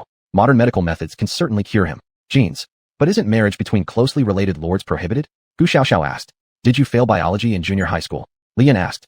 Gu Xiaoxiao pinched Li Yan. It's not only close kin marriages that cause genetic diseases. Such marriages increase the probability of genetic disorders significantly. Moreover, low-level lords and high-level lords each have their advantages. Chu Chenfeng said, continuous intermarriage among high-level lords is essentially the same as illegal gene modifications. Gu Wenqing was unlucky to have inherited a gene that causes a decline in abilities. So simple, is it? Why did he approach Gu Xiaoxiao? Li Yan asked. Tang Jia looked at the rearview mirror and shook his head. I'll explain. Chu Chenfeng sighed. There's a secret skill used by Dark Lords that allows people who share a bed to exchange things like talent and genes. Xiaoxiao, as a lord raised in the real world, explored forbidden areas many times with Li Yan and even survived the force of a nuclear explosion, so her body should possess genes that resist nuclear radiation. This was crazier than body snatching. Only evil gods would do such a thing, right? Li Yan exclaimed. Normal. Gu Xuanhuan sighed bitterly. In big families, to save one person, sacrificing how many family members is meaningless. The only ones who treat all citizens of Huagu country equally are Huagu's military forces. After seeing off Li Yan and the others, Tang Jia and Chu Chenfeng drove away. The three students got out of the car, and the expressions of the two elders changed. Which other families have done such things? Chu Chenfeng asked. Enforcement Hall investigated it, and quite a few, Tang Jia said. The Gu family branch in this area should belong to Gu Xiaoxiao's family. Unexpectedly, we only punish the main evildoers. It's not the Emperor's era anymore. Chu Chenfeng said. Let those legendary lords from the main branches handle the punishment missions, and if they survive, give them a chance to stay in the real world. If they don't make it back, consider it as penance. Punishment missions. There are extremely dangerous places in the chaotic abyss where divine-level lords can barely hold their ground. Best to have legendary-level lords lead the missions, yet even among legendary lords, there are significant differences in strength. Senior, Tang Jia said, if you could regain your original strength, our Huagua would at least expand its territory in the divine domain by 30%. I am recovering slowly, am I not? Chu Chenfeng sighed. Slime bodies upgrade fast and are great for building foundations. Now I understand why Li Xian is so powerful. Shouldn't you have reached Class B by now? Tang Jia said. Li Yan has extensive experience with descending into the secret realms. Otherwise, wouldn't it be good for you to guide them again? Chu Chenfeng shook his head. There's no need for that. Controlled secret realms don't allow S-class lords to enter, but the Chaos secret realm has no such restrictions.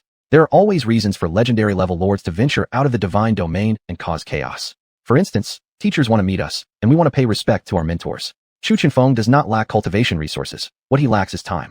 The abyssal uprising, Tang Jia said. I wonder if we can withstand this one.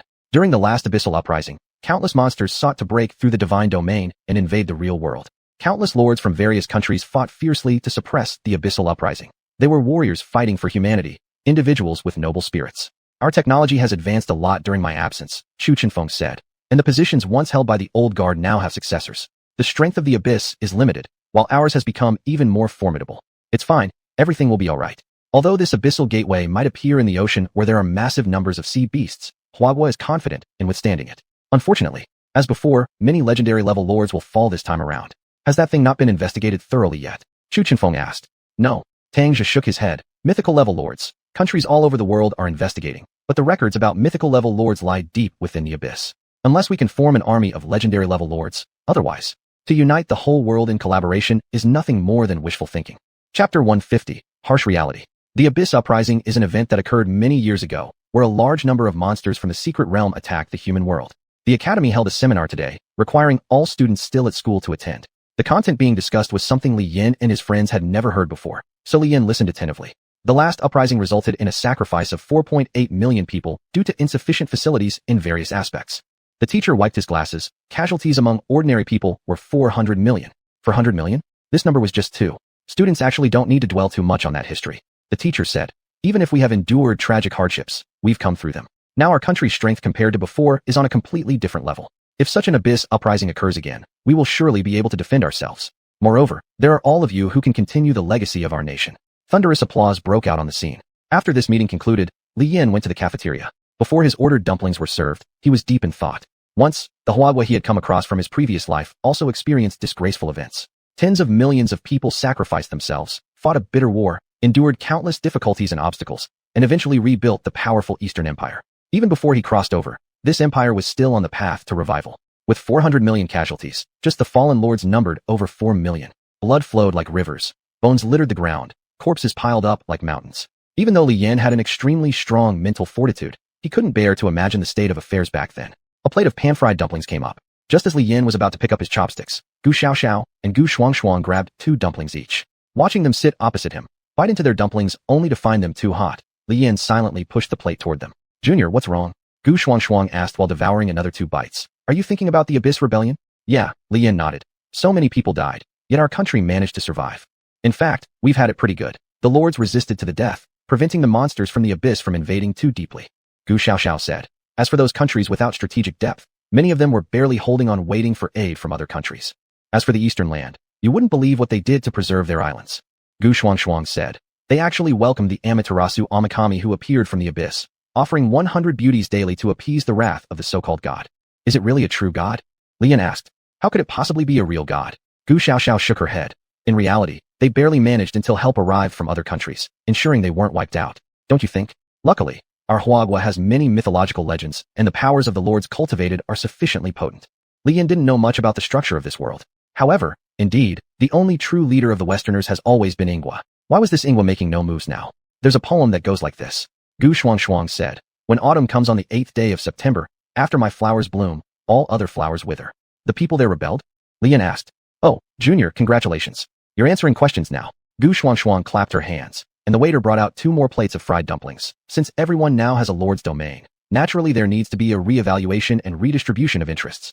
In the end, the entities from the Abyss didn't destroy Ingwa, but instead the freedom-loving populace brought down the haughty overlord. And, after the last Abyss uprising, I looked it up when I got home, Gu Xuanhuan said. Strictly speaking, it shouldn't be called the last Abyss uprising. The uprising happened too long ago. It was merely a sudden large-scale monster invasion. The main force dealing with the monsters at that time was the divine clans. Ingwa's history doesn't even go back 400 years, so how could they have any divine clans to utilize? Li Yan was speechless. He had read some novels in his past life, stories about Huagua's interrupted mythological history, pitting Huagua's minor gods against other creation deities. Isn't everything entirely the opposite now? After the 3 of them finished eating the dumplings, they returned to the villa to rest. Ya Zhonghe and Nangong Yaqing came back from training and entered the field together with Li Yan. The last time someone came for a bath was Gu Xiaoxiao. Now it was Gu Xuanhuan. ZZZZ. Hey, add some chili. Gu Xiaoxiao reminded. You just ate. Li Yan reminded her. But I want to keep eating now. Gu Xiaoxiao pointed at the dwarves' gathering site and said. After receiving Li Yan's permission, the young lady went up to drink with the dwarves. The cattle raised in Li Yan's domain really tasted great. So delicious. Gu Xuanhuan's injuries were rather severe, and she wouldn't be able to return to the front lines in a short time. When she came out, her bandages had disappeared, replaced by scars that had already faded significantly. Li Yan silently handed her a plate of roasted meat. Hey, I'm also hungry after my bath. Gu Xuanhuan smiled and said, I won't be polite anymore. Thank you, Junior. Sister. Yes? What is it? Gu Xuanhuan still smiled as she asked. Who did this to you? Li Yan asked coldly. This left the senior sister speechless for a moment. Going to the front line was Gu Xuanhuan's own choice, and even if she became disabled, there was no one to blame. But according to Li Yan, there weren't many people who could injure her so badly. Still smiling, Gu Xuanhuan took a bite of beef, then another. After finishing eating, she placed the plate aside, and then suddenly hugged Li Yan. Junior, it's so scary at the front lines, Gu Xuanhuan said. My mission was actually very simple, just escorting some civilians to a shelter. But then a group of bastards showed up. I heard the captain say, damn, it's the believers of the evil god. Then a fierce battle ensued. If it weren't for my synchronization ability with the 3-headed hound tribe, what you might see now would be my corpse. I'm not complaining, asking you to avenge me, or anything. It's just that the 2 big mountains of family and the future are pressing down on me, and I really can't handle it. Listening to the elder sister complain, Li Yan hugged her tighter. Sister, why don't you rest for a while in my dormitory? Li Yan said. With Bajong taking care of you, it'll be better. Chapter 151, Hero Black Flame. Although Li Yan could choose to temporarily not enhance Ingwa, but he was the kind of person who simply couldn't sit by and watch someone he knows get bullied.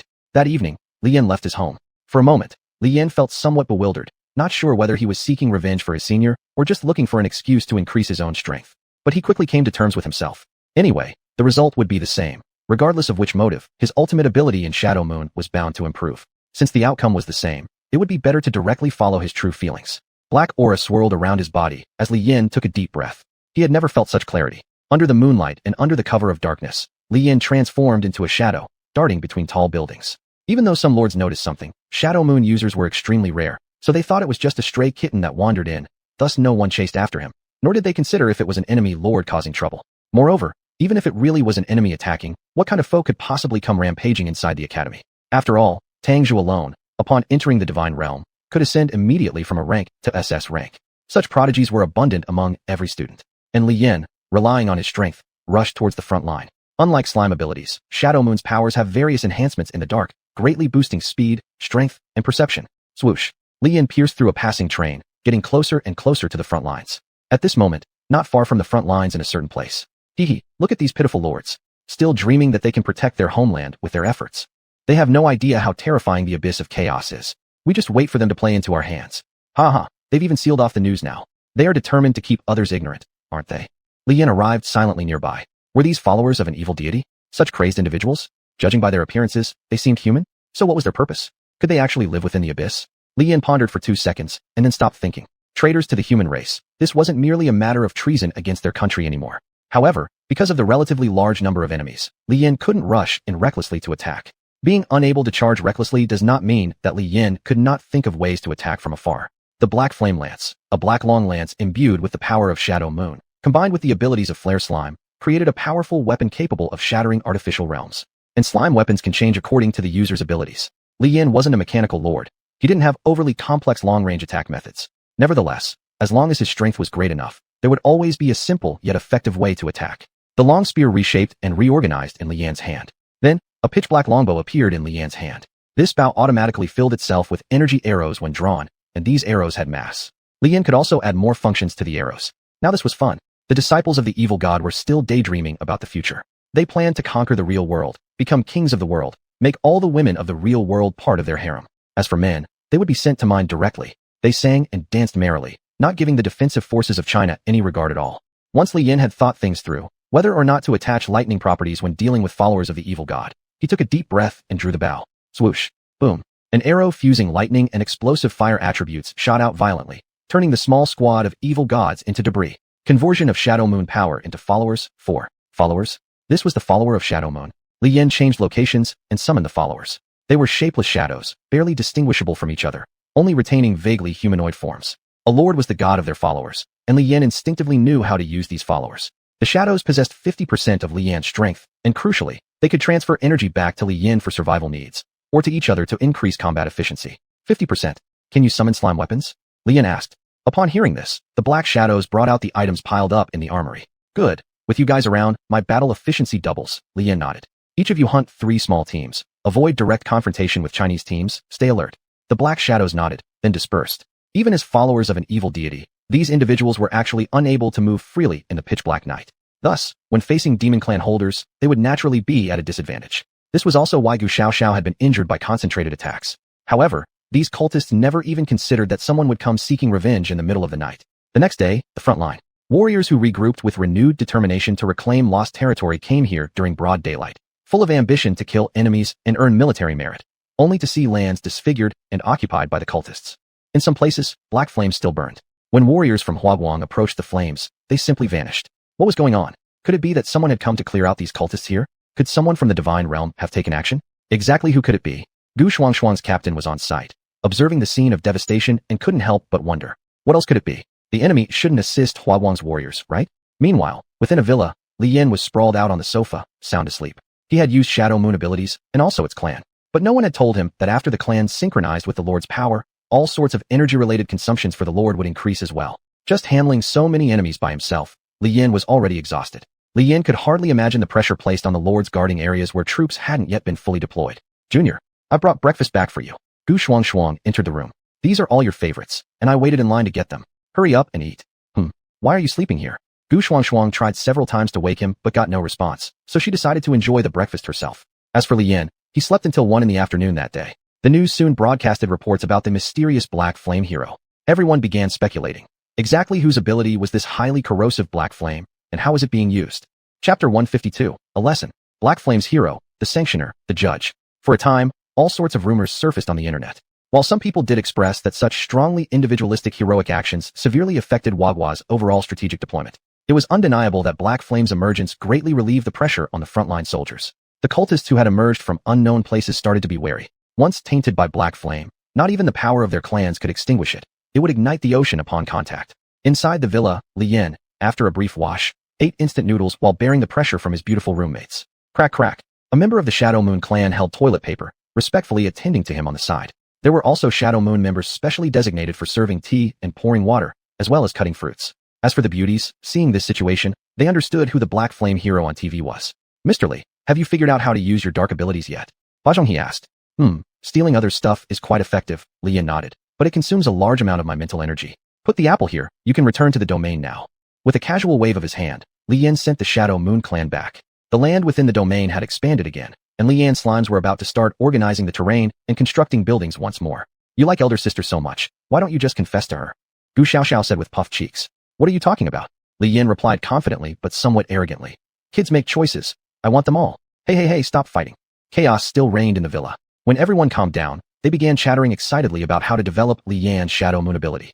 Upon hearing that Li Yan had been restless all night, Gu Xuanhuan specially returned and clung onto him tightly. Senior sister, this makes it inconvenient to walk. Li Yan awkwardly said. Oh come on, don't mind. Gu Xuanhuan couldn't stop laughing. At the training grounds, everyone gathered. Alright, this is for testing Li Yan's Shadow Moon abilities, Nangon Yaqing announced. According to Li Yan, his power seemed to get stronger during the night. Senior sister Gu Xuanhuan, please. Got it. Gu Xuanhuan grinned and unleashed her clan, activating her domain. Night domain. A portion of space will be converted into nighttime, suitable for ambushes and escapes. This night was indistinguishable from a real night. Li Yan stood at the center and released his Shadow Moon ability. A black slime coat, a long spear emitting an ominous aura, and several elite Shadow Moon members appeared. Gu Xiaoxiao holding measuring instruments quickly called a halt. This extreme darkness had too great an impact on her. You're such a freak. Gu Xiaoxiao complained. Your energy peak reached S-class. Normal output is A-class standard. You're genuinely an A-class lord now. A-class. Li Yan froze. So easy to reach A-class? Then does that mean Li Yan is only one step away from S-class? Rather than worrying about this, Ba Zhonghe hesitated beside him. Mr. Li, do you have a plan on how to explain this to Uncle Tang? Li Yan swallowed dryly. Without prior notice or permission, Sanju he acted and headed to the front lines, plus recklessly using dangerous lord abilities. If Li Yan were a soldier in the army, he would have already been sentenced to death. Later, inside what was once Tang's office, now Chu Qinfeng's meditation room, Li Yan bowed deeply to beg for forgiveness. Chu Qinfeng, who happened to be pondering over the Black Flame hero issue, remained silent. You sure know how to stir up trouble. Chu Qinfeng cupped his forehead and glanced at Gu Xuanhuan. So, you acted rashly for the sake of love? Didn't think you were such a passionate person? Isn't this just something that got me hot-headed? Li Yan scratched his head. Mentor, I'm not getting executed, am I? This isn't about whether you get executed or not. Chu Qinfeng said seriously. Initially, we didn't know where the black flame that could devour all matter came from. Now that you're here, I know what's going on. You're in deep trouble. Big trouble? What big trouble? Originally, these things should only be taught in the Lord University. Teaching them to Li Yan now is a bit premature. Element fusion is something even the most advanced colleges in the world spend lavishly to study, hoping to artificially create the miracle of element fusion. What do you mean? Nangon Yaqing was confused. This also has something to do with you, Chu Qinfeng said. The Origin Dragon controls all elements. The 4-element impact casually released by your clan members is a supreme skill that even some legendary lords can't comprehend their entire lives. It's easy to release the element impact, but the hard part is how to fuse these for completely different or even conflicting elements and release them together. The Origin Dragon masters all elements, whereas Li Yan's slimes can devour and fuse other elements. At first, Li Yan could only use the abilities of the slimes as weapons, but it now seems to be more than that. The Shadow Moon clan's ability of swallowing and assimilation, combined with your slime's equipment characteristics that you originally had, has fused the dark and fire attributes together, Chu Qinfeng said. If some people knew about this, they might come from afar and put you on the operating table for dissection. So serious? However, you don't need to worry too much, Chu Qinfeng continued. Historically, there are very few cases of those with dual lord abilities. Some even exist only in legends. You're a relatively special exception. So me. Li Yan was somewhat at a loss. He offended Zhang Tianquan, but there were still people who could stand up for him. But such an overly sharp situation was beyond even Chu Qinfeng's capability to guarantee full protection for Li Yan. As long as no one finds any excuse, everything will be fine, Chu Qinfeng stated. In public, try not to use the abilities of the Shadow Moon clan. As for those assimilated clans, put on armor, take weapons, and disguise yourself as a gladiator-like clan member. Anyway, the Shadow Moon assimilated clans almost have an endless supply of energy and don't need to eat, drink, or excrete. After this matter ended, Chu Qinfeng found some connections and reported this incident along with Li Xian and Lu Xieying's opinions. Upon learning that Li Yan embarked on a path different from theirs, the two parents were quite gratified. Not long after, the Punisher squad risked their lives in the abyss and retrieved an item. Chapter 153, Senior Year. Spring turned to autumn, and summer gave way to winter once more. After getting through a difficult semester and the winter break, Li Yan finally advanced to his senior year. At this time, Gu Xuanhuan was about to attend her dream university alongside Liana. Little junior, remember to stay in touch if you have time, said Gu Xuanhuan. Her injuries had completely healed, and thanks to Li Yan's dark powers, she significantly improved her abilities. You shouldn't recklessly charge into battle next time, Li Yan said. Haha, I won't. Gu Xuanhuan smiled. Charging forward is for the boys. I've chosen intelligence reconnaissance as my major, so I won't face enemies head-on. In terms of strength and endurance, men typically surpass women. If it came down to direct confrontation, Gu Xuanhuan would surely suffer. Gu Xuanhuan left, but Gu Xiaoxiao stayed. All right with you. Gu Xiaoxiao grabbed Li Yan's ear and asked, until when are you planning to space out? We're already in our senior year. The criteria for admission have changed again. Even secret academies from the law enforcement halls have begun recruitment. Can you please show some urgency? Plans can never keep up with changes. Much like an ancient Confucian scholar who has spent their life studying the Analects, and then suddenly finds themselves taking a modern college entrance exam, only to be overwhelmed by all the strange symbols on math tests. Yet Li Yan wasn't upset. He didn't criticize things like modern education being immoral or that learning anything beyond classical texts betrayed ancestors. What trouble will I bring to university now? Li Yan said. Anyway, most exams after senior year will be secret realm explorations or activities such as capturing criminals. There's no point rushing now. Li Yan's current strength had surpassed that of regular high-level lords, making him arguably one of the strongest A-rank individuals since Tang Jia. Although Gu Xiaoxiao hadn't reached legendary status yet, her skills were more than enough to make her top dog among peers. Some larger schools even knew of the existence of a special lord squad at their institute, described as a bunch of maniacs constantly venturing into hidden realms, always bringing back rich spoils upon return. Many universities had offered them places, but because of unique bloodline abilities like the Origin Dragon or Shadow Moon King, they were rejected. Now we're banned from entering the hidden realms anymore, Nengong Yaqing said sheepishly. What should we do next? Elder Chu hasn't even mentioned which school we should go to. I don't care. Gu Xiaoxiao sniffed. I'm definitely going to Black Dragon Academy, and I'll certainly become one of its stars. The members of Li Yan's team currently included himself, Gu Xiaoxiao, Nengong Yaqing, and Ba Chonghua. If he could find an offensive-type teammate, it might relieve some pressure. However, among students in his year, few could keep up with Li Yan's pace. By the way, Ba Chonghua said, the school seems to be preparing for an international friendly competition against foreign lords. Li, would you like to join? Another competition? I got nuked last time, Li Yan remarked. And they still want me to participate? Aren't they afraid another nuclear bomb goes off? Whenever the subject of competitions arose, students inevitably recalled the infamous incident where Li Yan was bombed by a nuke. This event alone became one of the legends around the academy. Were it not for his reputation, reporters would already have been lined up for interviews. This time the competition is against lords worldwide. Ba Chonghua said, aren't you curious about how other nations' lords fight? Besides preventing abyssal rebellions, one must remain vigilant against potential threats posed by foreign lord states to avoid unforeseen incidents. As the small talk continued, the conversation drifted from which university to attend to what they should eat for lunch. Li Yan gazed up at the big sun overhead, lost in thought. Time flies. Senior year is here already. Once they entered university, they'd begin battling to survive in society. But for stronger lords like Li Yan, their fate seemed predetermined. Dying heroically in battle was relatively ideal. The worst-case scenario might involve becoming undead puppets manipulated by others' abilities. Cultist methods grew increasingly alarming, leading to significant casualties outside of Huagua. Hence, using competitions as motivation was a means for various countries to boost morale among domestic lords. Dudu. Any new news? Gu Xiaoxiao pulled out her phone and glanced at it. Triumphantly returned. Our country's legendary lord successfully slayed the evil god. The evil god's body and head have now been sent to a research institute in Yanjing. Evil god. This title seems to have only become popular in the last few decades, Gu Xiaoxiao said. I heard from the elders at home that the existence of the divine realm is to prevent these evil gods from entering our world. Now that this evil god has been killed, will the abyssal rebellion decrease significantly? Not necessarily, Li Yan replied. It just says that our country's legendary lord successfully slayed the evil god, but it doesn't say that there's only one evil god that needs to be slain. Now Huagua may be relatively safe, but what about other countries? There are countless lords in the world, but Huagua stands alone as the strongest. Even with all their might, it took many days of fierce battle to kill the evil god. Other countries wouldn't stand a chance unless they threw away lives hoping for success. These matters have no relevance to Li Yan and his group. In ancient times, when cavalry was being trained, ungrown foals weren't made into war mounts. Li Yan and the others are still students, so sending them to battle would be unreasonable. In Britannia, Alice was entrusted with a dangerous mission and came to Huagua. Last time, seeking the Thunder Spear had already troubled Huagua's enforcement hall personnel. Now she's here again, looking for a spear-shaped holy relic. According to legend, relics that can grow are called the backbone of the earth, an evolution key. With this relic, Britannia could further enhance the performance of the Thunder Spear, allowing them to unleash more divine power. As such, the threat posed by the evil gods to Britannia would decrease substantially. Ordinarily, this holy relic should be considered lost, but through sharing data libraries, Britannia discovered it was actually in Huagua. Moreover, its holder turned out to be none other than Li Yan. This kid really knows how to hide things well. Alice boarded the plane, her heart uneasy.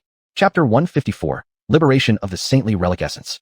Inside the research institute in Yanjing, after Li Xian had washed off all the bloodstains from his body, he came out of the shower room. He was almost exhausted. Lord Li Xian. Oh, hello. Lord, how do you do? All good, all good. After such a simple response, while walking, he put on his coat. Through fingerprint authentication, he arrived at the research room where the evil god's corpse was stored. At this moment, the bones, blood, flesh, and organs of the evil god had all been divided and neatly packed. Have you found anything? Li Xian casually grabbed a beer bottle and asked. The researchers shook their head. Back then, the punishment squad brought back something, a stone steel. It was a black stone-carved steel. In the abyss where demons rampaged, this thing hadn't been destroyed, and even the monsters wouldn't dare to approach it. Realizing the uniqueness of this item, the punishment team brought it back. Thanks to the steel, they returned with nothing more than some minor injuries. For legendary-level lords, losing limbs could be considered minor injuries. As long as one didn't die, there was always a chance to come back. The inscriptions on that steel, after decryption, revealed the method to ascend to mythical lord status. First was certain substances within the evil god's body, which had already been discovered. By using these substances, a potion capable of breaking through the restrictions of legendary lords could be made. However, it was highly toxic. Even the person most skilled in poisons would likely not survive after consuming the potion unless they had extremely high poison resistance. In order to collect data, researchers directly administered the potion to condemned prisoners. As a result, without exception, they all bled to death from the 7 orifices.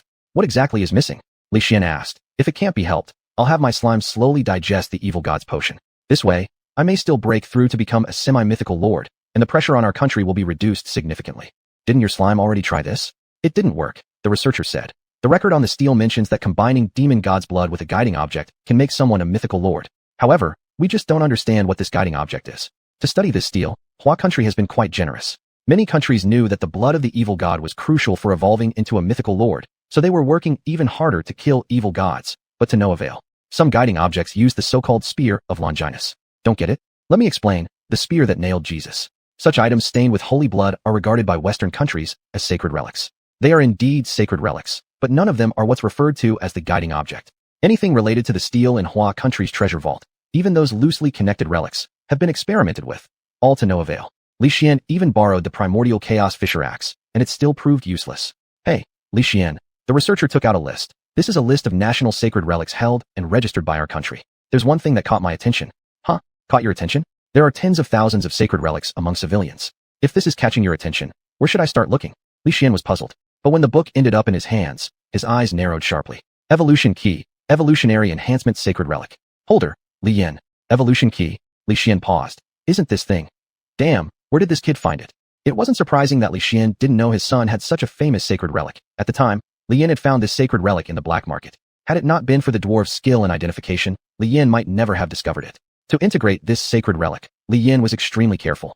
Even Tang Zhu at school didn't know Li Yin possessed such an item.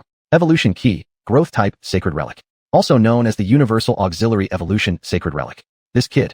I'll go look for him right now. Li Xian exclaimed and rushed out of the laboratory. Inside the academy, sitting inside the villa, Li Yin was reviewing the conditions within his domain. His talent had reached grade A, and the number of his loyal race members was absurd. If they were all unleashed, they could devour an entire city within mere minutes. What was even more crucial was the evolution key. Evolution key, capable of growth. Bonus, 100%. It had cost him countless evolution points, but finally, this thing had reached the 100% bonus level. It was truly a divine artifact. However, the dwarves found something slightly off. After much discussion, Li Yin entered the secret realm. Dwarves were highly sensitive to weapons and sacred relics. Listening to the advice of his loyal race would certainly not harm him. My lord, said the dwarf who had enhanced Li Yan's slime coat. This saintly relic has changed ever since it was upgraded to 100%. Changed. Li Yin looked at the evolution key. It had transformed from its pitch-black state into a golden-green metallic spear.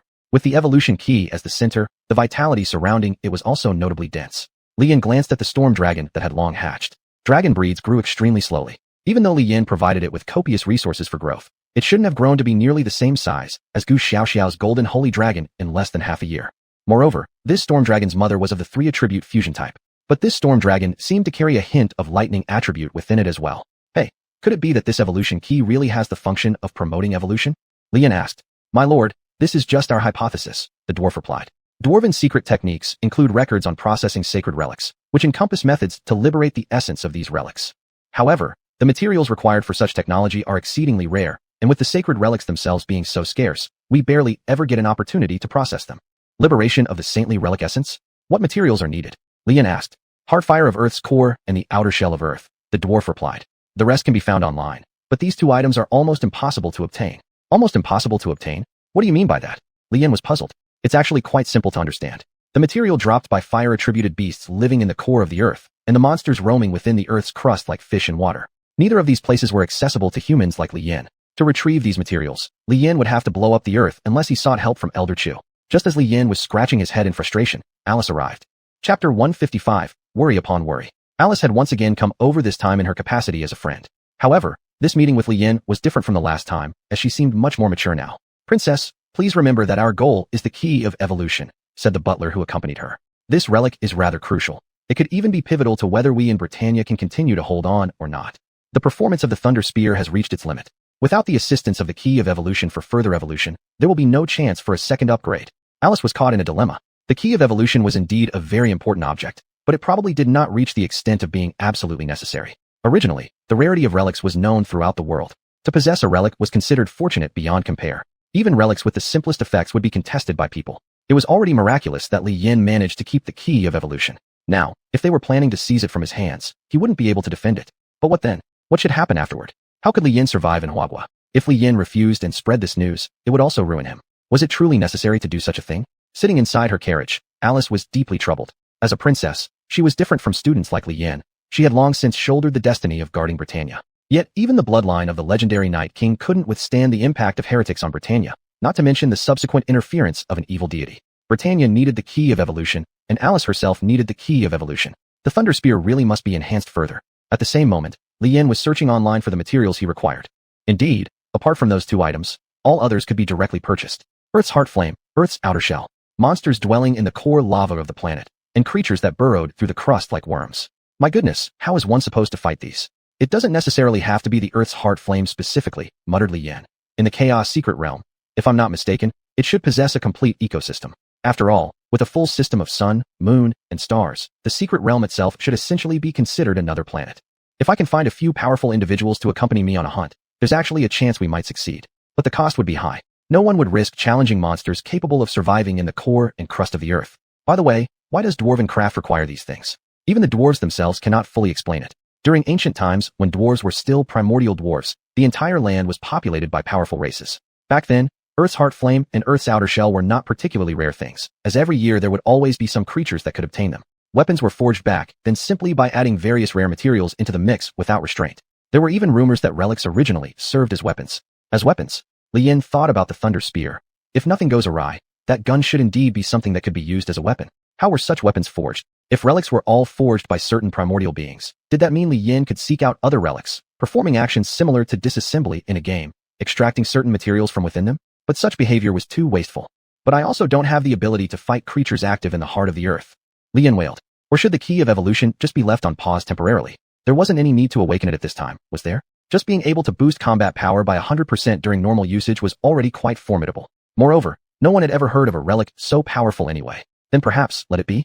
I still need to think about how to handle the next senior year exam. Li Yan sighed. Senior year and junior year were entirely different. The teachers changed between freshman and sophomore years, and again from sophomore to senior year. Teacher Zhou returned to the army, and the new teacher was more like a special agent training mentor, creating examination content based on each student's unique features. Li Yan's comprehensive combat strength was very formidable, so his exams were also the hardest every single time. Often, when everyone else had already passed their tests, Li Yan would still be fighting for his life against some monster in a secret realm. This situation was ridiculous. However, this teacher also expressed that Li Yan was already fully capable of attending university and didn't need to remain in high school anymore. Upon entering university under the current circumstances, Li Yan would even have the opportunity to directly enter the divine realm. One wonders how the person who originally purchased his spot at Black Dragon Academy is faring now. In reality, they regretted it to the point of almost tearing their intestines out. After entering Black Dragon Academy and enjoying high-quality resource teaching, in times of danger, one would be the first to be sent into battle. Even the second-generation heirs who went to Black Dragon Academy for prestige didn't matter much. Their life or death was never a major concern for the academy anyway. Li Yan thought more and became increasingly upset, feeling increasingly restless. Forget it, might as well go out for a walk. Li Yan, wearing a hoodie, walked out of the main gate. The academy hadn't changed much compared to when Li Yan first arrived, yet to him, it now seemed much quieter. What exactly was going on? Still, the pancake stand at the school gate remained, weathering all conditions without fail. Li Yan occasionally wanted to step out and enjoy something delicious. Right as he was paying for his pancake and about to leave, a familiar voice called out. Li Yan. Alice, dressed in black and looking weary, stopped him. Could I ask you to talk with me for a moment? Huh. Li Yan turned around, startled at seeing Alice. Why are you here? In Li Yan's mind, Alice. Being so busy shouldn't have been this easy to encounter, right? But clearly, because of resisting the evil deity, Alice's physical condition had rapidly deteriorated. She appeared quite exhausted now, barely able to hold up a conversation with Li Yan.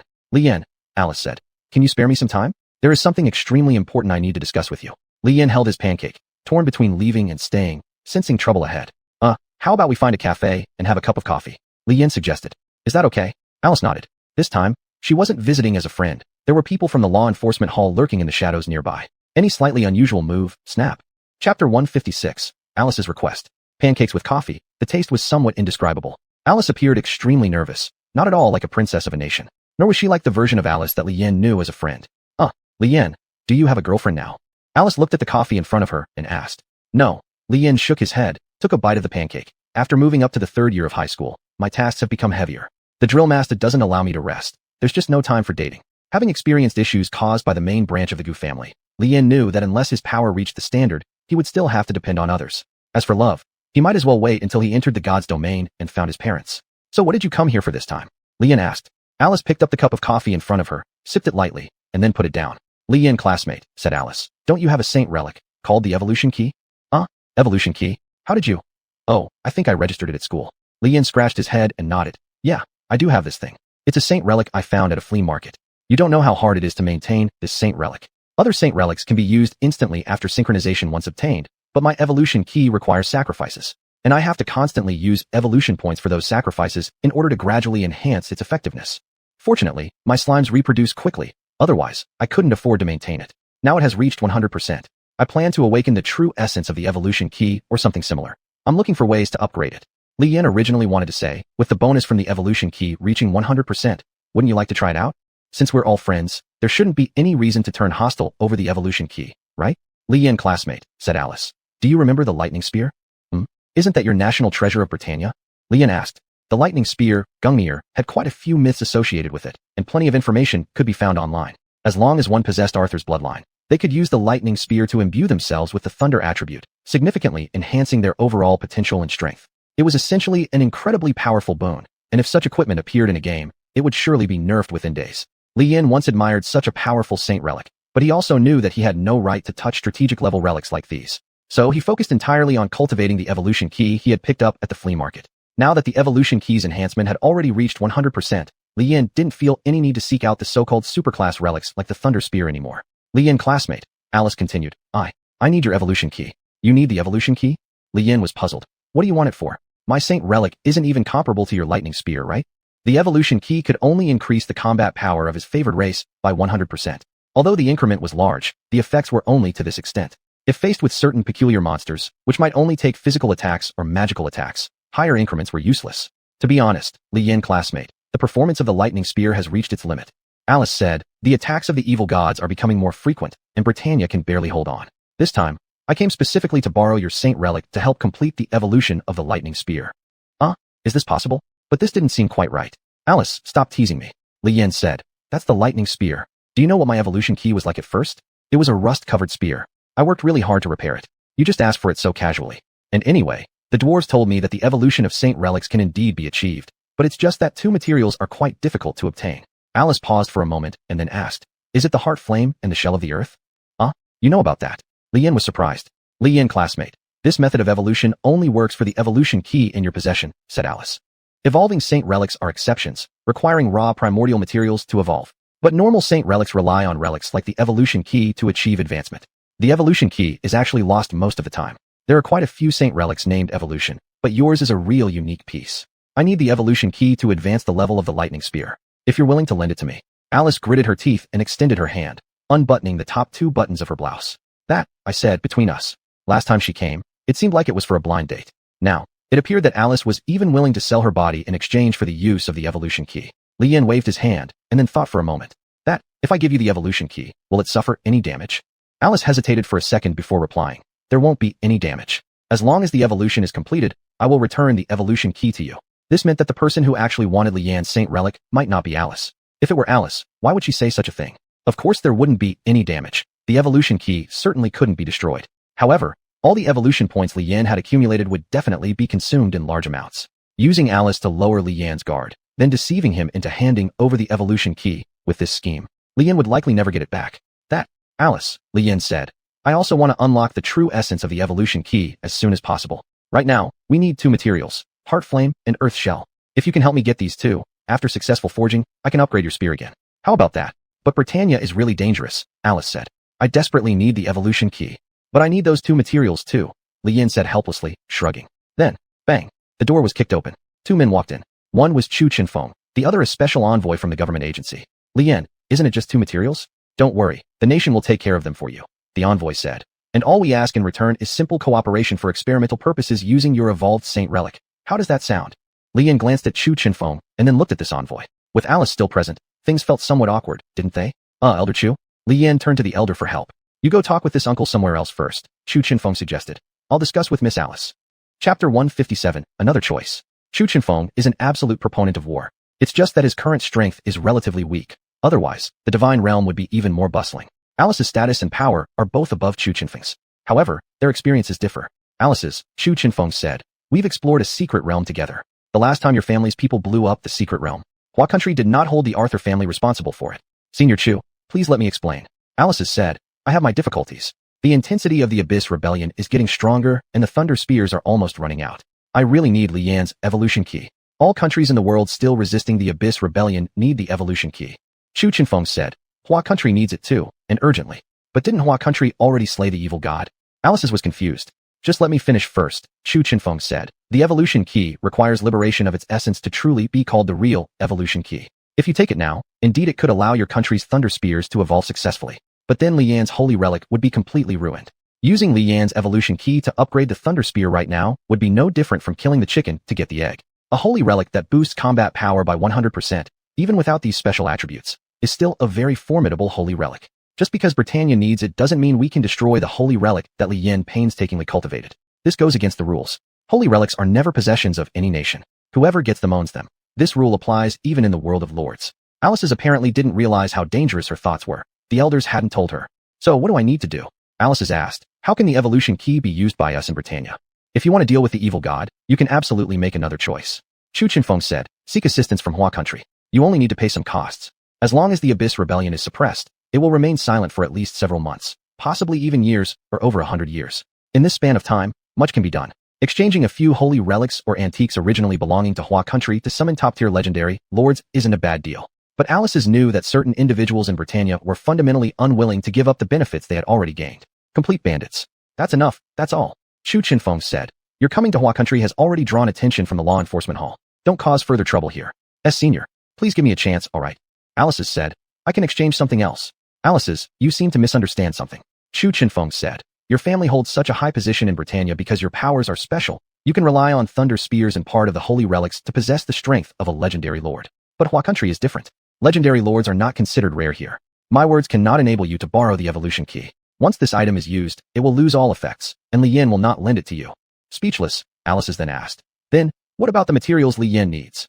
They are all hard to get materials. No need for you to worry about this point. Saying this, Chu Chenfeng stood up and left. During their conversation, the staff outside was talking to Li Yan.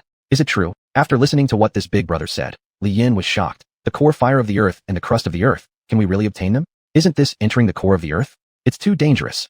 Ho ho, aren't you an old hand who's been into many secret realms? Don't you know the situation of the secret realms yet?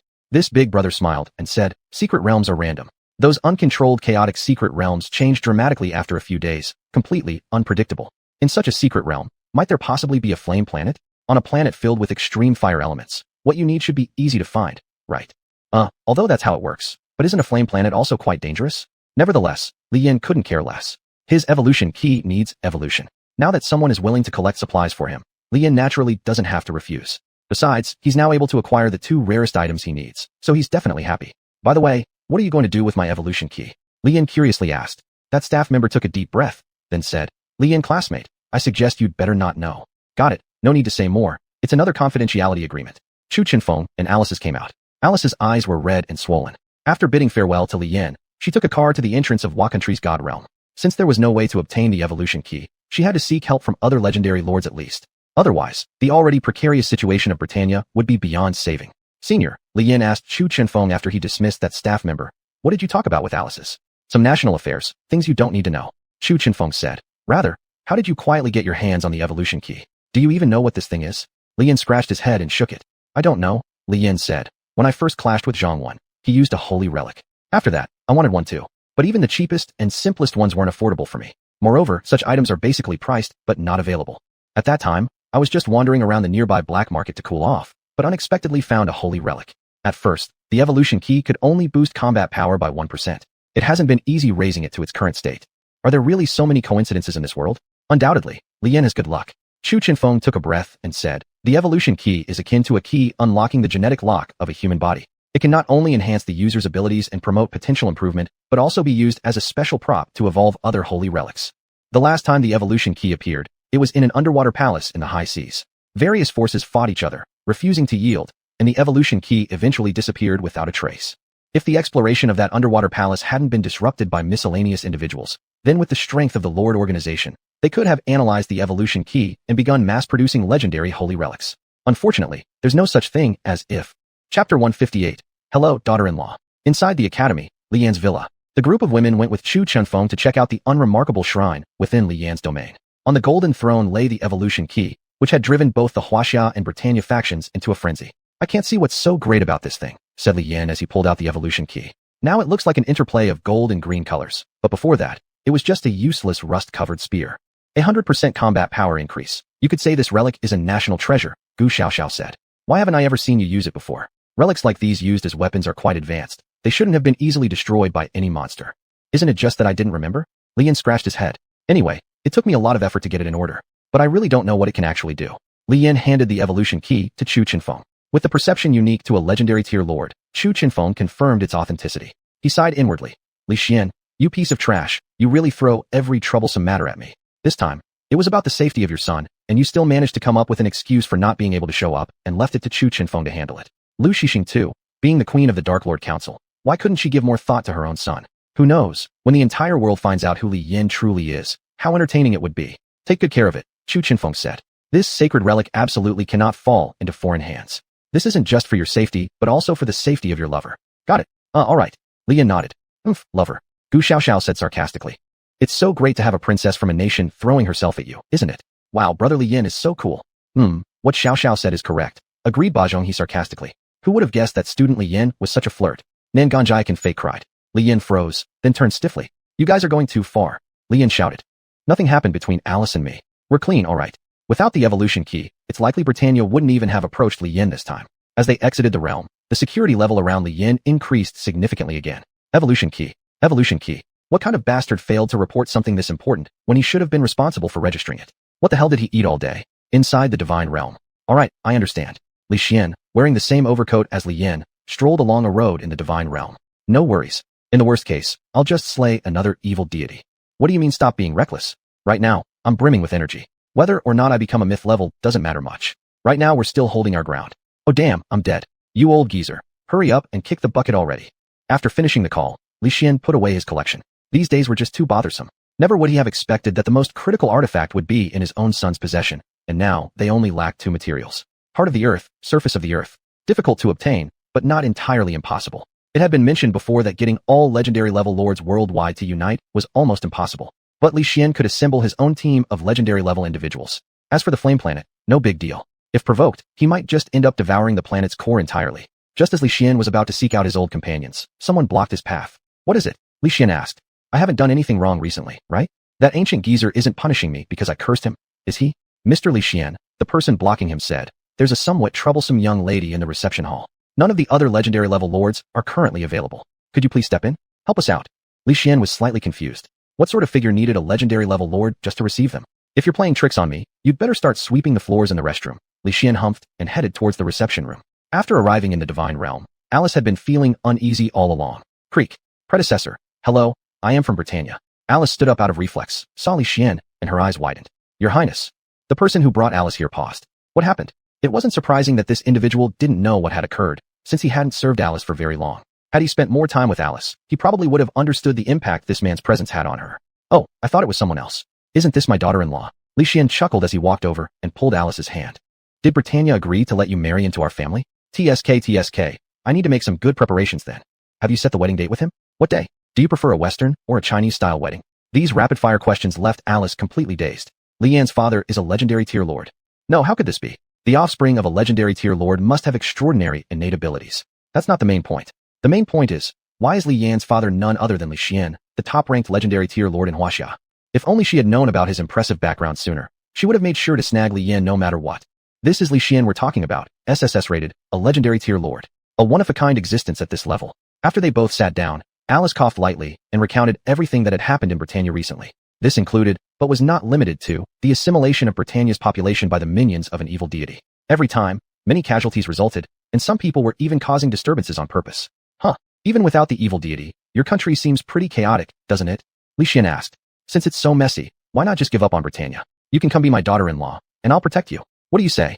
Well, I need to think about it carefully, Alice said somewhat bashfully. Who among her family understands? She hasn't even started dating Li Yan yet, and has already met the parents. Ha ha ha.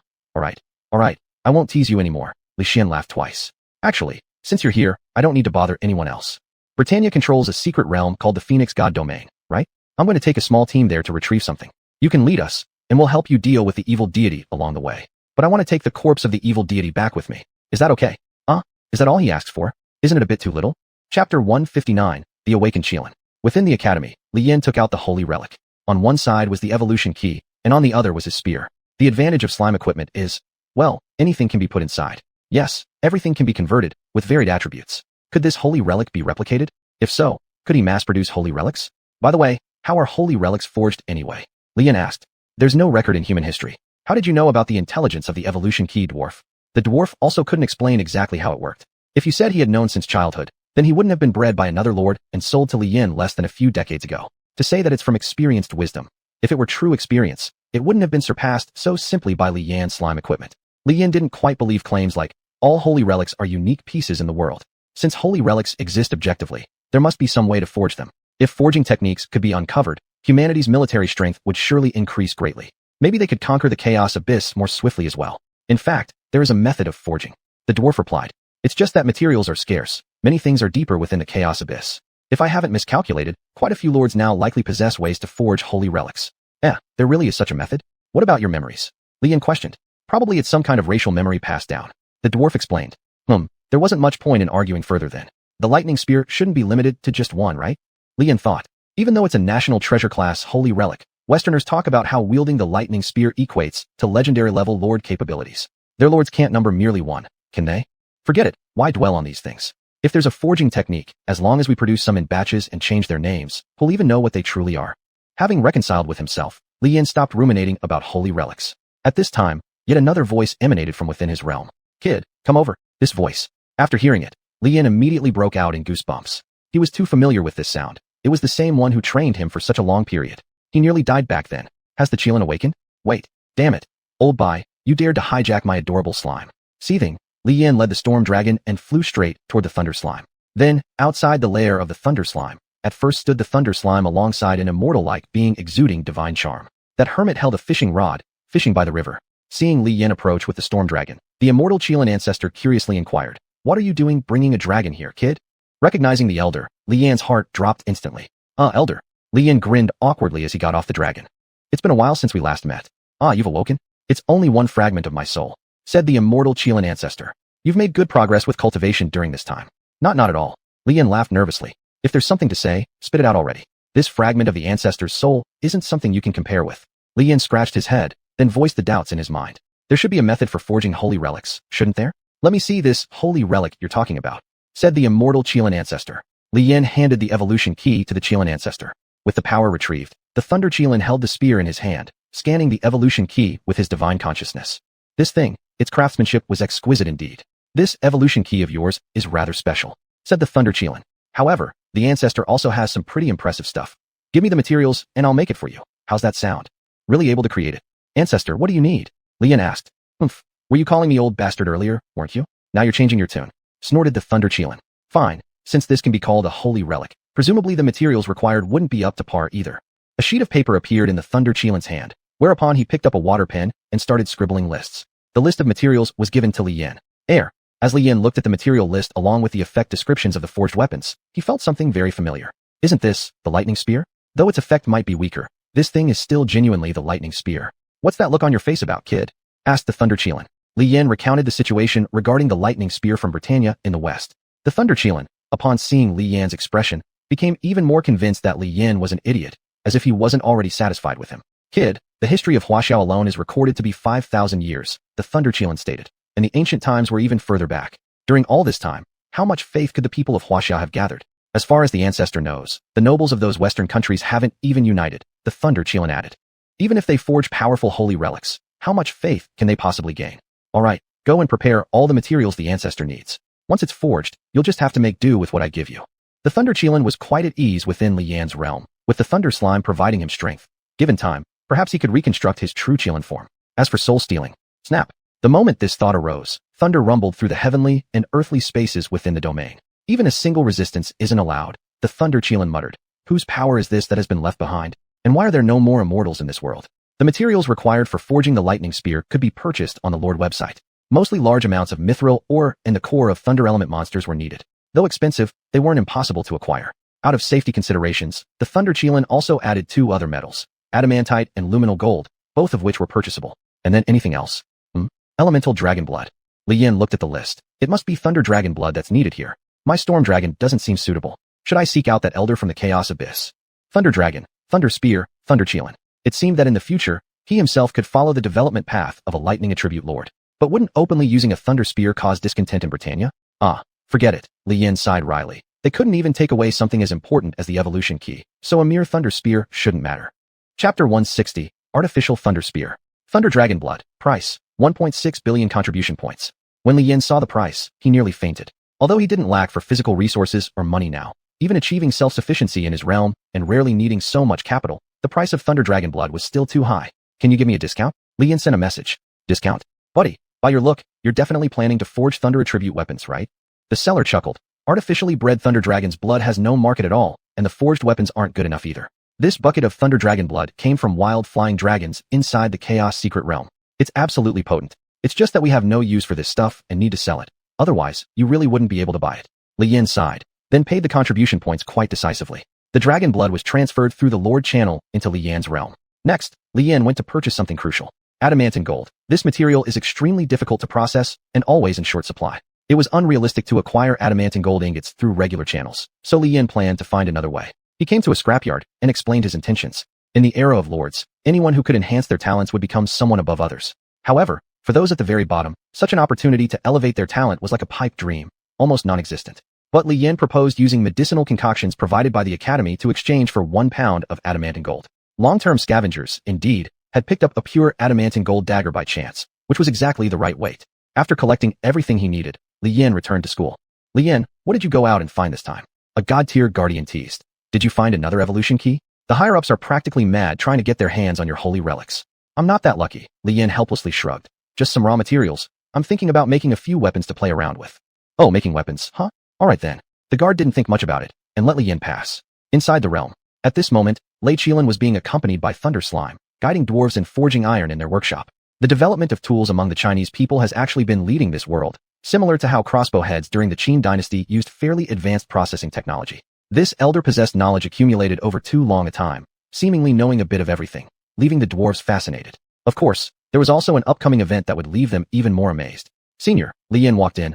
I've collected all the things. This seat knows. Lei Qilin snorted and said, Li Yan, boy, tell me honestly, are all blacksmiths in this world as foolish? Not necessarily. Li Yan shook his head. I've heard that most treasures lie deep within the Chaos Abyss. Our lords don't have the capability for large-scale exploration yet. There was indeed strength, but legendary-level lords couldn't gather enough forces akin to an army to fully explore the abyssal secret realms. Without myth-level breakthroughs, ultimately there was no way to compete with the abyss for territory. Lei Qilin fell silent for 2 seconds, pondering if his assumptions were correct. This world had undergone some sort of alteration. Fine, time will tell. Old ancestor shall show you something extraordinary. Lei Qilin snorted, flicking his finger, and instantly all materials floated before him. Too dangerous inside here. Let's go outside. Outside, Lei Qilin gathered immense energy in his hands, manifesting as strands of lightning fire tempering the metal, causing it to fuse and form a new substance. Even just this technique of refining with lightning fire could easily surpass the strongest blacksmiths in the world. Li Yan truly hadn't expected that lightning force could be used like this. With wide eyes, he watched Lei Qilin demonstrate. Mithril merged with other metals, and naturally, dragon blood couldn't be ignored, all coalescing onto the spear body. Intense thunder struck violently, completely stimulating the thunder properties within the dragon blood and fusing them with the spear. Alright, roughly done. Lei Qilan spoke while sticking the spear into the ground. To upgrade further, better materials will be needed. If you wish to improve, bring back the entire skeleton of a thunder dragon so that I can do an enhancement for the thunder spear. Li Yan picked up the thunder spear. The feeling in his hands was identical to the one he experienced during the battle over the spear's acquisition. Only the performance of this one in his possession was weaker. Undoubtedly, the lack of faith power caused his thunder spear to not possess such great strength. Western churches encourage people to do good, telling you that as long as you have money to dig deeply, your sins can be forgiven. However, Huawu wouldn't do such a thing. Senior, you're so amazing, Li Yan said joyfully after receiving the thunder spear. With this, my lightning attribute attacks will definitely reach a higher level. Humph, a small piece of junk being valued by you. Lei Qilan didn't bother to explain much further. He just yawned and said, I'm feeling tired. If there is nothing urgent, don't disturb your old ancestor. I'll take a nap in your palace. Within Li Yan's realm, the city lord's mansion had been built according to his request, a relatively spacious countryside home. On the outside was a protective layer, and no one knew how many more protective layers existed inside or out. Li Yan usually wouldn't rest or sleep within the realm either, so if Lei Qilan wanted to sleep, he would allow it without hesitation. The most exciting thing now was still that he had acquired another spear, and it was a thunder spear, though it might differ greatly from the Holy Relics version. After all, they didn't possess any Norse mythology lineage or any Western hero lineage like that. Moreover, Li Yan hadn't actually used that original thunder spear before. This one, however, was completely his own. Previously, Li Yan had used Shadow Moon and Blaze Spear's characteristics to create the Black Blaze Spear. He wondered what strange fusion would result from directly using the thunder spear this time. Beep beep beep. Student Li Yan, your school has assigned you a new task. Please report to XXX within 48 hours to prepare for frontline duty. That's what third-year high school was like. No theoretical foundation required, no written exams needed. Those things were already taught during the first and second years. Third-year students needed combat experience most. Just as evil cultists began appearing on a large scale, wasn't it the perfect time for training rather than waiting for the enemies to invade? Perfect timing for the Thunder Spear's debut in battle right after its creation. Chapter 161. So many hidden? At this moment, some coastal areas had already become hell on earth. Those cultists, some of them have been eroded by the evil god too deeply, and there was no way for them to repent and turn over a new leaf. And the places these bastards occupied undeniably became no different from areas in secret realms with excessive amounts of magical elements. Ordinary lords dealing with these places would usually just set fire directly, although it causes significant damage to the environment. This is also the only method that can thoroughly clean up the influence of chaos space. The main task of the senior high school students was to conduct a second search on areas already swept by the military forces, ensuring that nothing living remains. Of course, for safety reasons, it was impossible to send just one person to do the job. Aren't you awfully slow? Gu Xiaoxiao vented her anger at Li Yan from not far away at the mission location. I did come on time, didn't I? Li Yan grunted, carrying a long spear behind him. Nangong He and Bajong were also surprised. Normally, when it came time to accept missions, messages would be sent simultaneously to all members of the team. Li Yan and others had already agreed that as soon as the message rang, they would hurry over to help. It was just that previously, many times Li Yan would be the first to arrive, so an occasional late arrival would be considered as Gu Xiaoxiao's material for mockery. Li Yan's whole outfit was indeed eye-catching. Has your slime-long spear become unusable? Nangong Yaching asked. How does this weapon resemble Britain's lightning gun so much? If Nangong hadn't said that, the other two people wouldn't have realized. Now taking a closer look, wasn't this exactly a lightning gun? Mr. Li, did you go and steal treasures from Britain? Bajong he asked. Steal? Do I even need to steal? This is made by my own clan. Li Xian said. I just happened to lack a thunder attribute weapon, so I forged one. Don't ask why he didn't forge something like a Tang Dao or any other show-off weapons. The answer is simply because practicality comes first. Well, since I possess thunder attribute powers, Li Yan took down the spear and swung it around twice. Thunder attributes can suppress those chaotic cultists, right? Alright, let's go. Gu Xiaoxiao said. I want to get back early and rest. The team entered the mission area. Some buildings were already in shambles, at risk of collapsing at any moment. But to the lords, these weren't really issues. I used to pass by that restaurant when I traveled here before. It was truly cheap and delicious. Unfortunately, it's closed now, Li Yan said. There are still plenty of luxury bags here. Nangong Yaching found many luxuries in a high-end store, the kind she could only dream of seeing on posters or on TV. Just take them, Li Yan said. Anyway, no one will come and buy them. Would ordinary civilians return to lands polluted by cultists to continue their lives? It's like Japan being hit with 2 mushrooms, and once again, an earthquake event resulted in the leakage of large amounts of polluted water. In places contaminated, original residents who wish to enter must prepare for great loss of blood. In such places, the mortality rate of infants and toddlers is extremely high, and the strangest cases keep coming. Moving forward, more and more good cars awaited Li Yan and his group. Ignoring these cars that could never be used again, Li Yan's team's mission was to search for the cultists. Once discovered, it would result in life or death situations without any doubt. Although they lost xuanhuan as a flesh and blood radar, it was still simple for Li Yan and his team to find those hidden cultists by following clues. Roar. The gold holy dragon delivered an atomic breath attack, claiming the first head of this mission. You summoning a dragon is totally against the rules, Li Yan reminded. Ha ha ha, if you don't want me to, you can summon 2. Gu Xiaoxiao smiled. Why not take your storm dragon out for a walk? If I released my storm dragon, the environment here would deteriorate drastically, Li Yin said, which wouldn't benefit us later. Besides, constantly relying on the power of dragons won't do much good for your own training. Actually, at this point, the entire team's capabilities had reached the A rank, which was already a decent level. Finding fault now doesn't really hold much significance, and naturally stricter training plans will await them in university.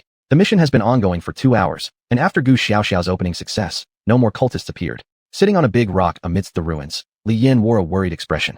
This shouldn't happen, Ba Zhonghe said. Previously, we always found quite a few. Could it be that the Dark God's forces are afraid? They would not dare to attack China if they're afraid. Li Yin irritably said. Sigh, Li Yin, Gu Xiaoxiao said. Aren't you also capable of using lightning? Just send down a thunderclap. No. Give them a version of which Taoist friend is here undergoing tribulation. Let them enjoy it. Li Yin paused slightly. He had indeed come to test out his new weapon this time.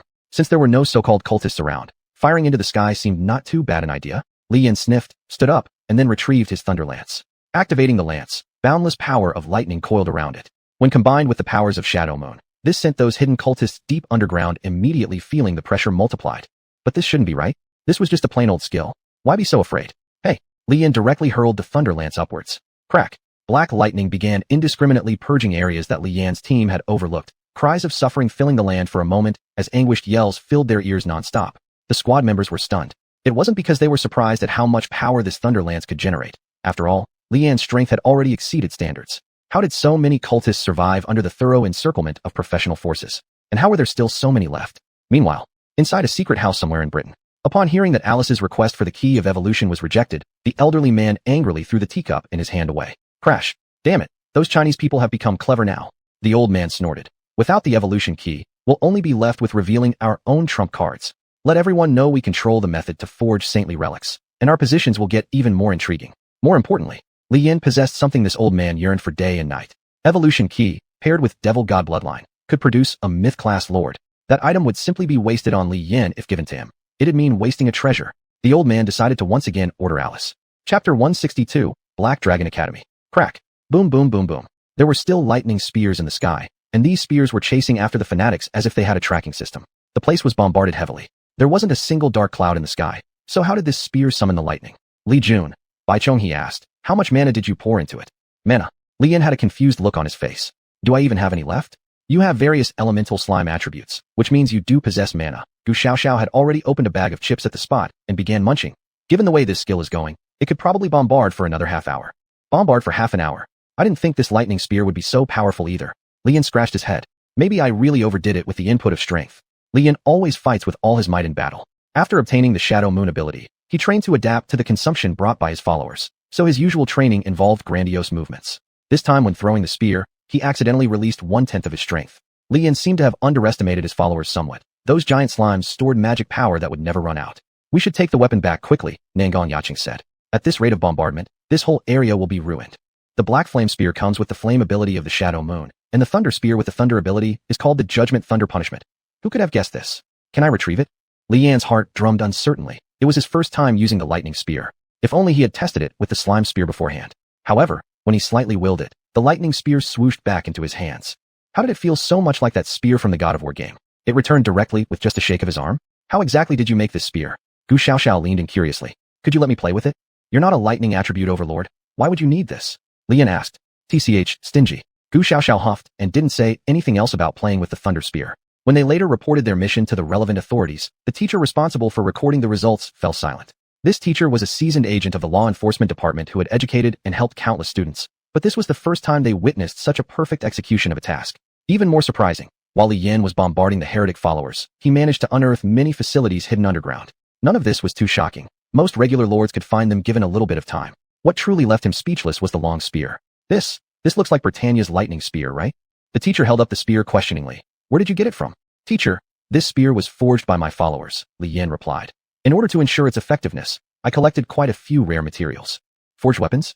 A forged imitation of the lightning spear with part of its functionality? The instructor pondered for a moment and then returned the spear to Li Yin. Your team completed this mission excellently this time. The instructor commented while ticking off the indicators on Li Yan's squad in the mission book. Next time there's a tricky mission like this, I expect excellent performance from you all. After finishing this, Li Yin and the others returned to school to rest. Taking advantage of the chaos, Li Yin picked up some items from the evil god believers to study.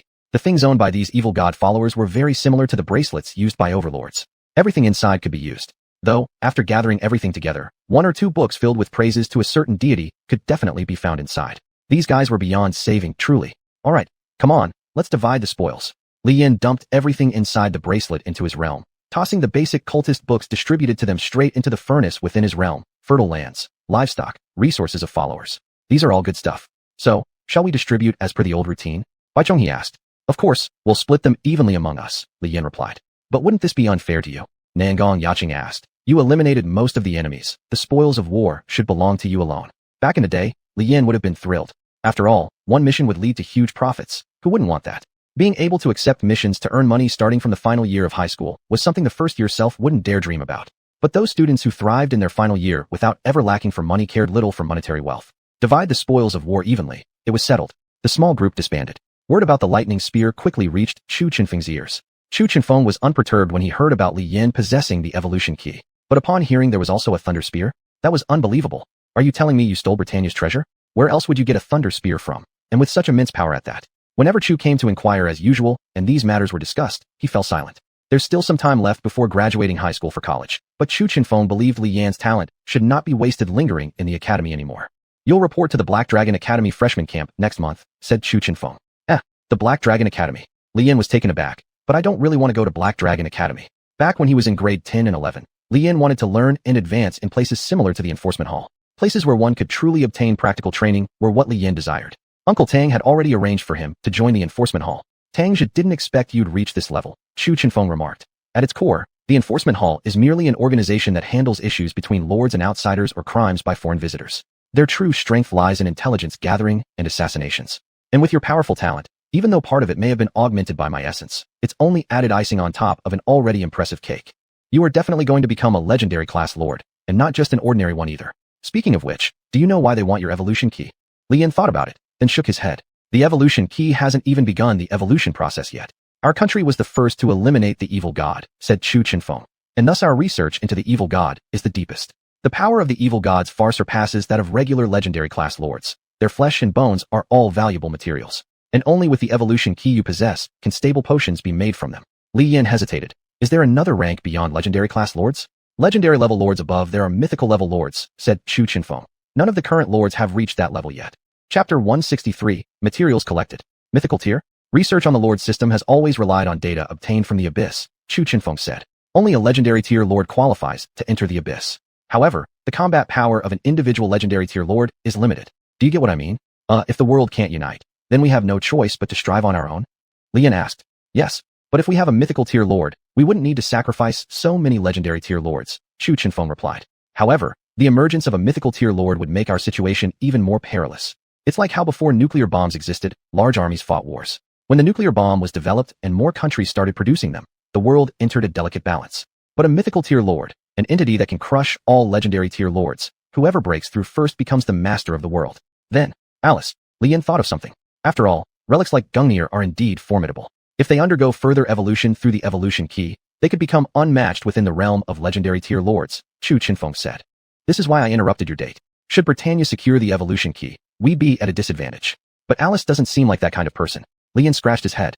No, she's not, Chu Chenfeng said. But the Britannia nobility behind her doesn't care about our interests. Britannia grew powerful by plundering wealth from other nations, and their thievery is in their blood. And the fact that the lightning spear in your hand is almost identical to Britannia's authentic version is quite intriguing. If the lightning spear could indeed be manufactured by others, then Britannia hiding the forging method would be irresponsible to humanity. If the spear in your hand isn't as potent as the genuine one, then perhaps there's another possibility? Could it be that the true version of the weapon, the real Gungnir, still remains hidden somewhere? Li Yin swallowed hard. The struggles between nations were truly terrifying. Well, no need to scare you anymore. Chu Chenfeng smiled faintly. I've been resurrected by your slime. The stronger you become, the faster my abilities improve. Dragon Black Academy has abundant resources. Once you join, you'll find yourself in a better developmental environment. And I have some connections at Dragon Black Academy. Keep up the good work. All right, understood. Li Yin nodded. So what about the evolution key? The Heartfire and Earth Crust are rare materials, Chu Chenfeng said. But with a legendary tier lord's strength, obtaining them isn't impossible. Trust in our country's capability. We'll retrieve those items before you go to Dragon Black Academy. What else could Li Yin say? He was grateful for having such a powerful homeland. On the other side, Li Yan's father led a team of legendary tier lords into Britannia. The most unwelcome legendary tier lord in the world is none other than Li Xian. Hence, bang, boom, clang. In no time, Li Xian easily defeated Britannia's guard overseeing the undying volcano realm. Ellie Sr. Alice didn't know what to say. Watching him fight, he seemed invincible. Soon after, a legendary tier lord arrived. Li Xian, you son of a bitch. What do you think you're doing? Britannia's legendary tier lord roared angrily. Do you not fear our retribution? You're familiar with the power of Gungnir. Oh, what did you say? Li Xian took out an axe from his field. Guys, did anyone just try to match wits with us? Kaitian axe, an accompanying weapon bestowed upon Pangu, the divine ancestor. In the anime Fate, King Gilgamesh's Gi-Drijan, Gi-Balg, boasts great powers like cutting heavens and destroying lands, but these exist only in fantasies. Such a myth has no foundation in historical records. In contrast, the legend of Pangu splitting heaven and earth actually exists. Are you insane, Li Xian? The Britannian legendary tier lord gasped. Weapons like that shouldn't be used in the real world. Are you not afraid? It's forbidden, yes. Li Xian cackled malevolently. But who's going to stop me from using it? If you think your Gungnir can compete with this, bring out the authentic one and let's see. Ultimately, it was Alice who stepped in to mediate and resolve the conflict. Thus, the undying volcano was successfully accessed. After entering, Li Xian yawned and put away the Kaitian axe. Alice followed as well. She was going to keep following. Otherwise, once the evolution key evolved successfully, there would be nothing left for her to do. Boss, a fully armed team member asked. Should we proceed cautiously? Cut to the chase. Li Xian snorted and then clapped his hands together. Boom. Wrapped in flames, a slime suit similar to the one Li Yin wore enveloped Li Xian. The superpowered slime had devoured countless fire attribute monsters and enemies. It wasn't just about entering the volcano. It could even swallow the undying volcano with no issue at all. Accessing controlled secret realms to reach volcanic regions could achieve the same effect. However, such realms wouldn't allow legendary tier lords entry. It's better here in Britannia. As long as it benefits their super families, they won't care about anything else. Capitalism sure does offer freedom. Li Xian chuckled before leading everyone toward the heart of the volcano. Plop. Li Yin dived into the volcano. Monsters produced by the core flame, core fire dragon. Monsters produced by the earth crust, earth and rock dragon. For me to break through to mythical tier lord, you'll have to sacrifice your flesh and blood. That day, people recalled the terror inflicted by Li Xian, the despicable old sixth brother. Mission completion time, 18 hours, with 16 hours spent on travel. When Li Yin was still lying in bed, the door burst open. The poor door, which had endured so much after being abused by teacher Zhou, was once again ravaged. The door. Li Yin screamed while holding his head. Forget about the door, you're heading off to Dragon Black Academy soon. Tang Jia urged anxiously. Hurry up, your stuff is already here. A legendary tier lord specifically went out to hunt it for you. Tang uncle, be gentle. Ow, it hurts. You've already reached SS rank. Ow, it hurts so bad. Li Yin was dragged out without even having the chance to put on shoes. At least let me change my clothes. Chapter 164, Li Xian Breakthrough. In the secret training room of the academy, Tang Jia's colleagues were on guard here, along with people from the divine realm. Li Yin was in a terrible state, without even his shoes on. Uncle, don't call me uncle, you brat, Tang Jia said. Quickly, if that evolution key nation doesn't want you, at least help finish processing the potion. My clothes. Just improvise with a slime suit for now. Li Yin felt like crying. Uncle Tang, where did your previous refined and elegant image go? Why did you change into this after going to the divine realm? A legendary lord from the divine realm stepped forward, leading Li Yin to the table with materials. 2 boxes were opened, revealing the heart of the earth and the earth shell before Li Yin. One was a round dragon heart burning all the time. The other was a thick skin connected to an entire dragon spine. This was too shocking. Inside the territory. Kid, is it really that surprising? Lei Qilin snorted twice. These materials aren't even the best. If you go to the chaotic abyss, there are even more powerful monsters. This skin might not even match a toenail from an abyssal monster. Toenails. It seemed he was still too naive. Li Yin took a deep breath and asked, should I take these things back to awaken the evolution key, or? Right here, the legendary lord said firmly. Complete it as soon as possible. We'll be guarding you. Li Yin swallowed hard and called out his clan. When the dwarves came out and saw the lineup of lords in the private chamber, they also got a little startled. Hurry up, everything's right here, Li Yin said. If we fail, I'm doomed. Sure. The dwarf nodded. Legendary lord, you're doomed? Big brother boss, please don't be so modest. Who can actually beat you? A single dwarf could not perform the awakening ceremony for the evolution key, so all the dwarves from Li Yan's realm came out. Most of the materials had already been collected, and now the last 2 materials were also obtained. The evolution key appeared, and the dwarves began processing various kinds of materials. Forging clans generally do not easily show their skills to others. This was the first time everyone witnessed dwarven forging. After some hammering and crafting, everything was prepared. Then, the strongest dwarf began chanting incantations. The legendary lord was recording the entire process.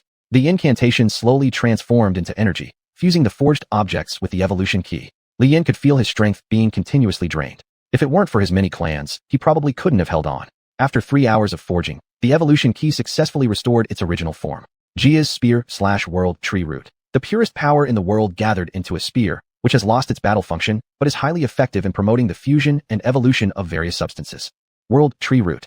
It actually succeeded. One of the legendary lords couldn't resist wanting to take this item. However, Tang Jia and another legendary lord stopped him. What are you trying to do?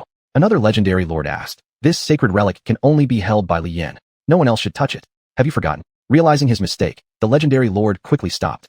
Li Yan, that's it, come over, Tangja said. Here are the potions that need your help. Huh, what exactly needs to be done?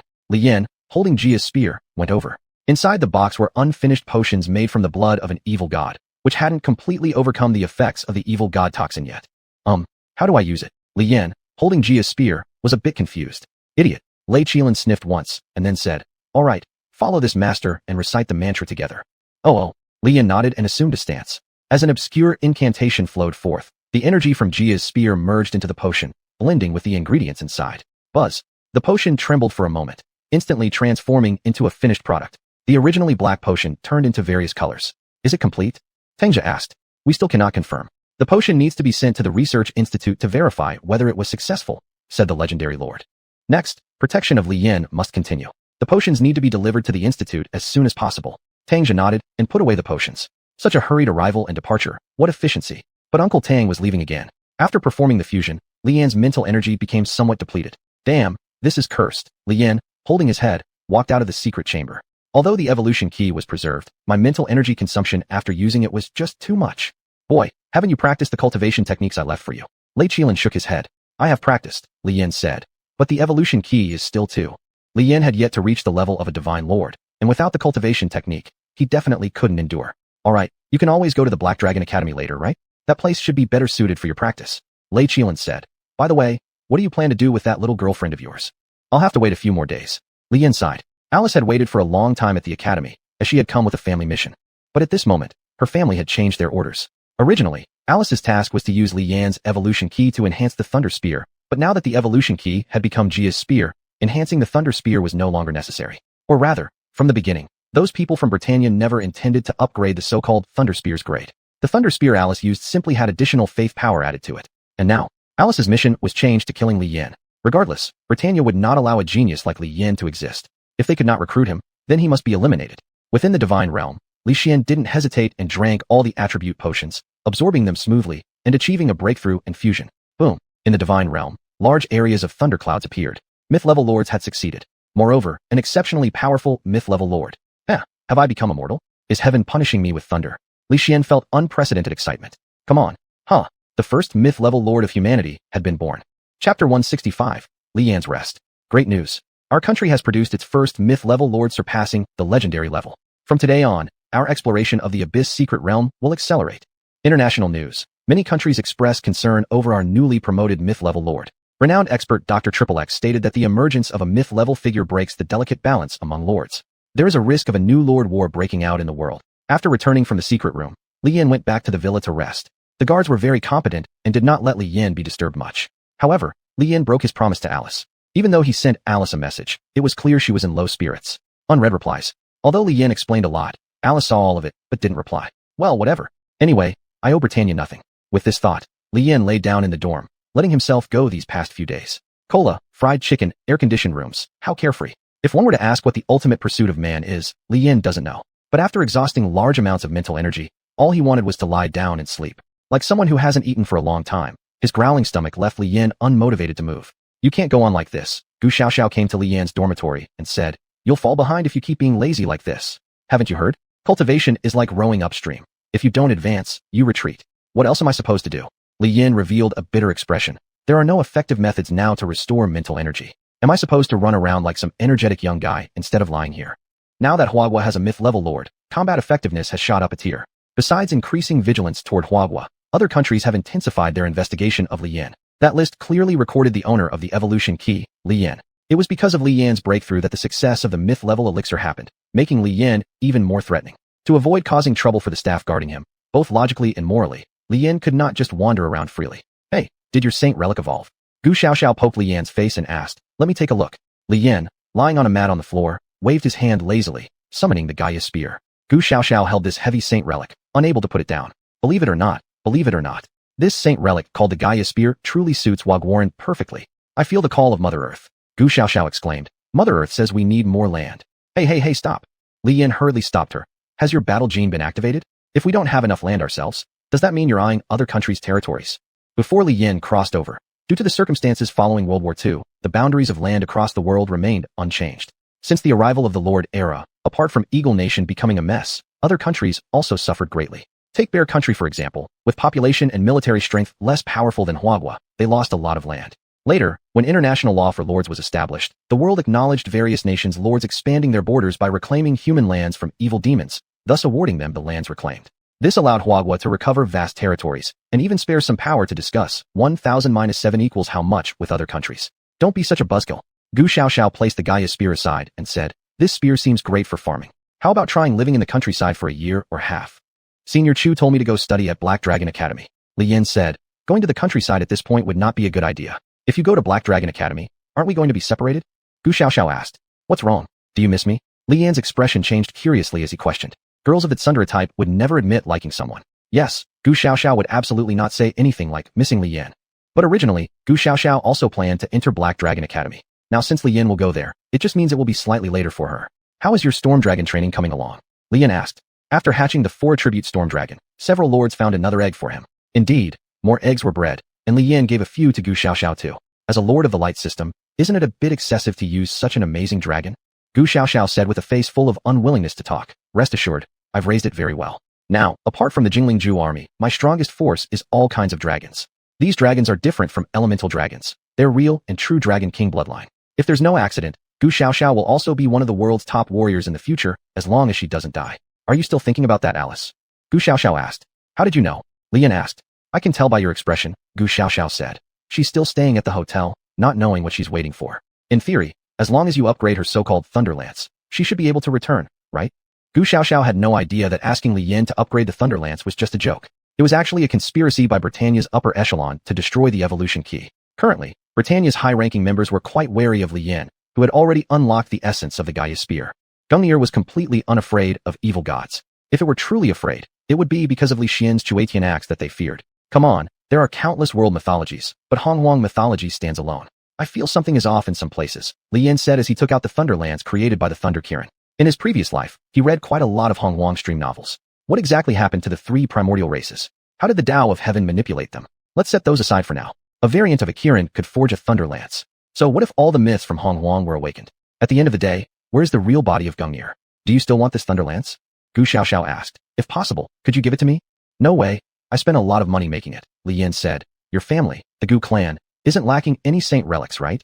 The last time I had a conflict with a young master of our main family, although there hasn't been overt targeting, my family has still kept a low profile," Gu Xiaoxiao said. "Thank Mr. Chu. Without Mr. Chu's mediation, I'd be in a bad situation."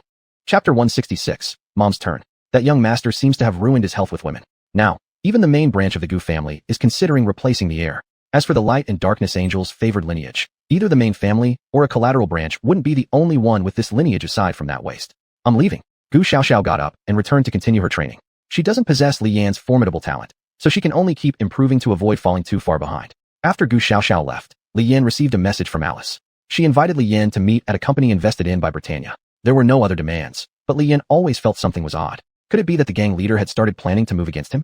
No matter what, let's go check out the situation first. Li Yan took a taxi there. The driver was from the enforcement hall, and the busy office worker was from the God Realm. Li Yan just watched them perform their roles. When they arrived, the 3 went in together. On Chinese territory, it would be hard for people from Britannia to cause trouble, and these people wouldn't bring trouble upon themselves.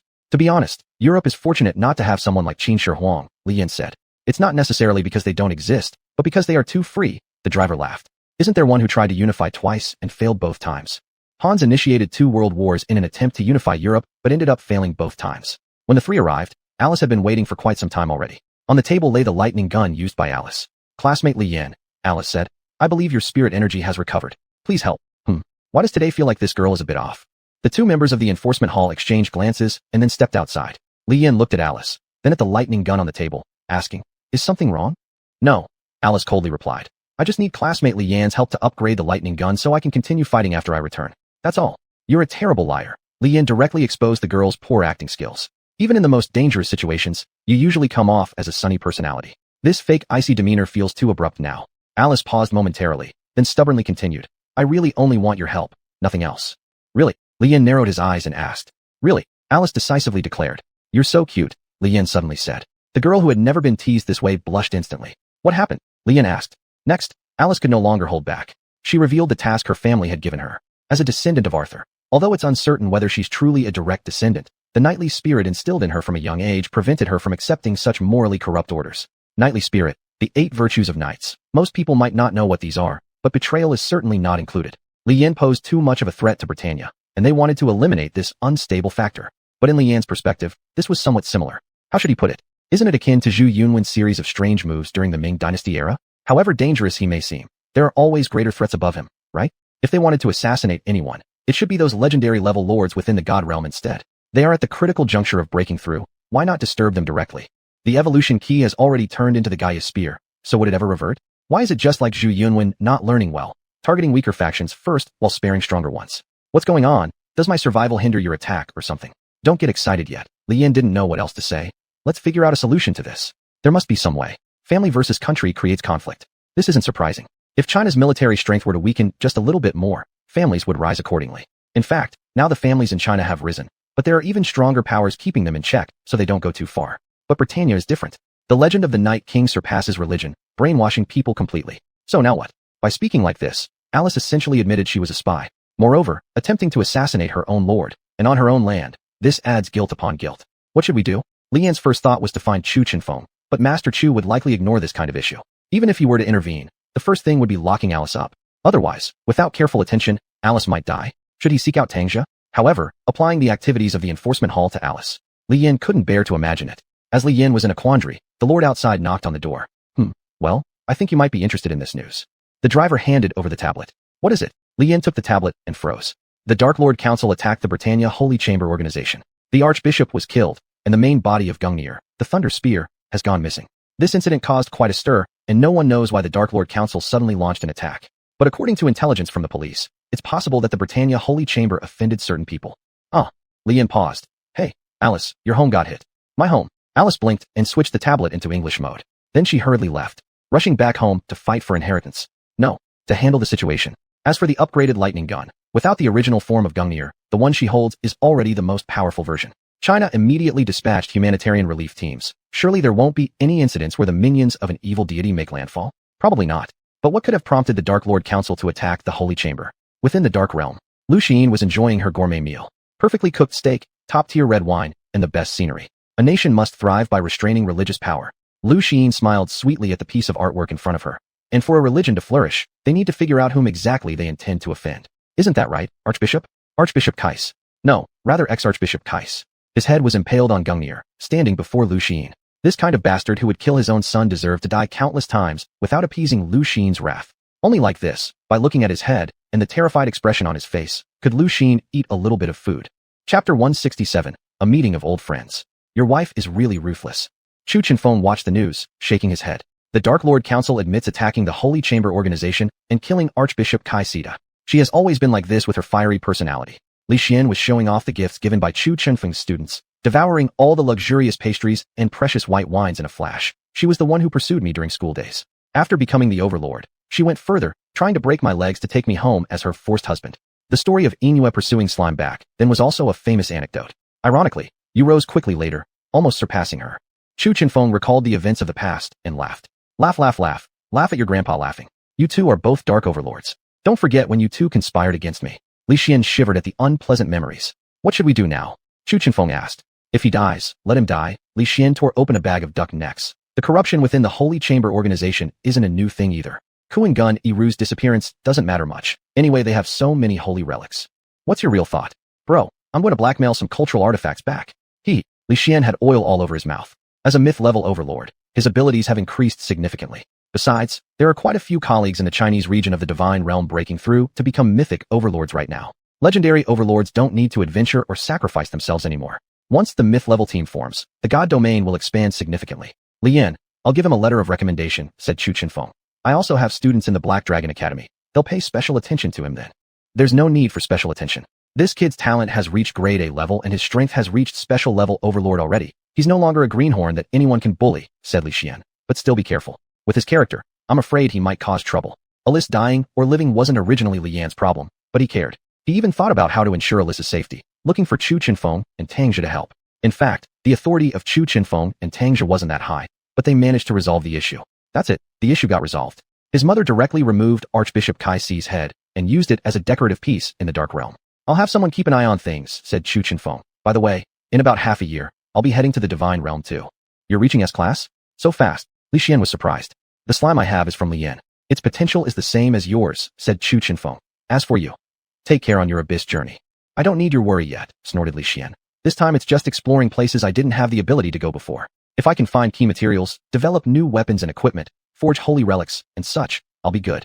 If worst comes to worst, Li Xian can just choose to split mountains and break seas with his heaven-splitting axe. You want to die? Then let's all die? China's luckiest event was Li Xian getting the patronage of the Panga God system. Before leaving, Li Xian packed away a ton of snacks to take with him. 10 minutes later, Li Yan came to ask Chu Chenfeng about the Thunder Spear. The first words out of the door were, Chu Senior, have you suffered from rats? Just an old friend visiting, Chu Chenfeng replied lightly. Is it regarding the Thunder Spear? Li Yan nodded, then came over and tidied up the table briefly before sitting down opposite Chu Chenfeng. Britain is starting to get chaotic. These people advocating freedom, they all carry the momentum of being princes and generals regardless of their lineage, akin to Qin Sheng and Wu Guang of old. With the death of the great archbishop, the heavy pressure on the common folk has disappeared, so chaos naturally breaks out. Actually, what you're thinking is not wrong, said Chu Chenfeng. The Thunder Spear indeed is a mass-produced weapon, modeled after the holy relic Gungnir. It has some properties of a holy relic. The technology was first discovered and researched by Britannia, but by the time they started researching, I was already dead. Still, it was using Li Xian's clearance that these archives were found. So what about the evolution key? Li Yan was somewhat curious. Your holy relic is an exception. It's a truly divine relic forged in mysterious areas with great craftsmanship, said Chu Chenfeng. In this incident, you've done a great deal of work. However, to avoid detection by certain individuals, your rewards will be withheld temporarily. When you reach the Black Dragon Academy, someone will give you those things. Black Dragon Academy. Senior Chu, why does it have to be Black Dragon Academy? Asked Li Yan. Li Yan, maybe the people you've been associating with are too extraordinary, which has distorted your sense of normalcy, Chu Chenfeng said. An ordinary person might spend their entire life just reaching the level of a high lord. Reaching B-grade potential is already enough to be considered formidable. Talented lords can reach A-grade, but without sufficient resources, they'll still only reach A-grade. Even with ample resources, once their potential is exhausted, that's as far as they go. To reach S-grade, or even SS and SSS grades, every single one of them is a genius among geniuses. But even such geniuses in Black Dragon Academy can only be considered part of the general crowd. General crowd? In Black Dragon Academy, the minimum standard for teachers is SS grade potential and god-level lords, Chu Chenfeng said. The lecturers you have are all genuine legendary lords. Now that mythic lords have emerged, a batch of legendary lords from the divine domain will be transferred to Black Dragon Academy. Legendary lords can only be laid off. This world is crazy. Li Yan swallowed hard and said, It gets crazier. Chu Chenfeng chuckled. Have you heard of aliens? What do aliens have to do with anything? Li Yan was puzzled. Once, a legendary lord team entered a secret realm. The randomly changing secret realm led them to a planet in outer space, Chu Chenfeng explained. It was such a small planet that you could walk its entire surface in 10 minutes, and it harbored a rudimentary civilization. The threat wasn't significant, but it proved the existence of aliens. As for secret realms, there's also a theory that they are chaotic wormholes left behind by a higher dimensional civilization. Li Yan had gained some insight. If lords continued to evolve, and when mythic-level lords became teachers, wouldn't humanity then be able to travel to outer space? After leaving Chu Chenfeng, Li Yan met Alice again within Black Dragon Academy. By that time, Alice had already become the de facto strongest individual in Britannia. Chapter 168, Bounty Hunter. The Black Dragon Academy is located in a place that doesn't have many people left. Its size is equivalent to that of a large city, with all sorts of industries within it. Students can even get married and have children inside. As for how far they can go, it all depends on the student's own abilities. Li Yan arrived here by riding a wind slime. The place was too remote. There was still a position marker on the navigation system, but no rideshare or taxi drivers were willing to come here. Li Yan didn't have a car himself either. Not that he didn't have one, but in this era, vehicles used by lords simply don't work well in small places. For long distances, clans associated with the mechanical faction just fly. What level could the strength of these mechanical factions reach? They're the ones who put rocket engines on motorcycles. And Li Yan couldn't just buy a mechanical faction's flyer and fly over there, right? What if he were mistaken for a terrorist attack and directly shot down? Since everything can be stored within his domain, Li Yan didn't need suitcases, so he directly rode the wind slime, drifting with the wind towards his destination. This evolved hurricane slime's power was formidable, faster than a jet plane. Damn, I've had enough bad luck. Li Yan sat on the slime and muttered. Now I have to go to the Black Dragon Academy, not knowing when I can go to the Divine Realm to find my parents. Before dying, his grandfather told him to go to the Divine Realm. Now Li Yan has taken the first step. Black Dragon Academy was only a starting point. Ho! Li Yan spurred his slime to accelerate continuously. He passed a small town and stopped. It was also time to let the slime rest. Li Yan randomly picked a mutton soup shop and walked in. The customers inside glanced at him. What are you looking at? Eat your food. The shop owner slammed the table and shouted. The customers turned away, ignoring Li Yan. Looks like this place was peculiar. What do you want? The shop owner asked. A bowl of soup, add meat and bean curd skin, and 2 baked pancakes. Li Yin said without much fuss. 4,000, the shop owner said, contribution points only. Though Li Yin thought it was expensive, he didn't say much more. Consider it as paying protection money. After receiving the money, the shop owner went into the kitchen. Li Yin casually found a seat and sat down. Seeing that the shop owner was busy inside, those people with ill intentions toward Li Yin quietly approached. Younger brother, first time coming to this area, right? One of them chuckled and said, are you going to enroll at Black Dragon Academy too? You must have a bright future. Li Yin ignored him. Dude, this place is different from where you stayed before. Another one said, our group is short on cash. Since you're willing to spend so much on a meal, why not treat us as well? Li Yin still ignored them, instead pulling out his phone from his spatial domain and brushing through it. Seeing Li Yin wouldn't cooperate, these criminal lords became angry and embarrassed, but under the shop owner's roof, they couldn't act rashly. Boom. They shook Li Yin's table and then left. The shop owner quickly served the dishes afterward, giving Li Yin some extra mutton. Li Yin started eating immediately. Kid, ever been a bounty hunter? The shop owner asked while smoking. No. Li Yin took a sip of soup and bit into a pancake, replying. So what? Is there a mission? Back when Li Yin was in school, an upperclassman mentioned academy missions. Could there be some here too? The shop owner pulled out a few wanted posters. Li Yin gave them a quick look. Wasn't it those guys from earlier? 2 million each, paid instantly, the shop owner added. Then other customers arrived. In no time, Li Yin finished his meal and left with the wanted poster. Soon after, he returned with the heads of a few people. Who would have thought coming to school could earn him a sum of money? It wasn't bad at all. The slime flew again, and Li Yin belched. This was the area surrounding the Black Dragon Academy. Because Black Dragon Academy was so powerful, even flipping through garbage cans here could yield better benefits than outside. Thus, many ruffians and those who couldn't survive elsewhere came to the towns around here. To prevent troublemakers, the academy specially set up the bounty hunter organization. Minor thefts could be overlooked, but anyone with blood on their hands should be taken down. Isn't a few million a trivial amount? Most of the students coming to Black Dragon Academy lack experience in such matters, still thinking about how safe China is, believing that bloody events shouldn't happen, right? Students like this, even if they manage to enter the upper grades of Black Dragon Academy later on, will only end up as mediocre talents. Before long, Li Yin arrived near Black Dragon Academy. Beep, beep, beep. Flying Lord, land immediately and do not proceed further. Li Yin received such a message. Thus, he controlled the hurricane slime to start descending. When he reached the gate, the guard looked at the enormous slime Li Yin was sitting on, which was as big as a car, and couldn't help but be taken aback. Did you come to Black Dragon Academy riding this? Guard asked. Li Yin nodded. Do you have a letter of recommendation? Or any credentials or permits will do, said the guard. Oh, I do. Li Yin took out Chu Chenfeng's letter of recommendation from his domain. Upon seeing that it was signed by Chu Chenfeng, the guard did not ask further questions and allowed him entry without delay. There was none of the cliched plot where someone is mocked for being unworthy to attend Black Dragon Academy and told to look at themselves in a puddle of urine. Who comes to such an esteemed place riding a slime as if it's some kind of pet? Then Li Yin would smirk and say, I'll call Chu Chenfeng right now. You won't regret it. Chu Chenfeng might then say, you few lousy guards, how dare you stop my student? Guards may be low in rank, but this is Black Dragon Academy after all. They are SSS-level legendary lords. Their ability to judge potential in students is undoubtedly solid. As for dragging Chu Chenfeng, a legendary hero, into every little situation, come on, he has so many responsibilities. How could he possibly deal with every trivial matter? Li Yin entered and overheard 2 lords muttering behind him. Hey, have you ever seen such a huge slime? No, it looks like it has undergone secondary evolution. It must be pretty fast. Hey, I really want to try riding one too. Alright, just focus on your own work. He's still a student. Li Yin felt somewhat speechless. The pressure at Black Dragon Academy must be immense, because it seemed to have affected the guards' minds. Chapter 169, Special Graduation Requirements. Are you Li Yin? A middle-aged man dressed in a lord's formal attire approached and asked. Oh yes, I am. Li Yin nodded. Haha, that outfit of yours, is it the legendary slime outfit? The lord said. Let me introduce myself. My name is Xiao Jingcheng, and I am Master Chu's student. Hello, Senior Xiao. Li Yin took out a small box from his domain. This is a gift for you. It's not particularly valuable.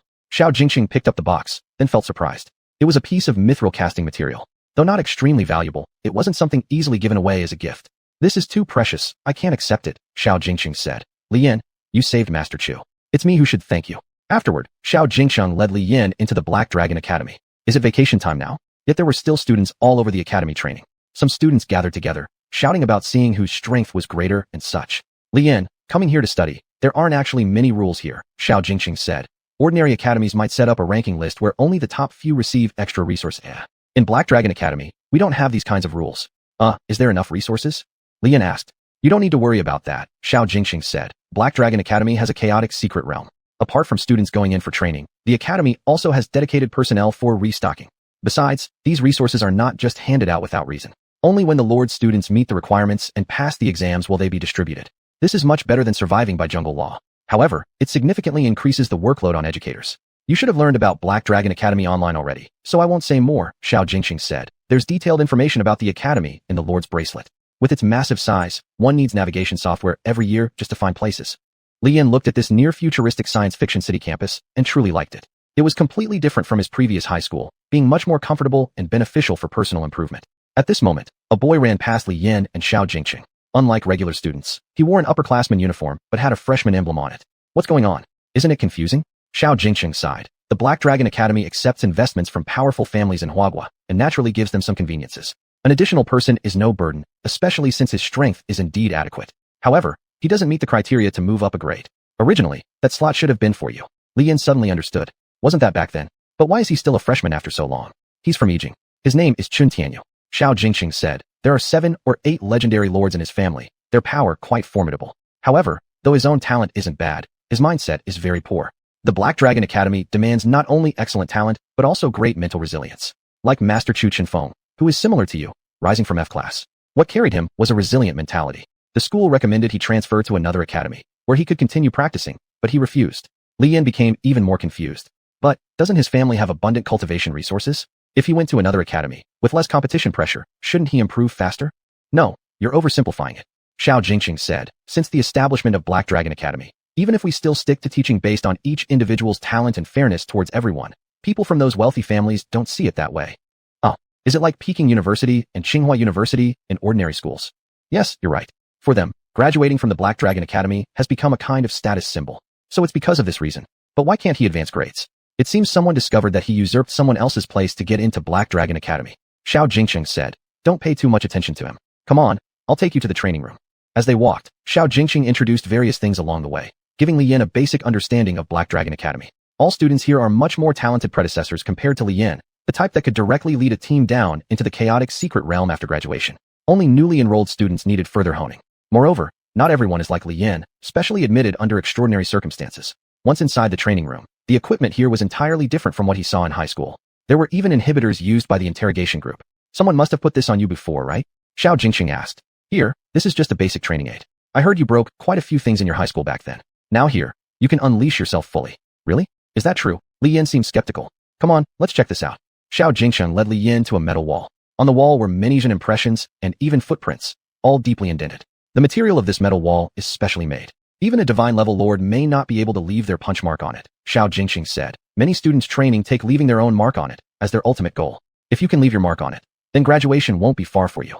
Li Yan was astonished by such an artifact and couldn't wait to give it a try. Xiao Jingqing simply stood aside watching. Li Yan focused his breath into his dantian, assumed a fighting stance, and unleashed a powerful punch. With a thunderous boom, Li Yan was jolted back. In a flash, Xiao Jingqing saved him from crashing down. So, did I exaggerate anything? Xiao Jingqing chuckled softly, pointing at the first punch mark. This one right here was left by Master Chu Chenfeng all those years ago.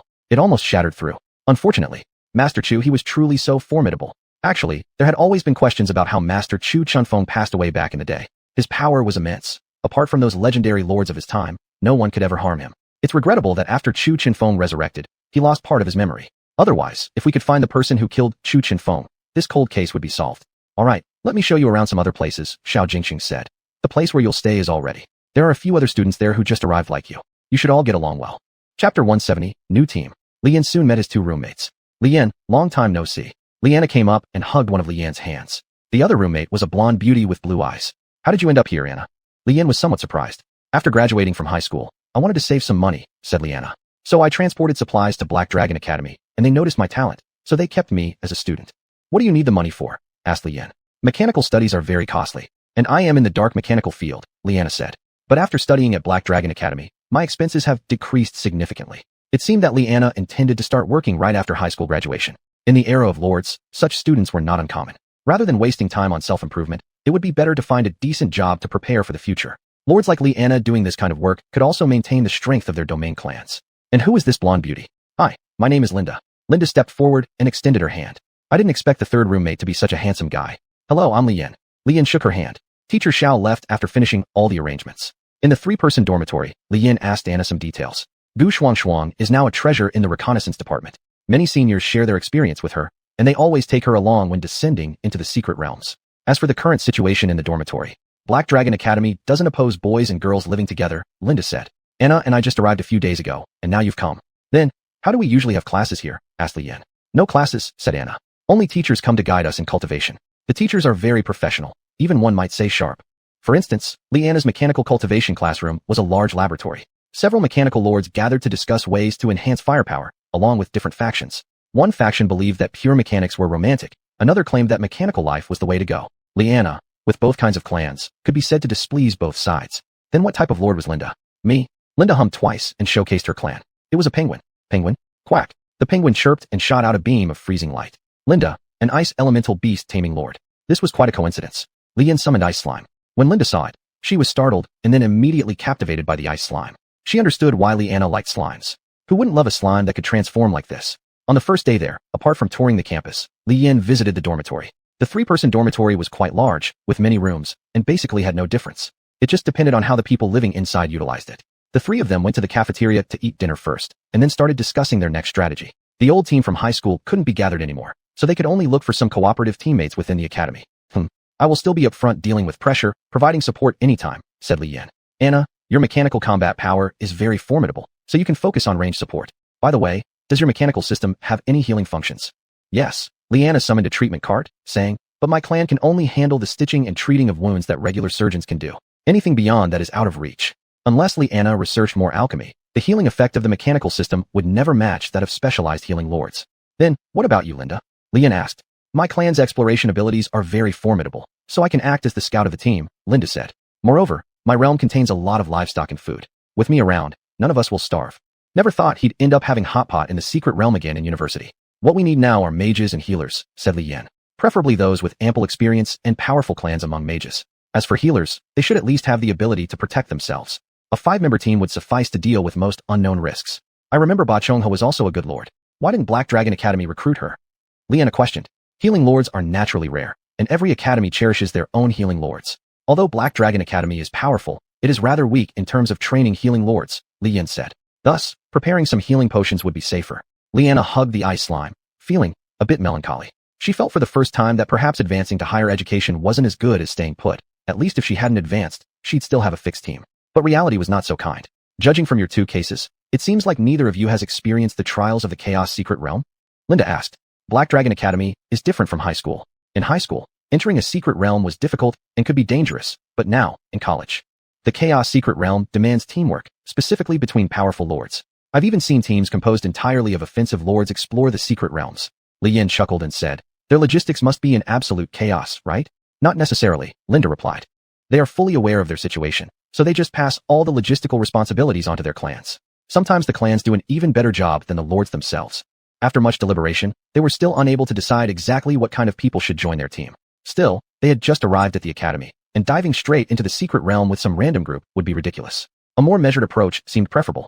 After washing up, Lian climbed into bed and went to sleep. Even though many lords were still practicing, they were far away from the dormitories, so their noises didn't disturb him. The next morning, Lian woke up without any early classes to rush to, leaving him feeling somewhat aimless. It's not that you're aimless, it's that your kidneys need rest. Stop overthinking it. After eating breakfast, Lian took a glance at the task board. There were several bounty missions and team-up requests pinned on it. Quite a few students want to go down into the secret realms together, but we'll need to screen them carefully. Lian looked at the bulletin and found something that caught his interest. Skill book for sale, Tai Chi Floating Cloud Hand. Barter only. Chapter 171, Tai Chi Cloud Hands. Tai Chi. Lian never expected to encounter a skill book like this. He originally thought that the abilities of synchronized clans were already overpowered, but who would have guessed there would also be martial arts skills? Where did this martial art come from? Lian, who has a strong interest in martial arts, immediately contacted this classmate. Classmate, hello. I am very interested in your skill book. What do you want in exchange? Lian continued eating while waiting for the reply. Then, a ding sound. I need adamantium, 30 pounds. Do you have it? Adamantium. Isn't it supposed to be lustrous gold? Lian was puzzled. Is Black Dragon Academy so poor they don't even have adamantium? Mr. Xiao, are you getting used to being rich, or what? But if it's adamantium, Lian isn't without resources. After forging numerous pieces of equipment from the skeleton of the Golden Saint Dragon, he still had more than 1,000 pounds left. He initially thought that what he was interested in, lustrous gold, should have been the standard hard currency during university life, but it turned out adamantium was enough. The item is with me. How should we conduct the trade? On the other end, the second-year Lord Senior was somewhat surprised after reading Lian's response. This ID sequence number clearly belongs to a freshman. How could someone new be so wealthy? Where are you? Canteen, first floor. I'm at a table in front of the dumpling stall. I'll be there right away. Right away? While eating fried dumplings, Lian looked on in doubt. 2 minutes later, the senior who was dining upstairs came down. Are you the one looking for the skill book? The mask-wearing senior asked, introducing himself. I'm Zhang Yang, a second-year student and an S-class special lord. Lian, A-class special lord. I just arrived at the academy yesterday, Li Yin replied. Senior, would you like to join me for some food? No need. I've already eaten, Xuanhuan said, placing a book on the table. Here's the skill book. Now what about the items I need? Li Yin glanced at the book. It's complete. Senior, can't you use this yourself? Li Yin asked. Unfortunately, my clan specializes in mechanics. Xuanhuan shook his head. Currently, we urgently need 30 pounds of adamantium to develop new equipment. This martial skill doesn't benefit me, so I decided to put it up to see if I can exchange it for something useful. Why not use lustrous gold? Forge specialists are required to process lustrous gold, and since I'm not a forge specialist, obtaining lustrous gold would still leave me unable to utilize it. So such matters exist. Li Yin pulled out 3 10-pound casting blocks. After confirming, Xuanhuan nodded approvingly. High purity. Is this forged by your own clan? Yes. Li Yin stored the Taiji cloud hands carefully. I still have plenty of adamantium. If any of your friends need it, they can find me. As long as the price is reasonable, we can make a deal. I will keep that in mind. After taking the adamantium, Xuanhuan stood up and left. Before exiting the cafeteria, he looked back once. In this era where everyone is a lord, why would Li Yin spend such a high price to exchange for a martial arts skill book? Remember, Xuanhuan had listed this skill for quite some time. For all this time, no one had even tried to haggle. But Li Yin conducted the trade smoothly. Li Yin took the skill book and skimmed through it briefly, feeling quite satisfied. This is actually a martial arts manual. During his past days as a fighter, nothing was ever this good. Skills like drawing water without cutting the flow, deflecting thousands of pounds with only 4 ounces of force, achieving mastery in the martial path. The mere thought makes him excited. After finishing his meal, Li Yin returned to the dormitory, repeatedly reviewing the Taiji Cloud Hand skill book. Taiji gives birth to dual energies, which produce 4 elements, and 4 elements produce 8 trigrams. Taiji revolves around the balance of yin and yang. As for the yin aspect, Li Yin possesses the ability known as Shadow Moon, ensuring strength in his physicality, especially combined with the slime swallowing ability, amplifying his prowess immensely. In the future, no matter how strong the attack may be, he will be able to withstand it somehow. Still, learning from books feels shallow. If Li Yin wants to truly verify whether this skill works, he must practice it personally. Li Anna returned from the lab, holding onto Li Yan's slime, following him to the field. At any given time, students from Black Dragon Academy train on the sports ground, honing their techniques. Since Li Yin is relatively new, none of the seniors bother training with him, nor do they think he's worthy enough to practice alongside them yet. Just a freshman. Focus on laying a solid foundation first. It's not easy to break through from A rank to S rank. Many people were watching Li Yin closely nearby. Li Yin took a deep breath. Alright, straight to intensity. Shadow Moon's synchronization begins. The empirical slime, black and white energy intertwined. Li Yan's presence suddenly became more potent. Unbelievable. He has the Shadow Moon ability? That's strange. Isn't this supposed to be a bloodline ability possessed by certain families? Why does he have it? That looks like an ancient Chinese robe. Is it equipment?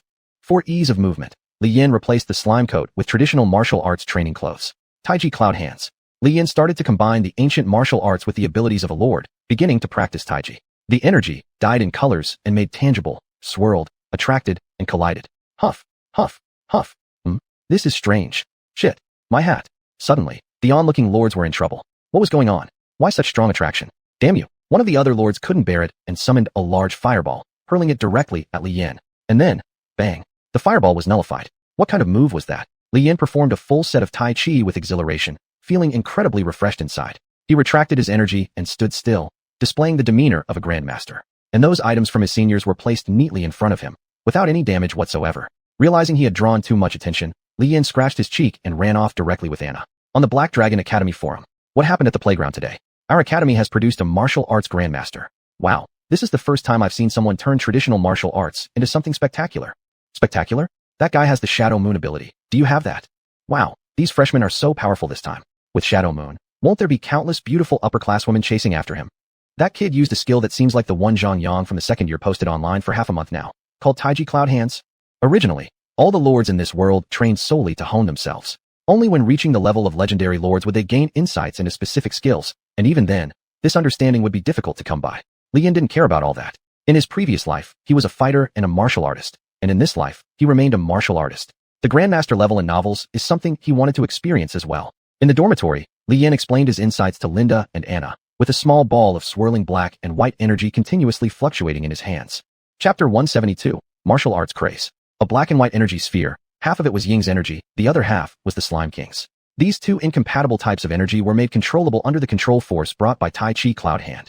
Never thought it could be done this way. Linda looked at the energy sphere and nodded. Being able to combine martial arts with a lord's ability is really unheard of before. Then can we do that too? Liana asked. The circulation of energy for lords should be universal, Li Yin said. I'll teach you the basic means of channeling energy. Give it a try first. Liana and Linda followed Li Yin in circulating the energy within their bodies. Normally, Becoming a martial artist or fighter of Li Yan's level would require over 20 years of uninterrupted training. However, in this world, lords achieve through enhancing their own rank and talent what took previous lives martial artists decades of hard cultivation to attain. Unfortunately, while Li Yan had experience cultivating martial arts, it seemed that this world didn't quite focus on things like martial arts as much. Hoo. I've succeeded. Linda laughed, looking at the spiral of qi in her hand. What can this do? With more practice, it can enhance your physical strength, Li Yan said. Once mastered, in real combat situations, soft power can be used to counter enemies' attacks. About how many years does it take? Linda asked. 10 years at least, Li Yan chuckled. Upon hearing it would take so long, both Linda and Liana fell silent. Liana couldn't create an attribute-bearing vortex of qi, so this technique could only be used for physical training. This is a long-term investment, Liana said. A lord's lifespan extends as their level increases. More skills mean more chances of survival. Do mechanical-based lords always see things this way? After much discussion, Linda and Liana returned to practice. Martial arts training was too arduous, so much so that even eating huanhuan, a bitter herb, would feel sweet in comparison. Li Yan considered whether he should prepare some Chinese herbal soups to aid their training, but upon reflection, the things inside the secret realms worked better than ordinary Chinese medicine. Preparing Chinese herbal soup was really unnecessary. As Li Yan's Tai Chi floating hand created a sensation at Black Dragon Academy, the students went into a frenzy after the mechanical-based lords. All the martial arts manuals on the trading platform were snapped up. Those who missed out borrowed others who bought them and copied the manuals, placing them on forums. It wasn't long before someone started organizing all the martial arts manuals, arranging them according to the order they were discovered. Useful techniques such as the vast force diamond palm, stone crushing fist, light skills like skim on water and dragonfly touching water, etc. And also techniques like 9-in white bone claw, Puryang scripture, and many more. But there wasn't a single manual written about the move Li Yan used, the Tai Chi floating hand. This doesn't seem right. The lord specially tasked with organizing materials opened book after book on his tablet, scratching his head. Why isn't there a single martial arts manual with that kung fu move? Hey, we forgot one thing, another lord said. Even though now most martial arts manuals have been collected, the one Zhang Yang sold seems to be missing from our collection. Everyone suddenly realized, yes? Since that young man displayed his martial arts skill on the playground, no one has seen him since. Wait, what did he say when he demonstrated his martial arts? I remember, he called it Tai Chi floating hand. Tai Chi? I have a copy of Tai Chi Bagua Palm. I also have a Tai Chi Chuan. Are these related? These lords have research capabilities that don't lag behind top-tier scientists. The Academy has invested huge amounts of manpower, resources, and money just to unleash their potential. It's just a martial arts manual. Watch us break it down instantly. And then, they failed.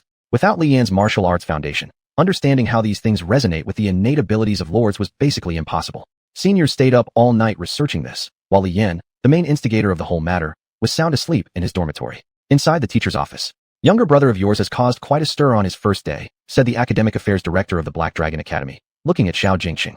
Exploring combat techniques was originally something only legendary lords should attempt. Now, nearly all students are studying it. What can they possibly come up with given their current talents and brains? Not necessarily nothing, Xiao Jingxing replied. The manuals themselves come from the chaotic secret realm. For years, no one has been able to perfectly replicate them. Now, with a genius emerging, isn't this our chance? The academic affairs director looked at the images on his computer screen. Black and white energy gathered, pulling at the surrounding space to form a barrier that appeared not very solid but could actually withstand an attack from a legendary lord. Can you perform this technique? The director asked. Or could Master Chu? The era of my teacher was long gone. Back then he might have been able to perform such techniques, Xiao Jingxing replied. But I certainly can't. My body has already taken shape. For the rest of my life, I will only be an unremarkable legendary lord. The unremarkable level you mentioned is something countless people in small countries across the world cannot reach. The director sighed and said, find some time to invite this martial arts master to give lectures to the senior students, especially those who have hit their limits and do not know how to proceed further. Isn't that against the rules? Rules are dead, but people are alive. You can't possibly dig up deceased masters just to give lectures to the students, right? After some discussion, Li Yan's schedule was already arranged. With Martial Arts Foundation, Liana could recover her energy through practice instead of sleep. When the morning sunlight shone on her face the next day, the young girl suddenly realized, oh, I've been practicing all night. Linda emerged from the bedroom half asleep and saw Li Yan, who had already prepared breakfast, as well as Liana drinking tea. Why are you two so energetic? Shouldn't one feel tired early in the morning? Linda was surprised. Hum, it's a secret, Liana replied with a straight face. Fine, Anna. Are we not good sisters anymore? Linda lunged at her dramatically.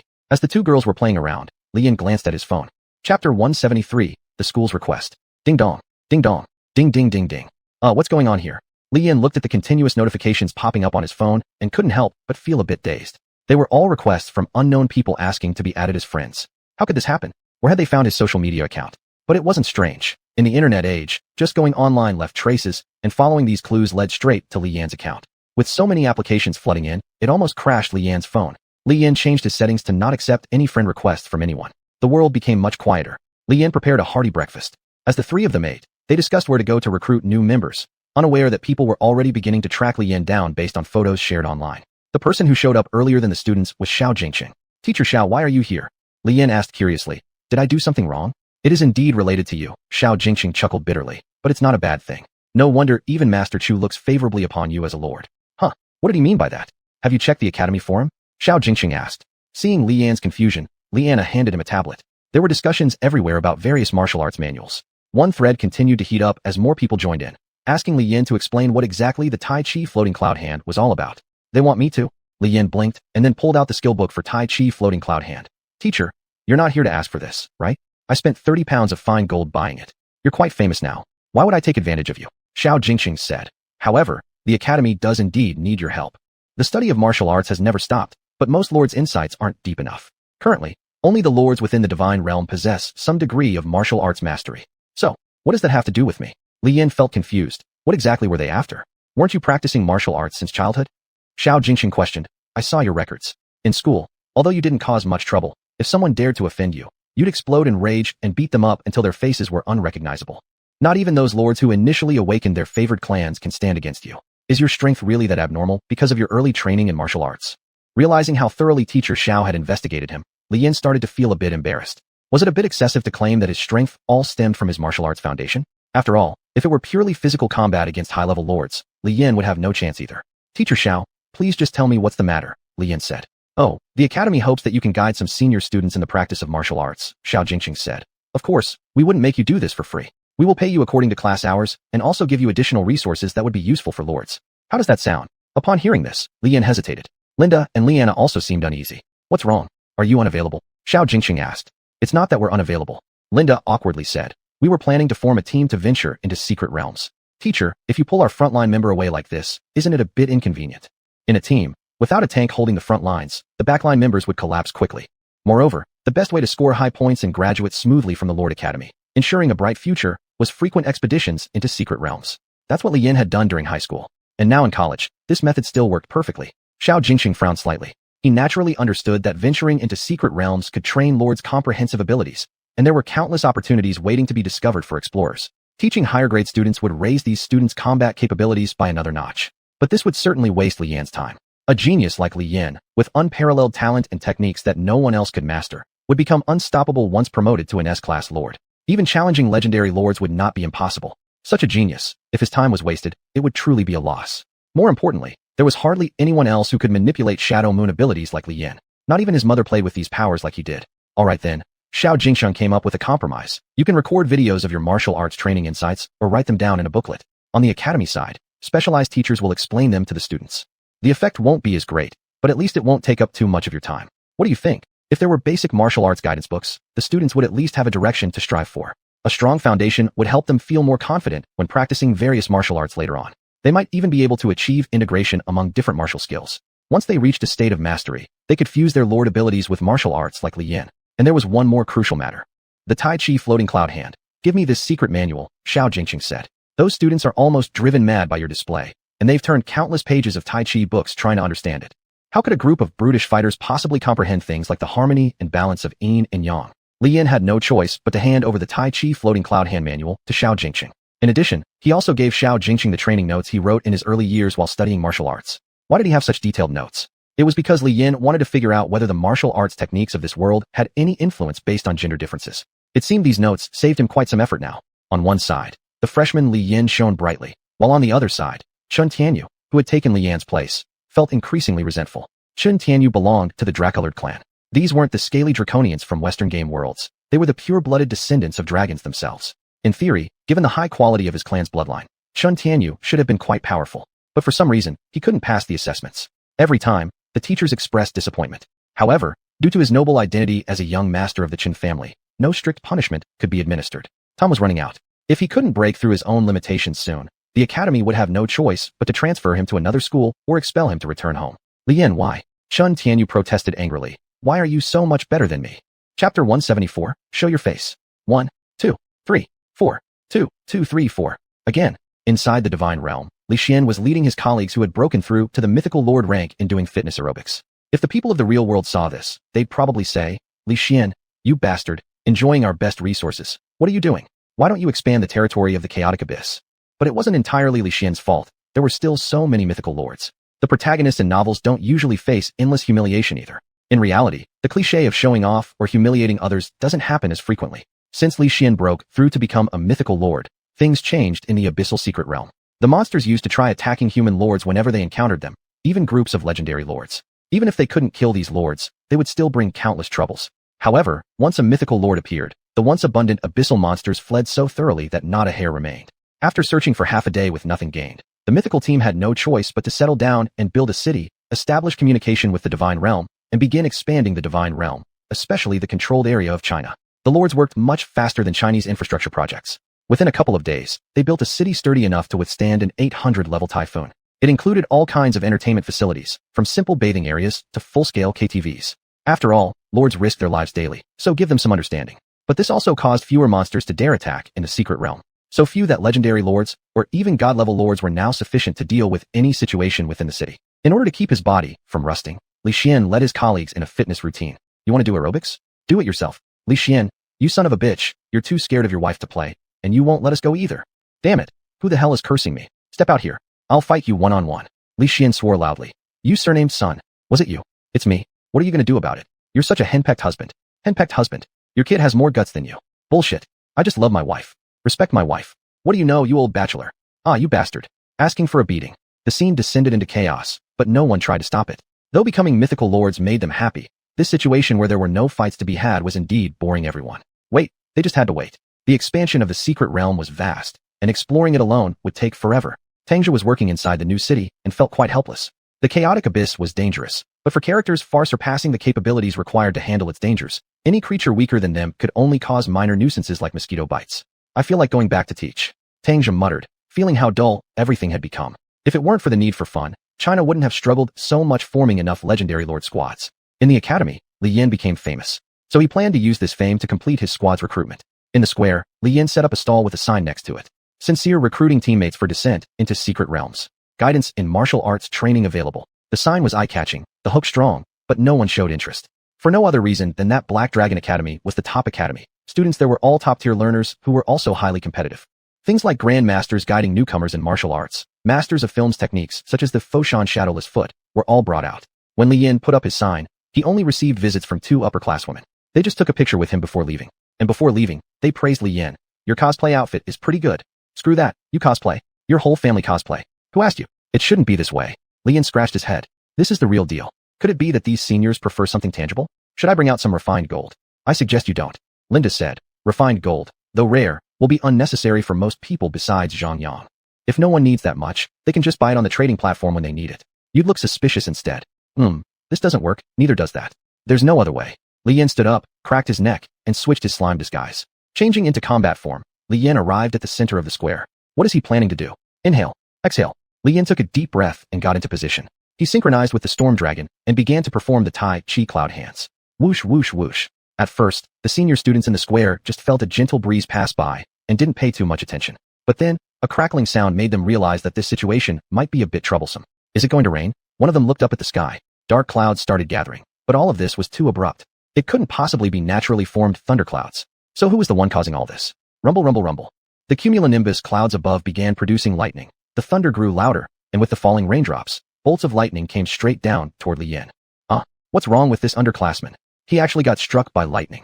Right before everyone's eyes, the pillar of lightning struck Li Yin solidly. However, this electric power did not affect him. Instead, it was blocked by a barrier surrounding him. Then, the lightning dissipated, forming currents that wrapped around his body. Some people figured it out. Shit, he's that freak who performs martial arts. Holy crap, is Tai Chi really that powerful? Could it be possible that it's him being powerful, not Tai Chi?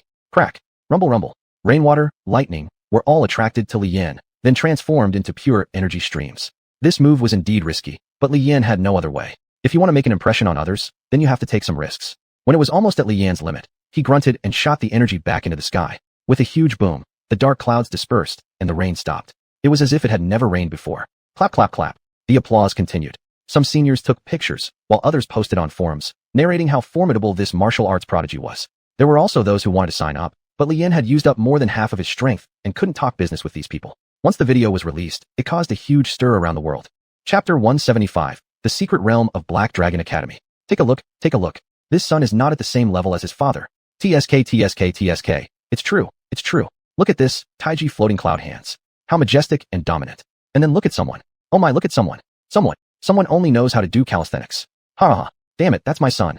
All of you bastards get lost. Scram, scram. Li Xian was cursing and holding a hammer as if he were about to smash a few unlucky ones.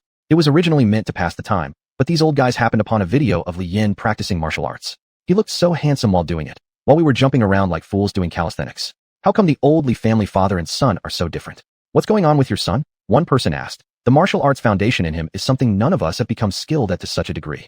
I don't know what's exactly going on with him, Li Xian said.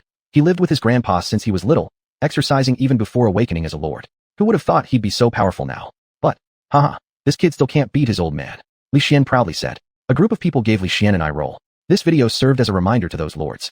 Although the ability of the lord and the strength of their clans are crucial for a lord's combat power, there are still quite a few ways to enhance a lord's combat power. I remember, when we explored the Chaos Realm before, didn't we find a book or something? Li Xian said. What was it called? The Great Flame Sealing Technique? You mean that book that none of us could understand? It's being stored in the treasure house right now, gathering dust. Should we take it out? Take it out for this guy to practice? Isn't he already powerful enough? What martial art should he learn? Besides, that thing doesn't seem to resemble a martial arts manual, so it's better not to read it recklessly. By the way, have any of you been keeping track of the situation inside the Chaos Realm recently? Suddenly someone asked. Those aren't just places for newcomers to practice, right? What's wrong? Did a prehistoric age secret realm appear? Should we go grab some dinosaurs and try them out? No, no, no, said that lord. It seems like a Warring States period type of secret realm has appeared. Thanks to the Japanese Three Kingdoms games, when Li Yin heard about the Warring States period secret realm, he thought it was similar to a certain Three Kingdoms hack-and-slash game. Inside the academy, Li Yin successfully recruited 2 teammates. Lu Xian, retinue, surgeon, combat-oriented support type lord. Bai Yuan, retinue, bluebird, elemental beast mastery lord. Senior students, Li Yin shook hands with each of them. Thank you for coming to help. I am not a first-timer going into the Chaos Realm for training, but last time, because of the Storm Dragon. These people from the Black Dragon Academy knew that somewhere, a Storm Dragon had escaped from the Abyssal Realm and caused significant trouble for the base in that particular secret realm. Junior classmate, you're too polite, Lu Xian said. Your displayed abilities are already sufficient. We're merely here to learn some skills from you. Yes, Bai Yuan wore conservative clothing and a mask. That move of yours, Taiji floating cloud hands, has become a pursuit for any slightly stronger student in the Black Dragon Academy. Is it really that exaggerated? Li Yan seemed confused. While Taiji floating cloud hands can reach that level partly due to Li Yan's exceptional martial arts techniques, much of its effectiveness also comes from the power of Yingyu. Thanks to Li Yan's hard work in high school killing those cultists, Yingyu had gained considerable strength. Now, in terms of team configuration, Li Yan takes damage, Li Anna provides firepower support, Linda and Bai Yuan are responsible for exploration and mobility, and Lu Xian handles emergency rescues. As for magic units, Li Yan can substitute using weapons like black flame spears. Junior classmates, Lu Xian, a second-year student with numerous experiences of narrowly surviving the Chaos Realm, explained the situation of the Chaos Realm controlled by the Black Dragon Academy. The intensity of this realm is high enough even among the Chaos Realms. Although part of the realm is under control, the transformation of monsters within is frequent. Also, as Lu Xian spoke, he took out a weapon from his domain. It was a halberd. What kind of trash is this? Li Yan looked at the rust-covered halberd and couldn't help but feel puzzled. Junior, isn't this the scariest thing? Bai Yuan chuckled and gestured with her hand. In ancient China's Warring States period, soldiers used halberds during combat. And there's more than just this. Lu Xian continued to take out the equipment, which included an ancient suit of armor and a helmet. All of this equipment seems to be quite ancient. Could it be? Is this secret realm from the spring and autumn or Warring States period? Li Yan was stunned. Yes, Lu Xian nodded. Although resources are difficult to extract, if we can obtain equipment from the monsters within, they can be reforged and smelted into ingots. This would yield a special casting material called ancient bronze ingot. The Warring State soldiers are easy to defeat, but there is only one way to acquire large amounts of this equipment, Bai Yuan said. Massive battles, like 200,000 against 300,000, or 600,000 against 200,000. These were all famous historical battles, even by modern standards considered as massive army engagements. These soldiers and the monsters inside the secret realm aren't particularly strong, but they overwhelm you with sheer numbers. Even the most capable lord could be dragged down by them. Lu Xian explained. Therefore, we'd better avoid confronting entire armies. Once we encounter one, we should retreat immediately. So what do we collect inside then?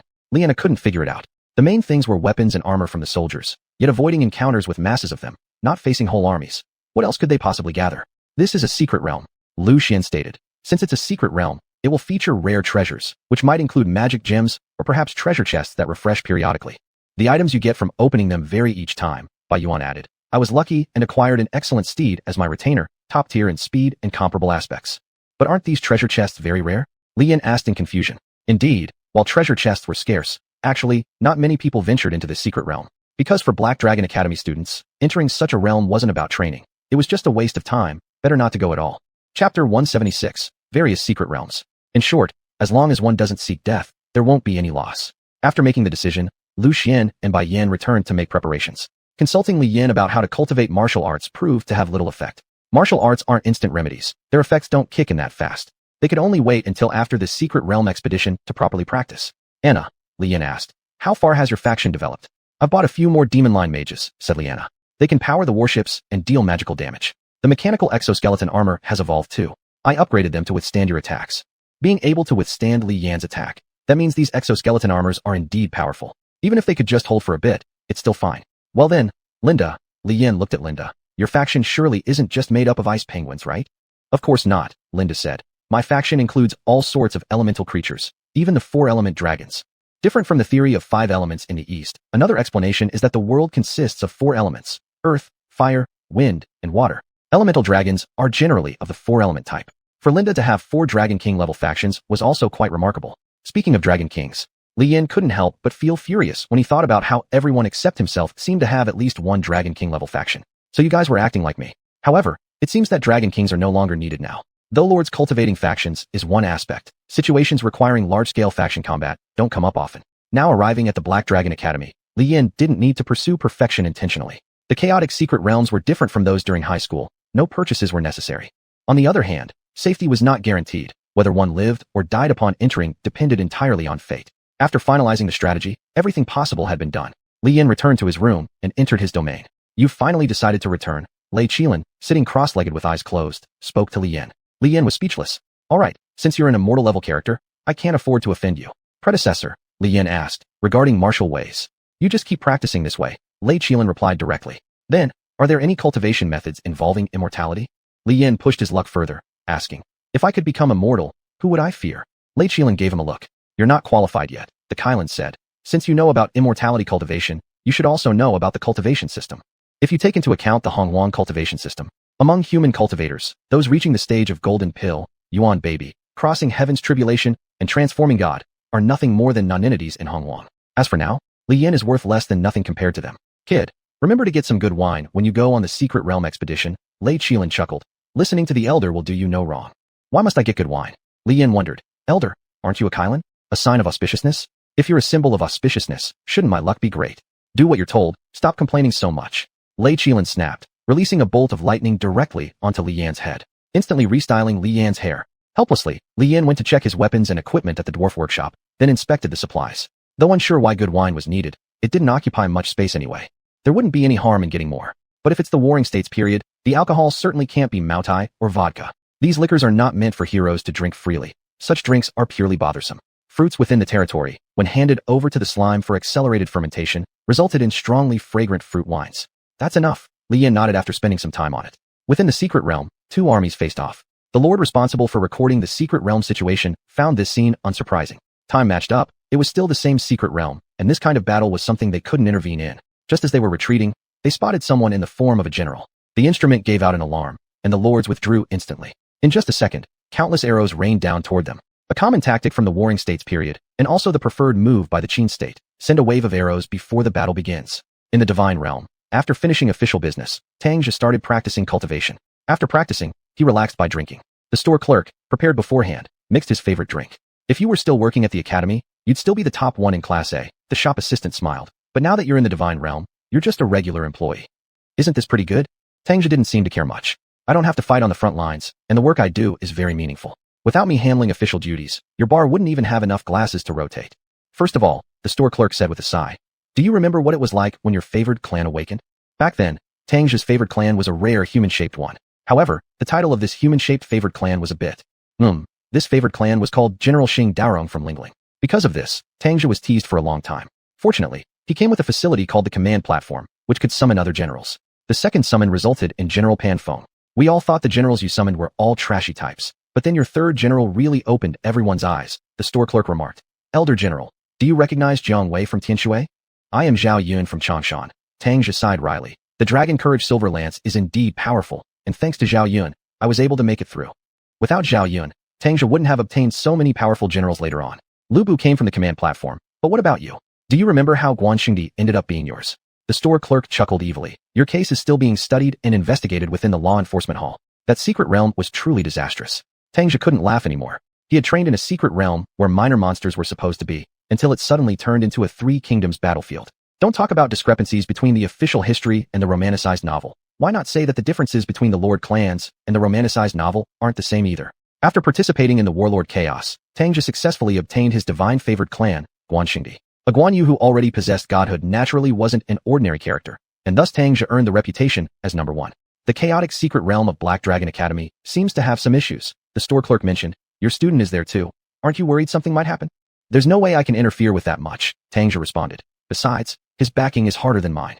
If a Three Kingdoms secret realm would produce Three Kingdom-style clans, then a Warring States period secret realm would produce Warring States-style clans. And speaking of the Warring States period, one person cannot be overlooked. Chapter 177. Losing is a blessing. When it comes to the Warring States period of Huagua, it was truly unmatched in the world.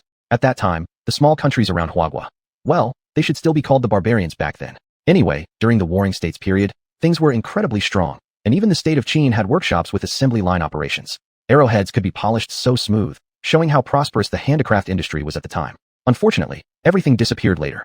Xiang Yu, the reckless fellow, burned everything down with one fire. Xiang Yu's prowess is unparalleled through the ages. So what? He was a rebel. What about the uprisings of Chunsheng and Wu Guang? The Confucianists recorded it as a resistance against tyrannical Qin, but phew. Confucianism isn't a good thing either. You, Xiang Yu, no matter how brave you were, in the end, didn't you lose your kingdom within just a few years? Just a pure reckless fellow. Alas, if I had been born in the Qing dynasty and not revolted, I would have been unworthy of being a Huagua person. In the Qing dynasty, there weren't many revolts. Li Yin held a novel about the Warring States period and sighed. I've already crossed over to the Lord's world. I wonder when I can cross over to the Warring States era to play around. Just give me a classic script, like randomly explaining the analects at the beginning, slamming those sour scholars from the Confucian school of thought. This secret realm theme is based on the Warring States period. So is there one based on modern warfare? Or is it only realms with enough historical depth that are evolved into secret realms? Li Yin couldn't figure it out. Is there no one investigating what exactly is going on? In reality, investigations into the chaotic secret realms never ceased. It's just that because these secret realms, especially those with civilizations, like the Warring States-themed one they were about to train in this time, were extremely dangerous, thus there hadn't been any substantial progress. Li Yin made thorough preparations for this training session. Now attending Black Dragon Academy, sooner or later he would need to enter the secret realm for training, so he might as well form a team now and take a look. The team members quickly gathered. After triple-checking that no equipment was left behind, Li Yin and the others headed toward the entrance of the secret realm. The entrance to this secret realm looked the same as the ones Li Yin had previously visited. Unordered, chaotic, these words defined the chaotic secret realms. Let's go, Lu Xian said. The entrance to the secret realm is located in a hidden canyon. The academy has specially assigned people to build a campsite there. We can also exchange intelligence there. Senior brother Lu, do you frequently enter secret realms? Liana asked. Not really frequent, Bai Yuan chuckled. It's just that his grades were poor, so he ran several trips into the chaotic secret realms to level up. After eating some losses a few times, he became quite familiar with the insides of the secret realms. Eating losses? What kind of losses? Lian was curious. Haha, like being sold treasures from the secret realms or rare weapons and armor by others. But in reality, they're completely useless. Bai Yuan mocked Lu Xian. Don't say anymore. Weren't those all old stories? Lu Xian turned red immediately. Okay. Looks like these two indeed have a lot of experience. But if Lu Xian suffered such great losses, then did Bai Yuan suffer as well? A certain person also suffered as much as I did, buying cosmetics in the secret realm, claiming it was too sunny, but after 2 months of rain, the cosmetics went bad and couldn't be used anymore, right? Lu Xian said sarcastically. So, Bai Yuan veins bulged. The guy who sold me the cosmetics got beaten up by me for 3 days and 3 nights. Is there anything else you want to say? These two have an unusual relationship. Well, seniors, Li Yin pulled them back while bitterly laughing. We should enter the secret realm. Walking into the secret realm was still as mysterious as before, a passage whose conditions were unknown. Once passed through, they entered the inside of the secret realm. It was a bright sunny day just before, but after crossing over, it turned into a snowy and cold weather. However, compared to high-level lords, this snowstorm was nothing, and their movements were not affected. Hey, classmate, you're here to explore as well. A nearby lord, who set up a small wooden house not far from the entrance of the secret realm, waved a hand.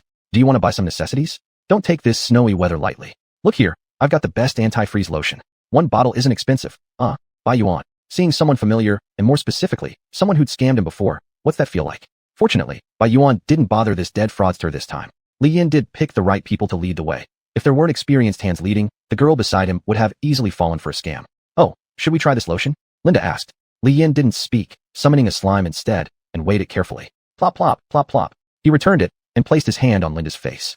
a slimy and sticky sensation. Then wiping with a towel, a layer of keratin was directly wiped off. Ever since the era of lords began, many cosmetics are actually just slime gel with added fragrance, Xuanhuan said. Li Yan's companion species is slime. Moreover, it's a quite high-class slime. Forget about frostbite. Even if hands and feet freeze off, they can still be reattached. You buying that lotion was a total waste of money. It has no other use. Senior Bai, Li Yan asked, how do you know so much about this? Don't ask, whoever asks dies. Bai Yuan seethed with anger. There's no need to think too hard. She must have paid too much intelligence tax when purchasing cosmetics in the past. The group bypassed the fraudulent lord's shop and headed straight for the location of an information dealer. Inside was a bearded senior figure who chuckled when he saw Lu Xian and the others approach. Xuanzi, what's up? Could it be that your school penalized you again? Wanting to come into the secret realm to trade some treasures for credits? Senior, please stop joking around. Lu Xian sighed helplessly. This time, I'm bringing my juniors in to familiarize them with the environment. Isn't it true that I haven't been inside the secret realm for a while? So I thought I'd come find you and ask about the current situation. Being old acquaintances, this info dealer didn't need to charge Lu Xian any money. It's not good, the senior said. In this lousy secret realm, every day is either about battles or heading toward one. Not long ago, there were showdowns involving several 100,000 armies on both sides, nearly preventing our intelligence officers from returning. The frequency has clearly increased. Now, some suspect that something like a legacy temple has appeared. A legacy temple? A legacy of the Warring States era? If it were a legacy of Qin Shi Huang, that would be impressive. Ever since the Son of Heaven was demoted by King Zhou to being an emperor under heaven, humans have been considered lower than heaven. But Emperor Qin Shi Huang Yingzheng unified the world, and could thus be called the next generation emperor under heaven. Unfortunately, without immortality elixirs during the end of Magic Age, his reliance on gold pills led to his demise. Chapter 178, Secret Realm Ecology. Li Yintong. After setting up camp in a suitable location, Li Anna looked seriously at Li Yin and said, You've had the most contact with the inheritance temples among all of us in this group. Please share your thoughts. Nope, don't ask, I don't know. Li Yin immediately gave a triple denial. The inheritance from Master Qilin was an accident, and last time, I didn't even know where that dark attribute inheritance temple inside the previous secret realm was. I was asleep when it disappeared for no reason. Later, Li Yin learned that someone had devoured the inheritance temple. But could such a terrifying matter be discussed openly? If others knew how dangerous his shadow Yu was, he'd likely be forced to defect to the Dark Lord Council. Of course, Li Yin had no idea that his mom was the leader of the Dark Lords. Alright, stop joking around, Lu Xian said. If an inheritance temple does appear, specialists will handle it soon. Even though it's winter now, we still have plenty to gather here. The climate changing rapidly inside the secret realms is not uncommon. In other realms, there are also many capable of altering the weather. During winter, special monsters appear in this secret realm.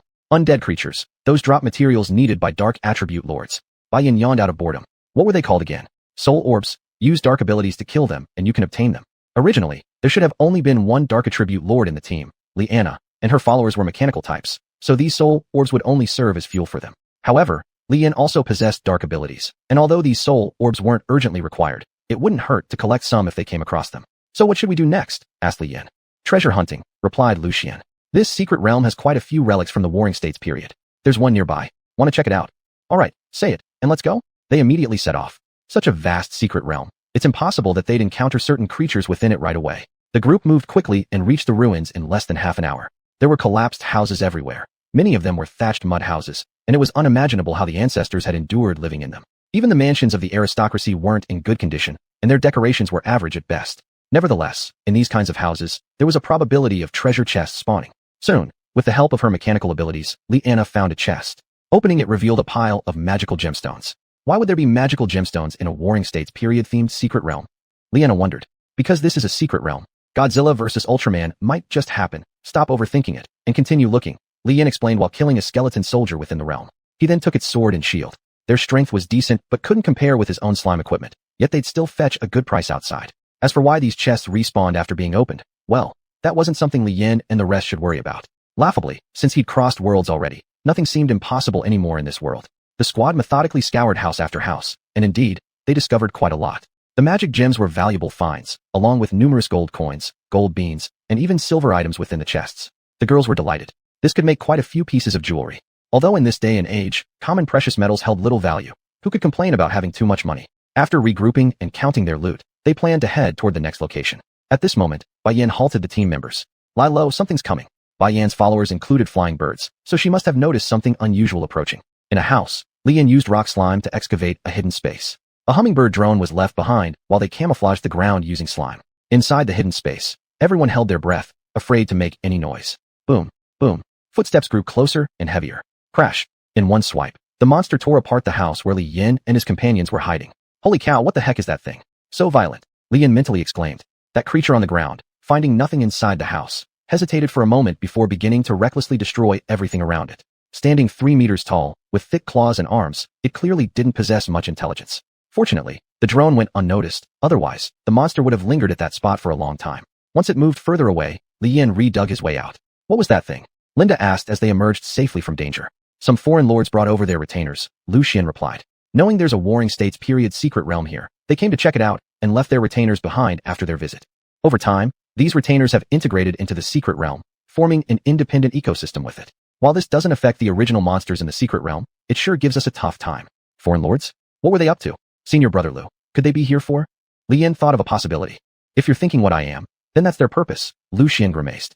They want to prove that Alexander the Great's achievements surpass those of Emperor Qin Shi Huang. So they brought their retainers to battle it out with the Warring States era forces.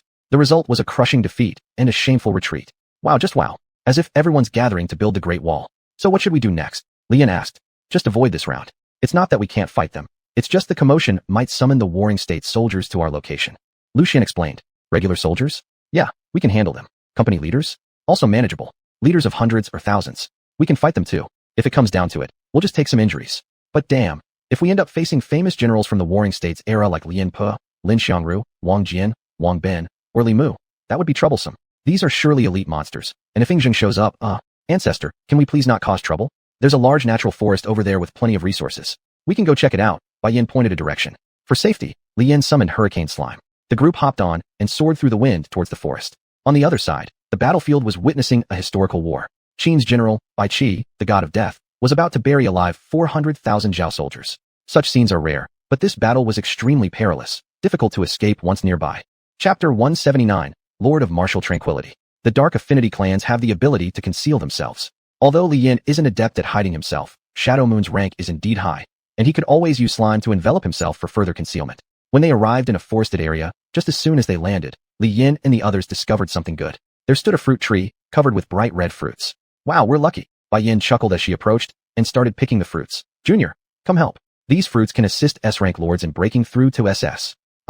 Li Yin paused in shock before hurrying over to pick the fruits. The Warring States secret realm, after all, is also a chaotic secret realm, so it's not impossible to find treasures like this here.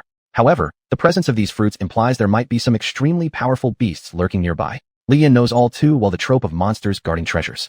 Come on, let's move. Quick escape. Li Yin gathered some of the fruits, leaving a portion behind, and called everyone to leave. As they continued deeper into the area, the team hunted down several enormous pythons.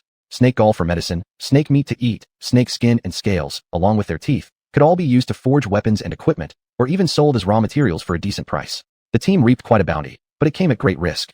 Puff. Li Yin thrust his spear into the body of a ground dragon with a grunt. Those damn Westerners, how many clans did they leave behind in this secret realm? Don't they know this situation would arise? Li Yin complained. There's a possibility, Linda said, that those bastards intentionally dumped large numbers of clans in this secret realm knowing it would cause trouble for us. And it serves those morons right for losing against the Warring States with attitudes like that. Lu Xian shrugged. Alright, let's call it a day. Exploring any further, and we might run into some super monsters. If they encountered one of the 7 major states of the Warring States era, it would be a severe blow to Li Yin and his group. Moreover, there was a situation Lu Xian and Bai Yin hadn't disclosed. China's history runs deep. From the Heavenly Emperor being replaced by the Son of Heaven, to the loss of actual power by the Zhou dynasty ruler, the rise of the Warring States feudal lords, followed by the unification of China under the Qin dynasty after 6 generations of perseverance, the concept of national unity has been firmly ingrained in the hearts of people. And later, when Hu Hai and Zhao Gao brought down the Qin dynasty, the rogue Liu Bang established the Han dynasty. At the end of the Eastern Han dynasty, it was divided into 3 kingdoms, giving the Han a dignified exit through Shu Kingdom. Underneath the 9 heavens, one wonders what Liu Bang would think of Liu Bei, though Zhu Yuanzhang would definitely give Zhu Qizhen a beating in the later dynasties. Then came the 5 dynasties and 10 kingdoms period, the Sui dynasty and the Tang dynasty. Alright, stop there. Guan Yu from the 3 kingdoms era, and Qin Xiong from the Tang dynasty. Guan Yu versus Qin Xiong. A cross-time battle. It's possible inside the secret realm. In this secret realm, Li Yin and his group could encounter 2 lords of martial tranquility battling each other. One is Bai Qi, the martial tranquility lord of Qin, and the other is Li Mu, the martial tranquility lord of Zhao. Yingzheng paired with Bai Qi, 666. Unfortunately, Li Yin lamented as he prepared to leave. If only I could meet Lord Bai Qi, it would be worth just seeing him from afar. You admire Bai Qi? Bai Yin asked. It's not admiration. Li Yin shook his head. Lords battling using their clans results in battles involving hundreds of thousands, even millions. As for Bai Qi the great god, he doesn't take on missions under 10,000. Part of it is internet users making jokes, exaggerating things. However, during the Warring States period, out of millions who died, Bai Qi was responsible for half of them. Just as they were about to leave, the sound of projectiles tearing through the sky echoed from above. Looking up, Li Yan's eyes widened in shock. Countless crossbow bolts shot toward their direction. Damn, run! Lu Xian roared. Run? Where to? The monsters within the secret realm are enhanced. If these crossbows could be taken out, each one would be considered divine. A single round of volleys consists of tens of thousands, and it's obvious this attack is aimed directly at Li Yan's group. No other options. The hell with you.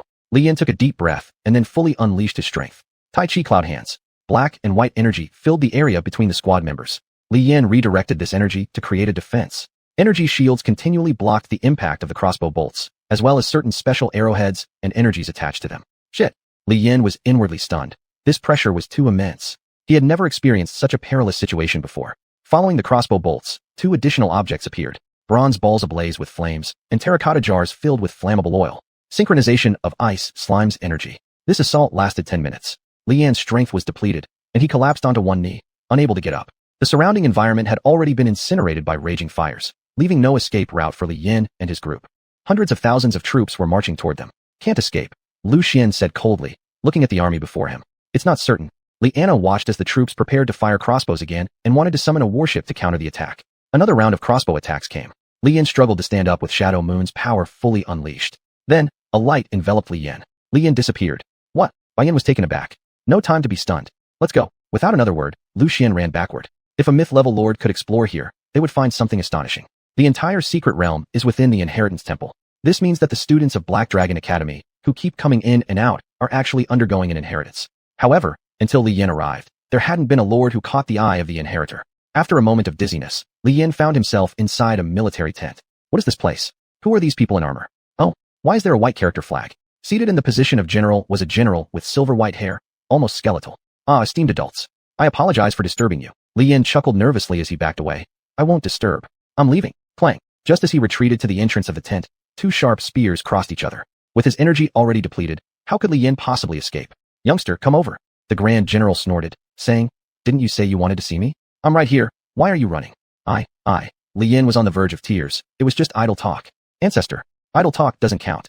I made a mistake. I'm sorry. Li Yan quickly knelt down and began retreating while kneeling. Bai Qi gestured. Then the guard kicked Li Yan's butt. Rolling, Li Yan tumbled in front of Bai Qi. At this moment, Li Yan remembered what Lei Qilin had said. Chapter 180, The Millennium Battle. Li Yan was kicked like a soccer ball right in front of the Grand Marshal. Seeing the comical Li Yan, the General-in-Chief sneered and said, So you wanted to see me? It's already an honor just to catch a distant glimpse. What? Is this the level of courage from someone who wants to see me? Li Yan was utterly baffled. Holy shit, it's Bai Qi himself, the god of war Bai Qi. I'm so unlucky. Even drinking water gives me trouble. It must be noted that historical figures inside the secret realm are completely different from their official histories. Otherwise, Tang's divine race wouldn't have become gods. Boy, since you admire me so much, didn't you bring any gifts? Bai Qi laughed as he eyed Li Yan. He wanted to see what kind of person could hold off his Qin army's crossbow formation and stone-throwing array all by themselves. Then, he saw Li Yan place a jar on the table. After doing that, Li Yan stepped back slightly, hoping Bai Qi would be satisfied with the gift. However, when General Bai looked closely at what Li Yan had placed on the table, the great general throughout history let out a cold laugh. Goodness, drinking alcohol inside the military tent. Someone, drag him out and chop him. What the hell? You don't abide by martial virtues. Li Yan cursed loudly. Insulting your commander is punishable by an increased sentence. Drag him out. Whoosh. Several soldiers walked into the tent.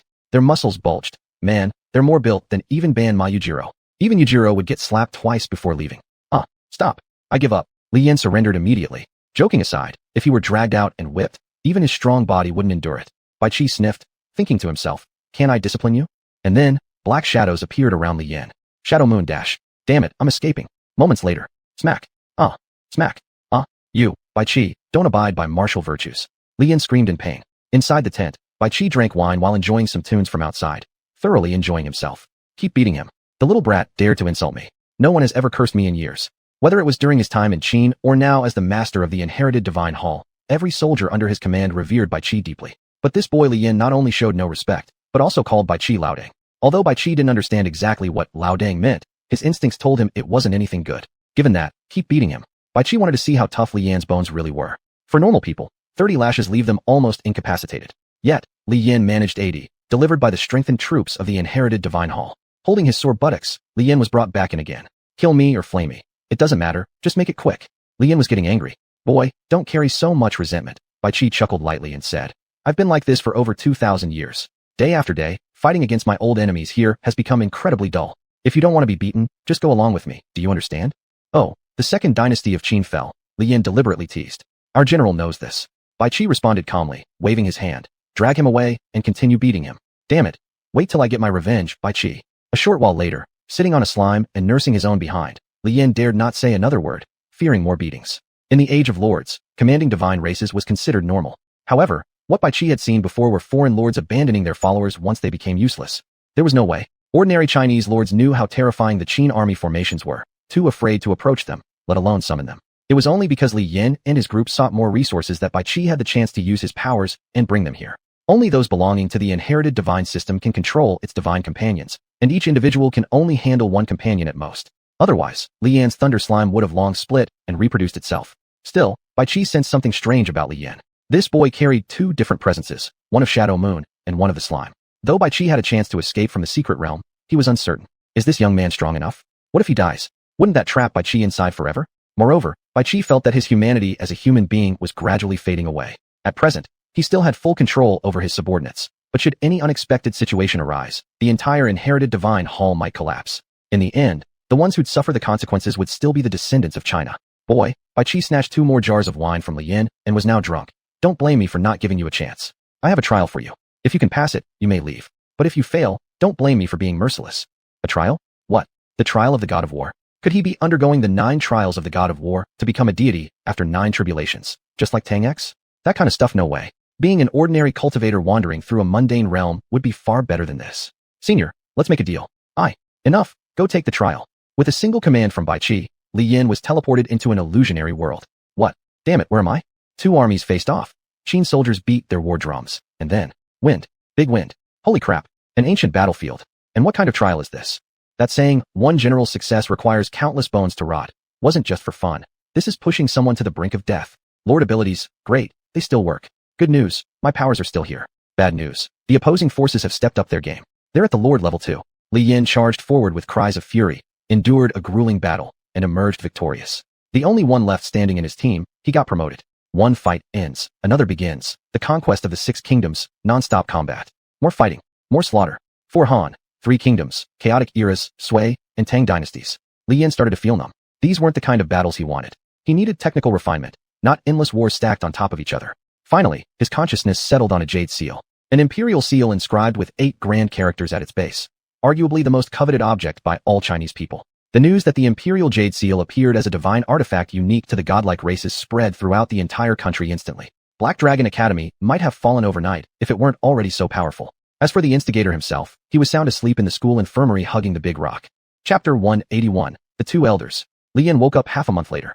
The doctor said his spiritual energy was severely depleted, and it would be basically impossible to recover naturally. Lucian nodded and said, I understand.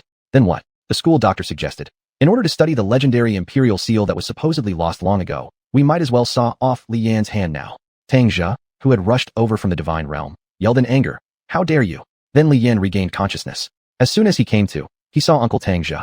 Uncle Tang. Li Yin mumbled groggily. Where am I? Is this another battlefield? Li Yan's memories were still stuck in the ancient battlefield's battles. From the Qin dynasty unifying the world to the internal strife of the Tang dynasty. Unfortunately, he didn't last to the modern Huaguo War. Otherwise, he would have definitely cooked some barbecue little notebooks to taste. After you emerged from the secret realm, you've been in a deep sleep ever since, Tang Zhe said. Do you feel any better? And what about this jade seal? Jade seal? Li Yin looked at the imperial seal in his hand and suddenly understood. What jade seal? Li Yin put the seal away. I don't have one. Stop spreading nonsense. Tang Zhe frowned. Was this kid being cocky now? I don't want your stuff, Tang Zhe said. But now, as a treasure, it's already bound to you. No one else besides you can use it. Tang Zhe could guess roughly what happened in the secret realm. However, he still needed to tell Li Yin about it. The secret realm of Black Dragon Academy has disappeared, Tang Zhe said. Only you and the imperial seal remain. Li Yin was shocked. Seriously? Tang Zhe affirmed that it was indeed serious. There had never been a chaotic secret realm that disappeared simply because a legacy temple vanished unless the entire chaotic secret realm belonged to the temple's territory. A legendary level lord will come to investigate this matter, and when they arrive, they will question Li Yin for details. All he needs to do is answer truthfully. With the chaotic secret realm gone, so are Black Dragon Academy's assets. It will be quite a challenge to find another sufficiently powerful secret realm for the students' training. Not holding Li Yin accountable is generous enough. After bidding farewell to Li Yin, Tang Zhe wrote a report and sent it upstairs. On the car ride. So, the legacy of warring states and the one you have of the 3 kingdoms, they're not the same, right? a colleague asked with a smile. Indeed, they're different. Though reluctant to admit it, Tang Jia knew it was true. The strength isn't even comparable. If this kid had been born 20 years earlier, there'd be nothing for me to do. Haha. Not necessarily, the colleague joked while driving. Without your help, he might have already been eliminated due to insufficient talent. There were many back then who wanted him dead. Zhang Tianquan was one of them, but Zhang Tianquan had terrible luck by choosing to directly confront Li Yin. And thus, Zhang Tianquan found out much to his surprise that it didn't take Li Yin 3 years, less than 3 years to defeat Zhang Tianquan thoroughly. With a sense of admiration mixed with disbelief, Tang Jia couldn't help but suspect fate itself. Was Li Yin some chosen son of destiny, always accompanied by good fortune? Will this kid next bring forth an immortal cultivation technique? The colleague asked. If it reaches that point, Huahua won't have to worry about invasions from the chaotic abyss anymore, Tang Jia said. But those foreigners probably won't allow Huahua to rise so quickly. Everyone's slacking off. Maintaining the current situation against the abyss is fine. Why push so hard? If Huahua works so hard, aren't we making the other countries look bad? Really? You guys shouldn't go too far? After becoming conscious, more people started visiting Li Yin. Xuanhuan, who had previously been nowhere to be seen, showed up. Gu Xiaoxiao was also brought by Xuanhuan to the Black Dragon Academy, claiming she didn't care whether Li Yin lived or died, but just wanted to see how her future school was like. There were also numerous archaeologists eager to get a glimpse of the imperial seal, and some boldly claimed that Li Yin should donate the treasure, stating it belongs to Huahua. If the treasure really were handed over, it would likely be immediately sold abroad and become a collector's item or possibly used as a sacred relic by some noble with Huahua ancestry. After dealing with all these people, Li Yin felt exhausted. Returning to his dormitory, he didn't eat and directly entered his domain. As soon as he went in, he saw 2 elders drinking under the moonlight amidst flowers and snow. Huh, what's going on here? Wait, WTF, how did this environment get created? This isn't right. Shit, Bai Qi, did you enjoy spanking me before, didn't you? Li Yin suddenly realized something, rolled up his sleeves, and wanted to teach Bai Qi a lesson. A moment later, Li Yin had 2 big bumps on his head. How many people have you killed, boy? I've spent my whole life in the military, slaying more enemies than people you've probably ever met. Bai Qi waved his hand and said, and it's just your good luck that kept me from going any easier on you. Li Yin was disheartened. He'd undergone special training for such a long time in the secret realm, enduring a full 1,000 years of campaigns. Why couldn't he beat Bai Qi? Besides, this was within his own domain. Why not? Because your skills aren't up to par yet. Lei Qilin said while drinking. Having the favor of the divine races doesn't make you stronger instantly. Although Tang Jia also has the favor of the divine races, his A-class potential limits how much power can be wielded.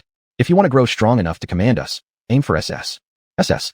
If it were so easy to upgrade potential, Li Yin wouldn't need to endure hard journeys through the secret realms. Folks back home would never understand. Getting schooled by old Bai Qi in the secret realm wasn't bad enough. Now it's happening in his own domain too.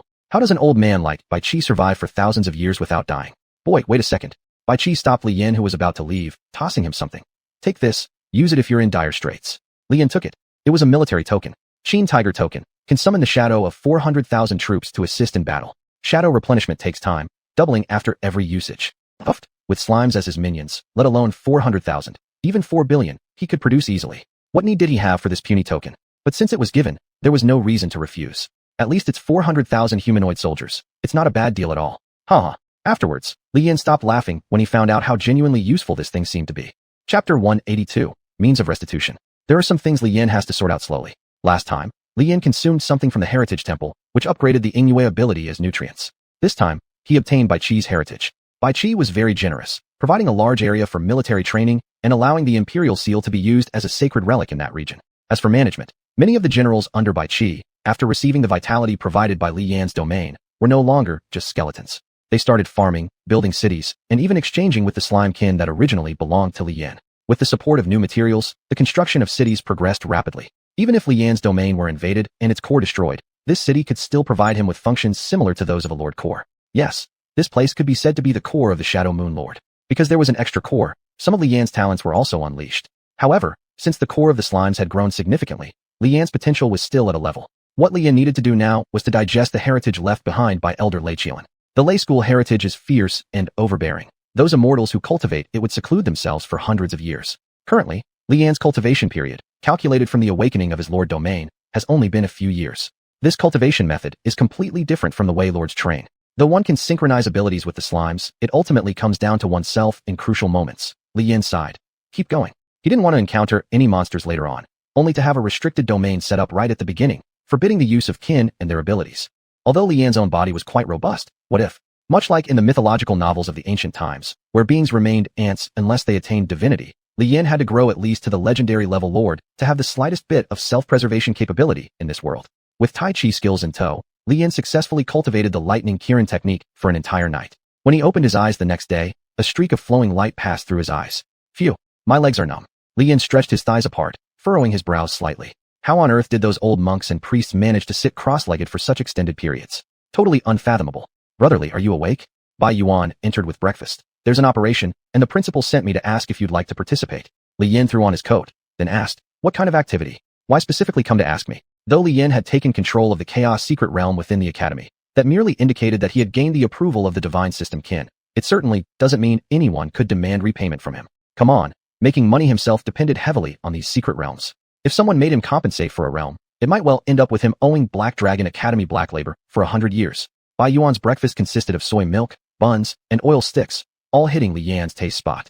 In the living room, Bai Yuan watched Li Yan eat, explaining, it's quite simple, brother. You've already absorbed the chaos secret realm, and headquarters hasn't raised any objections.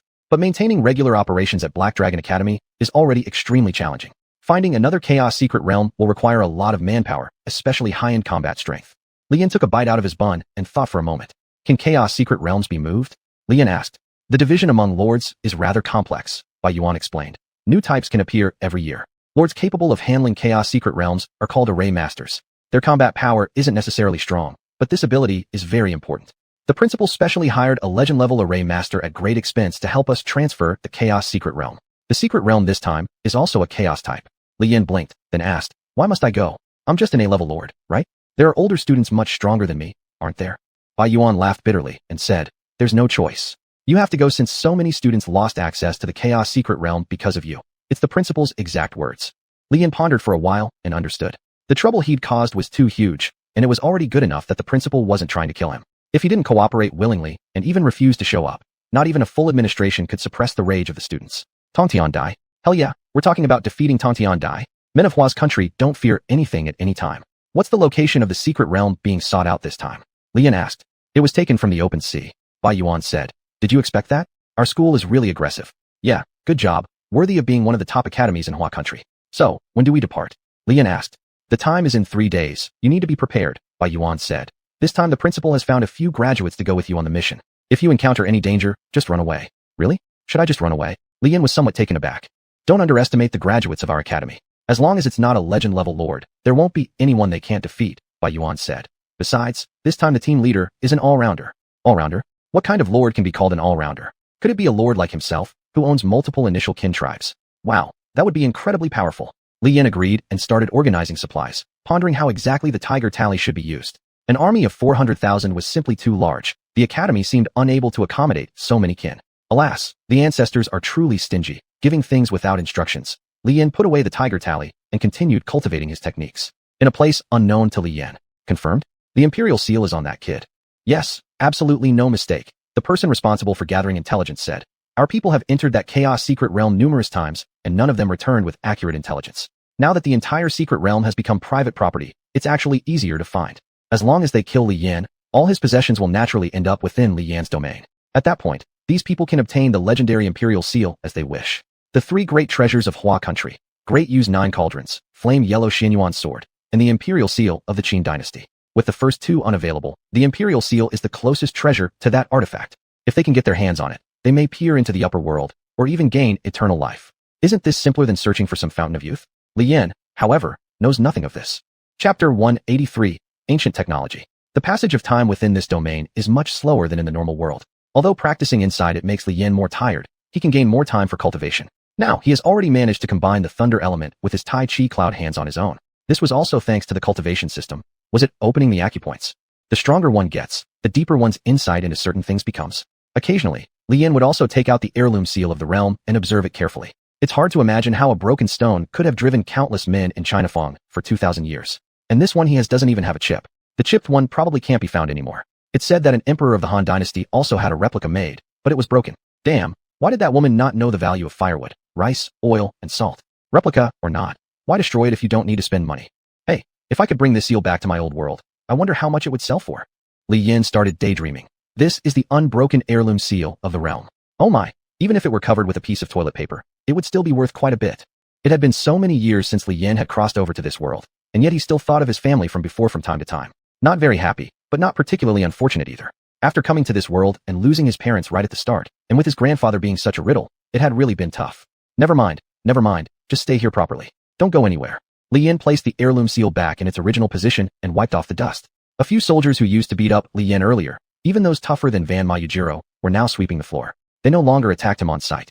Shit, it was these soldiers who almost turned him into a hedgehog with their crossbow arrows back then.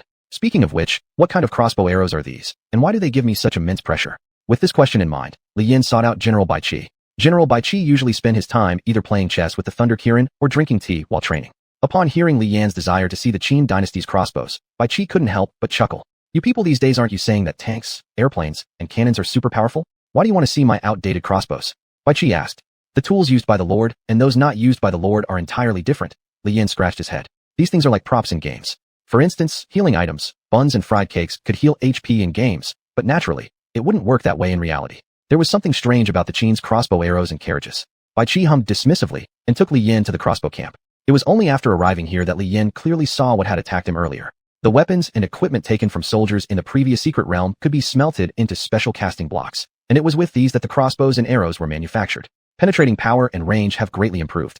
They could even have magic attached. If Li Yin were to use them, he could simply attach the fire element, and once fired, it would be a mortar bomb for sure. However, Li Yin didn't need the weapons and equipment. His slime coat could defend against most attacks unless it encountered Bai Qi's professional team. Even after strengthening his slime coat, it was useless because these people always had ways to deal with heavy armor units. By the way, Li Yin suddenly thought of something. There should be siege towers, right? What do you want to see that for? Bai Qi sneered disdainfully. I just want to see. Li Yin pleaded. As a youth growing up in the era of prosperity, every time Li Yin watched TV dramas where there were battles between two countries during sieges, the assault teams would carry ladders, yelling as they rushed forward. At the time, Li Yin was young, and he couldn't help but ponder why they couldn't just cut down the ladders and prevent the enemy from scaling the city walls. Later, after growing up, research in archaeology advanced, and Li Yin learned that ancient siege weapons weren't mere ladders. They were entire wagons. Massive war wagons. If slightly modified, they could even be used as cranes. Soldiers stood at the bottom, and once the siege vehicle reached under the enemy city walls, barriers were opened, and warriors poured in. With such momentum, forget about cutting down the ladders. Burning had little effect. Pouring boiling water also had minimal results. Knocking them over was completely impossible. A siege vehicle must weigh several tons, or at least thousands of caddies. Don't look any further, there's nothing interesting to see. Bai Qi grunted. Even if we needed to besiege a city, your rock slime could just dismantle the walls directly. In this current era of lords, it's hard to imagine any situation that would require technology from several thousand years ago. Unfortunately, Li Yin had no choice but to let go. By the way, senior, what's your ability? Li Yin asked. I remember Uncle Tang's deity patron Guan Saint Emperor. His combat strength was incredibly powerful. That's what a deity patron looks like. Bai Qi, the god of war. Would he be similar to the Bai Qi recorded in some game? Wielding a sickle as a weapon? My capabilities aren't about one-on-one fighting. Bai Qi sniffed. Alright, scram quickly. Focus on cultivation. If there's any particularly dangerous situation, I will naturally lend you a hand. If it weren't for Li Yan's low aptitude, that so-called massive project of moving the secret realm could have been done by him alone. After exiting the domain, Li Yan attempted to attach the Thunder Force to his weapon. It succeeded. Without synchronizing with the slime's abilities, he could now use this deity-based weapon. His attempt had truly succeeded. Amidst his excitement, however, Li Yan frowned. If following the Thunder Kirin's method allowed for cultivation of certain elemental martial arts, then what exactly was the role of the Lord? Why did lords even exist? Why do lords rely on their patrons for battle? Wasn't there another system they could use? Philosophical investigations have always had two systems discussing whether the world is a product of consciousness or matter. Well, blazing a new path is too hard, Li Yin sighed.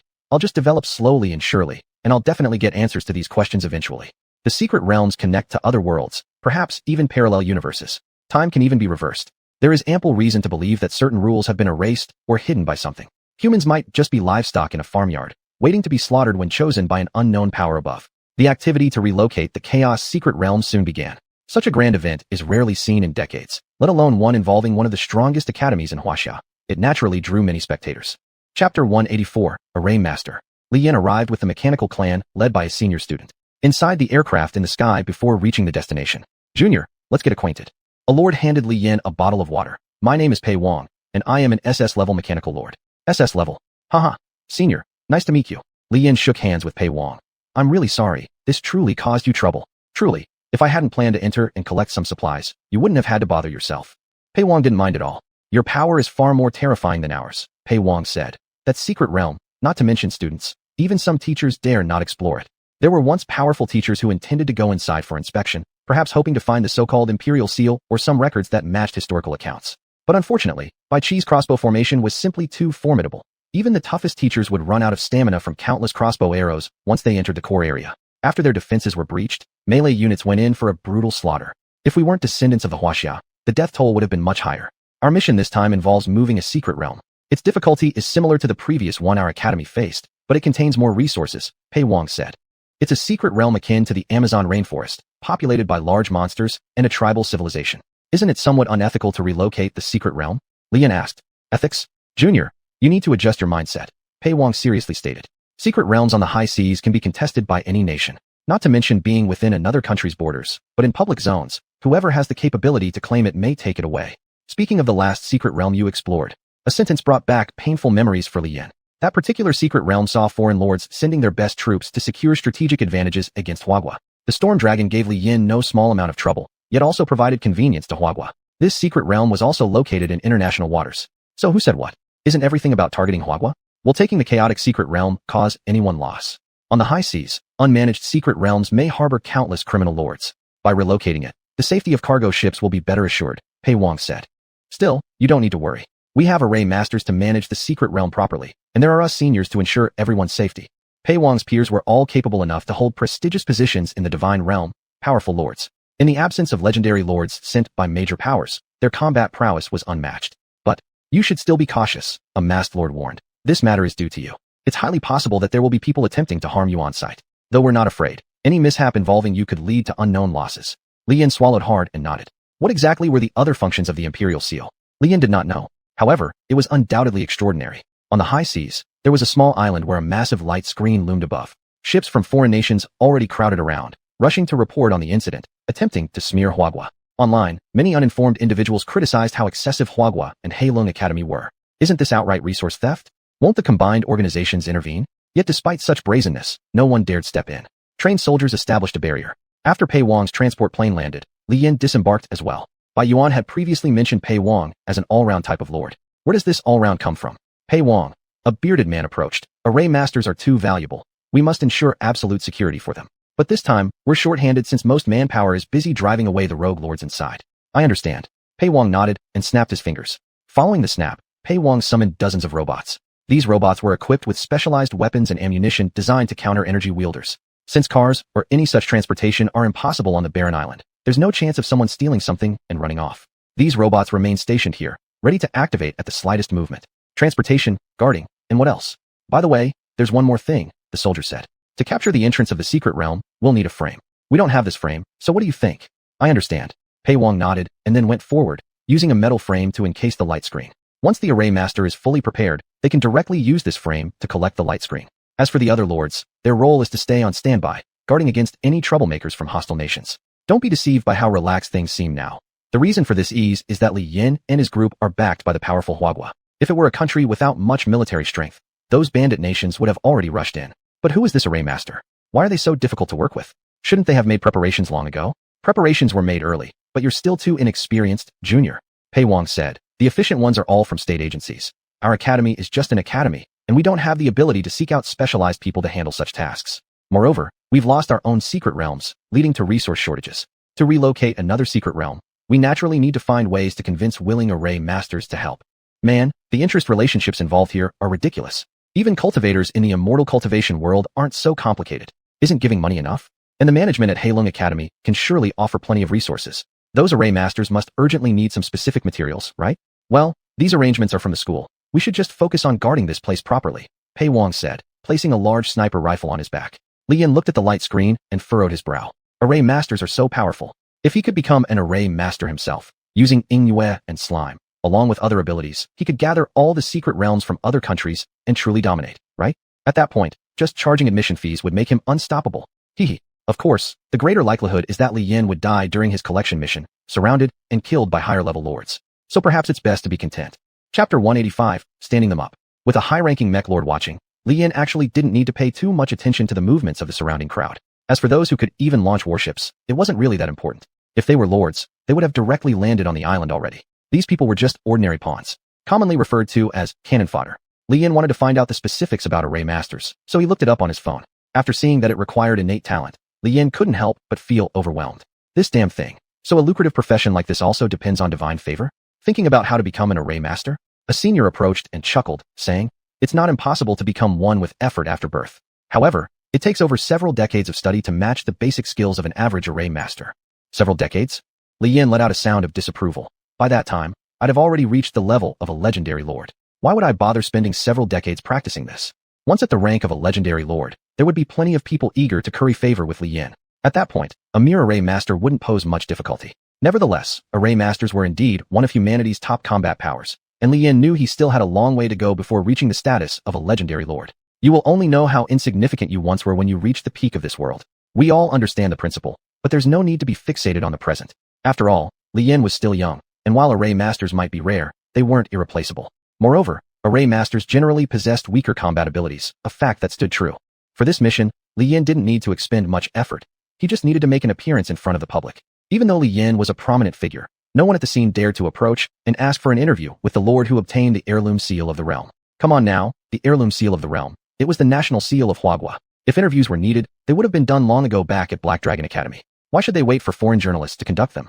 Do you foreigners even understand what ordained by heaven to live long and prosper eternally means?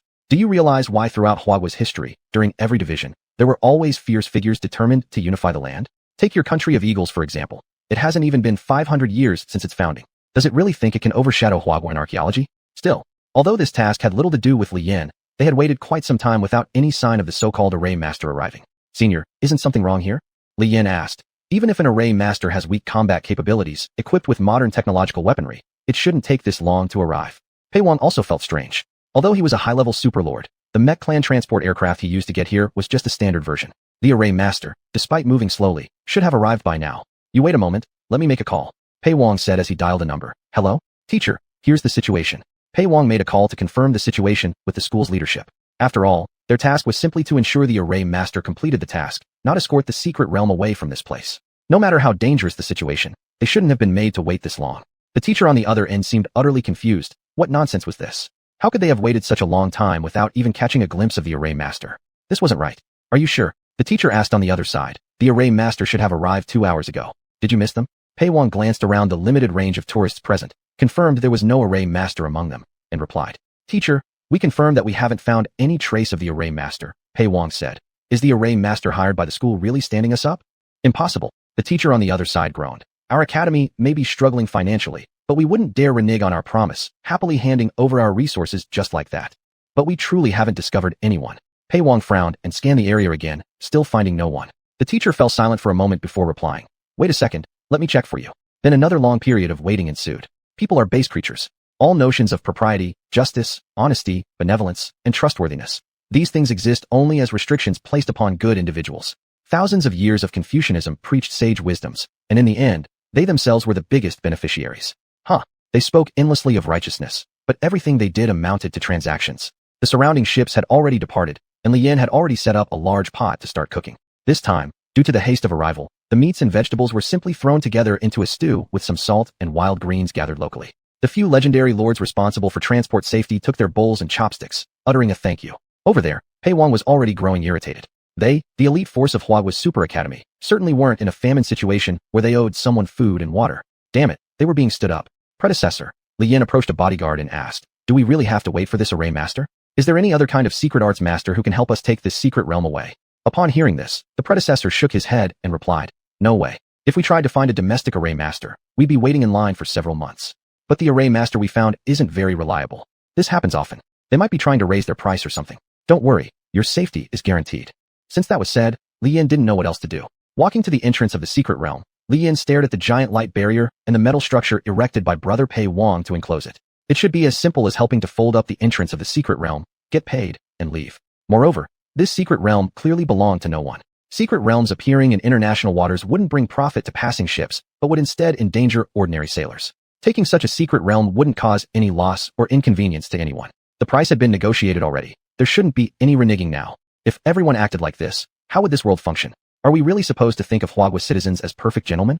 We'll wait and see. If it doesn't work out, we'll just ask a domestic array master to handle it.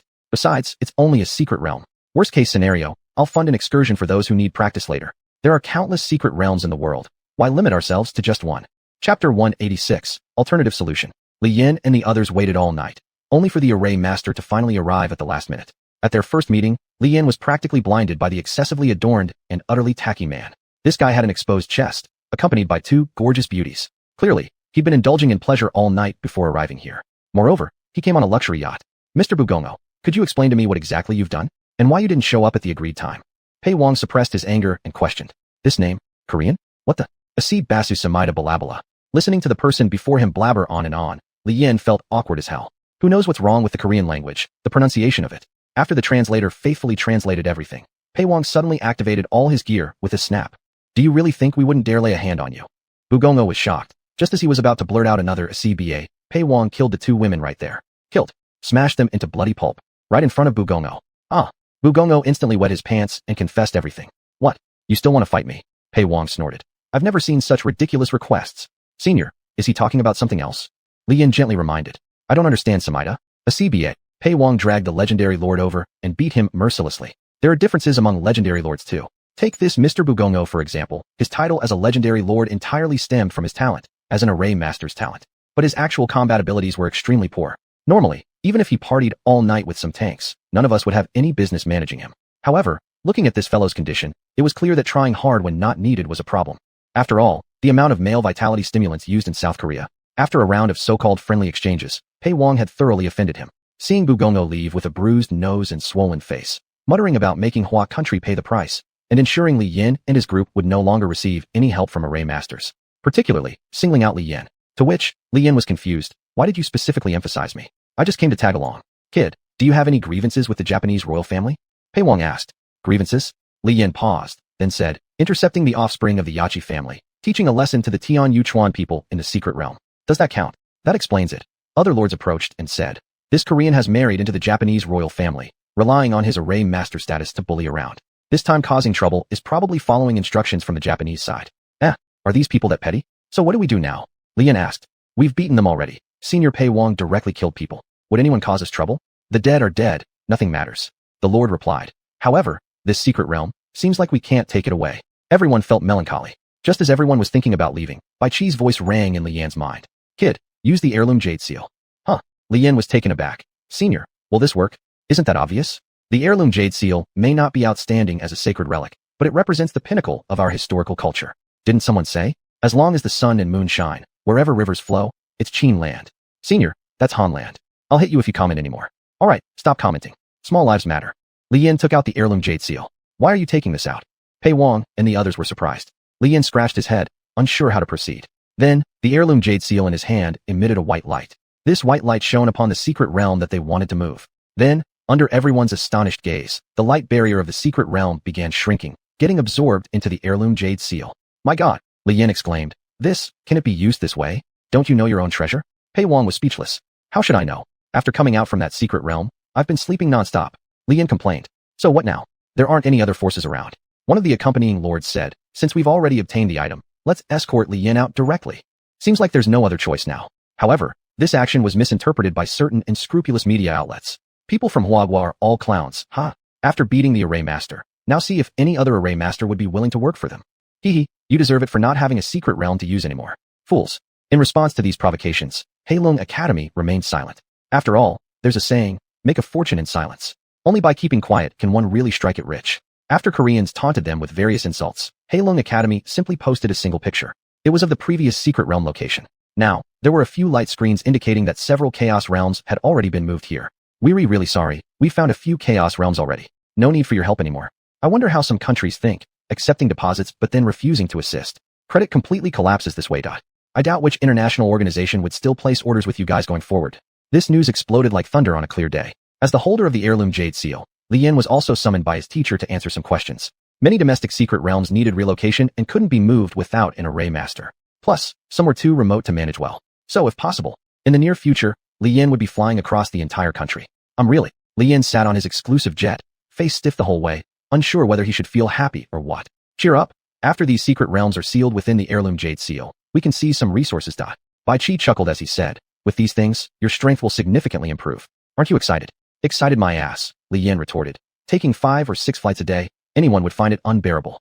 Just sitting on airplanes, Li Yin felt like he might get spine problems. It was just that absurd. Even fleece sheep doesn't mean you focus solely on one person, Li Yin muttered, glancing out at the scenery. Horses with 4 legs galloping freely, beauties made entirely of water.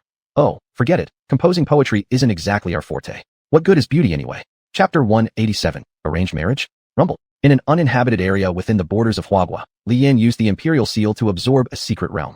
This secret realm was extremely vast, containing a super large ranch. All the monsters inside this secret realm were four-legged animals.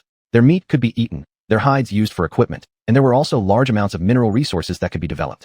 But, isn't it unnecessary for me to come and deal with this thing? Can't ordinary array mages handle it as well? Li Yan was very dissatisfied. He was now an A-level special grade lord, with formidable combat strength. He should be focusing on moving those chaotic secret realms rather than this regular one. What can the secret realm of the big grassland do?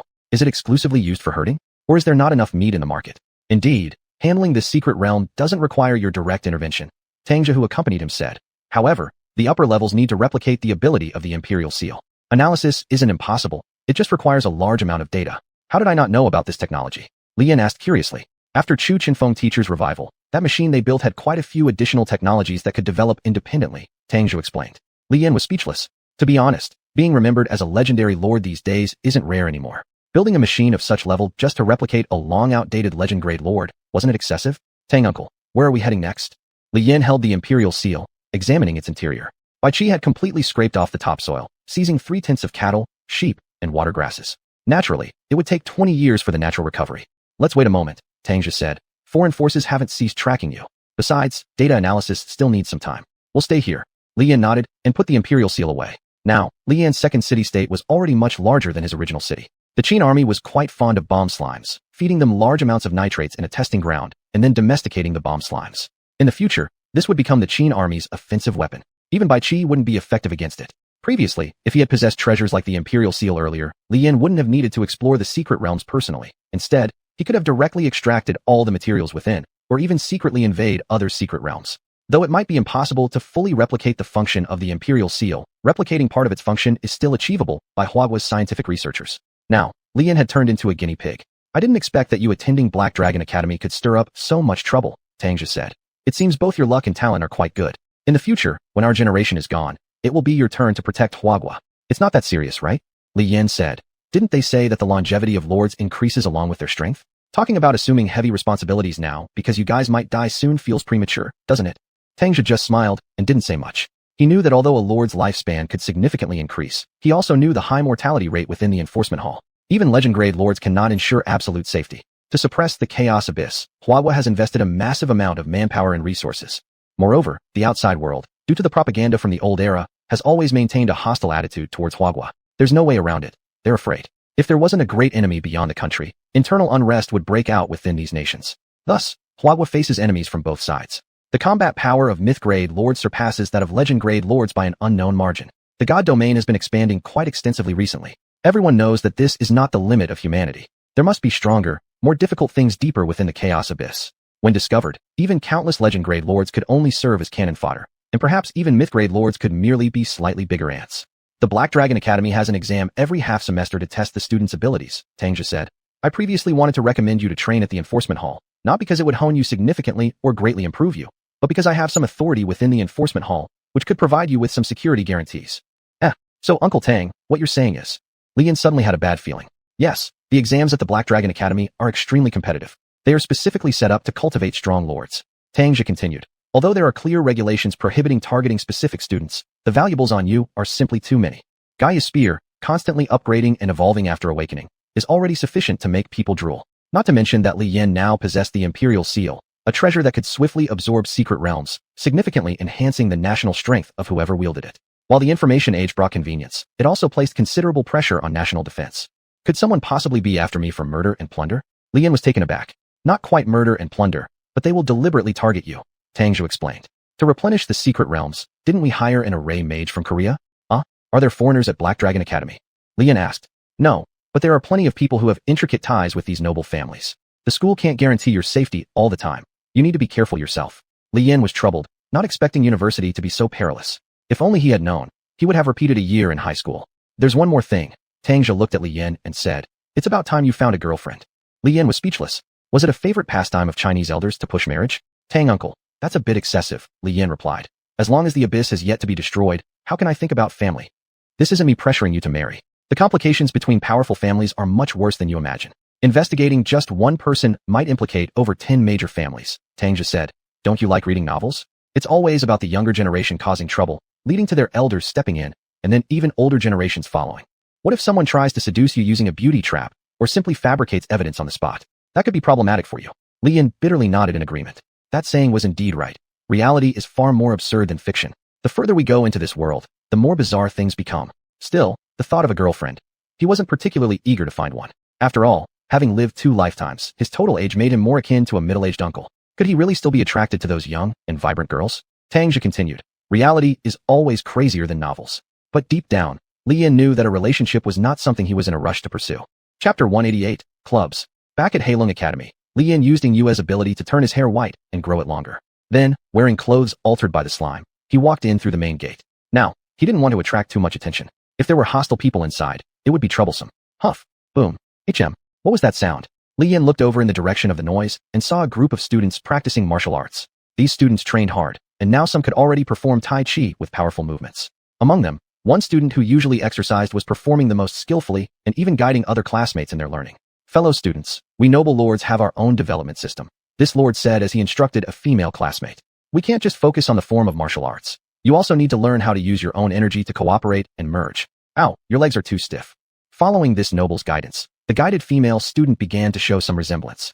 However, seeing that among these students, there were girls wearing sexy mini-skirts, exposing their belly buttons in revealing tops designed to attract attention, Li Yan couldn't help but feel his anger flare. Is martial art something for such behavior? It's outrageous. He walked over and kicked out directly. Swish. The whip kick hit the girl's leg, causing her to lose balance and fall to the ground. What are you doing? Cried out a flamboyantly dressed female student glaring at the lord who had kicked her. Li Yan, wearing a hood, snorted and said, if you're sincere about training, don't wear skirts while practicing martial arts. If you want to practice, then go change into more convenient clothing. Also, don't put heavy makeup on. Li Yan simply couldn't stand seeing people act like this. If someone wanted to train, they should just do it. How dare some people come specifically to seduce men? Worse, judging by the men around this woman, quite a few seemed interested in betting her. You'd better not overstep. I'm free to do whatever I please. What business is it of yours? The girl humphed and took a stance. I never said I wouldn't train. I'm way better than you. Take this. As a Tai Chi infused with clan abilities approached, Li Yan merely sidestepped, extending his foot and tripping the girl again. This time, she fell face first, making herself a laughingstock. Strengthen and stabilize your lower body, first before boasting about being better than me. Li Yan snorted and left.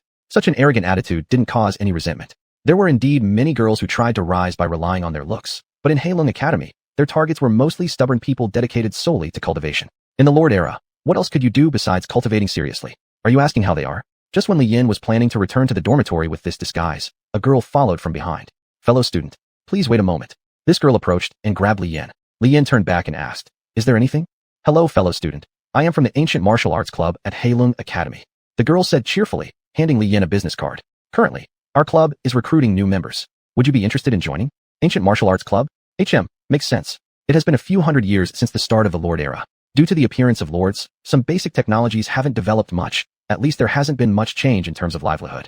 But martial arts were almost lost. And after so many years, even Taekwondo, passed down from that era, can be considered ancient martial arts. Someone like Li Yan could even be counted as an ancient person. Who would have thought that he'd still get a chance to experience the kind of treatment that those people supporting the future received in Three-Body Universe? However, unlike in Three-Body Universe, the basic sciences here have undergone significant development. They've just not focused it on public welfare. Your club, is it not established temporarily because martial arts are becoming popular? Li Yan asked. Of course not. The girl hurriedly explained. My name is Hua Qing, and I am the inheritor of Hua family boxing. Not only me, but my brother is also an inheritor of Hua family boxing. My brother graduated. Now it's my turn to take over the martial arts club. Hua family boxing, inherited by women. Li Yan was more confused. Not deliberately stirring up gender opposition or looking down on women, but men's strength is simply greater than women's. That's undeniable. Of course, if you compare women who work out in gyms, turning their biceps into balls and exercising their abs, it can only be said that the stubborn people are skilled, very skilled. Besides, not all martial arts are suitable for women to practice either. A large stride may cause male muscles to tear, and if women make big moves, it could damage their bodies too. What's wrong? Fellow student, don't look down on me. Hua Qing said. I am also very skilled. Although I am not as strong as the one who uses Tai Chi floating cloud hands, I am still one of the few professional martial artists in Heilong Academy. Because I am a professional, I know that Li Yan is very strong. Oh, if only I had a chance to spar with him. I would also like to experience how powerful the Tai Chi floating cloud hands are. Li Yan classmate, you're back? Linda approached naturally as she passed by and said, Anna wants to have a hot pot dinner in the dormitory. I bought some ingredients. Since I didn't know what you liked, I bought extra meat. Is that okay? Oh, thank you. Li Yan nodded and then deactivated his disguise. Hua Qing stood there in stunned silence. Senior Hua, right? Li Yan said. I will visit the Ancient Martial Arts Club tomorrow. Please take care of me then. Why does this feel like an anime from Japan? Take care of me. Well, I'm just a beginner. I'll be waiting for you in the club, Junior. Huiqing left happily. I'll go back and practice the Tai Chi floating cloud hands after he leaves. I must find a weakness and put pressure on Li Yan. That's the fastest way to establish my reputation, and it will help secure the club. But, Tai Chi floating cloud hands. The skill book xuanhuan used is being studied by many people in the academy, yet no significant results have emerged yet. Li Yan hasn't explained in detail how to use this skill. All they know is that it has a pulling force, immense power, and looks extremely flashy. Then, how to counteract this skill? Does brute force provide a solution? After returning, Huiqing started researching the Tai Chi floating cloud hands and other Tai Chi-based skills. Li Yan wasn't aware of these efforts. If he knew, he would definitely tell her. Prepare more control skills, and that will be enough. Even the most skilled martial artist can't win against someone with an electroshock gun. Chapter 189, Unjustified Disaster.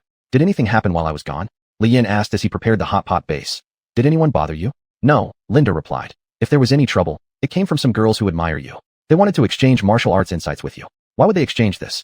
Li Yan furrowed his brow and pondered why these women would do so. The families behind them want your skills. As Liana saw the pot boiling, she started adding meat. Many of the girls in the academy have family missions. When necessary, they can even sacrifice themselves to ruin someone. Wasn't it said that girls wouldn't joke around with their own innocence? By the way, a senior told me about a situation related to you. Li Yan, Linda said. A person named Chun Tianyu has been secretly collecting information about you, and we don't know what he intends to do. Li Yan classmate, do you know this Chun Tianyu? After hearing what Linda said, Li Yan seemed unconcerned and continued to adjust the sauce himself. I don't know him, but he knows me. Li Yan explained. When I was still in high school, I already had the qualifications to be recommended to Heilong Academy for study. However, at that time, I wasn't strong enough yet and had to continue building my foundation.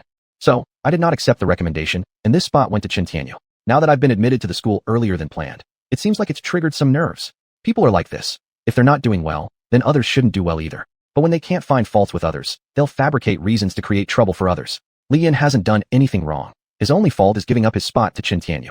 Chun Tianyu could console himself by thinking, if it weren't for that jerk Li Yan giving me the spot, I wouldn't have failed to lay a good foundation and end up embarrassing myself at Heilong Academy. In such a situation, what else could Li Yan say? It's an unjustified disaster. Chun Tianyu. Liana ate her hot pot and pulled out a tablet, connecting to her database. After an engine search, she retrieved the Chun family's information. Then, she handed the tablet to Li Yan. What's up? Li Yan was confused. Is there something I must know? Skimming through the tablet, Li Yan's expression turned more serious. Anyone connected with people like Chu Chinfeng and Tang Zhe wouldn't simply give away spots to others. Even Chun Tianyu, whose talent isn't so remarkable, or his family for that matter. Could they be simple? There are 20 legendary level lords in his family, Liana said. After the potion research succeeded recently, 5 have advanced to mythic level lords. Although there are strict control orders, it doesn't stop them from influencing some minor things. More importantly, among the remaining legendary lords, there's one who was part of the same cohort as Chu Chinfeng. The same cohort as Chu Chinfeng. What the hell kind of ancient beast is this? What does this have to do with Chun Tianyu? Lian asked. It's unrelated, Liana said. There are many descendants in the Qin family. Even if he were a mythic lord, he wouldn't be able to manage everything. But compared to you, his situation is much better.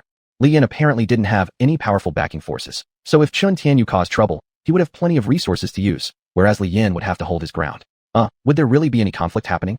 Speaking of which, why was Chun Tianyu held back? Lian asked. This isn't a secret, Linda said. Chun Tianyu's first year at the school was fine. Afterward, due to severe changes in his mentality, he didn't pass the test and got held back. Severe mental changes refer to seeing lords much stronger than himself, causing his mentality to collapse. Things he couldn't achieve through effort, others easily succeeded in doing. How could this not lead to a breakdown? Moreover, he entered Heilong Academy by taking Li Yan's spot. For such a second generation, there really isn't any need to focus so much.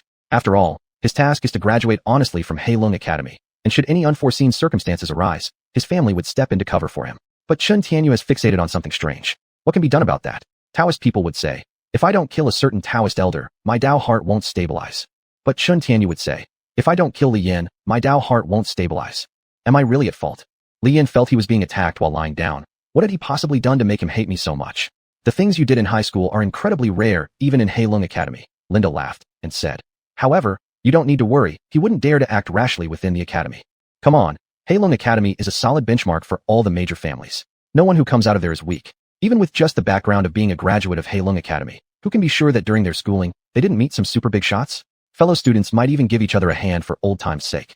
It's such a surefire deal to study here, so why would anyone cause themselves unnecessary pain? Enough talk, what are the academy's tests about? Lian asked. First, it's machine-based power testing, Liana explained. Then random grouping according to strength similar to the martial arts competition, lasting for several days. It's not merely about fighting skills. There will also be tests concerning attendant races. Students with divine race attendants will have additional requests, Linda said. However, divine race tests tend to be more difficult. Lian classmate, you don't only have one divine race. You're going to suffer. Is there no one like me? Lian asked. 2 divine attendant races. This is likely going to result in special tests tailored specifically for him. In the vast expanse of Heilong Academy, could there really be no second person with dual divine attendants? Linda and Liana thought for a moment before Linda replied. Indeed, there was someone. That student was recruited at the start of Heilong Academy and later became its second principal. Obliterate everything. Such a figurehead with this kind of background, the second principal. They were probably now cornerstone figures in the divine domain. Why must I always encounter trouble wherever I go?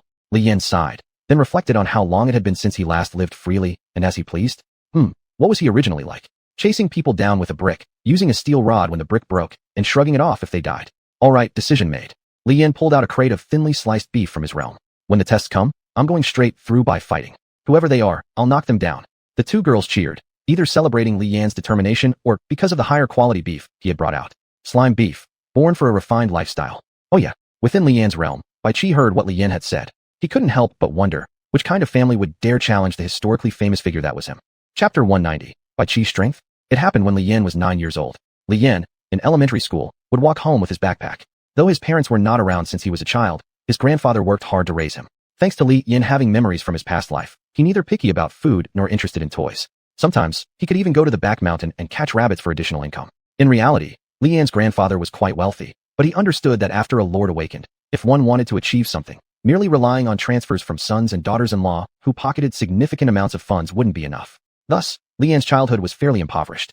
Yet everyone knew that Li Yan definitely had money. He wasn't like some students who liked buying snacks or toys. The pocket money given by his grandfather was never spent.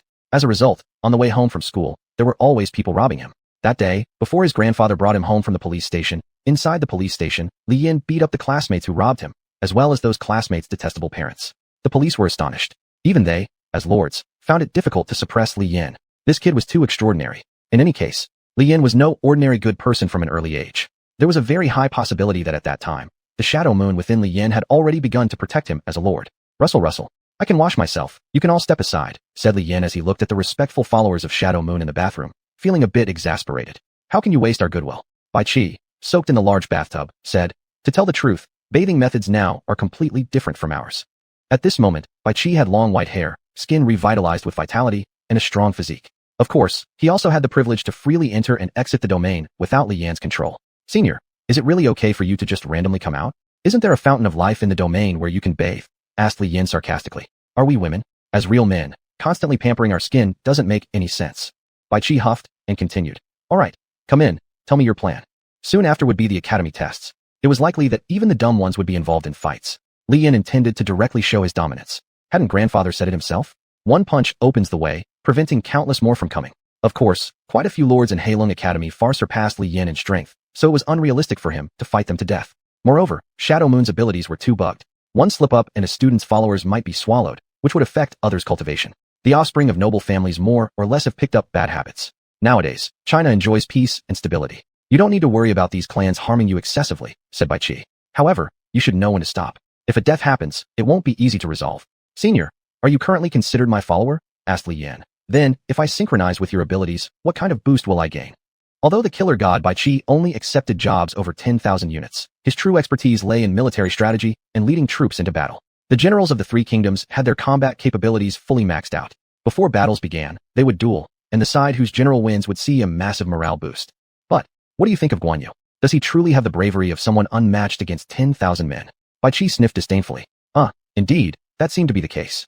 Mythology is mythology after all. It cannot be compared with historical reality. So senior, how strong are you exactly? Li Yan wanted to know. Stronger than you can imagine, said Bai Qi as he turned toward the Shadow Moon followers. Hey, if he doesn't want your help to bathe, then come give this old man a back rub instead. The Shadow Moon followers hesitated, but once Li Yan gave the order, they went to give Bai Qi a back rub. A back rub from the war god Bai Qi?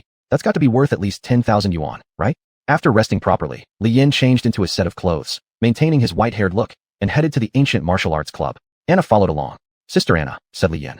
To be honest, do you have any ulterior motives for getting close to me? I did in the past, but not now, said Liana. Why? In the past, it was for slime. But now, I've been forced to enroll in school, said Liana helplessly. Who knows what the principal of Heilong Academy had in mind, insisting that Liana must attend. Li Yan could only make guesses, but now that Liana herself had spoken, There was no longer any reason for Li Yan to say anything further. Upon reaching the ancient martial arts club, some people were already practicing their air spirals on site. This was a technique for mobilizing one's internal energy. Only by mastering this skill could one be considered to have initially grasped Tai Chi-related abilities. Hey, Junior, you're here. Hu Qing noticed Li Yan's arrival and walked over with a smile. Take a look at our ancient martial arts club. What do you think? Aren't we much more skilled than those novices you saw yesterday? Using the term novices to describe those martial arts trainees was already being generous. They should have been called stinking fish and rotten shrimp. Indeed, they are much more competent. Li Yan observed the members and nodded. Their fundamentals are solid, and their physical strength is assured. You must have been training long before martial arts became so popular, right? Exactly, you truly understand. Hu Qing nodded. Initially, our club was just seen as a fitness club, attracting lords who took fitness too far. There's a saying, moderate fitness attracts the opposite sex, but excessive fitness attracts the same. Those fitness enthusiasts stayed for a while and then left. With the recent explosion of interest in martial arts, the ancient martial arts club finally had a chance to breathe. However, relying solely on Hu Qing to revive the club was no easy task. Speaking of which, clubs in Huaxiao aren't like those in Japanese anime. As long as you don't anger the teachers or the student council, it shouldn't lead to the dissolution of the club, right?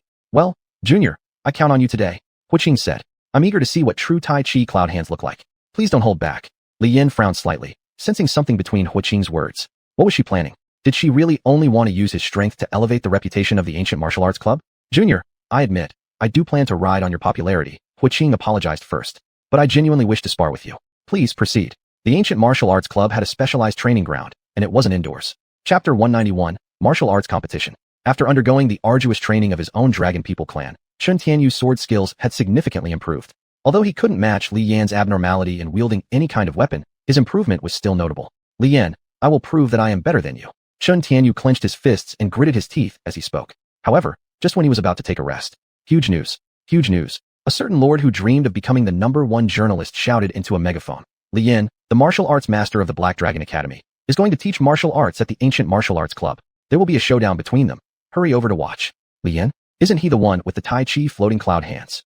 Shit, let's go quickly. You don't see scenes like this often.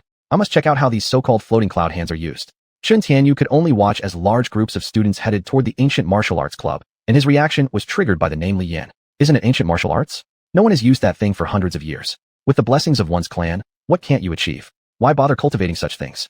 Everyone in the academy must be foolish. They've all been deceived by Li Yan. What's with this Tai Chi floating cloud hands nonsense? It's all fake. Still, martial arts seemed highly effective, and Chen Tianyu also wanted to observe the situation. If possible, he wished to uncover the weaknesses in Li Yan's Tai Chi floating cloud hands, which would help him defeat Li Yan in the next test. Only by defeating Li Yan would Chen Tianyu feel like he truly existed. Later, when Li Yan learned of Chen Tianyu's thoughts, he was genuinely impressed. It's easy to deceive others, but Li Yan had never seen someone who managed to fool themselves. The scene could only be described as a sea of people. This spectacular event even attracted teachers from within the academy to come and spectate. Mr. Xiao, one teacher said, what do you think this young man can achieve? I don't know, Xiao Jingqing replied without evaluation. But no matter the outcome, this incident will infuse our academy with a breath of fresh air, won't it? It will be an excellent opportunity to make these students understand the concept of being humble and realizing there's always someone better out there. Liana held a camera, waiting on the sidelines to film. This camera was quite expensive, capable of high frame rate and high-quality video recording. The footage alone would amount to several dozen GS. As for why they didn't use something like a hummingbird drone, Lian's Tai Chi floating cloud hands generated too much attraction once activated. Such a powerful attraction would render any number of drones useless in capturing the action. It was better to have it filmed manually. Soon, everyone's eyes were focused on Li Yan and Hu Qing. Junior brother, my apologies if we offend each other. Hu Qing, wearing her training uniform, declared, Hu family boxing air. Hu Qing, please grant me your guidance. Li Yan shrugged helplessly, then removed his slime coat, positioning himself as well, saying, no sect, no school. Li Yan, I dare not presume to offer guidance. May I humbly ask for your instructions? It almost felt like they were shooting a movie here. Tap tap tap. Hu Qing took the first offensive. With a solid and steady foundation, Hu Qing's movements weren't slower than those assassin-type lords. In just a few breaths, she was already in front of Li Yan. Li Yan was somewhat surprised, but not overly so. Boom. Their first clash resulted in Hu Qing's punch landing on Li Yan's arm, creating a wave of vibrations. Then came Hu Qing's speed, which was too fast for most to see, and Li Yan who responded effortlessly. The two parted after their first exchange, both appearing calm and composed, as though nothing had just happened. Watching the live sparring was better than watching pre-recorded films broadcast on TV. Everyone present was far more skilled than advanced lords, and every move made by Li Yan and Hu Qing was clear as day. So this technique could be countered in this manner. And this technique could also be applied like this. Since the first round was Hu Qing attacking, the second round was naturally Li Yan's turn to attack. Sister Hua, Li Yan grinned slyly. Don't blame me in the next round. In a flash, Li Yin vanished from his original spot and kicked midair. Hua Qing was astonished and immediately adopted a defensive stance, hard blocking Li Yan's kick. Younger brother, please behave next time. Don't float around arbitrarily. In midair, fighters' natural talents are harder to apply. Li Yin defied conventional logic, using the force Hua Qing provided to adjust his position swiftly, landing and launching a series of 100 fierce kicks immediately. Wait a moment, isn't this Li Yin the Tai Chi practitioner? Someone noticed the inconsistency. So far, he hadn't used any techniques related to Tai Chi at all. After all, one of the reasons they came to watch the competition was to see what the most powerful master in the world looked like. Relying purely on brute force just doesn't cut it. After Li Yin gave Hua Qing a taste of his discipline, the two pulled apart again. It was only then that everyone noticed that barely a few seconds had passed. They had been so absorbed in the fight. Damn it, China should go into martial arts films. Much better than those overseas fresh-faced superhero saving Earth rubbish. By the way, who the hell was it that said martial arts were useless at the start? Junior, your senior is getting serious. Hua Qing snorted and took out her practice spear, twirling it around twice. Li Yin chuckled, also taking out his spear. The Chinese loved watching fights, especially with weapons. It was clear both were pulling their punches, otherwise, the practice spears would never hold up under such clashes. Then came the main event. Hua Qing activated her lord abilities, syncing with her favored clan, increasing her strength. This was her devised strategy. Tai Chi floating cloud hands could deflect force only up to a certain limit. Enough raw power would break through it. There was no other way. Hua Qing couldn't figure out how. As an upperclassman, she could lose to Li Yin. At least, in terms of pure strength, Li Yin didn't have an advantage. Junior, be careful. Hua Qing's eyes turned into vertical pupils as she warned him. Seeing her serious determination, Li Yin stopped playing around. Everyone wanted to see the Tai Chi floating cloud hands, right? So he'd show them. Not only would they see, but they'd see it clearly. Watch as Li Yin discarded his slime coat and used Shadow Moon Chi. Then right before everyone's eyes drew a black and white Tai Chi diagram. Cool. Putting aside the fighting, this ink painting style is already impressive enough. Rumble, rumble. Under everyone's watchful eyes, Hua Qing's strength gradually faded. Li Yin, meanwhile, redirected all the energy upwards, causing an explosion in the air. Now, everyone knew who was more skilled. A teacher nodded, jotting down Li Yan's performance on his notepad. Chapter 192. Turns out we're hometown buddies. The divine Tai Chi cloud hands display supreme power. A-level freshman Li Yin challenges the martial arts club president, Hua Qing. The Hua family boxing soundly defeated. Strongest freshman Li Yin. Could he become the most powerful lord in Black Dragon Academy's history? The birth of the king of duels. Such sensational headlines spread like wildfire, appearing across all online newspapers and media outlets, as well as on radio stations. Though this era is much more advanced than when Li Yin traveled through time, the methods to gain clicks are still just as predictable. Whenever something shocking occurs, various media outlets rush to report it, fearing that being a step behind others will result in losing out on traffic. The promotion of martial arts courses had already been placed on the agenda. Numerous martial arts schools, including Hua Qing's Hua Family Boxing School, were also invited to help compile the course content. In a certain sense, Hua Qing's goal had been achieved. Although she would lose the club, the Hua Family Boxing would continue its legacy. Inside the college cafe, junior brother, thank you. Hua Qing expressed her gratitude. I truly don't know how I can repay you. Originally, I was thinking that after defeating you, gaining fame might save the club. Sister, even if you defeated me, with so few successors to ancient martial arts, how can you ensure the ancient martial arts society won't be cancelled in the future? Li Yin questioned. Hua Qing scratched her cheek, laughing sheepishly. Anything useful for enhancing combat power needed trying. This fight proved the effectiveness of martial arts. Allowing the state to promote the development of traditional martial arts is better than anything else. All right, junior brother, this is for you. Hua Qing handed over a paper book to Li Yin. This is our Hua family's Hua Family Boxing Manual. Due to the Lord's emergence and the decline of martial arts, our family has no male heir to inherit it anymore. So I am now tasked with preserving the Hua Family Boxing. But, isn't this inappropriate? Li Yin looked at the martial arts manual hesitantly. With martial arts becoming popular again, don't you want to carry on your own boxing style? Hua Qing shook her head, smiling bitterly. Perhaps teachers or those blindly pursuing martial arts can't see this, but I believe you, student Li Yin, have realized it. To develop these martial arts, mere passion isn't enough. Both sister and junior brother started practicing as lords from childhood. It would take ordinary people at least 7 or 8 years to reach our level. That's under sufficient cultivation resource availability. Now, in Huaxia country, the distribution of training resources is uneven. Actually, regardless of the era, resource allocation is never equitable. In short, either you start pouring money into promoting martial arts now, or wait for the next generation of lords to be born. Starting martial training from a young age, a lord's natural talent, and even their starting favored lineage could be cultivated postnatally. But without early basic training, there really is no going back. Finally, Li Yin accepted the Hua Family Boxing Manual. Even though the manual already had a backup on the school website, and anyone could search it online for detailed instructions on cultivation, some things value the object itself rather than its content. An ancestral manual. It had surely been passed down for over 100 years. Truly an authentic antique. I wonder what kind of paper they used. It's been kept so well preserved for such a long time. After flipping through 2 scrolls, Li Yin put the book away. With this, the attention once again fully returned to martial arts. No one cared about the secret realms that disappeared from the academy or suddenly reappeared. Naturally, fewer people would come bothering Li Yan. The foreigners suffered far worse fates. In fantasy novels, there's often a distinction between Eastern cultivators and Western magicians. It says that Westerners possess magical corridors inside their bodies, whereas Eastern cultivators have spirit energy channels within them. For Westerners to practice Eastern techniques, they need to destroy those magical corridors, otherwise they wouldn't be able to store spiritual energy properly. Eastern martial arts are similar too. Some external skills may work through sheer stubbornness, yet inner family styles are another story entirely. As Li Yan let his thoughts drift, he failed to notice that a student from Black Dragon Academy was running towards him from behind. Senior brother Li Yan. Whoosh. Ugh. Instinctively, Li Yan delivered a swift spinning kick. By the time the Dual King realized what he'd done, the student who called him senior brother had already been sent flying backwards. Hey, are you alright? Li Yan rushed forward to check on the condition of the younger pupil who addressed him as senior brother. The junior spat up blood before pointing his thumb up while saying, Senior brother, great leg technique. Urgent medical treatment was necessary. On the same day, Li Yan met his little brother. The young man's name was Li Che, and he was from the same village as Li Yan. Although Li Yan could no longer remember, there was one thing he had done that Li Che still remembered clearly. Senior brother, I have always hoped to become a strong person like you.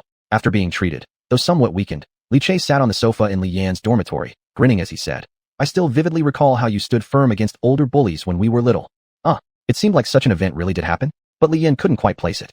It was normal not to remember. What sticks unwaveringly in one's mind is often lies and deceptions. Forgetting simply meant Li Yan acted impulsively at the time. How did you end up coming to Black Dragon Academy? Li Yan asked. I remember you're supposed to be just a high school freshman, right? I'm a grade S lord. Li Che laughed proudly. What do you think about that? When they found out I'm a grade S lord, and also from the same village as you, brother Yan, the principal gave me a direct admission spot. Speaking, Li Che pulled up his dossier using his bracelet. Name, Li Che. Potential, S. Favored tribe, ancient warrior. Rank, intermediate lord. An intermediate lord? What exactly is this ancient warrior business of yours? Li Yan questioned. Oh, you mean this? Li Che scratched his head awkwardly and explained. I've always loved the history of Huaxia, especially those fierce generals like Xiangyu and ones from the Three Kingdoms era. When my favored tribe awakened during my initial assessment, it turned out to be Xiangyu. Initial favored tribe, Xiangyu. Li Yan's face immediately changed color. Goodness gracious. Are you here to repay a favor or to get revenge? Do you even know what Xiangyu did? Brother Yan, from now on, I'll follow your lead. Li Che said cheerfully. His big movement caused pain where his wound had been pulled, making Li Che wince with discomfort. Li Yan didn't have a choice. Even if they weren't familiar before, since Li Che was seriously injured due to him, it was Li Yan's responsibility to take care of him. Chapter 193, Little Fanboy. I need to go back to my high school, Li Yan said during lunch. For your brother? Linda said. It's not unusual for promising new talents to directly enter the Black Dragon Academy, but it is really the first time I've seen someone of such low strength make it in. Li Che was grinning foolishly, serving Li Yan more food and helping him add rice. You little brat, stop grinning like that, Li Yan sighed. Why didn't you train properly during high school? Why come all the way to the Black Dragon Academy? Li Che scratched his head and then said, Big brother, it's not my fault. I planned to cultivate seriously, but as someone from a small village with no connections or power, many people wanted to snatch me away. A good future talent would surely attract companies or certain family groups who would try to sign agreements with them, requiring them to do something for the company or family once they have grown. If he refuses to sign, these families or companies will keep causing trouble for Li Che. Even drinking water could get poisoned. For safety reasons, the school leaders decided to send Li Che to the Black Dragon Academy. Although this guy's path forward will be tough, it's still better than being assassinated or poisoned at a high school somewhere. Can your attendant be shown? Lisa Anna asked curiously. No problem. Li Che grinned and released a burly man. This was Xiangyu. The aura of the king of Chu wasn't something to be underestimated. But, why does he have no armor or weapons? Li Yan asked. Indeed, this Xiangyu was merely wearing linen clothing, no armor or weapons present. How can a top warrior fall into such a sorry state? Brother, I've already spent most of my money just getting here. Li Che scratched his head again, clearly strapped for cash. Students coming from small villages have it tough. In fact, if Li Che were willing to sign a contract with some big company, cultivation resources would not be lacking. He wouldn't, however, enjoy the same freedom that Li Yan has. I have some weapons and equipment. You can use them, Li Yan said, taking out refined gold dragon armor and a spare long spear. Xiangyu hesitated a bit, wondering if it was okay to take another person's equipment. Thanks, brother Yan. Li Che grinned again. These must cost quite a lot, right? Not too expensive, Li Yan replied. Once you've adapted to academy life, I'll take you to train inside a secret realm. Are there any other students going with you? Li Che shook his head and said, I'm the only student from our place entering the academy, and I've just arrived not too long ago. During high school, teachers would help train students, but not so in the Black Dragon Academy. It's entirely up to individual initiative. Li Che can be considered diligent enough, but one's solo effort always has its limits. With his lord level relatively low, not many are inclined to team up with him to enter the secret realms. Brother Yan, I've worked hard. Li Che stood up and threw a couple of punches. My body is much better now, and I've been training thanks to my attendant. I know martial arts. With the personal coaching of King Xianyu himself, this setup is undeniably top-notch. Alright, I understand. Li Yan sighed helplessly. S-class potential is simply stronger. If I got injured this severely, I'd be bedridden for days even with slime treatment. It's truly frustrating comparing oneself with others, but due to Li Chei's over-the-top natural talent, people target him for trouble while Li Yan doesn't have such concerns. One might say everyone has their strengths and weaknesses. Then, should we take Li Chei to try out a secret realm? Lisa Anna suggested. Among those realms you brought back, there are a few suitable for novice lords to practice, and our skills are sufficient to protect him. Somehow this feels off, Linda said. If Li Yan could transport secret realms, why choose a beginner-friendly one?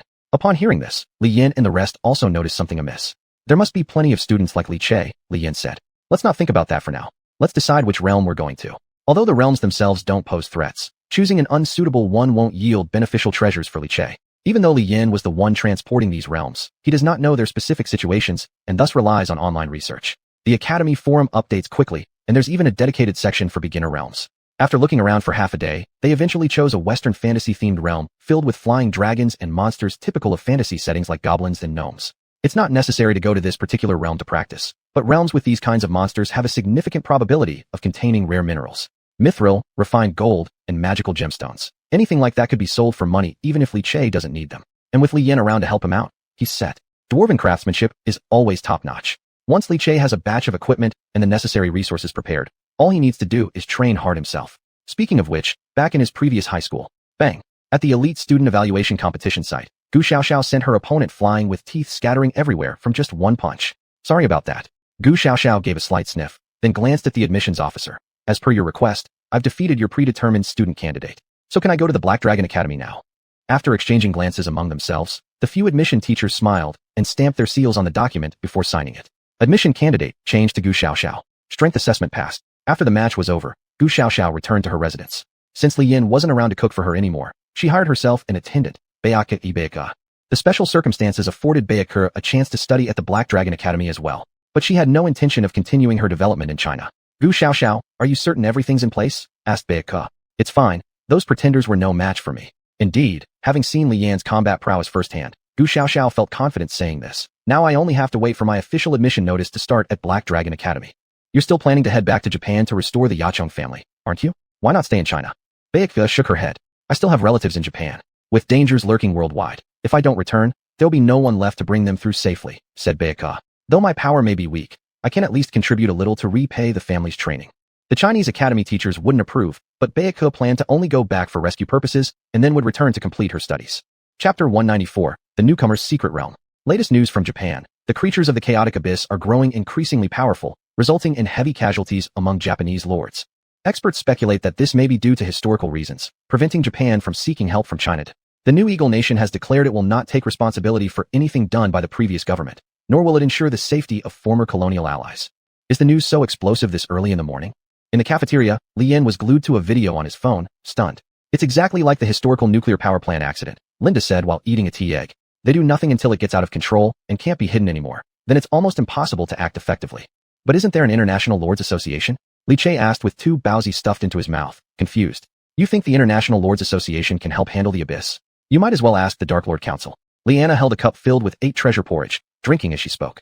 It takes the International Lords Association a year just to go through procedures, but if you pay the Dark Lord Council, they'll send a legendary lord to help fight the abyss.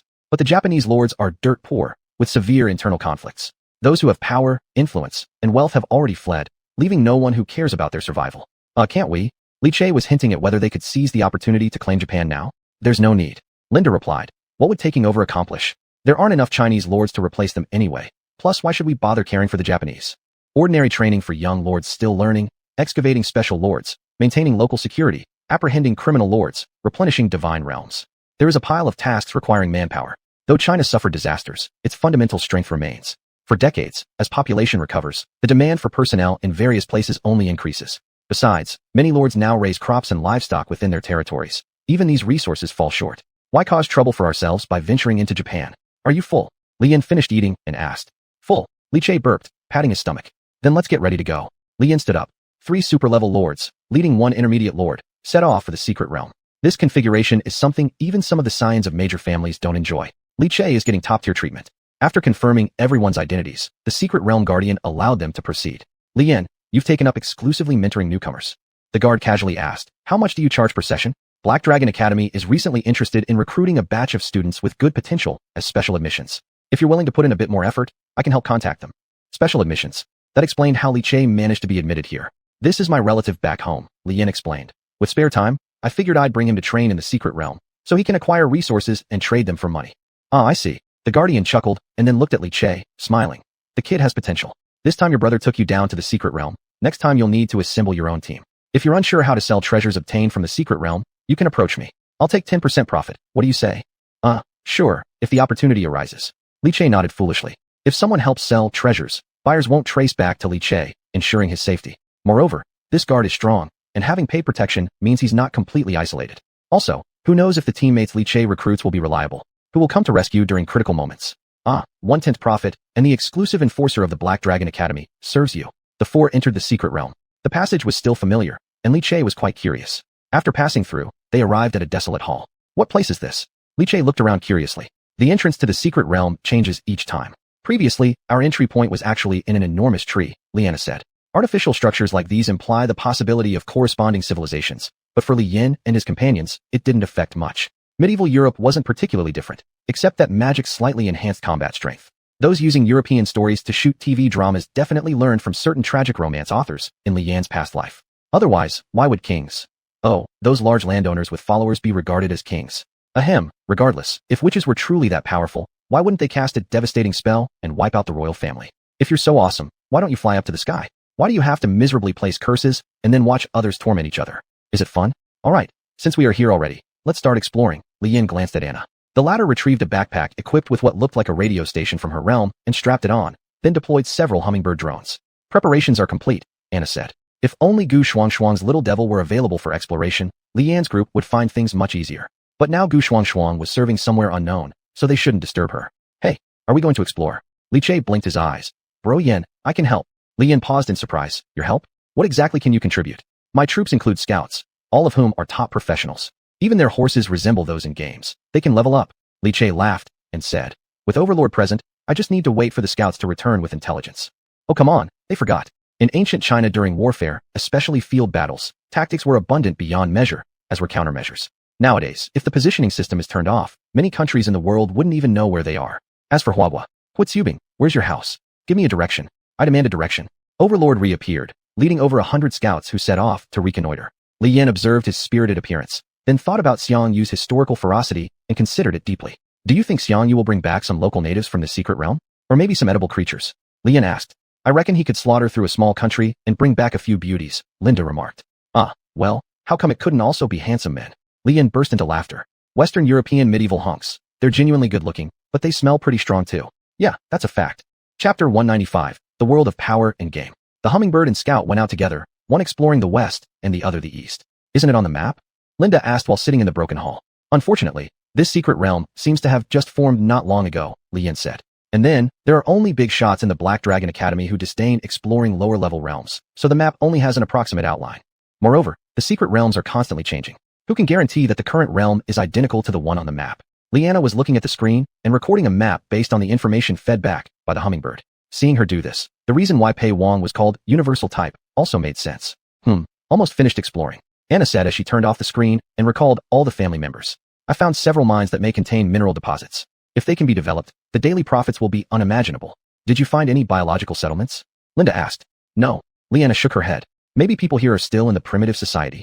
Primitive society. There shouldn't be no trace at all. Could these people still be in the stage of eating raw meat and drinking blood?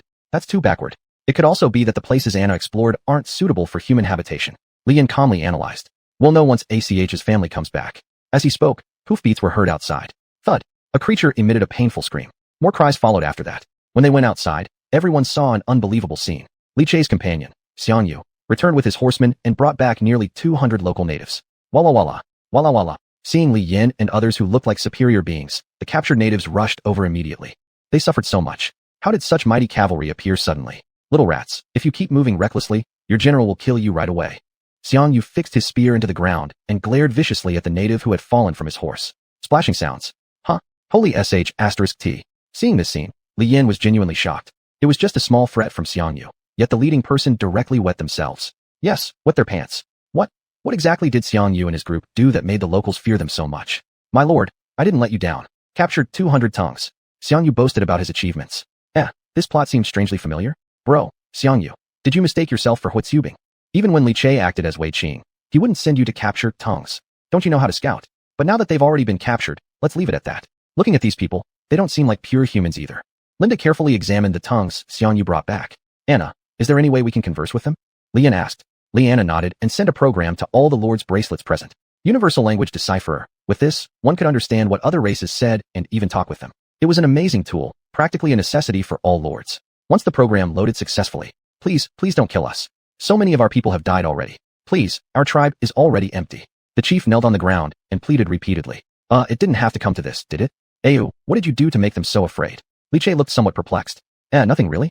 Xiangyu scratched his head, confused. The chieftain got even more scared and blabbered a bunch. Afterwards, Li Yin and the others understood the specific situation. Xiangyu and his troops galloped around, found where the near-humans lived, set off fireworks signals, and gathered together. Next came the brutal massacre. How to describe the situation at the time?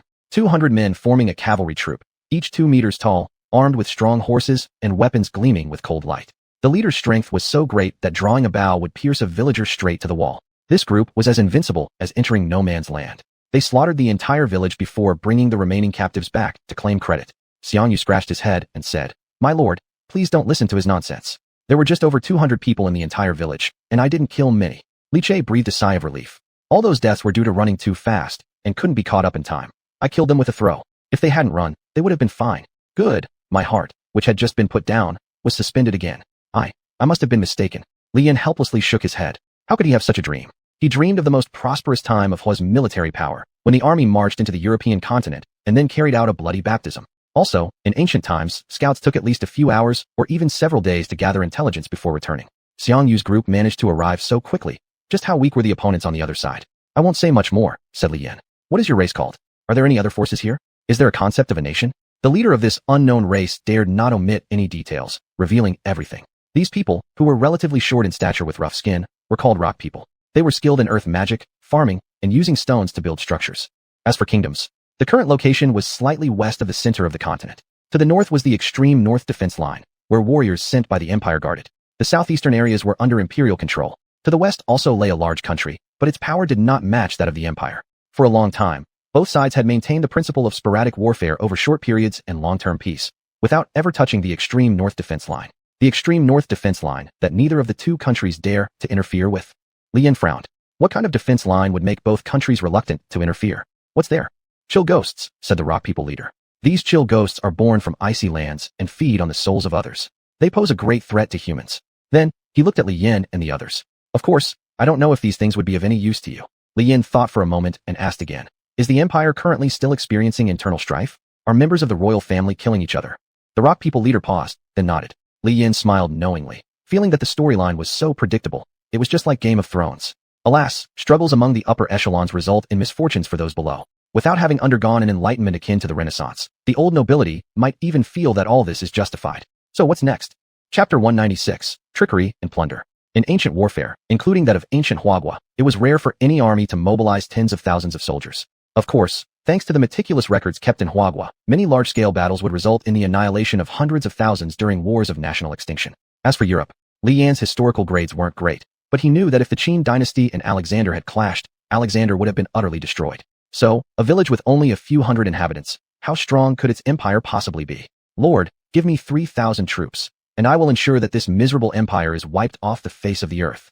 Xianyu offered his services. Now what can we say about this? 800 cavalrymen broke through Liu Bang's hundreds of thousands of troops. Granted, part of this success was due to Liu Bang's incompetence and hastily assembled forces, but still, 800 cavalrymen defeating hundreds of thousands. The final battle saw dozens of riders slashing through 10,000-man armies without fear. Alas, not a single one of the 800 warriors from the Jiangdong region survived, and Xianyu felt too ashamed to face his fellow townsfolk again. You could say that Xianyu was courageous but lacked strategy, even calling him foolish perhaps. But you couldn't deny that Xianyu was an unparalleled warrior. Changu Wu Ir wasn't just an empty phrase. Even with just a few thousand mounted soldiers, against tens of thousands of Macedonian phalanxes, Xianyu would charge in with a blade raised first. Should we deploy troops? Bai Qi chuckled as he appeared. There are still 40,000 elite Qin soldiers within our domain. We have strong horses, abundant provisions, and capable generals like Lord Xiangyu. Even if our enemies outnumber us by several dozen times, annihilating them would merely require more time. Bai Qi plus Xiangyu, along with 40,000 Qin sharp troops, plus magical lords providing food supplies. This could conquer the world, really. But, old general, we're not living in ancient times, said Li Yan. What do we gain by conquering this place? An awkward silence filled the air. Bai Qi coughed twice and said, young man, you don't understand. Destroying other nations represents the ultimate romance for a man. Can't you have some ambition? Exactly. What Lord Bai says makes sense. These savages, why keep them around? Xuanyu echoed. Well, these two were clearly a perfect match. Li Yan thought for a moment. They came here to train Li Che and also to collect treasures to exchange for starting funds for Li Che. Starting funds? Hey, aren't you the leader of the Rock Tribe? Li Yan squatted down and asked. Are there many treasures in the empire you mentioned? The Rock Tribe chief hesitated, then nodded, saying, plenty. Quite a lot indeed. The nobles' treasuries far exceed what commoners like us can imagine. Gold, silver, all kinds of magical gemstones and devices. It's all there. I still remember our clan's relic, the Liang staff, which the emperor forcibly took under various pretenses. What? There were even saintly relics inside. Let's plunder them. Damn it all. Why should a foreign savage race have so many good things? Li Yan slammed his fists together, thus deciding the fate of the wealthy empire within the secret realm. For the sake of our saintly relics, and little money, I'll spit. For love and peace. Love and peace. We must overthrow this corrupt imperialism. Yes, kill them all. At that moment, the Rock Tribe chief suddenly felt that Xuanyu and Bai Qi were so kind-hearted and approachable. After all, they and the people of the Rock Tribe were creatures that had appeared within the secret realm or territory, whereas Li Yan and his companions were genuine invaders. More accurately, they seemed like the fourth great calamity. However, then, Lord, shall we kill these people? Asked Xuanyu, raising his executioner's axe. The Rock Tribe chief fell to his knees, repeatedly bowing. Hem.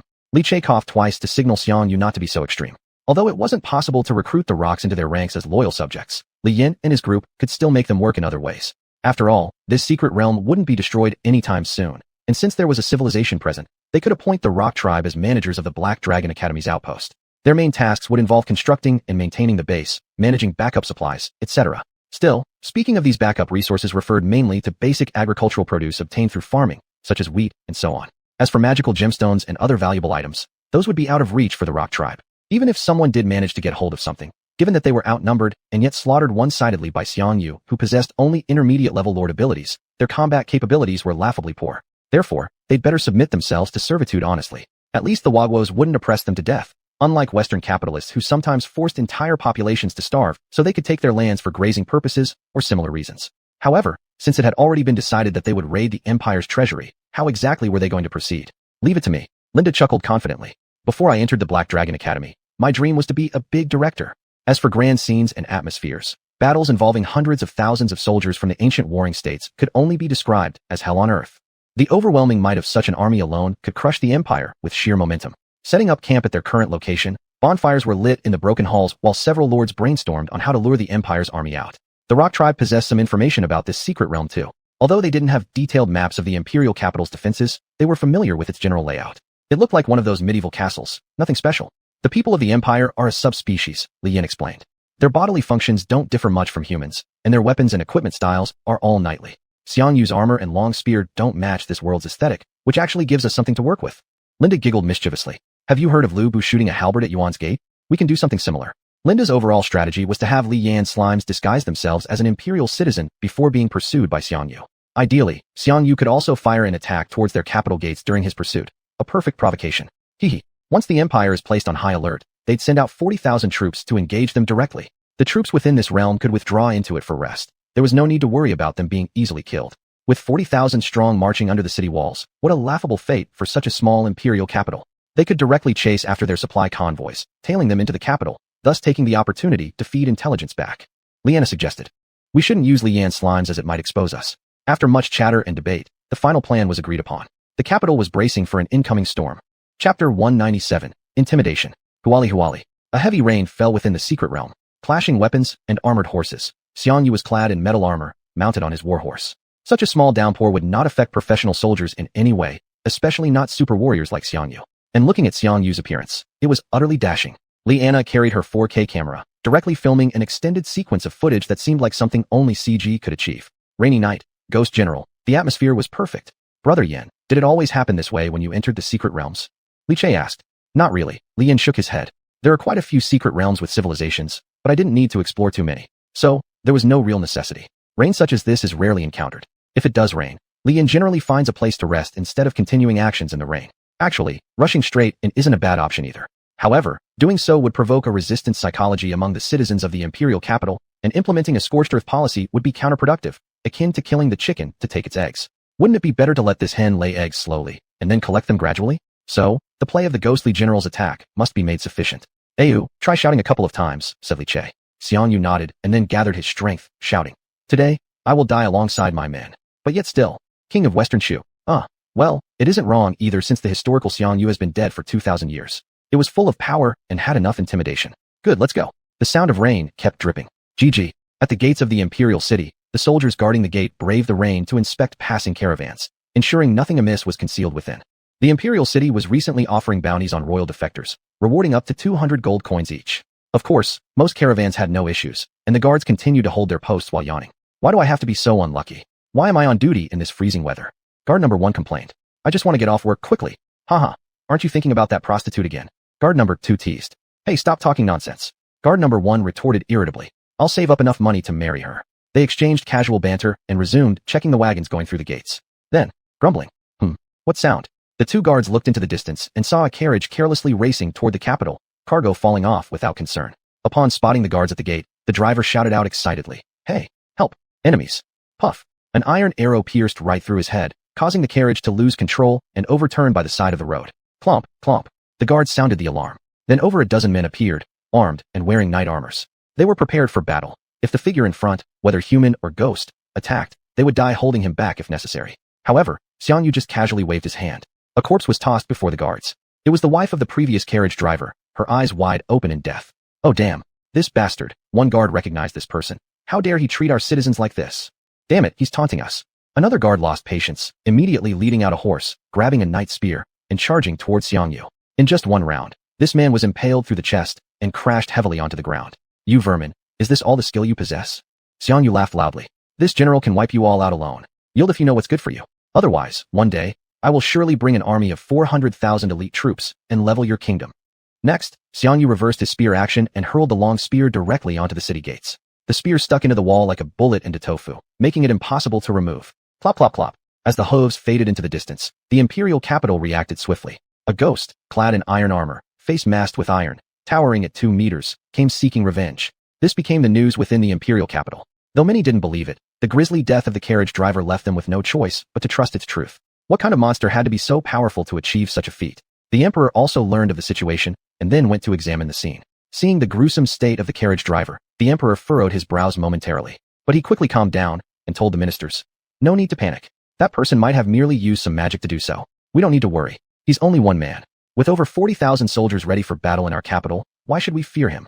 Everyone suddenly realized, yeah, we still have 40,000 knights. Why should we be afraid of him? If he dares to come, let him come, but never return. As these people didn't resort to using sacred relics or the great national defense arrays, Li Yan nodded while observing the video captured by Feng Yao from afar. Our first phase has been successful, Li Yan said. Now, all we need is to wait until tomorrow. When you perform a deception, you naturally must go all the way. Otherwise, it's meaningless. The enemy would surely let their guard down, since there was no place in the wild that could conceal an army of such size, which was also why the king of the capital misjudged the situation. There was no way he'd ever imagine the existence of a species as unreasonable as a territorial lord. And for Li Yan and his group to hide, it was incredibly simple. Moreover, this secret realm had no restriction on the number of summoned vassals. Thus, they could manipulate things exactly how they desired. Regarding hiding without being detected by the enemy, Li Yan and his group merely needed to dig a cave somewhere, arrange things within it, and they would be able to rest. The gate guards included members of the Rockman tribe and Li Yan's vassals, providing them with maximum security. After following Lord Leader these past few days, the Rockman tribe got a rare taste of fine food. Just like the meat stewed with spices, it was something they had never tasted before in their entire lives. Thank you, master. The chief of the Rockman tribe bowed down to Li Yan. Oh, just eat it already. No need for all this ceremony, Li Yan frowned. Once we capture the imperial capital, we'll still need your help to manage things. Of course, you don't need to worry about anyone causing trouble. The Chaos Secret Realm always had resident players, so naturally, this secret realm wouldn't lack for lords looking to work here. The imperial capital would become a permanent base for new lords. By then, just the lords residing in the capital would be sufficient to deal with whatever nations or ghosts may arise. In terms of conditions, it would be those underground resources and forest resources yet to be exploited. Time passed swiftly, and everyone awaited the harvest of their victory. On the second day, enveloped in hazy mist, the imperial capital continued its routine operations. However, when the mist slightly dissipated, an array of 400,000 troops stood majestically in formation, exuding might and solemnity. Chapter 198, Conquer. An army of 400,000 was arrayed before the imperial capital. Even including newborn babies, the population of the imperial capital numbered no more than 100,000. Even if every single person was dragged to the battlefield, there would be no way to match the strength of the army of 400,000 before them.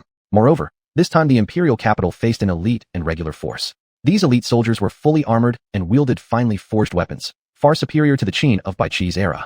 Before the battle array, Xiangyu stood on horseback wielding his sword. If these people did not surrender soon, then the siege would begin directly. Of course, it certainly wouldn't be the old-school siege tactics. With slime bombs around now, who'd waste lives that way? Slime bombs are great, really good. Li Yin can't use them at all. Li Yin, pretending to be one of Xiangyu's personal guards along with others like Li Che, was grumbling. Bro Yin, will they just attack us? Li Che was quite worried. After all, this was the capital of a fantasy empire. When they entered this secret realm, flying dragons could even be seen in the sky. This is the imperial capital. Would it not have some means of defense and counterattack? Relax. I'm here, Li Yin said. No matter how powerful their attacks are, they should be nowhere near as outrageous as the Qin crossbow formation. In the previous secret realm, Li Yin barely withstood an attack from Baiqi's crossbow formation using the Tai Chi cloud hand technique. If he had faltered even a little, he wouldn't have held out.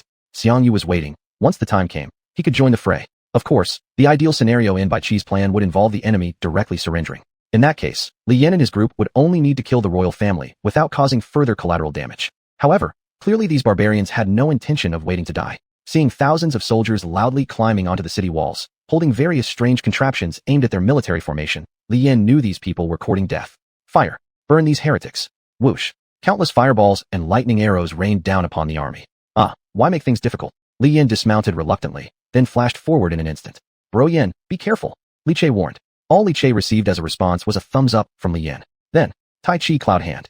Li Yan's power increased again, enhancing the most defensive and pulling Tai Chi move that could withstand even greater forces.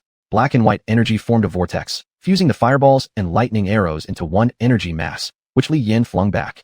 The massive energy ball smashed into the magical protective shield of the imperial capital. They indeed had another card up their sleeve. All troops advance. With a single command from Xiangyu, he charged out first. With the strength of a hegemon boosting him, the protective shield that Li Yan's rebounded energy sphere couldn't shatter, broke in a single strike by Xiangyu. At the same moment, cannons thundered behind the formation. Just a slightly larger earthen city wall collapsed instantly after being bombarded. Once, in the history of Huaxia, the Great Yuan dynasty almost conquered Europe. Europeans at the time referred to these yellow-skinned aliens as the Yellow Disaster, or the Scourge of God. Then you guess, if the Song dynasty had been tougher, would Yu Fei have wiped out the Scourge of God? Then guess again. The unparalleled hegemon Xiangyu plus the elite Qin warriors. How many times could they obliterate the Scourge of God? Kill. Wind. Strong wind. Within moments, the imperial capital was utterly destroyed. Anyone who resisted was killed without mercy. Blood filled the skies. When Xiangyu had killed all who could fight back, those remaining were ordinary citizens of the imperial capital. A city of over 10,000 was reduced to merely more than 10,000 survivors. Baiqi commented, uninterested. Very uninterested. Having me deal with such small fry was truly boring. Still, Li Yin and his crew executed an ingenious tactic. The battered emperor was dragged to his throne. Here, send a distress signal to your subjects. Li Yin handed the king his scepter and said, King.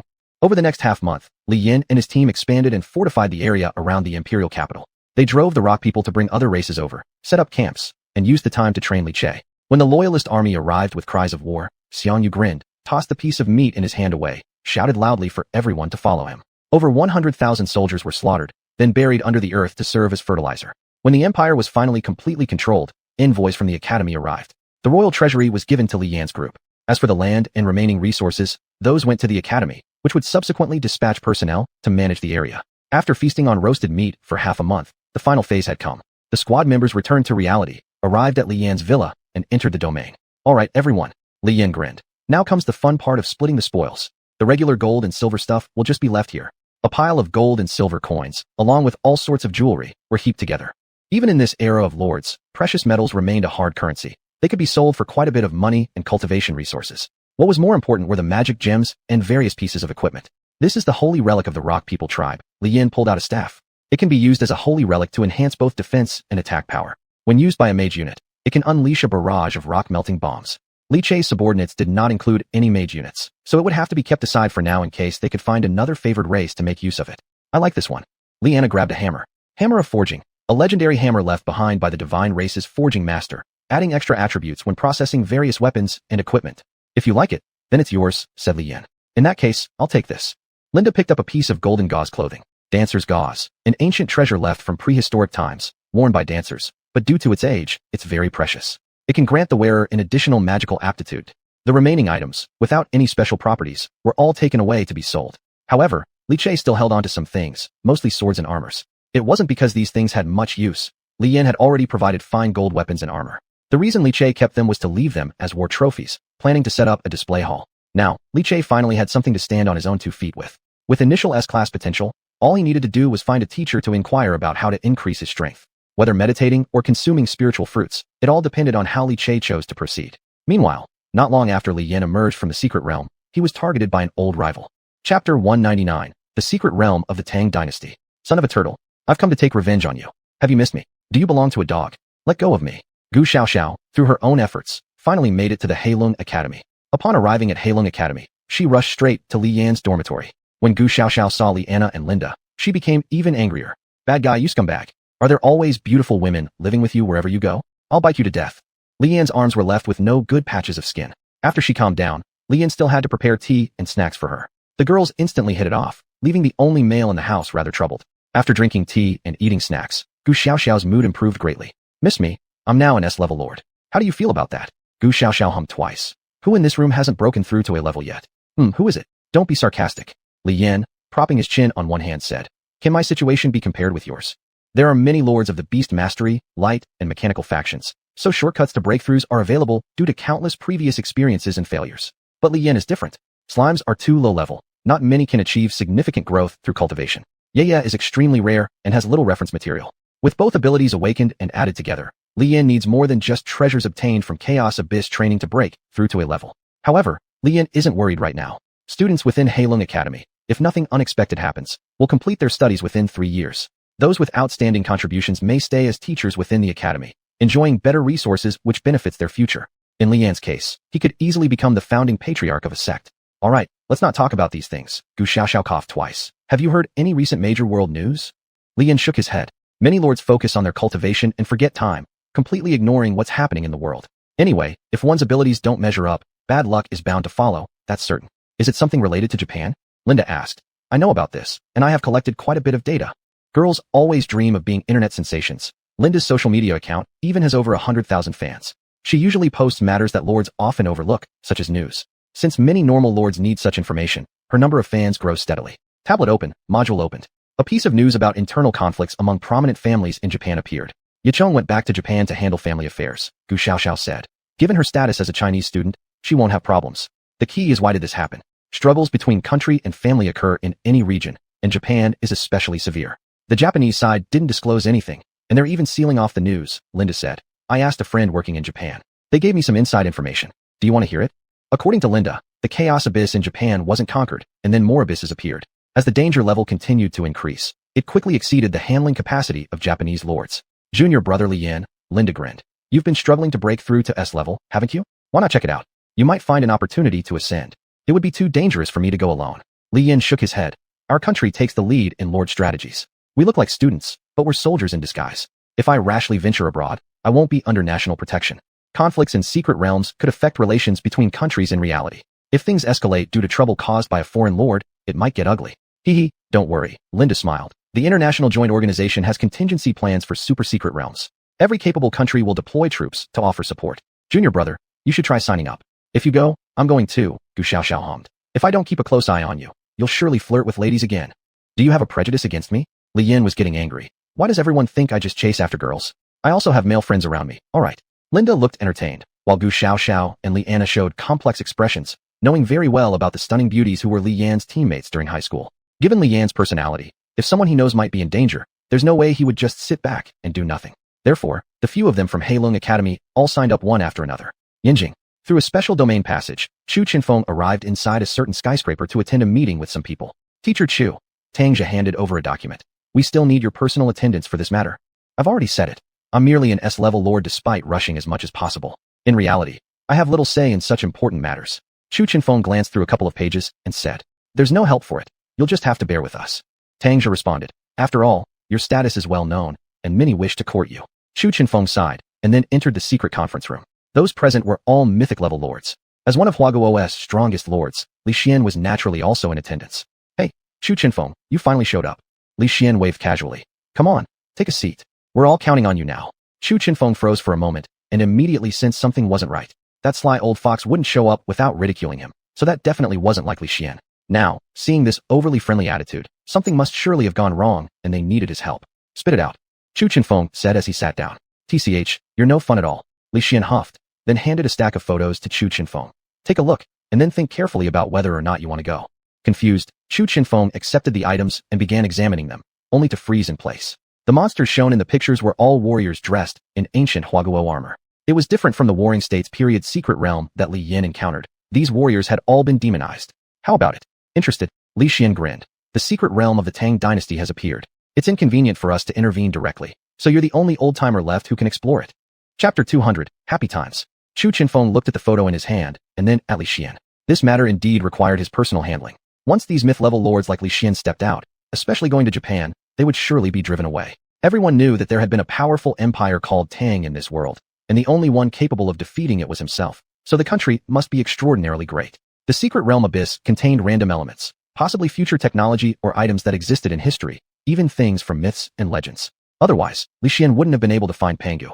Have you already made a decision? Chu Chenfeng asked. What specifically do you want me to do?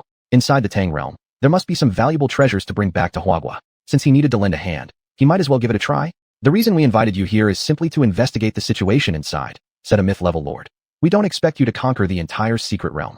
Of course, if you have the opportunity to obtain the array that maintains the entire secret realm, bringing back the Tang secret realm would be ideal, Li Xian said. Previously, when Li Yan obtained the imperial seal of state, he claimed the entire secret realm, and those higher-ups had already learned about this event. After prolonged research on secret realms, it was reasonably suspected that any secret realm with historical elements from Huaguo would contain something similar to an array. Obtaining such a thing meant controlling the entire secret realm and getting all its contents. However, if your son could hand over the imperial seal of state, we could save quite a bit of effort, said a myth-level lord. The Great Unification Dynasty, Qin, held significant weight among all subsequent dynasties. Even now, anyone who can possess the imperial seal of state would definitely declare, throughout my life, I tread upon ice. If one had the imperial seal of state, taking over the Tang secret realm would be a piece of cake. But Li Xian didn't allow them to demand the treasure from Li Yan. If Tang appears this time, what about the next time? Li Xian asked. Are we supposed to use the imperial seal of state every time a Huaguo-related secret realm appears in the world? Once might be fine, but the next time? Everyone remained silent.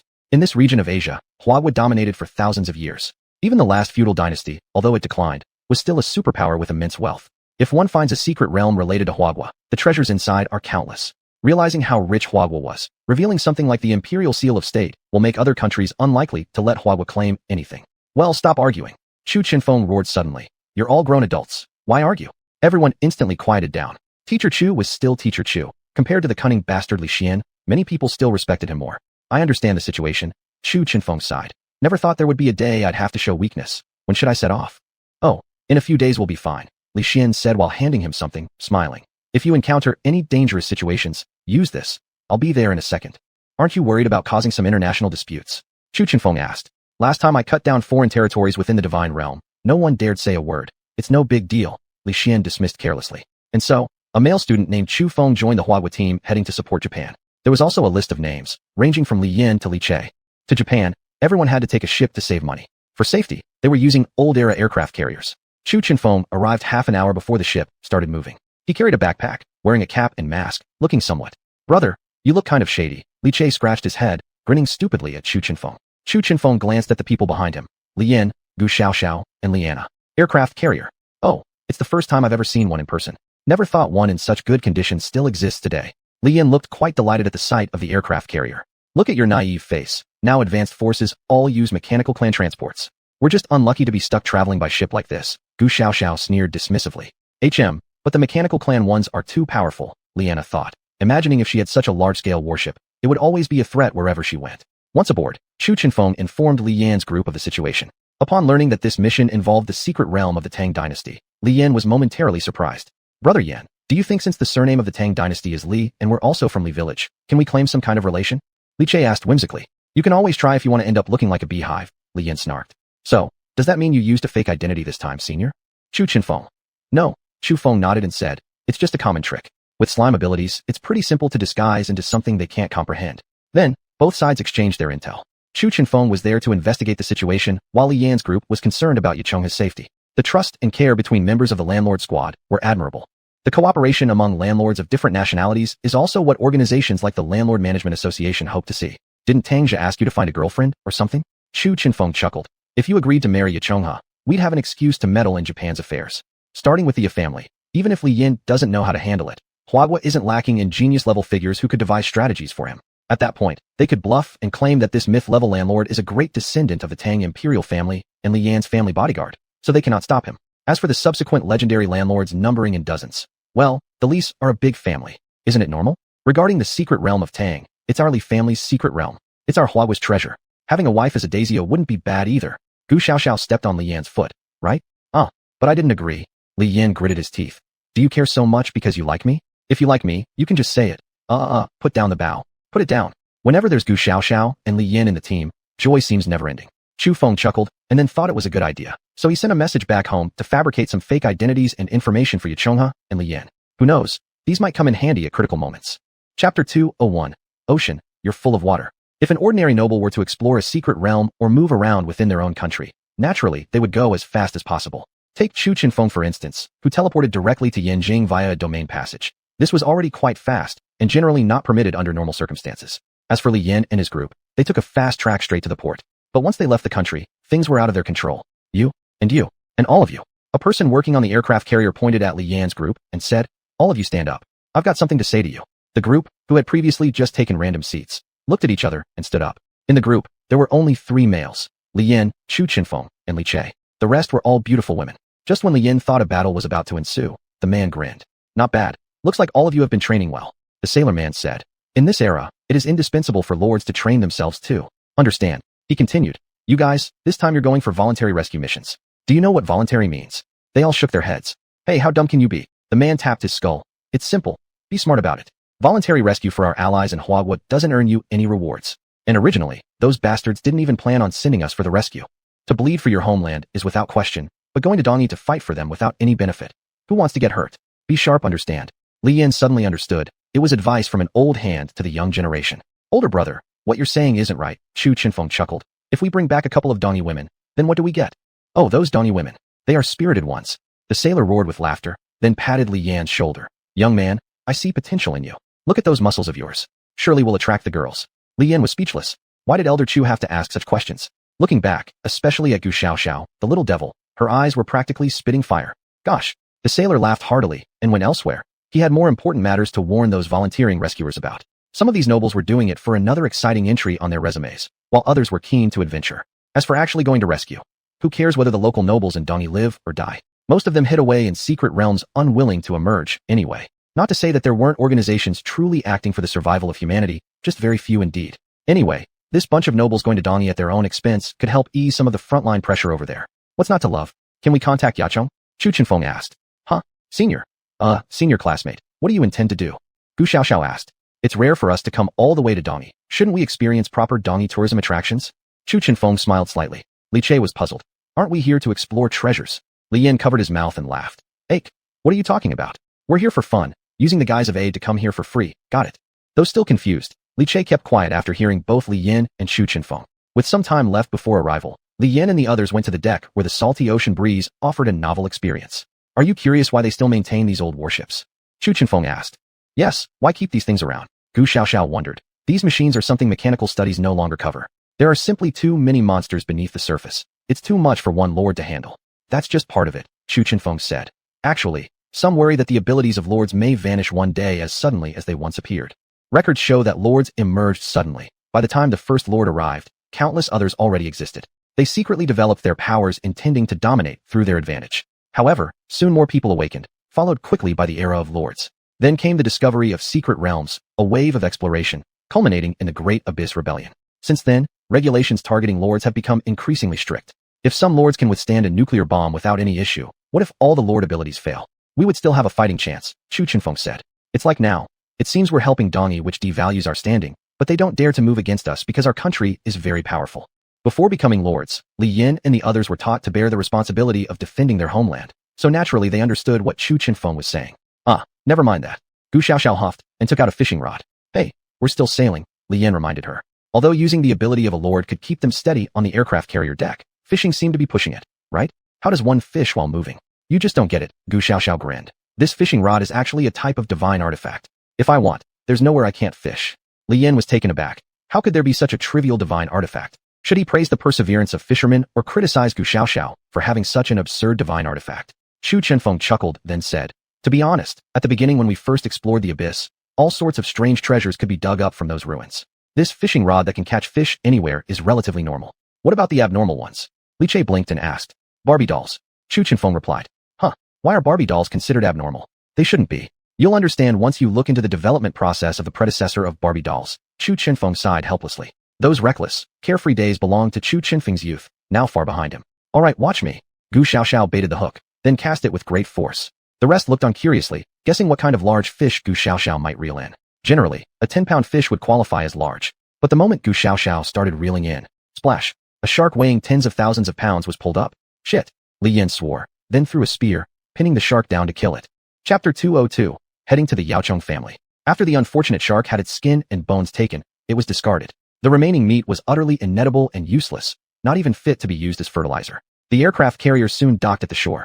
Ever since the massive discharge of nuclear wastewater, most sea creatures have become inedible, Chu Chenfeng said to Li Yan and the others as he disembarked from the ship. The fact that we still have clean seawater resources near our country's shores is all thanks to some water element lords. Do the people in Japan really have no one capable of handling the nuclear waste? Gu Xiaoxiao asked incredulously. It had been so many years. They do, but without compensation. Liana replied. And, it's similar to some tricks in our ancient history, Li Yan added. During years of great disaster, if the emperor himself did not care about famine relief, how could a lowly commoner dare to play the role of a benevolent savior? Would the emperor not suspect such intentions? If someone managed to solve the nuclear contamination problem for them, what would the topmost echelons of their society do then? What would they do with those idiots who only bow down and say hail the emperor all the time? But that doesn't make sense, Gu Xiaoxiao muttered. Don't they see the mutations in marine life? What if sharks evolved legs and started coming ashore to eat people? What then? Student Gu Xiaoxiao, Chu Chenfeng said with a helpless smile. That's something for the locals to worry about, not us. Boom. Splash. In the distance, another explosion resounded. Then, just like in a tokusatsu film, panic erupted among large groups of civilians.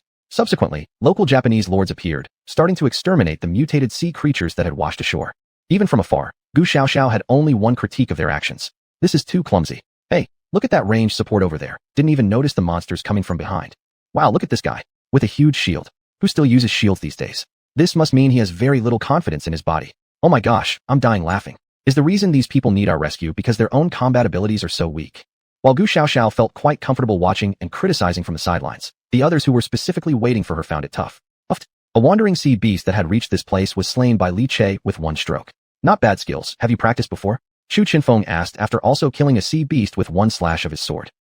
No, not really, Li Che chuckled. My kin said I was too weak, so they taught me some techniques and helped train me. But I still can't match Brother Yan. Li Yan. Boom.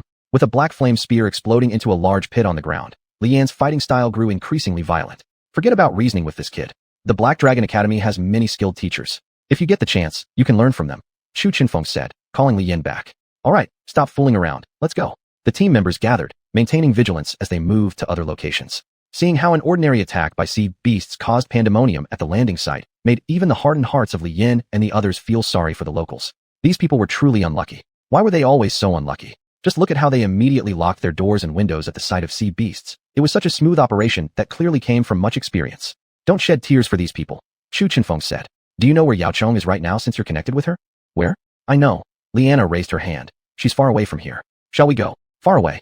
If the journey is long, someone will surely perceive our purpose as impure, Li Yan said. It's not necessarily so, Chu Chenfeng responded. We can always make up reasons whenever we need them, but the key is to find Yaocheng's location. Though the Yaocheng family had declined in prominence in Japan, they were still a prestigious clan. By leveraging their strength, Li Yan and the others could easily approach the secret realm of Tang Dynasty. Judging by Japan's current state, it seemed unlikely they could guard the secret realm of Tang Dynasty effectively. Still, to avoid unnecessary complications, it was best to visit the Yaocheng family first. I can summon a spaceship, Liana offered, shall we? It would be quick. No need, Chu Chenfeng shook his head. You'd be treated as a dangerous terrorist right now. We wouldn't even reach our destination before getting bombed by missiles. What next? Everyone turned their gazes toward Li Yan and Li Che. The two comrades exchanged glances. 5 minutes later. Xiangyu is here. You petty ones, stand aside. Tap tap tap tap. Xiangyu led the way, with the others riding horses behind him. Indeed, this was quite fast. Moreover, the land of the east itself isn't very large. Even without flying-type followers, they could still reach their destination quickly. Li Yan had also bestowed a wind attribute slime enchantment on both the horses and Xiangyu, making them even faster. Elsewhere, the Yakuza family's estate should have been sealed off by some major clan. But at this moment, someone was inside attending to the injured. Yakuza Ho, as the head of the household, was already an S-class Supreme Lord, placing her in one of the top-tier fighters. Since her return, the Yakuza family was back under her control. To win the hearts of her people, she instructed the family members with the Yakuza bloodline to begin treating those who were injured either from exploring secret realms or from attacks by sea beasts. It was thanks to her unique position that she hadn't yet encountered trouble. Otherwise, she might not have lasted until Li Yan's arrival. Naturally, if not for her well-known reputation, Li Yan and the others might have gotten lost. This evening, after a full day of work, Yakuza Ho sighed. Since returning to the land of the rising sun, her focus had been on sending family members to the Chinese mainland. Because of the healing properties present in the family, the descendants of these clan members likely inherited healing abilities, making them highly desirable for recruitment to the mainland. But this did not mean she could rest easy. If other Japanese nobles discovered what she was doing, it would mean certain death for her. Just then, Auntie Arigato. If it weren't for you, Watashi. Anyway, Arigato. Li Yan awkwardly thanked the old woman guiding them in broken Japanese. That voice sounded so familiar. Creak. The door opened, revealing Li Yan and his companions stepping inside. Seeing the familiar man, Yakuza Ho paused for a moment. There are quite a number of injured people here, Li Che remarked. What's going on? Your sister-in-law is here, Chu Chinfeng replied. What? Sister-in-law? Brother, you found me a sister-in-law. Li Che exclaimed in shock. Predecessor. Li Yan groaned, covering his face. Chapter 203, Going Home for a Visit, the Grand Finale.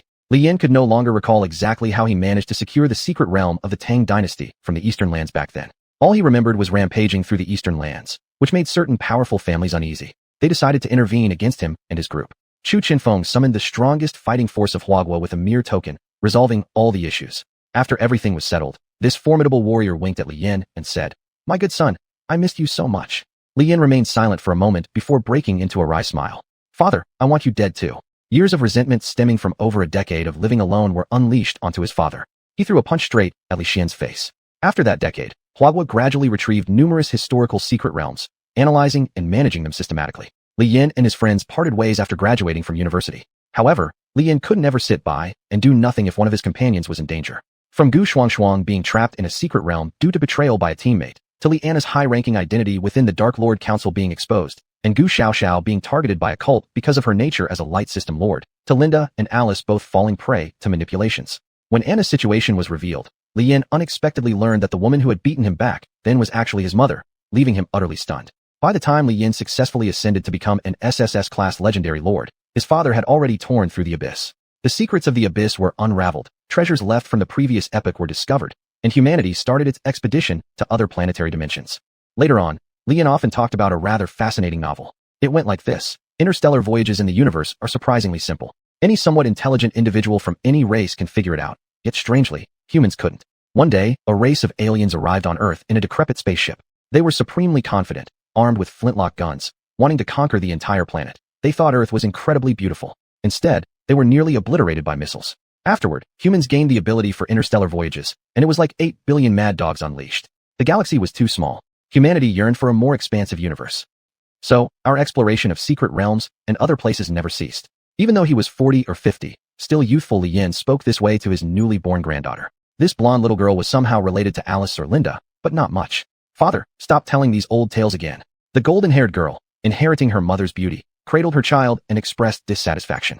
Li Yan scratched his head, thinking to himself, what bad things have I done? Why does my family dislike me so much? Die you scumbag. Gu Xiaoxiao laughed heartily. Neither your son nor daughter loves you. Neither does your granddaughter. It serves you right. Ha ha. Complaining. You've been doing it for decades. Aren't you tired? Li Yan retaliated. Can't you learn something nice from your sister? Will saying some kind words kill you? Come on, you're asking for it. Gu Xiaoxiao became furious and charged toward Li Yan like a bull. This was the original home planet of humanity, Earth. Because of the unique Huagua idea of returning to one's roots, although humanity had conquered the galaxy, this place still held great importance. Guarding Earth with the power to consume an entire galaxy was Li Yan. Puff, puff. I caught you. Li Anna grabbed the black hole slime, her eyes brimming with delight. Puff, puff. The black hole slime struggled fiercely, unwilling to be dragged off again to serve as engine fuel by this woman. But all efforts seemed futile. Despite its immense strength, it wasn't as powerful as Anna. Don't play too rough. Li Yan reclined on the sofa and reminded her. Anna paid no heed. Mother, is this the daughter-in-law you personally approved of? How's it going? Are you finished with work? Alice asked, holding the latest smartphone. I haven't needed to handle Earth affairs for a long time now, Li Yan grunted. The elders like Chu have relaxed, talking about pioneering new territories, leaving me alone to guard the Earth. Now that he thought about it, why guard the Earth when it's far more exciting to attack other planets? Staying at home would leave a pile of things waiting to be handled. It's exhausting and irritating. You just like recounting tales of your glorious youth to kids.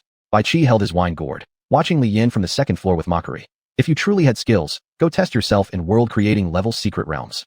Do you think I don't want to? I went, Dad's divine system favored race. Pengu, Pengu, Li Yin said.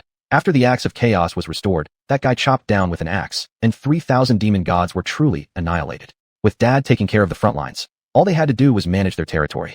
As for where Li Yan's mother was, she was living carefree on a planet without light, and had no intention of finding either Li Xian or Li Yin, these smelly men. But today was a special day. The youngest granddaughter, who inherited the talent of the Shadow Moon Empress, had just turned 1 year old.